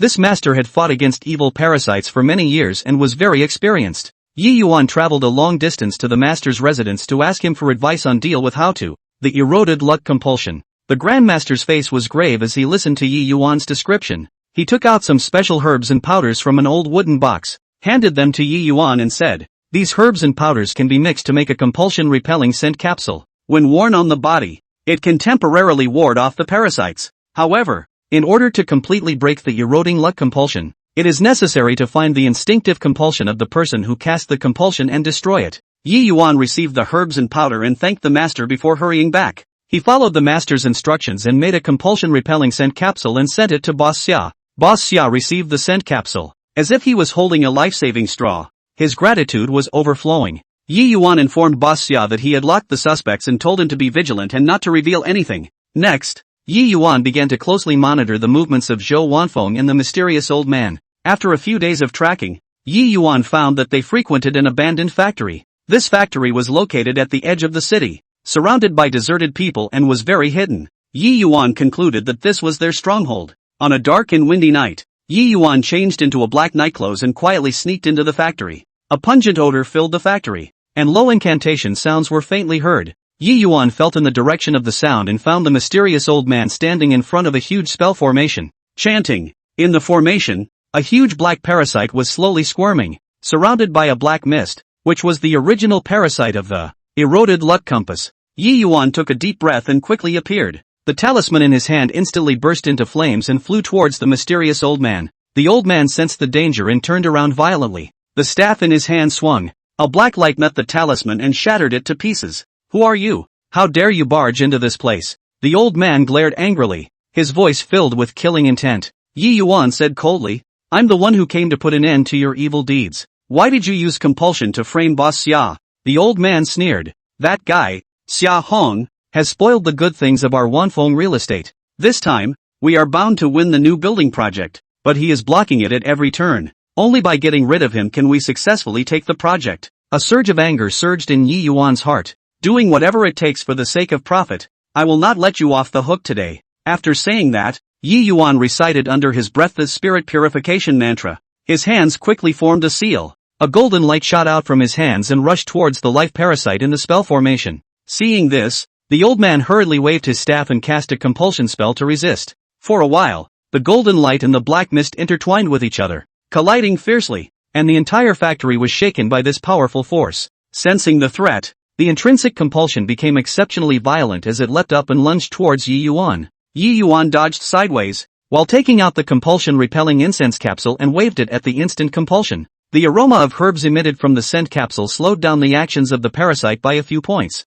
Yi Yuan took the opportunity to attack again. He gathered his entire body's spiritual energy in his palm and struck a powerful wave of spiritual energy towards the intrinsic compass. The intrinsic compass was struck and let out a mournful scream as the black mist began to dissipate. The old man was anxious when he saw the damage to his own parasites. He recklessly rushed towards Yi Yuan. The staff in his hand smashed at Yi Yuan with a stern aura. Yi Yuan flexibly dodged while looking for the old man's breaks. During the intense exchange, Yi Yuan realized that every time the old man performed a compulsion technique, a black mark would be revealed on his left wrist. His heart stirred and he guessed that this might be where the old man's lifeblood was. Yi Yuan feigned defeat and retreated backwards, thinking that Yi Yuan was exhausted. The old man laughed triumphantly and accelerated the rhythm of his attacks. Just at the moment when the old man waved his staff again, Yi Yuan suddenly exerted his strength and rushed towards the old man in an arrow step. His right hand grabbed the old man's left wrist like lightning while reciting an incantation under his breath. The old man's face changed drastically and he tried to break free,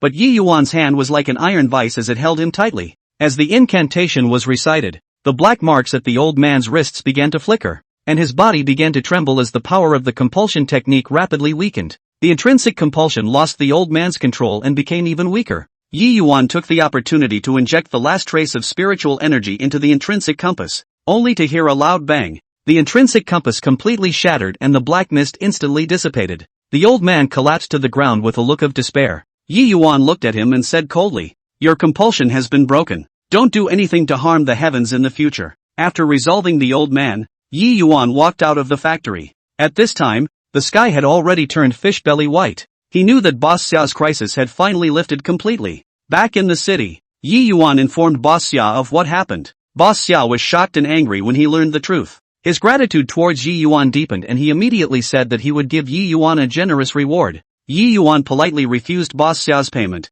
saying, "I'm not doing this for money, only to maintain fairness and justice in the world." After this incident, Boss Xia admired Yi Yuan's ability and character. He has also become more cautious in the business world and has also started to pay attention to feng shui and metaphysical knowledge in the hope of making his life and career smoother. After this storm, Yi Yuan became famous in the metaphysics circle. More and more people approached him to solve difficult problems, from feng shui layout to evil spirits expulsion. He patiently dealt with them one by one. In order to show his gratitude, Boss Xia often mentioned Yi Yuan's deeds in business gatherings, leading many rich and famous people to hand out olive branches to Yi Yuan. However, Yi Yuan did not let fame and fortune go to his head. He still maintained a low-key and humble style, and studied metaphysical knowledge intensely. One day, Yi Yuan received a letter from a remote mountain village asking for help. The letter said that strange things happened in the village one after another. Crops withered inexplicably. Villagers often sick. Livestock also died inexplicably. The villagers suspected that it was an evil spirit,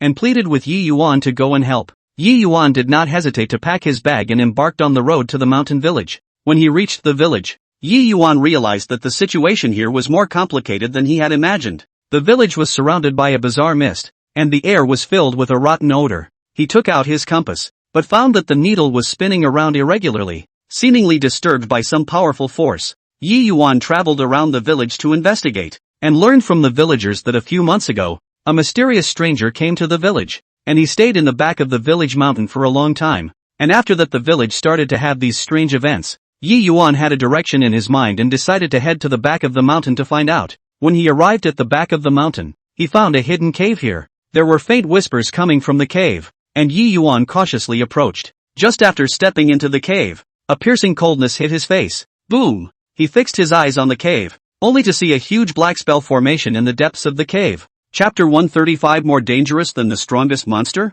Inside the cave, so quiet that the ticking sound of falling water drops could be heard, Yi Yuan stood not far from the spell formation, his brows lightly frowning, his expression grave. His gaze was firmly fixed on the spell formation in front of him that was emitting an eerie glow, and he was secretly pondering in his heart. The spell formation looked ancient and mysterious. The runes flickered and flickered, seeming to speak of unknown secrets. Yi Yuan knew deep down that approaching hastily might be dangerous, but curiosity and determination to find out the truth still drove him to take a step. He took a deep breath and slowly raised his feet, slowly approaching the spell, taking each step carefully. It was as if the air around them had become sticky and oppressive, making people a little breathless. As he got closer and closer to the spell formation, the runes on the spell formation flashed more and more violently, as if warning him not to come any closer. But Yi Yuan did not retreat. He gritted his teeth and continued forward until he stood at the edge of the spell. Right at this moment, a sudden change occurred, and the spell formation operated without warning.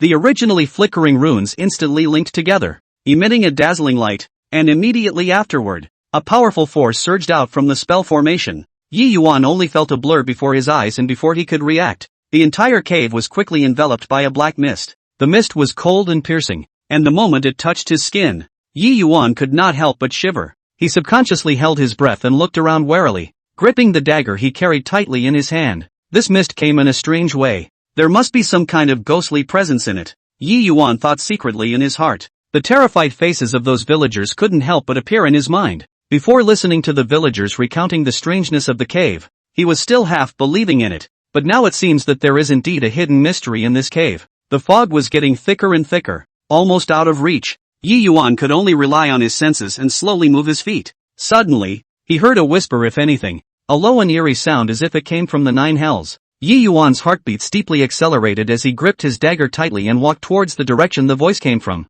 Within a few steps, he felt an eerie aura come over him, like something had quickly swept past him. Who? Yi Yuan bellowed. His voice echoed in the cave but received no response. He knew that he had gotten himself into a dangerous situation, but since he was here, he couldn't back out easily. Yi Yuan tried to calm himself down and focused his mind, trying to discover something in this dark mist. He slowly crouched down and ran his hands over the ground, hoping to find some useful clues. Just then, his fingers touched a cold object, like a stone, but with a somewhat strange shape. Yi Yuan picked up the object and carefully felt it, realizing that its surface was engraved with strange symbols, somewhat similar to the runes on the spell formation. His heart fluttered. Could this thing be related to the spell formation and this weird mist? Before he could think about it, suddenly, a violent vibration came from the front, as if something huge was approaching. Yi Yuan stood up and stared tightly ahead, the dagger in his hand gripped tighter. As the vibrations grew stronger, a blurry figure gradually appeared in the mist. The figure was tall and distorted. It was impossible to see exactly what it looked like, but it exuded a chilling aura. Yi Yuan swallowed his saliva and held back his inner fear as he prepared for the upcoming challenge. As the figure got closer and closer to him, Yi Yuan finally got a good look at it. It was a monster with a huge body, covered in black scales, and its eyes flashed with a blood-red light. The monster opened its bloody mouth and let out a deafening roar as a putrid stench hit the air. Yi Yuan didn't flinch as he surged forward, the dagger in his hand stabbing towards the monster's eyes. The monster seemed to have sensed the danger and quickly swung its claws to block Yi Yuan's attack. The tremendous force shook Yi Yuan out and he fell heavily on the ground, a trace of blood spilling out from the corner of his mouth. But Yi Yuan did not give up. He struggled to stand up and charged towards the monster once again. This time, he changed his strategy and stopped attacking head-on. Instead, he kept moving around the monster, looking for its weaknesses. The monster was enraged by Yi Yuan's actions, and it frantically swung its claws in an attempt to grab Yi Yuan, but each time it flopped. Just at the moment the monster turned around, Yi Yuan discovered a break in its back, where the scales seemed to be weaker. Without hesitation, he rushed over, and with all his strength, he stabbed the dagger hard into the monster's back. The monster let out a hiss of pain, its body trembling violently as black blood continued to gush out from the wound. Yi Yuan took the opportunity to stab a few more times consecutively, and finally, the monster fell to the ground with a loud bang, raising a cloud of dust. Yi Yuan looked at the fallen monster and let out a long breath, his tense nerves finally relaxing. However, before he could catch his breath, the fog around him began to surge up again, as if a new danger was imminent. Yi Yuan sighed helplessly and regained his grip on the dagger, preparing for the next round of challenges. He knew that there was still a long way to go before he could completely unravel the secrets in this cave full of weirdness. As the mist surged, a new figure loomed in the mist. Yi Yuan's gaze was firmly fixed on that direction, his heart filled with vigilance. He secretly thought to himself that no matter what he faced next, he had to go all out. Only then could he solve the mystery of the cave and return peace to the villagers. In this dark cave, Yi Yuan's figure appeared a bit thin, but his eyes were incomparably firm, as if declaring to the unknown danger that he would never retreat. As that figure became clearer, a new battle was about to begin. The figure gradually became clearer, and it was actually a humanoid figure dressed in black robes, with its face hidden in the shadow of a hood, and an aura around it that was as cold as the mist. Yi Yuan took a step back vigilantly, staring at the other party closely, the dagger in his hand ready to strike. "Who are you? Why are you stopping me from exploring the truth?" Yi Yuan questioned loudly, his voice echoing in the cave. The black-robed man didn't answer, but only slowly raised one hand, which seemed to be holding something that emitted a faint glow. Yi Yuan was shocked in his heart. He felt that the light contained a powerful force, and it was likely to be even more dangerous than the previous monster. Suddenly, the black-robed man waved his arm and a ray of light shot towards Yi Yuan like lightning. Yi Yuan reacted quickly and dodged sideways. The ray of light grazed the corner of his coat and struck the stone wall behind him, instantly sending sparks flying. "Humph! It's not that easy to hurt me." Yi Yuan snorted coldly and violently rushed up before the black-robed man could attack again. Chapter 136 The Legendary Power of Sealing. His figure was as athletic as a black lightning bolt, and the dagger in his hand stabbed straight into the black-robed man's chest. The black-robed man did not panic, and with a gentle sidestep, he dodged Yi Yuan's attack, while his other hand quickly reached out and grabbed Yi Yuan's wrist. Yi Yuan only felt a huge force coming from him, and his wrist was in pain as if it was clamped in an iron vice. He struggled hard, trying to break free from the black-robed man, but found that the other party was incredibly strong. "What the hell do you want?" Yi Yuan asked through gritted teeth. The black-robed man remained silent. Only the force on his hand increased a few more points. Yi Yuan felt that his wrist was about to be broken, and a wave of despair welled up in his heart. Just then, he suddenly remembered the stone engraved with symbols that he had picked up earlier. Perhaps it could help him out of his predicament. Yi Yuan used his other hand to painstakingly pull out the stone from his pocket and threw it with force in the direction of the black-robed man. A strange thing happened. The moment the stone was near the black-robed man, it suddenly emitted a strong light, and there seemed to be runes flickering in the light. When the black-robed man saw this, he seemed to be a bit alarmed and hurriedly let go of Yi Yuan's wrist and stepped back. Yi Yuan took the opportunity to rub his sore wrists, picked up the dagger on the ground, and once again looked at the black-robed man warily. The stone hovered in the air, its light growing more and more intense, dispersing some of the surrounding fog. The black-robed man seemed to be wary of the stone and didn't dare to approach it easily. Yi Yuan's heart stirred. He guessed that this stone might have some kind of connection with the spell formation in the cave, and might be the key to solving the mystery. He cautiously approached the stone and tried to grab it. When the black-robed man saw Yi Yuan approaching the stone, he suddenly let out a roar and lunged at Yi Yuan once again. Yi Yuan was prepared for this. He quickly sidestepped and dodged while wielding his dagger and engaged in a fierce struggle with the black-robed man. During the battle, Yi Yuan realized that although the black-robed man's movements were agile, he seemed to be restricted in some way and held back on every attack. He couldn't help but wonder in his heart, what exactly was the purpose of this black-robed man? Why didn't he attack himself with all his might? As the battle continued, Yi Yuan gradually gained the upper hand. He saw an opportunity and viciously kicked the black-robed man in the chest. The black-robed man was sent flying backwards several meters by the kick, landing heavily on the ground. Yi Yuan took the opportunity to rush towards the stone and grabbed it in his hands. The moment he held the stone, it suddenly emitted an intense light that illuminated the entire cave. In the light, Yi Yuan saw a strange picture appear on the walls of the cave. which seemed to be telling an ancient story. He fixed his eyes on the cave, and it turned out that the cave had once been a place where evil forces were sealed, and that spell was the key to the seal. As time passes, the seal loosens and evil forces begin to leak out, which leads to a bizarre phenomenon in the cave that scares the villagers. The black-robed man, on the other hand, seemed to be the messenger guarding the seal, but because the seal was loose, he was also in a predicament, and could only prevent others from approaching the spell to prevent the evil power from being completely unleashed. After Yi Yuan understood the truth of the matter, he understood the black-robed man a little more in his heart. He walked over to the black-robed man, stretched out his hand, and said, "I know you're there to guard the seal. I won't destroy it. Let's work together to find a way to reinforce the seal." The black-robed man looked up at Yi Yuan and was silent for a long time before he finally held Yi Yuan's hand. With the two working together, they find a way to reinforce the seal and succeed in sealing the evil force again. As the seal was reinforced, the black mist in the cave gradually dispersed and everything returned to calm. Yi Yuan and the black-robed man walked out of the cave, and the sunlight poured over them, warm and bright. The black-robed man removed his hood, revealing a vicissitude face. He looked at Yi Yuan gratefully and said, "Thank you, young man. If it wasn't for you, I might not have been able to fulfill my mission of guarding the seal."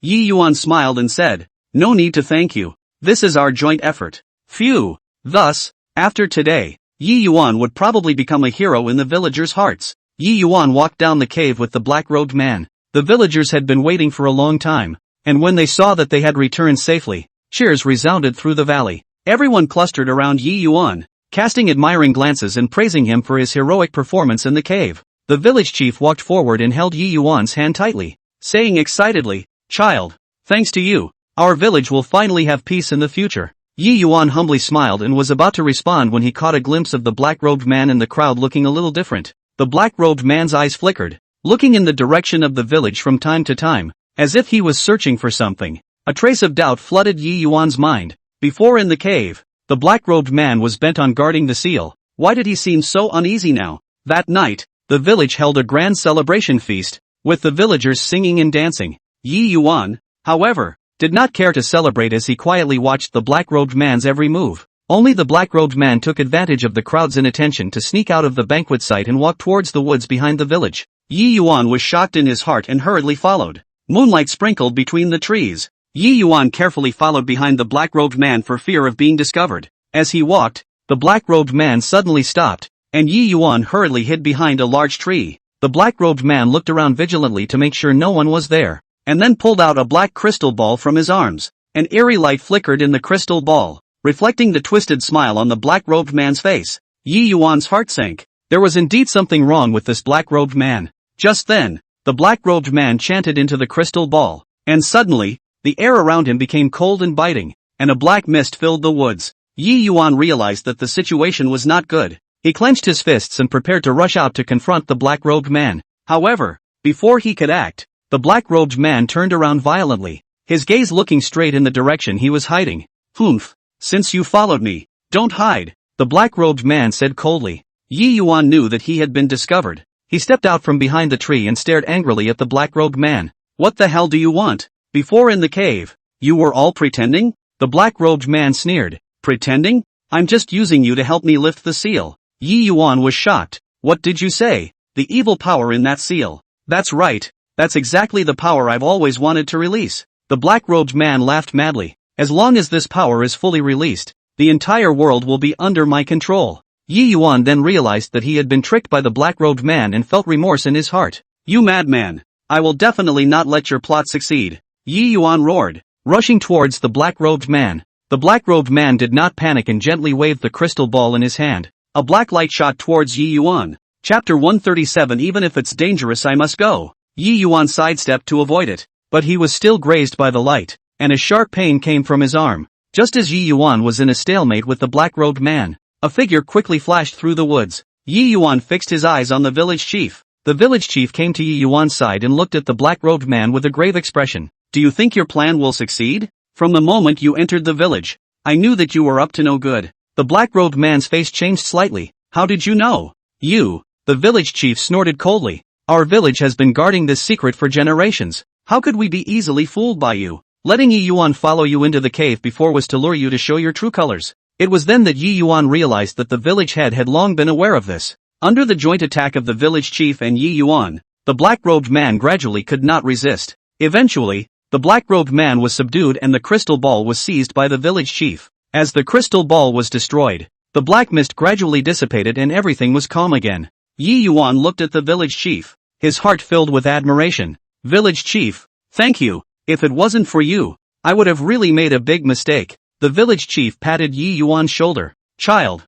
you are brave and kind, but you are just too gullible. You should be more careful in the future. The night after the celebration feast, Yi Yuan lay on his bed with a lot of thoughts, and it was difficult to sleep for a long time. Thinking back to the thrilling experience of the past few days, his heart was full of mixed feelings, and he knew deep down that this fight with the black-robed man was just by chance, and that there might be more unknown secrets hidden behind the village. Outside the window, the moonlight is like water, sprinkled in the silent village. Everything seems so peaceful and quiet, but no one expected. This peace is about to be completely broken. The next morning, the sunlight shone through the window and shone on Yi Yuan's face. He rubbed his sleepy eyes and got up to prepare for a new day. However, a sharp knock on the door broke the early morning tranquility. Yi Yuan, it's not good. It was the voice of villager Shaoli. With a few moments of panic and fear, Yi Yuan's heart tightened and hurriedly opened the door, only to see Shaoli's face full of anxiety and beads of sweat on his forehead. What's wrong? So anxious? Yi Yuan asked. The village chief. Village chief, he is dead, Shaoli gasped and said. Yi Yuan was struck by lightning and stared in disbelief, unable to believe his ears. What did you say? The village chief is dead? How is this possible? Without much time to think, Yi Yuan followed Shaoli and quickly ran towards the village chief's house. Along the way, the amiable face of the village chief kept surfacing in his mind. How could he not accept this cruel fact? When I came to the village chief's house, the courtyard was already crowded with villagers, all of them looking sad, exchanging words and discussing. Yi Yuan squeezed through the crowd and walked into the house. He only saw the village chief lying quietly on the bed, his face peaceful as if he was just sleeping. However, his pale face and lifeless body showed that he had already left the world. Yi Yuan walked to the bedside and gently held the village head's hands, which had become cold and stiff. He held back his tears and carefully observed the village head's body, trying to find some clues. However, there were no injuries on the village chief's body and no signs of poisoning. Everything seemed so inexplicable. What the hell is going on here? How did the village chief suddenly die? Yi Yuan muttered. At this time, an older villager came over, sighed and said, last night is still good. How today is? Alas, I'm afraid this is the evil in that cave. The other villagers listened and nodded their heads in agreement, a look of horror on their faces. Yi Yuan, however, did not think so. He felt that the death of the village chief was by no means a coincidence. There must be something else. Don't panic everyone. We can't just hastily determine the cause of death of the village chief, Yi Yuan said loudly, trying to calm everyone down. So what do you say? It's not like we know anything about this, a villager asked anxiously. Yi Yuan pondered for a moment and said, I will scrutinize the village head's room again to see if I can find any clues. Everyone go out first, don't destroy the scene. The villagers walked out of the room one after another, and Yi Yuan began to search carefully, not sparing any corner. He rummaged through the village head's closet, desk and drawers, but found nothing. Just when he was about to give up, he suddenly realized that there was a secret compartment under the bed. Yi Yuan's heart stirred. Could it be hiding some secret? He struggled to open the secret compartment, which held a yellow diary and a delicate wooden box. Yi Yuan carefully picked up the diary and flipped the first page,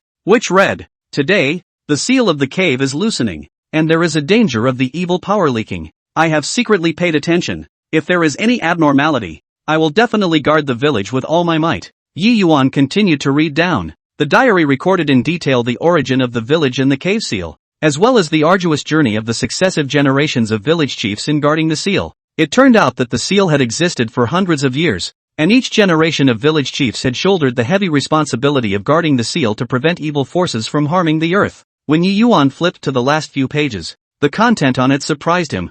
Recently, a mysterious black-robed man has been frequenting the vicinity of the village. His behavior is bizarre and I suspect that he has something to do with the cave seal. I have arranged for Yi Yuan to make contact with him and lure him to reveal his true colors, hoping to use this opportunity to solve the sealing crisis once and for all. However, I always feel that things are not that simple. There seems to be a more powerful force behind this black-robed man manipulating it, and I must find a way to deal with it as soon as possible. The last page of the diary contains only one sentence. I have sensed that danger is approaching, but I will never retreat for the sake of the peace of the village. Yi Yuan closed the diary with a lot of emotions in his heart. It turned out that the village chief had long anticipated that there would be danger, yet he still chose to face it without any hesitation. He opened the wooden box again, which contained a jade pendant and a letter. The jade pendant was engraved with strange patterns that seemed to have some sort of connection with the spell formation in the cave. The content on the letter was even more shocking to Yi Yuan. The letter was written by the village chief to Yi Yuan, and it explained in detail the purpose of the jade pendant.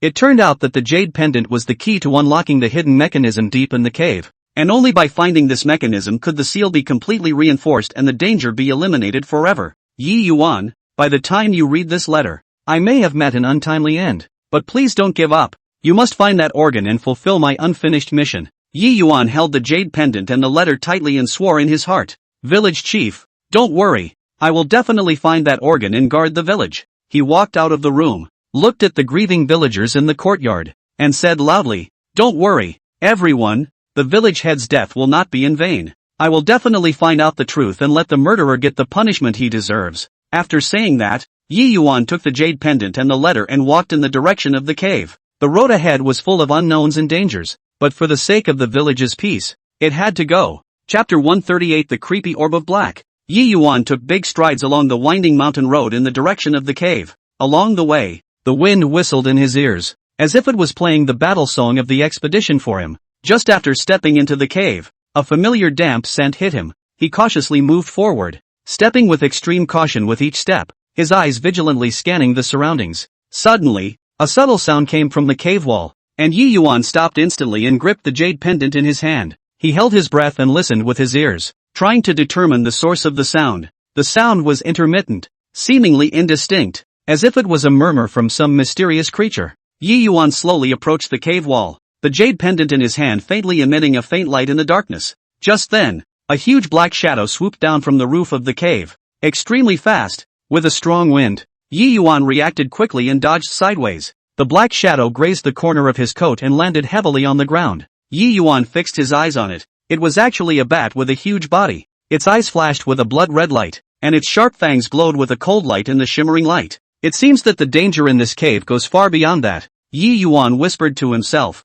clutching the short knife he brought from the village chief's house in his hand. The bat let out a sharp chirp and lunged at Yi Yuan once again. Yi Yuan was undaunted as he nimbly dodged the bat's attacks while looking for a chance to counterattack. After a few rounds, Yi Yuan gradually figured out the bat's attack pattern. When he saw the right time, he leapt up and stabbed the bat's abdomen with the short knife in his hand. The bat couldn't dodge and was stabbed by the short blade, letting out a wail of pain before falling heavily to the ground, no longer moving. After resolving the bats, Yi Yuan continued to go deeper into the cave. As he continued to move forward, the temperature around him became lower and lower, and an even stronger putrid odor filled the air. Finally, he arrived at a wide cave, and in the center of the cave, there was a huge stone platform, which was carved with runes similar to those of a spell formation. Yi Yuan walked forward and scrutinized the runes, trying to find clues to open the organ. Just as he was fully concentrating on studying the runes, an eerie laughter suddenly came from behind him.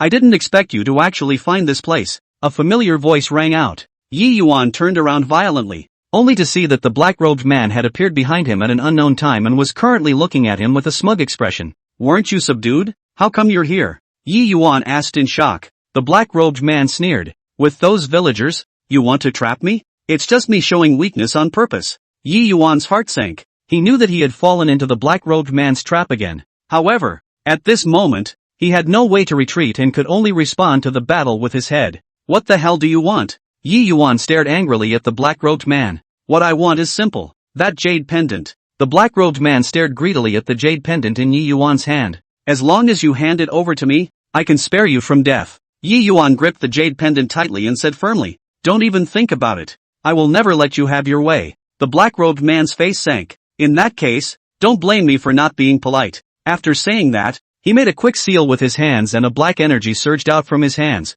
sweeping towards Yi Yuan. Yi Yuan quickly sidestepped and dodged while raising the jade pendant high in the air, attempting to use the power of the jade pendant to fend off the black-robed man's attack. Just at the moment when the black energy was about to hit Yi Yuan, the jade pendant suddenly emitted a strong light that blocked all the black energy back. When the black-robed man saw this, his face changed drastically. How is this possible? Yi Yuan was also very surprised. He did not expect the jade pendant to have such a strong power. Taking advantage of the black-robed man's daze, He violently rushed towards the black-robed man and stabbed the other party's chest with the short blade in his hand. The black-robed man hastily dodged, and the two of them fought fiercely in the cave. Yi Yuan gradually gained the upper hand with the power of the jade pendant. Just when Yi Yuan was about to give the black-robed man a fatal blow, the black-robed man suddenly pulled out a black orb from his arms and threw it to the ground with force. Only heard aloud, the powerful impact generated by the explosion of the orb shook Yi Yuan out. Boom! The black-robed man took the opportunity to rush towards Yi Yuan, snatched the jade pendant from his hand and laughed triumphantly. Thanks to you for helping me find this jade pendant. Now, the secret in this cave belongs to me. Yi Yuan struggled to stand up and watched the black-robed man walk towards the stone platform with remorse in his heart. He knew that once the black-robed man opened the mechanism, the consequences would be unimaginable. Just as the black-robed man was about to use the jade pendant to open the mechanism, a violent vibration suddenly came from the depths of the cave, and a huge figure slowly emerged. Boom! That huge figure wrapped in thick dust and slowly approached, each step causing the cave to tremble violently. The black-robed man was so shocked by this sudden change that he stopped his movements and looked at the figure with a face full of horror. Yi Yuan also stared wide-eyed, his heart filled with doubt and vigilance. As the figure gradually became clearer, it was actually a giant stone beast with bizarre purple flames wrapped around its body. Its eyes were like burning fireballs, emitting a blazing light, and its thick limbs were like stone pillars, raising a large amount of dust every time it stepped on the ground. The stone beast raised its head to the sky and whistled. The sound wave was like a raging wave, shocking the eardrums of the crowd. The black-robed man's face turned pale. The hand holding the jade pendant could not stop trembling. He realized that the appearance of this stone beast might be related to the jade pendant that opened the mechanism, and he seemed to have triggered an unexpected danger. Yi Yuan took the opportunity to climb up from the ground, and although his body was injured in many places, there was determination in his eyes. He understood that he could not panic at this moment and had to seize the opportunity to retrieve the jade pendant. The stone beast launched an attack on the black-robed man as it lunged forward, its huge claws slapping down hard towards the black-robed man. The black-robed man was so frightened that he hastily dodged sideways, stumbling and falling to the ground, and the jade pendant in his hand flew out. Yi Yuan was quick on his feet and ignored the injuries on his body and flew in the direction of the jade pendant. The moment he was about to grab the jade pendant, the black-robed man also stretched out his hand to try to block it. Both of their hands touched the jade pendant at the same time, and for a while, there was a stalemate. Seeing that the attack fell short, the stone beast became even angrier and roared again. Yi Yuan's heart was burning with anxiety. He struggled hard and finally held the jade pendant tightly in his hand. He quickly stood up and shouted towards the stone beast, trying to attract its attention and buy himself time to find a way to open the organ. The stone beast was indeed attracted by Yi Yuan's voice and turned around to charge towards him. Yi Yuan dodged the attacks of the stone beasts while carefully observing the runes on the stone platform. He realized that when the jade pendant was near certain runes, the runes would emit a faint glow. In the nick of time, Yi Yuan suddenly remembered the clues mentioned in the village head's diary to open the mechanism. He took a deep breath and followed the hints in the diary, placing the jade pendant on a specific location on the stone platform and then quickly turning the jade pendant. Chapter 139. Finally a miracle. A miracle happened. The runes on the stone platform instantly lit up, and a mysterious power surged out from the platform and shot towards the stone beast. The stone beast's body began to tremble violently under the impact of this power, and the violet flame gradually extinguished. In the end, the stone beast collapsed into a pile of rubble,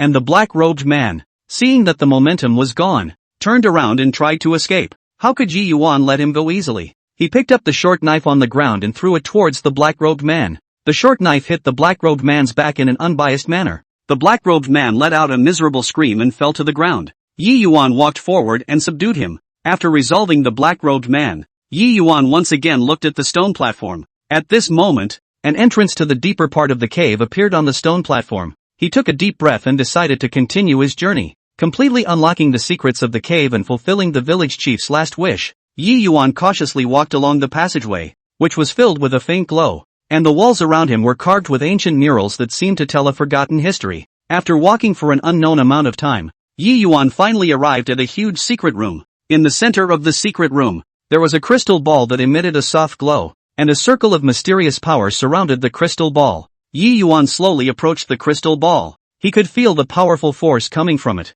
The moment he approached the crystal ball, it suddenly emitted an intense light that enveloped him. In the light, Yi Yuan saw many images of the village's past, the origin of the cave seal, and the crises he might face in the future. He finally realized that this crystal ball was the key to guarding the village, and his mission was to guard it. Yi Yuan walked out of the secret room with the crystal ball, and when he returned to the village, the villagers gathered around. Everyone was relieved to see Yi Yuan return safely. Yi Yuan told the villagers about his experience in the cave and the secret of the crystal ball, and everyone was filled with admiration for him. The early morning sunlight sprinkled gently over the village, gilding every corner with a warm golden color. Yi Yuan got up early as usual and started patrolling the village. His pace was steady and confident, as he knew that he had the heavy responsibility of guarding the village. Since the last time he successfully guarded the crystal ball and restored peace to the village, Yi Yuan's position in the villagers' hearts became more and more important. Everyone had full trust in him and entrusted their safety to him completely. However, the tranquility did not last long. One early morning a few days later, Yi Yuan came to the secret room where the crystal ball was placed as usual. When he pushed open the door to the chamber, the sight before him made him freeze in place instantly. The stone platform where the crystal ball was originally placed was now empty, and the crystal ball had disappeared. Yi Yuan's heartbeat steeply accelerated. He couldn't believe his eyes. He quickly walked to the stone platform and carefully examined it, hoping to find some clues. How could this happen? Yi Yuan muttered, his voice filled with shock and anger. He turned quickly and rushed out of the chamber, calling out to the villagers as he ran. Everyone, come on! The crystal ball has been stolen! Yi Yuan's voice echoed over the village. The villagers heard the cries and ran out of their homes, their faces full of fear and confusion. What happened? How did the crystal ball get stolen? Don't we have Yi Yuan to guard us? How could this still happen? The villagers were talking, their eyes revealing uneasiness and worry. Yi Yuan looked at the panicked villagers and took a deep breath, trying to calm himself down. Don't panic everyone, let's figure it out together. I will definitely get the crystal ball back, Yi Yuan said loudly, trying to calm the villagers. Afterwards, Yi Yuan began to scrutinize every corner of the village, looking for possible clues. He checked the village fence and found no signs of climbing. He checked the entrances and exits and found nothing unusual. Could it be an inside job? Yi Yuan pondered in his mind, but quickly dismissed the idea. The villagers were all very clear about the importance of the crystal ball and could not have done such a thing. Just when Yi Yuan was clueless, he suddenly remembered a strange odor he found in the secret room. The smell was faint, with a special spice flavor that could not be detected at all without careful sniffing. With this hint of clues, Yi Yuan began to explore around the village. He followed the scent to a wooded area outside the village. The woods were unusually quiet, with only the rustle of the breeze rustling through the leaves. Yi Yuan cautiously moved forward, his eyes vigilantly observing the surroundings. Suddenly, he noticed some strange footprints on the ground, which were small and widely spaced, not like those left by ordinary people. Yi Yuan continued tracking in the direction of the footprints and came to a cave. The entrance to the cave was obscured by some branches, so if you didn't look closely, you wouldn't be able to spot it at all. Yi Yuan's heart tightened. He knew that he might have found the key clue. He gently plucked away the branches and walked into the cave. The cave was dark and damp, and a putrid odor permeated the air. Yi Yuan looked around the cave and found some discarded tools and some strange symbols. He had never seen these symbols before, but judging from the style of the symbols and the way they were carved, they seemed to come from some mysterious organization. Yi Yuan continued to go deeper into the cave, and suddenly, he heard a light conversation. He stopped in his tracks in a hurry, held his breath, and crept closer to the source of the sound. In the depths of the cave, several figures were sitting around, seemingly discussing something. The crystal ball we stole this time is a real treasure. It will definitely fetch a good price. However, that Yi Yuan definitely won't stop. We have to be careful. What are you afraid of? Our divine thief sect has never failed to do something. When he heard the words, Yi Yuan was shocked. He had long heard about the reputation of this sect. They were good at stealing. They were secretive and cruel. Divine thief sect. I didn't expect that they would be the ones to steal the crystal ball this time. Yi Yuan's heart ignited with rage as he clenched his fists, ready to rush in and fight them to the death. However, he quickly calmed down. He knew that the people of the god thief sect were all very skilled. If he rushed in, not only would he not be able to save the crystal ball, he might also lose his life. Yi Yuan quietly exited the cave and returned to the village. He gathered some young and strong villagers and told them about his discovery. Listen everyone, the crystal ball was stolen by the god thief cult. They are dangerous. We can't act rashly, Yi Yuan said seriously. So what are we supposed to do? Are we just going to stand by and watch the crystal ball be taken away by them? A villager asked anxiously. Yi Yuan contemplated for a moment and said, let's find out their details and action patterns first, and then formulate a plan. I believe that as long as we are united, we will be able to get the crystal ball back. In the next few days, Yi Yuan and the villagers began to closely monitor the movements of the god thief sect. Chapter 140. The 10 heavenly kings each made a strange move. This was because they realized that the people of the God Thief sect would send one person out to spy every day, while the others stayed in the cave to guard the crystal ball. Yi Yuan made a detailed plan based on these clues. The night of the operation, the moon was like water, spilling over the land. Yi Yuan led the villagers to the outside of the cave quietly. He told some of the villagers to ambush outside the cave, and once they heard the signal, they would immediately rush in. He himself took a few villagers who were more skilled and snuck into the cave quietly. They carefully avoided the patrolling men and approached towards the place where the crystal ball was placed. Just as they were about to approach the crystal ball, suddenly, a member of the God Thief cult spotted them. "Someone's coming," the man shouted. Yi Yuan knew that the plan had failed, and without hesitation, he rushed up and engaged in a fierce fight with the divine thief cultists. The cave was instantly in chaos, with the sounds of shouting and killing and clashing weapons intertwined. Yi Yuan knocked down a few enemies one after another with his agility and superior courage. However, the divine thief sect was getting more and more people, and Yi Yuan and the villagers were gradually getting into trouble. Just then, there was a shout of murder from outside the cave. It turned out that the villagers ambushed outside heard the commotion and rushed in. Seeing the situation, the people of the God Thief sect tried to escape. Yi Yuan could not let them succeed. He stared closely at the person with the crystal ball and flew after them. After a fierce chase, Yi Yuan finally subdued the man and retrieved the crystal ball. Looking at the lost and recovered crystal ball, Yi Yuan felt a lot of emotions in his heart. He led the villagers back to the village, where they cheered and celebrated the return of the crystal ball. The next day, Yi Yuan paced back and forth in the village, his eyes looking from time to time in the direction of the secret room where the crystal ball was placed. Since the last time he managed to recapture the crystal ball, he did not dare to slack off in the slightest, and personally inspected it every day. The villagers were busy with their own business. The children were laughing and playing in the streets. The old people were sitting under the big tree at the entrance of the village and talking about the world. Everything seemed so normal. However, this seemingly eternal peace was completely shattered one afternoon a few days later. On that day, the sky was suddenly covered with dark clouds, and a fierce wind swept in, blowing the trees in the village to the east and west. A strong uneasiness surged in Yi Yuan's heart. He immediately stopped the work in his hands and looked out of the village vigilantly, only to see a cloud of dust raised in the distance, 10 figures rapidly approaching like ghosts. As they got closer and closer, Yi Yuan could see the flag held high in the hands of the leader, which was embroidered with the word, "Hunting in the gusty wind." Steal. Not good. It's someone from the God Thief sect. Yi Yuan's face suddenly changed as he cried out, "Everyone go back to your houses. The God Thief cultists are coming." Yi Yuan's voice echoed over the village, filled with anxiety and tension. The villagers heard the shouts, have stopped what they were doing, with a look of horror on their faces, and hurried back to their respective homes, closing the doors and windows tightly. Yi Yuan stood in the center of the village, his gaze fixed on the 10 people who were gradually approaching, his mind secretly speculating on their intentions. Soon, 10 figures stopped at the entrance of the village, and the leader was a tall man with a face full of flesh. Who was the of the God Thief sect, tyrannical heavenly king? Yi Yuan, you don't have a lot of guts. How dare you spoil the good things of our God Thief sect? The tyrannical heavenly king roared loudly, his voice shaking one's eardrums like a flood bell. Undaunted, Yi Yuan took a step forward and responded loudly, "You stole the crystal ball and jeopardized the peace of the village. So how can I just sit back and do nothing? Humph. Today, we 10 heavenly kings have gathered here to retrieve the offense. If you are sensible, hand over the crystal ball. Otherwise, your village will bleed to death today." The tyrannical heavenly king said viciously, a ferocious light flashing in his eyes. Yi Yuan's heart sank.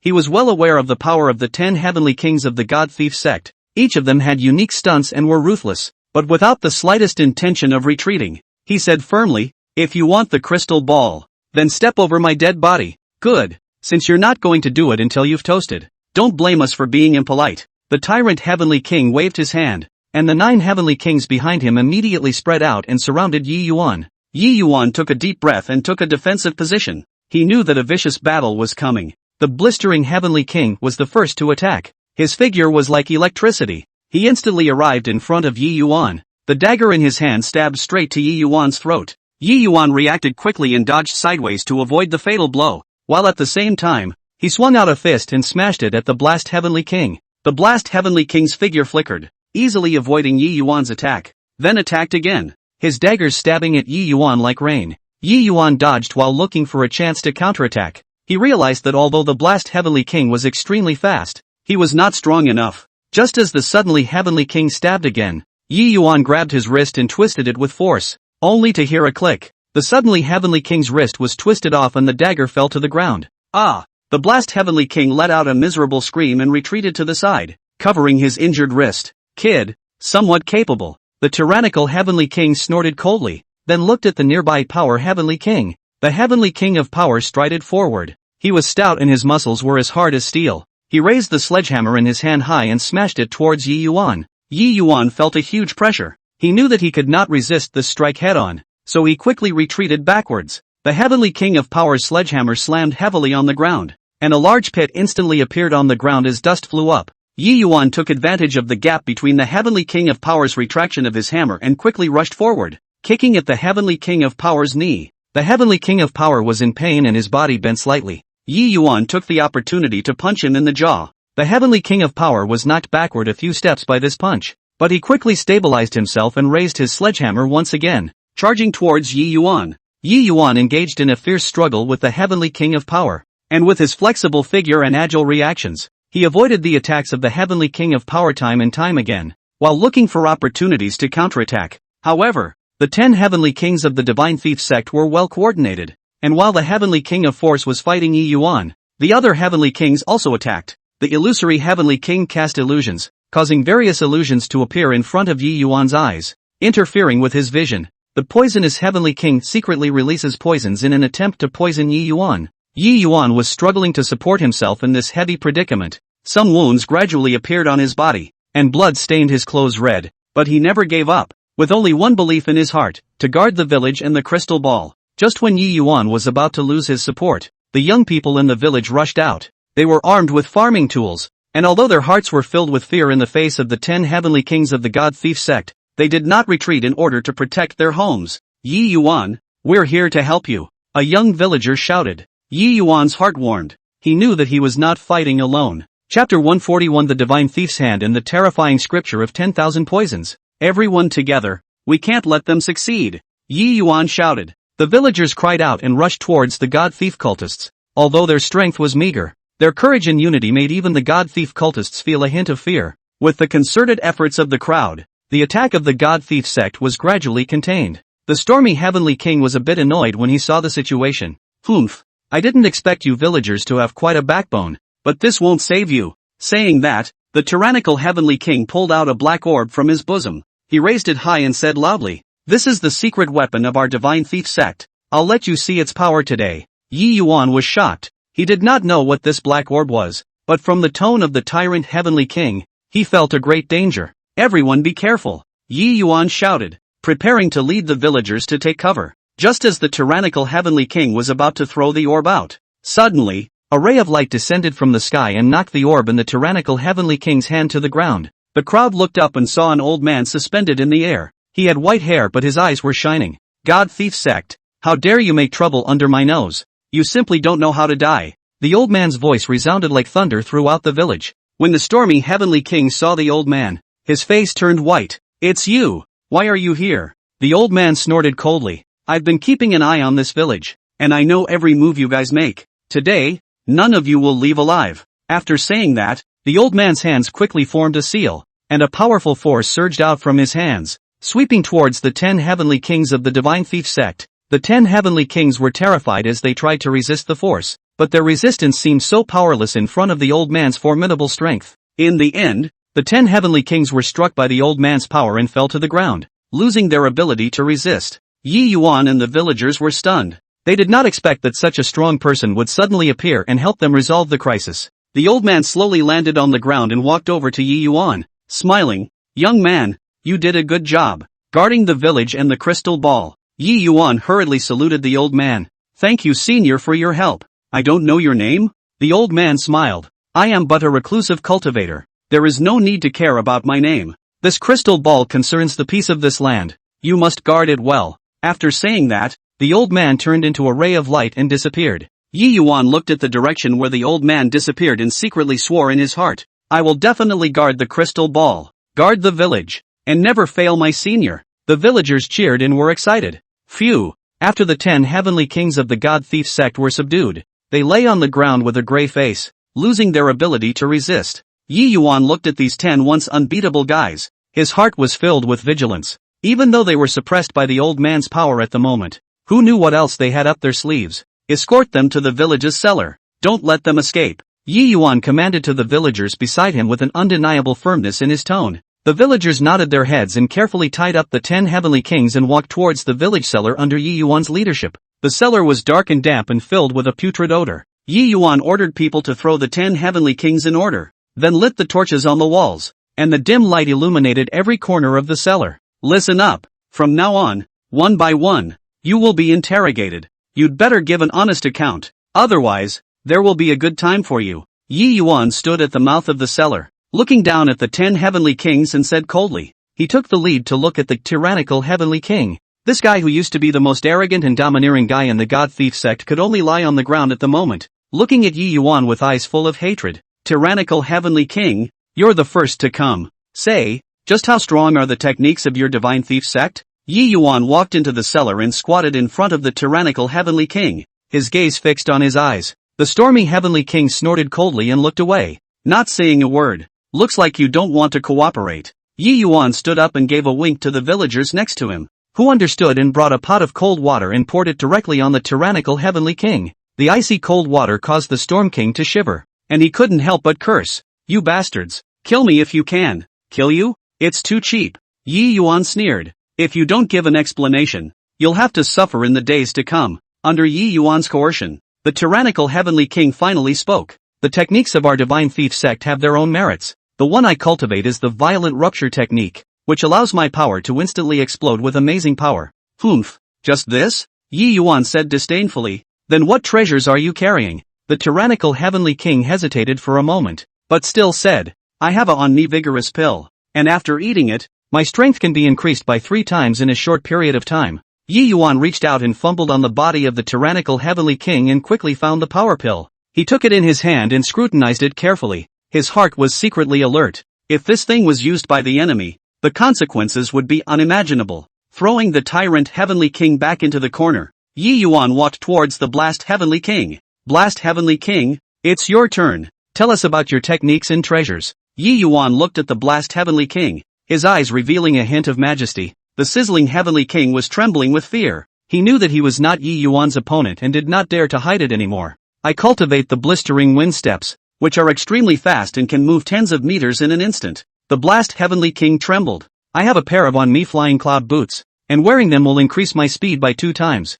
Yi Yuan found on the blistering heavenly king the flying cloud boots, and he put them away, thinking in his heart that these boots might come in handy in the future. In this way, Yi Yuan interrogated the 10 heavenly kings one by one and learned many secrets of the divine thief sect from them. The illusory heavenly king practiced the illusion spell, which could make people hallucinate, and he had an on his body illusion stone, which could enhance the power of his illusions. The poisonous heavenly king practiced the 10,000 poison sutra and specialized in the use of poison, and he carried all kinds of poisons and antidotes on his body, as well as a poison sac, which could instantly release a large amount of poisonous gas. The powerful heavenly king practiced the powerful Vajra skill, which had amazing strength, and he had a pair of on his body Vajra wrist protectors, which could enhance his defense. The hidden heavenly king practiced invisibility, which could make people disappear instantly, and he had a on his body cloak of invisibility, which could make him invisible for a long time after wearing it. The spiritual heavenly king practiced the spiritual rhinoceros eyesight,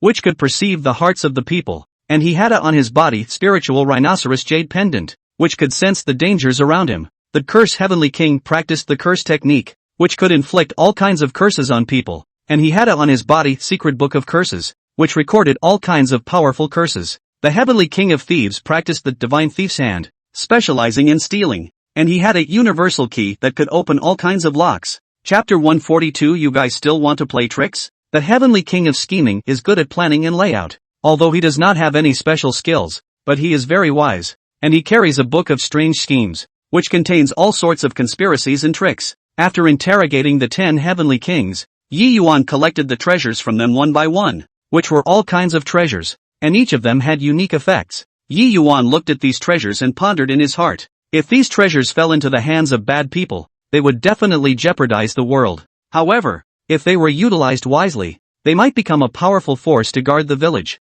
He handed the treasure to a few reliable villagers to keep it safe, while instructing them to be careful and never let it go missing. These treasures are related to the safety of the village. You must keep an eye on them. Yi Yuan said seriously to the villagers. The villagers nodded their heads and said they would get the job done. After dealing with the matter of the treasures, Yi Yuan once again came to the cellar and looked at the 10 heavenly kings who were being held captive. His heart was a little difficult. It seemed too cruel to kill them, and to let them go for fear that they might do evil again. After thinking about it, Yi Yuan decided to keep them in the cellar for the time being and wait until later. You guys stay honestly. If you dare to play any tricks, don't blame me for not being polite. Yi Yuan warned the 10 heavenly kings. The 10 heavenly kings all lowered their heads, not daring to look directly into Yi Yuan's eyes again. They knew that they had fallen this time. Walking out of the cellar, Yi Yuan took a deep breath as the sunlight sprinkled on his body, making him feel a burst of warmth. After this storm, the village had temporarily regained its peace. But Yi Yuan knew that there was still a long road ahead,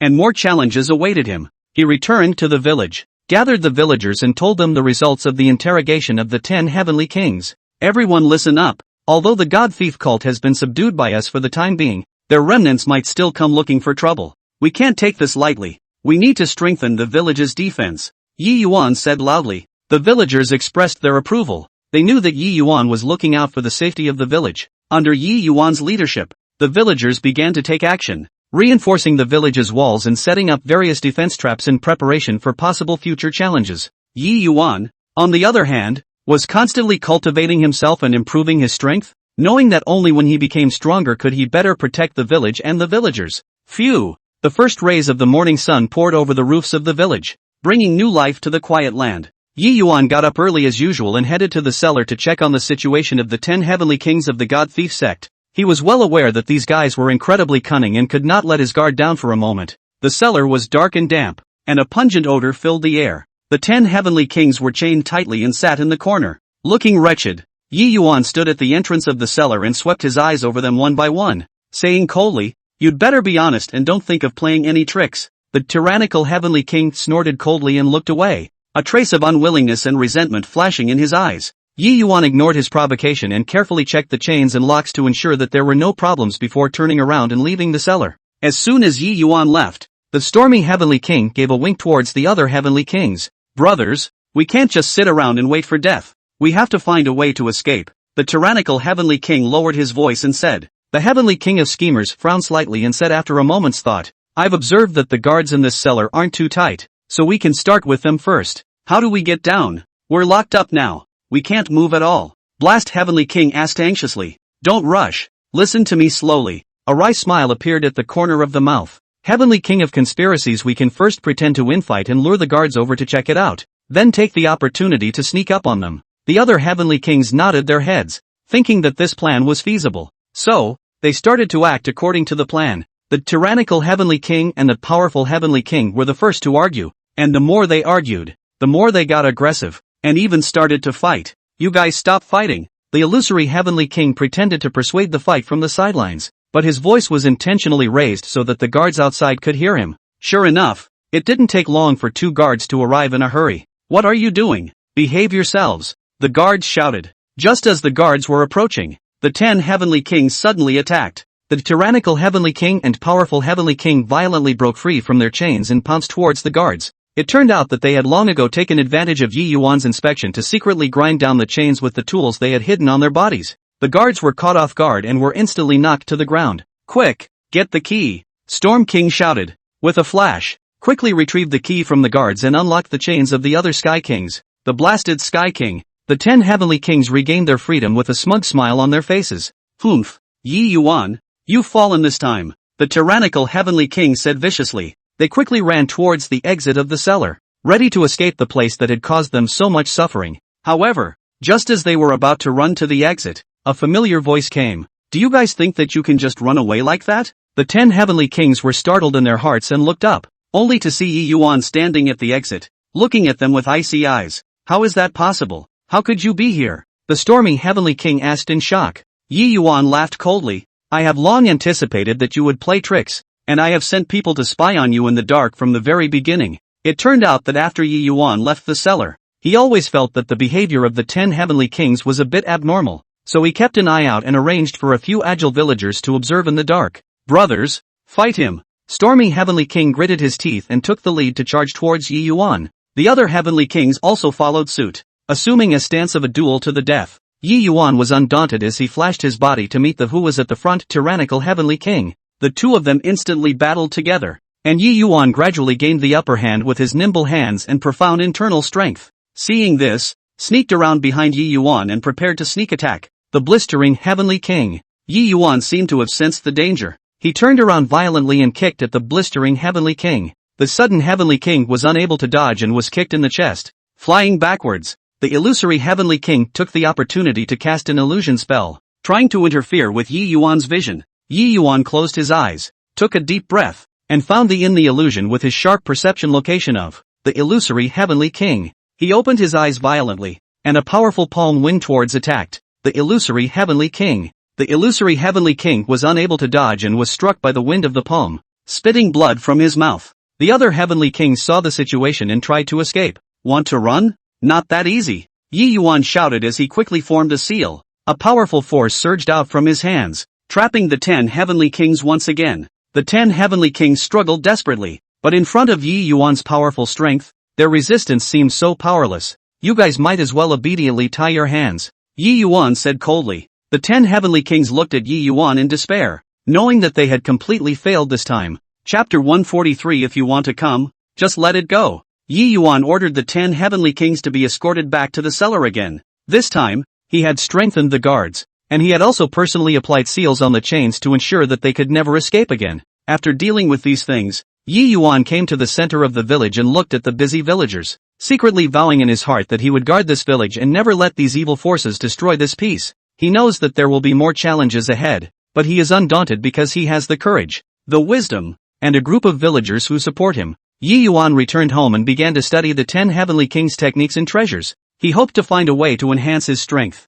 He knew that only by becoming stronger himself could he better guard the village against any future crises that might arise. Day by day, the village remained peaceful, but the vigilance in Yi Yuan's heart never relaxed. He kept an eye on the movements of the God Thief sect and waited for the next challenge to come. During this period of time, Yi Yuan continued to cultivate, and his strength gradually increased. When the villagers saw Yi Yuan working so hard, they were also inspired and began to strengthen their own cultivation. Meanwhile, Yi Yuan sat at the table piled with books and notes. His eyes were bloodshot, but there was a fiery persistence in his eyes. This was already the third day of his closed-door research, and since subduing the 10 heavenly kings of the Divine Thief sect once again, he had plunged headlong into the study of their techniques. The paper that densely recorded the characteristics of the 10 heavenly kings' techniques was spread out in front of him, and every word carried Yi Yuan's desire for power enhancement. The violent of the tyrannical heavenly king rupture technique can instantly explode with great power, but the point of focus lies in the instantaneous compression and release of breath. Yi Yuan whispered to himself as his fingers gently scratched the words on the notes. The key to the lies in the dexterity of the steps and the rapid flow of internal energy, thus achieving the ultimate speed. Blistering wind steps of the blistering heavenly king he continued to recite, his mind constantly simulating the running routes of these feats. Yi Yuan closed his eyes and took a deep breath, trying to construct a brand new gongfu system in his mind, fusing these very different gongfu together. His thoughts traveled between various feats, sometimes frowning tightly, sometimes nodding slightly, as if he was engaged in a fierce battle with an unseen opponent. What effect would be produced the speed of the if the power explosion of the combined with violent rupture technique is blistering wind steps? This thought suddenly flashed through Yi Yuan's mind as if a ray of light cut through the darkness. His eyes snapped open and he quickly grabbed a pen and scribbled on a piece of paper to record the inspiration. As time passed, Yi Yuan gradually found the key to fusion, using a special way of internal force operation as the core, and incorporating the unique features of the other techniques into it. He kept trying and adjusting, and each failure did not discourage him, but made him more determined to succeed. Finally, in yet another attempt, Yi Yuan felt the internal energy in his body begin to flow according to the route he had envisioned, and an unprecedented power surged through his body. It worked! Yi Yuan excitedly stood up and shouted, his voice filled with joy and pride. He couldn't wait to verify the power of this new technique, so he went to an open area behind the village. Yi Yuan took a deep breath and operated the newly fused gong method, only to see a powerful aura instantly erupt around his body. The wind howled and dust flew. He fiercely took a step forward, as fast as lightning, and in the blink of an eye, he appeared dozens of meters away, leaving a series of deep footprints on the ground. Then, Yi Yuan clenched his fists. The power in his body converged on his fists like a raging tide, and he swung out violently, and a boulder in front of him was instantly smashed to smithereens, and debris flew. This power is too terrifying. Yi Yuan looked at his fist, his heart filled with shock. The new technique not only fused the strengths of the 10 Heavenly Kings techniques, but also produced a superimposed effect that allowed his strength to take a qualitative leap. Yi Yuan returned home and quieted his mind, carefully combing through every detail of the new gong method and recording it in its entirety. He was well aware that the appearance of this feat would not only give him a stronger strength to guard the village, but it might also cause some unnecessary trouble. We must be careful and not let this gong method fall into the wrong hands, Yi Yuan secretly admonished himself in his heart. Afterwards, Yi Yuan came to the cellar to visit the imprisoned 10 Heavenly Kings. When the 10 Heavenly Kings saw Yi Yuan, their eyes were filled with fear and unwillingness. You guys don't need to be afraid. I won't hurt you. Yi Yuan looked at them and said calmly, I came to tell you that I have fused your gong methods. When the 10 Heavenly Kings heard this, they were too shocked to speak. How could they not expect Yi Yuan to be able to do this? Tyrannical Heavenly King, your tyrannical rupture technique has given me the inspiration to explode in power. Yi Yuan looked at the tyrannical Heavenly King and said, Blasted Heavenly King, your blasted wind steps gave me a breakthrough in speed. He looked at the other Heavenly Kings in turn, recounting where their feats had merged in the new feats. The 10 Heavenly Kings had mixed feelings in their hearts. They should have felt angry and unwilling when their gong methods were fused by Yi Yuan, but looking at Yi Yuan's powerful strength, they had to be in awe. I fused your feats not to show off, but to guard the village and more people, Yi Yuan said seriously.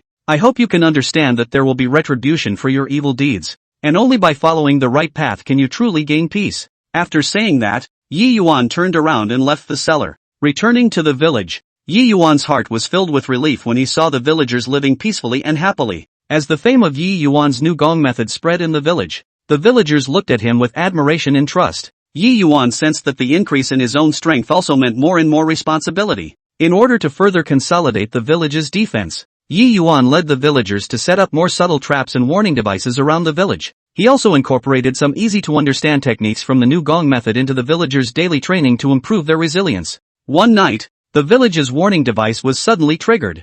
Huffing and puffing, Yi Yuan quickly got up and utilized his new gong method to instantly arrive at the place of the incident. Only a few dark figures were seen sneaking around in the shadows, attempting to sneak into the village. Buzz! Yi Yuan snorted coldly. His aura instantly erupted around him, and the powerful oppression made the black shadows tremble. He subdued all the black shadows in a few dodges, and upon interrogation, he learned that these people were the remnants of the Divine Thief sect, who had come to spy on the news. Yi Yuan handed them over to the villagers to guard them, always feeling that something big would happen. However, it's a blessing that can't be avoided, and the cult of the Thief of Gods. If you want to come, you can come. Chapter 144. These thieves have always been ghostly. Phew! The early morning sunlight sprinkled on the quiet village, but Yi Yuan was full of gravity as he looked around the village. Those traces left behind after being patronized by the God Thief sect made the anger in his heart burn hotter and hotter. The villagers in the village were simple and kind. The behavior of these thieves was really abominable. We can't let them be so arrogant anymore,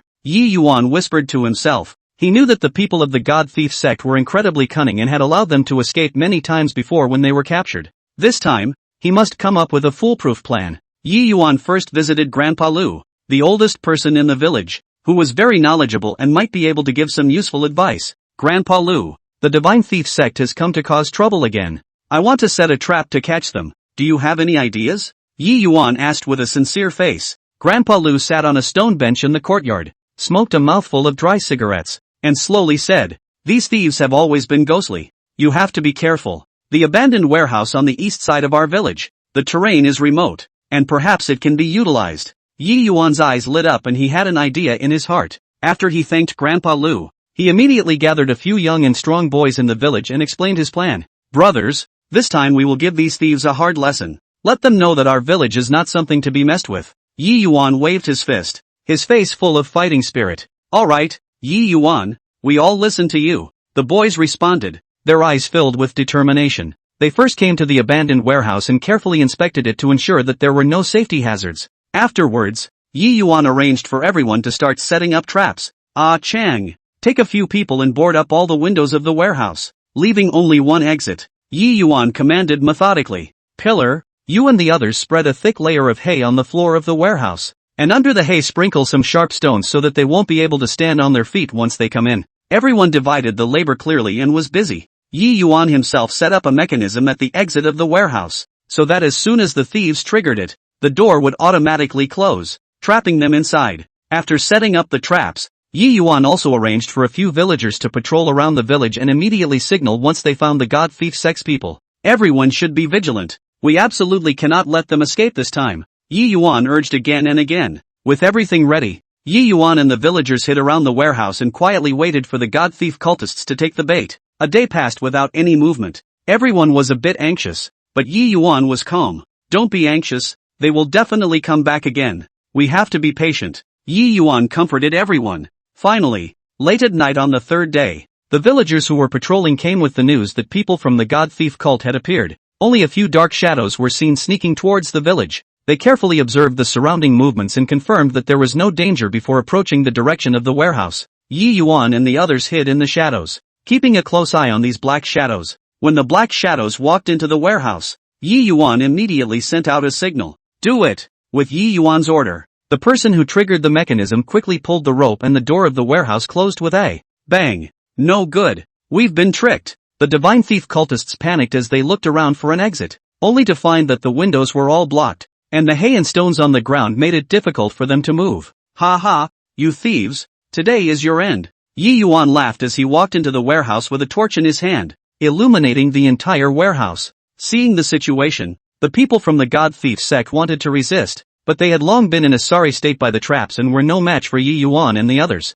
Why did you come to our village 3 times to steal things? Yi Yuan asked angrily. We can't help it. The people at the top forced us, a thief said warily. No matter what the reason is, stealing is wrong. Today you must pay for your behavior, Yi Yuan said without mercy. The villagers gathered around and glared at the thieves. Send them to the officials and let them receive the punishment they deserve. A villager shouted. Yes, send it to the authorities. Everyone agreed. Yi Yuan nodded. Good, we'll send them to the officials here. Under the escort of the crowd, the thieves of the divine thief cult were brought to the official government. The lord of the official government appreciated the behavior of Yi Yuan and the others. You have done a good job in maintaining the peace of the village, and we will definitely punish these thieves severely, the official lord said. Yi Yuan and the others returned to the village after thanking the government officials. The village was in a state of jubilation. Everyone was happy that they managed to catch the thief. Yi Yuan, thanks to you coming up with this solution. Otherwise we don't know how long we'll be tossed around by these thieves,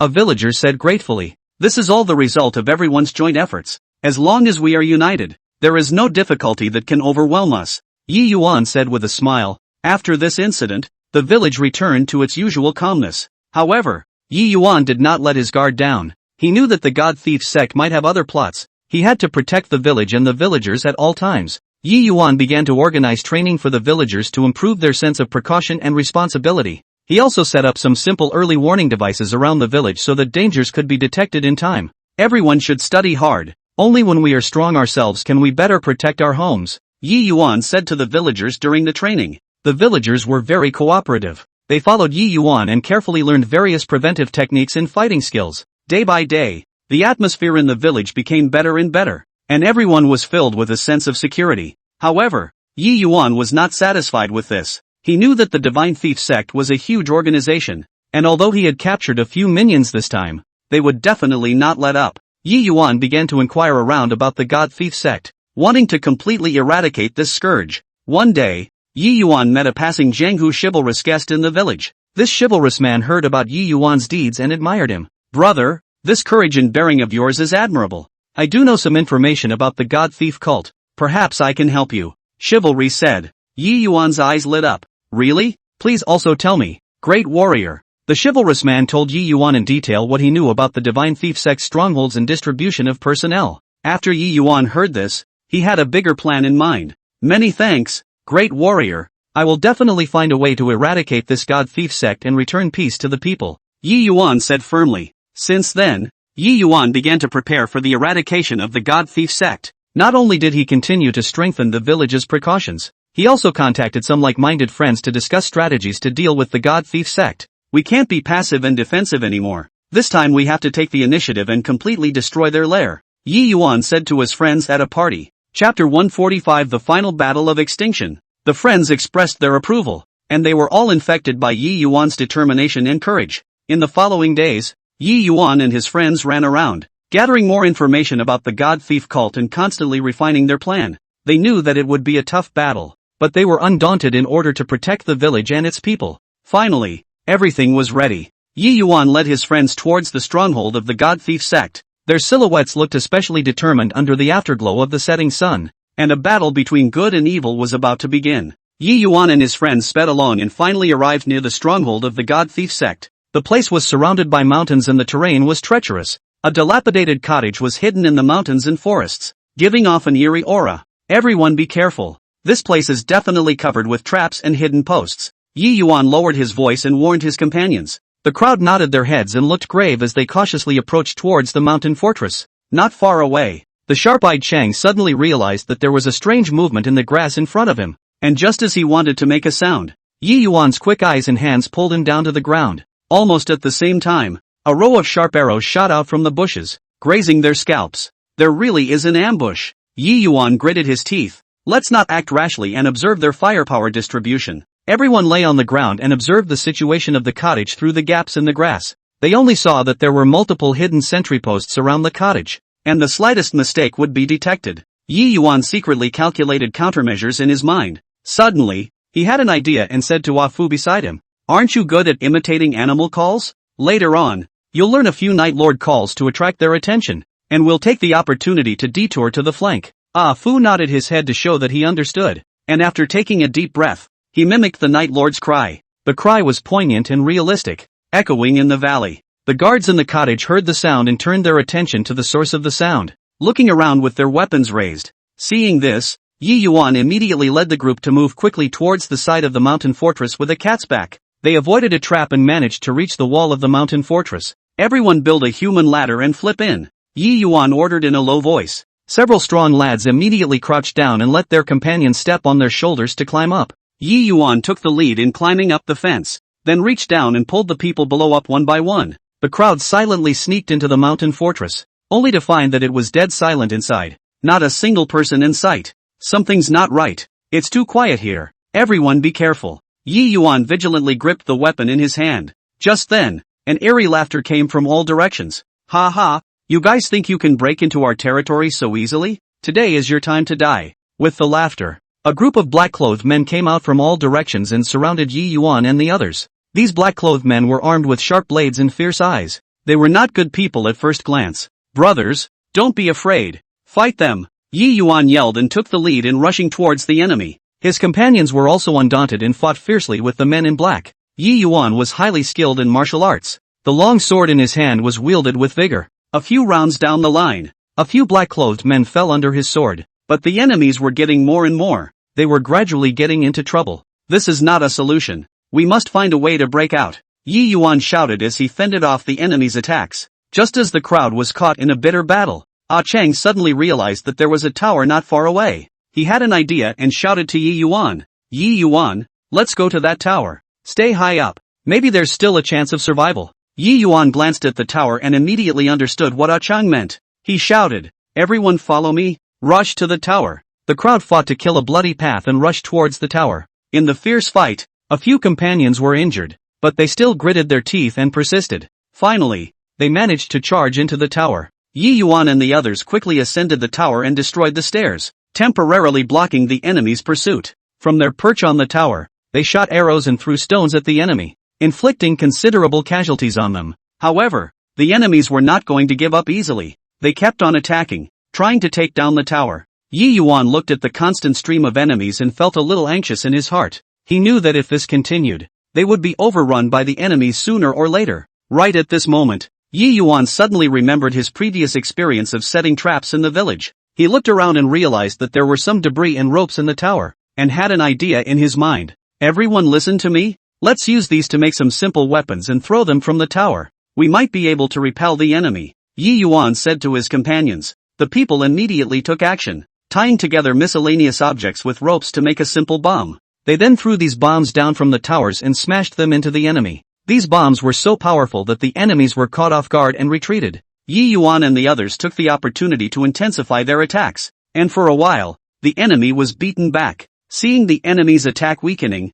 Yi Yuan's heart rejoiced. He knew that the turnaround had come. "Everyone get ready. Let's charge down and give them one last blow," Yi Yuan shouted. With weapons in hand, the crowd charged down from the tower. They were as brave and fearless as a tiger descending a mountain, launching a final charge towards the enemy. Under their courageous attack, the enemies finally couldn't resist and fled in all directions. Yi Yuan and the others took advantage of the victory and chased the enemy out of the mountain fortress. They had successfully destroyed this stronghold of the God Thief sect, removing a pest for the people. "We did it!" Yi Yuan shouted excitedly, and his companions also cheered, their faces overflowing with the joy of victory. After this battle, Yi Yuan and his friends became local heroes and the people praised them. However, Yi Yuan knew that the God Thief sect had other strongholds and their mission was not yet complete. After returning to the village, Yi Yuan took a short rest and started preparing for the next operation again. He knew that the battle against the God Thief sect was still a long way off, but he did not flinch because he had a belief in his heart: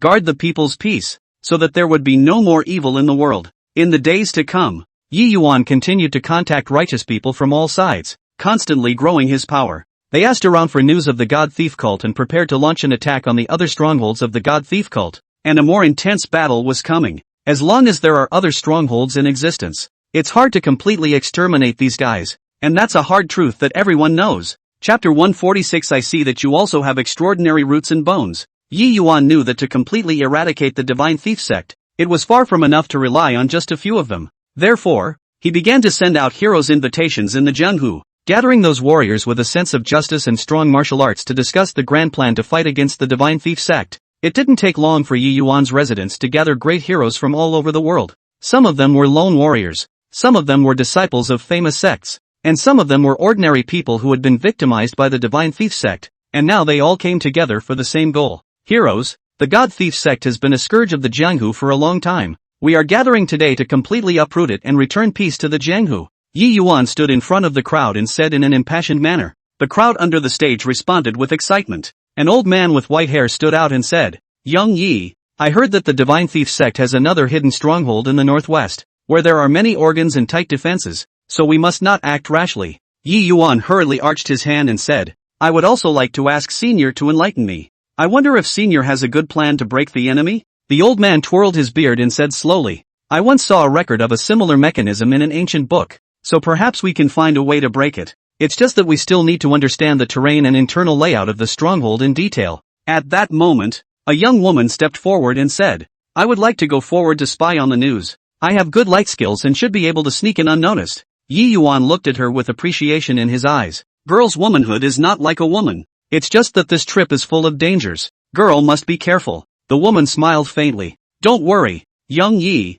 I will not dishonor my mission." A few days later, the woman returned successfully and brought back detailed intelligence. Based on the intelligence, the crowd scrutinized the tactics and formulated a thorough plan. On the day of departure, the sun shone brightly, and the crowd was in high spirits as they embarked on the journey to the northwest stronghold. Along the way, everyone took care of each other, and after eating and sleeping in the wind, they finally arrived at their destination. The stronghold was hidden in a valley and the surrounding area was covered with thorns and traps. Yi Yuan and the others carefully avoided the traps and slowly approached the stronghold. Just as he reached the entrance of the stronghold, a group of guards rushed out. Yi Yuan bellowed and took the lead to meet the enemy. The crowd flashed their weapons and engaged the guards in a fierce battle. During the battle, Yi Yuan found that the enemy's martial arts path was weird and their defense was very tight. However, they were undaunted and gradually gained the upper hand with their tacit cooperation and high level of martial arts. Just as the crowd was in the middle of a fierce battle, countless hidden weapons were suddenly shot out from the stronghold.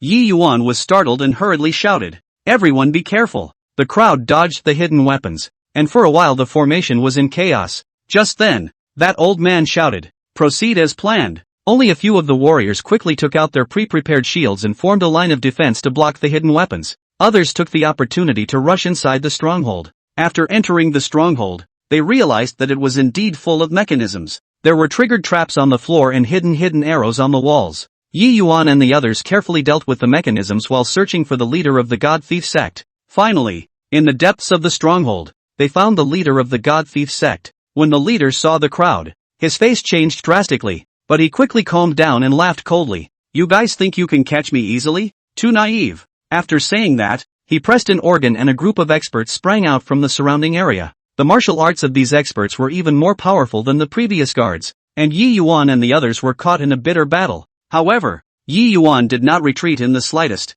He wielded his long sword and fought the enemy to the death. During the fierce battle, he gradually discovered the enemy's weaknesses and led the crowd to focus on attacking the enemy's weaknesses. After a tough battle, They finally defeated the enemy and captured the leader of the god thief cult. Who the hell are you guys? Why are you against us? The chief asked reluctantly. Yi Yuan said coldly, we are righteous people. In order to guard the peace of the people and return peace to the Jianghu, today is your end. With the capture of the leader of the god thief sect, this organization that had been a scourge for a long time was finally eradicated, and Yi Yuan and his friends became legends in the Jianghu. That day, the sun was warm and baked in the village. Yi Yuan was dancing with his sword in the courtyard as usual. An old Taoist priest came out of nowhere. He was dressed in a tattered Taoist robe, holding a duster in an immortal style. The old Taoist priest stared straight at Yi Yuan with a hint of an inscrutable meaning in his eyes. Yi Yuan put away his sword and looked at the uninvited guest suspiciously. Young man, I see that you have extraordinary roots and bones,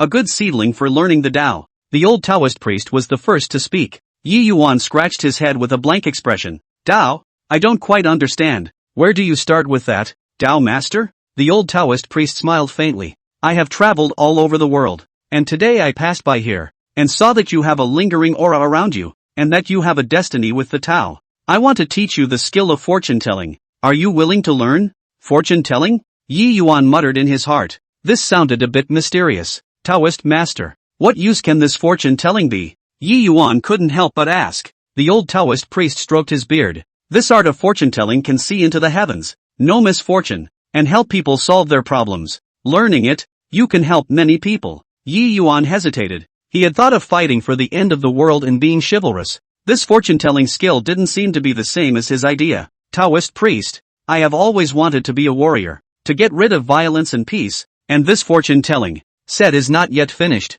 Yi Yuan, the old Taoist waved his hand. Warrior? Getting rid of violence is more than just dancing with a sword. Knowing the plight of others and resolving calamities in advance is also a kind of chivalry. Yi Yuan fell into deep thought. What the old Taoist priest said seemed reasonable. Then, can I really learn? Yi Yuan was still a little unsure. As long as you have the determination, I'll teach you with all my knowledge, and I'll definitely let you learn. The old Taoist priest had a firm gaze. Yi Yuan gritted his teeth. Okay, Taoist, I'll learn. The old Taoist priest nodded in satisfaction. From today onwards, you are half of my disciple. Start by learning from this yin-yang 5 elements. The old Taoist priest sat down on the ground, picked up a branch, and drew the 8 trigrams on the ground. This is the Qiangua, representing the sky. This is the Koangua, representing the earth. The old Taoist priest patiently explained. Yi Yuan squatted aside and watched with his eyes and ears, listening to every word. Yin and yang, the 5 elements, the mutual birth and the mutual restraint.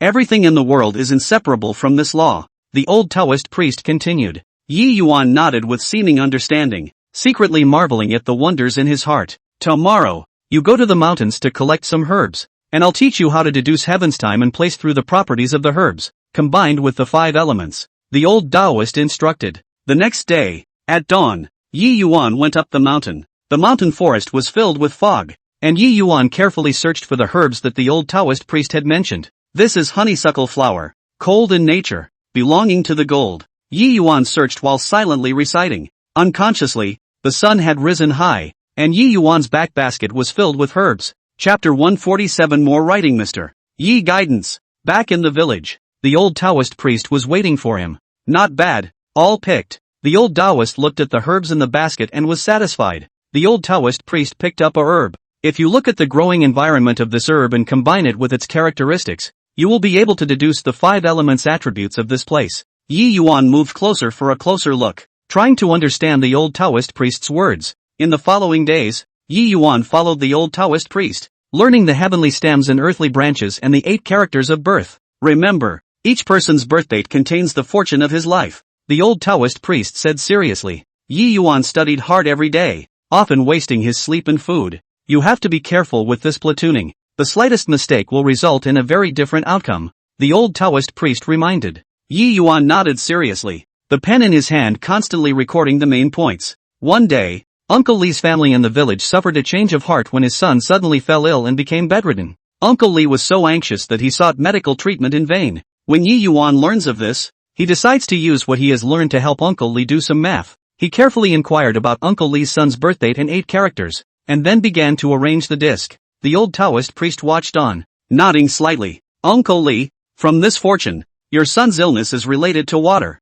Is there any water source at home that is unclean? Yi Yuan asked. Uncle Li frowned and thought, the water in the well has indeed been a bit turbid lately, but is this related to my son's illness? Yi Yuan said, it might be a good idea to clean up the well and find a doctor to prescribe some water-inducing medicine to try. Uncle Li was half convinced, but had no other choice but to do as he was told. A few days later, Uncle Li's son's condition gradually improved. Uncle Li was grateful. Yi Yuan, thanks to you. Yi Yuan scratched his head in embarrassment. I'm also a blind cat that got lucky. The old Taoist priest smiled from the sidelines and said, this is all the result of your hard work and study. Since then, Yi Yuan became more and more interested in the art of fortune-telling and studied harder. He began to help people in the village to solve their problems. Who lost something? He helped to calculate the direction. Who want to go out of town? He helped to see the good and bad luck. The people in the village were becoming more and more admiring of Yi Yuan, saying that he was a little god. But Yi Yuan was not proud. He knew he still had a lot to learn.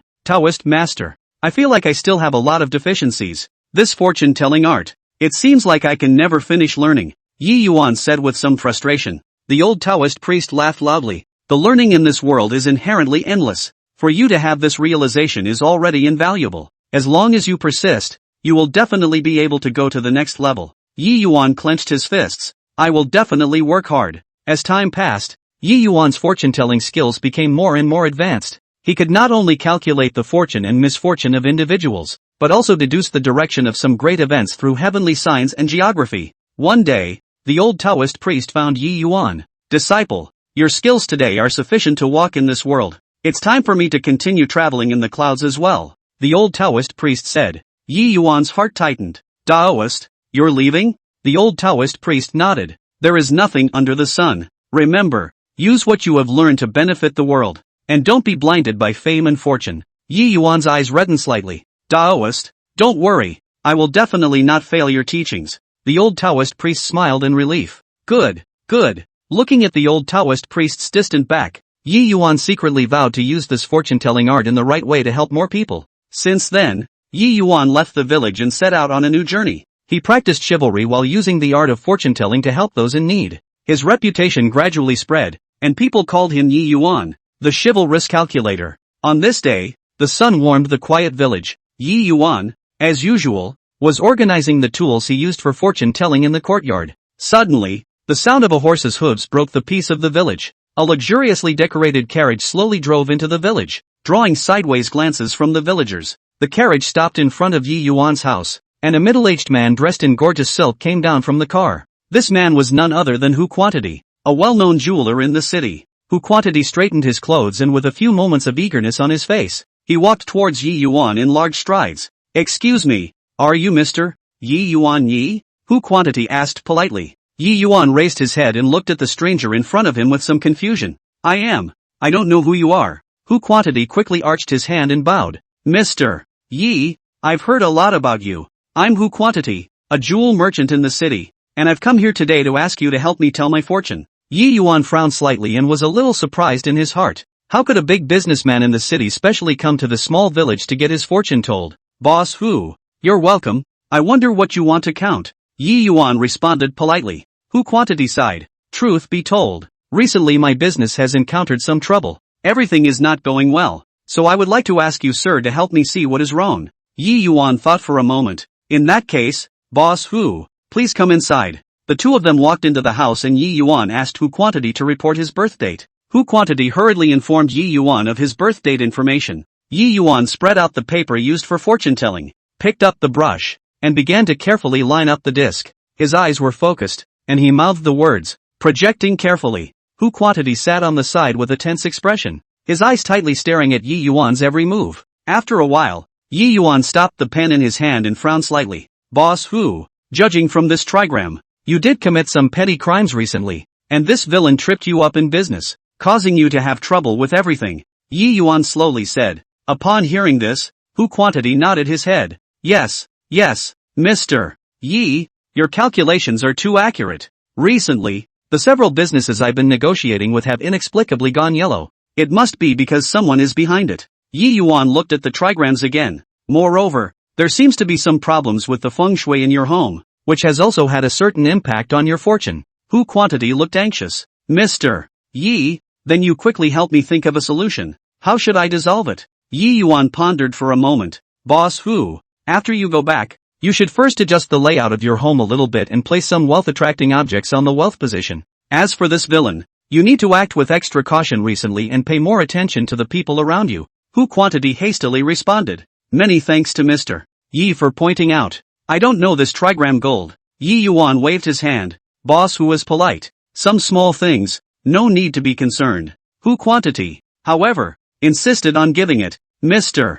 Yi, you've done me a great favor. Without your guidance, I still don't know how long I would have to struggle in this predicament. Saying that, Hu Liang took out a silver ingot from his bosom and placed it on the table. Yi Yuan couldn't resist, so he had no choice but to accept it. Hu Quantity chatted with Yi Yuan a few more times before getting up to leave. Mr. Yi, I will definitely pay a visit again some other day to thank you for your great kindness. Hu Quantity said sincerely. Yi Yuan sent Hu Quantity to the door and watched him get into the carriage and slowly leave. The villagers gathered around when they saw Hu Quantity leaving. Yi Yuan, what is the big boss in this city looking for you to count? A grandpa asked curiously. Chapter 148. Why don't you ask me to read your fortune? Yi Yuan smiled. He encountered some trouble in his business and looked for me to tell his fortune. Yi Yuan, you are really powerful now. Even the big bosses in the city have come to you. A big mom complimented. Yi Yuan scratched his head a little embarrassed. Everyone overpraised me? I just know a little about it.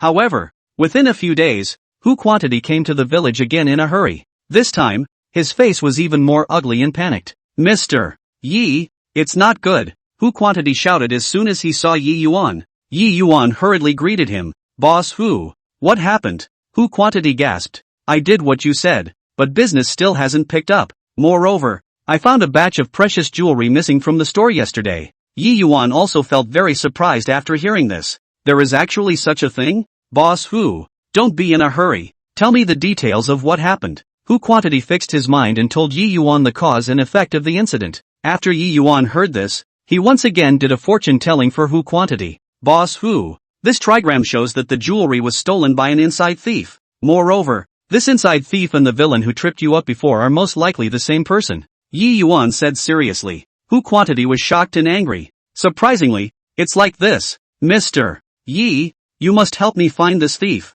Yi Yuan nodded. Don't worry, Boss Hu. I will do my best. After you go back, secretly observe the store's fellows, especially those who have been behaving abnormally lately. Hu Quantity thanked Yi Yuan and left worriedly. Yi Yuan was also pondering in his mind. This matter seemed to be more complicated than he had imagined. He decided to make a trip to the city himself to see if he could find some clues. Yi Yuan simply packed up, then bid farewell to the villagers and set off on the road to the city. When he arrived in the city, Yi Yuan went straight to Hu Quantity's jewelry store. Hu Quantity was very surprised to see Yi Yuan. Mr. Yi, you are here. Come in quickly. Yi Yuan walked into the store and carefully observed the layout and personnel. He noticed one fellow with a twinkle in his eye, always deliberately avoiding his gaze. Yi Yuan's heart stirred. Could this fellow be the thief? Yi Yuan found an excuse to call this fellow aside alone. How long have you been working in this store? Yi Yuan asked without moving. The fellow was a little nervous. Back to the words of the gentleman. I've been doing this for 3 years. Yi Yuan stared into his eyes. With all that has happened in the store recently, do you have any clues? Dude's eyes flashed. I don't know anything. Yi Yuan was even more certain in his heart that there was definitely something wrong with this fellow. You'd better tell the truth. Otherwise, when the truth comes out, you can't afford the consequences. Yi Yuan said seriously. Cold sweat broke out on the fellow's forehead, and he hesitated for a moment before finally flopping to his knees. Sir, I was wrong. It was me who was confused and stole the jewelry from the store. The fellow cried. Yi Yuan breathed a sigh of relief. Why did you do that? The fellow sobbed. I have a gambling debt, and I really have no choice but to do this. Yi Yuan had the fellow hand over the jewelry and then took him to see Hu Quantity. Hu Quantity was shocked and delighted to see the lost and recovered jewelry. Mr. Yi, you are truly a god. I can't believe you found the thief so quickly. Yi Yuan smiled. Boss Hu, this matter has been resolved. You should pay more attention to the store in the future. Hu Quantity was grateful. Mr. Yi, I can't thank you enough for your great kindness. Saying that, Hu Quantity took out another large amount of honorarium to give to Yi Yuan. Yi Yuan couldn't resist, so he had no choice but to accept it. After resolving the matter of Hu Quantity, Yi Yuan's reputation in the city became even louder. More and more people came to him for fortune-telling and help, and Yi Yuan always did his best to help them. He knew that he had this skill not only for himself, but to help as many people as possible. And this experience also made Yi Yuan understand that sometimes, fortune-telling is not just about deducing fortunes, but also about solving practical problems through wisdom and observation. Yi Yuan spent some time in the city and helped many people before returning to the village. The villagers were very happy to see Yi Yuan return. Yi Yuan, you're finally back. We all missed you. A child ran over and said as he pulled Yi Yuan's hand. Yi Yuan smiled and touched the little friend's head. I miss everyone too. Yi Yuan, who had returned to the village, continued to live a quiet life, occasionally helping the villagers to tell fortunes, which was quite leisurely. However, in the afternoon, the sun still pours warmly over the village, and the cicadas chirp. There were some people who came over to find trouble with Yi Yuan. They were a group of 5, dressed in a way that didn't look like they were from the village, and all of them looked unkind. At the head of the group was a big, burly man with a face full of horizontal meat, and the muscles on his body shook as he walked. Which one is Yi Yuan? Get the hell out! The big man shouted at the top of his voice echoing in the village. Yi Yuan, who was drinking tea in the courtyard, heard the shouts, put down his teacup and frowned. He got up and walked nonchalantly out of the yard to see the uninvited guests. I am Yi Yuan. What do you all want from me? Yi Yuan looked calm as he swept his gaze across the crowd. The big man looked Yi Yuan up and down with a hint of disdain on his face. You're the Yi Yuan who can tell fortunes. Humph. Someone said that you spoiled us. Yi Yuan was puzzled in his heart. I don't know you all well, so why talk about spoiling your good deeds? At this time, a thin man standing behind the big man said in a sharp voice. Less pretense. You helped Hu Quantity find out who stole the jewels and made us one less fortune. It dawned on Yi Yuan that they were in league with the fellow who stole the jewelry. I see. Stealing is inherently unjust. I'm just doing what needs to be done, Yi Yuan said without fear. The big man took a step forward and said viciously. You've spoiled our fortune, so you'll have to give a statement today. Either take the silver out or don't blame us for being impolite. Yi Yuan laughed coldly. You guys are being forceful. If you want silver, earn it with your own skills. Don't be wild here. When the big man heard this, he was on fire. Good, you don't know how to die. Let you taste my power today. With that, the big man waved his fists and rushed towards Yi Yuan. Yi Yuan did not panic and dodged sideways, easily avoiding the big man's attack. The big man lunged with this punch and almost fell to the ground due to the force of it. Brothers, go together and give this kid some color. The big man was infuriated and greeted his companions. The other 4 also surrounded them and took a stance to beat up Yi Yuan in a group. Chapter 149. It's still more than enough to deal with the punks. Yi Yuan was calm in his heart. He had practiced martial arts since he was young, and it was still more than enough to deal with these few punks. A kid with dyed yellow hair was the first to rush up. Yi Yuan saw the right moment and kicked him in the leg. Yellow hair screamed miserably and fell to the ground, clutching his legs and rolling straight up. At this time, another person sneak attacked Yi Yuan from behind. Yi Yuan sensed the movement behind him and quickly turned around, blocking the other person's attack with his arm, and then pushed the person with a smooth push, staggering the person. Seeing this, the big man rushed up again. He learned the hard way this time, no longer attacking rashly, but circling around Yi Yuan, looking for opportunities. Yi Yuan also looked at the big man warily, ready to deal with his attacks. Suddenly, the big man jumped up and threw a flying kick towards Yi Yuan. Yi Yuan quickly crouched down and avoided the kick, then took advantage of the big man's unsteady landing to punch him in the abdomen. The big man stifled a grunt and took a few steps back, a pained expression on his face. The other few people saw the big man suffer a loss and were a bit scared in their hearts, but they were not willing to leave just like that. You guys, don't disgrace yourselves here. Get lost or I'll be impolite, Yi Yuan shouted. The thin man was a bit hesitant. He looked at the yellow hair and the injured big man on the ground, and then looked at Yi Yuan. His heart beat a retreat. Big brother, this kid is a bit powerful. We'd better retreat first, the thin man whispered to the big man. Although the big man was upset, he also knew that he couldn't get any better today. Humph, kid, you wait for me. This is not over. After saying that, the big man and the others picked up the yellow hair on the ground and left the village in ashes. Yi Yuan looked at their departing backs and shook his head. He knew that these people would definitely not let up, but he was not afraid. He believed that he had the ability to deal with the trouble that would follow. The villagers gathered around when they saw those people leaving. Yi Yuan, are you all right? An older woman asked with concern. Yi Yuan smiled and said, Auntie, I'm fine. Don't worry. These people are so hateful that they came to the village to cause trouble. An older man said angrily. Yi Yuan comforted everyone. Don't worry everyone. They won't dare to come back. Although Yi Yuan said so on his lips, he knew in his heart that things would not be so simple. He returned home and started thinking about countermeasures. He knew that those people would surely find another opportunity to retaliate, and he had to be fully prepared. Yi Yuan decided to strengthen his martial arts training and also set up some simple early warning devices around the village in case those people sneak in again. For the next few days, the village was as calm as ever, and Yi Yuan persisted in his training every day, always keeping his guard up. However, Yi Yuan knew that the calm before the storm was often the most disturbing. He didn't know when those people would come again, but he firmly believed that as long as he had enough strength and wisdom, he would be able to protect the village and the villagers. Finally, in the dead of night, Yi Yuan heard a slight movement coming from outside the courtyard. Immediately alert, he quietly got up and picked up his sword, which was sitting at the foot of his bed. Yi Yuan gently walked to the window and looked out through the window crack. Only a few dark shadows were seen moving furtively outside the courtyard. The very same people who had come looking for trouble earlier. Yi Yuan sneered in his heart. It's finally here. He took a deep breath, opened the door of the room, and bellowed, "You curmudgeons, how dare you come back?" The black shadows were startled by Yi Yuan's shout and stopped in their tracks. When the big man saw that it was Yi Yuan, he said viciously, "Kid, today is the day you die." With that, the crowd rushed towards Yi Yuan together.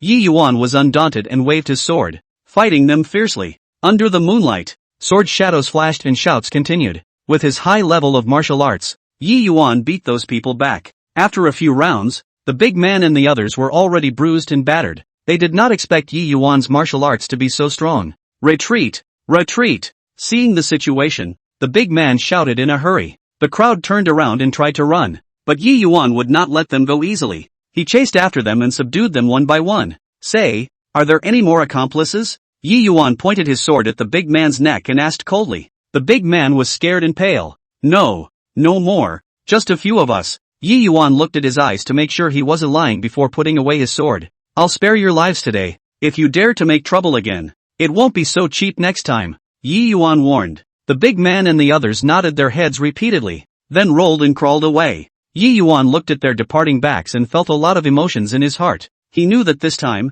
the matter was considered completely resolved, but the road ahead was still long, and he would still encounter various challenges. Back at home, Yi Yuan lay on his bed with a lot of thoughts. He knew that his life was no longer peaceful, and in order to protect the village and the villagers, he had to keep strengthening himself. On this quiet night, Yi Yuan secretly vowed that no matter what difficulties he encountered, he would not back down. Yi Yuan thought that after this battle, those people would not dare to come back, and the village would be able to return to the peace of the past. But in a few days, he found that there were always strange faces hanging around the village. Suspicious. Early in the morning of that day, Yi Yuan had just stepped out of his house when he saw a seller at the entrance of the village. But his eyes did not look at the goods and kept staring at the movements in the village. Yi Yuan's heart tightened and he walked over as if nothing had happened. "Little brother, is this rouge fresh?" Yi Yuan picked up a box of rouge and asked carelessly. The seller was asked this question, obviously panicked. "New. Fresh it, customer want to buy some?"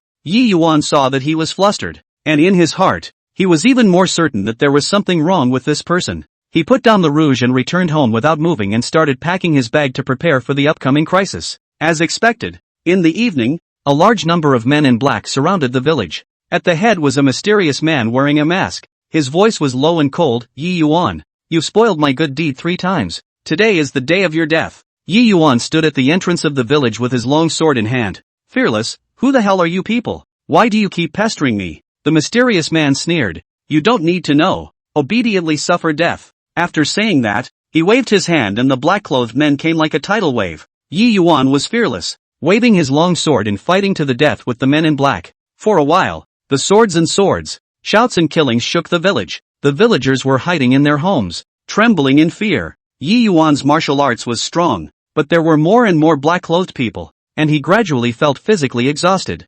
Suddenly, a black-clothed man sneak attacked from behind. Yi Yuan could not avoid. His arm was cut a slash. Yi Yuan. The villagers were anxious when they saw this. A few young, strong lads couldn't help but rush out, wanting to help. "Everyone don't come out. It's dangerous," Yi Yuan shouted, but the villagers had already rushed out. When the mysterious man saw the villagers involved in the battle, a hint of ruthlessness flashed in his eyes. "In that case, none of them will live." He personally went down and attacked Yi Yuan. Chapter 150. A nameless Taoist priest has come. The mysterious man's martial arts skills were extremely high, and Yi Yuan gradually fell into a disadvantageous position when he fought with him. Seeing that the mysterious man's sword was about to stab Yi Yuan, A black shadow descended from the sky in the nick of time and blocked in front of Yi Yuan. It turned out to be the old Taoist priest who had taught Yi Yuan to tell fortunes before. With a wave of the old Taoist priest's duster, a powerful force knocked the mysterious man back a few steps. "Who are you? How dare you meddle in this matter?"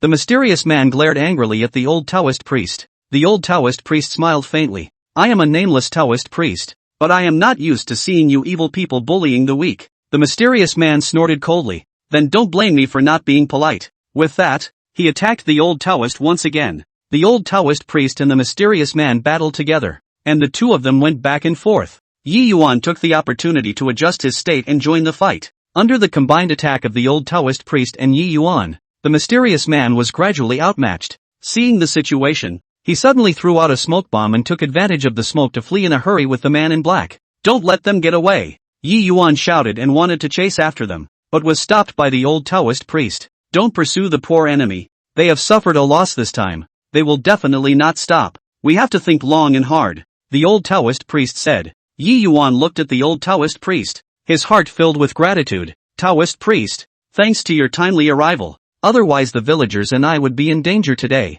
The old Taoist monk waved his hand. "You and I are master and disciple. There is no need to say thank you. I came this time because I sense that you are in danger. The forces behind these people are huge. We must deal with them carefully." Yi Yuan nodded his head, understanding in his heart that this was only a temporary calm and a bigger crisis was still ahead. He and the old Taoist priest began to discuss strategies and prepare for the next challenge. The old Taoist priest and Yi Yuan returned to the village, gathered the villagers, and discussed ways to deal with the situation. In the dim light, the villagers were full of panic and talking. "What can we do? They're sure to come back again." An older woman's voice trembled and she was near tears. "Yes, our village has never suffered such a calamity." A grandpa sighed, looking worried. Yi Yuan stood up and swept his gaze firmly over the crowd. "Don't be afraid, everyone. As long as we are united, there is no hurdle we can't overcome." The old Taoist priest stroked his beard and spoke. "I'm afraid that they won't stop the next time they come back. We need to strengthen the village's defenses as soon as possible."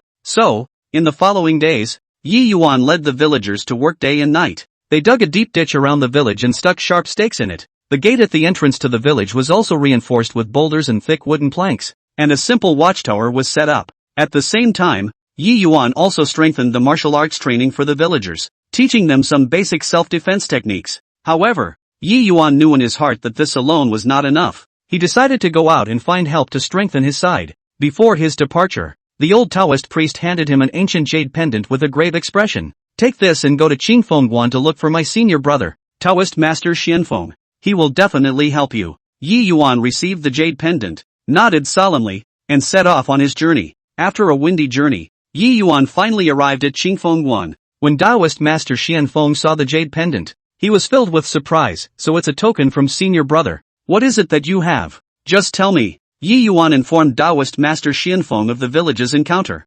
Upon hearing this, Taoist Master Xianfeng's brows furrowed. "There is actually this matter. This gang of villains is truly detestable. I will help myself." He immediately selected a few disciples with strong martial arts skills to follow Yi Yuan back to the village. Meanwhile, the village is in the dark. That seller snuck into the village again, secretly observing the villagers' every move. He was shocked to find the village's defenses strengthened and rushed back to report to the mystic. The mystic was furious when he learned the news. "Good you Yi Yuan, how dare you be so defensive? It seems that a more thorough plan has to be thought of." He gathered his men and, after some plotting, decided to sneak in during the night. They had prepared a large amount of flammable materials, intending to burn down the village and force Yi Yuan and the others to show themselves. Night had already fallen when Yi Yuan rushed back to the village with the disciples of Qingfengguan. "Just as I reached the entrance to the village, I detected a hint of something strange. Everyone be careful. I'm afraid there's an ambush." Yi Yuan reminded the crowd in a low voice. Just then, the village was suddenly ablaze with fire and shouts of murder.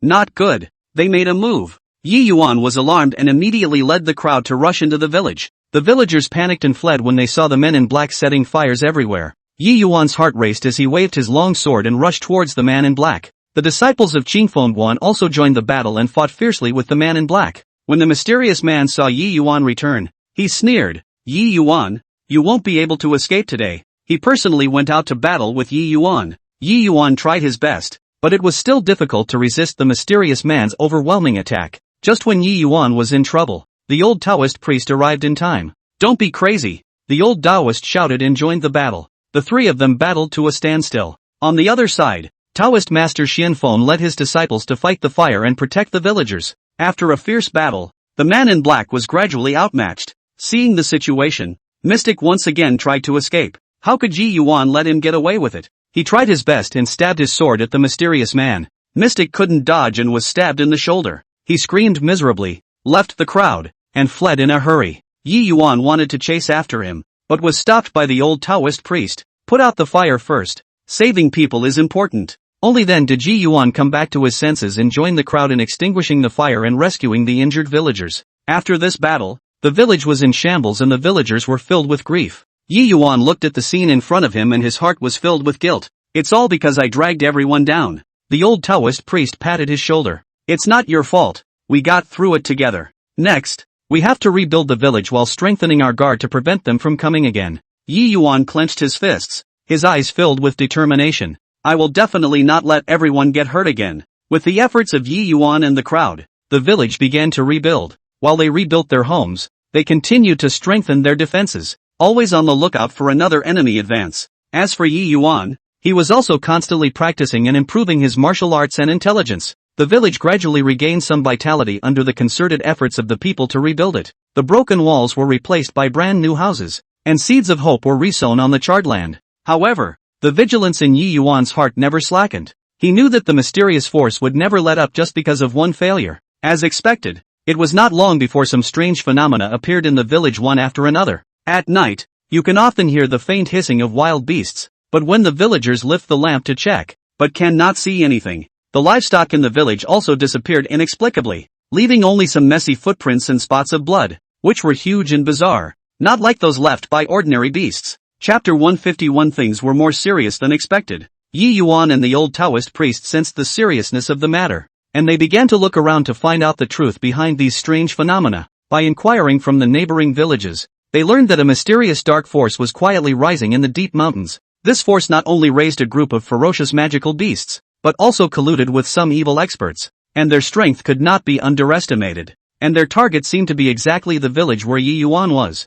Yi Yuan and the old Taoist priest decided to take the initiative and go deep into the mountains to explore the lair of this dark force. They packed their bags and took a few elite disciples of Qingfengguan with them, and set off on an unknown journey in an early morning. Along the way, the mountains and forests were filled with a strange mist, and the surrounding area was terribly quiet, with only the sound of their heavy footsteps and the occasional birdsong breaking the silence. As they gradually approached the lair of the dark forces, a strong putrid odor hit their faces. Yi Yuan and the others covered their mouths and noses as they cautiously moved forward. Suddenly, a group of huge-sized magical beasts came out from all directions. These magical beasts exuded black mist around their bodies. Their teeth were as sharp as knives and their claws were incomparably sharp. They were extremely aggressive at a glance. Yi Yuan and the others quickly drew their weapons and fought to the death with the wraith. The power of the beasts was very strong, and every attack carried a whistling sound of wind. Yi Yuan exerted all his strength and waved the long sword in his hand to make it impervious to the wind. But the beasts were numerous and were not afraid of death,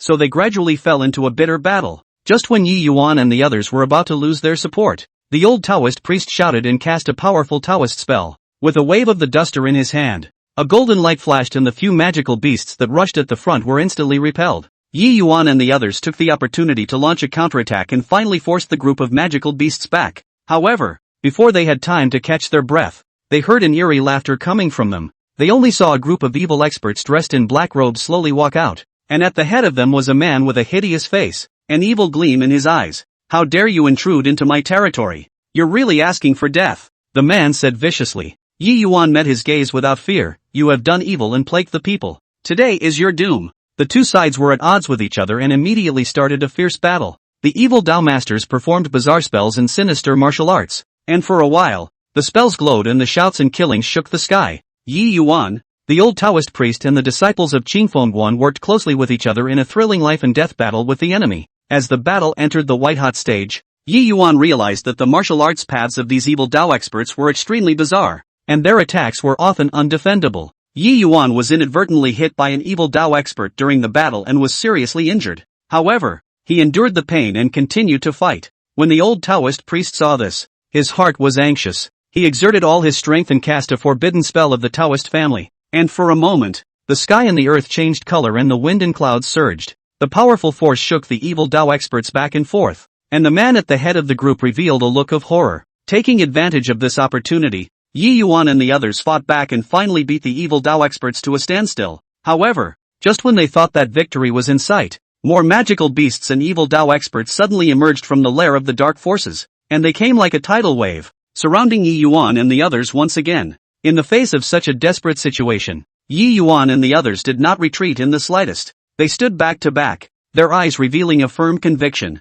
Yi Yuan knew that this battle was related to the survival of everyone in the village. He must not lose. In the nick of time, Yi Yuan suddenly felt a mysterious force surging within his body. He did not have time to think about it carefully, so he channeled this power and executed an unprecedentedly powerful move. Only a dazzling light flashed, and the powerful force knocked back the surrounding magical beasts and evil experts. Seeing this, the old Taoist priest and the disciples of Chen Fan were greatly demoralized, and they also executed their strongest moves, joining Yi Yuan to launch a final charge on the enemy. Under their strenuous fight, the dark forces were finally defeated completely. Yi Yuan and the others dragged their tired bodies back to the village, and the villagers cheered when they saw their safe return. The days passed quietly in peace. The village defense system became more and more perfect. The villagers, under the leadership of Yi Yuan, practiced martial arts to strengthen their bodies, and the days seemed to be peaceful. But Yi Yuan always felt uneasy in his heart, as if there was a pair of eyes peering at them in the dark. One day,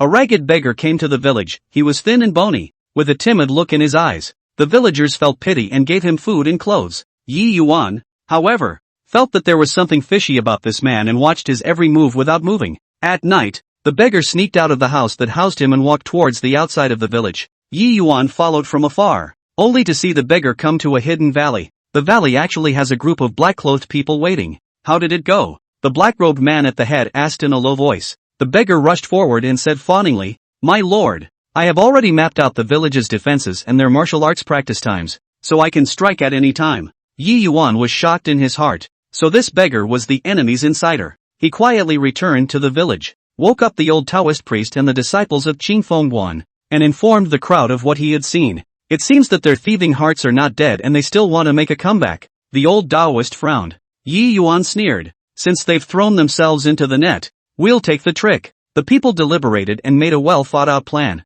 The next day, it was business as usual in the village, with the villagers feigning ignorance of the approaching danger, still working in the fields and practicing martial arts. On the appointed night, the men in black came out in full force and crept into the village. They thought they could take the villagers by surprise, but they didn't know they had stepped into a trap. Just after entering the village, the surroundings suddenly burst into flames, and the villagers came out from all directions to surround the black-clothed man. Yi Yuan, the old Taoist priest and the disciples of Chen Fan rushed to the front and fought fiercely with the man in black. The men in black realized that they had been tricked and were in great disarray, but they relied on the large number of people and resisted. The battle entered a stalemate. Yi Yuan found the beggar in the crowd. His heart burned with anger and he rushed towards the beggar. Seeing the situation, the beggar turned around to escape, but was stopped by Yi Yuan's sword. "You evil thief! Today is the day of your death!" Yi Yuan shouted angrily and stabbed his sword at the beggar. The beggar closed his eyes in horror. However, the expected pain did not come.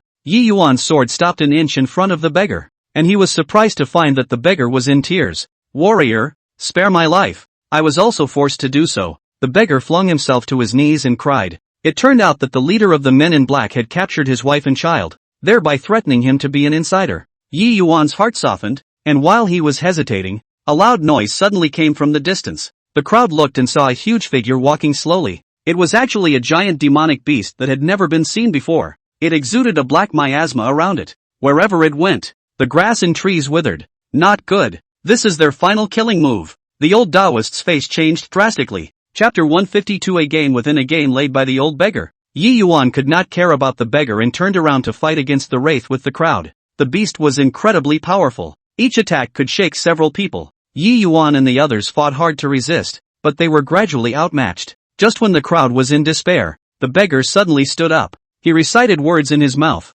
and a mysterious token appeared in his hand, only to see him throw the token towards the beast. The token emitted a light, actually fixed the beast.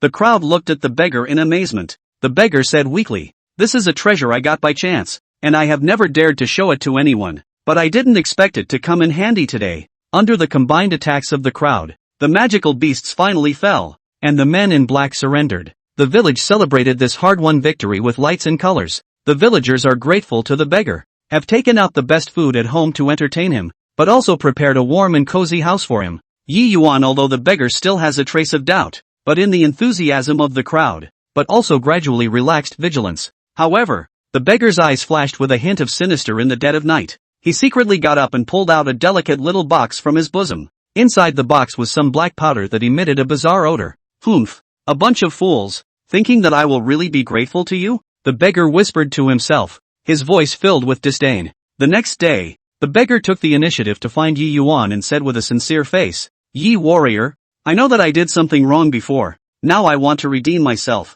I had found a mysterious cave in the mountain forest, which seems to harbor treasures that might help the village to improve its strength. Yi Yuan's heart moved, but he was worried about fraud and hesitated. This matter is too strange. I need to discuss it with everyone. The beggar hurriedly said, Warrior, this matter should not be delayed. If others find out, the treasure will be gone. Yi Yuan could not withstand the beggar's repeated persuasion, and finally decided to bring a few agile villagers and Qingfengguan disciples to go together. The old Taoist priest wanted to go along, but suddenly became unwell and could only stay in the village. The crowd followed the beggar as he trudged through the mountain forest, with thorns and thistles and rugged roads along the way. After walking for a long time, they finally came to a hidden mountain wall. This is it, the beggar said, pointing to a narrow gap in the mountain wall. Yi Yuan took the lead and walked into the crevice, which was pitch black and filled with a damp and rotten odor. The crowd cautiously groped their way forward, when suddenly, came from the front hissing sound. Watch out! Yi Yuan shouted, only to see a group of huge poisonous spiders swooping down from the top of the cave. These spiders were as big as oxen and their poisonous fangs flashed with a cold light, instantly surrounding the crowd. Yi Yuan and the others immediately drew their weapons and started a fierce battle with the spiders. The spiders were numerous and extremely poisonous, so if one was not careful, they would be bitten. Yi Yuan waved his long sword and repelled the approaching spiders one by one, but there were still a few villagers who were bitten by the spiders and fell to the ground in pain. What's going on here? Beggar, are you deliberately setting us up? Yi Yuan angrily looked at the beggar. The beggar, however, laughed coldly. Yi Yuan, you finally realized it? That's right, this is all my plan. With you guys dead, the village is ours. Saying that, the beggar recited an incantation, and more spiders suddenly surged out of the cave, forcing the crowd to retreat. Yi Yuan was remorseful in his heart. He didn't expect to be caught in the beggar's trap. Just as the crowd was in a desperate situation, Yi Yuan suddenly remembered a Taoist spell that the old Taoist priest had taught him. He focused his mind, mouthed the words, and made quick seals with his hands. Only a golden light shot out from his hands. The spiders were hit by the light and retreated. Taking advantage of this opportunity, Yi Yuan led the crowd to fight their way out and finally escaped from the cave. Want to run? Not that easy. Seeing this, the beggar immediately chased after him. Yi Yuan and the others started a chase with the beggar in the mountain forest. The beggar's speed was extremely fast, and he was about to catch up. Just when Yi Yuan and the others were feeling desperate, they suddenly heard a familiar voice. Don't hurt my disciple. It turned out to be the old Taoist priest, who had recovered at some point and rushed to support him with the rest of the village. The old Taoist priest cast a spell and fixed the beggar in place. Yi Yuan rushed forward and said angrily, Why are you so vicious? We trusted you so much. The beggar laughed madly. Trust? In this chaotic world, only profit is real. As long as I kill you guys, I'll get a big reward. Yi Yuan looked at the beggar. His heart was full of mixed feelings. The beggar who was escorted back to the village was full of resentment and kept cursing. The villagers were furious and demanded that this guy be severely punished. Although Yi Yuan is full of anger, but still maintains his sanity, he always feels that there seems to be a deeper hidden meaning behind the beggar. Just as the people were discussing what to do with the beggar, a mysterious person suddenly came outside the village. This person was wrapped in a black robe, only revealing a pair of sharp eyes. He walked straight towards Yi Yuan, his voice low. Yi Yuan, let him go. I have something to say. Yi Yuan looked at the mysterious man warily. Who are you? Why do you want me to release this villain? The mysterious man slowly took off his hood, revealing a face that had gone through many vicissitudes of life, and it was actually an old man who was over 100 years old. The old man looked around and let out a long sigh. This matter is a long story. This beggar, in fact, is the undercover agent I arranged in the dark forces? When these words came out, everyone was shocked. Yi Yuan was full of doubts. You said he is an undercover agent? But he just wanted to put us to death. The old man smiled bitterly and said, that was to gain trust from the enemy. The leader of the dark forces is suspicious by nature, and this time they plan to attack the village again. so they asked the beggar to lure you to the cave, wanting to use the opportunity to get rid of you, but I have informed him in advance to protect you all at the critical moment. Yi Yuan frowned. What about the spiders in the cave? The old man explained. Those spiders were bred by the dark forces and were originally used against you. However, the beggar had his own hardships. If he did not act according to the plan, his family's lives would be in danger. In the cave, he had already secretly helped you guys to stall for time, and also left you the opportunity to cast a spell at a critical moment. Yi Yuan recalled that in the cave, the rhythm of the spider's attack seemed to really have a few strange pauses, and his heart could not help but be shaken. At this time, the tied-up beggar suddenly shouted, Yi warrior, what he said is true. I wanted to completely turn against you at the last moment, but you guys fled so fast that I didn't have time to identify myself. Yi Yuan looked at the old Taoist priest, who nodded slightly. There may be another story to this matter, so it may be better to listen to him finish his sentence. Yi Yuan pondered for a moment and untied the beggar's rope. The beggar knelt down with a thud. Yi warrior, I swear to heaven, if there is half a lie, heaven will strike thunder. The old man continued. Nowadays, the dark forces have not completely died, and they are still plotting even bigger conspiracies. We need to unite all forces to fight against them. Yi Yuan looked at the beggar and the old man. Although he still had doubts in his heart, he also understood that nowadays, when the enemy was at hand, perhaps he really needed to put down his preconceptions. He took a deep breath. Okay, I will trust you guys for the time being, but if you guys dare to play any tricks, I will never be lenient. Chapter 153. It's just like a dream. After the people deliberated, they decided to use the trick.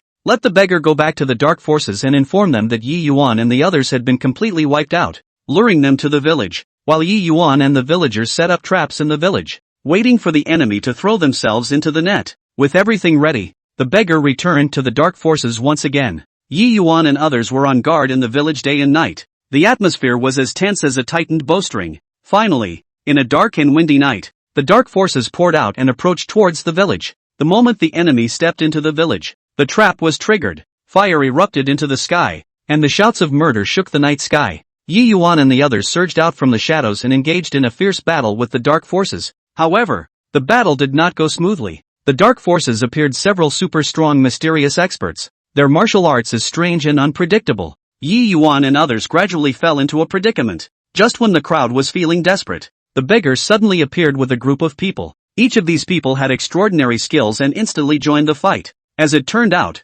this was the Jianghu volunteers secretly summoned by the old man, and their arrival instantly turned the tide of battle. Half an hour later, Yi Yuan and the old beggar and the others finally killed these thieves and protected the village. Looking at the corpses of the thieves that fell across the ground, Yi Yuan let out a long breath, his taut nerves finally relaxing. Although this battle was won, the process was thrilling, and there was still a shallow wound on his arm that was left from fighting the thieves. The old beggar wiped the sweat from his forehead and grinned. Ha ha, finally these guys have been taken care of, but it's exhausting for my old bones. His clothes were ragged and stained with a lot of blood, but his eyes were full of joy after the robbery. The villagers in the village came out from their hiding places and looked at the scene in front of them. First there was a moment of silence, then deafening cheers erupted. It was Prince Yi and this old man who saved us. A white-haired old man filled with hot tears said excitedly. Yes, yes, if it wasn't for them, this village of ours would be finished. The villagers were full of gratitude to Yi Yuan and the old beggar.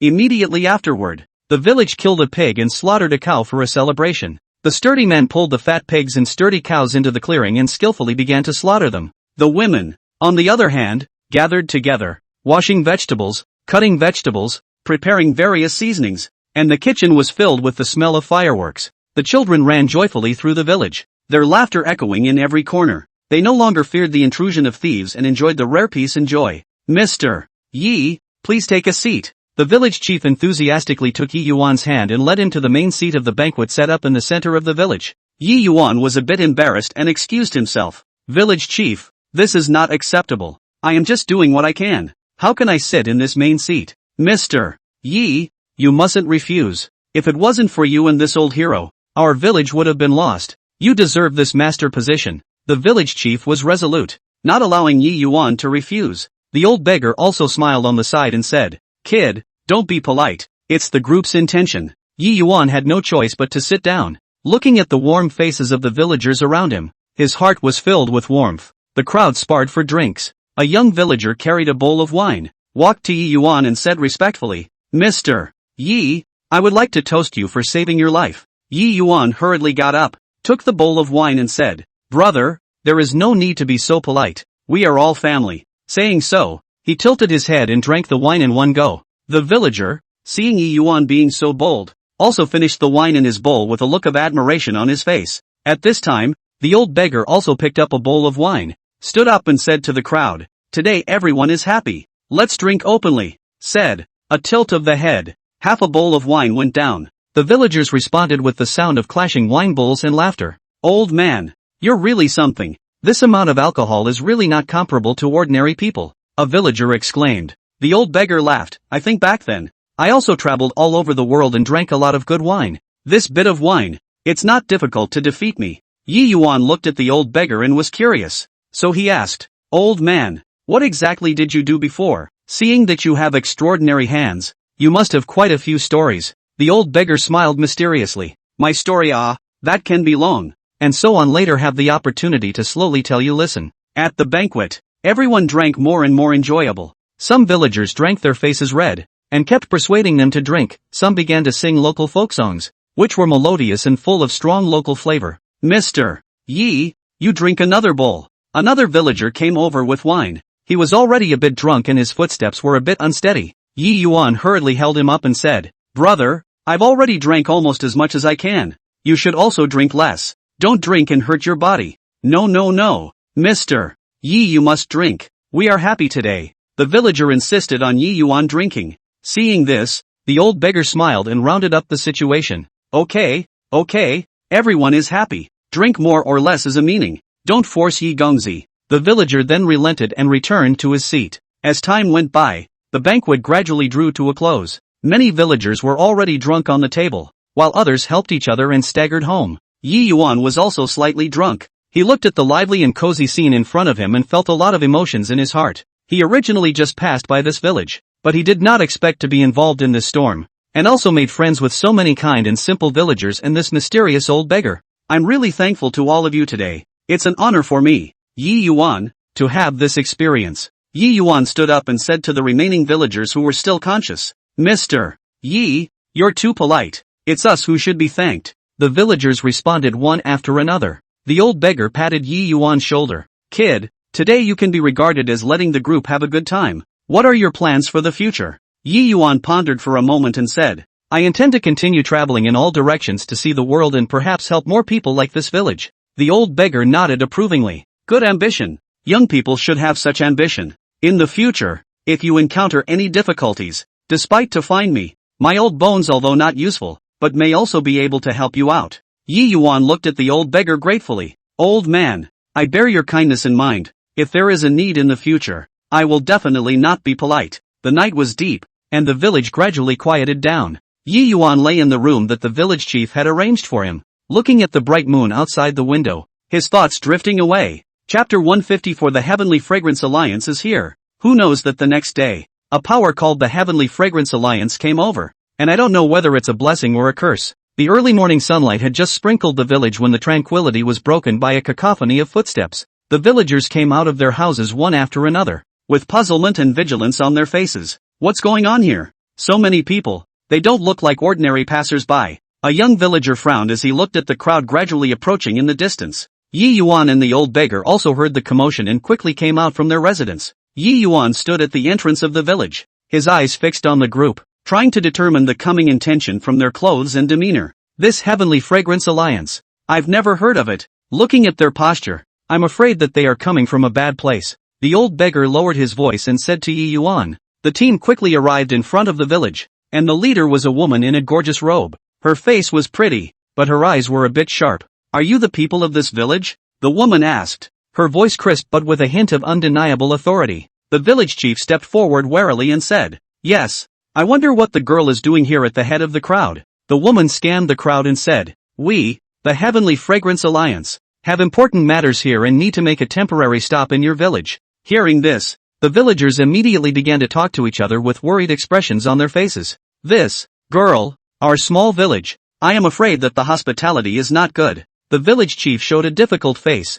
"No need for your hospitality. We'll take care of it ourselves, as long as you guys don't mind your own business," the woman said coldly. Yi Yuan walked up and asked, Miss, I wonder what is the origin of this heavenly fragrance alliance? What is the reason for coming to this village? The woman looked at Yi Yuan. A trace of surprise flashed in her eyes, as if she did not expect an ordinary villager to dare to ask so directly. You don't need to ask much. When we finish our business, we will naturally leave. The woman did not intend to reveal too much. The old beggar snorted coldly from the side. Humph. Letting us let you stay in the village without stating your intentions clearly. Where is such reasoning? Seeing this, one of the guards behind the woman took a step forward and shouted angrily. You two who don't know how to live. How dare you be so rude to our alliance master? Shut up. The woman stopped the guards before looking at Yi Yuan and the old beggar once again. You two, you do have some guts. However, there are some things that knowing too much will not do you any good. Yi Yuan and the old beggar glanced at each other, and both understood in their hearts that this heavenly fragrance alliance was definitely not simple.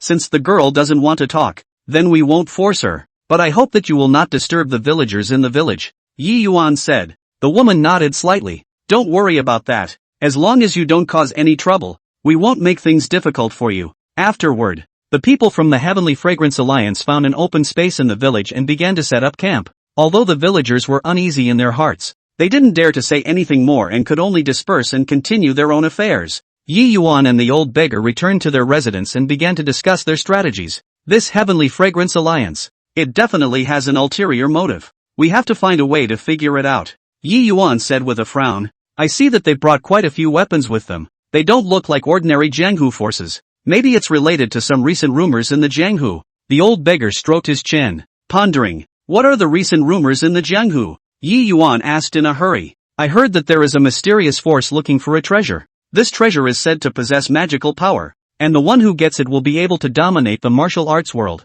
The old beggar said. Could it be that the Heavenly Fragrance Alliance is this mysterious force? They came to this village to look for treasures? Yi Yuan guessed. It's quite possible. Although this village looks ordinary, it might be hiding some secrets. The old beggar said. Then we have to be careful and secretly observe their every move. Yi Yuan said. That's right. We mustn't frighten the snakes. The old beggar nodded in agreement. In the next few days, the people from the Heavenly Fragrance Alliance were asking around the village about something, and often went to the mountains and forests around the village to explore. Yi Yuan and the old beggar were not idle. They secretly followed the people from the Heavenly Fragrance Alliance, trying to find some clues. One day, Yi Yuan noticed a member of the Heavenly Fragrance Alliance sneakily leaving the camp and heading towards the cave behind the village. Old beggar, look, that person seems to have a problem. Yi Yuan pointed at the departing figure. Go, follow and see, the old beggar said. The two quietly followed the man to the cave. After the man walked into the cave, Yi Yuan and the old beggar cautiously approached and hid near the cave entrance,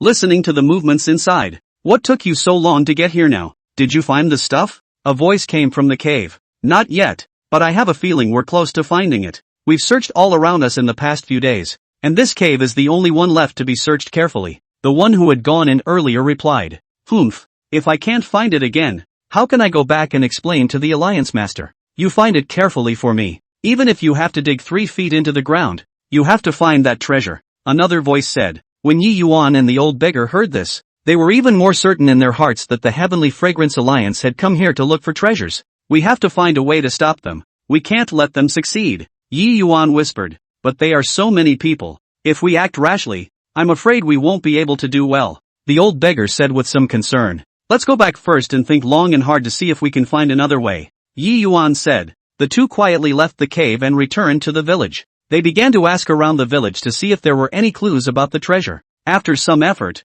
they learned from an old man that there was once a legend circulating in the village that there was an ancient artifact hidden in the cave behind the village, but no one had ever seen it. It seems that the treasure that the Heavenly Fragrance Alliance is looking for is probably this ancient divine artifact, Yi Yuan said. Then it's even more important that we don't let them get it. If this ancient divine artifact falls into the wrong hands, the consequences will be unimaginable, the old beggar said. Just as they were thinking about countermeasures, there seemed to be a new movement on the side of the Heavenly Fragrance Alliance. They gathered all the members and prepared to enter the cave again to conduct a search. Yi Yuan and the old beggar knew that they could not wait any longer. They had to act. They quickly gathered some of the younger, stronger villagers in the village and explained the situation to them. Folks, the treasure that this Heavenly Fragrance Alliance is looking for will probably bring disaster to the Jianghu. We can't let them have their way, Yi Yuan said. Mr. Yi, we listen to you. We will do whatever you say. The villagers expressed their willingness to follow Yi Yuan's command. Yi Yuan looked at everyone's determined eyes and his heart was filled with emotion.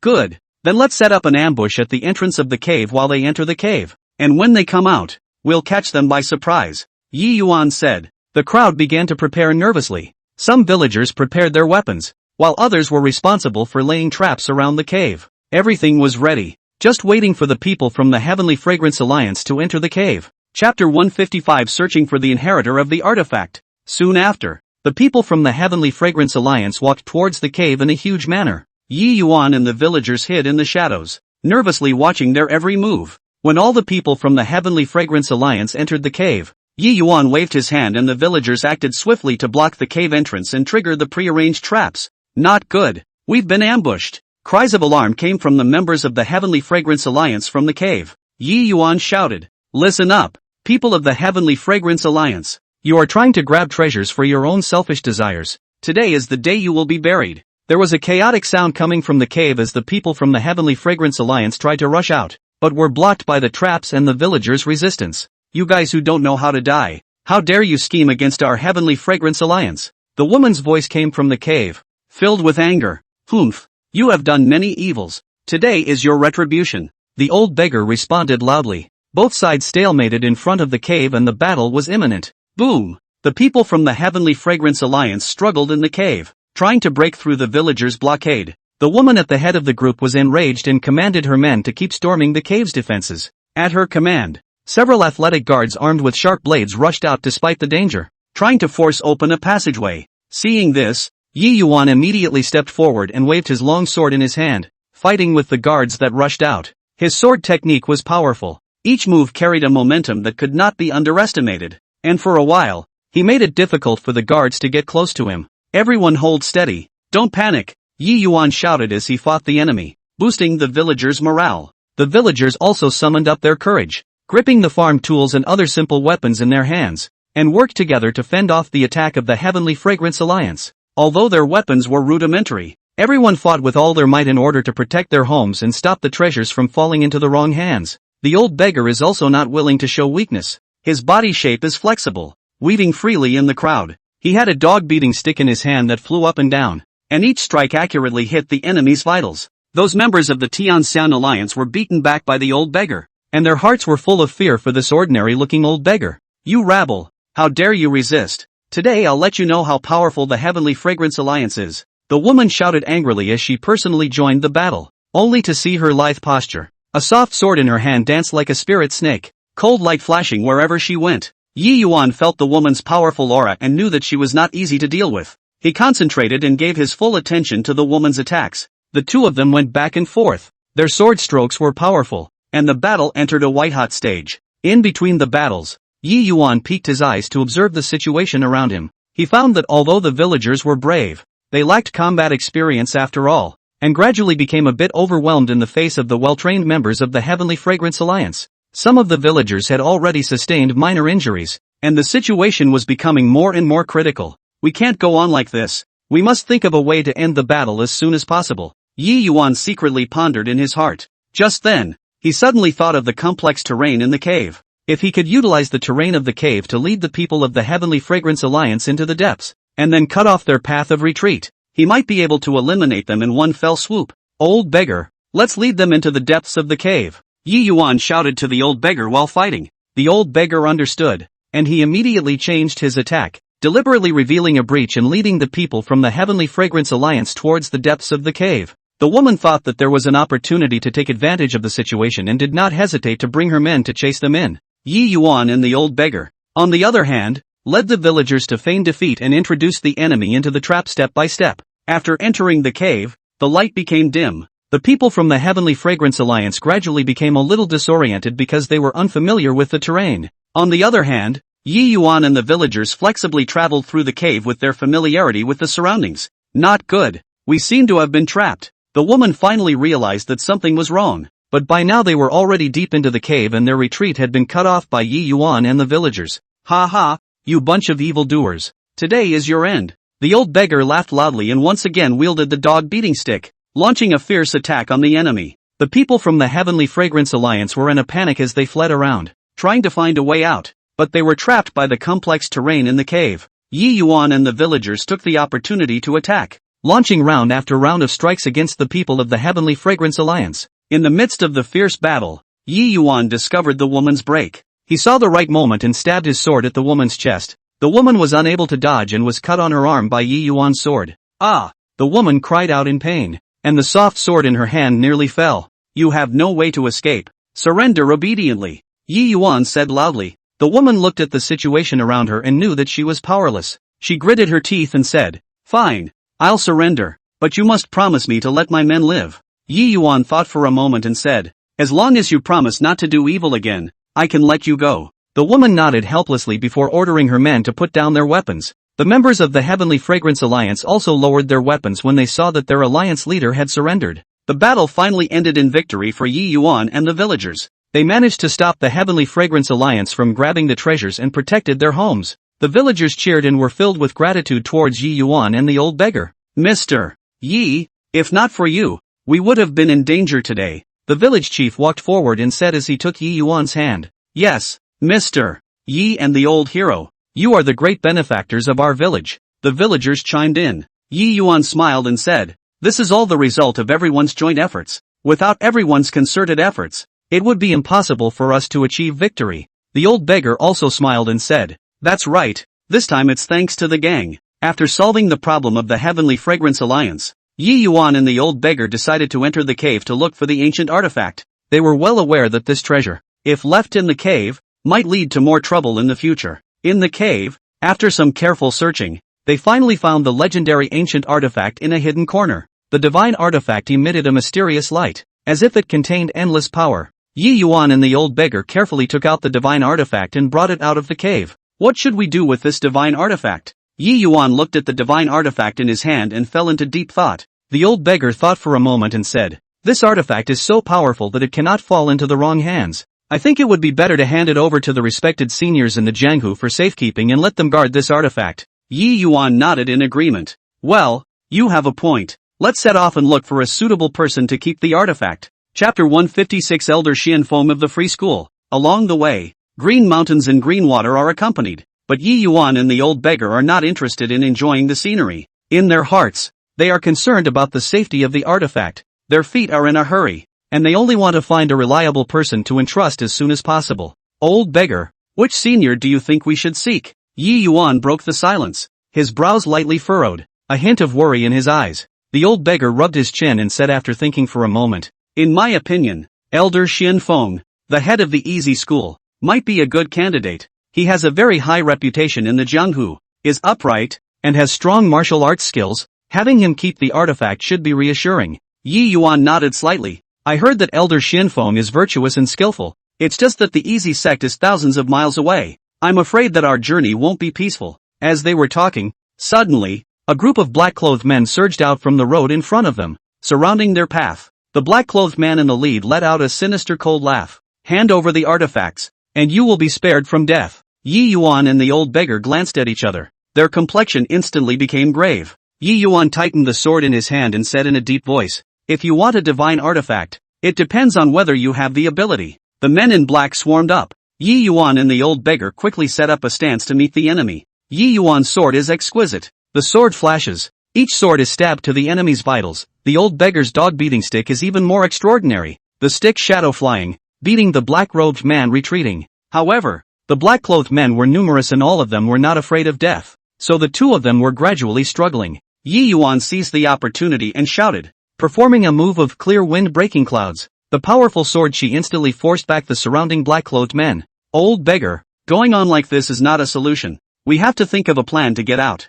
Yi Yuan said while taking a break to catch his breath. The old beggar's eyes turned and found a narrow path next to him. "Go, break out that way." The two fought to kill a bloody path and ran towards the path. The men in black were in hot pursuit, and just as they were about to catch up, Yi Yuan suddenly stopped and turned around to throw out a few pre-prepared smoke bombs. Smoke filled. The black-clothed man could not see the direction for a while. Yi Yuan and the old beggar took the opportunity to speed up their pace and disappeared in the dense forest. After getting rid of the black-clothed man's pursuit, the two of them took a short rest before continuing their journey. A few days later, they finally arrived at Misty Peak, where the Easy Sect was located. Looking at the towering mountain peaks, Yi Yuan and the old beggar's hearts were filled with anticipation. Climbing up the winding mountain road, they finally arrived at the mountain gate of the Easy sect. Stop! Who are you people? What is the reason for coming to my Easy sect? Two guarding disciples blocked their way. Yi Yuan arched his hand and saluted, saying, "My name is Yi Yuan. This is my senior. We have important matters to seek an audience with Elder Chen Fan. It's a matter of safety and security of the Jianghu." The disciples guarding the gate looked at each other, and one of them said, "Wait a moment, I'll go inform." A moment later, the disciple returned and said, "Elder has an invitation." Yi Yuan and the old beggar followed the disciple into the great hall of the Easy sect, only to see a white-haired but hale and hearty old man sitting on the main seat. It was Elder Chen Fan, late Yi Yuan and old beggar. "Meet Elder Chen Fan." The two men bowed respectfully. Elder Chen Fan nodded slightly, his gaze falling on them. "I heard that you have important matters to discuss. What is it about?" Yi Yuan carefully took out the artifact and said, "Elder, this is an ancient artifact that we obtained by chance. Nowadays all the forces in the Jianghu Lake are coveting it. We are worried that it will fall into the wrong hands, so we have come here to implore the elder to keep it on our behalf." When Elder Chen Fan saw the artifact, a hint of surprise flashed in his eyes. He stood up and slowly walked to Yi Yuan, carefully scrutinizing the artifact. Such treasures should indeed not easily fall into other people's hands. "You can rest assured that since it was handed over to my Easy sect, I will definitely keep it properly." The big stone in the hearts of Yi Yuan and the old beggar finally fell to the ground, and they knew deep down that the divine artifact was handed over to Elder Chen Fan, and they had finally found a safe home. After bidding farewell to Elder Chen Fan, Yi Yuan and the old beggar walked out of the Easy school. At this moment, the afterglow of the setting sun sprinkled on them, outlining two resolute figures. "Old beggar, where are we going next?" Yi Yuan looked into the distance with a glint in his eyes. The old beggar laughed. "The Jianghu is so big, where is not a place for us to stay? Let's keep on practicing chivalry. Maybe one day we can meet someone who needs us again."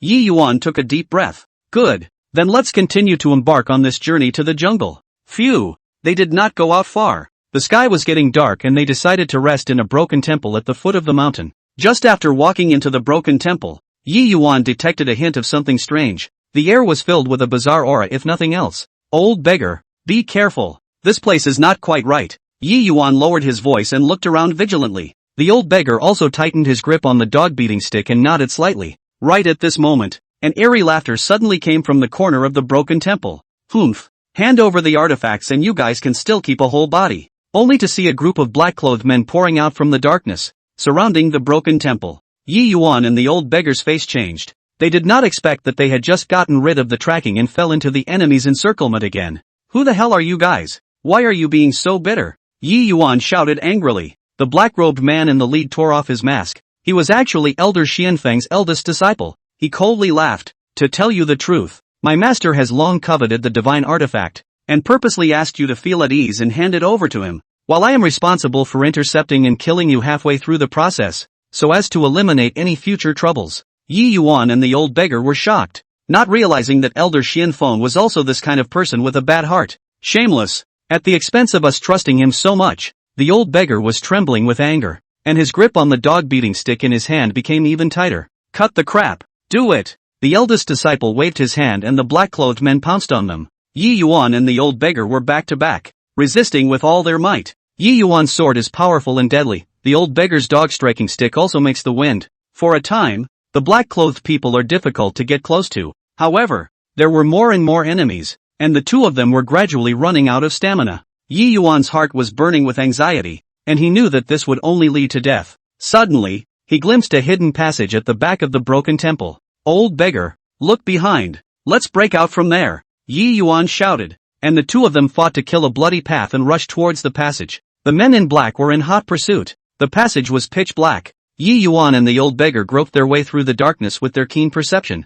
I don't know how long they ran. They finally got rid of the men in black and came to a mysterious valley. The valley was unusually quiet and surrounded by a strange fragrance of flowers and plants. Yi Yuan and the old beggar had just breathed a sigh of relief when they heard the sound of a melodious zither. The sound of this zither. Yi Yuan's heart stirred as he followed the direction of the sound of the zither and realized that a woman in white was sitting by the stream and playing the zither. The woman's appearance was absolutely beautiful and her temperament was extraordinary. When the woman saw them arrive, she raised her eyes slightly and said softly, "The two of you don't need to be alarmed. I don't mean any harm." Chapter 157 Treasures Don't Go to Waste? Yi Yuan and the old beggar glanced at each other, their hearts full of doubts. The woman seemed to have read their minds and smiled faintly. I am the owner of this valley. Just now I sensed that the two of you are in trouble, so I have used the sound of the zither to lure you here. The old beggar asked warily. Who exactly are you? Why are you helping us? The woman gently put down the zither and stood up. To be honest, I was once favored by the easy sect, but I didn't expect that nowadays the easy sect would do whatever it takes for the divine weapon.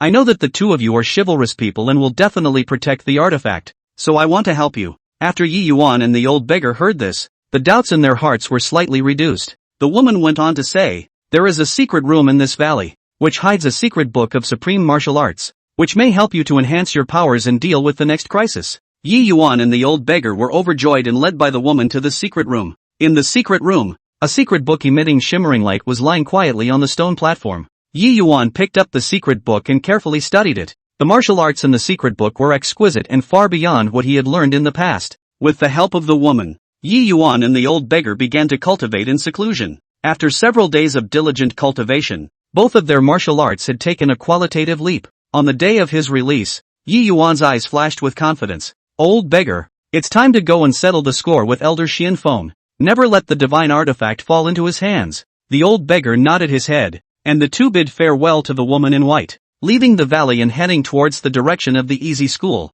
preparing for the upcoming ultimate showdown. Yi Yuan and the old beggar, with full of anger and firm determination, took big strides towards the direction of the easy sect. Along the way, the two of them hoofed it non-stop, eating and sleeping in the wind, with only one thought in their minds: reclaim the artifact, expose Elder Xuanfeng's true colors, and restore peace to the Jianghu. When they arrived in front of the mountain gate of the easy sect once again, the sky was overcast, as if foreshadowing an upcoming battle. Yi Yuan took a deep breath and shouted loudly, Chen Fan, you hypocrite, come out and die. The voice echoed across the valley for a long time. When the disciples of the free sect heard the shout, they flocked out and surrounded Yi Yuan and the old beggar in the center. Elder Chen Fan also slowly walked out of the main hall surrounded by the disciples. Humph, you two things that don't know how to die, how dare you come back? Elder Chen Fan's face was grim as a trace of viciousness flashed in his eyes. Yi Yuan laughed coldly. Chen Fan, you are the head of a sect, yet you covet a divine weapon and are envious of revenge.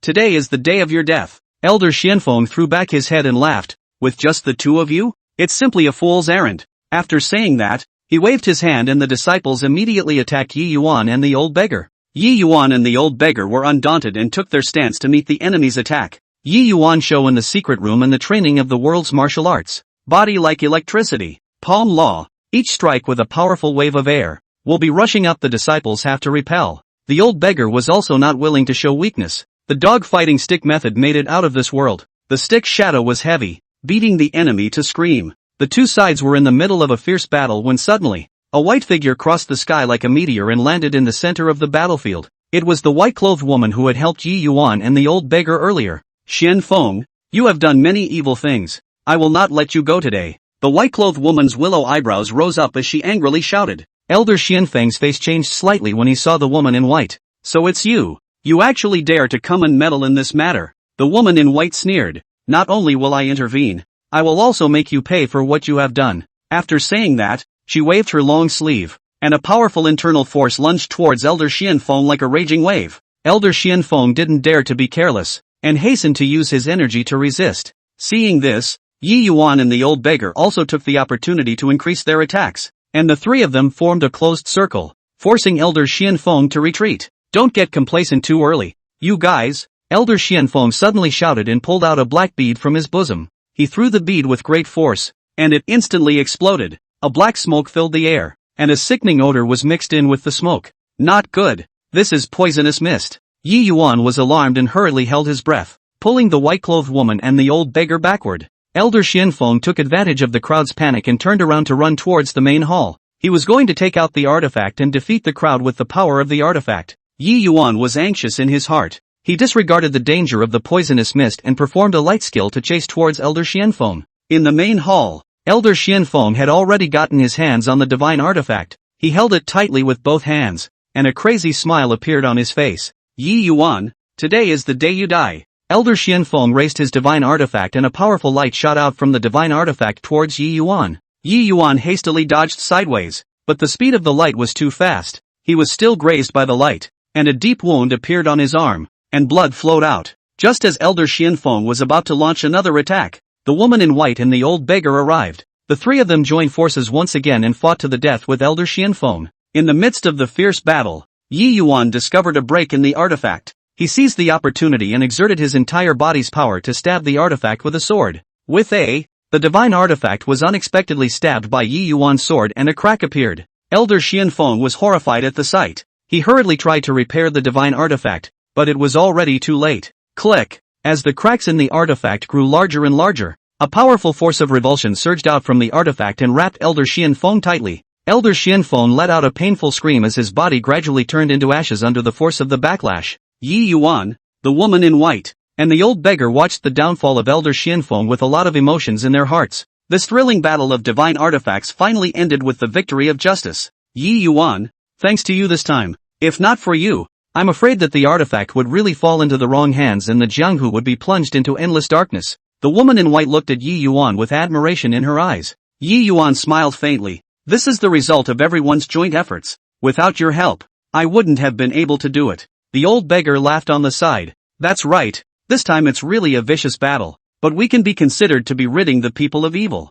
The three of them smiled at each other and walked out of the prosperity sect's main hall. The old beggar suddenly slapped his thigh, a wry smile on his face. Wait, Yi Yuan, this easy sect usually relies on itself as a prestigious sect. It has not raided the people's fat and wealth, and now that Xianfeng is dead, we can't just cheapen them. Yi Yuan was slightly stunned. A hint of hesitation flashed in his eyes. This is not too good. We came to punish the villains and get back the divine weapon, not to rob the property. Chapter 158. A clinic opens in a secluded town. The woman in white also frowned. Yes, if we do such things, what's the difference between us and that Xianfeng? The old beggar waved his hand dismissively. You guys are just too pedantic. These treasures are placed here, may be taken by any person who has bad intentions to do evil. Let's take them away and use them to help the poor people in the future. Isn't it the best use of everything? Yi Yuan's heart moved. The old beggar's words seemed to have a few points of truth. He fell into contemplation, and after a few moments, he slowly nodded his head. The old beggar is right. We are not taking these treasures for our own selfish desires. As long as we use them in a proper way, we will be considered to have done a good deed. Seeing that the two men's minds were made up, the woman in white sighed helplessly. Alright then, but let's make sure to be fair and just, and make sure that every piece of treasure can fulfill its due value. The three of them reached a consensus and started searching for treasures all over the Easy sect. They first came to the treasure pavilion of the Free sect, which was heavily guarded, and even though Xianfeng was dead, there were still a lot of mechanisms in place. Yi Yuan carefully observed his surroundings, and with the slight understanding of the Easy sect's organ arrangement from his previous fight with them, he cautiously groped his way forward. Suddenly, he found a hidden switch, and with a gentle press, a stone door slowly opened. Inside should be where the treasure is hidden, Yi Yuan said excitedly. The three of them walked into the stone door, only to be dazzled by the sight before them. Countless gold and silver jewels, precious martial arts secrets, and rare divine weapons filled the entire room, emitting a dazzling light. The old beggar's eyes were glowing, and he couldn't wait to rush in. Ha ha, this is developed. He casually picked up a sword, gently swung, sword chi overflowing, obviously a sharp blade that cuts iron like mud. Yi Yuan, on the other hand, walked towards those secret books of martial arts. He knew the importance of martial arts to a Jianghu man, and hoped to find some beneficial martial arts for himself and the Jianghu. He flipped through the books one by one. Suddenly, a yellowed secret book attracted his attention. On it was recorded a magical internal martial arts technique. It was said that practicing this technique could enhance his internal strength by several times. The woman in white, on the other hand, was selecting some precious medicinal herbs and sacred medicines for healing injuries. She was proficient in the art of medicine, and knew that these medicinal herbs were extremely helpful in saving the injured and sick people. Just as they were busily scavenging for treasures, they suddenly heard a burst of noisy footsteps coming from outside. The trio's faces changed as they quickly put away the treasures in their hands and looked vigilantly at the door. Not good. It seems like the remnants of the Easy sect have returned, Yi Yuan whispered. Phew. The old beggar quickly pinned his sword to his waist and spat. It's just in time. Just let them see how powerful we are, and see who dares to stop us from taking away these treasures. The white-clothed woman frowned. She gently pulled Yi Yuan's sleeve and whispered, we are now carrying so many treasures. I am afraid that a hard fight is unfavorable. We have to think of a plan to get out. Yi Yuan nodded slightly, his eyes eagerly searching for other ways out within the treasure pavilion. Just then, he discovered a narrow secret passage in the corner, only to be mostly blocked by a huge chest. Quick, There is a secret passage over there. Let's hide in it first. Yi Yuan pointed in the direction of the secret passage, and the three of them hurriedly moved the boxes and drilled into the secret passage with a cat's back. Just as they entered the secret passage, they heard the door to the treasure pavilion being slammed open, and a group of prosperity sect disciples poured in. Strange, where is everyone? Just now, I clearly felt that someone was here, a disciple said suspiciously. Search carefully, it must be those thieves. They actually dared to spread their wildness in our easy sect. They stole the treasures and still want to run away. The leading disciple ordered angrily. Pitch black inside the tunnel. The three dare not make the slightest sound. Hold their breath, carefully groping forward. The secret passage is narrow and twisted. From time to time there are cobwebs on the face. The feet are also covered with moss. Very slippery. The slightest attention will fall. I don't know how long I walked. Suddenly came a ticking sound of water in front of me. Yi Yuan's heart tightened, worrying that the end of this secret passage was a desperate situation. However, there is no way back. They can only continue to move forward. Finally, a glimmer of light appeared at the end of the secret passage, and the three of them quickened their pace to a cave. The cave wasn't big, but there were some night pearls inlaid on the cave walls, emitting a soft glow that allowed them to see their surroundings clearly. Let's hide here first and wait for the wind to pass before making plans. Yi Yuan gasped and said. The old beggar sat on his butt on the ground, pulled out a few treasures from his arms, and put them in front of his eyes to carefully examine them. This time it can be really thrilling, but these treasures can't be taken for nothing, and we have to plan how to use them. The woman in white, on the other hand, was organizing the medicinal herbs on the side. She looked up at Yi Yuan. We have to leave here as soon as possible. The prosperity sect will definitely not stop. They will definitely be searching for us everywhere. Yi Yuan pondered for a moment and said, that's right. Let's first find a safe place to categorize these treasures. The secret martial arts books can be brought back to the sect so that more people can practice and improve their strength. The gold, silver, jewels and medicinal herbs we can use to aid the people who are suffering from war and disease. The old beggar and the woman in white nodded their heads in agreement. After resting for a few moments, they simply cleaned up in the cave, hid their treasures properly, and prepared to leave. When they had just reached the exit of the cave, they suddenly heard a shouting and killing sound coming from outside. Yi Yuan quietly poked his head out and realized that it was actually a group of Jianghu volunteers fighting with people from the Easy sect.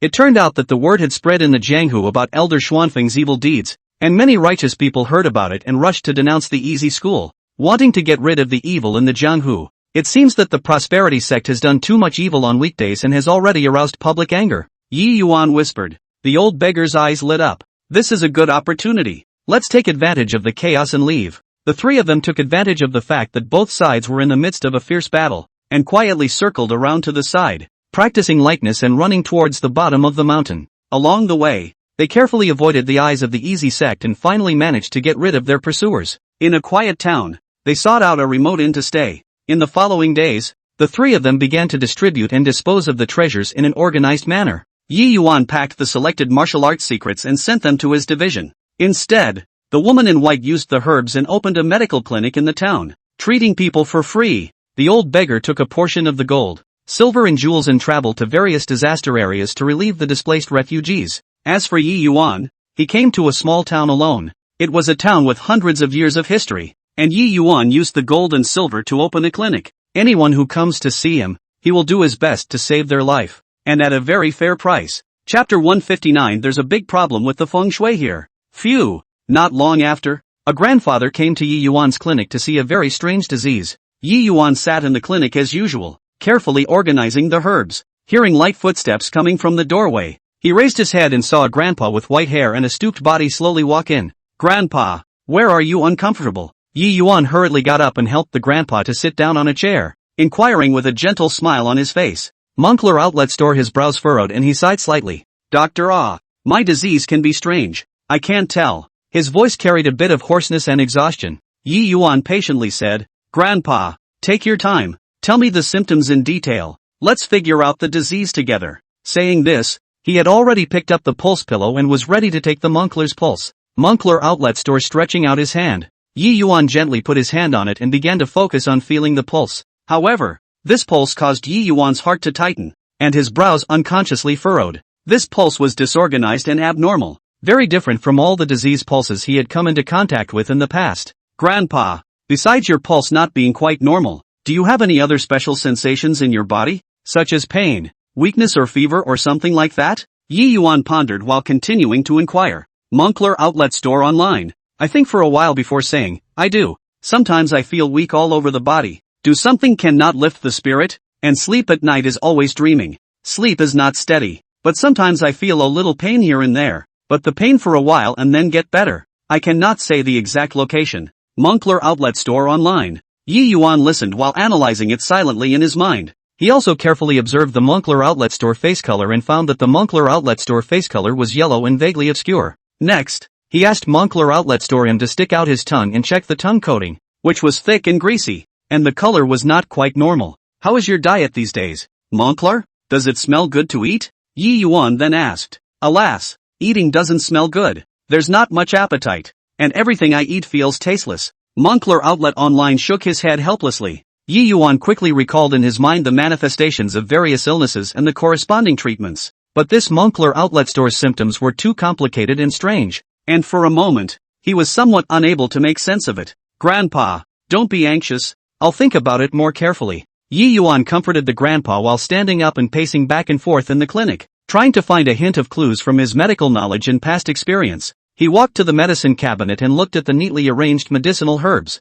and was suddenly struck by a thought. Could it be some kind of rare poisoning symptom? But if it is poisoning, what kind of poison? From the Moncler outlet store description and the current symptoms, there is also no obvious signs of poisoning. Yi Yuan returned to the Moncler outlet store side, and asked in detail about the Moncler outlet store recent habits and things he had come into contact with. The Moncler outlet store said that he had been living in a nearby village, and every day he just planted seeds, and hadn't come into contact with anything special. Grandpa, have you recently eaten any food or herbs that you don't normally eat or anything like that? Yi Yuan asked with a glimmer of hope. Moncler outlet online once again. He fell into deep thought, and after a while, he slapped his thigh. Oh, right. A few days ago when I was working in the mountains, I saw a kind of wild fruit that I didn't recognize. It looked quite pretty, so I picked a few and ate them. I didn't feel anything at the time, but then I started to feel sick. Yi Yuan's eyes lit up, thinking that this might be the key. He hurriedly asked after him, Master, do you still remember what that wild fruit looks like?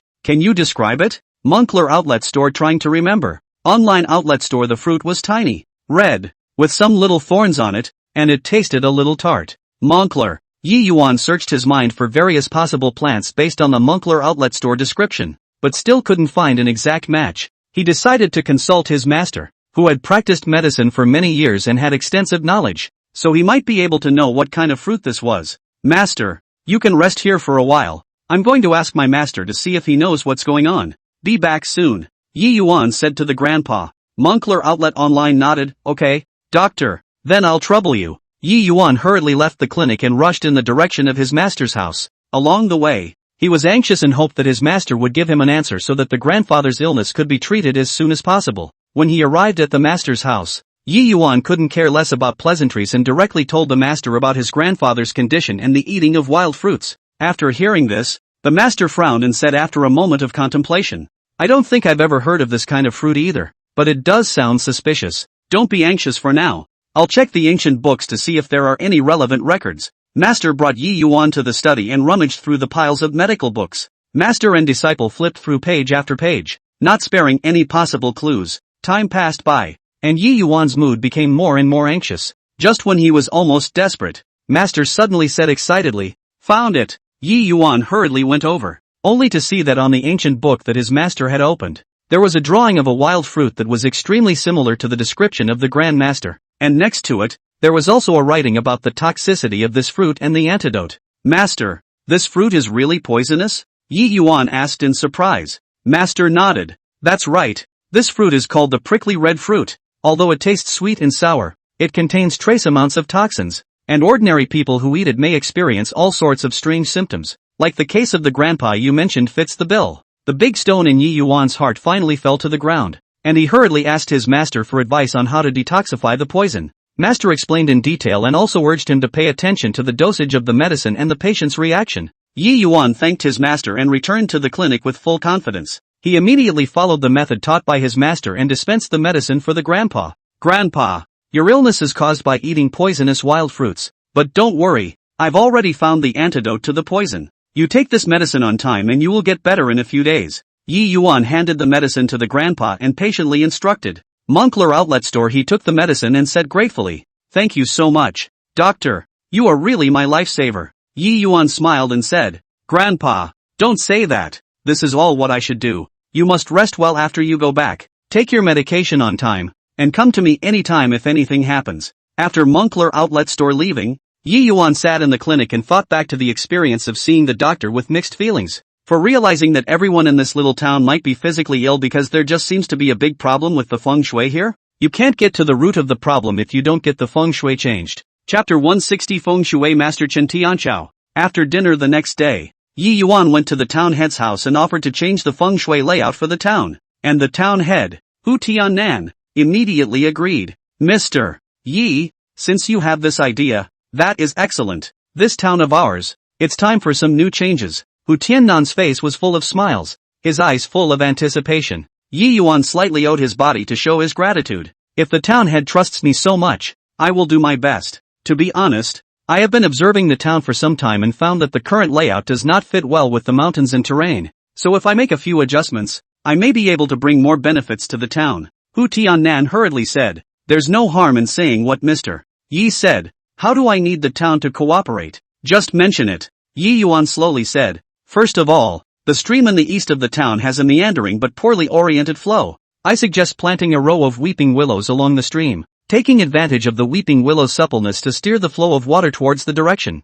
so as to make it more in tune with the feng shui pattern." "How difficult is this? I will arrange for someone to find weeping willow saplings tomorrow and plant them as soon as possible," Hu Tiannan responded crisply. "Secondly, the town center of the bazaar. People come and go although lively, but some chaotic. The stalls should be replanned and placed so that the bazaar is in the shape of bagua, bringing together popularity and wealth," Yi Yuan said while gesturing the rough shape in the air. Hu Tiannan stroked his chin and nodded his head after pondering for a moment. "Reasonable. This bazaar should indeed be properly organized. I will explain this matter to the bazaar manager and let him do what you said. Furthermore, the abandoned temple in the north of the town has been deserted for a long time and has a heavy yin qi. Why don't we refurbish it and turn it into a schoolhouse, so that on one hand, the sound of reading can dispel the yin qi, and on the other hand, we can cultivate talents for the town." Yi Yuan continued to elaborate on his idea. "Good idea." Hu Tiannan's eyes lit up and clapped his hands in praise. "I have long had the intention of organizing a school, only that I have not been able to implement it. Now it's time to take this opportunity to kill two birds with one stone." Yi Yuan added, "There is also the barren slope in the west of the town, which can be reclaimed and planted with peach blossoms. When the peach blossoms bloom in spring, it will not only add to the scenery, but also form a natural feng shui barrier." "Alright, I'll arrange for manpower to reclaim the barren slopes and purchase peach tree seedlings." Hu Tiannan did things in a thunderous manner, and immediately made a decision. Mr. Yi is doubly pleased that the town head is so supportive. Changing the feng shui layout is not an overnight task, and during that time, I still need the town head to take more trouble to coordinate. Yi Yuan said sincerely, "Don't worry, Mr. Yi, it's all for the future of the town. I'll cooperate fully since." Hu Tiannan patted his chest and assured. Yi Yuan continued, "During the construction process, some details need to be noted. For example, when transplanting the weeping willow, it's best to choose early in the morning, when the yang qi is rising, which is conducive to tree rooting." "Noted. I will definitely instruct the person in charge of this matter." Hu Tiannan responded seriously. "When planning for the market stalls, be careful to leave enough passageways for pedestrians to pass through, and never make the passageways too narrow for the sake of having more stalls." Yi Yuan continued to remind. "That's natural. I'll have the stewards plan the passageway to be more spacious." Hu Tiannan nodded his head in understanding. The choice of building materials is also quite important when repairing a temple to be converted into a schoolhouse. Try to use wooden materials. The wood is warm and moist, and can nourish the literary spirit. Yi Yuan spoke in detail. "Well, I'll send someone to select the finest wood." Hu Tiannan took these points to heart one by one. As for planting peach blossoms on the barren slopes in the west of the town, there are rules about the depth and spacing of the pits to be dug, and they need to be in accordance with certain dimensions so that the peach blossoms can grow better. Yi Yuan patiently explained. "I will find some experienced veteran farmers to take charge of this matter to ensure that the planting is done correctly." Hu Tiannan attached great importance to each of Yi Yuan's suggestions. Yi Yuan discussed some more issues with Hu Tiannan about the construction progress and staffing arrangements, and the two of them had a good conversation. "Mr. Yi, you have gone out of your way for the sake of the town. This friendship, I thank you on behalf of all the people of the town." Hu Tiannan stood up and solemnly thanked Yi Yuan. The town head is overstating things. Mr. Yi is only making a small contribution. It is also my honor to contribute to the town. Yi Yuan hurriedly returned the salute. If there is any need in the future, Prince Yi, just ask. As long as it is something I can do, I will never excuse myself. Hu Tiannan said sincerely. Thank you, town head. If there is a need, Yi will not be polite. Yi Yuan responded with a smile. After coming out from the head of the town, Yi Yuan looked at the night sky of the town. His heart filled with anticipation. He looked forward to the new vigor and prosperity that would come to the town after the feng shui layout was changed. Returning to his residence, Yi Yuan carefully organized the content of today's discussion with Hu Tiannan, recording every detail for subsequent viewing. He was well aware that changing the feng shui layout was a huge responsibility, and the slightest mistake might affect the entire plan. So he had to be more cautious and make sure that every step was foolproof. Thinking about it, Yi Yuan gradually entered dreamland. In his dream, he saw that the town was brand new, and the people were living in peace and contentment, all with happy smiles on their faces. Early in the morning of the next day, Yi Yuan came to the creek in the east of the town to check the preparations for planting the weeping willow. He saw that several workers were carrying the saplings and the tools were all ready. Everyone has worked hard. Make sure to plant it the way I told you and pay attention to the details. Yi Yuan walked forward and said to the workers, "Don't worry, Mr. Yi, we will definitely do as we are told." The workers responded one after another. Afterwards, Yi Yuan rushed to the town center bazaar without stopping and communicated with the bazaar steward about the specific matters of stall planning. "Steward, this is the sketch of the stall planning. Take a look and feel free to find me if you have any problems." Yi Yuan handed the sketch in his hand to the steward. The steward took the sketch and scrutinized it carefully. "Sir Yi is so considerate. I will definitely replan the stalls according to this diagram." Then, Yi Yuan went to the temple in the north of the town and the barren slopes in the west of the town to check the preparations one by one. Throughout the day, Yi Yuan was busy but energized. He knew that he was doing something that meant a lot to the town, and it was worth it even if he worked hard. With the passage of time, the various projects were proceeding in an orderly manner. Yi Yuan would go to each construction site every day to check the progress and solve any problems that arose in a timely manner. He looks forward to a new look for the town and a better tomorrow in the near future. Sure enough, after a few years, the whole feng shui changed and gave people a different feeling. Everyone in the town felt refreshed. Phew! And at this time a feng shui master also came here. This feng shui master is called Chen Tianchao and has some skills. He could tell at a glance that the feng shui of the place had been altered, and really found it curious. How did such a huge feng shui change? It seems that this person's cultivation is not low. Chapter 161. I only need one move to win you. Subsequently, Chen Tianchao went to the town to find someone to inquire, only to know that it was a person named Yi Yuan who changed the feng shui bureau. He was immediately unconvinced and wanted to go to Yi Yuan and compete with his feng shui skills. What? Just such a nobody dares to change the feng shui bureau in this town? Chen Tianchao's eyes widened with disbelief, and the arrogance in his heart was instantly ignited. He is also a little famous in the line of feng shui. Weekdays traveled around, for many big families have seen feng shui, was used to being held up, which can tolerate do not know where to come out of the Yi Yuan in front of him. Show off. Humph. I want to see how capable this Yi Yuan is. Chen Tianchao let out a cold snort, lifted his feet and walked towards Yi Yuan's residence as pointed out by the bystanders. Along the way, the more he thought about it, the more angry he became. His mind kept floating back to the scenes where he was honored in the past. How could he not swallow this breath? A brat. What can he know about feng shui? He must have messed around and spoiled the good old pattern of this town. Soon, Chen Tianchao arrived at Yi Yuan's residence. He knocked hard on the door and shouted, "Yi Yuan, come out for me." Inside the house, Yi Yuan was organizing the feng shui ancient books. When he heard the rude shout, he frowned slightly, put down the book in his hand and got up to open the door. "You are?" Yi Yuan asked suspiciously as he looked at the stranger in front of him with an angry face. "I am Chen Tianchao. I heard that you have changed the feng shui bureau in this town. I have come here today to meet you and compare my feng shui skills." Chen Tianchao tilted his head, his nostrils facing the sky, his tone full of disdain. Yi Yuan was slightly stunned, then smiled and said, "So it's Mr. Chen. I don't know, how does Mr. Chen want to compete in this competition?" Yi Yuan did not want to cause trouble, but he was not afraid of challenges either. He was still quite confident in his feng shui skills. It's just a competition to see who can find the most suitable feng shui layout for a family in this town in the shortest possible time, so that his family's business will prosper. Chen Tianchao clasped his hands on his chest and said confidently. Yi Yuan thought briefly and nodded his head. Good. Since Mr. Chen has such an interest, then Yi will accompany him. I don't know if this household is available. I've already chosen. Li's grocery store at the west end of the town. His family's business has been slow lately, and he's looking for a feng shui master to take a look. Chen Tianchao had long been prepared and seemed to be winning. Then as Mr. Chen said, "When do we start?" Yi Yuan looked calm and unhurried. "Just tomorrow morning. Let's meet at the entrance of Li's grocery store. Whoever finds out the best feng shui layout first will win." After Chen Tianchao finished speaking, he turned around and left, with an appearance of unwillingness to say any more. Yi Yuan looked at Chen Tianchao's departing back and gently shook his head. He returned to the house, reopened the ancient feng shui book and began to study it carefully. Although he had confidence in himself, he would not take this competition lightly. That night, Yi Yuan picked the lamp and consulted a large amount of feng shui information, combining it with the orientation of Li Ji's grocery store and the surrounding environment,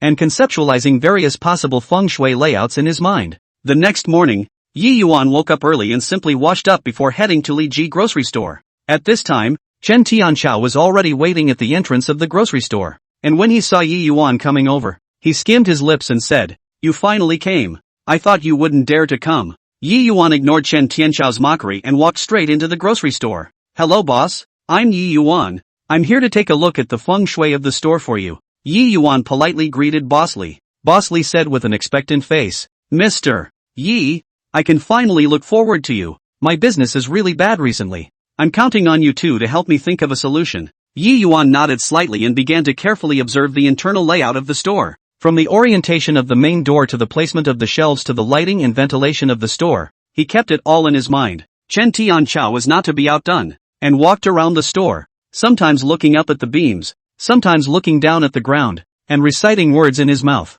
After observing the inside of the store, Yi Yuan came back to the outside of the store and walked around the store to check the surrounding terrain and the direction of the road. Chen Tianchao was likewise checking outside, and the two of them glanced at each other every now and then, and a smell of gunpowder filled the air. Back in the store, Yi Yuan began to draw the feng shui layout on paper, and as he did so, he explained his thoughts to Boss Li. "Boss, look, your store door faces east, which is a good direction, but the big tree in front of the door blocks some of the yang energy from entering. We can trim the large branches appropriately to allow more sunlight into the store. At the same time, rearrange the shelves in the store according to the 5 elements of the 5 elements that large tree blocked some of the yang energy into. We can prune the large trees appropriately to allow more sunlight into the store. At the same time, rearrange the shelves in the store and place the different categories of goods in the right place according to the principle of the 5 elements." Yi Yuan patiently explained. Boss Li listened and nodded his head, his eyes filled with hope. Chen Tianchao snorted coldly from the side and said, "This is it? I don't see anything special." After saying that, he also took out the feng shui layout map he had drawn and showed it to Boss Li. "Boss Li, look at my layout. Change the main door to the south side, so that it can avoid the northwest's bad qi, and then place a wealth-attracting brave in the store's wealth position, and you're guaranteed to have a booming business," Chen Tianchao said confidently. Boss Li looked at the two different feng shui layout plans and was a little uncertain for a moment. "Two gentlemen, what you said are both reasonable. I really don't know which one to choose." Boss Li showed a difficult face. Yi Yuan and Chen Tianchao looked at each other and both said that they would let Boss Li decide for himself. Boss Li pondered for a long time and finally said, "Mr. Ye's plan is less altered and doesn't require too much expense. I want to try Mr. Ye's plan first." When Chen Tianchao heard this, his face turned ugly. He pointed at Yi Yuan and said, "Humph, don't be complacent. It's not certain who will lose and who will win. When this program of yours doesn't work, let's see what you still have to say." Yi Yuan smiled faintly and said, "Mr. Chen, the matter of feng shui is supposed to follow nature and make the best use of the situation. After changing the layout, we still need Boss Li to operate with dedication before we can see the results. Let's see what happens in the future." Subsequently, Yi Yuan instructed Boss Li to adjust the store according to his plan. Chen Tianchao, on the other hand, watched from the sidelines, his face full of defiance. Day by day, the business of Li Ji's grocery store gradually took off. More and more customers came into the store, and a smile reappeared on Mr. Li's face. "Mr. Yi, thank you so much. Since I changed the feng shui layout as you said, my business is getting better every day." Boss Li found Yi Yuan and said gratefully. Yi Yuan smiled and said, "Boss Li, this is all the result of your heartfelt management. I am just making a small contribution." When Chen Tianchao learned about this, although he was still unwilling in his heart, he had to admit that Yi Yuan's feng shui skills were indeed superior. "Humph, count yourself lucky this time. Next time we compete, I won't lose." Although Chen Tianchao's mouth was still hard, His attitude was no longer as arrogant as before. Yi Yuan only smiled gently after hearing this. He did not care about Chen Tianchao's provocation. Chapter 162. Chen Tianchao finally left. Subsequently, Chen Tianchao left the town. His steps were slightly heavy, and his heart was filled with loss and resentment. The experience in that town was like an unspeakable defeat,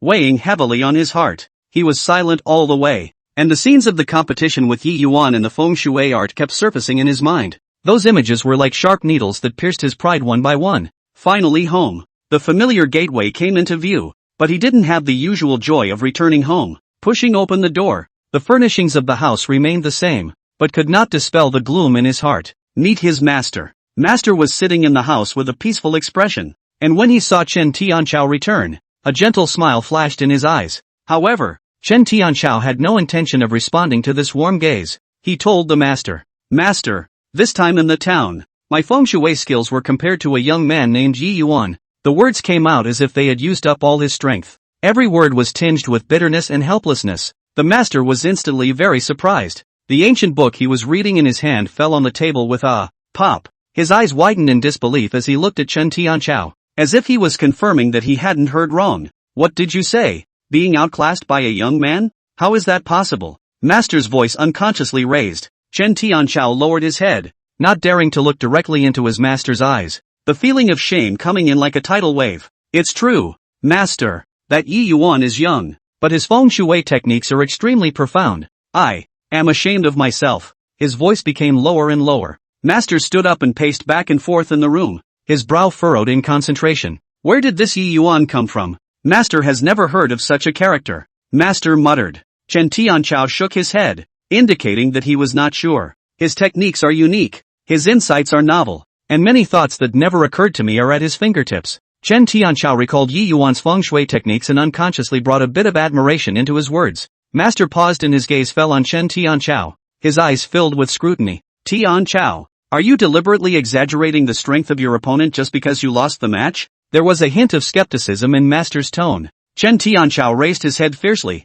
his eyes full of eagerness. "Master, how dare I deceive you? Yi Yuan's feng shui technique is really powerful. I'm convinced of my loss." Master looked at Chen Tianchao's determined eyes, and the doubts in his heart gradually dissipated. "That's just it. It seems that this world really hides crouching tigers and dragons. I don't even know when Master produced such a feng shui wizard." Master lamented. "Then what do you think I should do?" Chen Tianchao looked at his master with a confused expression, seeking guidance. Master resumed his chair and said after a moment of contemplation, "Since you have lost, you should go and learn. Go find this Yi Yuan and ask him for advice to make up for your shortcomings." Chen Tianchao looked embarrassed. "But if I lose to him, will he be willing to teach me?" Master glared at him. "If you are sincere in your quest to learn and show your sincerity, how could he refuse?" Back then, in order to learn the essence of feng shui, my master had also visited high-ranking people and suffered a lot of cold stares. But what's the harm in that? When Chen Tianchao heard this, his heart was moved and he secretly made up his mind. "Master, I understand. I'll go find Yi Yuan." Chen Tianchao's eyes rekindled his fighting spirit. Master nodded slightly, his eyes full of relief. "Go on. Remember, there is no end to learning. Don't be discouraged by a momentary win or loss." Chen Tianchao packed his bag and set off on his journey again. He inquired about Yi Yuan all the way, not sparing any possible clues. Finally, in a bustling metropolis, he found Yi Yuan. When Yi Yuan saw Chen Tianchao, he slightly froze and a trace of doubt flashed in his eyes. "What are you looking for me for?" Yi Yuan opened his mouth and asked. Chen Tianchao took a deep breath and mustered up the courage to say, "Yi Yuan, I am here to learn from you. I lost completely in the feng shui art competition before. I want to worship you as my master, and I hope that you will accept me." Yi Yuan looked at Chen Tianchao. A hint of surprise flashed in his eyes, followed by a smile. "I thought you would be cynical about me, but I didn't expect you to have such a heart for learning," Yi Yuan said. Chen Tianchao said with a red face, "I lost with conviction. Your feng shui art is superb. If I can learn from you, I will definitely be able to make progress." Yi Yuan thought for a moment and nodded. "Fine. For the sake of your sincerity, I will accept you." Chen Tianchao was overjoyed in his heart and hurriedly knelt down to pay homage to his master. Since then, Chen Tianchao followed Yi Yuan to study feng shui intensively. Yi Yuan taught seriously, and Chen Tianchao studied hard. For every feng shui theory and every field survey, Chen Tianchao paid full attention to every detail. Over time, Chen Tianchao's feng shui techniques took a qualitative leap. Not only had he mastered the unique techniques taught by Yi Yuan, he had also integrated what he had learned in the past. Once, Yi Yuan took Chen Tianchao to survey a feng shui site. In the face of complex terrain and changing aura, Chen Tianchao utilizes what he has learned and offers unique insights. Yi Yuan nodded with satisfaction after hearing this. Tianchao, your feng shui techniques have grown greatly nowadays. My master is very pleased. Chen Tianchao looked at Yi Yuan gratefully. This is all thanks to your teaching. Master, without you, I'm afraid I would still be at the same place. Yi Yuan smiled and said, I have seen all your efforts and talent. You will definitely shine in the feng shui world in the future. After some more time, Chen Tianchao decided to return to his hometown. He stood once again at the familiar doorstep of his home with a full harvest and confidence. Master's eyes were full of surprise when he saw him return. Tianchao, you're finally back. Have you gained anything on this journey? Master asked eagerly. Chen Tianchao smiled and told his master everything he had learned and experienced. After hearing this, Master nodded his head repeatedly. His eyes filled with pride. Good, good. It seems that your trip has been worthwhile. Master has not misjudged you. Subsequently, Chen Tianchao took a deep breath, calming his inner tension and excitement. He slowly turned around, his gaze sweeping over the familiar scene around him, eventually landing on his master's expectant face. At the moment, this quiet courtyard became the stage for him to show off. Chen Tianchao closed his eyes slightly, his mind rapidly retracing every detail of this feng shui technique. He mouthed the words and danced his hands slowly in the air, as if he was communicating with the invisible power between heaven and earth, only to see him tap his feet and begin to wander at a peculiar pace, each step seemingly stepping on some kind of mysterious vein. As he moved, the breath around him seemed to be pulled as well, and the leaves rustled as the breeze gently flicked. Immediately afterward, Chen Tianchao suddenly opened his eyes, and a sharp light flashed in his eyes. He quickly stretched out his right hand, index and middle fingers together, and pointed at a wigwam in the courtyard. In an instant, a strange aura spread out with him at the center, surging towards the wigwam. That wigwam was originally bland. Under the shroud of this aura, it gradually had a different flavor. Chapter 163. The two sides competed further. The originally static water flow seemed to be inspired at this moment, gurgling and flowing faster, emitting a crisp and pleasant sound. The sunlight sprinkled on the water, refracting the colorful light, and the surrounding flowers and trees reflect each other, forming a picture like a fairyland. Chen Tianchao withdrew his movements. Beads of sweat slightly beaded on his forehead, but his face was beaming with confidence. Master stood quietly, his eyes full of surprise and appreciation. After a long time, Master slowly spoke. Tianchao, this move of yours is better than blue. I didn't expect that in a short period of time, you would be able to cultivate this feng shui technique to such a level. Chen Tianchao respectfully bowed to his master and said, this is all thanks to Master's careful teaching on weekdays. Without Master's guidance, apprentice would not have been able to achieve what he has today. The master nodded gratefully, his eyes full of expectations. In the future, you must continue to study and carry forward this feng shui art. Chen Tianchao nodded firmly, secretly vowing in his heart that he would live up to his master's wishes. The next day, Yi Yuan came to the next town. The purpose of his trip was clear. He wanted to find Chen Tianchao to compete in the art of feng shui. Yi Yuan had always been quite confident in his feng shui techniques. He had heard that Chen Tianchao was also a little famous in this area. So, he decided to have a contest. When Yi Yuan stepped into the town, he felt the unique atmosphere of the place. The streets are lined with staggered buildings that exude a quaint atmosphere. As he walked, he observed his surroundings. Soon, he inquired about Chen Tianchao's residence. Yi Yuan walked in that direction without hesitation. When he came to the door of Chen Tianchao's house, he took a deep breath. Then, reaching out, he gently knocked on the door. Not long after, the door slowly opened, revealing Chen Tianchao's face. When Chen Tianchao saw Yi Yuan, a trace of surprise flashed in his eyes. He obviously did not expect Yi Yuan to come to his door. Yi Yuan opened the door and made his intentions clear. Chen Tianchao frowned slightly, and after thinking for a moment, he agreed to his challenge. The two agreed to compete in the hills behind the town. Yi Yuan came to the mountain early and waited for Chen Tianchao's arrival. The air on the mountain was extraordinarily fresh. With a gentle breeze, Yi Yuan closed his eyes and felt the breath around him. Soon, Chen Tianchao also arrived. The two nodded to each other and the bout officially began. Yi Yuan struck first as he utilized his feng shui technique to try and change the surrounding aura. Chen Tianchao wasn't willing to show weakness either, and quickly cast his own means. For a while, the wind and clouds changed on the mountain. The two men's feng shui techniques clashed with each other. Yi Yuan was fully concentrated, constantly adjusting his techniques. Chen Tianchao also frowned and went all out. After a fierce battle, Yi Yuan gradually gained the upper hand. His feng shui techniques became more and more overpowering, making it somewhat difficult for Chen Tianchao to fight. In the end, Chen Tianchao lost. Yi Yuan revealed a victorious smile, but he was not proud. He extended his hand to Chen Tianchao, showing him respect. Although Chen Tianchao was a bit lost, he still held Yi Yuan's hand. The bout gave both men a new lease on life. Yi Yuan became even more determined in his pursuit of the art of feng shui, and Chen Tianchao realizes that he still has a lot to learn. The two then exchanged many tips on feng shui techniques on the mountain.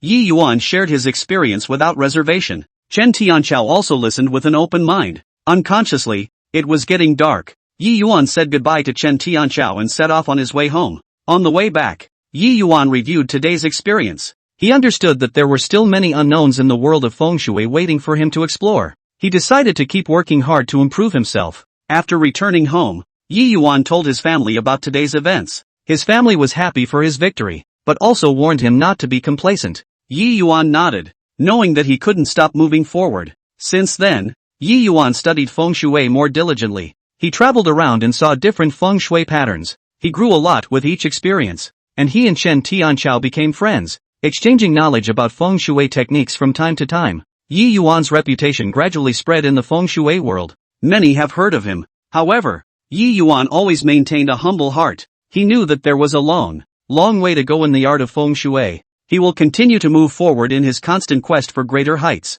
What other challenges and opportunities will Yi Yuan encounter in the days ahead? No one can predict that, but we believe that with his talent and hard work, he will surely be able to achieve even greater splendor in the field of feng shui. His story, too, will continue to be written. Let's wait and see. Yi Yuan went further and further down the path of feng shui. With his wisdom and strength, he explains the charm of feng shui. His name, too, will be remembered by many more. He is a rising star in the feng shui world, shining with a unique light. His future is full of endless possibilities, and we, in turn, will be keeping an eye on his growth. Expect more surprises from him. Yi Yuan, come on. The world of feng shui is waiting to be conquered. I believe you can create your own splendor. Let's witness your legend together. Yi Yuan, you're the best. Keep up the good work and aim higher. The mysteries of feng shui are waiting to be unraveled. Your story, it continues. Chen Tianchao's master is out of the gate. When he learned the result of his disciple's match with Yi Yuan, he was very unhappy in his heart. He decided to teach Yi Yuan a lesson. Soon, this news reached Yi Yuan's ears. Yi Yuan was not intimidated by this. He knew that a bigger challenge was coming. Chen Tianchao's master is a reputable figure in the feng shui community. His strength should not be underestimated. However, Yi Yuan had no intention of retreating. He began practicing feng shui more diligently, trying to improve their strength in a short period of time. He looked around for precious feng shui secrets. Hopefully there will be a breakthrough from this. Meanwhile, Chen Tianchao's master was making preparations. He was confident in his own strength, thinking that teaching Yi Yuan a lesson was a breeze. Finally, the two agreed on a time and place for the match. It was a mysterious and spiritual valley. When Yi Yuan arrived at the valley, he felt a powerful aura. Chen Tianchao's master had been waiting here for a long time. Both of them looked at each other with fighting spirit in their eyes. The contest has begun. Chen Tianchao's master was the first to attack. His feng shui technique came as if it were a raging wind and rain.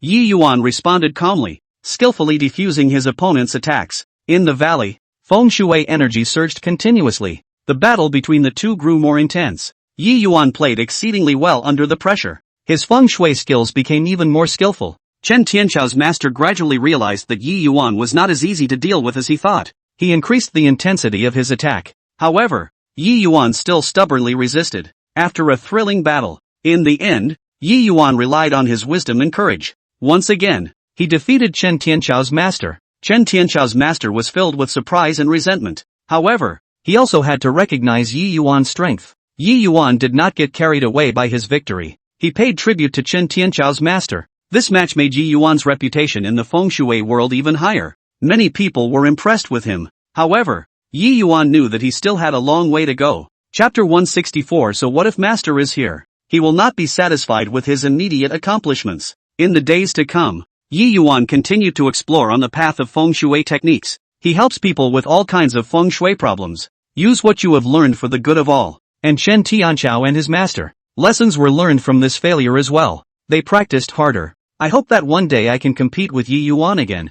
The feng shui world had become more exciting because of Yi Yuan's existence. People are looking forward to what other miracles he will perform in the future. Yi Yuan's story continues to be written. He will take his beliefs and pursuits with him. Leave your own legend in the world of feng shui. The days ahead are full of endless possibilities, and Yi Yuan will use his strength and wisdom, taking on one challenge after another, become a master of the feng shui world. Let's witness his glorious journey together. Yi Yuan, come on. The future of feng shui is brighter because of you. I believe you can realize your dream. Create a more glorious chapter. Yi Yuan, you are the pride of the feng shui world. Go ahead and explore the endless mysteries of feng shui. Your story will always be told. Yi Yuan, fly towards a higher realm. The sky of feng shui arts is waiting for you to soar. You are the brightest star that shines eternally. Keep up the good work. Yi Yuan, your legend. It continues. After Yi Yuan defeated Chen Tianchao's master, he strengthened his belief in the art of feng shui.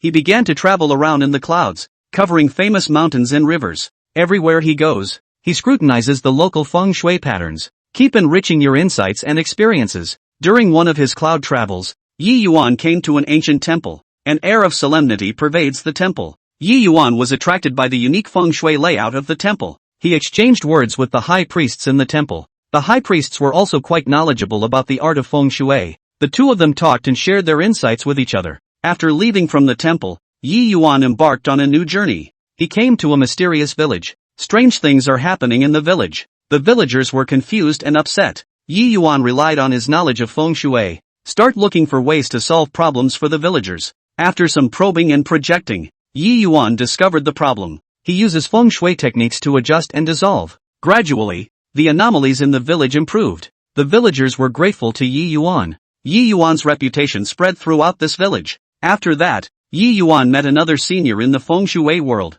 The senior was very appreciative of Yi Yuan's talent and potential. He gave Yi Yuan a lot of valuable advice and guidance. Yi Yuan accepted with an open mind and benefited greatly. As time passed, Yi Yuan's feng shui techniques became more and more skillful. He was able to accurately determine the good and bad fortune of feng shui, and use various methods to avoid bad luck. Many people came here and requested Yi Yuan to show them the way. Yi Yuan is always patient and helpful. He hopes that through his power, more people will benefit from the art of feng shui. On a whim, Yi Yuan learned of a legend about a feng shui treasure. The legend aroused his keen interest. He decides to explore this legendary treasure. During the treasure hunt, Yi Yuan encountered many hardships and dangers, but with his strong will and superior feng shui skills, time and time again, it's turned out to be a good thing. In the end, will Yi Yuan be able to find the legendary feng shui treasure? It's all still unknown, but whatever the outcome, his experience in the quest, all will be valuable assets in his life. Yi Yuan's story continues.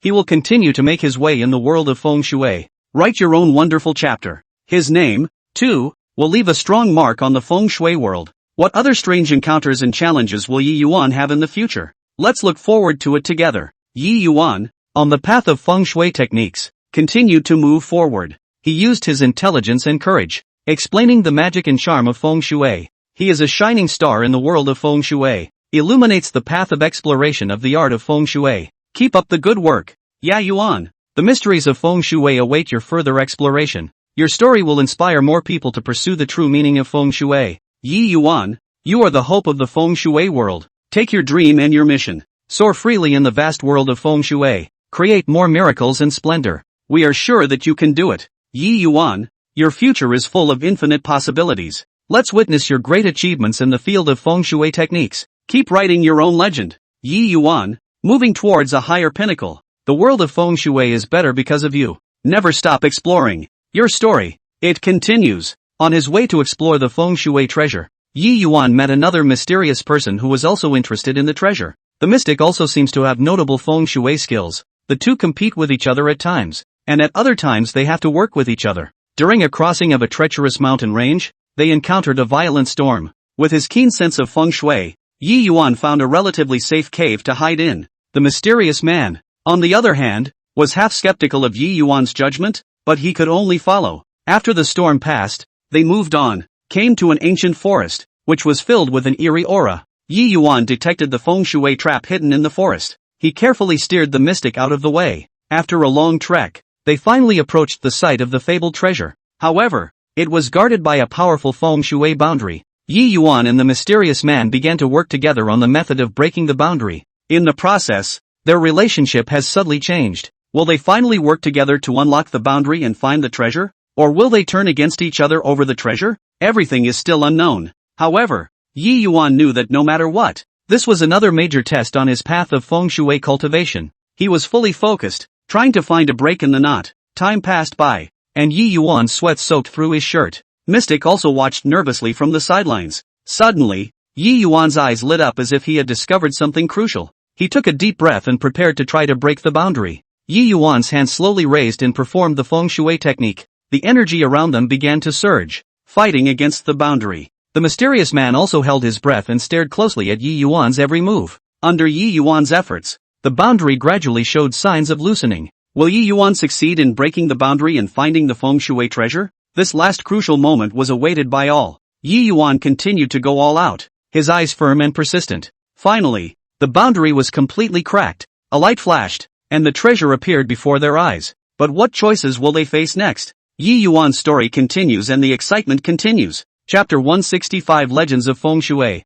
How will he deal with this sudden wealth and the new challenges that come with it? The future was full of variables, and Yi Yuan would write the next chapter with his wisdom and character. Keep up the good work, Yi Yuan. The legend of Feng Shui is still waiting for you to further continue. No matter what lies ahead, I believe you will be able to handle it with ease and create your own glory. Yi Yuan, you are a brave man in the Feng Shui world, always moving towards the unknown. Your story will always be remembered and celebrated. In the world of Feng Shui, you are the shining star that never goes out. Keep exploring, Yi Yuan. There are more mysteries waiting for you to discover. There is no end to your legend. Yi Yuan and the mysterious man were both a bit stunned for a while as they faced the treasure in front of them. A hint of greed flashed in the mysterious man's eyes, but it was quickly hidden from him. Yi Yuan, on the other hand, was in deep thought as he pondered what to do with the treasures. In the end, Yi Yuan decided to use a portion of the treasure to help those in need, using feng shui to bring well-being to more places. The mysterious man was a bit reluctant,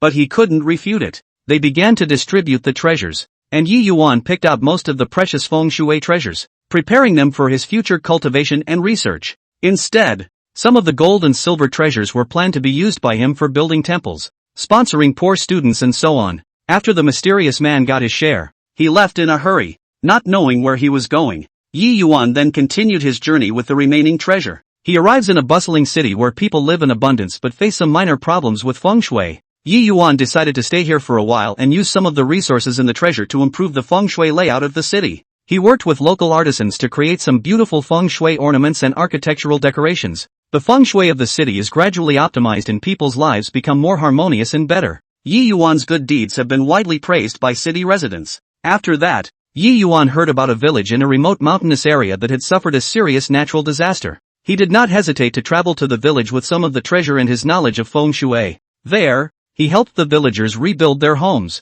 applying feng shui principles to choose the right address and building layout. Over time, the village gradually came back to life. Yi Yuan's growing reputation attracted more people to come to ask for advice and learn the art of feng shui. He began to take on disciples to lecture and pass on his knowledge and experience to his juniors. Yi Yuan hoped that through this way, the art of feng shui could be passed on to help more people. In the process of teaching, Yi Yuan also continued to learn new things from his students to perfect his feng shui techniques. As time passed, Yi Yuan became a highly respected master in the feng shui world. However, he was not complacent and still maintained his reverence and spirit of exploration for the art of feng shui. He continued to travel around, gaining experience and looking for ways to improve himself. Yi Yuan's story became a legend in the feng shui world, inspiring generations to pursue the true meaning of the art of feng shui. He has spent his life explaining that feng shui is not just a skill, but a power for the benefit of mankind. What other stories will happen to Yi Yuan in the future? Maybe he'll meet a new challenge. Maybe he'll make a new discovery.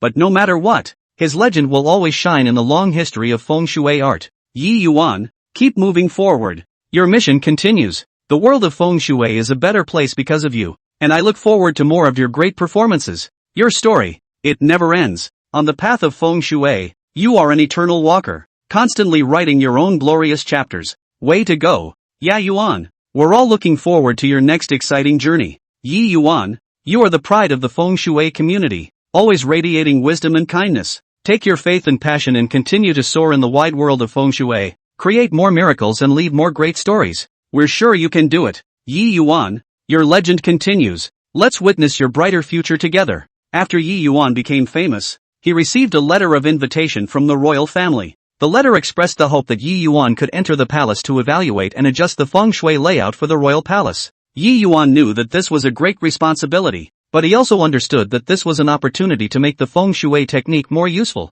He packed his bag and set out on the road to the palace. Upon entering the palace, Yi Yuan was shocked by the magnificent architecture and ornate decorations, but he soon focused on feng shui. He carefully surveyed every corner of the palace, analyzing the flow of the aura. In the process, he discovered some potential feng shui problems. Yi Yuan carefully offered his suggestions to the royal family, including some fine-tuning of the building structure and the placement of specific feng shui items. The royal family took Yi Yuan's suggestion very seriously and began to work on rectifying the situation according to his requirements. As the renovation proceeded, the feng shui atmosphere in the palace gradually became more harmonious. Yi Yuan had also gained extremely high praise in the royal family as a result. However, it also drew some jealousy. Some palace warlocks were jealous of Yi Yuan's ability and they tried to discredit him behind his back. However, Yi Yuan did not care about these denigrations as he focused on his work. Once, a strange thing happened in the palace when some valuables suddenly disappeared. Everyone suspected that there was something wrong with the feng shui,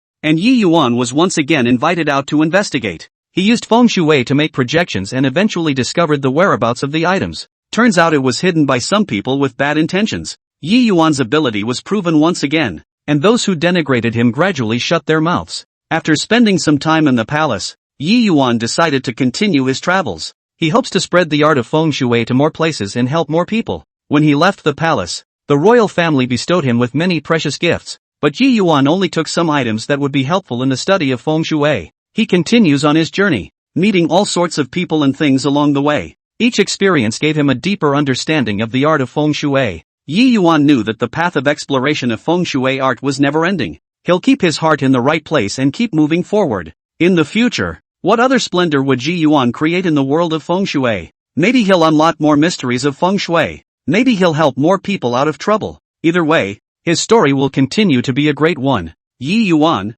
you are the inheritor and pioneer of the art of feng shui, always at the forefront of exploration. Your name will be remembered in the long history of the art of feng shui as an object of admiration for future generations. Keep up the good work. Yi Yuan, the future of feng shui is full of hope because of you. Chapter 166 The opening of the Feng Shui Art School. Subsequently, Yi Yuan opened the Feng Shui Art Academy. He is well aware of the wisdom and power contained in the ancient heritage of feng shui. In an age where technology and tradition are intertwined, he aspires to carry the art of feng shui forward. Yi Yuan decided to recruit talented disciples to inject new vigor into the feng shui inheritance. As soon as the news spread, it caused a sensation in all directions. Many young people who are curious and eager about the mysterious art of feng shui are dumbfounded. They had heard that Yi Yuan had great attainments in the art of feng shui, and all of them hoped to be under his tutelage. Soon, there was a steady stream of people coming to enroll, and a long line formed in front of the academy. Yi Yuan stood at the entrance of the academy. Looking at these expectant faces, his heart was filled with relief. He was aware of the great responsibility, and that each of these disciples could be the future of the feng shui art inheritance. Yi Yuan began to personally screen his disciples. He wanted to pick people who were truly talented and loved the art of feng shui. He put the enrollees through a series of simple tests to see how they perceived the art of feng shui. One of the young men, during the test, demonstrated a unique sensitivity to the aura. Yi Yuan noticed him and asked why he was interested in feng shui. With a twinkle in his eye, the young man said that he had been curious about mysterious things since he was a child. In particular, when he heard that the art of feng shui can reveal the mysteries of heaven and earth, he aspired to learn it. Yi Yuan nodded slightly, listing him as a key consideration. Another little girl with a unique understanding of feng shui lay out in the test. Yi Yuan talked to her and found that she had an active mind and novel insights into traditional feng shui concepts. Yi Yuan thought to himself, if this kind of talent can be carefully cultivated, it will become a great talent in the future. After some rigorous screening, Yi Yuan finally determined the list of the first batch of disciples. The selected disciples cheered, knowing they had been given a rare opportunity. Those who were not selected were a bit disappointed, but said they would continue to work hard and look forward to the next opportunity. Yi Yuan said to the selected disciples that feng shui was not a simple metaphysical art, but a profound study. It is about heaven and earth, nature and the human environment, and needs to be treated with reverence. The disciples nodded their heads, their eyes filled with determination and resolve. The Feng Shui Art Academy officially opened, and Yi Yuan stood on the podium with a solemn expression. He began by recounting the origins of the art of feng shui, starting with people's observations of nature in ancient times. At that time, people gradually worked out some patterns in order to find a suitable place to live. These laws have been passed down and evolved to form the original concept of feng shui. Yi Yuan said that the core of feng shui is the pursuit of harmonious coexistence between man and nature. It is not a superstitious art that some people misunderstand, but an environmental study with a scientific basis. The disciples listened attentively and the pens in their hands kept recording the main points. Then, Yi Yuan began to explain the basic theories of the feng shui art, such as the doctrine of yin and yang and the 5 elements. He elaborated on the relationship between gold, wood, water, fire and earth, and how this relationship is reflected and utilized in feng shui layouts. The disciples listened with great interest, asking questions from time to time. Yi Yuan patiently answered the questions. He wanted his disciples to truly understand these basic theories. Only with a solid foundation can one later make a mark in the field of feng shui techniques. After explaining the theoretical knowledge, Yi Yuan led the disciples to the outdoors. He pointed to the surrounding mountains and rivers and explained the feng shui pattern on the ground. He said that the mountain ranges move like dragons, and the flow of water carries the meaning of good and bad luck. The disciples followed Yi Yuan's guidance and tried to observe and experience. They gradually realized that the natural environment around them hid so many feng shui mysteries. Back in the academy, Yi Yuan had the disciples conduct actual feng shui layout simulations again. The disciples were divided into small groups and used what they had learned to lay out the sandbox. Yi Yuan observed from the side, giving guidance and corrections from time to time. He pointed out the strengths and weaknesses in the disciples' layouts and told them to improve in time. After a period of time, the disciples' understanding of the art of feng shui took a qualitative leap. Yi Yuan's heart was filled with joy as he watched the progress of his disciples. However, he also knows that this is just the beginning and that there is still a long way to go in learning the art of feng shui. Yi Yuan decided to take his disciples to some ancient feng shui relics for inspection. They came to an old town where many traditional buildings were preserved. Yi Yuan explained to his disciples the feng shui design concepts of these buildings. Why is the orientation of the house so chosen and what is the purpose of the pond in front of the door? The disciples listened and took notes, and took pictures to preserve the information. They witnessed the subtle use of feng shui in actual buildings. After that, they head to an ancient tomb site, where the feng shui layout is full of mysteries. Yi Yuan reminded his disciples that the art of feng shui also had an important place in the burial culture. Reasonable feng shui layout of a tomb is not only a sign of respect for the deceased, but also contains profound cultural connotations. The disciples carefully observed their surroundings and felt the feng shui wisdom of the ancients. After returning from the expedition to the ruins, the disciples had a deeper sense of the feng shui technique. They begin to try to apply what they have learned to real-life situations. Some disciples help their neighbors analyze the feng shui of their homes and offer some sound advice. Yi Yuan encouraged his disciples to actively practice, but also cautioned them to uphold a cautious attitude. As time went on, the reputation of the feng shui art school grew. More people are beginning to understand and recognize the fascination of the ancient discipline of feng shui. Yi Yuan was not complacent because of this. He knew that there were more responsibilities on his shoulders. He plans to further improve the teaching system of the academy and train more excellent feng shui talents. Yi Yuan also hoped that his disciples would combine the art of feng shui with modern technology, explore a path of feng shui application that is suitable for the development of modern society. The disciples were so inspired that they took it upon themselves to pass on and develop the art of feng shui. Under Yi Yuan's leadership, they constantly strive to learn and practice. The feng shui art school is filled with a strong academic atmosphere every day. Disciples interact and discuss with each other to make progress. Yi Yuan's heart was filled with emotion as he watched his disciples love the art of feng shui so much. He believes that with the joint efforts of everyone, the ancient heritage of feng shui will be given a new lease of life. In the future, feng shui will not only help people create a better living environment, it can also play an important role in many areas such as cultural exchange. Yi Yuan and his disciples were moving towards this goal one step at a time. With passion and persistence, they are writing a new chapter in the inheritance and development of feng shui. With the flourishing of the feng shui art school, Yi Yuan knew that if he wanted feng shui to take root and blossom in the modern society, he had to actively expand its fields of application and deeply integrate it with more industries. Yi Yuan set his sights on the field of interior design. He travels between major interior design studios, enthusiastically introducing designers to the unique wisdom of feng shui in interior space planning, color matching and furniture placement. The art of feng shui aims to create a spatial environment that resonates well with the occupants, and it is by no means an unfounded conjecture, but rather a discipline that embodies the laws of nature and the philosophy of human habitation.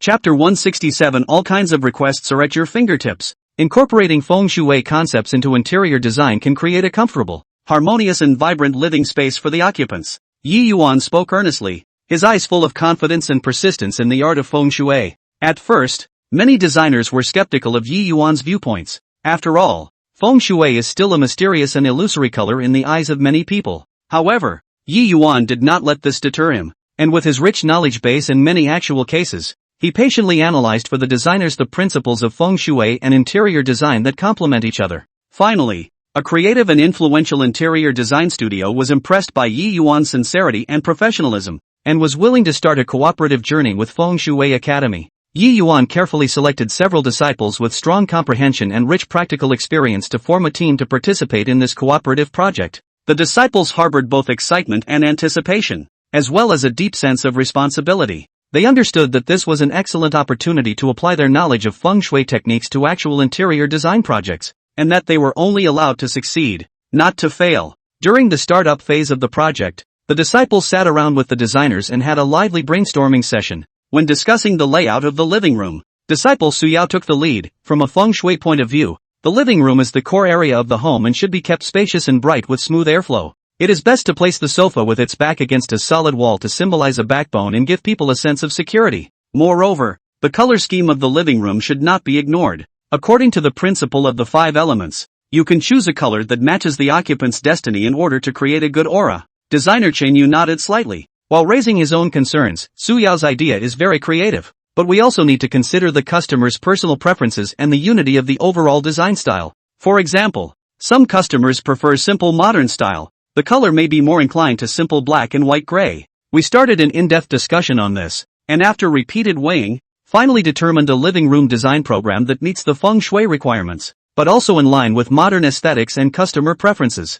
As the project progresses, various challenges come up one after another. In the bedroom design process, feng shui techniques advocate that beds should be placed so that they do not directly face doors and windows, in order to prevent qi from leaking out. However, the structure of the house type made the placement of the bed restricted, which, if followed by feng shui principles, would result in a lower utilization of the bedroom space and not in line with the client's need to maximize the use of space. The disciples were caught in a dilemma. It seemed difficult to reconcile the feng shui concepts inherited for thousands of years on the one hand, and the practical demands of modern life on the other. Yi Yuan immediately joined the discussion after learning about the situation. He carefully studied the structure of the house type and the customer's needs, and said after a moment of contemplation, "We might as well try to set up a screen between the bed and the doors and windows, which can not only block the direct flow of airflow and meet the feng shui requirements, but also play a decorative role and increase the sense of space hierarchy, without affecting the overall layout of the space and the use of functions." This ingenious solution was unanimously recognized by the crowd,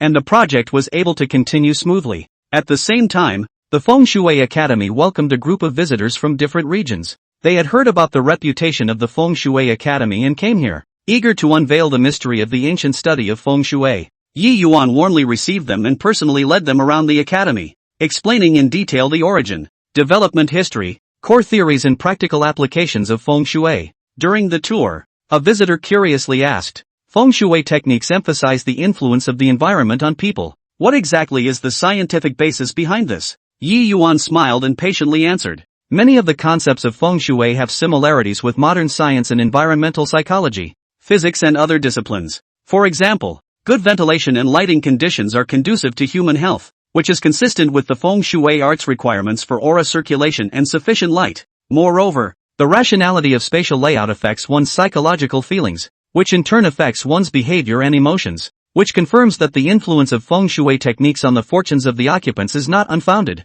After listening to this, the visitors came to a realization and gained a deeper understanding of the science of Feng Shui techniques. In order to let visitors feel the charm of Feng Shui more intuitively, Yi Yuan arranged his disciples to conduct a demonstration of Feng Shui diagnosis and adjustment. Using professional tools, the disciples surveyed the aura of a simulated room, pointed out the Feng Shui problems in it, and proposed corresponding adjustments based on Feng Shui principles. Visitors witnessed the marvelous effects of Feng Shui in improving the spatial environment and could not help but marvel at this ancient discipline. After this exchange activity, the influence of the Feng Shui Academy has been further expanded, attracting more students from all over the world to come to study, and at the same time, triggering more attention and thoughts on the application of Feng Shui in the industry. And with the successful completion of the cooperation project with the interior design studio, its unique design concept and the comfortable experience it brings to the occupants have caused a strong reaction in the industry. Many other interior design companies have taken the initiative to contact Yi Yuan and expressed their willingness to cooperate.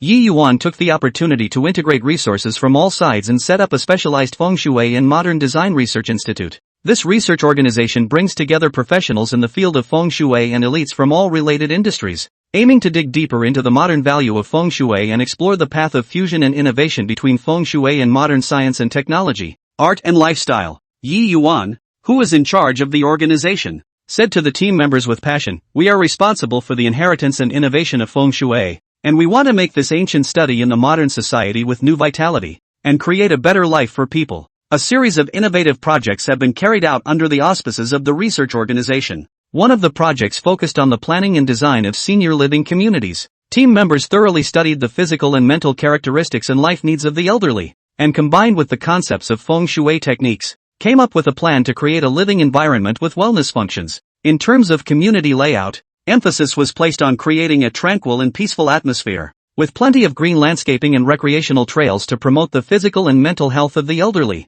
In terms of residential design, it emphasizes the rationality of ventilation and lighting, as well as the barrier-free design of space, so that the elderly can live more comfortably and conveniently. Another project focuses on commercial space design. The team used the principles of Feng Shui to analyze the qi requirements of different commercial businesses and provide personalized design solutions for shopping malls, stores and other commercial venues. For example, in the entrance design of shopping malls, the landscape and passageways are reasonably set up to guide people to enter smoothly and increase commercial vitality. In the interior of stores, the shelf layout and color schemes are adjusted according to the characteristics of the goods being handled and the fortune of the store owner to attract customers and boost sales. While the Research Institute is actively carrying out projects, Yi Yuan also focuses on popularizing and promoting the science of Feng Shui. Chapter 168. More than a few senior masters arrived. He organized and wrote a series of easy-to-understand books on the science of Feng Shui, introducing the public to the basic knowledge and application techniques of Feng Shui using simple and clear language in vivid and interesting cases. Once published, these books were warmly welcomed by the readers, further increasing the awareness and acceptance of Feng Shui among the general public. In addition, Yi Yuan also leads the team members into the campus and community, organizing Feng Shui knowledge lectures and public welfare activities. On campus, they teach students the connection between Feng Shui and traditional culture, stimulating students' interest and love for traditional culture. In the community, they provide free home Feng Shui consulting services to help residents solve real-life problems. With the passage of time, the application of Feng Shui in modern society has been expanding, from architectural design and interior design to business planning and healthcare. Feng Shui is gradually integrated into every aspect of people's lives. With strong beliefs and unremitting efforts, Yi Yuan and his team have successfully bridged the gap between the ancient art of Feng Shui and modern life, allowing this wisdom inherited for thousands of years to shine brightly in the new era, contributing its unique power to the development of society and people's well-being. In the future, they will continue to forge ahead, constantly explore and innovate, and write a new chapter in the development of Feng Shui in modern society. As the application of Feng Shui in various fields gradually deepened, Yi Yuan realized that in order for Feng Shui to develop in a sustainable and healthy manner, the establishment of a set of perfect industry standards and norms was imperative. As a result, Yi Yuan joined forces with a number of senior Feng Shui masters, scholars and experts in related fields in the industry to launch an initiative to formulate industry standards for the art of Feng Shui. This initiative has been widely responded to, and people from all sides have expressed their willingness to contribute to the standardization of the Feng Shui art industry. At the preparatory meeting, Yi Yuan said with a serious look, "Feng Shui has been passed down for thousands of years and carries the wisdom of the ancients. But nowadays, in the society, some undesirable phenomena occur from time to time, and there are people soliciting under the banner of Feng Shui, which not only damages the reputation of the art of Feng Shui, but also makes the general public have misunderstanding about us. We must develop a set of industry standards that are scientific, rigorous and in line with the values of modern society." The crowd nodded in agreement with this. The following days began with intense and detailed work. They first sorted out the basic theories of Feng Shui techniques, starting from the core concepts of yin and yang, 5 elements, 8 trigrams and 9 palaces, and clarifying their scientific connotations and application boundaries. When discussing the concept of yin and yang balance, a Feng Shui master said, "Yin and yang balance is the fundamental principle of Feng Shui art, but in practical application, we need to define the scope of yin and yang and the criteria for judging them more precisely. For example, in building site selection, how to accurately determine the distribution of yin and yang through factors such as topography, landforms and light. We had a heated discussion around this issue, consulting a large number of ancient materials and analyzing them with modern scientific knowledge. After repeated arguments, they reached a consensus on the criteria for judging the balance of yin and yang in different scenarios. The qualifications for practicing feng shui have also become a point of discussion. It has been suggested that feng shui masters should not only have a solid theoretical foundation, but should also have rich practical experience. We can set up qualification tests at different levels, from beginner to advanced, to comprehensively assess the knowledge base, practical ability and professional ethics of feng shui practitioners. This proposal was endorsed by the majority. As a result, a feng shui master qualification assessment system covering theoretical examination, practical operation and ethical assessment gradually took shape. There was also an in-depth discussion on the standardization of the feng shui service process. Each step of the process is specified in detail, from customer consultation and site survey to program development and follow-up. For example, in the on-site survey session, feng shui masters are explicitly required to use professional tools, record all data in detail and conduct a comprehensive analysis of the environment. Program development should fully consider the needs of the customer and the actual situation. At the same time should be based on scientific feng shui theory, to ensure the rationality and feasibility of the program. After months of hard work, a more comprehensive set of industry standards for feng shui techniques was initially developed. Yi Yuan took the draft standard, which had gathered the efforts of many people, and traveled around to seek more opinions from peers and experts. At an industry exchange meeting, Yi Yuan gave participants a detailed introduction to the content of the draft standard. A senior scholar suggested, the standards can be further deepened for the combination of feng shui techniques and modern science. For example, in terms of environmental impact assessment, we can draw on the methods and indicators of modern environmental science to make the judgment of feng shui techniques more scientific and accurate. Yi Yuan listened carefully to the comments and revised the draft accordingly. With the continuous collection and integration of opinions from various parties, the feng shui art industry standard has been gradually improved. Eventually, the set of standards was officially released, causing a huge uproar within the feng shui art industry. Many formal feng shui practitioners have expressed their support and advocacy, believing that this will help enhance the image and credibility of the entire industry. Some people who were originally skeptical of feng shui have begun to re-examine the value of feng shui when they see such scientific and standardized criteria. With the introduction of industry standards, the feng shui art industry has ushered in a new pattern of development. More and more people are learning and applying feng shui in a scientific and rational manner. In the field of architecture, more designers are taking the initiative to combine feng shui concepts with modern architectural design to create architectural works that are both feng shui compliant and modern in their aesthetics. Real estate developers have also realized the role of feng shui in enhancing the quality and attractiveness of their properties and have invited professional feng shui masters to participate in project planning. In the interior design industry, the integration of feng shui and design has become more profound. Designers are creating personalized and comfortable living and office spaces for their clients based on feng shui principles, which is widely welcomed by the market. The application of feng shui in the business world is also becoming more and more widespread. Enterprises have begun to use the wisdom of feng shui to seek better development opportunities in the areas of site selection, office layout, and brand planning. In order to promote feng shui industry standards, Yi Yuan and his team have also organized a series of training courses and seminars.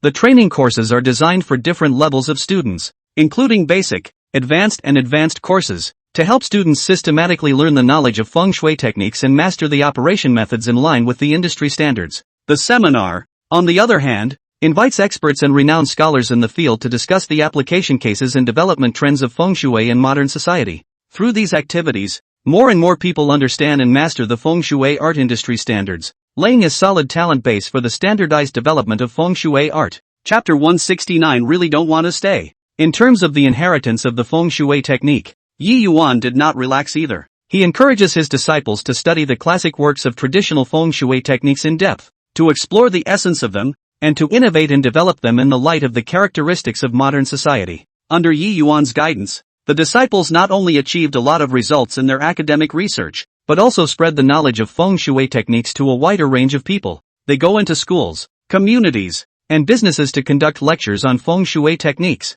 so that more people can learn about this ancient and mysterious study. With the passage of time, the position of feng shui in modern society is gradually solidified. It is no longer a mysterious and unpredictable superstitious art in the eyes of the people, but a practical study that combines traditional culture and modern science. Yi Yuan's heart was filled with relief and pride as he watched the feng shui art industry flourish. He knows that the journey has been full of hardships and challenges, but all the hard work has been worth it. In the future, Yi Yuan and his team will continue to work hard to improve the feng shui industry standards, promote the deep integration of feng shui and modern society, so that this ancient wisdom in the new era to shine more brilliantly. They believe that as long as the spirit of science, rationality and innovation is upheld, the art of feng shui will make greater contributions to the development and progress of human society. After a month, Yi Yuan sat in the principal's office of the feng shui school with a slightly tired expression. During this time, the business of running the school was draining him. On a daily basis, I have to deal with teaching schedules,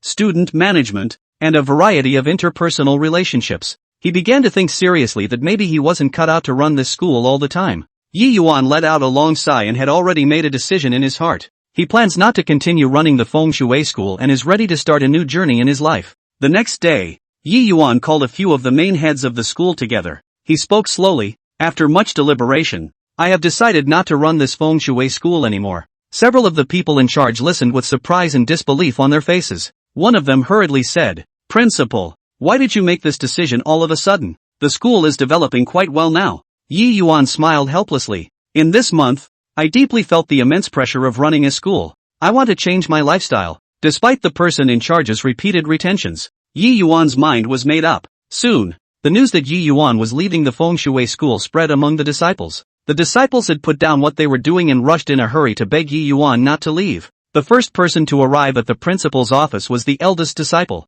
Lin Feng. He flung himself to his knees and said with tears in his eyes, "Master, you can't leave. You are the one who led us into the door of feng shui. Without you, we really don't know what to do." Yi Yuan hurriedly helped Lin Feng up. "Lin Feng, get up. I just feel that I am not suitable to run a school. It is not that I want to give up the inheritance of feng shui." But Lin Feng was still tightly pulling on Yi Yuan's coat. "Master, if you leave, what about the school? And from whom should we learn the profound art of feng shui?" At this time, the second disciple Liu also hurriedly arrived. She said anxiously, "Master, you are the most learned and responsible teacher we have ever seen. If you leave, this feng shui school will lose its soul." Yi Yuan looked at Liu with helplessness in his eyes. "Liu, I understand your intentions, but everyone has their own choices." Immediately after that, the third disciple, Zhang Ming, also ran in. He said aloud, "Master, if you leave, in the future, when we encounter feng shui problems, who should we ask for advice?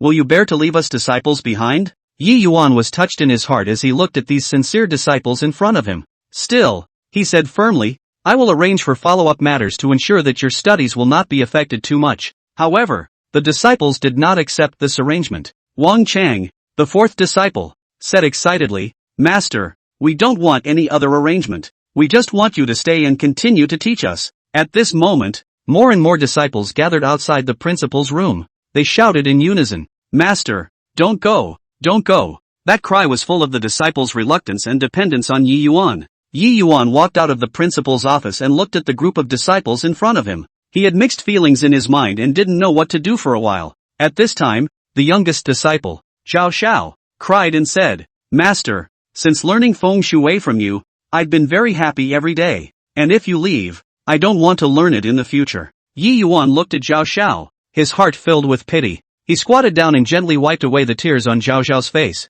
"Shower, even if Master leaves, he will still care about your studies." But Zhao Xiao still kept sobbing. "No, I want you to teach me personally, Master." The other disciples also chimed in. "Yes, we want Master to teach us personally." Yi Yuan stood up and looked at the disciples. He pondered for a moment and then said, "I understand everyone's feelings. In fact, I can't let you all go." A glimmer of hope lit up in the eyes of the disciples when they heard Yi Yuan say this. Lin Feng hurriedly said, "Master, then you can stay. We will be more obedient and study harder in the future." Yi Yuan frowned slightly and looked embarrassed. "It's just that the business of running the school is really tedious, making me distracted." Liu had a bright idea. "Master, why don't we help you share some of your affairs? And you'll only be responsible for teaching, so you won't be too tired." The other disciples also responded, "Yes, Master, we can help." Yi Yuan looked at the disciples' expectant eyes and his heart was a little shaken. He thought for a moment and said, "Let me reconsider." When the disciples heard Yi Yuan say this, they knew that there was a turnaround. They said in unison, "Thank you, Master. I hope Master will stay. In the next few days, Yi Yuan was in deep thought. His heart was filled with warmth as he recalled the moments he had spent with his disciples. The disciples' love for the art of feng shui and their respect and reliance on him made it difficult for him to part with them, and the disciples offering to help share the load might actually take the pressure off of him. Finally, Yi Yuan made a decision. He gathered the disciples together again. Looking at the nervous and expectant eyes of the disciples, Yi Yuan slowly said, I have decided to stay and continue teaching you. The disciples cheered when they heard this. Lin Feng said excitedly, Great, Master, we knew you wouldn't leave us behind. Li Yu also said happily, Master, don't worry, we will work together to make the school a success. Yi Yuan looked at the happy appearance of the disciples and a pleased smile appeared on his face. From then on, the disciples did what they said they would do. Lin Feng took the initiative to take on some of the teaching arrangements and did a good job. Li Yu handles some of the day-to-day chores of the school and keeps everything in order. Other disciples also contribute to the development of the school by utilizing their respective strengths.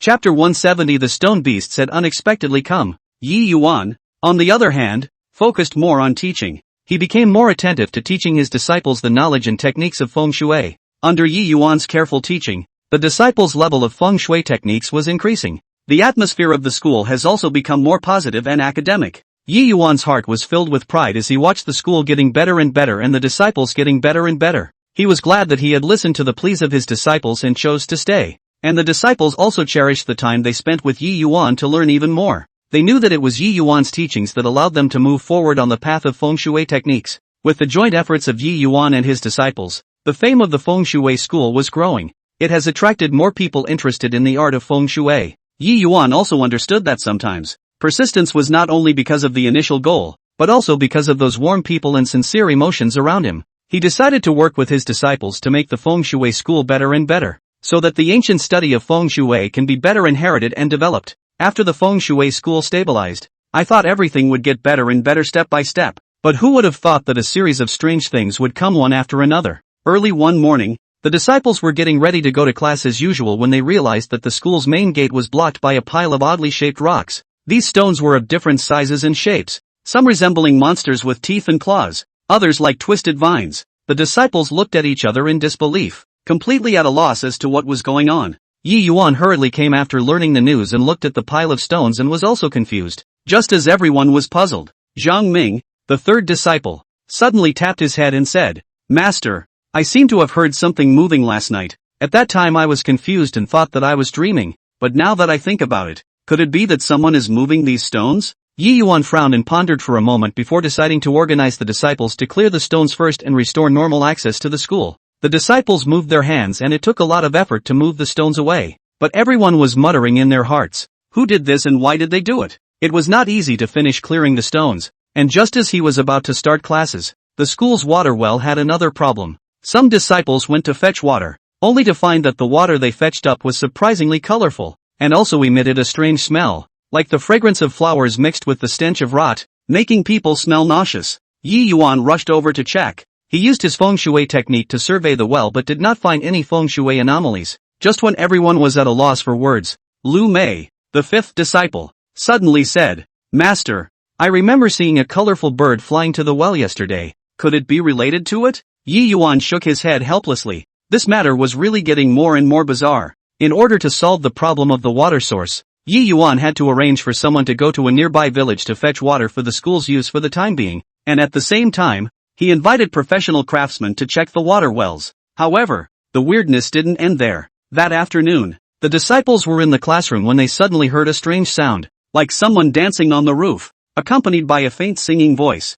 Everyone ran out of the classroom to check it out, but found nothing. But as soon as they returned to the classroom, the sound rang out again. The disciples were frightened and gathered around Yi Yuan. Yi Yuan decided to go to the roof to check it out himself. He carefully climbed up to the roof and looked around. He still did not find any abnormality. Just as he was about to come down, the strange sound sounded again. This time he heard it really well. The sound seemed to be coming from the chimney on the roof. Yi Yuan came closer to the chimney and listened carefully. The singing seemed to be singing some strange incantations. He was startled in his heart. This was by no means unusual. So, Yi Yuan used his feng shui technique to try to explore the source of the sound, but he still had no clue. In desperation, Yi Yuan had no choice but to pacify his disciples and let everyone go back to the classroom to study first. while he himself continued to study this series of strange events. At night, Yi Yuan was alone in the principal's office, pondering over the events that happened during the day, but he could never find an answer. The next day, something even stranger happened. The school's garden suddenly grew some plants that had never been seen before. The leaves of these plants were black, but the flowers were fluorescent green, emitting a bizarre light, and these plants grew extremely fast. In just a few hours, they spread half of the garden. When the disciples saw these strange plants, they did not dare to approach. Yi Yuan also frowned when he arrived and looked at these plants. He tried to use his feng shui technique to control the growth of these plants, but it did not work at all. Just when Yi Yuan was at a loss, he suddenly remembered that he had once read about in an ancient book record. It was said that when the feng shui of a place was maliciously disturbed, this kind of strange plant might appear. Could it be that someone was deliberately targeting the feng shui school to sabotage it? Strange plants and evil spirits. Yi Yuan decided to start with the series of strange events that had happened in the school recently to investigate who was behind it. He asked his disciples to recall if they had seen any suspicious people in the past few days, while he himself carefully surveyed around the school. After some investigation, some clues were finally found. In the woods behind the school, Yi Yuan found some strange footprints that were oddly shaped and did not look like normal human footprints. Following the direction of the footprints, Yi Yuan came to a remote cave. Yi Yuan carefully walked into the cave, which was dark and damp and filled with a pungent odor. In the depths of the cave, he found a man in black who was practicing. When the man in black saw Yi Yuan, he first froze before revealing a hideous smile. Yi Yuan loudly questioned, "Who are you? Why are you doing all this damage to the feng shui school?" The man in black sneered, "It's not important who I am. What's important is that I'm not used to seeing you guys messing with the feng shui art so much. I want to let you guys know that the feng shui art isn't something that you can fiddle with at will." Yi Yuan looked at him angrily. Feng shui is a study that has been passed down for thousands of years. We are bent on carrying it forward. Why are you maliciously destroying it? The man in black said disdainfully. Promote it? It's just an excuse for you to seek personal gain. Yi Yuan stopped bothering with him and prepared to use his feng shui technique to subdue the man in black. Seeing this, the man in black also immediately cast an evil art to confront Yi Yuan. For a while, the cave collided between the feng shui technique and the evil technique, with light flashing and smoke filling the air. After a fierce fight, Yi Yuan finally succeeded in subduing the man in black by virtue of his profound skills in feng shui. The man in black collapsed to the ground, and Yi Yuan led him back to the school. In front of all the disciples, Yi Yuan exposed the evil behavior of the man in black. After hearing this, the disciples expressed their anger and condemnation towards the man in black. Yi Yuan said to the disciples, "This incident has given us a wake-up call that the path of inheritance of feng shui is not a smooth one. We have to be more determined to guard this ancient discipline." Chapter 171 Astonishing Discoveries in the Ancient Tomb. After dealing with the man in black, Yi Yuan utilized his feng shui technique again and carried out a complete restoration and adjustment of the school. Those strange plants gradually withered and disappeared, and the water in the well returned to clarity. The school finally regained its usual calmness. However, after this series of strange events, the disciples' understanding and perception of the art of feng shui had become more profound. They understood that the art of feng shui was not only a discipline, but also a responsibility that needed to be guarded and passed on with their hearts. Since then, the disciples studied feng shui more diligently and hard, and Yi Yuan also taught them more attentively. The feng shui school became more united after this storm, and everyone worked together for the inheritance and development of the feng shui art. Day by day, I thought the strange things ended, but I did not expect another unexpected thing happened. One day, the school suddenly received an anonymous letter. The letter reads, "Feng shui school is nothing more than that. If you have the ability, come to solve the mystery of the ancient tombs in the back of the mountain, or else it is just a false name." Yi Yuan looked at the letter and frowned. The ancient tomb in the back of the mountain had always been a forbidden place in the school, and it was said that it was full of organs and dangers. But now the provocation of this anonymous letter made Yi Yuan fall into deep thought. When the disciples learned about this,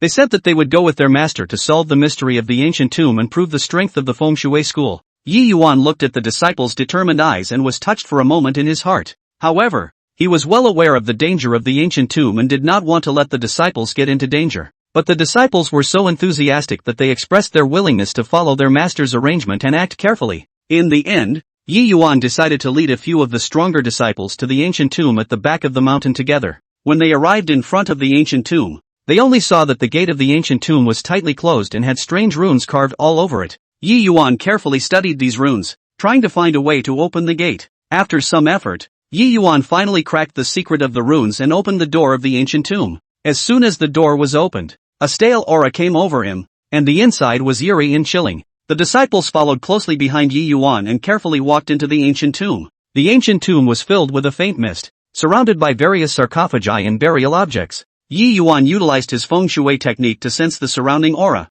always on the alert for possible dangers. Suddenly, a narrow passageway appeared in front of them, and the walls on both sides of the passageway flickered with eerie light. Yi Yuan signaled the disciples to be careful as they slowly walked along the passage. As they walked, a low growling sound suddenly came out from the passageway, as if some huge monster had been awakened from its slumber. The disciples were all nervous, holding their feng shui magic weapons in their hands and waiting for it. Yi Yuan listened carefully to the source of the sound and judged that the monster should be at the end of the passage. He whispered to the disciples, "Don't panic, listen to my command." As they gradually approached the end of the passage, the roaring grew louder and louder. Finally, in a spacious chamber, they saw a stone beast with a huge body. The stone beast's eyes were red, and its body emitted a powerful aura that seemed to be warning them not to approach. Yi Yuan observed the form of the stone beast in the surrounding feng shui layout and realized that the stone beast was not a living creature, but a kind of guardian organ powered by the power of feng shui. After thinking for a few moments, he decided to apply feng shui techniques to break this organ. Yi Yuan told the disciples to stand in a specific orientation. Then he himself stood in the center and began to perform the feng shui technique. As Yi Yuan's hand gestures changed, the power of feng shui around him began to surge, fighting against the aura on the stone beast. After a tough fight, Yi Yuan finally found a break in the stone beast's mechanism and managed to crack it. The stone beast slowly stopped roaring and the light on its body faded away. The disciples all breathed a sigh of relief and admired their master's strength even more. They continued to go deeper into the ancient tomb and found an ancient feng shui secret book in the deepest part of the chamber. The secret book contained some long-lost feng shui techniques and knowledge, and Yi Yuan and his disciples were pleasantly surprised. With this precious secret book, Yi Yuan and his disciples left the ancient tomb. After returning to the school, Yi Yuan organized his disciples to study this secret book together, and everyone was immersed in the exploration of new knowledge. Through this ancient tomb expedition, the disciples not only gained insights and improved their strength in the art of feng shui, but also understood more about the profoundness of the art of feng shui. The feng shui school also became more famous in the feng shui community because of this incident, attracting more people who were interested in learning the art of feng shui to come and study. Yi Yuan and his disciples continued to march firmly on the path of feng shui inheritance to meet more challenges and opportunities in the future. With the in-depth study of the feng shui secret books obtained from the ancient tomb, Yi Yuan and his disciples made many amazing discoveries. However, this also attracted the covetousness of some ill-intentioned people. One day, a group of mysterious people suddenly broke into the school, dressed in black and masked. They rushed towards the place where the secret books were stored without saying a word. The disciples sensed something strange and quickly rushed to stop them. Both sides instantly fell into a standoff. "Who are you people? Why are you trespassing into my feng shui school?" Yi Yuan's face was cold as he loudly rebuked. The black-robed man in the lead sneered, "Hand over that feng shui secret book you got from the ancient tomb, or don't blame us for being impolite." Yi Yuan was flabbergasted in his heart. He did not expect the news to leak out and attract these people to come and snatch it. He responded without fear, "The feng shui secret book is the common property of the school. Is it something that you can just grab?" After saying that, Yi Yuan signaled the disciples to set up a feng shui formation. The disciples understood and quickly took their positions, utilizing the feng shui techniques they had learned to form a powerful aura barrier. Seeing this, the black-robed men also cast their evil arts in an attempt to break through the defense. For a while, the feng shui techniques and the evil techniques in the school collided fiercely, and the light shone brightly. The mysterious man's evil arts were quite bizarre and attacked fiercely, and although the disciples resisted with all their might, they gradually became a bit overwhelmed. Just when the situation was tense, Yi Yuan suddenly realized a break in the mystic's evil technique. He seized the moment and executed the powerful feng shui technique that he had just comprehended in the secret book. An ray of light shot straight at the mystic. The mysterious man was caught off guard and was struck by this powerful force. His formation was greatly disorganized. Yi Yuan took the opportunity to command the disciples to launch a counterattack. The disciples' morale was greatly boosted, and the power of the feng shui technique was utilized to its fullest extent, beating the mystic to a standstill. Seeing that the situation was not good, the mysterious man did not dare to engage in a battle and hurriedly fled the feng shui school. After this battle, Yi Yuan realized that although the feng shui secret book was precious, it also brought trouble. In order to better guard and study the secret books, Yi Yuan decides to strengthen the school's defenses and at the same time teach his disciples to practice feng shui more diligently. The disciples were also aware of the great responsibility and were more diligent than ever. Under Yi Yuan's careful guidance, The disciples continued to draw wisdom from the secret books, and the level of their feng shui techniques became increasingly refined. The feng shui school also grew more and more resilient during this series of storms, continuing to move steadily on the path of passing down the feng shui art, writing a legendary chapter that belonged to them. Chapter 172 The Terror of the Trapped Dragon Bureau. Yi Yuan stood at the entrance of the feng shui school, took a deep breath of air with the fragrance of mountain grass and trees, and lifted his eyes to the building with flying eaves and arches in ancient meaning. Here, he had grown from an ignorant teenager to an expert in the mysteries of feng shui. But now, the time to return had come. With family matters on his mind, he had to say goodbye to this peaceful place of learning and embark on his return journey to the bustling city. Back in the city, Yi Yuan had not yet had time to feel the warmth of his home, when a rush of doorbells broke the peace. Opening the door, a group of cold-faced strangers stood at the door, the leader of which had a stout figure and a face full of crossflesh, his eyes revealing undisguised hostility. "You are Yi Yuan?" The other party's voice was cold, as if wrapped in frost. Yi Yuan's heart sank. He had already guessed that the other party's intentions were not good, but he still nodded calmly. "I am. I wonder what a few of you are looking for me for." "Humph. What are you pretending to be confused about? Stirring up our Situ family's good deeds at the feng shui school, and you still want to let it go just like that?" The man took a step forward and exuded a strong threatening aura. Yi Yuan came to a realization, remembering that when he was at the feng shui school, the Situ family's children had tried to use side channels to seize treasures in an important feng shui competition, which he had recognized and exposed on the spot. Now, they had come seeking revenge. Feng shui competition. Fairness and justice is heavenly. You guys have bad intentions. Being revealed is self-inflicted. There's nothing to say. Yi Yuan did not flinch and responded with a firm gaze. "Cut the crap. Either hand over the whereabouts of the treasure, or I'll make you look good today." The other party drew out a throwing stick and waved it in the air, making a whirring sound. Yi Yuan was well aware that the Situ family was deeply rooted in the city, and if he offended them, he would surely be in constant trouble in the days to come. However, the stubbornness and justice in his bones would never allow him to bow to the evil forces.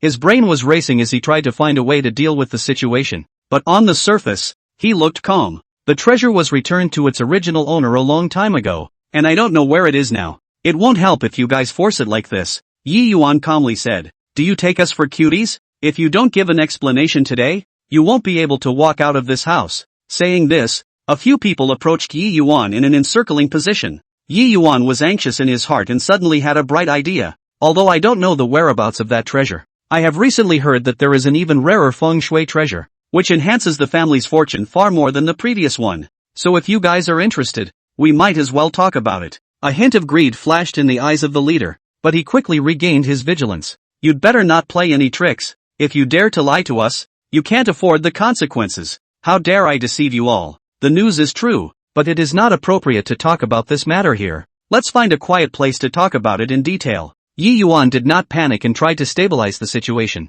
After some deliberation, Yi Yuan was brought to an abandoned warehouse. The warehouse was filled with the smell of decay, surrounded by piles of miscellaneous objects, and dim light filtered in from the gaps in the dilapidated roof, forming a pillar of light, adding a bit of eeriness. Yi Yuan began to fabricate information about the subtle treasure, and while saying so, he did not move to observe his surroundings, looking for a plan to get away. However, the Situ family's people were not idle and soon realized that Yi Yuan was stalling for time. "Kid, how dare you fool us?" The man in the lead was furious and swung his flinging stick towards Yi Yuan. Yi Yuan dodged sideways and narrowly avoided the attack. Although he was proficient in the art of feng shui, he was not good at close combat. In the face of a vicious enemy, he could only rely on his flexible maneuvering to keep dodging while thinking of ways to counterattack. In the midst of the chaos, Yi Yuan realized that the layout of the warehouse had a hidden mystery, which was to the in the feng shui pattern somewhat similar. His heart moved. Perhaps he could use this special layout to turn the situation around.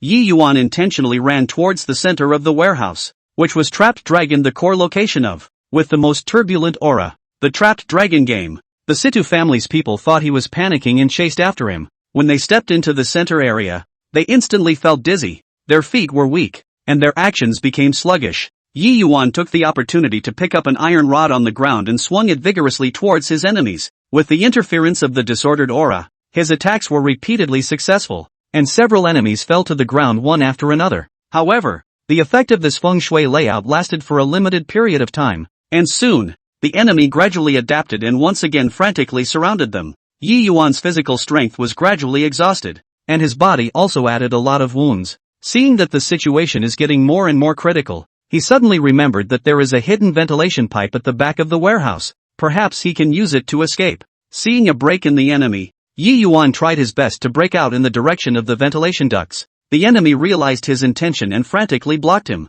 Yi Yuan dashed left and right, and with a few more bruises on his body, he finally ran to the bottom of the ventilation duct in the nick of time and leapt into the duct. The Situ family's men chased them to the mouth of the pipe, but they could not enter due to their lanky stature, so they could only shout and curse angrily from below, threatening Yi Yuan not to let them catch them again. Yi Yuan desperately crawled through the narrow and dark pipes, not daring to make the slightest stop until he was sure that the enemy did not catch up. Then he breathed a sigh of relief and sat down paralyzed inside the pipes. Climbing out of the ventilation duct, Yi Yuan was in an unfamiliar neighborhood. He knew that the Situ family would never let him off easily, and it was imperative that he improved his strength. Therefore, Yi Yuan found a reclusive feng shui senior in the city and asked him to teach him more profound feng shui secret techniques. At the same time, he also worshipped under a famous martial arts master and practiced hard day and night on the art of self-defense. Day by day, Yi Yuan's attainments in feng shui and martial arts were getting more and more refined. At the same time, he secretly investigates the Situ family and learns that they are plotting a bigger conspiracy using the evil art of feng shui to disrupt the city's feng shui pattern in order to control the whole city.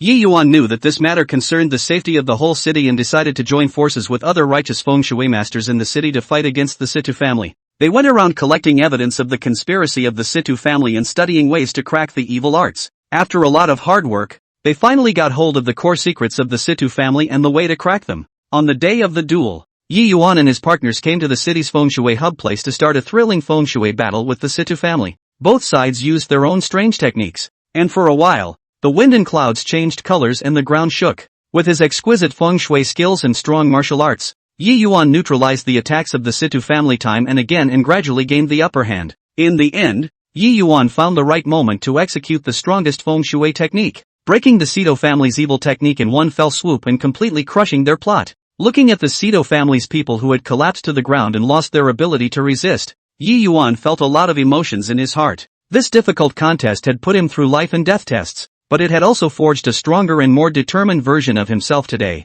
After that, Yi Yuan became the guardian of the city's feng shui, using what he learned to benefit the people, and this legendary duel between him and the Situ family was also passed down by word of mouth in the feng shui community, inspiring generations of feng shui masters to stand firm on justice. Chapter 173 finally earned $10 million.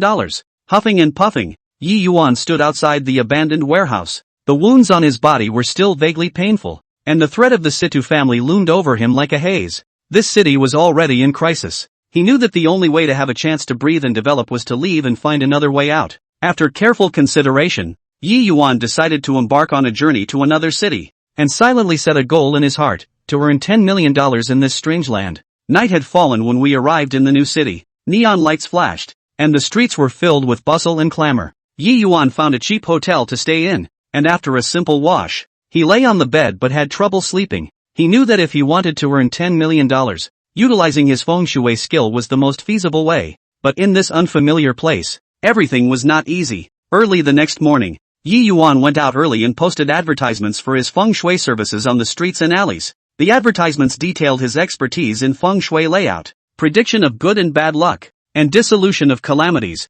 etc. He also left his contact information. All day long, he ran through half of the city, posted hundreds of advertisements, tired and sore back. However, a day passed. The phone is like dead silence, not the slightest movement. For several days in a row, it was all the same. Yi Yuan could not help but feel some frustration in his heart, but he did not give up. He began to take the initiative to visit some of the stores and businesses in the city to grossly recommend himself. On this day, he came to a sizable clothing store. The store owner was a middle-aged woman who was sitting in the store with a sad face. Yi Yuan politely greeted her and then indicated his intention. The store owner smiled bitterly and said, "Young man, my store has been doing very little business lately, and I can't even hold it together, so how can I still care about feng shui?" Yi Yuan carefully observed the layout of the store and said, "Boss lady, look. Your store door is facing a narrow alley. In feng shui this is called rushing break and will affect the business aura. Moreover, the goods in the store are arranged in a messy manner, and the wealth position is blocked, making it difficult for wealth to gather. If a little adjustment is made, there might be a turnaround." The shopkeeper looked at him half-heartedly. "Is what you're saying really so divine?" Yi Yuan said sincerely, "Boss lady, you might as well give it a try. If it doesn't work, I won't take a penny." The store owner hesitated again and again, and finally agreed to let Yi Yuan give it a try. Yi Yuan immediately took action. He let the store owner readjust the angle of the signboard of the store door to avoid the direct impact of the alley. He also guided the store owner to replan the placement of goods, cleaned out the financial position, and placed the green plants that signify attracting wealth. At the same time, he also according to the owner's birth date, for the store to pick a good day to organize promotional activities. A few days passed and something magical happened. The business of the clothing store gradually took off, with more and more customers and a significant increase in sales. The store owner was overjoyed and was so grateful to Yi Yuan that he not only paid him handsomely, but also introduced him to other business friends. In this way, Yi Yuan, with his real talent, gradually gained some fame in this city, and more people came to him for feng shui. But if he wanted to earn $10 million, this income was not enough. Once, Yi Yuan received a mysterious commission. The other party asked him to go to a luxurious villa in the outskirts of the countryside to solve some feng shui problems for the owner of the villa. When Yi Yuan arrived at the villa, he found that the villa had a unique architectural style and was surrounded by mountains and water, but it had a vaguely strange aura. The owner of the villa was a middle-aged man with a pale and anxious face. When he saw Yi Yuan, he hurriedly invited him into the house and complained about his troubles. "Master Yi, ever since I lived in this villa, I've had nightmares, and I've suffered setbacks in my business one after another, so please make sure you help me." Yi Yuan carefully investigated inside and outside the villa, and found that the feng shui pattern of the villa had been deliberately set up as a dragon trap, in which the owner was trapped, and his fortune naturally went down the drain. He told the owner of the villa about his discovery, who was shocked and said angrily, "It must be my business rivals who did it, and they even used this kind of underhanded tactics in order to defeat me." After Yi Yuan comforted his master, he started to crack the dragon trap. He utilized the feng shui techniques he had learned to set up feng shui formations at various key locations of the villa to adjust the aura. After a lot of efforts, the trapped dragon circle was finally cracked, and the strange aura inside the villa dissipated. The owner of the villa was so grateful that he paid a huge sum of money on the spot and promised to thank him if his business improved in the future. As a result, Yi Yuan's reputation became even louder, and those who came to him were either rich or noble, and the honorarium became more and more generous. However, the road to earning money was not always smooth. Once, Yi Yuan received a tricky task. A large shopping mall was about to open, but the owner of the mall inexplicably felt uneasy on the eve of the opening, and always felt that something ominous was happening, so he asked Yi Yuan to come and check it out. After Yi Yuan carefully surveyed the mall, he found that there were serious problems with the mall's feng shui layout. The main entrance of the shopping mall is facing a river, with fast-flowing water, forming a reverse bow water pattern, which is a bad omen in feng shui and will lead to a scarcity of customers in the shopping mall, and poor financial fortune. The boss was very anxious after hearing this and asked, "Master Yi, what can we do? The mall is about to open." Yi Yuan thought for a moment and then said, "To break this situation, you need to build a fountain at the entrance of the mall and use the water flow from the fountain to form a 9 curves of water pattern, turning bad luck into good luck. At the same time, arrange some feng shui ornaments inside the mall to enhance the wealth." The owner immediately followed Yi Yuan's suggestions to rectify the situation. On the opening day, the mall was crowded with people and business was booming. The boss was overjoyed and gave Yi Yuan a generous reward. With the passage of time, Yi Yuan's income was getting higher and higher, but there was still a gap from the goal of $10 million. He knew that if he wanted to reach his goal as soon as possible, he had to seize greater opportunities. By chance, Yi Yuan learned that a real estate developer was preparing a large-scale project. The project was a huge investment, but the developer encountered difficulties in site selection and planning, worrying that poor feng shui would affect the success or failure of the project. Yi Yuan felt that this was a rare opportunity, and he took the initiative to contact the developer and express his thoughts. The developer had also heard about feng shui, so he asked Yi Yuan to meet him for a detailed discussion. After meeting the developer, Yi Yuan analyzed in detail the pros and cons of the feng shui of the project site and proposed a comprehensive feng shui planning scheme. He suggested that the developer should adjust the layout and orientation of the building, so that it would follow the trend of the landscape and form a pattern that hides the wind and gathers the qi. At the same time, he should create a landscape water system inside the district and set up feng shui vignettes, so as to enhance the fortunes of the residents. Impressed by Yi Yuan's professionalism and sincerity, the developer decided to hire him as the project's feng shui consultant. Yi Yuan devoted himself to the project, from planning and design to construction. He strictly controlled the project to ensure the perfect implementation of the feng shui layout. After the project was completed, it was warmly sought after by the market once it was launched. and the sales performance was red-hot all the way. The developer made a lot of money and was grateful to Yi Yuan, paying a huge honorarium as agreed. Chapter 174 Top Property Sale. Finally, after countless hardships and efforts, Yi Yuan's savings surpassed $10 million. He stood at the top of a tall building in the city, overlooking the city full of opportunities and challenges. His heart was full of emotions. From the confusion and helplessness when he first came to the city, to the spirit of realizing his goal today, this journey was full of sweat and tears. He knows that this $10 million is not only the accumulation of wealth, but also the testimony of his continuous exploration and growth on the road of feng shui. In the future, with this honor and responsibility, he will continue to shine in the field of feng shui, help more people to solve problems, and guard a side of feng shui. Carrying $10 million in savings, Yi Yuan stood on the bustling streets of the city and looked at the forest of skyscrapers. A new wave of ambition surged in his heart. After accumulating a wealth of feng shui knowledge and human resources, he is determined to enter the real estate industry, creating a blend of extreme feng shui concepts of the building, to open a new chapter in life. Saying yes, Yi Yuan quickly registered his real estate company. In the early stage of preparation, every step was full of challenges.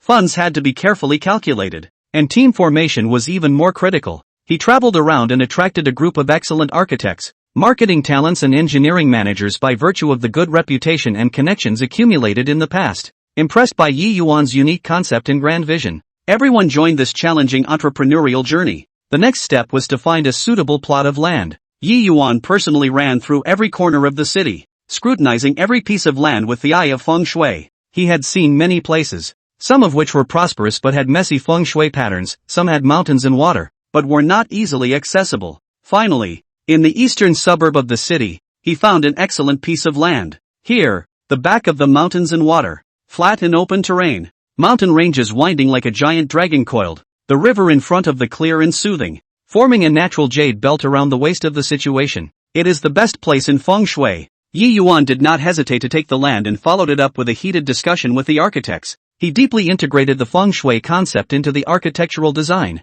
From the overall layout, he planned different functional areas based on the 8 trigrams orientation. The residential area is located in the core location, hiding the wind and gathering qi. The commercial area is arranged in the southeast, in line with the characteristics of the Sunghua, which is the main wealth, and the recreational area is in the north, which creates a peaceful atmosphere through the spirit of water. The orientation of each building has been precisely calculated to ensure that each household can fully absorb the spiritual energy of heaven and earth, and that the lighting and ventilation are optimized. Yi Yuan also took great pains in the design of the house type. He abandoned the traditional house type and some feng shui taboo design, such as avoiding the door and door opposite the formation of through the heart, between the living room and the balcony to maintain permeability without losing the hidden wind. The layout of the bedroom focuses on the bed head direction and space square. In order to enhance the property's feng shui aura, he also specially designed the central landscape area, with a large feng shui fountain as the center. The water flow was 9 curves of the trend of meandering, which means a wide source of wealth.